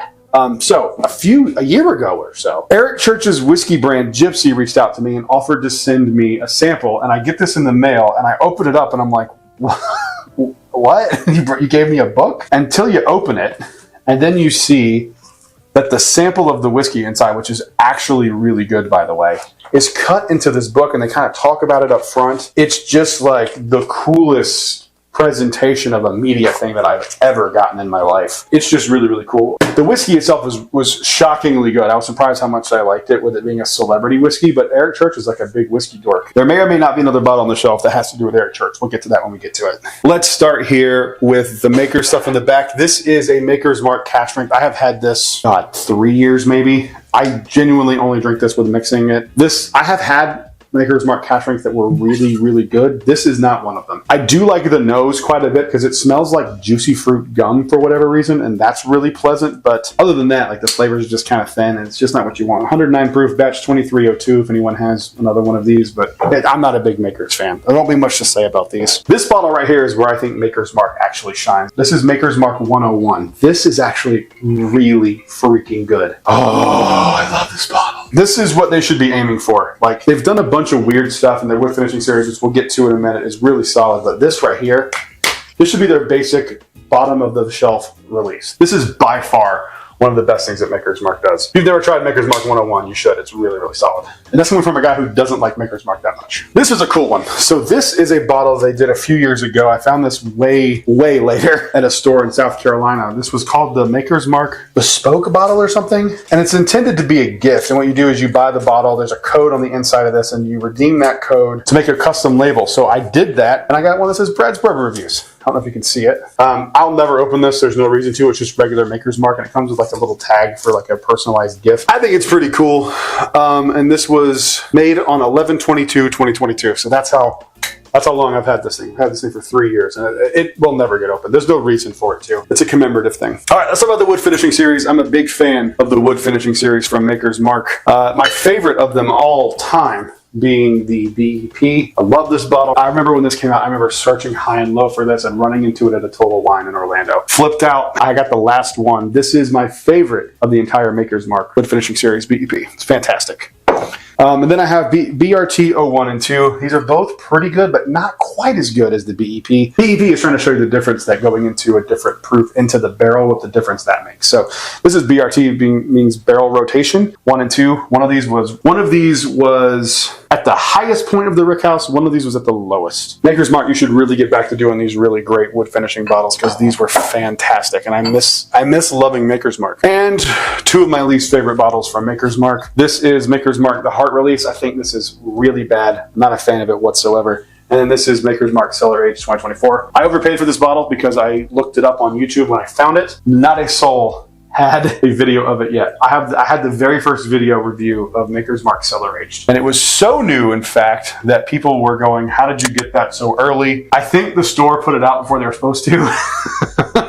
I got it really early. I had it before anyone else that I saw had it. So could be wrong on that. I know for a fact I had the first review of it on YouTube. All right, moving on to other part of the shelf here. This is the Blanton's shelf. We'll go through these quickly. There's not too much to say except one I have a special story for. This is a friend of mine from Canada got me this. This is Blanton's Special Reserve, the green label. This is dog shit. Don't ever buy it. Waste of your money unless you want it for the vertical, and I totally understand as a collector. Obviously, I totally get it. But like to drink it, just if you buy it, just don't drink it. It's not good. Regular Blanton's. This is from 10/11/2023. I've had this open for not that long. I just opened it recently. The trick you can do when you're taking the wax off of this, you can kind of keep it without ripping it to shreds, and it'll stay on and look like it's sealed on the shelf, and it looks really cool. The next time I open a bottle of Blanton's on the channel, I'll do it that and show you kind of how to do it. It's pretty easy. This is Blanton's Gold. The date 11/14/2022. That date is of high significance to me. We were at the Buffalo Trace Distillery this day. I have a video of me filming them filling Blanton's Gold bottles on this day at the distillery and making a comment in the video like, well, I'll never get to try one. They're bottling Blanton's Gold today, which is something I'll probably never get to taste. That night, me and Holly got engaged, and I found this bottle like 6 months later, and I overspent because of the date, because it was the actual date. It wasn't like the anniversary or like a year before. It was the actual date we were there. So pretty cool little story about how this came to be in the collection, and yeah, it's really cool. I like when bourbon has a story. And this is my Blanton straight from the barrel. That is at Walmart. It's a pretty high proof one. It's 133.1 proof. I don't know if you can see in camera, but yeah, it's a pretty high proof one. It's okay. I prefer the gold. Gold's my favorite. All right, we're gonna have to move the camera down again. I'm probably gonna get a chair for this. All right, back here, kind of a weird angle, but honestly, this is the only thing that's really gonna work for this. All right, we're down here at this Buffalo Trace shelf here. We're gonna go through these relatively quickly because none of these really have any important stories to me whatsoever. Caribou Crossing, very similar bottle style to Rock Hill. It's like if they fused Rock Hill Farms, Canadian whiskey, and then Blanton's on top. And I did the same thing with this one because this is open, where you can keep the blue on. See, it's like all in one piece. Same thing with Blanton's. You can keep it on, make it look nice, and keep it on the bottle so it looks sealed, even though it's not. Pretty cool little trick. It's fine. These were hard to get for a long time. These pop up every now and then, and to be honest, there's way better Canadian whiskey out there. Not a lot of great Canadian whiskey out there, but there is some. If you've never had it, it looks really cool on the shelf. So I totally understand why you would want one to put on the shelf. Actually, I'm gonna put this here because I have to get through to these 1792s that are back here. Up next, we have Elmer T. Lee. I was just so excited when I got this in the ABC Vault the first time. It was $39.99. And at the time, these were going for like $200, $300, $400. Now, I don't even know what they go for in the secondary because they raised the price from $40 to $80, which is absolutely egregious for this bottle. The fact that anyone would pay $80 for Elmer T. Lee is insane to me. Again, short of a collection or, wanting to complete something, if you're drinking it, it's not great. And I've had a few of them. They are single barrel. I do have a funny story about this. I remember seeing this before I was into bourbon. And I remember from a distance thinking that it was Bear Bryant. I'm an Alabama fan. And so when I walked up to it and it wasn't Bear Bryant, I was like, I don't care. And I remember it being on sale. I don't remember how much it was for, but I remember it had a sale tag on it.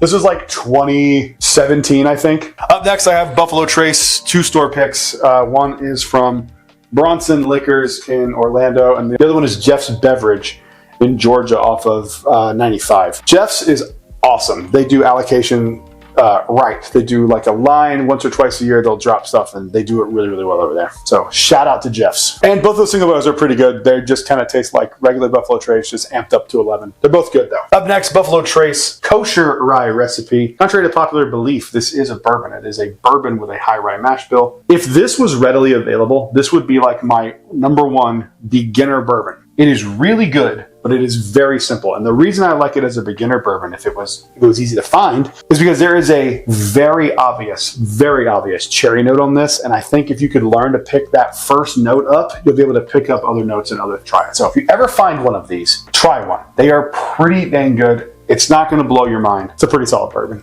I have so many bottles of Eagle Rare. This is just a regular bottle. This is a store pick from B&N. I don't know where I got this from. I cannot remember. I think I must have gotten this a trade or something because I don't recognize B&N. I don't know what that is. I do have one other bottle of Eagle Rare that I think you guys need to see. It's not on the shelf.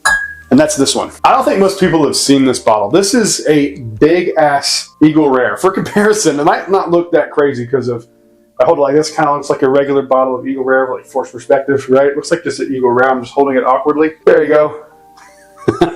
That's how much bigger this bottle is. I got this at a Walmart. They were doing just their allocated drop. This was $45 at the time.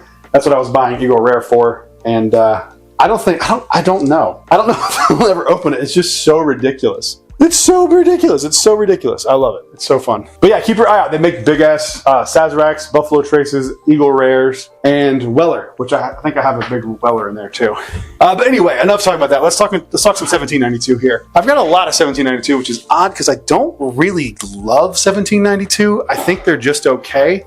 This one's probably my favorite next to the Sweet Wheat. This is the bottle of the Bond. This is from Specs. I got this from a viewer early on, someone who lives in Texas. I've never been to a Specs. I'm sorry I keep looking down. My monitor's down here because I don't know where else to put it. I just want to make sure it stays looking in focus and looking as good as it possibly can with my face being in the frame. But I really like 1792 Bottled and Bond. It's got a lot of the banana notes that I really like in bourbon, and it's one of my favorite 1792s. All right, sorry about that. I had to take out the memory card because I had a bunch of stuff that I forgot to delete off there. So anyway, back to this. We're here at 1792 Foolproof. This honestly turned me away from 1792 for quite a while. I didn't really want to go back to them.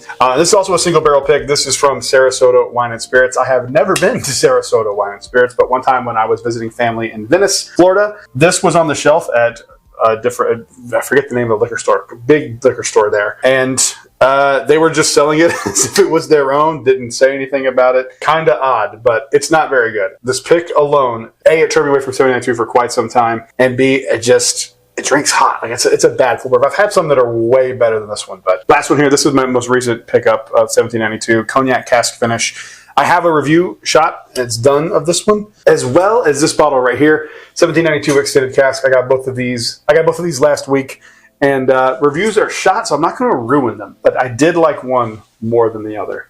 Take your guesses down below. If you don't know, the Extended Cask Finish is in a Zinfandel cask, which is kind of a strange bourbon finish, but to be honest, spoiler alert, it kind of works. All right, let's see what else we got here from 1792. I have 1792 single barrel, 1792. These are so dusty. Good Lord. I haven't touched these in years.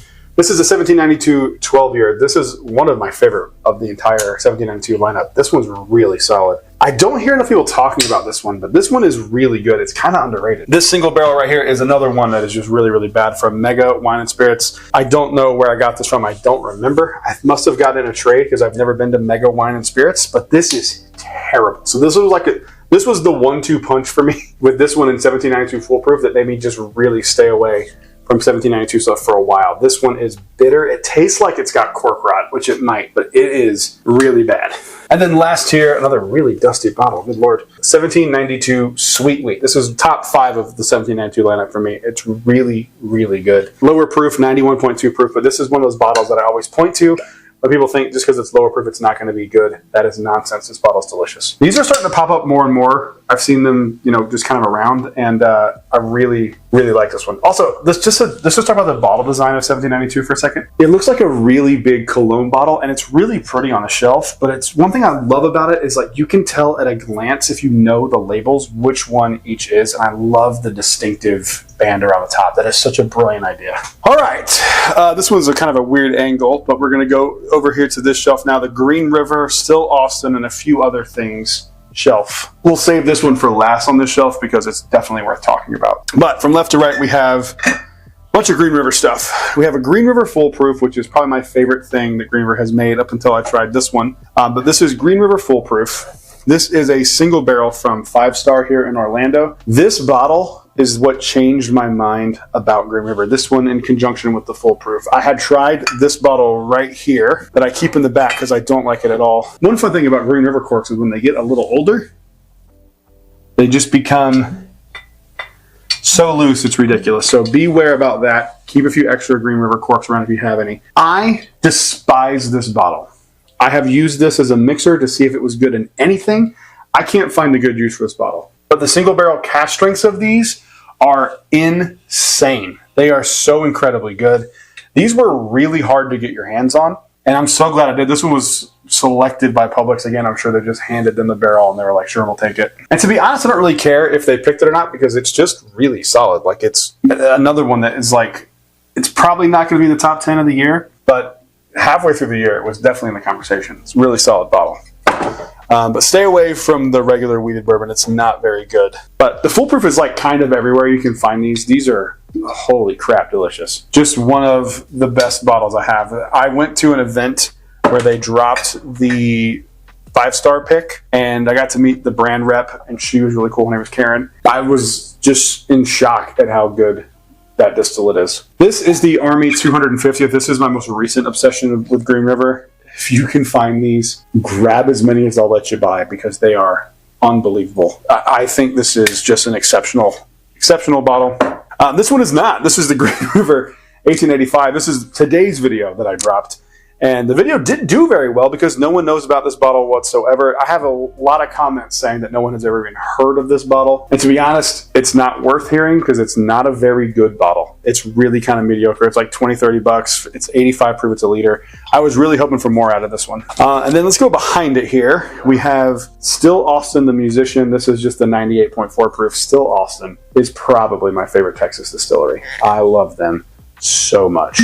I haven't had this in so long. I need to go back to this. I love Still Austin. I actually really like Texas bourbon. I don't have a ton of it just because it tends to be like pretty expensive, but I do love it when I have it. Moving on to some of these here. I'm going to take these all off the shelf at once. We'll talk about them. This company, Old Elk, was the first company that ever sent me full bottles to review. Barrel was the first I ever got, which we'll get to Barrel on the next shelf, actually. The first company to send me full bottles, and I remember when they sent me them. They have the same problem as the Green River ones. These corks are heavy, but like they don't stick in very well. But they have sent me bottles over the years, a few, separately. This was the port cask finish. I really liked it. I was surprised at how good it was. This is the weeded bourbon. So we got the port cask right here, the weeded bourbon. There's one of these that I don't like at all. I think it's the weeded bourbon, but I'm not sure. And then they sent me the straight rye whiskey. They did me like a whole little pack with like a hat and everything. It was really cool of them. And they sent it to me way before they should have.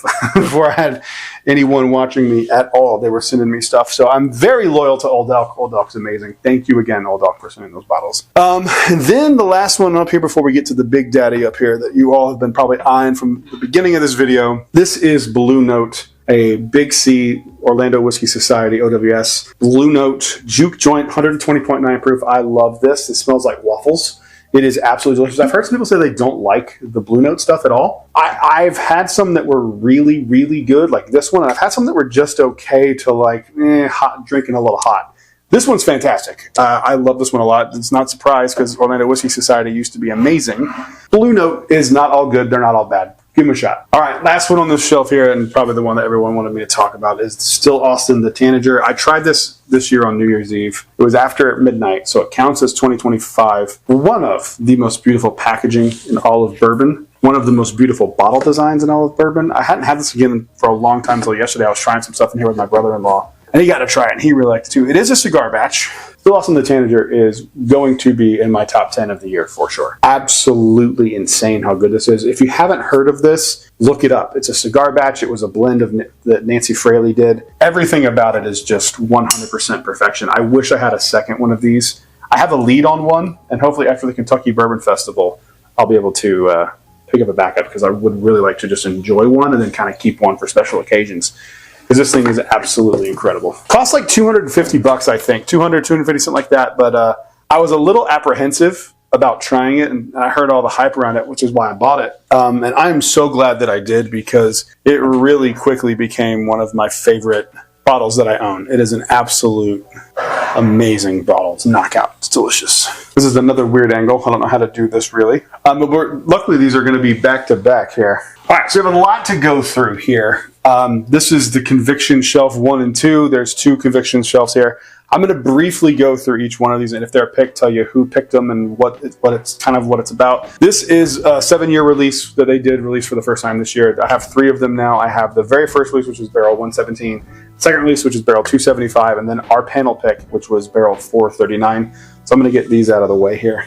Barrel 439 was the one that I did a panel pick of. If you were in the area, you probably heard that we were doing a panel pick of 7-year conviction, and the one that we picked was really good and very unique and interesting. Keep an eye out. They do those things from time to time. I'll definitely be back to do another one. And then one of my favorite bottles of the year, probably my number one, if I'm being honest. We have another pick on September 10th. I don't know how that's going to turn out. It's going to be a double oak pick, which I probably will like more just because I love their double oak. But this is my barrel pick. Barrel 454. You've heard the hype. You've heard SLB talk about it. You've heard how good it is. It's an unbelievable bottle. Tastes like French toast. And then I have next to it barrel 456. This was one. It's probably my favorite story in my entire collection. So the story to this one is they went to go barrel it. They lifted up the barrel. They could lift it up with one hand, which is not good. Barrels weigh like 400 or 500 pounds when they're full. They noticed there was only a little bit of liquid left in there in the barrel. And so they take it out and they bottle it and they try it and they go, this is really good. What do we do with this? There's not enough to sell it. So they just were like, you know what, let's just keep it and we'll keep it for ourselves and just kind of have a cool bottle that we have a cool story to. So they invite me out to do a age progression tasting, which is really cool. Where like you try it at new make, you try it at 6 months, a year, year and a half, 2 years, and like all the way down. And then I think this was either a 6 or a 7 year. I can't remember exactly. But when we tried it, I was like, oh my God, that's one of the best bourbons I've ever had in my life. And then that's how I found out the story behind it. As I was leaving, they just were like, here's a bottle of it. So I cherish this thing. You drink this sparingly. Most of that's gone as me been sharing it with people because I was like, am I crazy or is this really that good? And everyone that tries it is like, holy shit, it's really good. So it's an unbelievable bottle. You'll never find one of these, and I'm not doing that as a flex. It's literally not been released. I got crazy lucky with my relationship with the distillery to even get my hands on one to try it in the first place. And like, I swear I'm not flexing. It's just like, don't go looking for it because like it doesn't exist. Again, I hate when people be like, I have this rare thing. You'll never have it. I'm not doing that. All right, up next is a bottle that was sold for a while called Willow's Wish. This is a very unique single barrel. I got this from Ben at the gift shop. We traded stuff. This was a very unique one. It reminds me of Four Roses more than it does Conviction. It's very different, very unique barrel. It was, I could see why someone would pick it, but I wouldn't have picked it. It's not my flavor profile that I tend to really like, but it's not bad by any stretch. So if you ever see those, up next is a bottle of Southern Grace Distillery Honey Cask Finish. My only complaint with this, so the way they do this is they they make bourbon. Somebody comes that's a local honey maker, takes the barrel, puts honey in it. They take the honey out. They bring the used cask back to Southern Grace Distillery, who will then take their bourbon, put it in the honey cask finish. My only complaint with this bottle is really, really good. My only complaint with this, I wish it was higher than 90 proof. It's 94 proof, and I just wish it was like 10, like even 101, 100 proof. Just, it drinks a little thin, but it is a really delicious bottle. It's probably my favorite honey cask finish because I tend to find a lot of honey cask finishes are like really sweet, and I don't really like really sweet stuff. And honey is like it's very concentrated sweetness, and sometimes it can be a little too much. But this one's a good balance, but again, I wish it was a little higher proof. This is a bottle that I was a part of picking. This is the Heritage 2024. I think I was a part. Was I part of this one? I don't know if I was a part of this barrel pick or not. I don't think I was, now that I say that. I may have been. I've done a few of these. It's a 5-year double oak. We're doing our double oak single barrel pick soon, September 10th, when you see this. So right after the Kentucky Bourbon Festival, headed down to Charlotte to go do this barrel pick with them. And I love how much char is in these bottles. I don't know if you can see it on there, but it's, I've said it before, I'll say it again. The best thing that they make is their double oaked bourbon. It's by far my favorite. This is a bottle that I tried at the gift shop last time I was there. They had like a few of them out. They found a few in like storage, put them out. This is a holiday 2024 6-year release. Incredible bottle. I loved it so much. I was so happy to see it on the shelf. Every once in a while at Southern Grace, they'll just like find random stuff and throw it on the shelf. This was that. I got it like, I think in like April or something. The second to last time I was up in North Carolina. Really solid. I'm saving it for Christmas this year. This is how my entire relationship with Southern Grace Distillery started. I had made a video, and I'll pull this up because it's on this shelf here. I made a video about this bottle, Barrel 363. What's up, everyone? This is Brad from Brad's Bourbon Reviews, and today just a very quick short video just to let you know that you got to try this bourbon if you can get your hands on it. It is called Conviction. It is from Southern Grace Distilleries in North Carolina. Cool part about the distillery itself is it's actually a converted prison, which is really, really cool. They do ghost tours and stuff around Halloween, which we just missed last time we were there, but we will be doing it the next time we go for sure. My only question on this bottle is I don't know if it's a single barrel or a small batch. Now hear me out. It says both on the label. See right here, it says sour mash, single barrel, and then over here, it says Conviction small batch. So I don't know which one it is. It does give you a barrel number, so I'm assuming that it's a single barrel, but if you can get your hands on this, you definitely should. Which I have a second story about this, but this was the first bottle of Conviction I ever reviewed. It was in my kitchen at my old apartment, and made a video. They saw it. I didn't know they saw it. I went to go check out the distillery on my own because I was just curious about the brand and I liked their stuff. And I signed up for this thing called the Father's Day 2023 pick. I only drink this on Father's Day. We went and did a single barrel pick of it. And this was the first one of these events that they did, I believe. Afterwards, they were like, hey, do you want to come back later and do a pick? I'll get to that too. I have a lot of fun stories with Conviction. But this is like part one of that story. We'll continue it when we get down to that second barrel. But yeah, it's a special one for me. I only drink it on Father's Day. So that's all I've had from 2023. And it was really good. I remember it being a really solid bourbon. I love it. It's pretty oaky. Up next, a Founder's Pick. This one was surprising. This is barrel 1007. This one surprised me because they usually do the Founder's Reserves, but this is a Founder's Pick. And this is one of the best things I've had from them in a long time. This one was like shockingly good. I think they're all gone now, but they may be still floating around somewhere, maybe. I don't know. But if you can find it, I would recommend you try it. It's really solid. Then Emily's Solitary Confinement 5-year. I do have a hot box release. I forgot that I owned this. Somebody asked me that if I had a hot box release, and I said, no, I do have one, apparently. This one's good. So they're an old prison, so they have a hot box that was used for like prisoner punishment. Every once in a while, they'll throw some barrels in and just like really cook some barrels, and they always turn out really good. Pretty solid stuff. I haven't had that one in a while, so I don't remember too much about it, but I remember liking it when I tried it. This is Southern Grace Distillery Toast. This is a bottle that I am really, really, really trying to get them to let me do a single barrel pick because they've never done it, and I think it would be awesome. This is a very slept on release from Southern Grace. Their toast cast finish is so good. I'm in a toasted mood right now with the Jack Daniel's Heritage, and I like Michter's toasted barrels.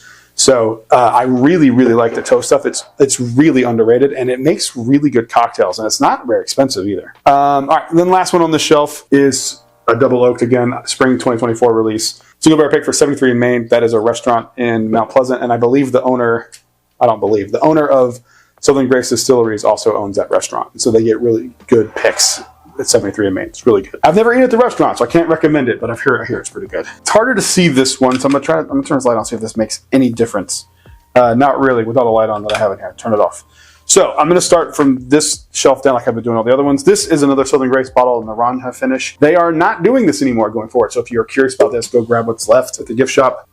It's finished in a wine cask. It's really good. It tastes like an old fashioned. I really like it. So remember part 2 of the story that I was telling you about, that Father's Day panel pick. So after we did the panel pick, they were like, hey, we appreciate the video. They knew who I was. It was very strange. They pulled me aside and were like, thank you for the kind words, which was nuts. They're like, are you free Friday? And I was like, I can be. What's up? And they're like, why don't you come help us do the Founder's Reserve pick for 2020. I don't remember which one. I don't remember what year it was. Barrel 388. So if you have that one, that's this pick. So I go to the distillery that Friday. I get out of the car. He shows me around. This is when me and Thacker became buddies. Showed me around, had me try a few things, and tried a really solid barrel of Founder's Reserve. And he was like, somehow a barrel club in South Carolina wanted this barrel, so we can't pick this one, but this is the one we wanted for the Founder's Reserve. And so that's a really incredible barrel. Put it off to the side. We go do our barrel pick, and we picked a good barrel. And then a few weeks later, I'm back home in Florida, and he calls me, and he goes, remember that barrel that we tried at the very beginning of the morning? And I was like, yeah. He goes, would you be upset if we used that barrel instead? And I was like, absolutely not. Bottle it. I have a sample of the one that we actually did the pick of, so we got to have the barrel that we initially wanted, and it was really cool. So that's my fun story with Southern Grace Distillery. That's how I got to know them a little bit. So moving on, this is the best double oaked to date I've ever had. This is the Conviction double oaked for 2025 batch 5. There's a B batch now that I have tried as well, and it's just as good. I think they're just as good, but they're different flavor profiles. The B, might be a little more my preference, to be honest. I don't have one, so I can't compare them side by side. But there's something in the B batch that I remember really like. This is the one that kind of changed things for this distillery. This is Virginia's birthday barrel. Virginia is the bartender at Southern Grace and a friend of mine. One of the best bottles I had. They sent me this to do a review of, which was so kind of them. And I remember I had recorded my review for the Russell's 15, which I liked, but I still stand by that. I think Virginia's birthday barrel is a better release than Russell's 15. Hot take, I know, but I stand by it. This is a bottle I have had once at the distillery. I don't remember much about it. It's SRT 50th anniversary of the State Troopers or something, North Carolina State Bureau of Investigation. So it's 50th anniversary for them. I tried it once. I really liked it, and I picked up a bottle of it, and I haven't opened it since, just because I have so much other stuff from them. This is Barrel 363. This was the first barrel I ever tried of them. And I do have a fun little story because I have a second one here, but I didn't buy the second one. I got a call from my buddy Joey, who I met doing videos. I don't remember the exact conversation, but it was something to the effect of like, you remember those Circle bottles, right? And what's the deal with those? And I was like, what barrel number is it? Because I had been looking for a backup of this one. And he goes, Barrel 363. And I was like, hang on a second. And I was like, bro, that's the first one. I had to go check the collection. And I was like, dude, that's the first one I ever had from them. He's like, oh shit, they only have one left. And he's like, well, I'm going to get it for me. And I was like, all right, cool, man. I'm glad you have one. On the inside, I was like, fuck. Oh, god dang it. I wish I had it. But we went to a bottle share, and Joey freaking brought it and gave it to me and gave me some cool coasters, and like he's just an awesome guy. So he'll be at the Barrel Pick. So if you're there, make sure you introduce yourself to Joey. He's a really good dude. Up next, we have another one that's really solid, and it's kind of slept on, the Southern Grace Distillery Single Year Barrel Staff Pick. This one was fantastic. This one was sent to me, and I forget by who.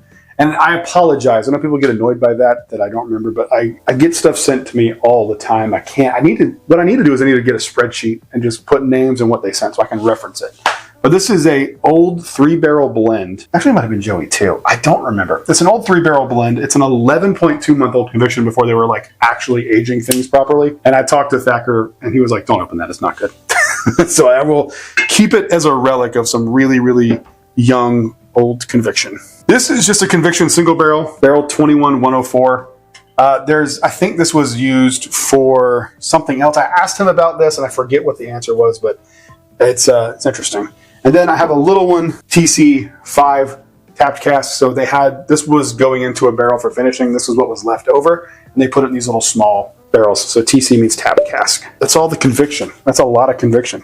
That's way more of conviction than I realized. All right, so we're going to start over here. I'm going to pull all these because I think all of these, but like one or two, I have been gifted by Barrel. They have sent me stuff to do reviews of, and it's just, I'm not going to hold all of them. Shout out to Barrel. They were sending me stuff way before they had any right to. And they've always been just super generous to me. So I really appreciate them. And I recommend all of their stuff that I've had. That was what is this one? This is the Barrel Finish Series, the PX Sherry. Fantastic. I'm not a huge sherry finish, but that one's really solid. This is a Barrel Bourbon Cask Finish Series, the Ice Wine. This is my favorite. I cannot believe how much I like an ice wine finished bourbon. It's insane. It's really solid. I don't think they're like super expensive, but I don't think they're like, budget either.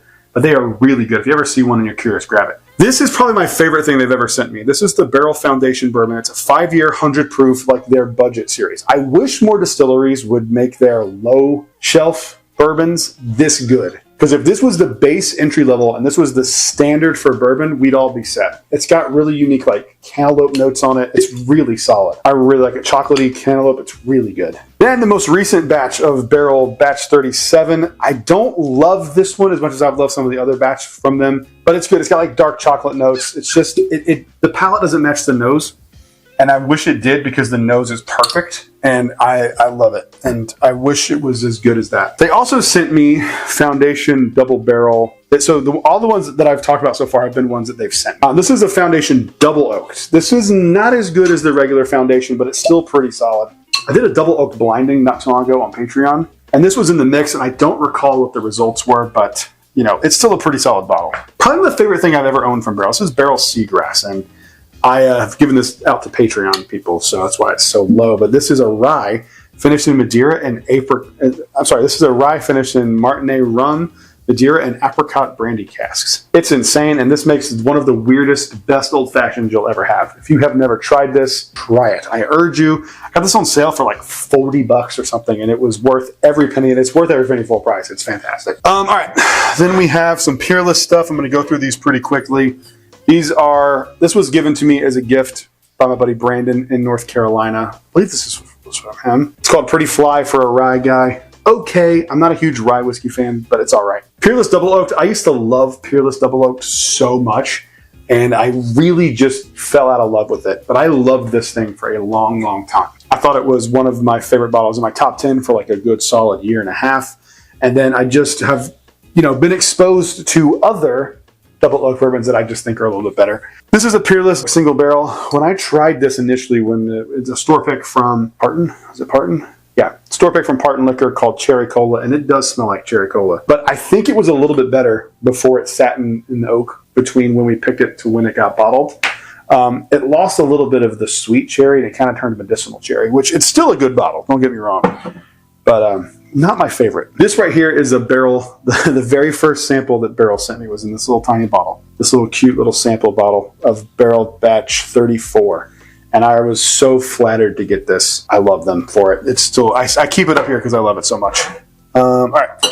This is like some of the only Texas whiskey I have outside of the Still Austin stuff. Also, I don't know how long this video is going to be, but I've been talking for like almost probably 2 hours now at this point. My voice is starting to get a little scratchy, so I apologize. I sound a little, my voice degrades over time. This is Garrison Brothers Small Batch. This was sent to me, and it was signed. I got this in a trade. Again, I forget exactly who, but I got the Master Distiller's signature on it. I like Garrison Brothers quite a bit. The person didn't like it at all and was like, I think we traded something. I don't remember what it was. And then I have a bottle of Balcones Texas Pot Still Bourbon. I like Balcones. Some people don't. They are very divisive, but I am a big fan of Balcones. Balcones, I love you. And then my barrel pick group, OBG Orlando Bourbon Gang. These are our first two picks. We got the Rare Character Single Barrel Bourbon, Rare Character Single Barrel Rye. Both of these are fantastic. Obviously, I'm a little partial to the bourbon because I'm a bourbon guy, but the rye is absolutely fantastic as well. If you're not a part of OBG, there will be a link in the description if you're curious. If it doesn't matter, we can ship nationwide. It's a good time over there, and we have some bottles that, trust me, you're not going to want to miss. Detling! You're not going to want to miss the Detling that we have coming up soon. That was a bad fake cough. We have the Penelope shelf. Yay! Oh boy, I'm excited to talk about some Penelope. All right. I became a Penelope fan kind of late. I tried a few things and I thought it was just okay. The first thing I had was that white label that we'll get to back there in a second. And I just thought it was just okay, just kind of mediocre. And I don't mean that in a mean way. I just mean it's just not the greatest stuff. And I think for the price, there's stuff that's better than that category. But we'll get to that when we get to it. We'll start off strong here. This is the Penelope Cigar Sessions Batch 1. Fantastic bottle with a cigar. Probably my favorite. It really, really does pair well with a cigar.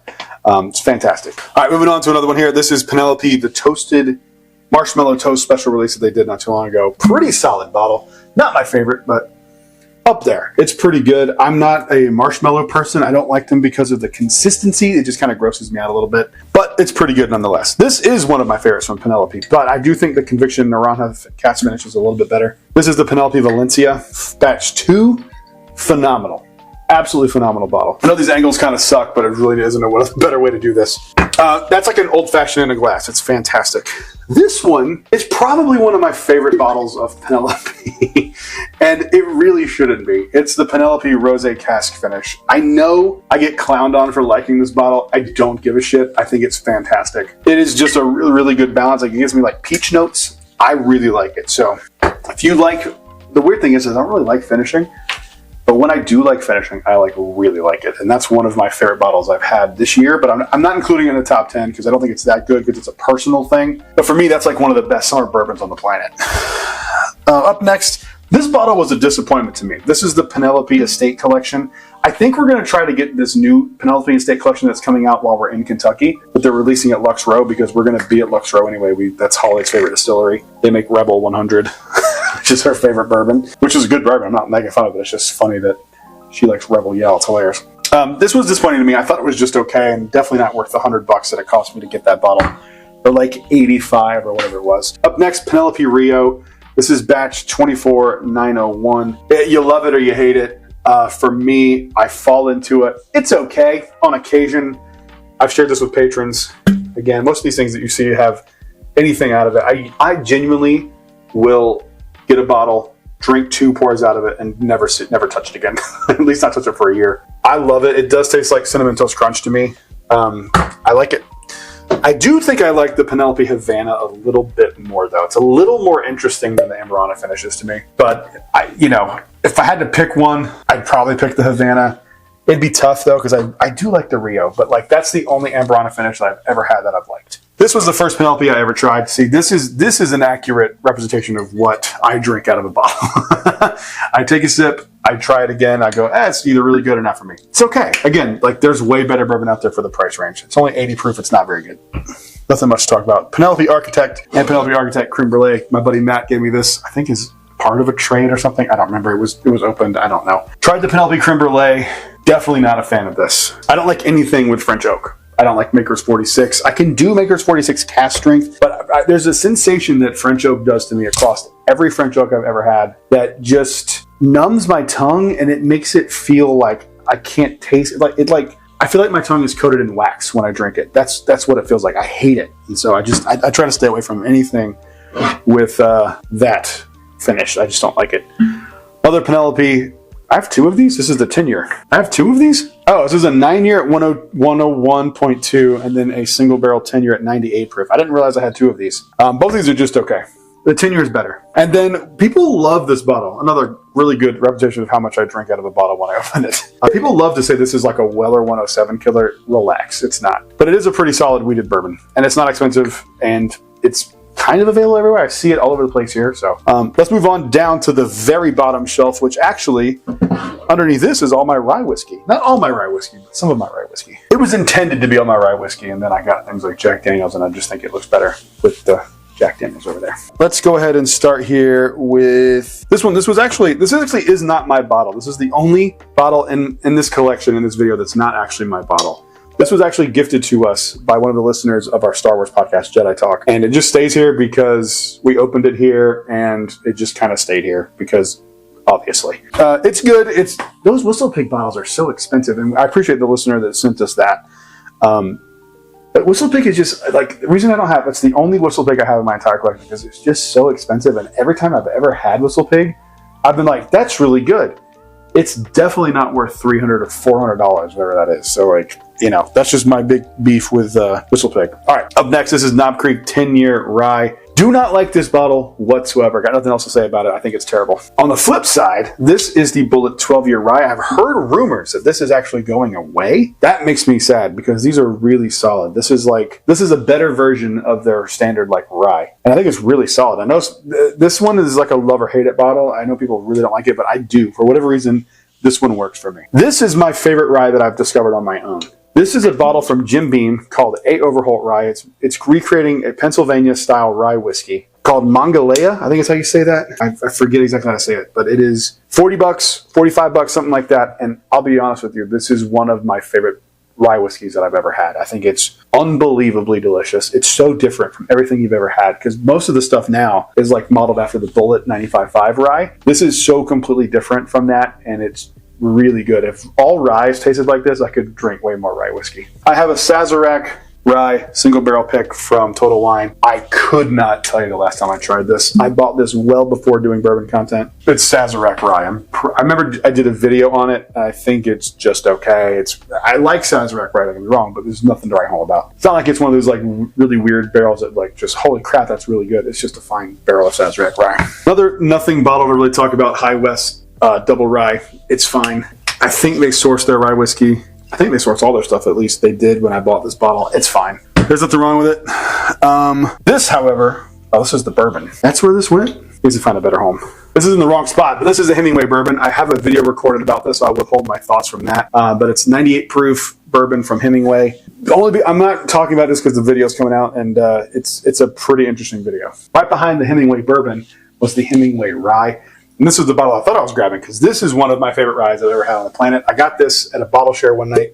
One of my buddies knows one of the people involved in this company, and he may be involved himself too. I don't recall.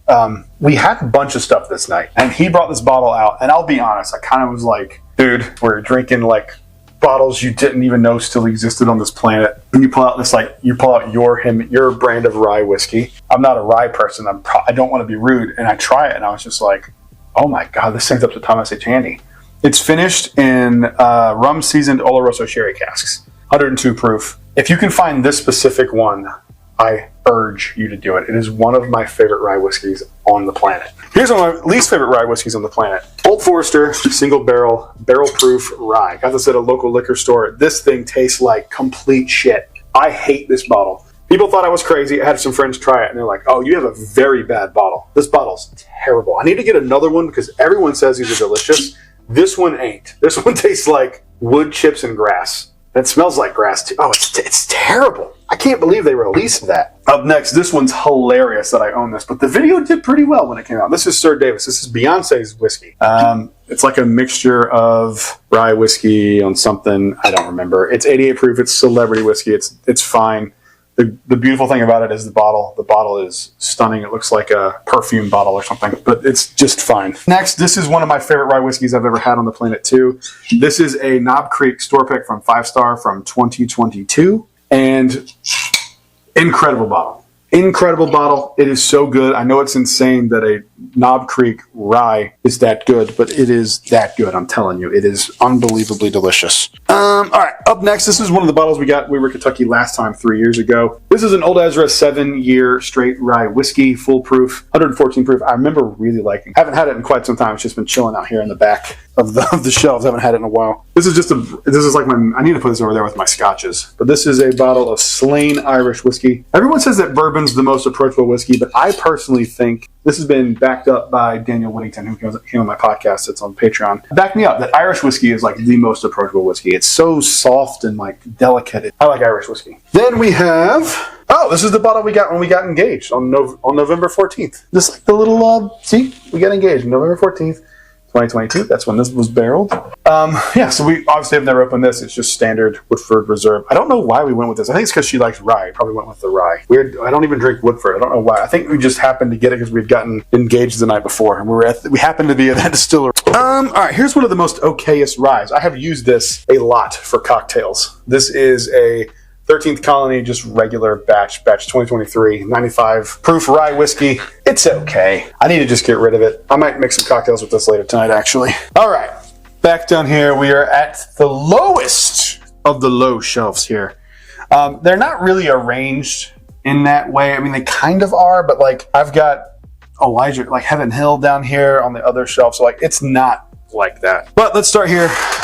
This bottle I was hoping this bottle was going to be better than it is. This is the Luxro double single barrel, a 2-barrel blend, and it was distilled in 2018. It's fine. I was really hoping for more out of this, but I remember liking it pretty okay.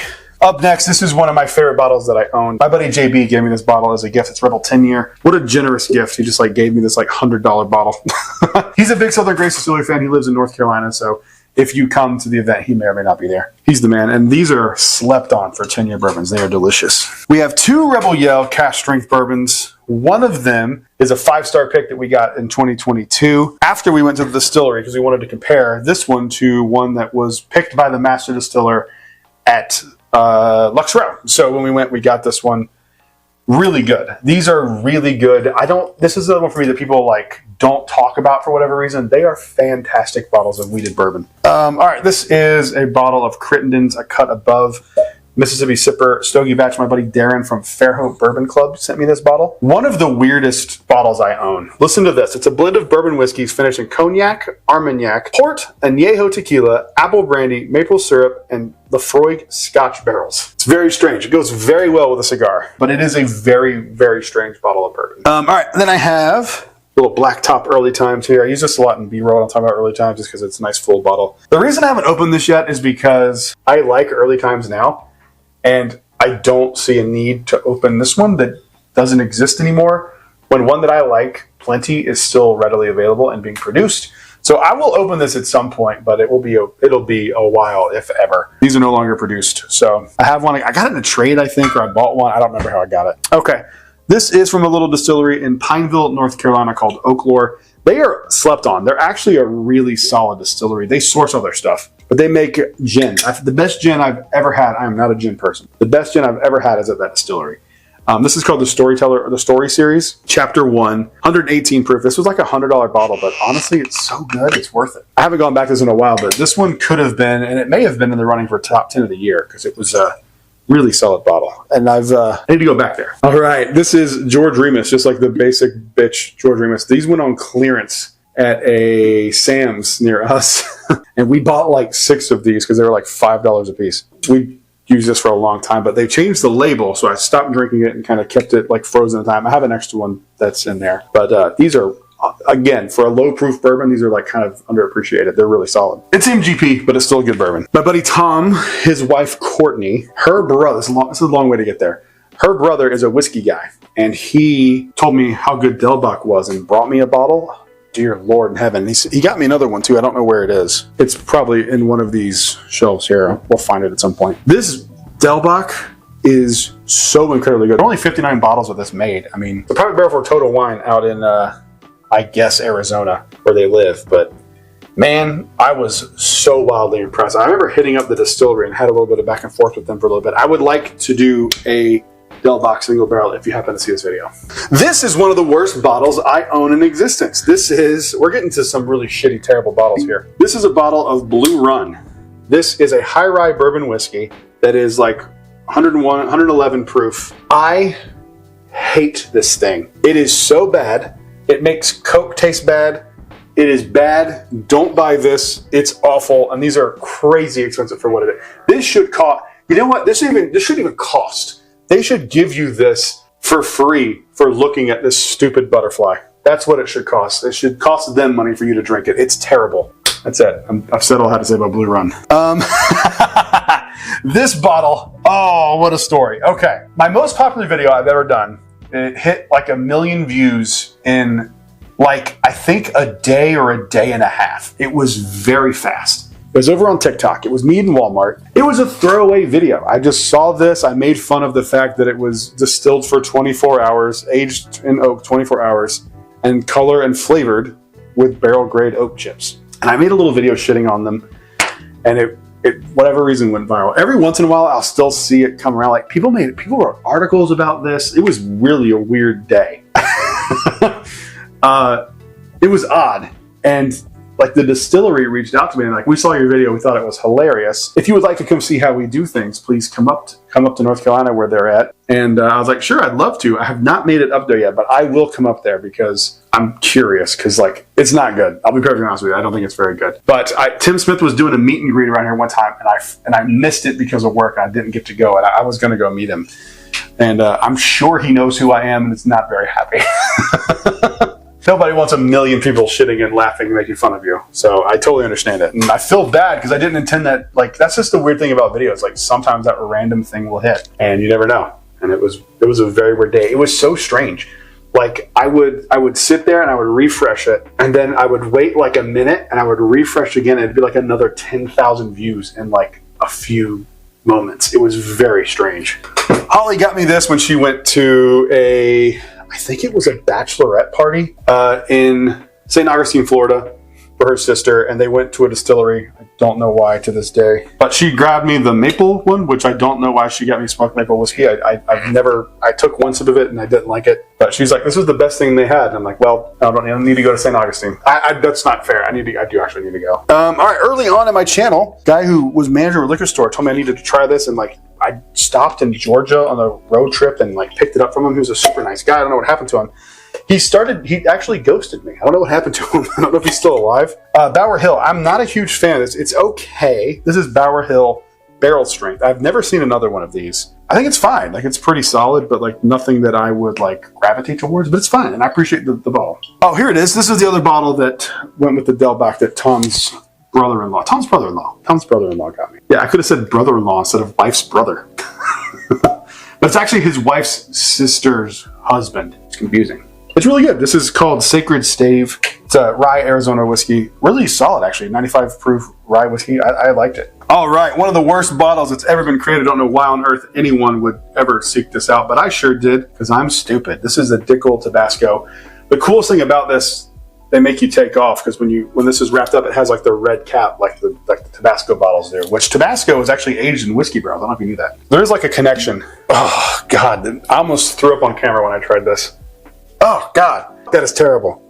Speaking of terrible, here's some more terrible whiskey. I love collecting terrible whiskey. This is Country Gentleman. Found this at an ABC store in North Carolina for $3.99. I think it was $3.99. It's bad.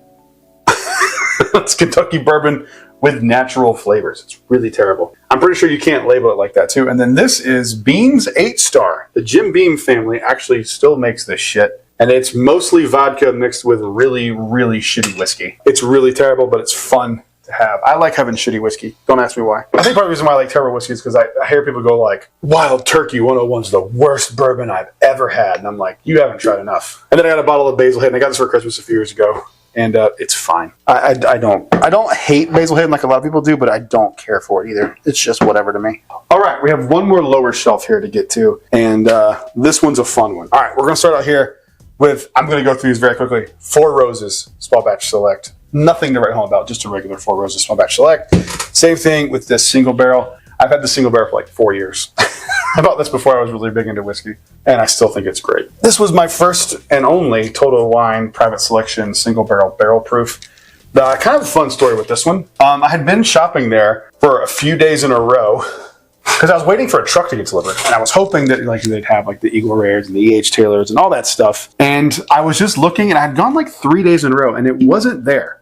And then one day I go in, and it's just sitting on the shelf.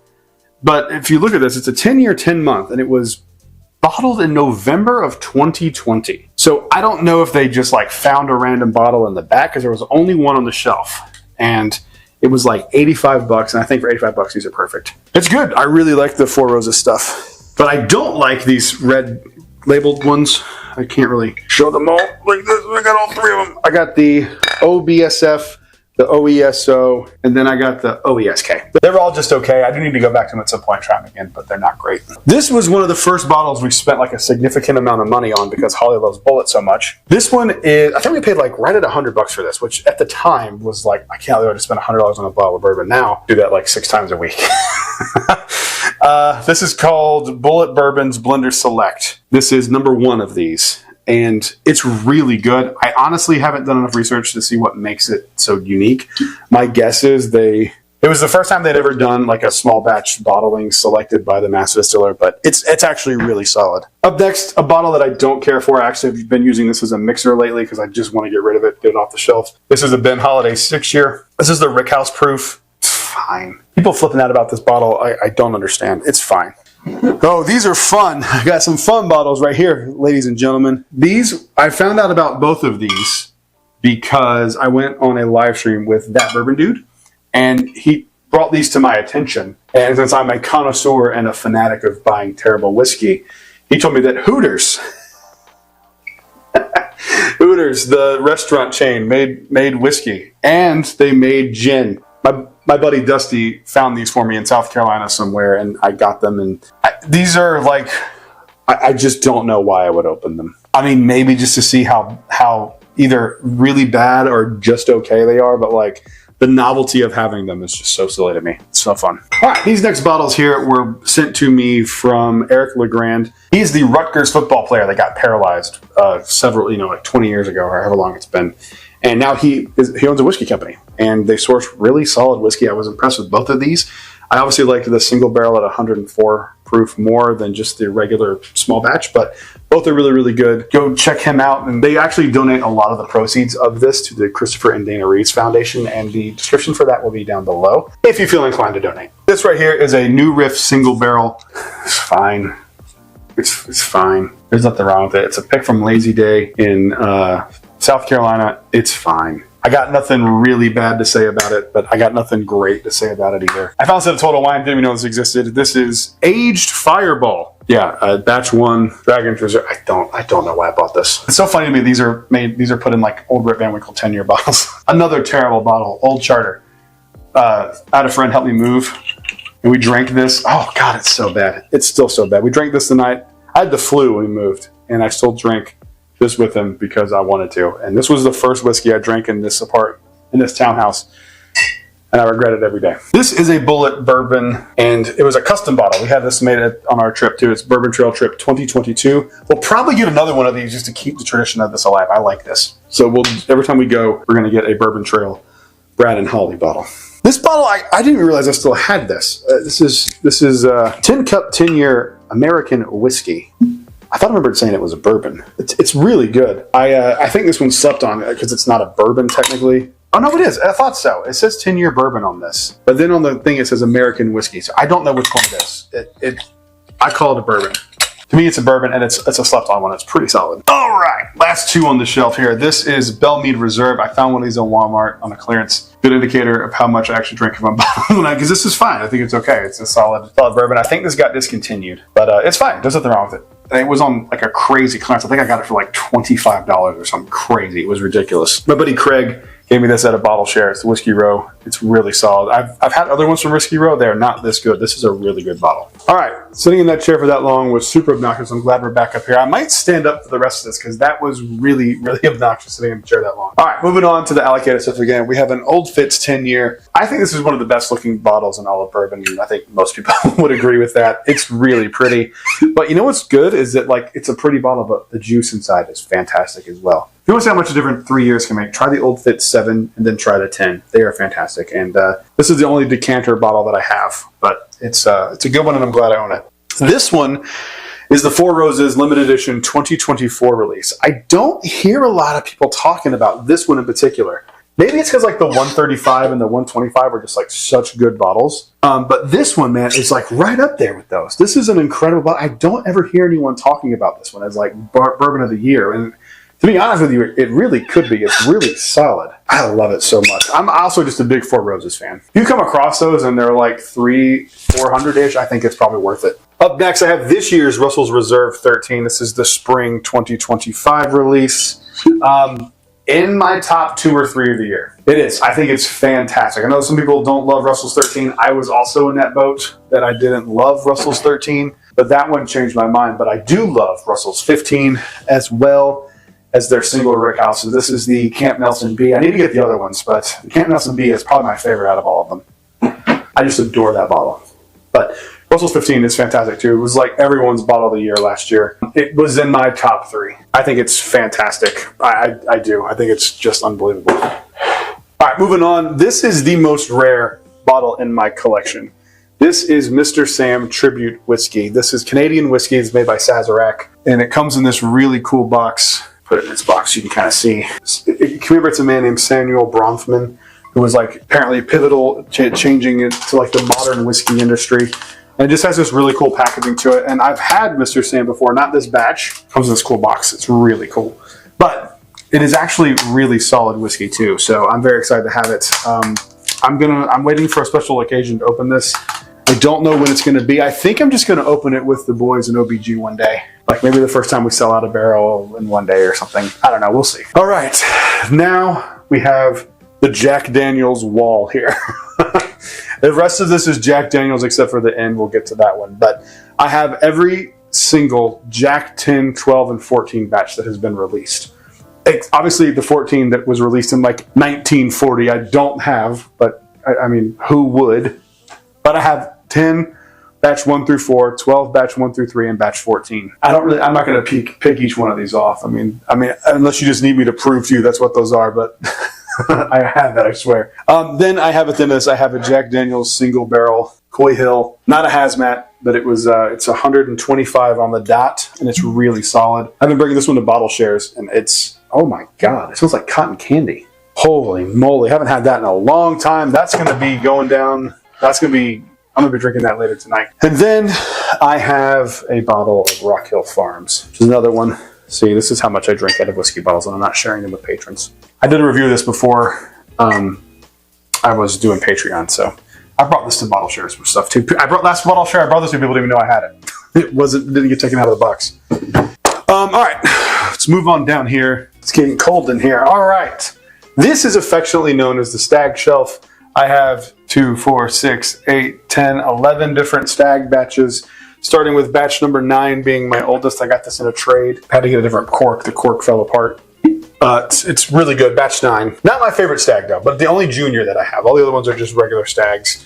I have batch 18. Then I have 22A and B, 23A and B, 23C, 24A, 24B, 24C, and 24D. So I have all of the most recent batches of stags over the last few years. I'm a big stag fan. I don't know what happened. I don't know why we haven't had a single stag release in 2025 when we had 4 last year. My bet is that like maybe something happened when the distillery got flooded that like ruined their stag stash. I don't know, but it's very weird that we haven't gotten a single stag batch in 2025. I don't know. I haven't heard anything about it either. All right, now we're going to start going down a Jack Daniels rabbit hole here. All right, this is where it's going to go off the rails talking about Jack Daniels because I could talk for a long time about Jack Daniels, my favorite distillery on the planet. So let's kind of go through these kind of relatively quickly. Jack Daniels Heritage Twice Barreled the Rye. It smells like Twizzlers. I love it. It's an incredible bottle. I love it so much. It is one of my favorite things they've ever released. This is another bottle from Eric Church at Jack Daniels, like the original Eric Church whiskey bottle. It is a really good Jack Daniel's single barrel. I remember really liking it when I first got it, but the more I've had of like Jack Daniel's stuff, the more I kind of think it's just like in the middle, but it's still really good. And the bottle's super cool. The design is really cool. This black and gold is really striking. And he actually did pick a really good single barrel, so good on him. This was barreled in 2020. I used to have all of the bonded series, but I have since gone through them for videos. And just having friends around drinking some stuff. This is a Jack Daniel's Triple Mash. I have the other ones usually, but they're gone. And the rye I got looked like somebody had like, I didn't realize it in the store somehow. It looked like somebody had like painted on the side of it, so it looked really bad, so I just got rid of it. Triple Mash was really good. It's not my favorite of the 3. I think my favorite is the Black Label, the Bonded, the Bourbon. Tennessee whiskey. If you haven't tried it, you really should. It's really inexpensive. It's a solid bottle. But this is good too. This was given to me as a gift by a patron. I have really put a hurting on this bottle, dude. This has been all me. The tater sticker makes it look like a Coy Hill. But it's just a Jack Daniel's single barrel proof rye from Kenny's Liquors. One of the best ryes I've ever had from Jack Daniel's. It's insane. This one, I'm so sad this is almost gone. And then one of my other favorite ryes from Jack Daniel's. This is a Jack Daniel's Hero Select. These are selected by military members who get to go to the distillery and have like a full barrel experience and pick their own bottle, and they put these like really cool dog tags on them. This is probably my favorite Jack Daniel's single barrel proof I have ever had. This is from MDP here in Orlando. This is as close to a Coy Hill you can get without being a Coy Hill release. It's even similar on the nose. Like it is exactly what you want. This was an incredible bottle. I got this one on the secondary market. This is a bottle of Jack Daniel's single barrel 100 proof. I don't know if it's bottled in bond. Single barrel 100 proof Tennessee whiskey, bottled in bond, traveler exclusive. I have never seen these anywhere I've been when I was traveling. These are really good. I don't know how much they are anymore.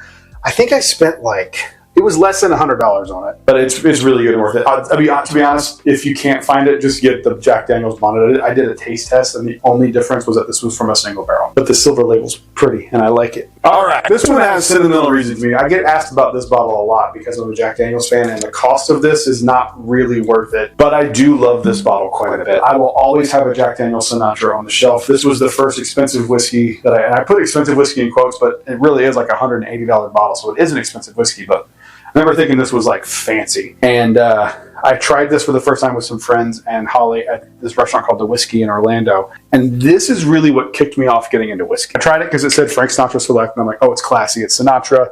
And I fell in love with it. And it comes with a really cool box. And I got a good deal, and I got mine at Sam's for like $150 when I finally did end up buying one. It comes with a really cool box and like a booklet with some stuff from Sinatra in there. It's really cool. So if you don't know the connection, he was like a really big Jack Daniel's fan and took them from a small distillery in Tennessee to being the brand they are today, like truly single-handedly with his like recommendation of it. And I believe in that book it says that he had like a deal with them that they would ship him Jack Daniels wherever he was in the world. He always had Jack on hand. And I believe he was buried with a bottle of Jack Daniels. Goals. I don't give out names in the video unless I know the person's cool with it. So that's why this name is going to be omitted. I do know who you are. Thank you very much. This person sent me a bottle of Jack Daniels for free just because he liked the videos, which is the nicest thing I've ever had. Just an exchange of like being able to try it because he's like, you care about more Jack than I do. You'll enjoy this. This is from 2006, a single barrel.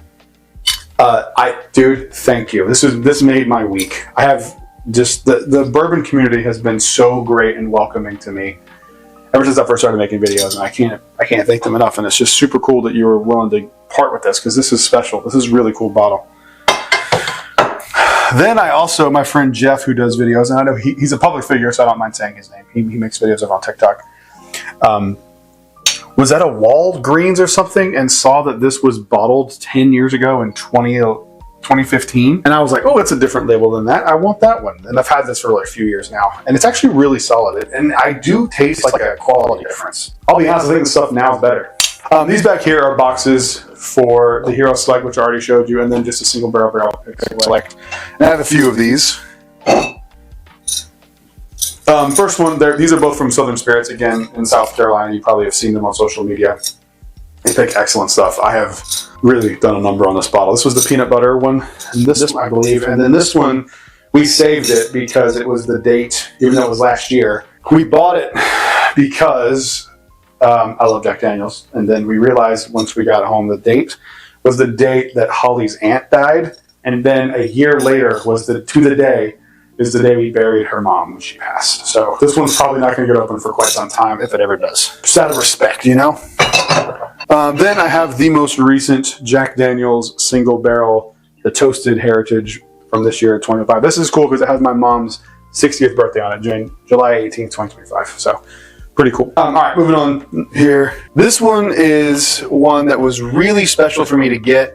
However, when I finally was able to try it, I didn't really like it. This is a Jack Daniels Gold number 27, double barreled in like X maple cask, is that right? Yeah, maple barrels. This was the time when Jack Daniels was making these weird, great idea, but really poorly executed special releases. This is an 80 proof, $100 special release. They're like, but you get a liter of it. They're like, it's in a really heavy bottle. Isn't that cool? And it's like, no, it's not very good. These are kind of, I don't know, sought after, but like since they got discontinued, I've seen people ask me about this more recently. And I tell them, if you are a collector and you want it for the shelf, I totally understand. But if you're going to drink this, buy anything else with that money. It's really not good. When I was in North Carolina for my barrel pick, I went to an antique store and found this 125th anniversary Jack Daniels decanter. And I put whiskey in it at one point, and it's just been gone ever since. But I love this thing, and I think it's really cool that they did something this unique. And I found a few other decanters that'll be on this list. It'll be in this video, but this is my favorite one. All right, moving on here over to the Wild Turkey. You can kind of see it down here. We're going to the turkey shelf. I have a Master's Keep. I got this in a trade not too long ago, and I opened it the other day for the first time. And I had it before in samples, but I forgot how good it was. This thing is really solid. It's Wild Turkey, finished in rum, and like the funkiness of Wild Turkey really works with the funkiness of the rum, and it makes it like just shine, and it's really solid. So Master's Keep Voyage, if you ever find one at a reasonable price, grab it. They're pretty good. Behind this is the box for the Voyage and the 12-year, which is this bottle right here. These are Japanese exclusives. I got my hands on one. I know that there are a few places in the U.S. now that sell them neat, and Kentucky sells them, and a few other places, but by and large, they are export only, and they are really, really good. And this is one of the best bottles of bourbon you can spend money on. Then up next, I have a Wild Turkey 70th anniversary, the 8-year, Jimmy Russell 70th. Then I have a Wild Turkey 101 8-year. Behind that is just a Russell's Reserve 10-year, nothing special. It's not a Russell's pick or anything. Those are back here a little bit. Then I have a Wild Turkey Rare Breed, which is this bottle right here. And then I have a Wild Turkey Rare Breed non-chill filtered Traveler exclusive. Find these. The non-chill filtering makes such a huge difference with Wild Turkey. It's really night and day, and I love Rare Breed. Up next, I have two of these, what are they called? The Whiskey Barons collection, is that what this is? Yeah, the Whiskey Barons. These are both distilled at Wild Turkey. This is WB Saffel, fantastic, and then this is the Bond and Lillard Batch 2. This is Batch 1 of WB Saffel. This bottle is amazing. They were on sale for a while in my area, and I slept on getting the backup, and I wish I had because they're really solid. The only problem is that these were like $60 for these 375s, but they're reviving these old whiskey brands. I think it's really cool, and they were both really good. So if you see these lying around, grab them. Don't sleep on them. Up next, I have a Wild Turkey Kentucky Spirit store pick. Pretty good one too. I had one before that I didn't like at all, and this one's way better. This is from Camp Nelson E. It's really solid. Then I have two Russell's Reserve picks. This one is from, where is it? Oh, this is from Southern Spirits. I have a lot of Southern Spirits picks. They pick good barrels, what can I say? And then this one is from 5 Star here in Orlando. The 5 Star one is actually better than the Southern Spirits It really is a really solid one. And OBG has a Russell's Reserve pick that is out now. If you want to go check it out through 5-star. Last one on the turkey shelf here. I found this in Charleston, South Carolina, about 2 years ago, maybe a little longer than that. It's Wild Turkey 81. I think this got discontinued, but I found a bottle of it lying around somewhere. It was like $12. I've tried it. It's fun. Just more old, crappy whiskey that I like to collect. I'm doing this a little bit out of order than the other ones because I feel like it was harder to move the camera around multiple times. I'm just going to do it, and I'll show you this last one here at the end. Cool. All right. Moving on down here. This is my, like, Jim Beam kind of setup here. Got a Knob Creek 12-year, one of the most straight down the middle but perfect bourbons on the planet. It's a really solid bottle. If you've never tried a Knob Creek 12-year, you do yourself a disservice. This is one of the best bottles of Knob Creek I ever had. This is another 5-star pick from here in Orlando. This was a pick in 2022 with MDP and Gator Liquor. Dude, this was up for me for Bottle of the Year that year. It was insanely delicious. I've kept this around because I love it so much. It smells fantastic. I also have a Knob Creek 15-year. Fine. I like the 12 a little bit better. I think the 12 is the best out of the three, the 12, the 15, and the 18. Well, hopefully we'll be able to see sooner than later what that Knob Creek 21's like. I'm hoping that they have saved that for the Kentucky Bourbon Festival, and that will be released while I'm up there. I pray. So I've yet to go to Jim Beam, and that would give me a reason to go in a heartbeat. This is Dragon's Milk. This is the people that make that Dragon's Milk beer. They also distill stuff, and it's really good. And this is the first one I got. Someone just sent this to me as just a kind gesture to tell me to try it because they wanted me to try it. And damn if they weren't right. This is an incredible bottle. I don't know how this one is. I haven't opened it yet. I might open this tonight, actually. This one broke my heart. I'm a big Old Granddad fan. I don't have anything other than this in the 7-year on the shelves right now in 114 because I just go through them quickly. This is Old Granddad 114. I'm sorry, this is Old Granddad 16-year. I really was hoping that this could do for this brand what like the Jack 14 and the 10 and 12 have done for Jack Daniels. But unfortunately, it was just kind of okay, and you can't be just okay at $200 and this age statement. I don't know why they didn't just make it barrel proof. They should have just made it cash strength. I think that would have made a big difference because it just kind of is just fine, and it really could have been something special. Then I have Old Granddad 114. What can I say about Old Granddad 114? I talk about it all the time. It's fantastic. Underrated. I don't think it's underrated. I think it's rated. Then I have a Jim Beam two Jim Beam decanters. This one is from the Bicentennial in 1976, and then this one is from a club, Harold's Club, whatever the hell that is, out in Reno. I looked it up one time. I don't remember what it was. But both are really cool, really ornate, really stupid, really gaudy. And that's exactly probably why they stopped making these. Up next, I have a bottle of Jim Beam Repeal Batch. This is one of the worst bourbons I've ever had. It is not good at all. I've had worse since then, but like this one is still, it reminds me of just like, it's just bad. It was a limited edition thing they did too for the 85th anniversary of the repeal of Prohibition, and it just really missed the mark. It's really not good. This is Old Granddad 7. I opened this. I did a review of it. I'm a big fan of this one. It's one of my favorite things I've had this year in this category. I don't think it's best of the year, but I think it should be in the conversation. I think it's pretty solid. I'm a big Old Granddad fan. And last on the shelf is the Old Fitz 7-year bottled in bond. People really didn't give this one a fair shake. And I know people have kind of come out and kind of correcting their opinions on it because they were kind of misjudging it for what it is. And that's crazy because this was a $60 7-year bottle. Like you comparing it just because it has the Old Fitzgerald name and all the amazing stuff they've done recently. And like comparing it to that is not fair. I think it's really solid. I might feel like Honey Nut Cheerios. I like it quite a bit. Moving on down to some more Jack Daniels here. This is one of my favorite shelves in the entire whiskey collection. Mostly because of the stuff that's behind this. So this is my Tennessee Tasters. This one's the weird old bottle. I have number 6, number 9, and then I think I have 9, 10, 11, 12, and 13. My goal for next year is to get all of the Jack Daniels Tennessee Tasters. Tennessee Tasters, the Stiller Series, whatever they call them now. They are really fun. Jack Daniels finished in a bunch of weird stuff. One of them is one of the worst bottles I've ever had, which is this one that's finished in tequila. I don't know why they keep trying to do this. It doesn't work. You're seeing with the Bookers now that came out that is like, it's terrible. The bourbon does not work in tequila casks. It smells good, but everything else behind that is, everything else in there is terrible. All right, let's move. I want to show you this one behind it. So this, it's hard to see right now, but I'm putting some B-roll over it. This is the Jack Daniel Master Distiller Series. I had one of these for a long time. When I first started getting into whiskey, when I moved down to Florida, this one right here, the one that honors Jess Gamble, yes. I thought that's who it was the first one I ever bought. I bought it for like $25 at a ABC, and I didn't see any of the other ones ever again. Flash cut to being into whiskey and stuff now and having like, pages where I can go and talk to people about stuff. I was able to trade one bottle of Stag 23C for the entire Master Distiller series.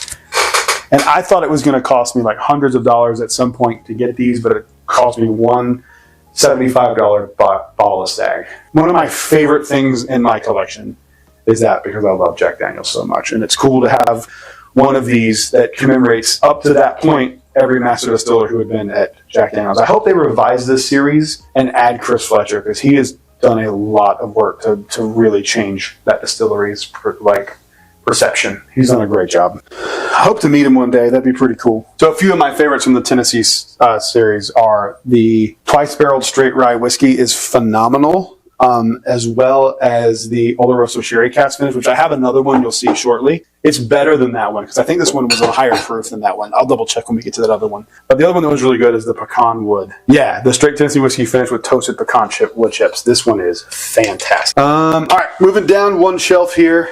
You can't really see it. Again, I'll get B-roll for these ones that are on the lower. There's a lot to talk about here on this shelf. First up, my friend Nicole, who got me the Mr. Sam, also got me these. These are the Jack Daniels Tennessee Travelers. They are sweet and oaky and bold and spicy. The sweet and oaky is fantastic, and I want another one at some point, coming at 107 proof. This one is bold and spicy. It's just an okay rye. It's just an okay rye. Nothing too crazy. Up next, I have this bottle from Jack Daniels. This is the green label that they release in like 5 markets for some reason. It's not very good. It goes for crazy money too if you look it up, but they're not expensive. They're in wherever they are, they're not expensive. And whatever it costs is too much because it wasn't very good. I think I spent like $25 on it. I have Jack Daniels Legacy Edition number 1 and 2. I still need number 3, the White Rabbit Saloon. But I've opened both these because I have backups of both of them. And I just wanted to try Jack Daniels at a little bit higher proof than what it is. This is the new Jack Daniels Blackberry. This is the only one I'll ever have. Ooh, it smells like great medicine. Good Lord.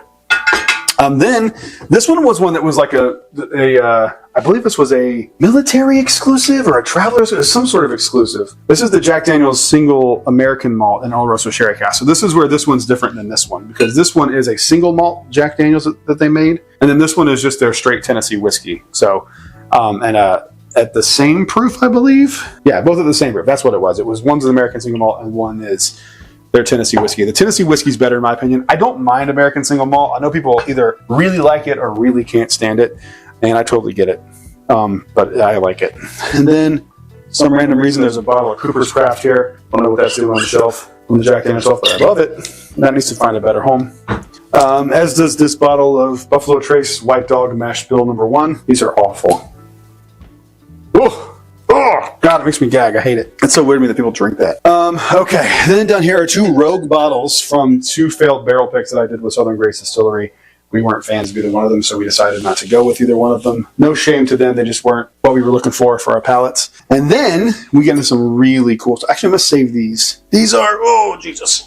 These are the Jack Daniel 100 proof. I don't know where this is an empty box. I don't know where I think I may have thrown the bottle out, which was stupid. And then a Jack Daniels McLaren 2024. I thought I was going to collect these, and then I was like, what am I doing?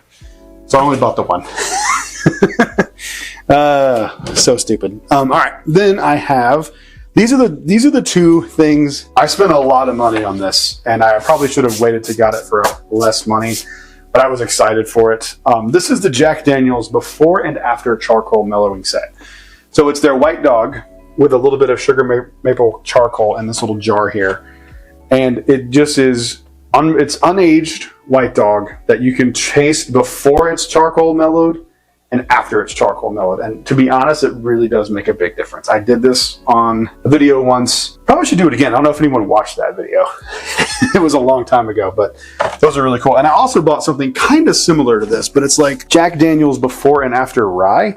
So it's unaged White Dog, and then sit like this. It's unaged White Dog, and then it's rye. These are ryes. And the reason I bought these, I just fell in love with the bottles. Like, the bottles look cool, and those little like bolo ties. They're really cool. I love those bottles. I spent a shit ton of money on those. I remember Holly was very mad at me when she found out how much money I spent on those. But that's what it is. All right, back this way to underneath the shelf here. This is like my Heaven Hill shelf. Got a few cool things here. This is an old Fitzgerald that has been discontinued. I opened this a few days ago. I really like it.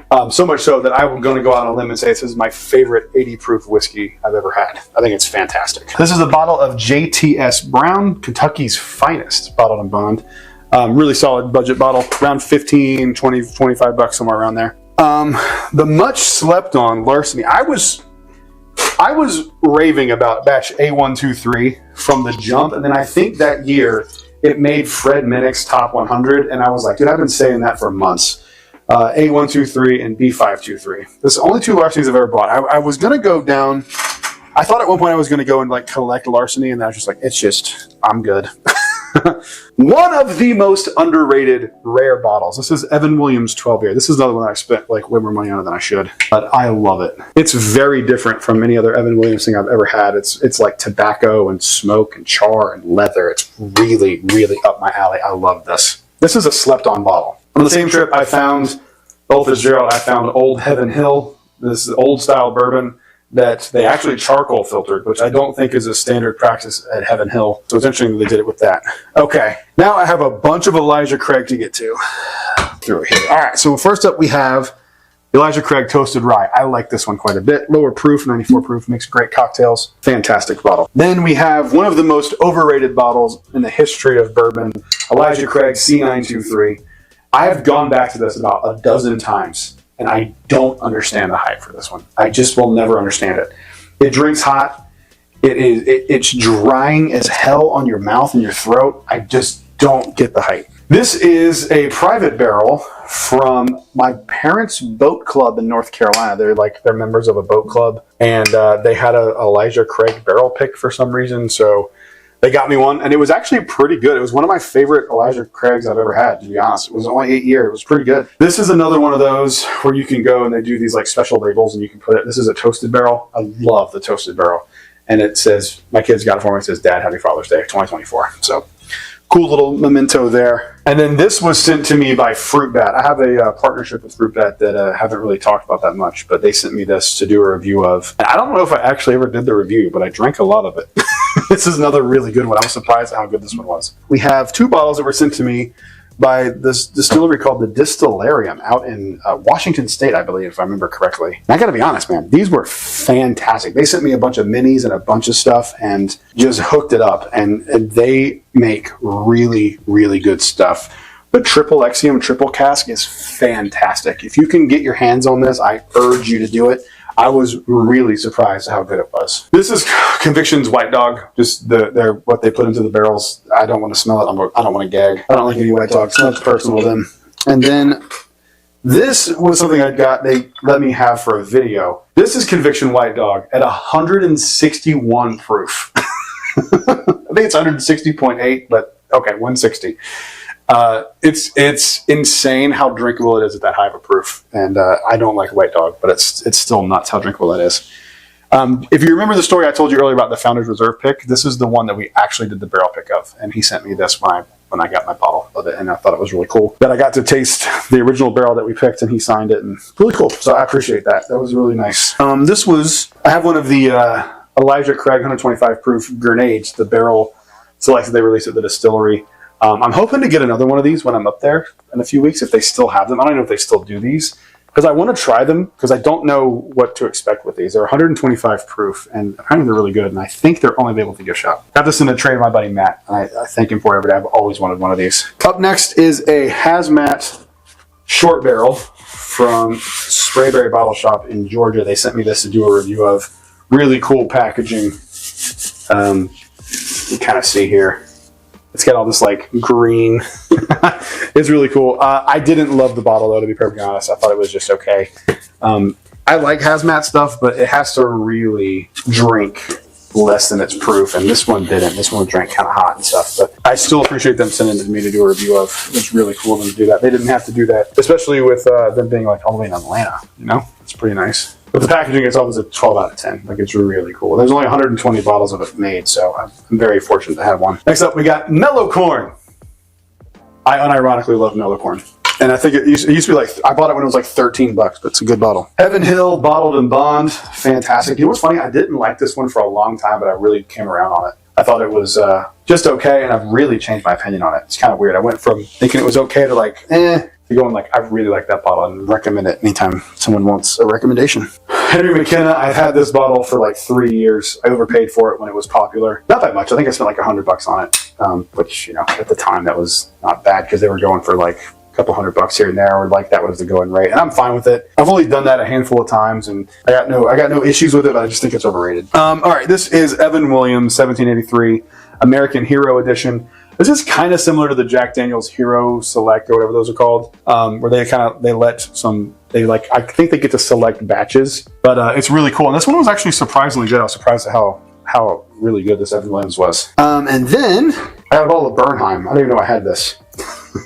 7-year-old wheat whiskey from Heaven Hill. It's pretty good. It smells very cherry. I am going to do this entire shelf standing up because there's cables over here and it looks like a disaster when my desk isn't in here. So we're just going to do this one standing up. I'm just going to kind of point to it. All right, moving on here. This is kind of another catch-all shelf kind of. This is my James E. Pepper decanter bottle. I love this. I saw some people like didn't actually care for it. I think it's a pretty solid bottle. The cool story about this one is when I posted this video on TikTok, the master distiller's dad reached out to me and it's like, my son's the master distiller at James E. Pepper. I'm like, oh, that's really cool. He's like, next time you're up there, let me know. If I make it up there, I don't think I'm not going to flex that card. One of the biggest wastes of money I've ever spent on this was $200 waste of money on this Remus Babe Ruth Reserve. But Holly and her entire family are huge New York Yankees fans.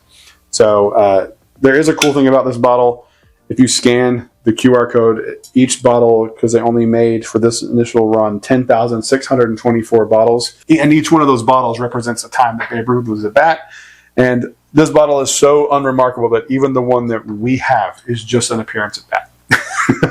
There's nothing unique about it. He didn't get a home run, he didn't get a hit, nothing. This is a King of Kentucky sample that is here for some reason. I don't know why it's there, because I have a whole sample thing I'll show you in a minute. This is a Michter's 10-year bourbon. I love Michter's 10-year. This is the bottle that I always point to when people say that it's expensive, but it's low proof. It doesn't matter if it's low proof or not. The flavor that's packed into this Michter's 10-year bourbon is phenomenal. I get very peachy notes on mine, and I love that bottle. Then I have 3 different batches of Baumburgers, and they're all from, 2 of them are from 2023. One of them is from 2024. Not really going to bring those out. There's nothing much to say about those. Baumburgers is fantastic. This is a bottle of JT Millick. This is rice whiskey from Louisiana. Shocked the hell out of me with how good it was. I don't remember how I got this bottle, though. Oh, maybe Dan got it for me, maybe? I don't remember. It's been a long time. I don't know. One of the biggest regrets in my entire bourbon journey was this bottle right here. This is Little Book, The Infinite, Chapter 1. I am so disappointed in this bottle. I was so excited to find one, and I drove like 3 hours in the rain to get it. And when I got home and opened it, I was so disappointed. But what can you do? But there are some Bookers that are good, and I have a few of them that are pretty good. Booker's packaging is probably some of the coolest packaging in all of bourbon. I have a Booker's Apprentice batch, which I haven't gone back to in quite some time. I remember when these came out, people did not like it. I remember thinking it was just okay. I like it better than the Little Book, The Infinite, I think. I need to go back and blind it, obviously. But then I have, which I think, oh, this isn't it. Then I got this somehow. I think my buddy Matt left it here. I was like, just keep it. This is Charlie's batch from 2023 at Booker's. I haven't had this in a long time, if ever. And then this is my favorite one that I own. And I think the best Bookers that I've ever had personally. This is the first one I ever got in 2022. This is Kentucky Tea. Go out of your way, spend a little extra cash, find one of these. This is the best Bookers I've ever had. I need a backup of this because I love it so much. All right, moving on down one shelf here. You can kind of see it. I'm just going to kind of pull the bottles up. I have a bunch of Bowman Brothers stuff. I have Bowman Brothers Small Batch. I have Bowman Brothers Small Batch Pick from North Carolina, Charlotte. Then I have, this was only available in Virginia, I believe. They told us at the distillery it was only available at the distillery, and then we saw it in liquor stores surrounding it. So I don't know if it like changed or if they got better distribution, but it's okay rum. I like rum. It's probably my second favorite spirit outside of bourbon, but it's okay. And then I have a John J. Bowman single barrel from North Carolina, and this thing is lights out good. Then I have another bottle from Fruit Bat when I used to do a lot more stuff with them. This is Tumblin' Dice. This was a barrel pick they did. It's okay. I sent a bunch of this out to patrons. Not huge on this, but it's fine. It's MGP. It's high rye bourbon. It has more of those like kind of bitter orangey burnt notes that I'm not super huge on. And then I have 3 bottles that I'd like to talk about for a second. I have Woodford Double Oaked, which is honestly one of the better bottles and a great introduction into double oak, but it's not my favorite double oak ever. Then I have a store pick of Sprayberry Bottle Shops. They're just a great liquor store who've just been super kind to me for no reason other than they're just nice people. This was their pick of a batch, significantly better than the Woodford Double Oaked. I think that's the way to go with these Woodford Double Oaks, because I have the Woodford Double Oak. This is the biggest scam in whiskey. And I think this was from earlier this year, maybe last year. I don't remember where this was from. This is insane that they got away with charging $200 for that. That is fucking insanity that they were able to sell that for that much money. If I'd have known, man, I would have been screaming from the rooftops like how big of a fucking joke that is. It's one of the most disappointing things I've ever tried, because I wanted to try Woodford Double Oak so bad, and it was a distillery exclusive for so long that I never got to try it. And then when they released that one, I was like, finally. And then I was like, no, why? Next shelf. Detling is a hot commodity in bourbon. This is just a regular single barrel pick that was for a guy who passed away. I'll be honest, it's just okay. Then you have the Detling Bottled and Bond, which to me is a little bit better, but this was discontinued not too long ago, and I'm going to be holding on to this because I'll never be able to buy another one. They're gone unless I can find one while I'm out and about. But this one right here, Detling Gold Wax, 82 months. I don't know if I tried this last year or if I tried it this year. I can't remember. Game-changing, life-changing bourbon. This is my #1 bourbon of all time. It's insane. It's $250, I think, $200, $250, something like that. I would buy it gladly for twice the price. It is insane how good this bottle is. This is when people say Detling is really good, this is what we're talking about. Those other ones are fine. This is as good as like a King of Kentucky or a George T. Stagg. I'm not saying it's flavor comparable, but it's as good. These are bonkers good. Go through some High West stuff here. A bottle that apparently only I like, the High West Campfire. I love this bottle. I don't know why, but I've always liked High West Campfire. I think part of the reason is I had that the night we got engaged we went to a restaurant, or maybe it was not the night, it was the trip we got engaged, and I had that at a restaurant, and we ate at this little Italian restaurant in Kentucky called Giuseppe's, which we're going to go back to because it's really solid. And I think maybe it's just nostalgia. Then I have 2 batches of Midwinter's Night Dram. One is that far down because my brother-in-law Dave loves it. I bring it every time I see him. He's always like, ooh, he loves Midwinter's. And then this one is terrible. This is Scene 10, Act 2, and the good one is Act 11, Scene 7. So if you're looking for High West, go that direction. Then I just have the regular High West bourbon, nothing crazy. And then back here, I have the entirety of the Bardstown Origin series. I have the Black Label Bourbon, the rye, which I don't recommend. I recommend the bourbon, but not the rye. And then I have like the White Label and then the Tan Label. They're both really solid, all 3 of them. But even the rye is great, but it's like so much more money than the other ones. At least it was when I bought it, that I just can't recommend it. I have no idea how long I've been recording or how long this video will end up being, but if you stuck through this, thank you very much.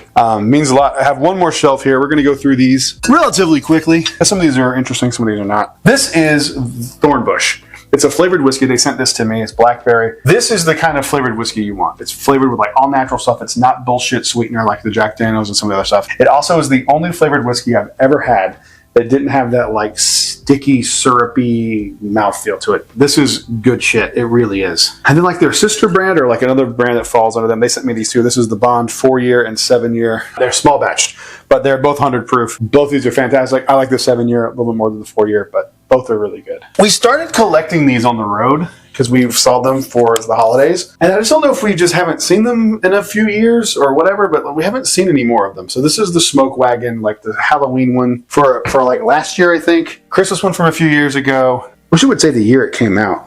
Then I have like the 4th of July one, which this is the most American-ass bottle I've ever seen. Then another Halloween one. So I don't know what happened. I haven't seen them in a while. So I don't know if they stopped doing it or whatever, but another bottle of bourbon from Smoke Wagon. This is straight bourbon whiskey. This is the Uncut, the Younger, I think. I don't remember which one this is. It doesn't matter. It was just okay. It tasted like powdered sugar. These are the only 2 scotches in my collection. I'm not a huge scotch guy, but I do like the Glenlivet 15 and the Glenfiddich 12. Both these are pretty solid scotches. Both of them are like beginner approachable scotches if you want to try them. Here's a bottle of rum that we got in some island in the Caribbean when we went on our cruise last year. I don't know anything about it. We've never opened it, and I completely forgot that we bought this. And then, last but not least, we have the Woodford Reserve Kentucky Derby 150th, and then Woodford Reserve Christmas bottle. I found this was 2020s. I found this in like 2024 at a Walmart randomly on clearance. That's all of these bottles.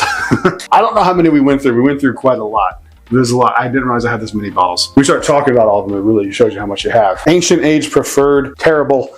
Ancient Age 10-star, fantastic. All right, well, I guess when I recorded that, I didn't have an ending, so this is the ending. If you stuck through this, thank you so much for watching. We are on the road to 10,000 subscribers. If you could please hit that like and subscribe button at the bottom, I'd be very much appreciative. I'll see you guys in the next one. Until then, cheers.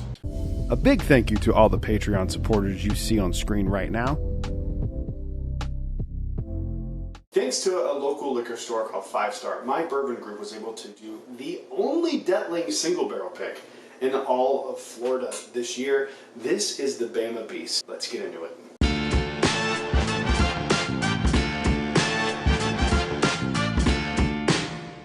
Hello everyone, welcome back to Brad's Bourbon Reviews. I'm Brad, and today I've just been reeling with excitement for the last few days. Our Detling pick came in from OBG in conjunction with 5 Star Liquor, and we were able to get our hands on the only Detling pick in all of Florida for 2025. Allegedly, I don't know how true that is, but that's what I heard. I think it's accurate. Sam over at 5 Star does good work. He's not going to make, overhype something. Look, a little OBG logo. There it is, the little Glen. I'm super excited about this. If you know my history with Detling on this channel, you would know that the Detling Gold Wax is the highest rated bourbon I've ever done on this channel. I got like a 9.8 or something crazy. I am a huge Detling fan. When they do it right, they do it right. I don't think this one is going to be that good, because if it was that good, they would be saving it for the Gold Wax. But this is a 57-month, 121 proof Detling. I don't know of any other Detlings that I've seen that are that high. I'm sure they're out there. I'm not saying this is the highest ever done. I'm not saying that at all. I'm saying it's the highest I've ever seen. And I've just been dying to get into this week, so we're going to go ahead and dive right into this one. The fun thing about this one is they only released publicly 25 bottles of this. Between the admins of my bourbon group, the liquor store itself, there were only 25 bottles available. This barrel had a low yield from what I understand. Only 25 bottles went out to the public. Enough talking, let's get this thing into a Glen. By the way, the black and red is a really cool look. I don't know if it's showing up on camera at all, but it's black wax with like red sparkles in it. It looks awesome. Shout out to OBG. I didn't get to go on this pick. The weekend that this pick happened was the weekend my mother-in-law passed away, so I wasn't able to make it up there, but I'm able to open this bottle now. I'm so freaking excited. This is one of my most anticipated bottles of the year. I'm so glad that we were able to do this pick. I know it's hard to tell on this camera with the color correction and stuff. This is not a colored glass. Let me show you. You see that? You say you can see through it? That is how dark this is, and it is that dark in person. It's not that dark just on camera, it is that dark in person. You can't see through the other side of it, unless you're holding it up to the light, and even then, it is a very dark color. Look in the glass. I poured a very small, look how, it's like almost red. Dude, I'm so hyped for this. I'm so hyped for this. Let's give this a nosing, and let's see how we feel. Get out of here. OBG, Matt, you son of a bitch, you did it. Holy mackerel. Alright, Detling does a very high malted barley content in their mash bill. It is not for everyone, and I want to make it clear that not all Detlings are as good as the Gold. For me, it's like comparing like an average Stag batch to George C. Stag. Yes, Stag is great, but George C. Stag is like a clear step up in quality and flavor and all that stuff. It's just a giant step up. So it's kind of how I look at the Detlings, is like Detling, regular Detling, or like the Bottom and Bond or any other single barrels I've had. I've been like a good, middle to good Stag, and then the Gold Wax is like the George T. Stag, or like 107 to William LaRue Weller, where it's a really good bottle, but then there's like a way better version of it. This room smells like this bottle. I'm holding it here and I can smell it. Dude, Seth Detling is a freaking mad scientist. It's really dark chocolate, like 90% cacao chocolate. Like, it's very, very dark chocolate, and into like coffee beans and tobacco and sweet somehow too.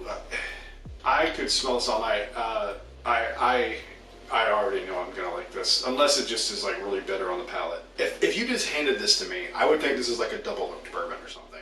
Just based on it's not. This is just a regular bourbon based on the color and like the profile I'm getting on the nose. It is very, very double oaky, and that's a great thing, in my opinion. I love double oak. I actually wonder what a Detling double oak would taste like. It might be too much. This nose is absolutely incredible. It's, I love this. Let's give it a mouthing. Let's see how we feel.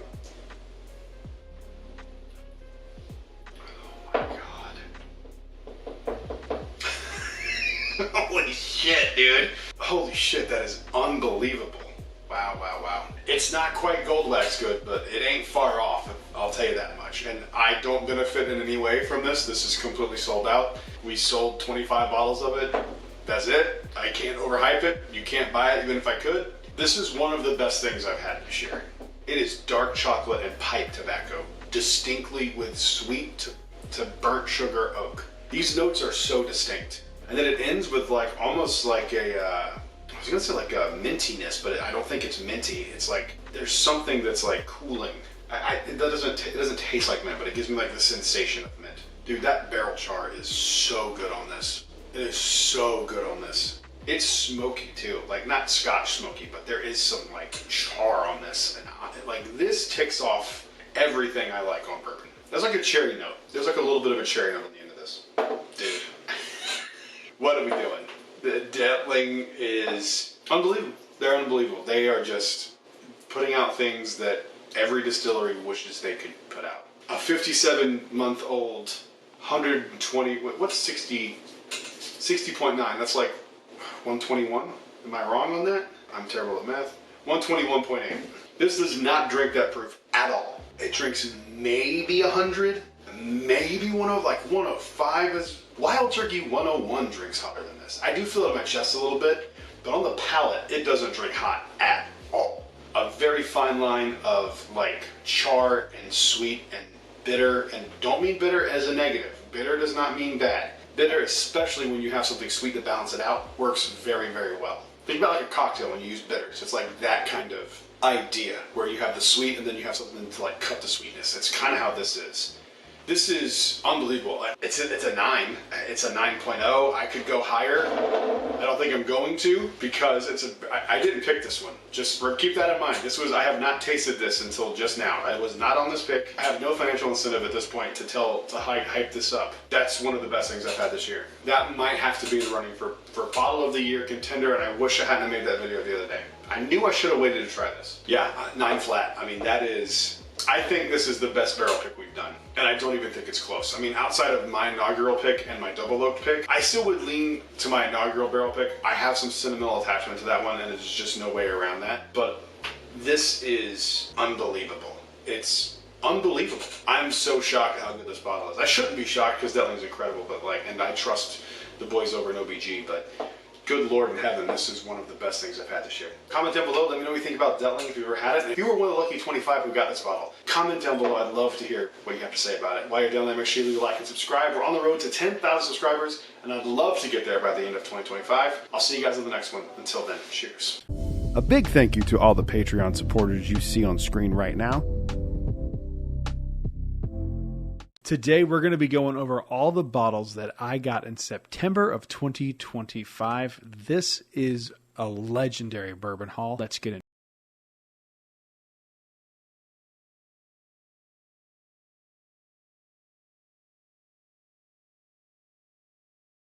Welcome back to Brad's Bourbon Reviews. I'm Brad, and today we're just going through our monthly video here where I go through all the bottles that I got this month. Enough talking, let's go ahead and dive into them. These are in no particular order. Most of these are going to be from the Kentucky Bourbon Festival trip that I went on, and these first ones here are no exception. I got 2 bottles of the Buffalo Trace Single Oak Project. I got barrel number 93 and barrel number 75. I did look these up when I was in the gift shop, and actually somebody who watches the videos said hey to me while I was in the gift shop, and I believe he said he got number 93 because it was his birth year. Comment down below if you're watching this. I'm curious if you've opened yours yet, and if so, what do you think? Because I have not opened these yet, and I'm not like itching to. I've had one before, and it reminded me of Traveler, so I'm not like jumping to open these, but I'm very excited to own these. I never thought I'd own a bottle of Single Oak Project. They were like really hard to come by and super expensive when they first dropped, so I'm excited. Moving on to the next ones. So a few of these I'm going to do in groups like these next ones here because you'll see why. So these 3 bottles right here are from Conviction. 2 of these are barrel picks. This one is the Maria's Mark, the double oaked one that is One of the best double oaks I've ever had. I'm obviously biased. It was my barrel pick. I picked it. I love it. What do you want me to say? I think Conviction makes the best double oaked on the market and is entirely slept on. It's crazy to me. You guys will find out soon enough that their double oaked is incredible. And then this one is a single barrel pick that I did while I was there. I did their pick for their Bourbon Heritage Month pick. So I got to pick the actual barrel for this one. If you got one of these and you got one of my inaugural barrel picks, they are about as different as you can possibly get. The inaugural pick was like super rich and French toast heavy, those kind of notes. This one is a lot more fruity. It's like blueberry muffin kind of fruity. So it's very, very different from the other one. And that was intentional. And then the last bottle I got from Conviction while I was up there is their most recent hot box release. These are phenomenal. There's a hot box on property that was used as a prisoner punishment facility. And every once in a while they do hot box releases. This is my favorite hot box release I've ever had for them. I think it's phenomenal. I paired this the other night with a cigar and I put a little bit of a dent in this bottle. I mean, a very little dent, but this was phenomenal with a cigar. So love these. I want to thank everyone who supported and coming out and, all the patrons who got bottles as well. This one sold out in 2 hours. This one sold out, I think, in like a week or so, maybe less than that. I have to go back and look at text messages, but these are both sold out. So if you got one, consider yourself lucky. Moving on to the next ones. All right, got a few more paired up here. These two are the new 1792 bottles. This one is the cognac cask finish, and then this was the extended cask finish with the Zinfandel wine finish. So I have done videos on both of these. If you are curious about my thoughts, check out the video. I may be in the description if I remember to put it in there.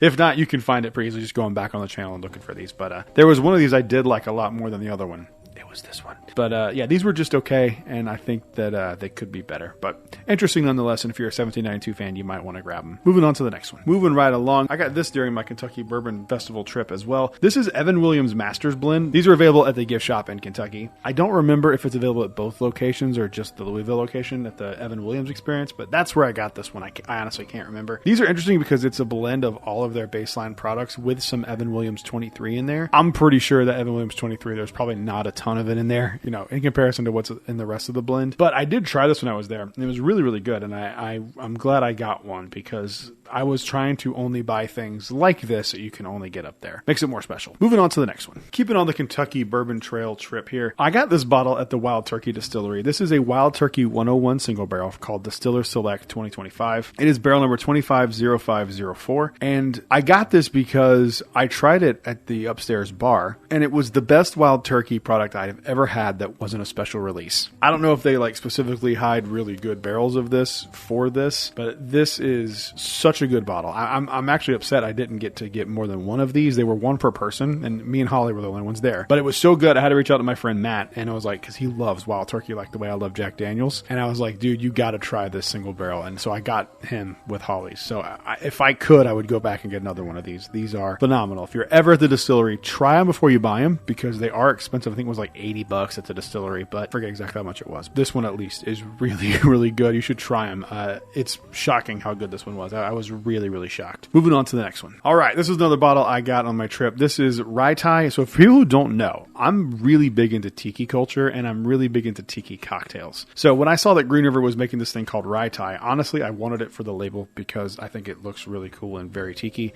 It's a pre-made cocktail. It's a rye version of a Mai Tai. It's really good. It's a little sweeter than I typically like, even for a tiki drink. Tiki drinks, I have no problem with them being a little more sweet. That's kind of what you're doing, right? But this one, even for that, is pretty sweet with only being 60 proof. So I'm glad I got one. Don't get me wrong. I'm glad I got to try it. I don't really see myself going back to this very often. I would just rather make a good Mai Tai, but I'm glad I got it. It's pretty cool, and I'll remember getting it on my Bourbon Trail trip. So moving on to the next one. All right, I got a few Penelope bottles to get through here. This is a Special Barrel Project X straight bourbon whiskey finished in an Oloroso sherry cask. I cannot remember who gave this to me, and I'm sure you're watching this, and I apologize. This was given to me the night of my barrel pick. I do not remember who gave me this. I am so sorry. I appreciate it very much. That day, there was a lot of drinking going on, and I was busy making burgers and stuff. I don't remember who gave this to me. Please, if it was you, comment on this video, and I want to give you a thank you because this is a really cool gift. I have not tried this yet. I'm waiting to do a video on it, and I just haven't gotten around to it yet. There's been so many other things going on, but I am very excited to try this. I'm curious. If anyone can make bourbon in an Oloroso sherry cask, fantastic. It's Penelope. Moving on to the next one. This one I do remember who gave to me. This is a Penelope cigar batch. I am very excited to have one of these as a backup. One of my favorite bottles of the year. It's kind of getting pushed aside with other stuff that's been coming out lately, but it is a fantastic bottle. And Thomas, thank you so much for grabbing this for me. It means a lot, and I really, really appreciate it. It's my favorite cigar batch, I think.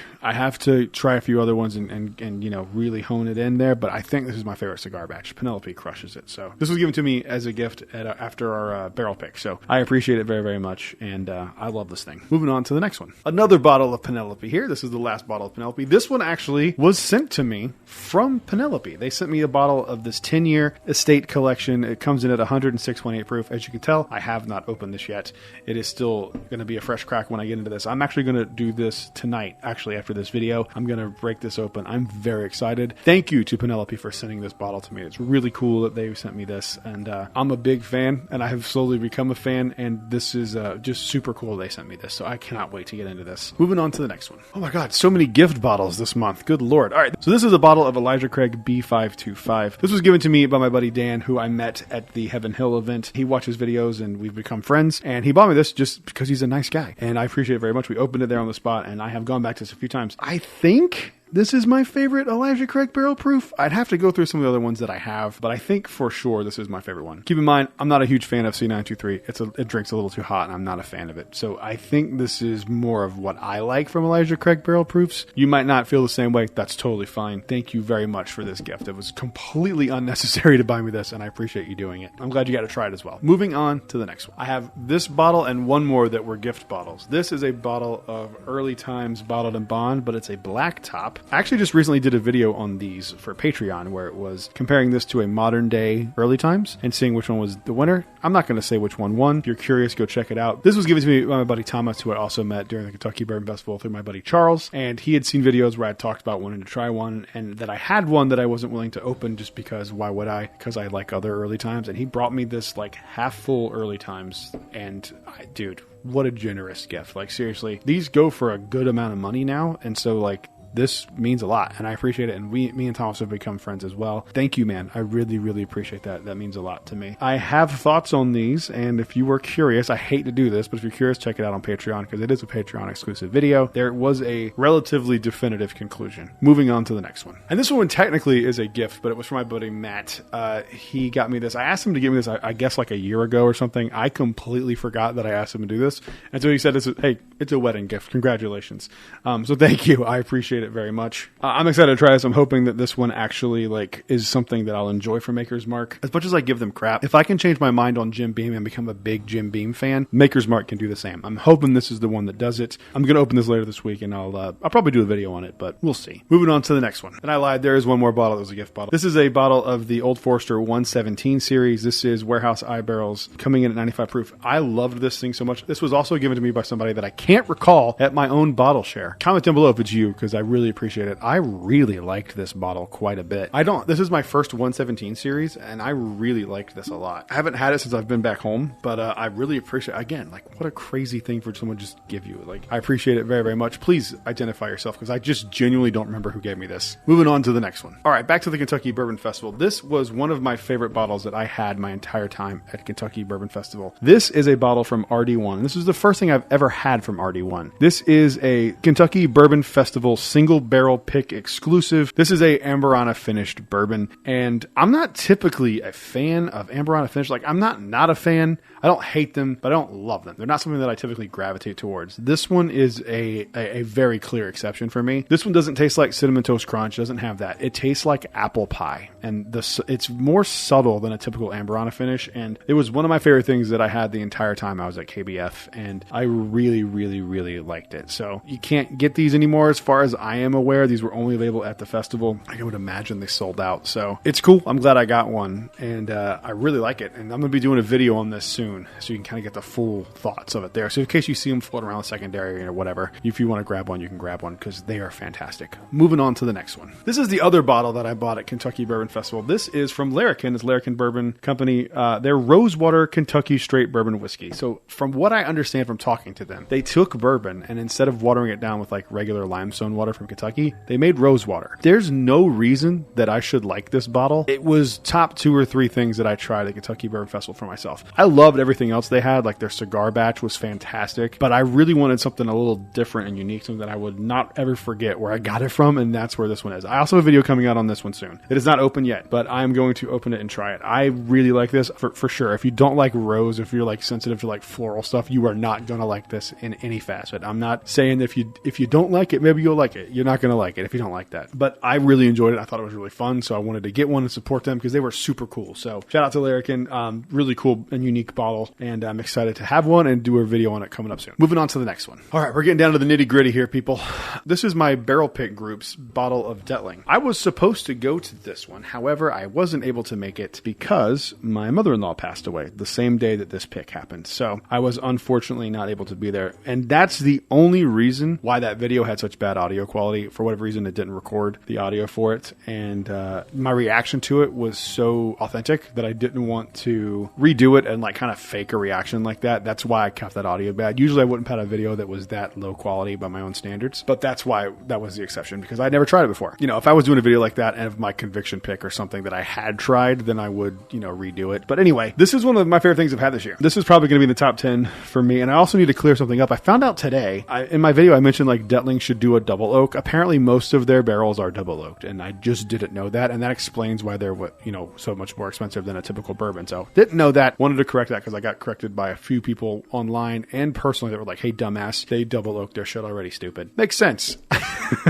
Would be the first time I got something wrong here on this channel. But anyway, this is phenomenal. There were only 25 bottles of this. I saw people commenting on my video review of it today that came out that were saying that they got one, and I'm so happy you did, and everyone's loving it. So it's a really good one. If you see this one coming around, it's called Bama Beast. If you see one, you got lucky. Grab it. Moving on to the next one. All right, Dan came through clutch for me again. Not only did he get me the Elijah Craig B525, but he is the reason I was able to get this Old Fitzgerald 11-year VVS at Kentucky Bourbon Festival in the Heaven Hill line. He gave up his position in line for me because he had gotten one, I think, earlier in the week, and we talked the night before at the Heaven Hill event. Like, I was just stressed out, especially after not getting anything at the Heaven Hill event. I was just annoyed. He gave me his spot in line. Like, just unbelievable generosity from him again. And I can't thank you enough, man. Like, you really saved my KBF trip because this was one that I really, really wanted, and it's because of you I got one. So thank you very, very much. It means a lot to me. I haven't opened it yet, as you can tell. It is still sealed, but I am looking forward to it. And Dan, if you're coming into town at any point, let me know and I will save this and we'll open it together. Moving on to the next one. All right, another one that I got during my trip. This is the Beam Pen Bottle, the 8-year. This is just celebrating like the old style decanters that they used to make for bourbon. And I thought it was for like some celebration, but I can't find any more of that. But it's an 8-year Jim Beam bottle. I'm sure it's fine. It's coming in at 86.8 proof. And I just got it because of being there. I didn't intend on buying this even when I got there. I had heard about it before I saw it in person. I was interested in it. And then being there, I kind of got wrapped up with some stuff. And I just was like, I need one.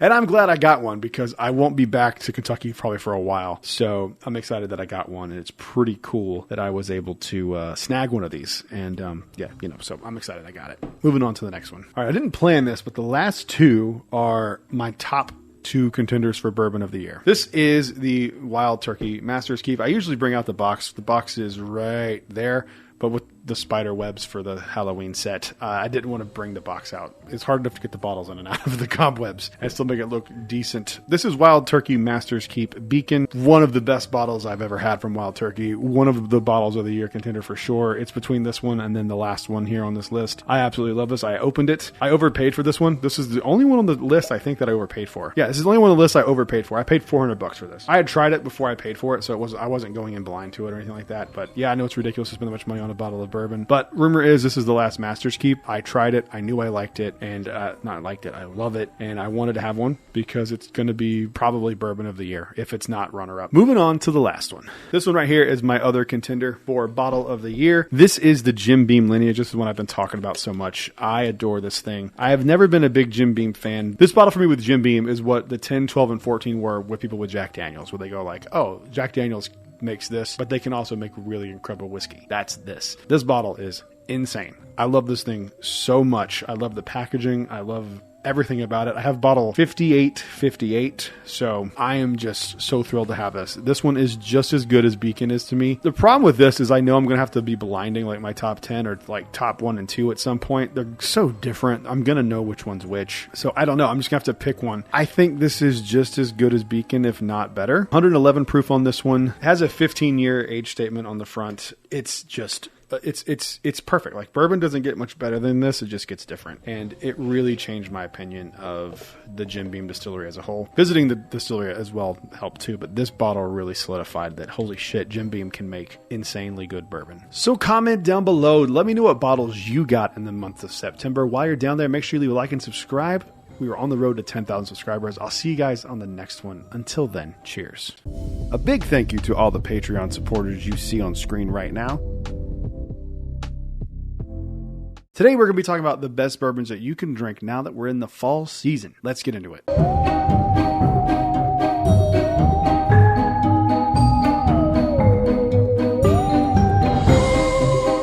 Hello everyone, welcome back to Brad's Bourbon Reviews. I'm Brad, and today we're talking about bourbons that are great to drink now that it's fall. Now that you can see it's spooky season here, you can tell. I'm a little bit of a weirdo. I do like to drink to the seasons. You're not going to see me drinking some crazy foolproof thing. During the summer, I'm drinking cocktails or, lower proof things that are finished in weird things. Something feels wrong about drinking like a lot of double oaked during the heat of summer. It just doesn't make sense to me. Of course, I obviously will make exceptions and try things and that kind of stuff. But these bottles are a range of availability. But these are all bottles that are perfect to drink once it starts to get just a little colder outside. Now, what was my criteria for this? My criteria was I was kind of looking for a flavor profile, and you will see that like constant throughout most of the bottles on this video. There is one that is not a bourbon, it is a rye, but we'll get to that one once we get to it. These are in no particular order. First up is one of my newest favorite budget bourbon finds. This is Cooper's Craft 100 proof. This thing is like drinking a pecan spin wheel in the best way possible. I love this stuff. Oh my God, it smells so good. This is a $35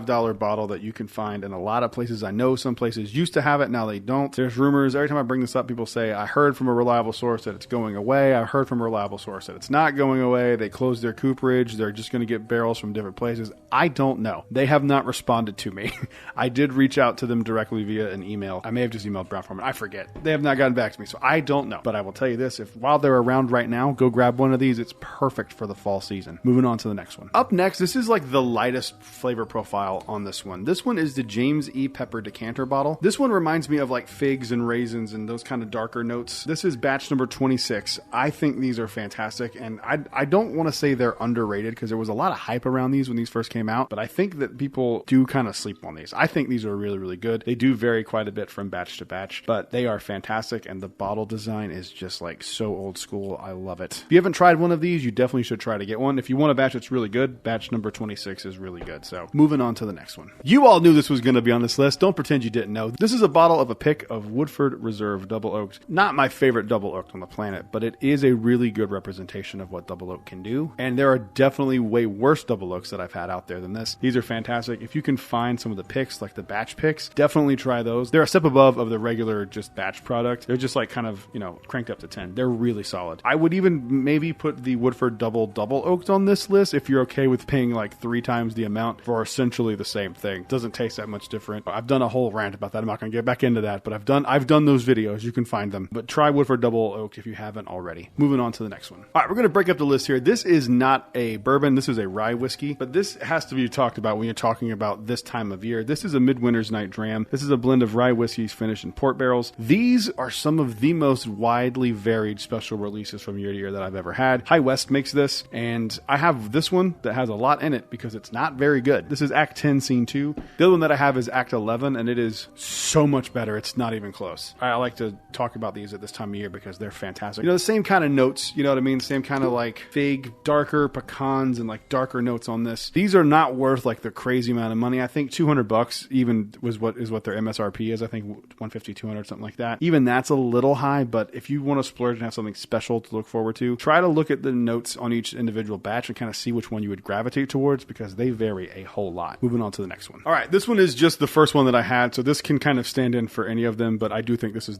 one of the best ones of them. This is Conviction 1929 Double Oaked. This is my single barrel pick we did back in September. This thing is unbelievable. And Conviction Double Oaked is the best Double Oaked in the game. I know you're going to think I'm crazy for saying this. This is better than 13th Colony Double Oaked. I'm telling you, you're wasting your money. These are like 60, 70 bucks, and they are infinitely better. I've had, I think, 2 different batches of the Double Oaked, if I'm remembering correctly, and they both weren't not as good as this one, and they are like impossible to find. So if you are in a place where you can get your hands on a Conviction Double Oaked, you definitely should. They are insane for the money, and just insane in general. Moving on to the next one. All right, this is one of the ones that I specifically say for this time of year. This is Stag Junior. This is, I think, batch 9. This is the oldest Stag I have. I just grabbed one off the shelf. Stag in general, this is not any specific batch whatsoever. This is just all Stags are perfect for this time of year. They're darker, they're leather, they're cherry, they're tobacco. They vary from batch to batch. They're grapey. They have like just this super dark flavor profile that is just absolutely delicious and really appropriate for this time of year. It is such a good bottle. It is so good. You don't need me to tell you that Stag's good. Look it up. Do some research on which one you think you would want if you were going to splurge and buy one. Remember, they retail like 80 bucks, 60, 70, 80 bucks, somewhere around there. So don't go spending $500, $600, $700 on a bottle of Stag. But if you do get one, you'll be very happy with it. Moving on to the next one. All right. This is one of my favorite bottles in my collection, and I talk about this all the time when I talk about like higher proof things or things for this time of year. This is an Old Forester single barrel proof. Now, I have 3 different Old Forester single barrel proofs. They are not all created equal. You know, I said that the special release from High West is one of the most widely varied special releases. I stand by that. These are the most widely varying single barrel picks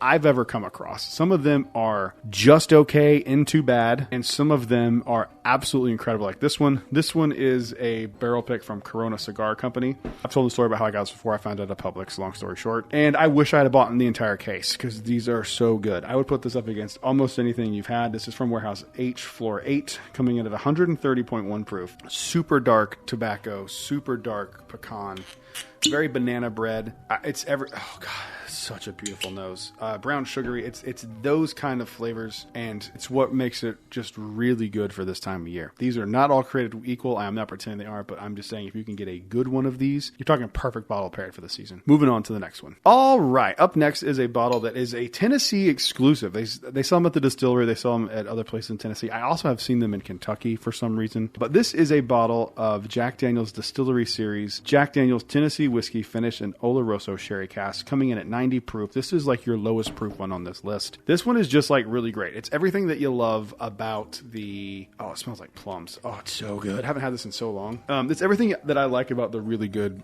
Midwinter's Night Drams. Just in my opinion, a little bit better because I love Jack Daniel's. And this just really encapsulates the season. Like it really, really does. I think this one was slept on. This one should have been talked about more than it was. This one was released in December of 2023. Like they nailed that timing of the release. Like it's perfect for this time of year. Moving on to the last one. This is the most unique one and probably, all things considered, the hardest one to get on my list because this was a single barrel pick that was done just specifically for the Kentucky Bourbon Festival. And if you didn't get it there, you're not getting it unless you buy it on secondary. But this is a very different type of thing for me to enjoy and to recommend. This is a little off my flavor profile here, but this one smells and tastes exactly like apple pie, so it fits. This is RD1 bourbon finished with Amburana wood. I don't typically love Amburana finishing, and I'm not saying this changed my mind on Amburana finishing. It is so good. It tastes, it's very subtly done. It doesn't taste like Cinnamon Toast Crunch. It tastes like apple pie. It smells like a McDonald's apple pie. It's unbelievable. And when you're drinking it, it tastes like apple pie. It's like perfect for the Thanksgiving and Christmas season. So I don't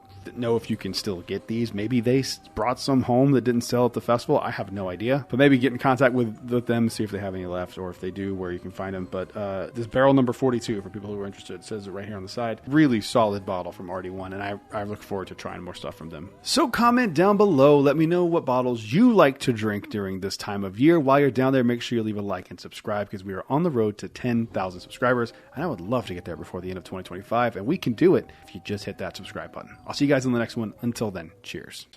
A big thank you to all the Patreon supporters you see on screen right now.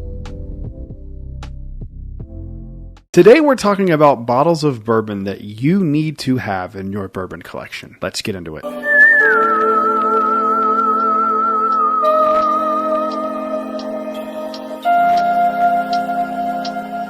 Hello everyone, welcome back to Brad's Bourbon Reviews. I'm Brad, and today we're talking about bottles of bourbon that you need in your collection. Full transparency up front, most of these are going to be hard to find / allocated bottles, and even into sometimes the unicorn category. That's just what this is. This is to round out your collection. I'm assuming if you're watching this video, you collect bourbon and you're into the world. These are ones that you might want to really consider seeking out and adding to your collection sooner than later, and each one of them has different reasons behind it. That being said, let's go and get into this list. These are in no particular order. All right, starting off here, this is a special release from Maker's Mark that came out a few years ago. So from 2023, this is the Maker's Mark BEP.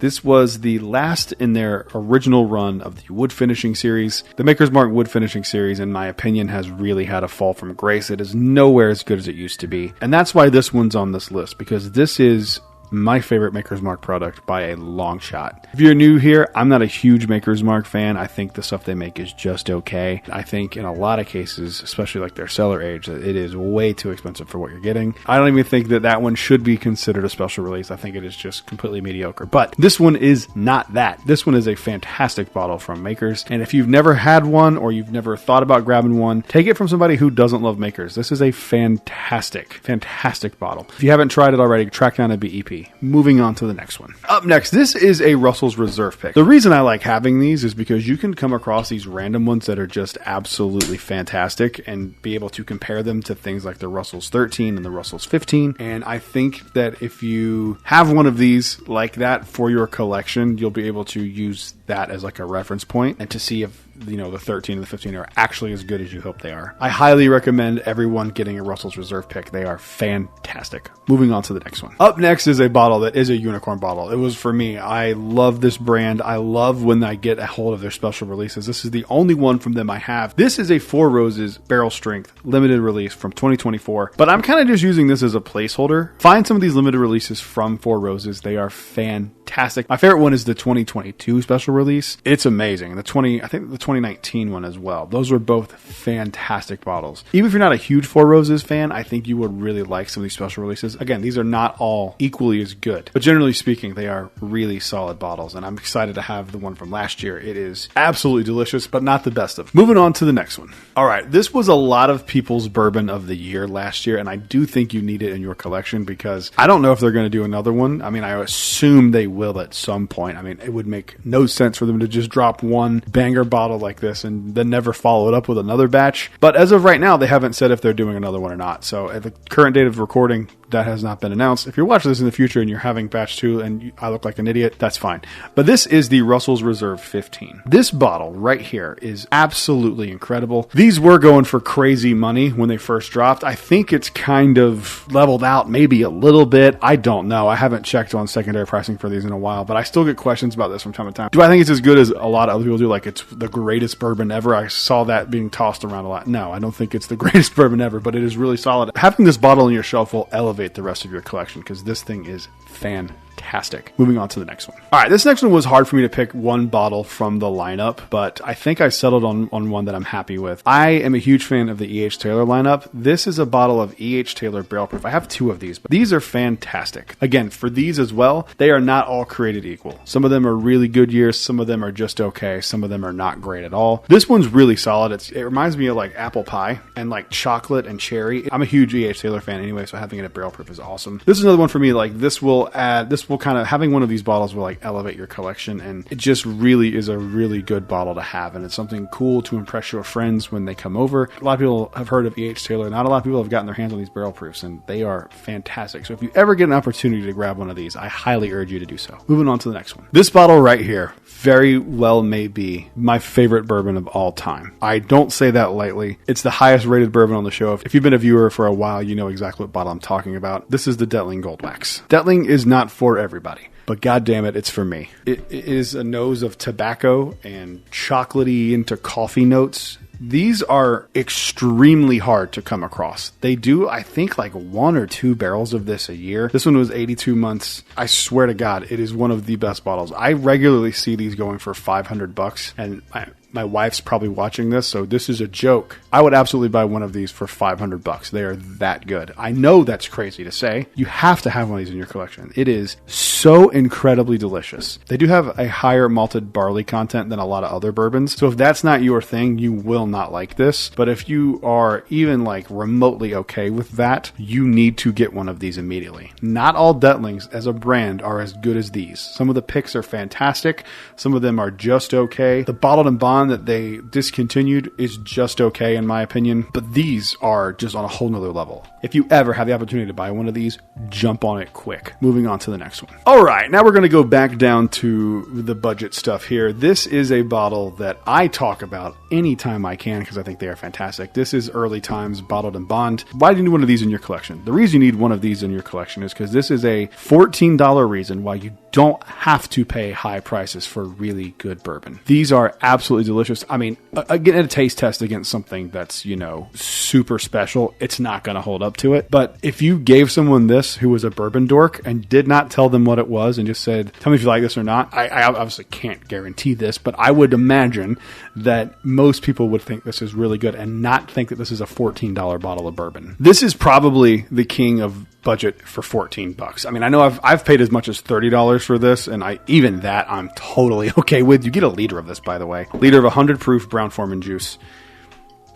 You need one of these in your collection. The only reason I even say maybe don't get it, because you might just go, I don't need anything else. This is what I drink. I understand that logic because this is that good. Moving on to the next one. All right, I recently just did a video for Patreon that was blinding all the 12-year bourbons I have in my collection and seeing which one came out on top. This bottle right here is the winner. This is Wild Turkey 12-year. These are exported, however, through like some legal loophole. You can get them in some places. I believe in Kentucky. Some places will have them for sale. I got mine for like $200, and I'll tell you what, I would pay that again in a heartbeat for one of these. These are so incredibly good. It's insane how good these are. You need one of these in your collection because this is an amazing example of something being lower proof, 101 proof, being highly aged, and being absolutely delicious. I mean, I think there's only one person that I've told to get one of these that didn't love it. Really kind of can't beat this. I mean, I wish they weren't $200. Like, I wish I could get like $150. I mean, I honestly wouldn't blink again if I had the opportunity to buy one of these for $200. I mean, they are absolutely incredible. Seriously, if you ever find yourself being able to buy one of these Wild Turkey 12 years,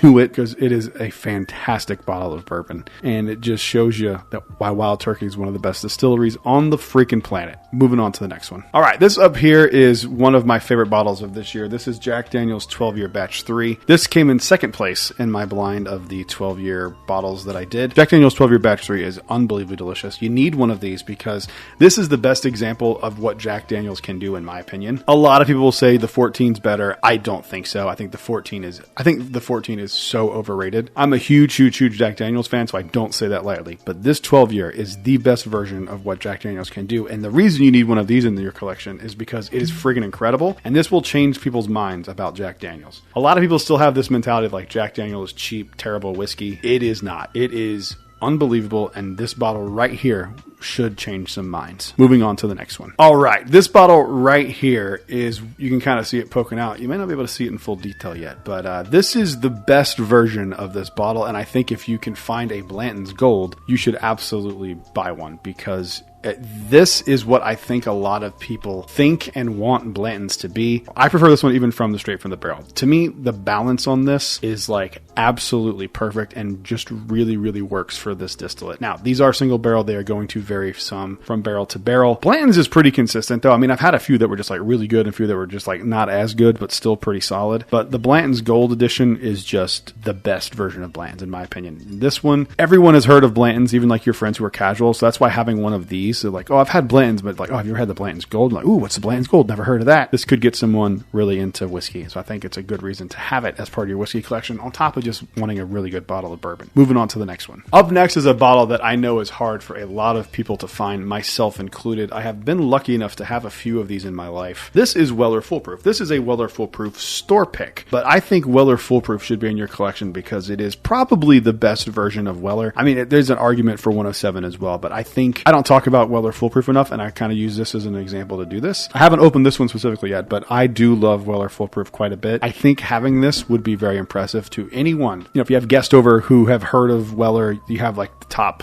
version of Weller outside of WLW, the top of the rainbow anyway, Weller Foolproof. They're just really solid, and I don't think you can go wrong drinking Weller Foolproof. Moving on to the next one. All right, bringing it back down to a low shelf version. This one is interesting because I do just love this bottle. This is Cooper's Craft, but there is a reason why you might want to grab some of these and add them to your collection. There's rumors constantly. Every time I bring this up, you can check the comment section. People are saying that they heard that they are not making this anymore. People are saying that they heard that they are making it. I don't know, but if there is a chance that this goes away, you are going to want at least 2, 3, 4 of these for your collection because these are $30, $35 bottles that punch above their weight for sure. I had a friend recently text me and go, "You're right," and then sent me a picture of Cooper's Craft. They are fantastic. They're very like pecan heavy and like kind of these darker fall vibes. I think they are just absolutely incredible bottles for the price. Again, this is like early times where you could give this to somebody who is a whiskey or bourbon fan, and they would probably think that it's more expensive than it actually is because it's just that freaking delicious. So if you've never tried a Cooper's Craft, you definitely should. Moving on to the next one. All right, this one right here on the list is on the list for the same reason that the Jack Daniel's 12 was on the list, because it just shows you that Jack Daniel's knows what the fuck they're doing and can make incredible whiskey. This is a Jack Daniel's single barrel proof. This is another pick from Southern Spirits. Not a sponsor or anything. I just have a lot of their stuff because I like them. I don't even live in North Carolina anymore, but I go there all the time when I'm back home. So picks are really good sometimes too. It really just kind of depends on what they were picking and what the options were at the pick. But if you don't have one of these, you definitely should. This should change your mind on what Jack Daniel's is capable of when it comes to making whiskey. They make incredible stuff. They're like 50, 60, 70 bucks, and they are in pretty much every liquor store across the country. Not every single one, obviously, but most places that have a decent whiskey or bourbon selection will have a bottle of this. And if you have delayed getting one, stop delaying. Go do it right now. Go grab one of these. They are absolutely fantastic. Moving on to the next one. Alrighty, we are here with a special release from Wild Turkey, and Wild Turkey had a lot on this list. This is the Wild Turkey 70th anniversary Jimmy Russell bottle, celebrating 70 years of him being the master distiller at Wild Turkey. The reason you need one of these is because Jimmy Russell is an old guy, and death comes for all of us, and you are going to want at least 1 or 2 of these on the shelf for when he actually passes. This is going to be a very, very special bottle once he does pass. I am hoping that that is not anytime soon. I don't wish that on anybody. Something that I think will be a really cool thing to look back on and celebrate. Have a bottle that's this good that celebrates the life of an incredible icon in the bourbon industry. Moving on to the last one. The last bottle that you need for your collection. This one is hard to find, I know for sure. Trust me, I know. I spent a long time trying to get my first one, and then once I got my first one, I kind of just got a lot of them. But I am talking about Stag. This is Stag Junior. This is batch 9. This is an earlier batch, but it can really be any batch of Stag. Everyone has heard of Stag. Everyone wants to try Stag. They're fantastic. I have no complaints about Stag. These do vary a lot batch to batch. If you're curious, my personal favorite batch of any Stag I've ever had is Stag 22B. I think it is just the best one. It's just everything I like on the palate. Tobacco, cherry, oak, leather. It's just perfect for me specifically. If you're looking into getting a specific batch of Stag, that's my personal recommendation. I think it's the best one. So comment down below. Let me know what bottles you think I should add to this list. While you're down there, make sure you leave a like and subscribe because we are on the road to 10,000 subscribers and we could hit that by the end of 2025. I'll see you guys in the next one. Until then, cheers. A big thank you to all the Patreon supporters you see on screen right now. Today, my favorite distillery released a new single barrel offering. This is the Jack Daniel's Heritage Toasted Barrel. Let's get into it.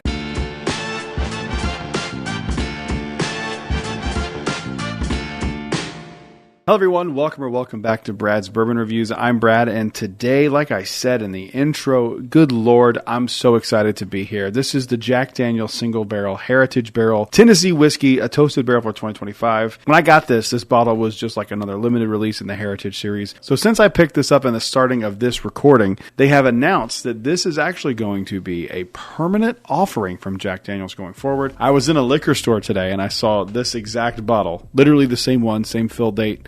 I don't know if it was the same barrel, but same fill date. It cracked me up because they had it on sale for $129. I'm like, dude, in about 9 months, this is going to be sitting on the shelves for $45, $50, $60, something like that. One cool thing about this specific bottle is it has my mom's 60th birthday on it. So 7/18/2025 was her 60th birthday.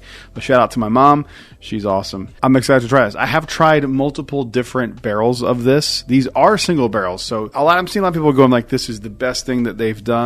which I think is probably a stretch. I've seen some people say this is like one of the worst releases they've had. I want people to remember, these are single barrel releases. These are all going to be at least somewhat different. You may have a really good one. You may have a mid one. You may have a bad one. My initial reaction to this when I first tried, the very first one I tried, was that it was like a 7 out of 10. So, solid bourbon, nothing bourbon of the year contender or anything like that, but a solid enough bottle. So I'm very curious to see how this holds up to my memory of the bottle. I've been waiting for this all week. Let's go ahead, get this thing to a Glen, and let's see how I feel. I got this for exactly on retail was $69.99, so $70. Found this in New Jersey. I'm jazzed. Way more than I intended to pour on that, but what can you do? So let's give this thing a nosing and let's see how we feel. Oh my God. I love toasted barrel stuff, by the way. This is going to be a hard one for me to like. It's my favorite distillery and one of my favorite finishes. I love toasted barrel finishes. You can kind of think of toasted barrels as like double oaked, essentially. They're just toasted. They're not fully charred from what I understand. I don't know if there's a legal definition for what a toasted barrel is. But on every single toasted barrel I've ever had, there is this underlying like berry note that I absolutely love. I always say it reminds me of the cereal Berry Berry Kicks, and this one is like no different. It's a little blueberry note. It's fantastic. The bourbon went into the barrel on 7/7/2017, and it was bottled on 7/18/2025. So literally just a week shy of 8 years. So I know it's not technically an 8-year. This is essentially, with the exception of 7 days, an 8-year bourbon. I don't remember how I felt about the one I had when I was up in Kentucky at the bottle share I went to. I remember thinking like, it's okay, but there were so many other things I had tried that night. This is like, on the nose, it's fantastic. It's like vanilla and like berries. I don't know what that note is. It literally just smells to me like a box of Berry Berry Kick cereal. It's weird because it's like almost nostalgic. So already on the nose for 8 years, and this cheap of a bottle, $70. I mean, I'm stoked. Unless this is like bitter and bad, I don't think we're going to be, scoring this lower than like a 7.5. But let's see. Stranger things have happened. The problem is it's almost one note here. I'm trying to dig for a little bit more in there. A little bit of baking spice now that I'm really diving in. It is kind of a one-noter here for me, which is fine because this is not necessarily going to be a special release going forward. It's going to be standard release, and I think for that, it's really good. 100 proof for anybody who's curious. Let's give it a mouthing. Let's see how we feel. I stand by my initial thoughts on the bottle I had at Kentucky Bourbon Festival. I think this is a really good bourbon. It is very interesting that this is what they decided to make a permanent offering. I would have liked to seen something a little more interesting. It is kind of one note. The berry notes kind of carry over. The berry on the palate fades to like oakiness and baking spices and a little bit of like vanilla-y, toasty kind of note. This is not bad by any stretch, and I'm very excited to have this. As a Jack Daniel's fanboy, I mean, this is something you're going to want for the collection for sure. Is it bottle of the year contender? Not a chance. I think it is a firm 7.7. It's definitely better than average bourbon. It's something that like I will drink for sure and like buy multiple of, but it's not anything that I'm going to go like, oh, you need to try this. Like, this will change your opinion on Jack Daniels. To me, it's nothing like that specifically, but it is a really good bottle. These stay around $70-$75. I think you're doing pretty good. I mean, I think for the same amount of money or a few dollars more, I may rather have some of the better barrel proof that I've had from Jack Daniels, but those vary quite a bit. So definitely better than like a Jack Daniels single barrel. I think 7.7 is like a solid score for this because it's just okay, and I kind of was expecting a little bit more from this, but it is a really solid bottle. So comment down below, let me know if you had any of the Jack Daniels toasted single barrels for 2025. I'm really curious what you have to say. I've seen a wide range of opinions on this. While you're down there, make sure you leave a like and subscribe if you haven't subscribed already, because we are on the road to 10,000 subscribers, and I would love to get there by the end of 2025, and we are this close, my friends. We are this close. Let's get us there. I'll see you guys in the next one. Until then, cheers. A big thank you to all the Patreon supporters you see on screen right now. Today, I'm going to be giving you all the advice I have for the Kentucky Bourbon Trail. Let's get into it.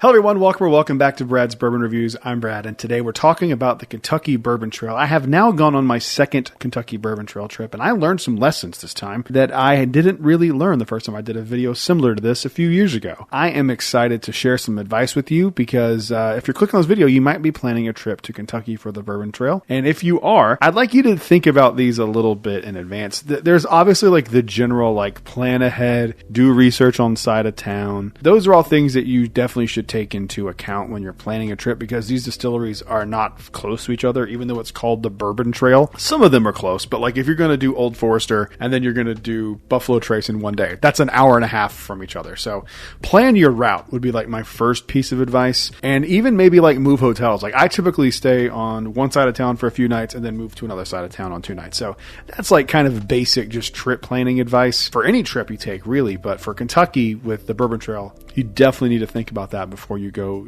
start planning your trip. The other piece of advice I have for you is to plan your tours and events as far in advance as you can. Check the website for each distillery. They all have different time frames of when their events and when their tours go up for sale or sign up. Buffalo Trace, they're all free. Buffalo Trace has one of the better lineups of tours because this is another tip. If you go and do the same basic tour at every distillery, this is how we make bourbon tour, you're going to get bored so quickly, and by your third or fourth distillery you'll be able to lead the tour because it's all kind of the same thing. There's really only one way to make bourbon and they all make it the same, and what I mean by that is the process itself is the same. So try like the Buffalo Trace has like the Taylor tour where it's more history focused and less like bourbon focused, to be honest. And then like for Heaven Hill or those other places, do like the fill your own bottle experiences. Those are so much more fun than doing like a $35 tour. It can get old real quick on those tours. We learned that the hard way the first time we went. We did like 4 or 5 tours that were just like the same, and it got old really quickly. The best thing about doing tours is sometimes if you do the right tour, like Old Forester does this, if you do like the right tour, you'll be able to purchase a bottle of something special. So make sure you read. Heaven Hill does the same kind of thing. Make sure you read what's actually included with the tour, and if it says no special bottle availability, you know to stay away from that tour if that's what you're looking for. Speaking of rare bottles,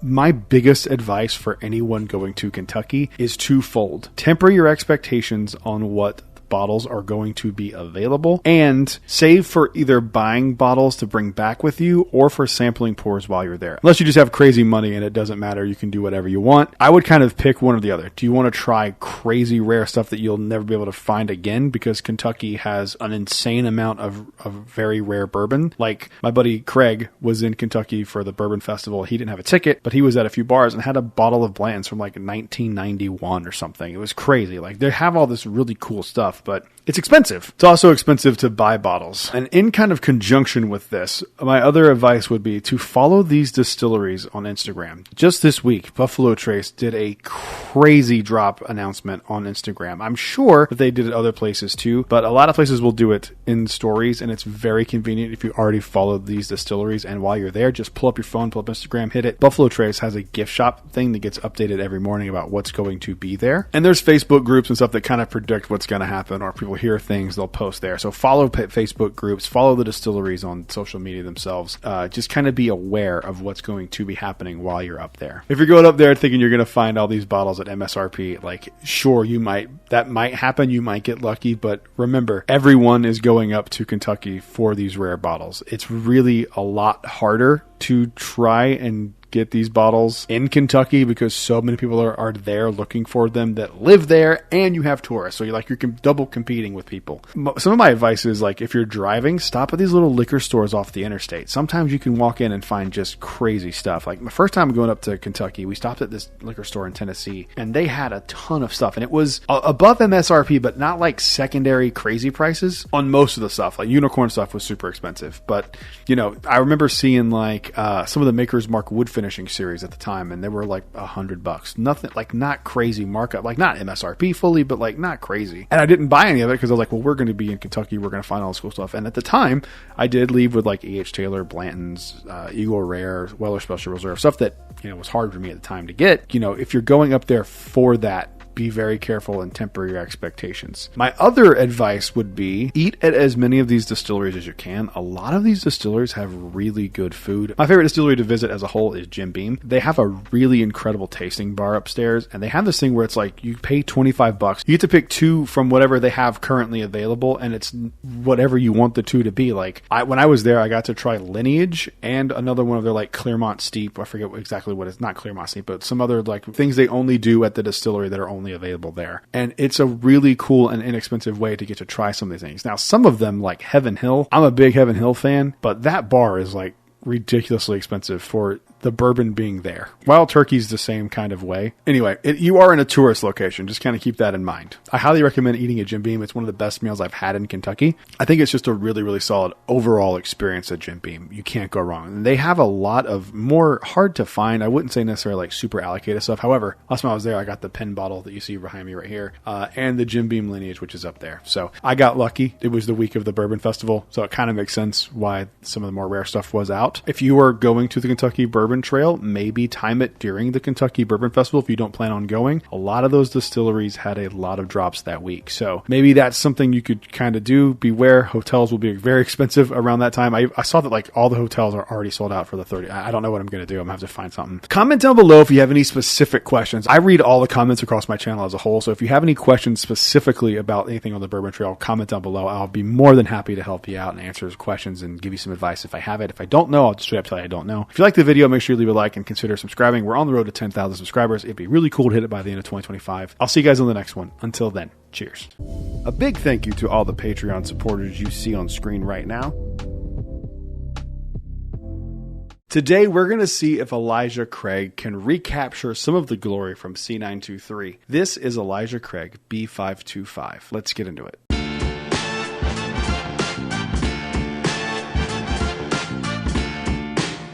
Hello everyone, welcome back to Brad's Bourbon Reviews. I'm Brad, and today we're going to be diving into this Elijah Craig Barrel Proof. I don't typically do a ton of reviews on these because I'll be honest with you, the Elijah Craig C923 burned me hard. I got this bottle when I was in Kentucky at the Kentucky Bourbon Festival from a viewer named Dan who, weird circumstances, we worked at the same place at the same time, didn't know each other. He watches the videos. We meet at the Heaven Hill event that I was so kind to.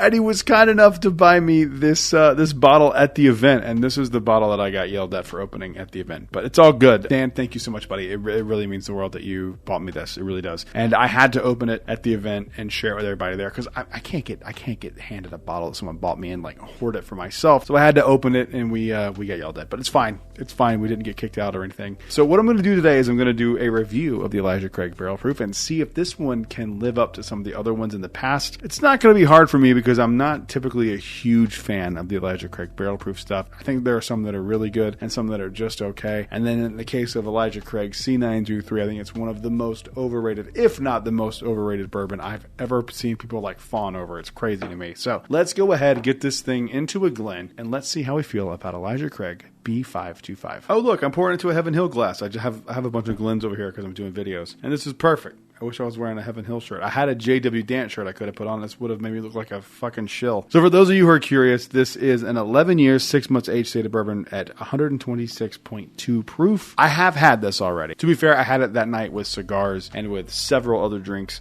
so I don't necessarily remember everything about it. So we're going to go into this with a brand new, fresh perspective on this bottle and kind of see how we feel about it. So let's give it a nosing and let's see how we feel. On the nose, it's like super buttery. There's a little bit of oak and a little bit of baking spice in there, but there's like rich caramels and like darker notes that I'm really here for. Almost like a raisin note too. It is a little proofy on the nose, but like not absurd. Like it's not like super brutal on the nose, but there is a little bit of oakiness there. If I'm being honest, which I always am, I do love the nose on this quite a bit. And then there's almost like a nuttiness, like a pecan note to this too on the nose that I really like. It's like sweet pecans. I like this nose quite a bit. This is good. This is a good one. I like this a lot. Oh man, it smells, it's like buttered pecan ice cream. That's what it smells like. It smells like buttered pecan ice cream. This is the problem with smoking cigar and drinking bourbon. Sometimes it kind of gets lost, and I think that was the case with this one because I'm really digging this. Not that I didn't before, but I am really digging this now. All right, let's give this a mouthing. Let's see how I feel. Okay.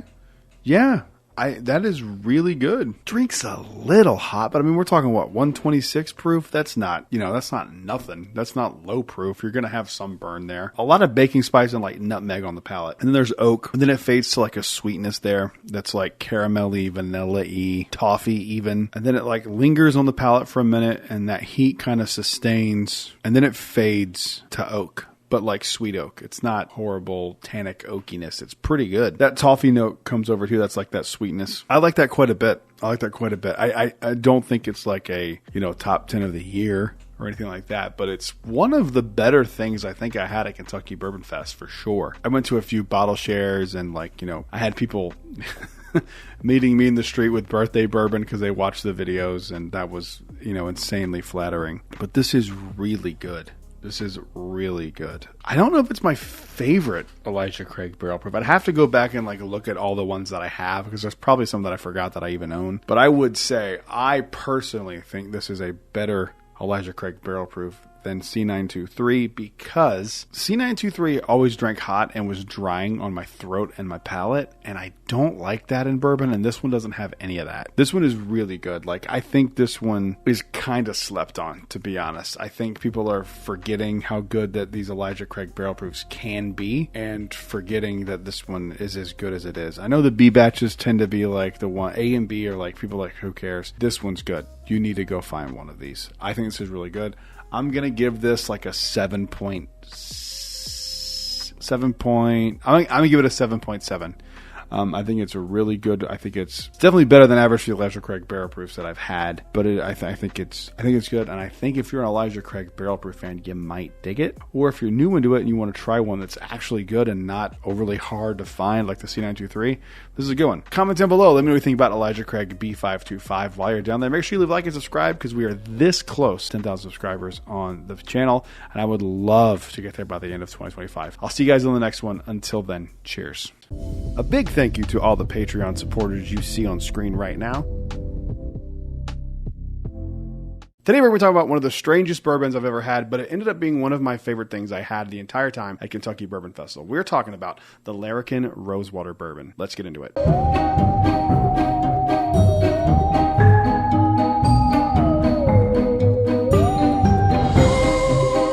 Hello everyone, welcome back to Brad's Bourbon Reviews. I'm Brad, and today we're talking about a bottle from Larrikin. If you've never heard of Larrikin, they're kind of a smaller distillery. They do a lot of really cool things. At Kentucky Bourbon Festival, I tried this, and I was fully convinced before I tried it that I would not like it whatsoever, and it turned out to be one of my favorite things I had at the entire festival. So I had to buy a bottle of it, support them. They were really cool and nice to me, and it was really cool to get to talk to them and get to know them a little bit. They have a cigar blend that's really, really good too, and to be fair, everything I had at the booth was really, really good. The reason I went with this one was because I wanted something that was just completely different. And this is completely different. So what this is it is bourbon proofed down with their own made rosewater. They are the first distillery to ever do this. And I was talking to one of the owners. She was really sweet. And I apologize for not remembering your name. I'm so sorry. Apparently this was really hard to get done because no one had ever done it before. And it was like, is this legal? Can you call this bourbon?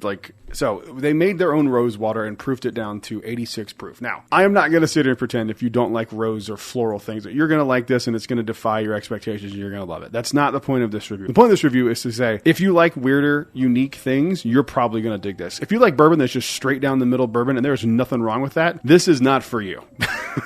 You are not going to dig it. But I want to give this thing a proper review because I had it the one time at the festival and I wanted to sit here and kind of go through it, see if my opinion of it has changed, see if any of that stuff. So let's go ahead and get this into a Glen. Let's see what we think. Also, I'm pouring this into the new Brad's Bourbon Reviews Glen. I have a few of these left. I have about 4 or 5 of these. My Patreon people kind of sold me out of a bunch of them. But if you're interested, you can go on Instagram, hit me up. I will get you one, or comment down below. I'll reach out to you some way. You can email me. Just get a hold of me and we'll figure it out. Let's give this thing a nosing and let's see how we feel. The funny thing about this to me is it is so clearly a bourbon, but there is this hint of floral on the nose. But it's these rich caramels, these sweeter notes, and then there's just this slight hint of this rose. It smells like a perfume, a subtle perfume. I could see this being like a Tom Ford cologne or something. Man, it smells even better than I remember it smelling. I remember it being a little more rose forward, and it's really not. This is bizarre on the nose because I remember it being so much more floral than it was. It's there, but it's not as bad as I was thinking. It smells so good. It's a solid nose. Let's give it a mouthing. Let's see how I feel. I think that is so good. I would be very curious to try this at a higher proof, even just 100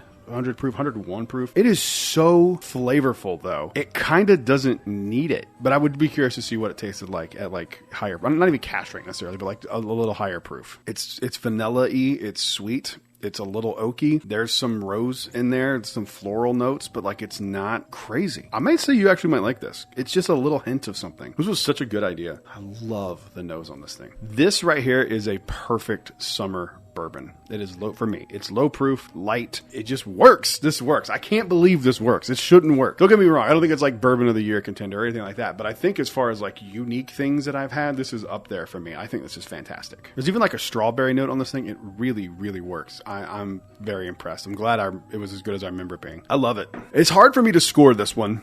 A normal score because it's not a traditional bourbon, but it's not finished either. So since it doesn't fall into like a finishing category or a double oaked or anything like that, I'm just going to rate it on a normal bourbon scale. It does say straight bourbon on there, so I'm going to give it a 7.9. I think it's really good. I can't believe how good it is. It doesn't make sense that it's this good. I'm so regretting not getting a second one. I think it's fantastic. Comment down below. Let me know if you've ever tried this, if you've even heard of it before. While you're down there, make sure you leave a like and subscribe because we are on the road to 10,000 subscribers and I would love to get there by the end of 2025 and we're only 3,000 away. So please do me that favor if you liked the video. I'll see you guys on the next one. Until then, cheers. A big thank you to all the Patreon supporters you see on screen right now. Today, Penelope was kind enough to send me a bottle of their Estate Collection 10-year Private Select, and we're going to review it. Let's get into it.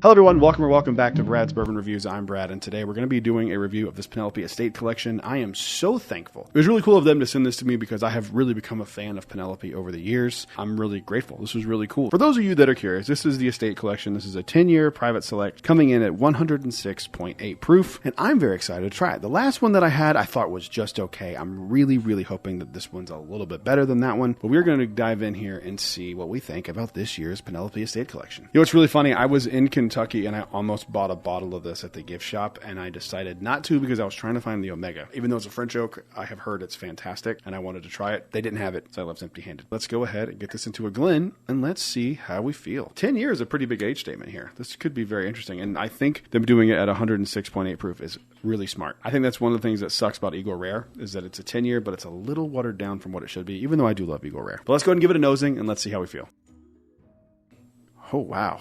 That is not the nose I was expecting at all. That is out of left field. That is very interesting. Like, it's a little peanutty, like peanut brittle, and there's like a fatty note to it that I really, really like. It reminds me, it's not the same, but it reminds me of the Camp Nelson single rickhouse bottles where it has this like buttery, thick, fatty component to it. That's the closest nose I can compare it to. If you have ever had the Camp Nelson B from Wild Turkey, the Russell's Reserve Camp Nelson B single rickhouse release, it smells pretty close to that. That is fantastic. A little orange, a little like macadamia nut or like white chocolate maybe. It smells fantastic. Completely different than I was expecting. I'm excited to see if this is really good because Penelope's known for like their finish stuff, and I feel like their regular bourbon doesn't quite get enough credit, and they make really good stuff. All right, let's give it a mouthing and let's see how we feel. Little licorice on there. Anise, however you want to say it. Little spicy, but not in a bad way. It's pretty good. This is one of those ones for me I could see on like a cold night. This would be really nice. It's almost like a root beer note. Am I crazy? That's what the nose is now. Now that I've said root beer, that's all I get on this. I love that. I'm here for that all day. I love root beer. The nose is comparable to the single rickhouse Camp Nelson B, and the palate reminds me of an in-between point of the George T. Stagg from 2023 and like the James E. Pepper 1776 bourbon. It reminds me of like an in-between point of those. Because both of those have really predominant and distinct root beer notes to me. That's wild. This is my favorite Penelope non-finished bourbon that I've had, and it's going to get a pretty solid score. I think it's really, really, really good. I'm going to give this... Is it in the 8s? We're talking 8s here? I'm going to give it a 7.9. I think I could be talked into an 8 with this. Realistically, it's going to be in the 7.9s. It's very, very close to the 8s. This is really, really good. If you can find one of these, I mean, I know these are probably single barrels. I would love to do a pick with them. I would love to do a single barrel pick with Penelope. I would love to do a Rio pick. That would be awesome. They've only done one, I think. and it was some liquor store in Florida. It can be done. We can do it. Dude, I really, really like this quite a bit. I'm surprised at how good this is. Comment down below. Let me know what you think about the Penelope Estate Collection. This one is by far my favorite I've had of the Estate Collection. I wish this one was the one I got last year because this one is just so much better than the last year's. Let me know what you think of it down below. While you're down there, make sure you leave a like and subscribe. We are on the road to 10,000 subscribers, and I'd love to get there by the end of 2025. I don't think it's going to happen, but you can be the person that makes the difference. I'll see you guys in the next one. Until then, cheers. A big thank you to all the Patreon supporters you see on screen right now. Today, we're going to be talking about the best attainable allocated bottles. Let's get into it.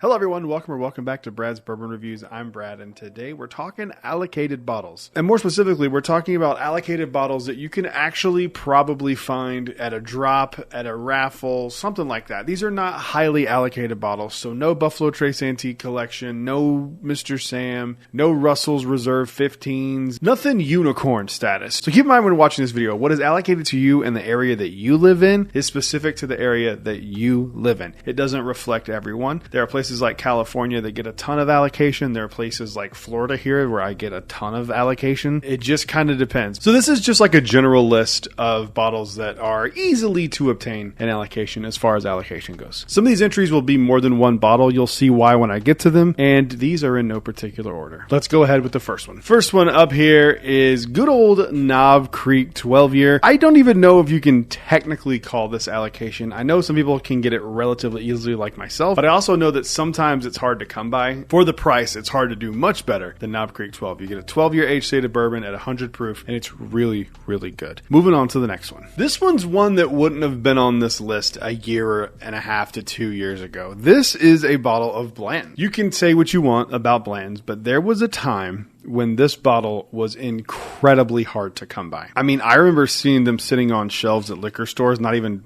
being into whiskey and bourbon at the time, and just remembering that the bottle looked cool and the horse looked cool. And then like fast forward 3 or 4 years, they're in the ABC vaults, and you know, they're still going for crazy money on secondary. Like I still see these going for like $125. They're like really $60. I picked one up at Walmart just a few days ago. It was $61.99. And it wasn't even the Walmart that I typically go to for allocated bottles. So these are becoming more and more readily available. You can get them at the Buffalo Trace gift shop like 2 or 3 times a week. These have definitely become more on the available side of allocated bourbons, and that's why they're on this list. I do like Blanton's, by the way. I know some people really don't like it. I think if you get it for $60, it's really good. It's a single barrel. It's at a sub 100 proof, but it's still really solid. 93 proof. Still a really solid bottle when you want something that is, just a little bit more elegant. Moving on to the next one. Up next, we have another bottle from Buffalo Trace. This is one of my all-time favorites. This is just plain Jane Eagle Rare 10-year. Definitely not the 12-year. I have still yet to see the Eagle Rare 12-year in person outside of the tasting that I had when I was at the Buffalo Trace Distillery for Kentucky Bourbon Festival. I picked one of these up earlier this week at an allocation drop here. So these are really, really available, and I think I paid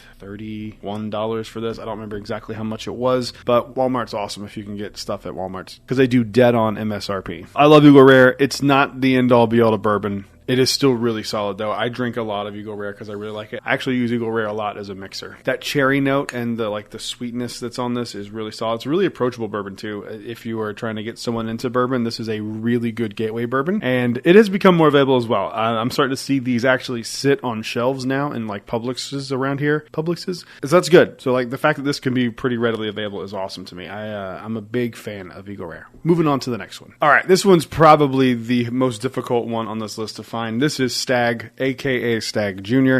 These were really easy in the allocation game to come across until the 2025A. I have still yet to see that one come out in public. I tried it at Buffalo Trace when one of the days of the Kentucky Bourbon Festival. They did a really good job about rotating what was being on the tasting bar during the festival, so that was really cool, but I still have yet to see one. So this one is pending them still releasing it, because I don't know how we only got one batch in 2025 when we had 4 batches in 2024. So these are more available for sure than they used to be, because I never used to see them at all. And then last year, just because of Walmart's, I got all 4 of the batches. Definitely on the harder end of attainability on this list, and this is probably the hardest one to find on this list, but still, they are out there. And sometimes you can find them at reasonable prices, sometimes they're crazy. But if you're going to a state drop or something like that, you should be able to get a bottle of Stag. A lot of the state-run liquor states will do single barrels of Stag, which is really cool. I've seen that happen a few times in North Carolina, and I've missed them both times, but they are there and pretty readily available. Moving on to the next one. All right, the first dual one here. So we have two bottles that I think are some of the best bottles of the year, to be honest. We have Jack Daniel's 10-year and 12-year. Notice that the 14 did not make this list. That's just because that bottle's crazy hard to find, and I overspent on it, and I kind of wish I hadn't, but I'm glad I have it. This is Jack Daniel's 10-year batch 4 and Jack Daniel's 12-year batch 3. I feel like these are like some of the most attainable special releases that get done throughout the year. I don't really ever see anyone being like, I really wanted one and I couldn't find one. I mean, these get put out on shelves here in Central Florida, just at Total Wines, and I feel like I see everyone talking about how good they are, so that means people are getting them. And even on secondary pricing, they're not crazy. I mean, these retail like I think like $70 or $80. They go for like $125 shipped, which isn't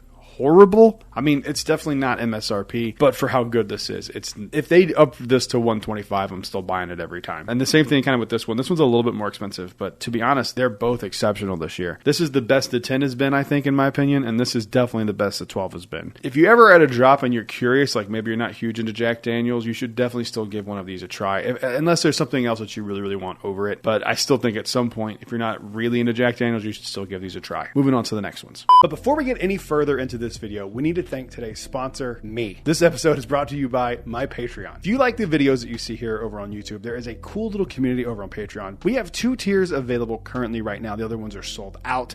We have a $5 tier, which will give you access to 2 extra videos for Patreon and 2 audio exclusive episodes of the podcast each month. You also get early access to the videos that I do post. Basically, I'm a one-man team. So basically, when I post a video, it goes to Patreon almost immediately. There's also a $10 tier, which gets you everything that the first tier does, plus access first to barrel picks. You get to dictate the videos you want to see. There are polls. There's a lot of fun over there. If you are so inclined and you like this channel and you'd like to support a smaller content creator, head on over to the link in the description. You can check out the Patreon. Thank you guys for watching, and back to the video. All right, these are a little more attainable than the Stags, but only slightly. I've seen these come through a lot, and I want you guys to hear me out on these. These are Weller Foolproof and Weller 107.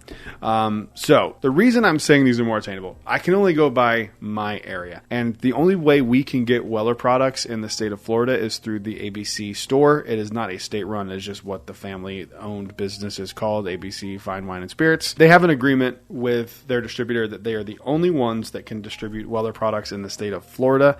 And the only ones that they put out on the shelf are Weller Special Reserve. So if you want one of these bottles, you have to be a member of the ABC Vault program. So the reason I'm throwing these in here is because for me, I have seen these in almost every single ABC Vault drop in the last few months. And for a long time, I never saw either one of these in the Vault. And it was a long time before I got a 107. I actually got a CYPB and a Foolproof first out of the Vault. And then much later on down the line, I was able to get my hands on a 107 through the Vault. Took a long time. But these have both been in there like consistently along with Weller 12 year. So if it's becoming easy for me to find these bottles, I kind of have to extend that out to it's kind of easier for everyone now to find these. And I don't mean easy. I don't mean you walk into a liquor store and you see them sitting on shelves, but I do think that these have become easier to get as allocated bottles. I almost put Weller 12 in here, but I feel like that one's still a tough one for people to find. But these tend to be the ones I see out and about the most. They are both really good. If you've never tried one, you should definitely do it. And I've also started to see that the secondary prices are falling for these, which is fantastic. Moving on to the next one.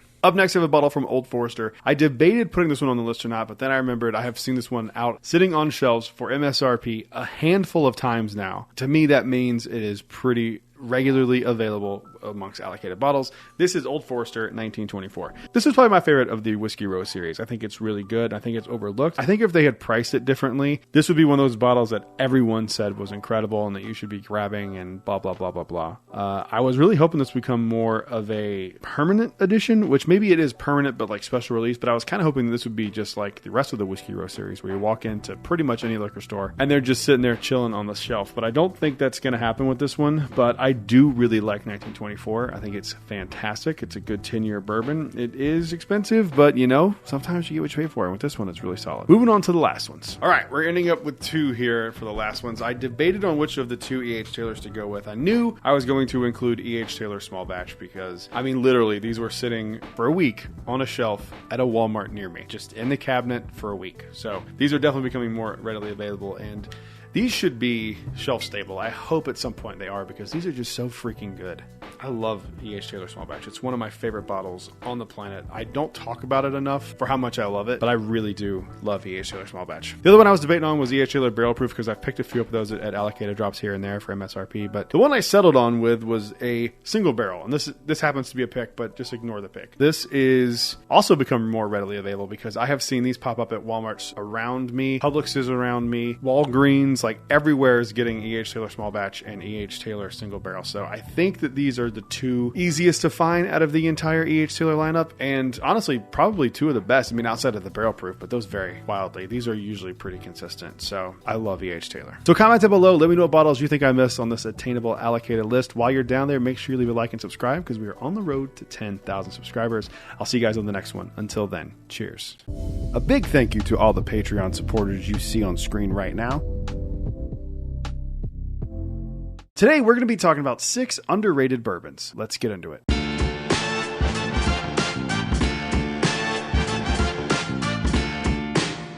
Hello everyone, welcome back to Brad's Bourbon Reviews. I'm Brad, and today we're talking underrated bourbons yet again. It's been a while since I did the last video talking about underrated bourbons, and since then I've kind of noticed that some other ones have kind of slipped under the radar, and that's kind of what this video is about. Underrated can mean a lot of things to a lot of different people. To me, it means that a bottle is just so good that it doesn't get the credit that it deserves for how good it is. Some of these are allocated, some of these are not, but we're going to get into these. These are in no particular order. First one up here, we're going to go with a bottle that I really enjoyed from Green River this year. This is the Green River 250th Army Anniversary bottle. I don't hear anyone outside of my buddy Charles talking about how good this one is, and this one really flew under the radar. I know people know that Green River makes really good bourbon. This is like a kind of mid-level allocation kind of thing where like it's not readily available in the sense you can walk into any store and find it, but it's definitely available and like around, and if you really try hard, you could probably find one of these. These are so good. I love this one so much. It is a really solid bottle, and I'm really happy that I got one. And I honestly was kind of torn on it because I thought maybe it's kind of a gimmicky thing. It's absolutely not a gimmicky thing. It's absolutely incredible. If you have a way to get one of these and you don't have one already, please make sure you go pick it up. It's absolutely fantastic. Moving on to the next one. All right, this one is probably either first or second hardest one to find on this list just based on allocation. And this one's one that like I've only seen one channel talk about how good this bottle is outside of me. It's crazy because this thing's incredible. This is the Still Austin Tanager. This is a cigar blend from Still Austin. One of the best looking bottles and presentation in all of bourbon ever. And it's just so good. And I feel like it's slept on. I feel like not enough people talk about how great this bottle is. It's beautiful. It's great. The outside matches the inside on this one. And there is nothing I can say other than great things about this bottle. I'm pretty sure I tried this one for the first time this year on New Year's Day. So it counts as 2025 bottles of the year. And I think it's going to end up in the top 10 for me. I don't think it's number 1. I don't think it's even necessarily in the top 5. But with a year as good as we had for bourbon, that's high praise. And to me, the top 10 of any year is incredible. So this one does not get the respect it deserves. I see people ask about this one from time to time in like Facebook groups and stuff. Is this any good? I'm always like, yeah, you're going to love it. And it's the fact that it's a cigar blend is just kind of crazy too. Like it's just such a perfect bottle. They absolutely knocked it out of the park. This one's going to be tough to live up to or even surpass. I mean, they have a really tough job ahead of them at Still Austin making something better than this. But if anyone can do it, they can. Moving on to the next one. The last bottle of the Tanager is really expensive. This one's not. This is like a $22 bottle. This is JTS Brown, bottled in bond. Make sure you get the bottled in bond version. That's what I'm talking about when I talk about JTS Brown. This thing's incredible. It's like a $25 bottle. I guarantee you, if you gave this to somebody, did not tell them what it was, they would probably think it is a $70 bottle. I mean, it's absolutely great. There is nothing wrong about this bottle, except for the fact that I don't see it often here in Florida. But anytime I'm traveling and I see it, I always grab one or two because it's really good and it's cheap. It's good in cocktails. It's good with Coke. It's good neat. It's good on ice. This is a very versatile bourbon. I think the problem is that a lot of people just see this label and they kind of go like, I'm good.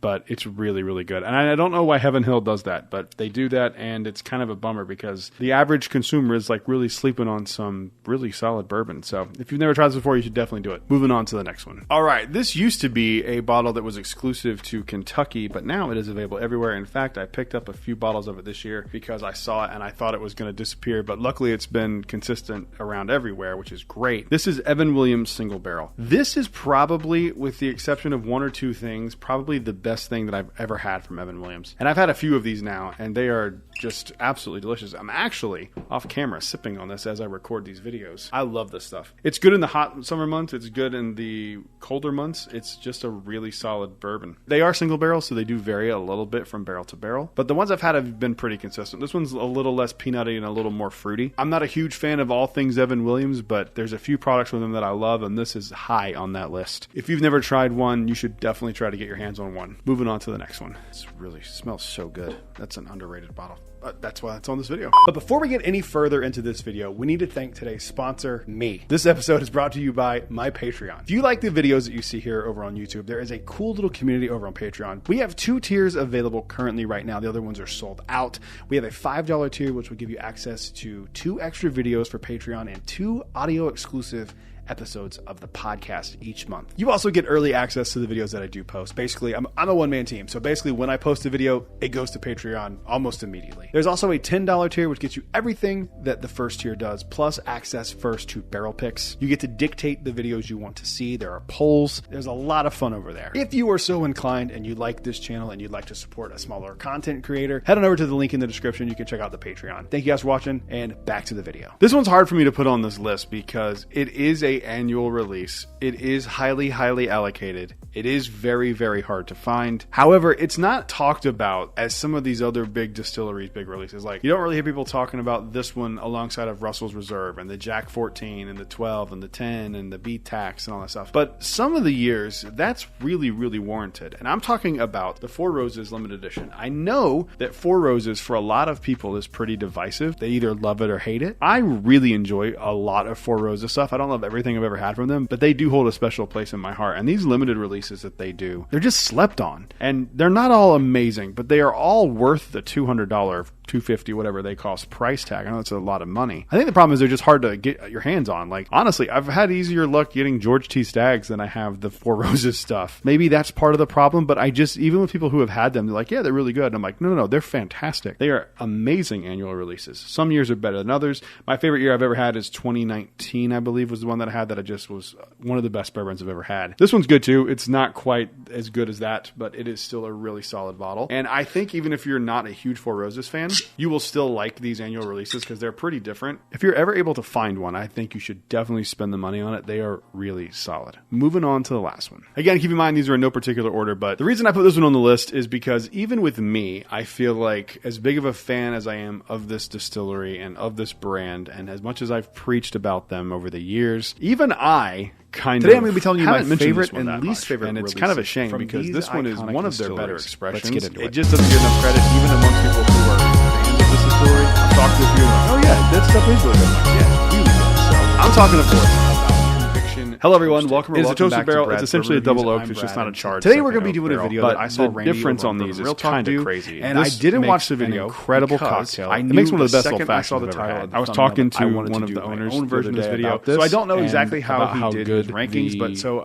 what I did was I took my least favorite. It's fantastic. And my favorite. I need to get another one of each distillery, with the exception of Buffalo. I know Conviction's hard to get for most people. There is a link in the description if you're curious about picking so many different. I feel like I need to have a way for people to try them because I talk about them so much. So check out in the description below. You can find them. Try the toasted if you can. And if you're ever at the distillery, I will have an example of mash bill phenomenal. 1, 2, and it is entirely slept on. The only rules here is that it has to be from the same distillery, and it can't be a flavored whiskey or bourbon. And if you guys like this video, there'll be a part 2 because there's a bunch of really great and iconic distilleries that I left out. But this one is definitely going to be. So enough talking. Let's go ahead and get into the first one here. So comment down below which bottles. So we're going to start with my all-time favorite bottles of bourbon right now. And while you're down there, make sure you leave a like and subscribe because we're on the road to 10,000 subscribers. I really debated on. I would love to hit it by the end of 2025, and you could be the person that makes this one. I'll see you guys on the Jack Daniel's 12-year batch. A big thank you to all the Patreon supporters just because you see on screen right now. This bottle so much on the Jack Daniel's 10-year batch. Today we're going to be talking about what can I say? This is everything that I love about Jack Daniel's. The bottle is elevated to a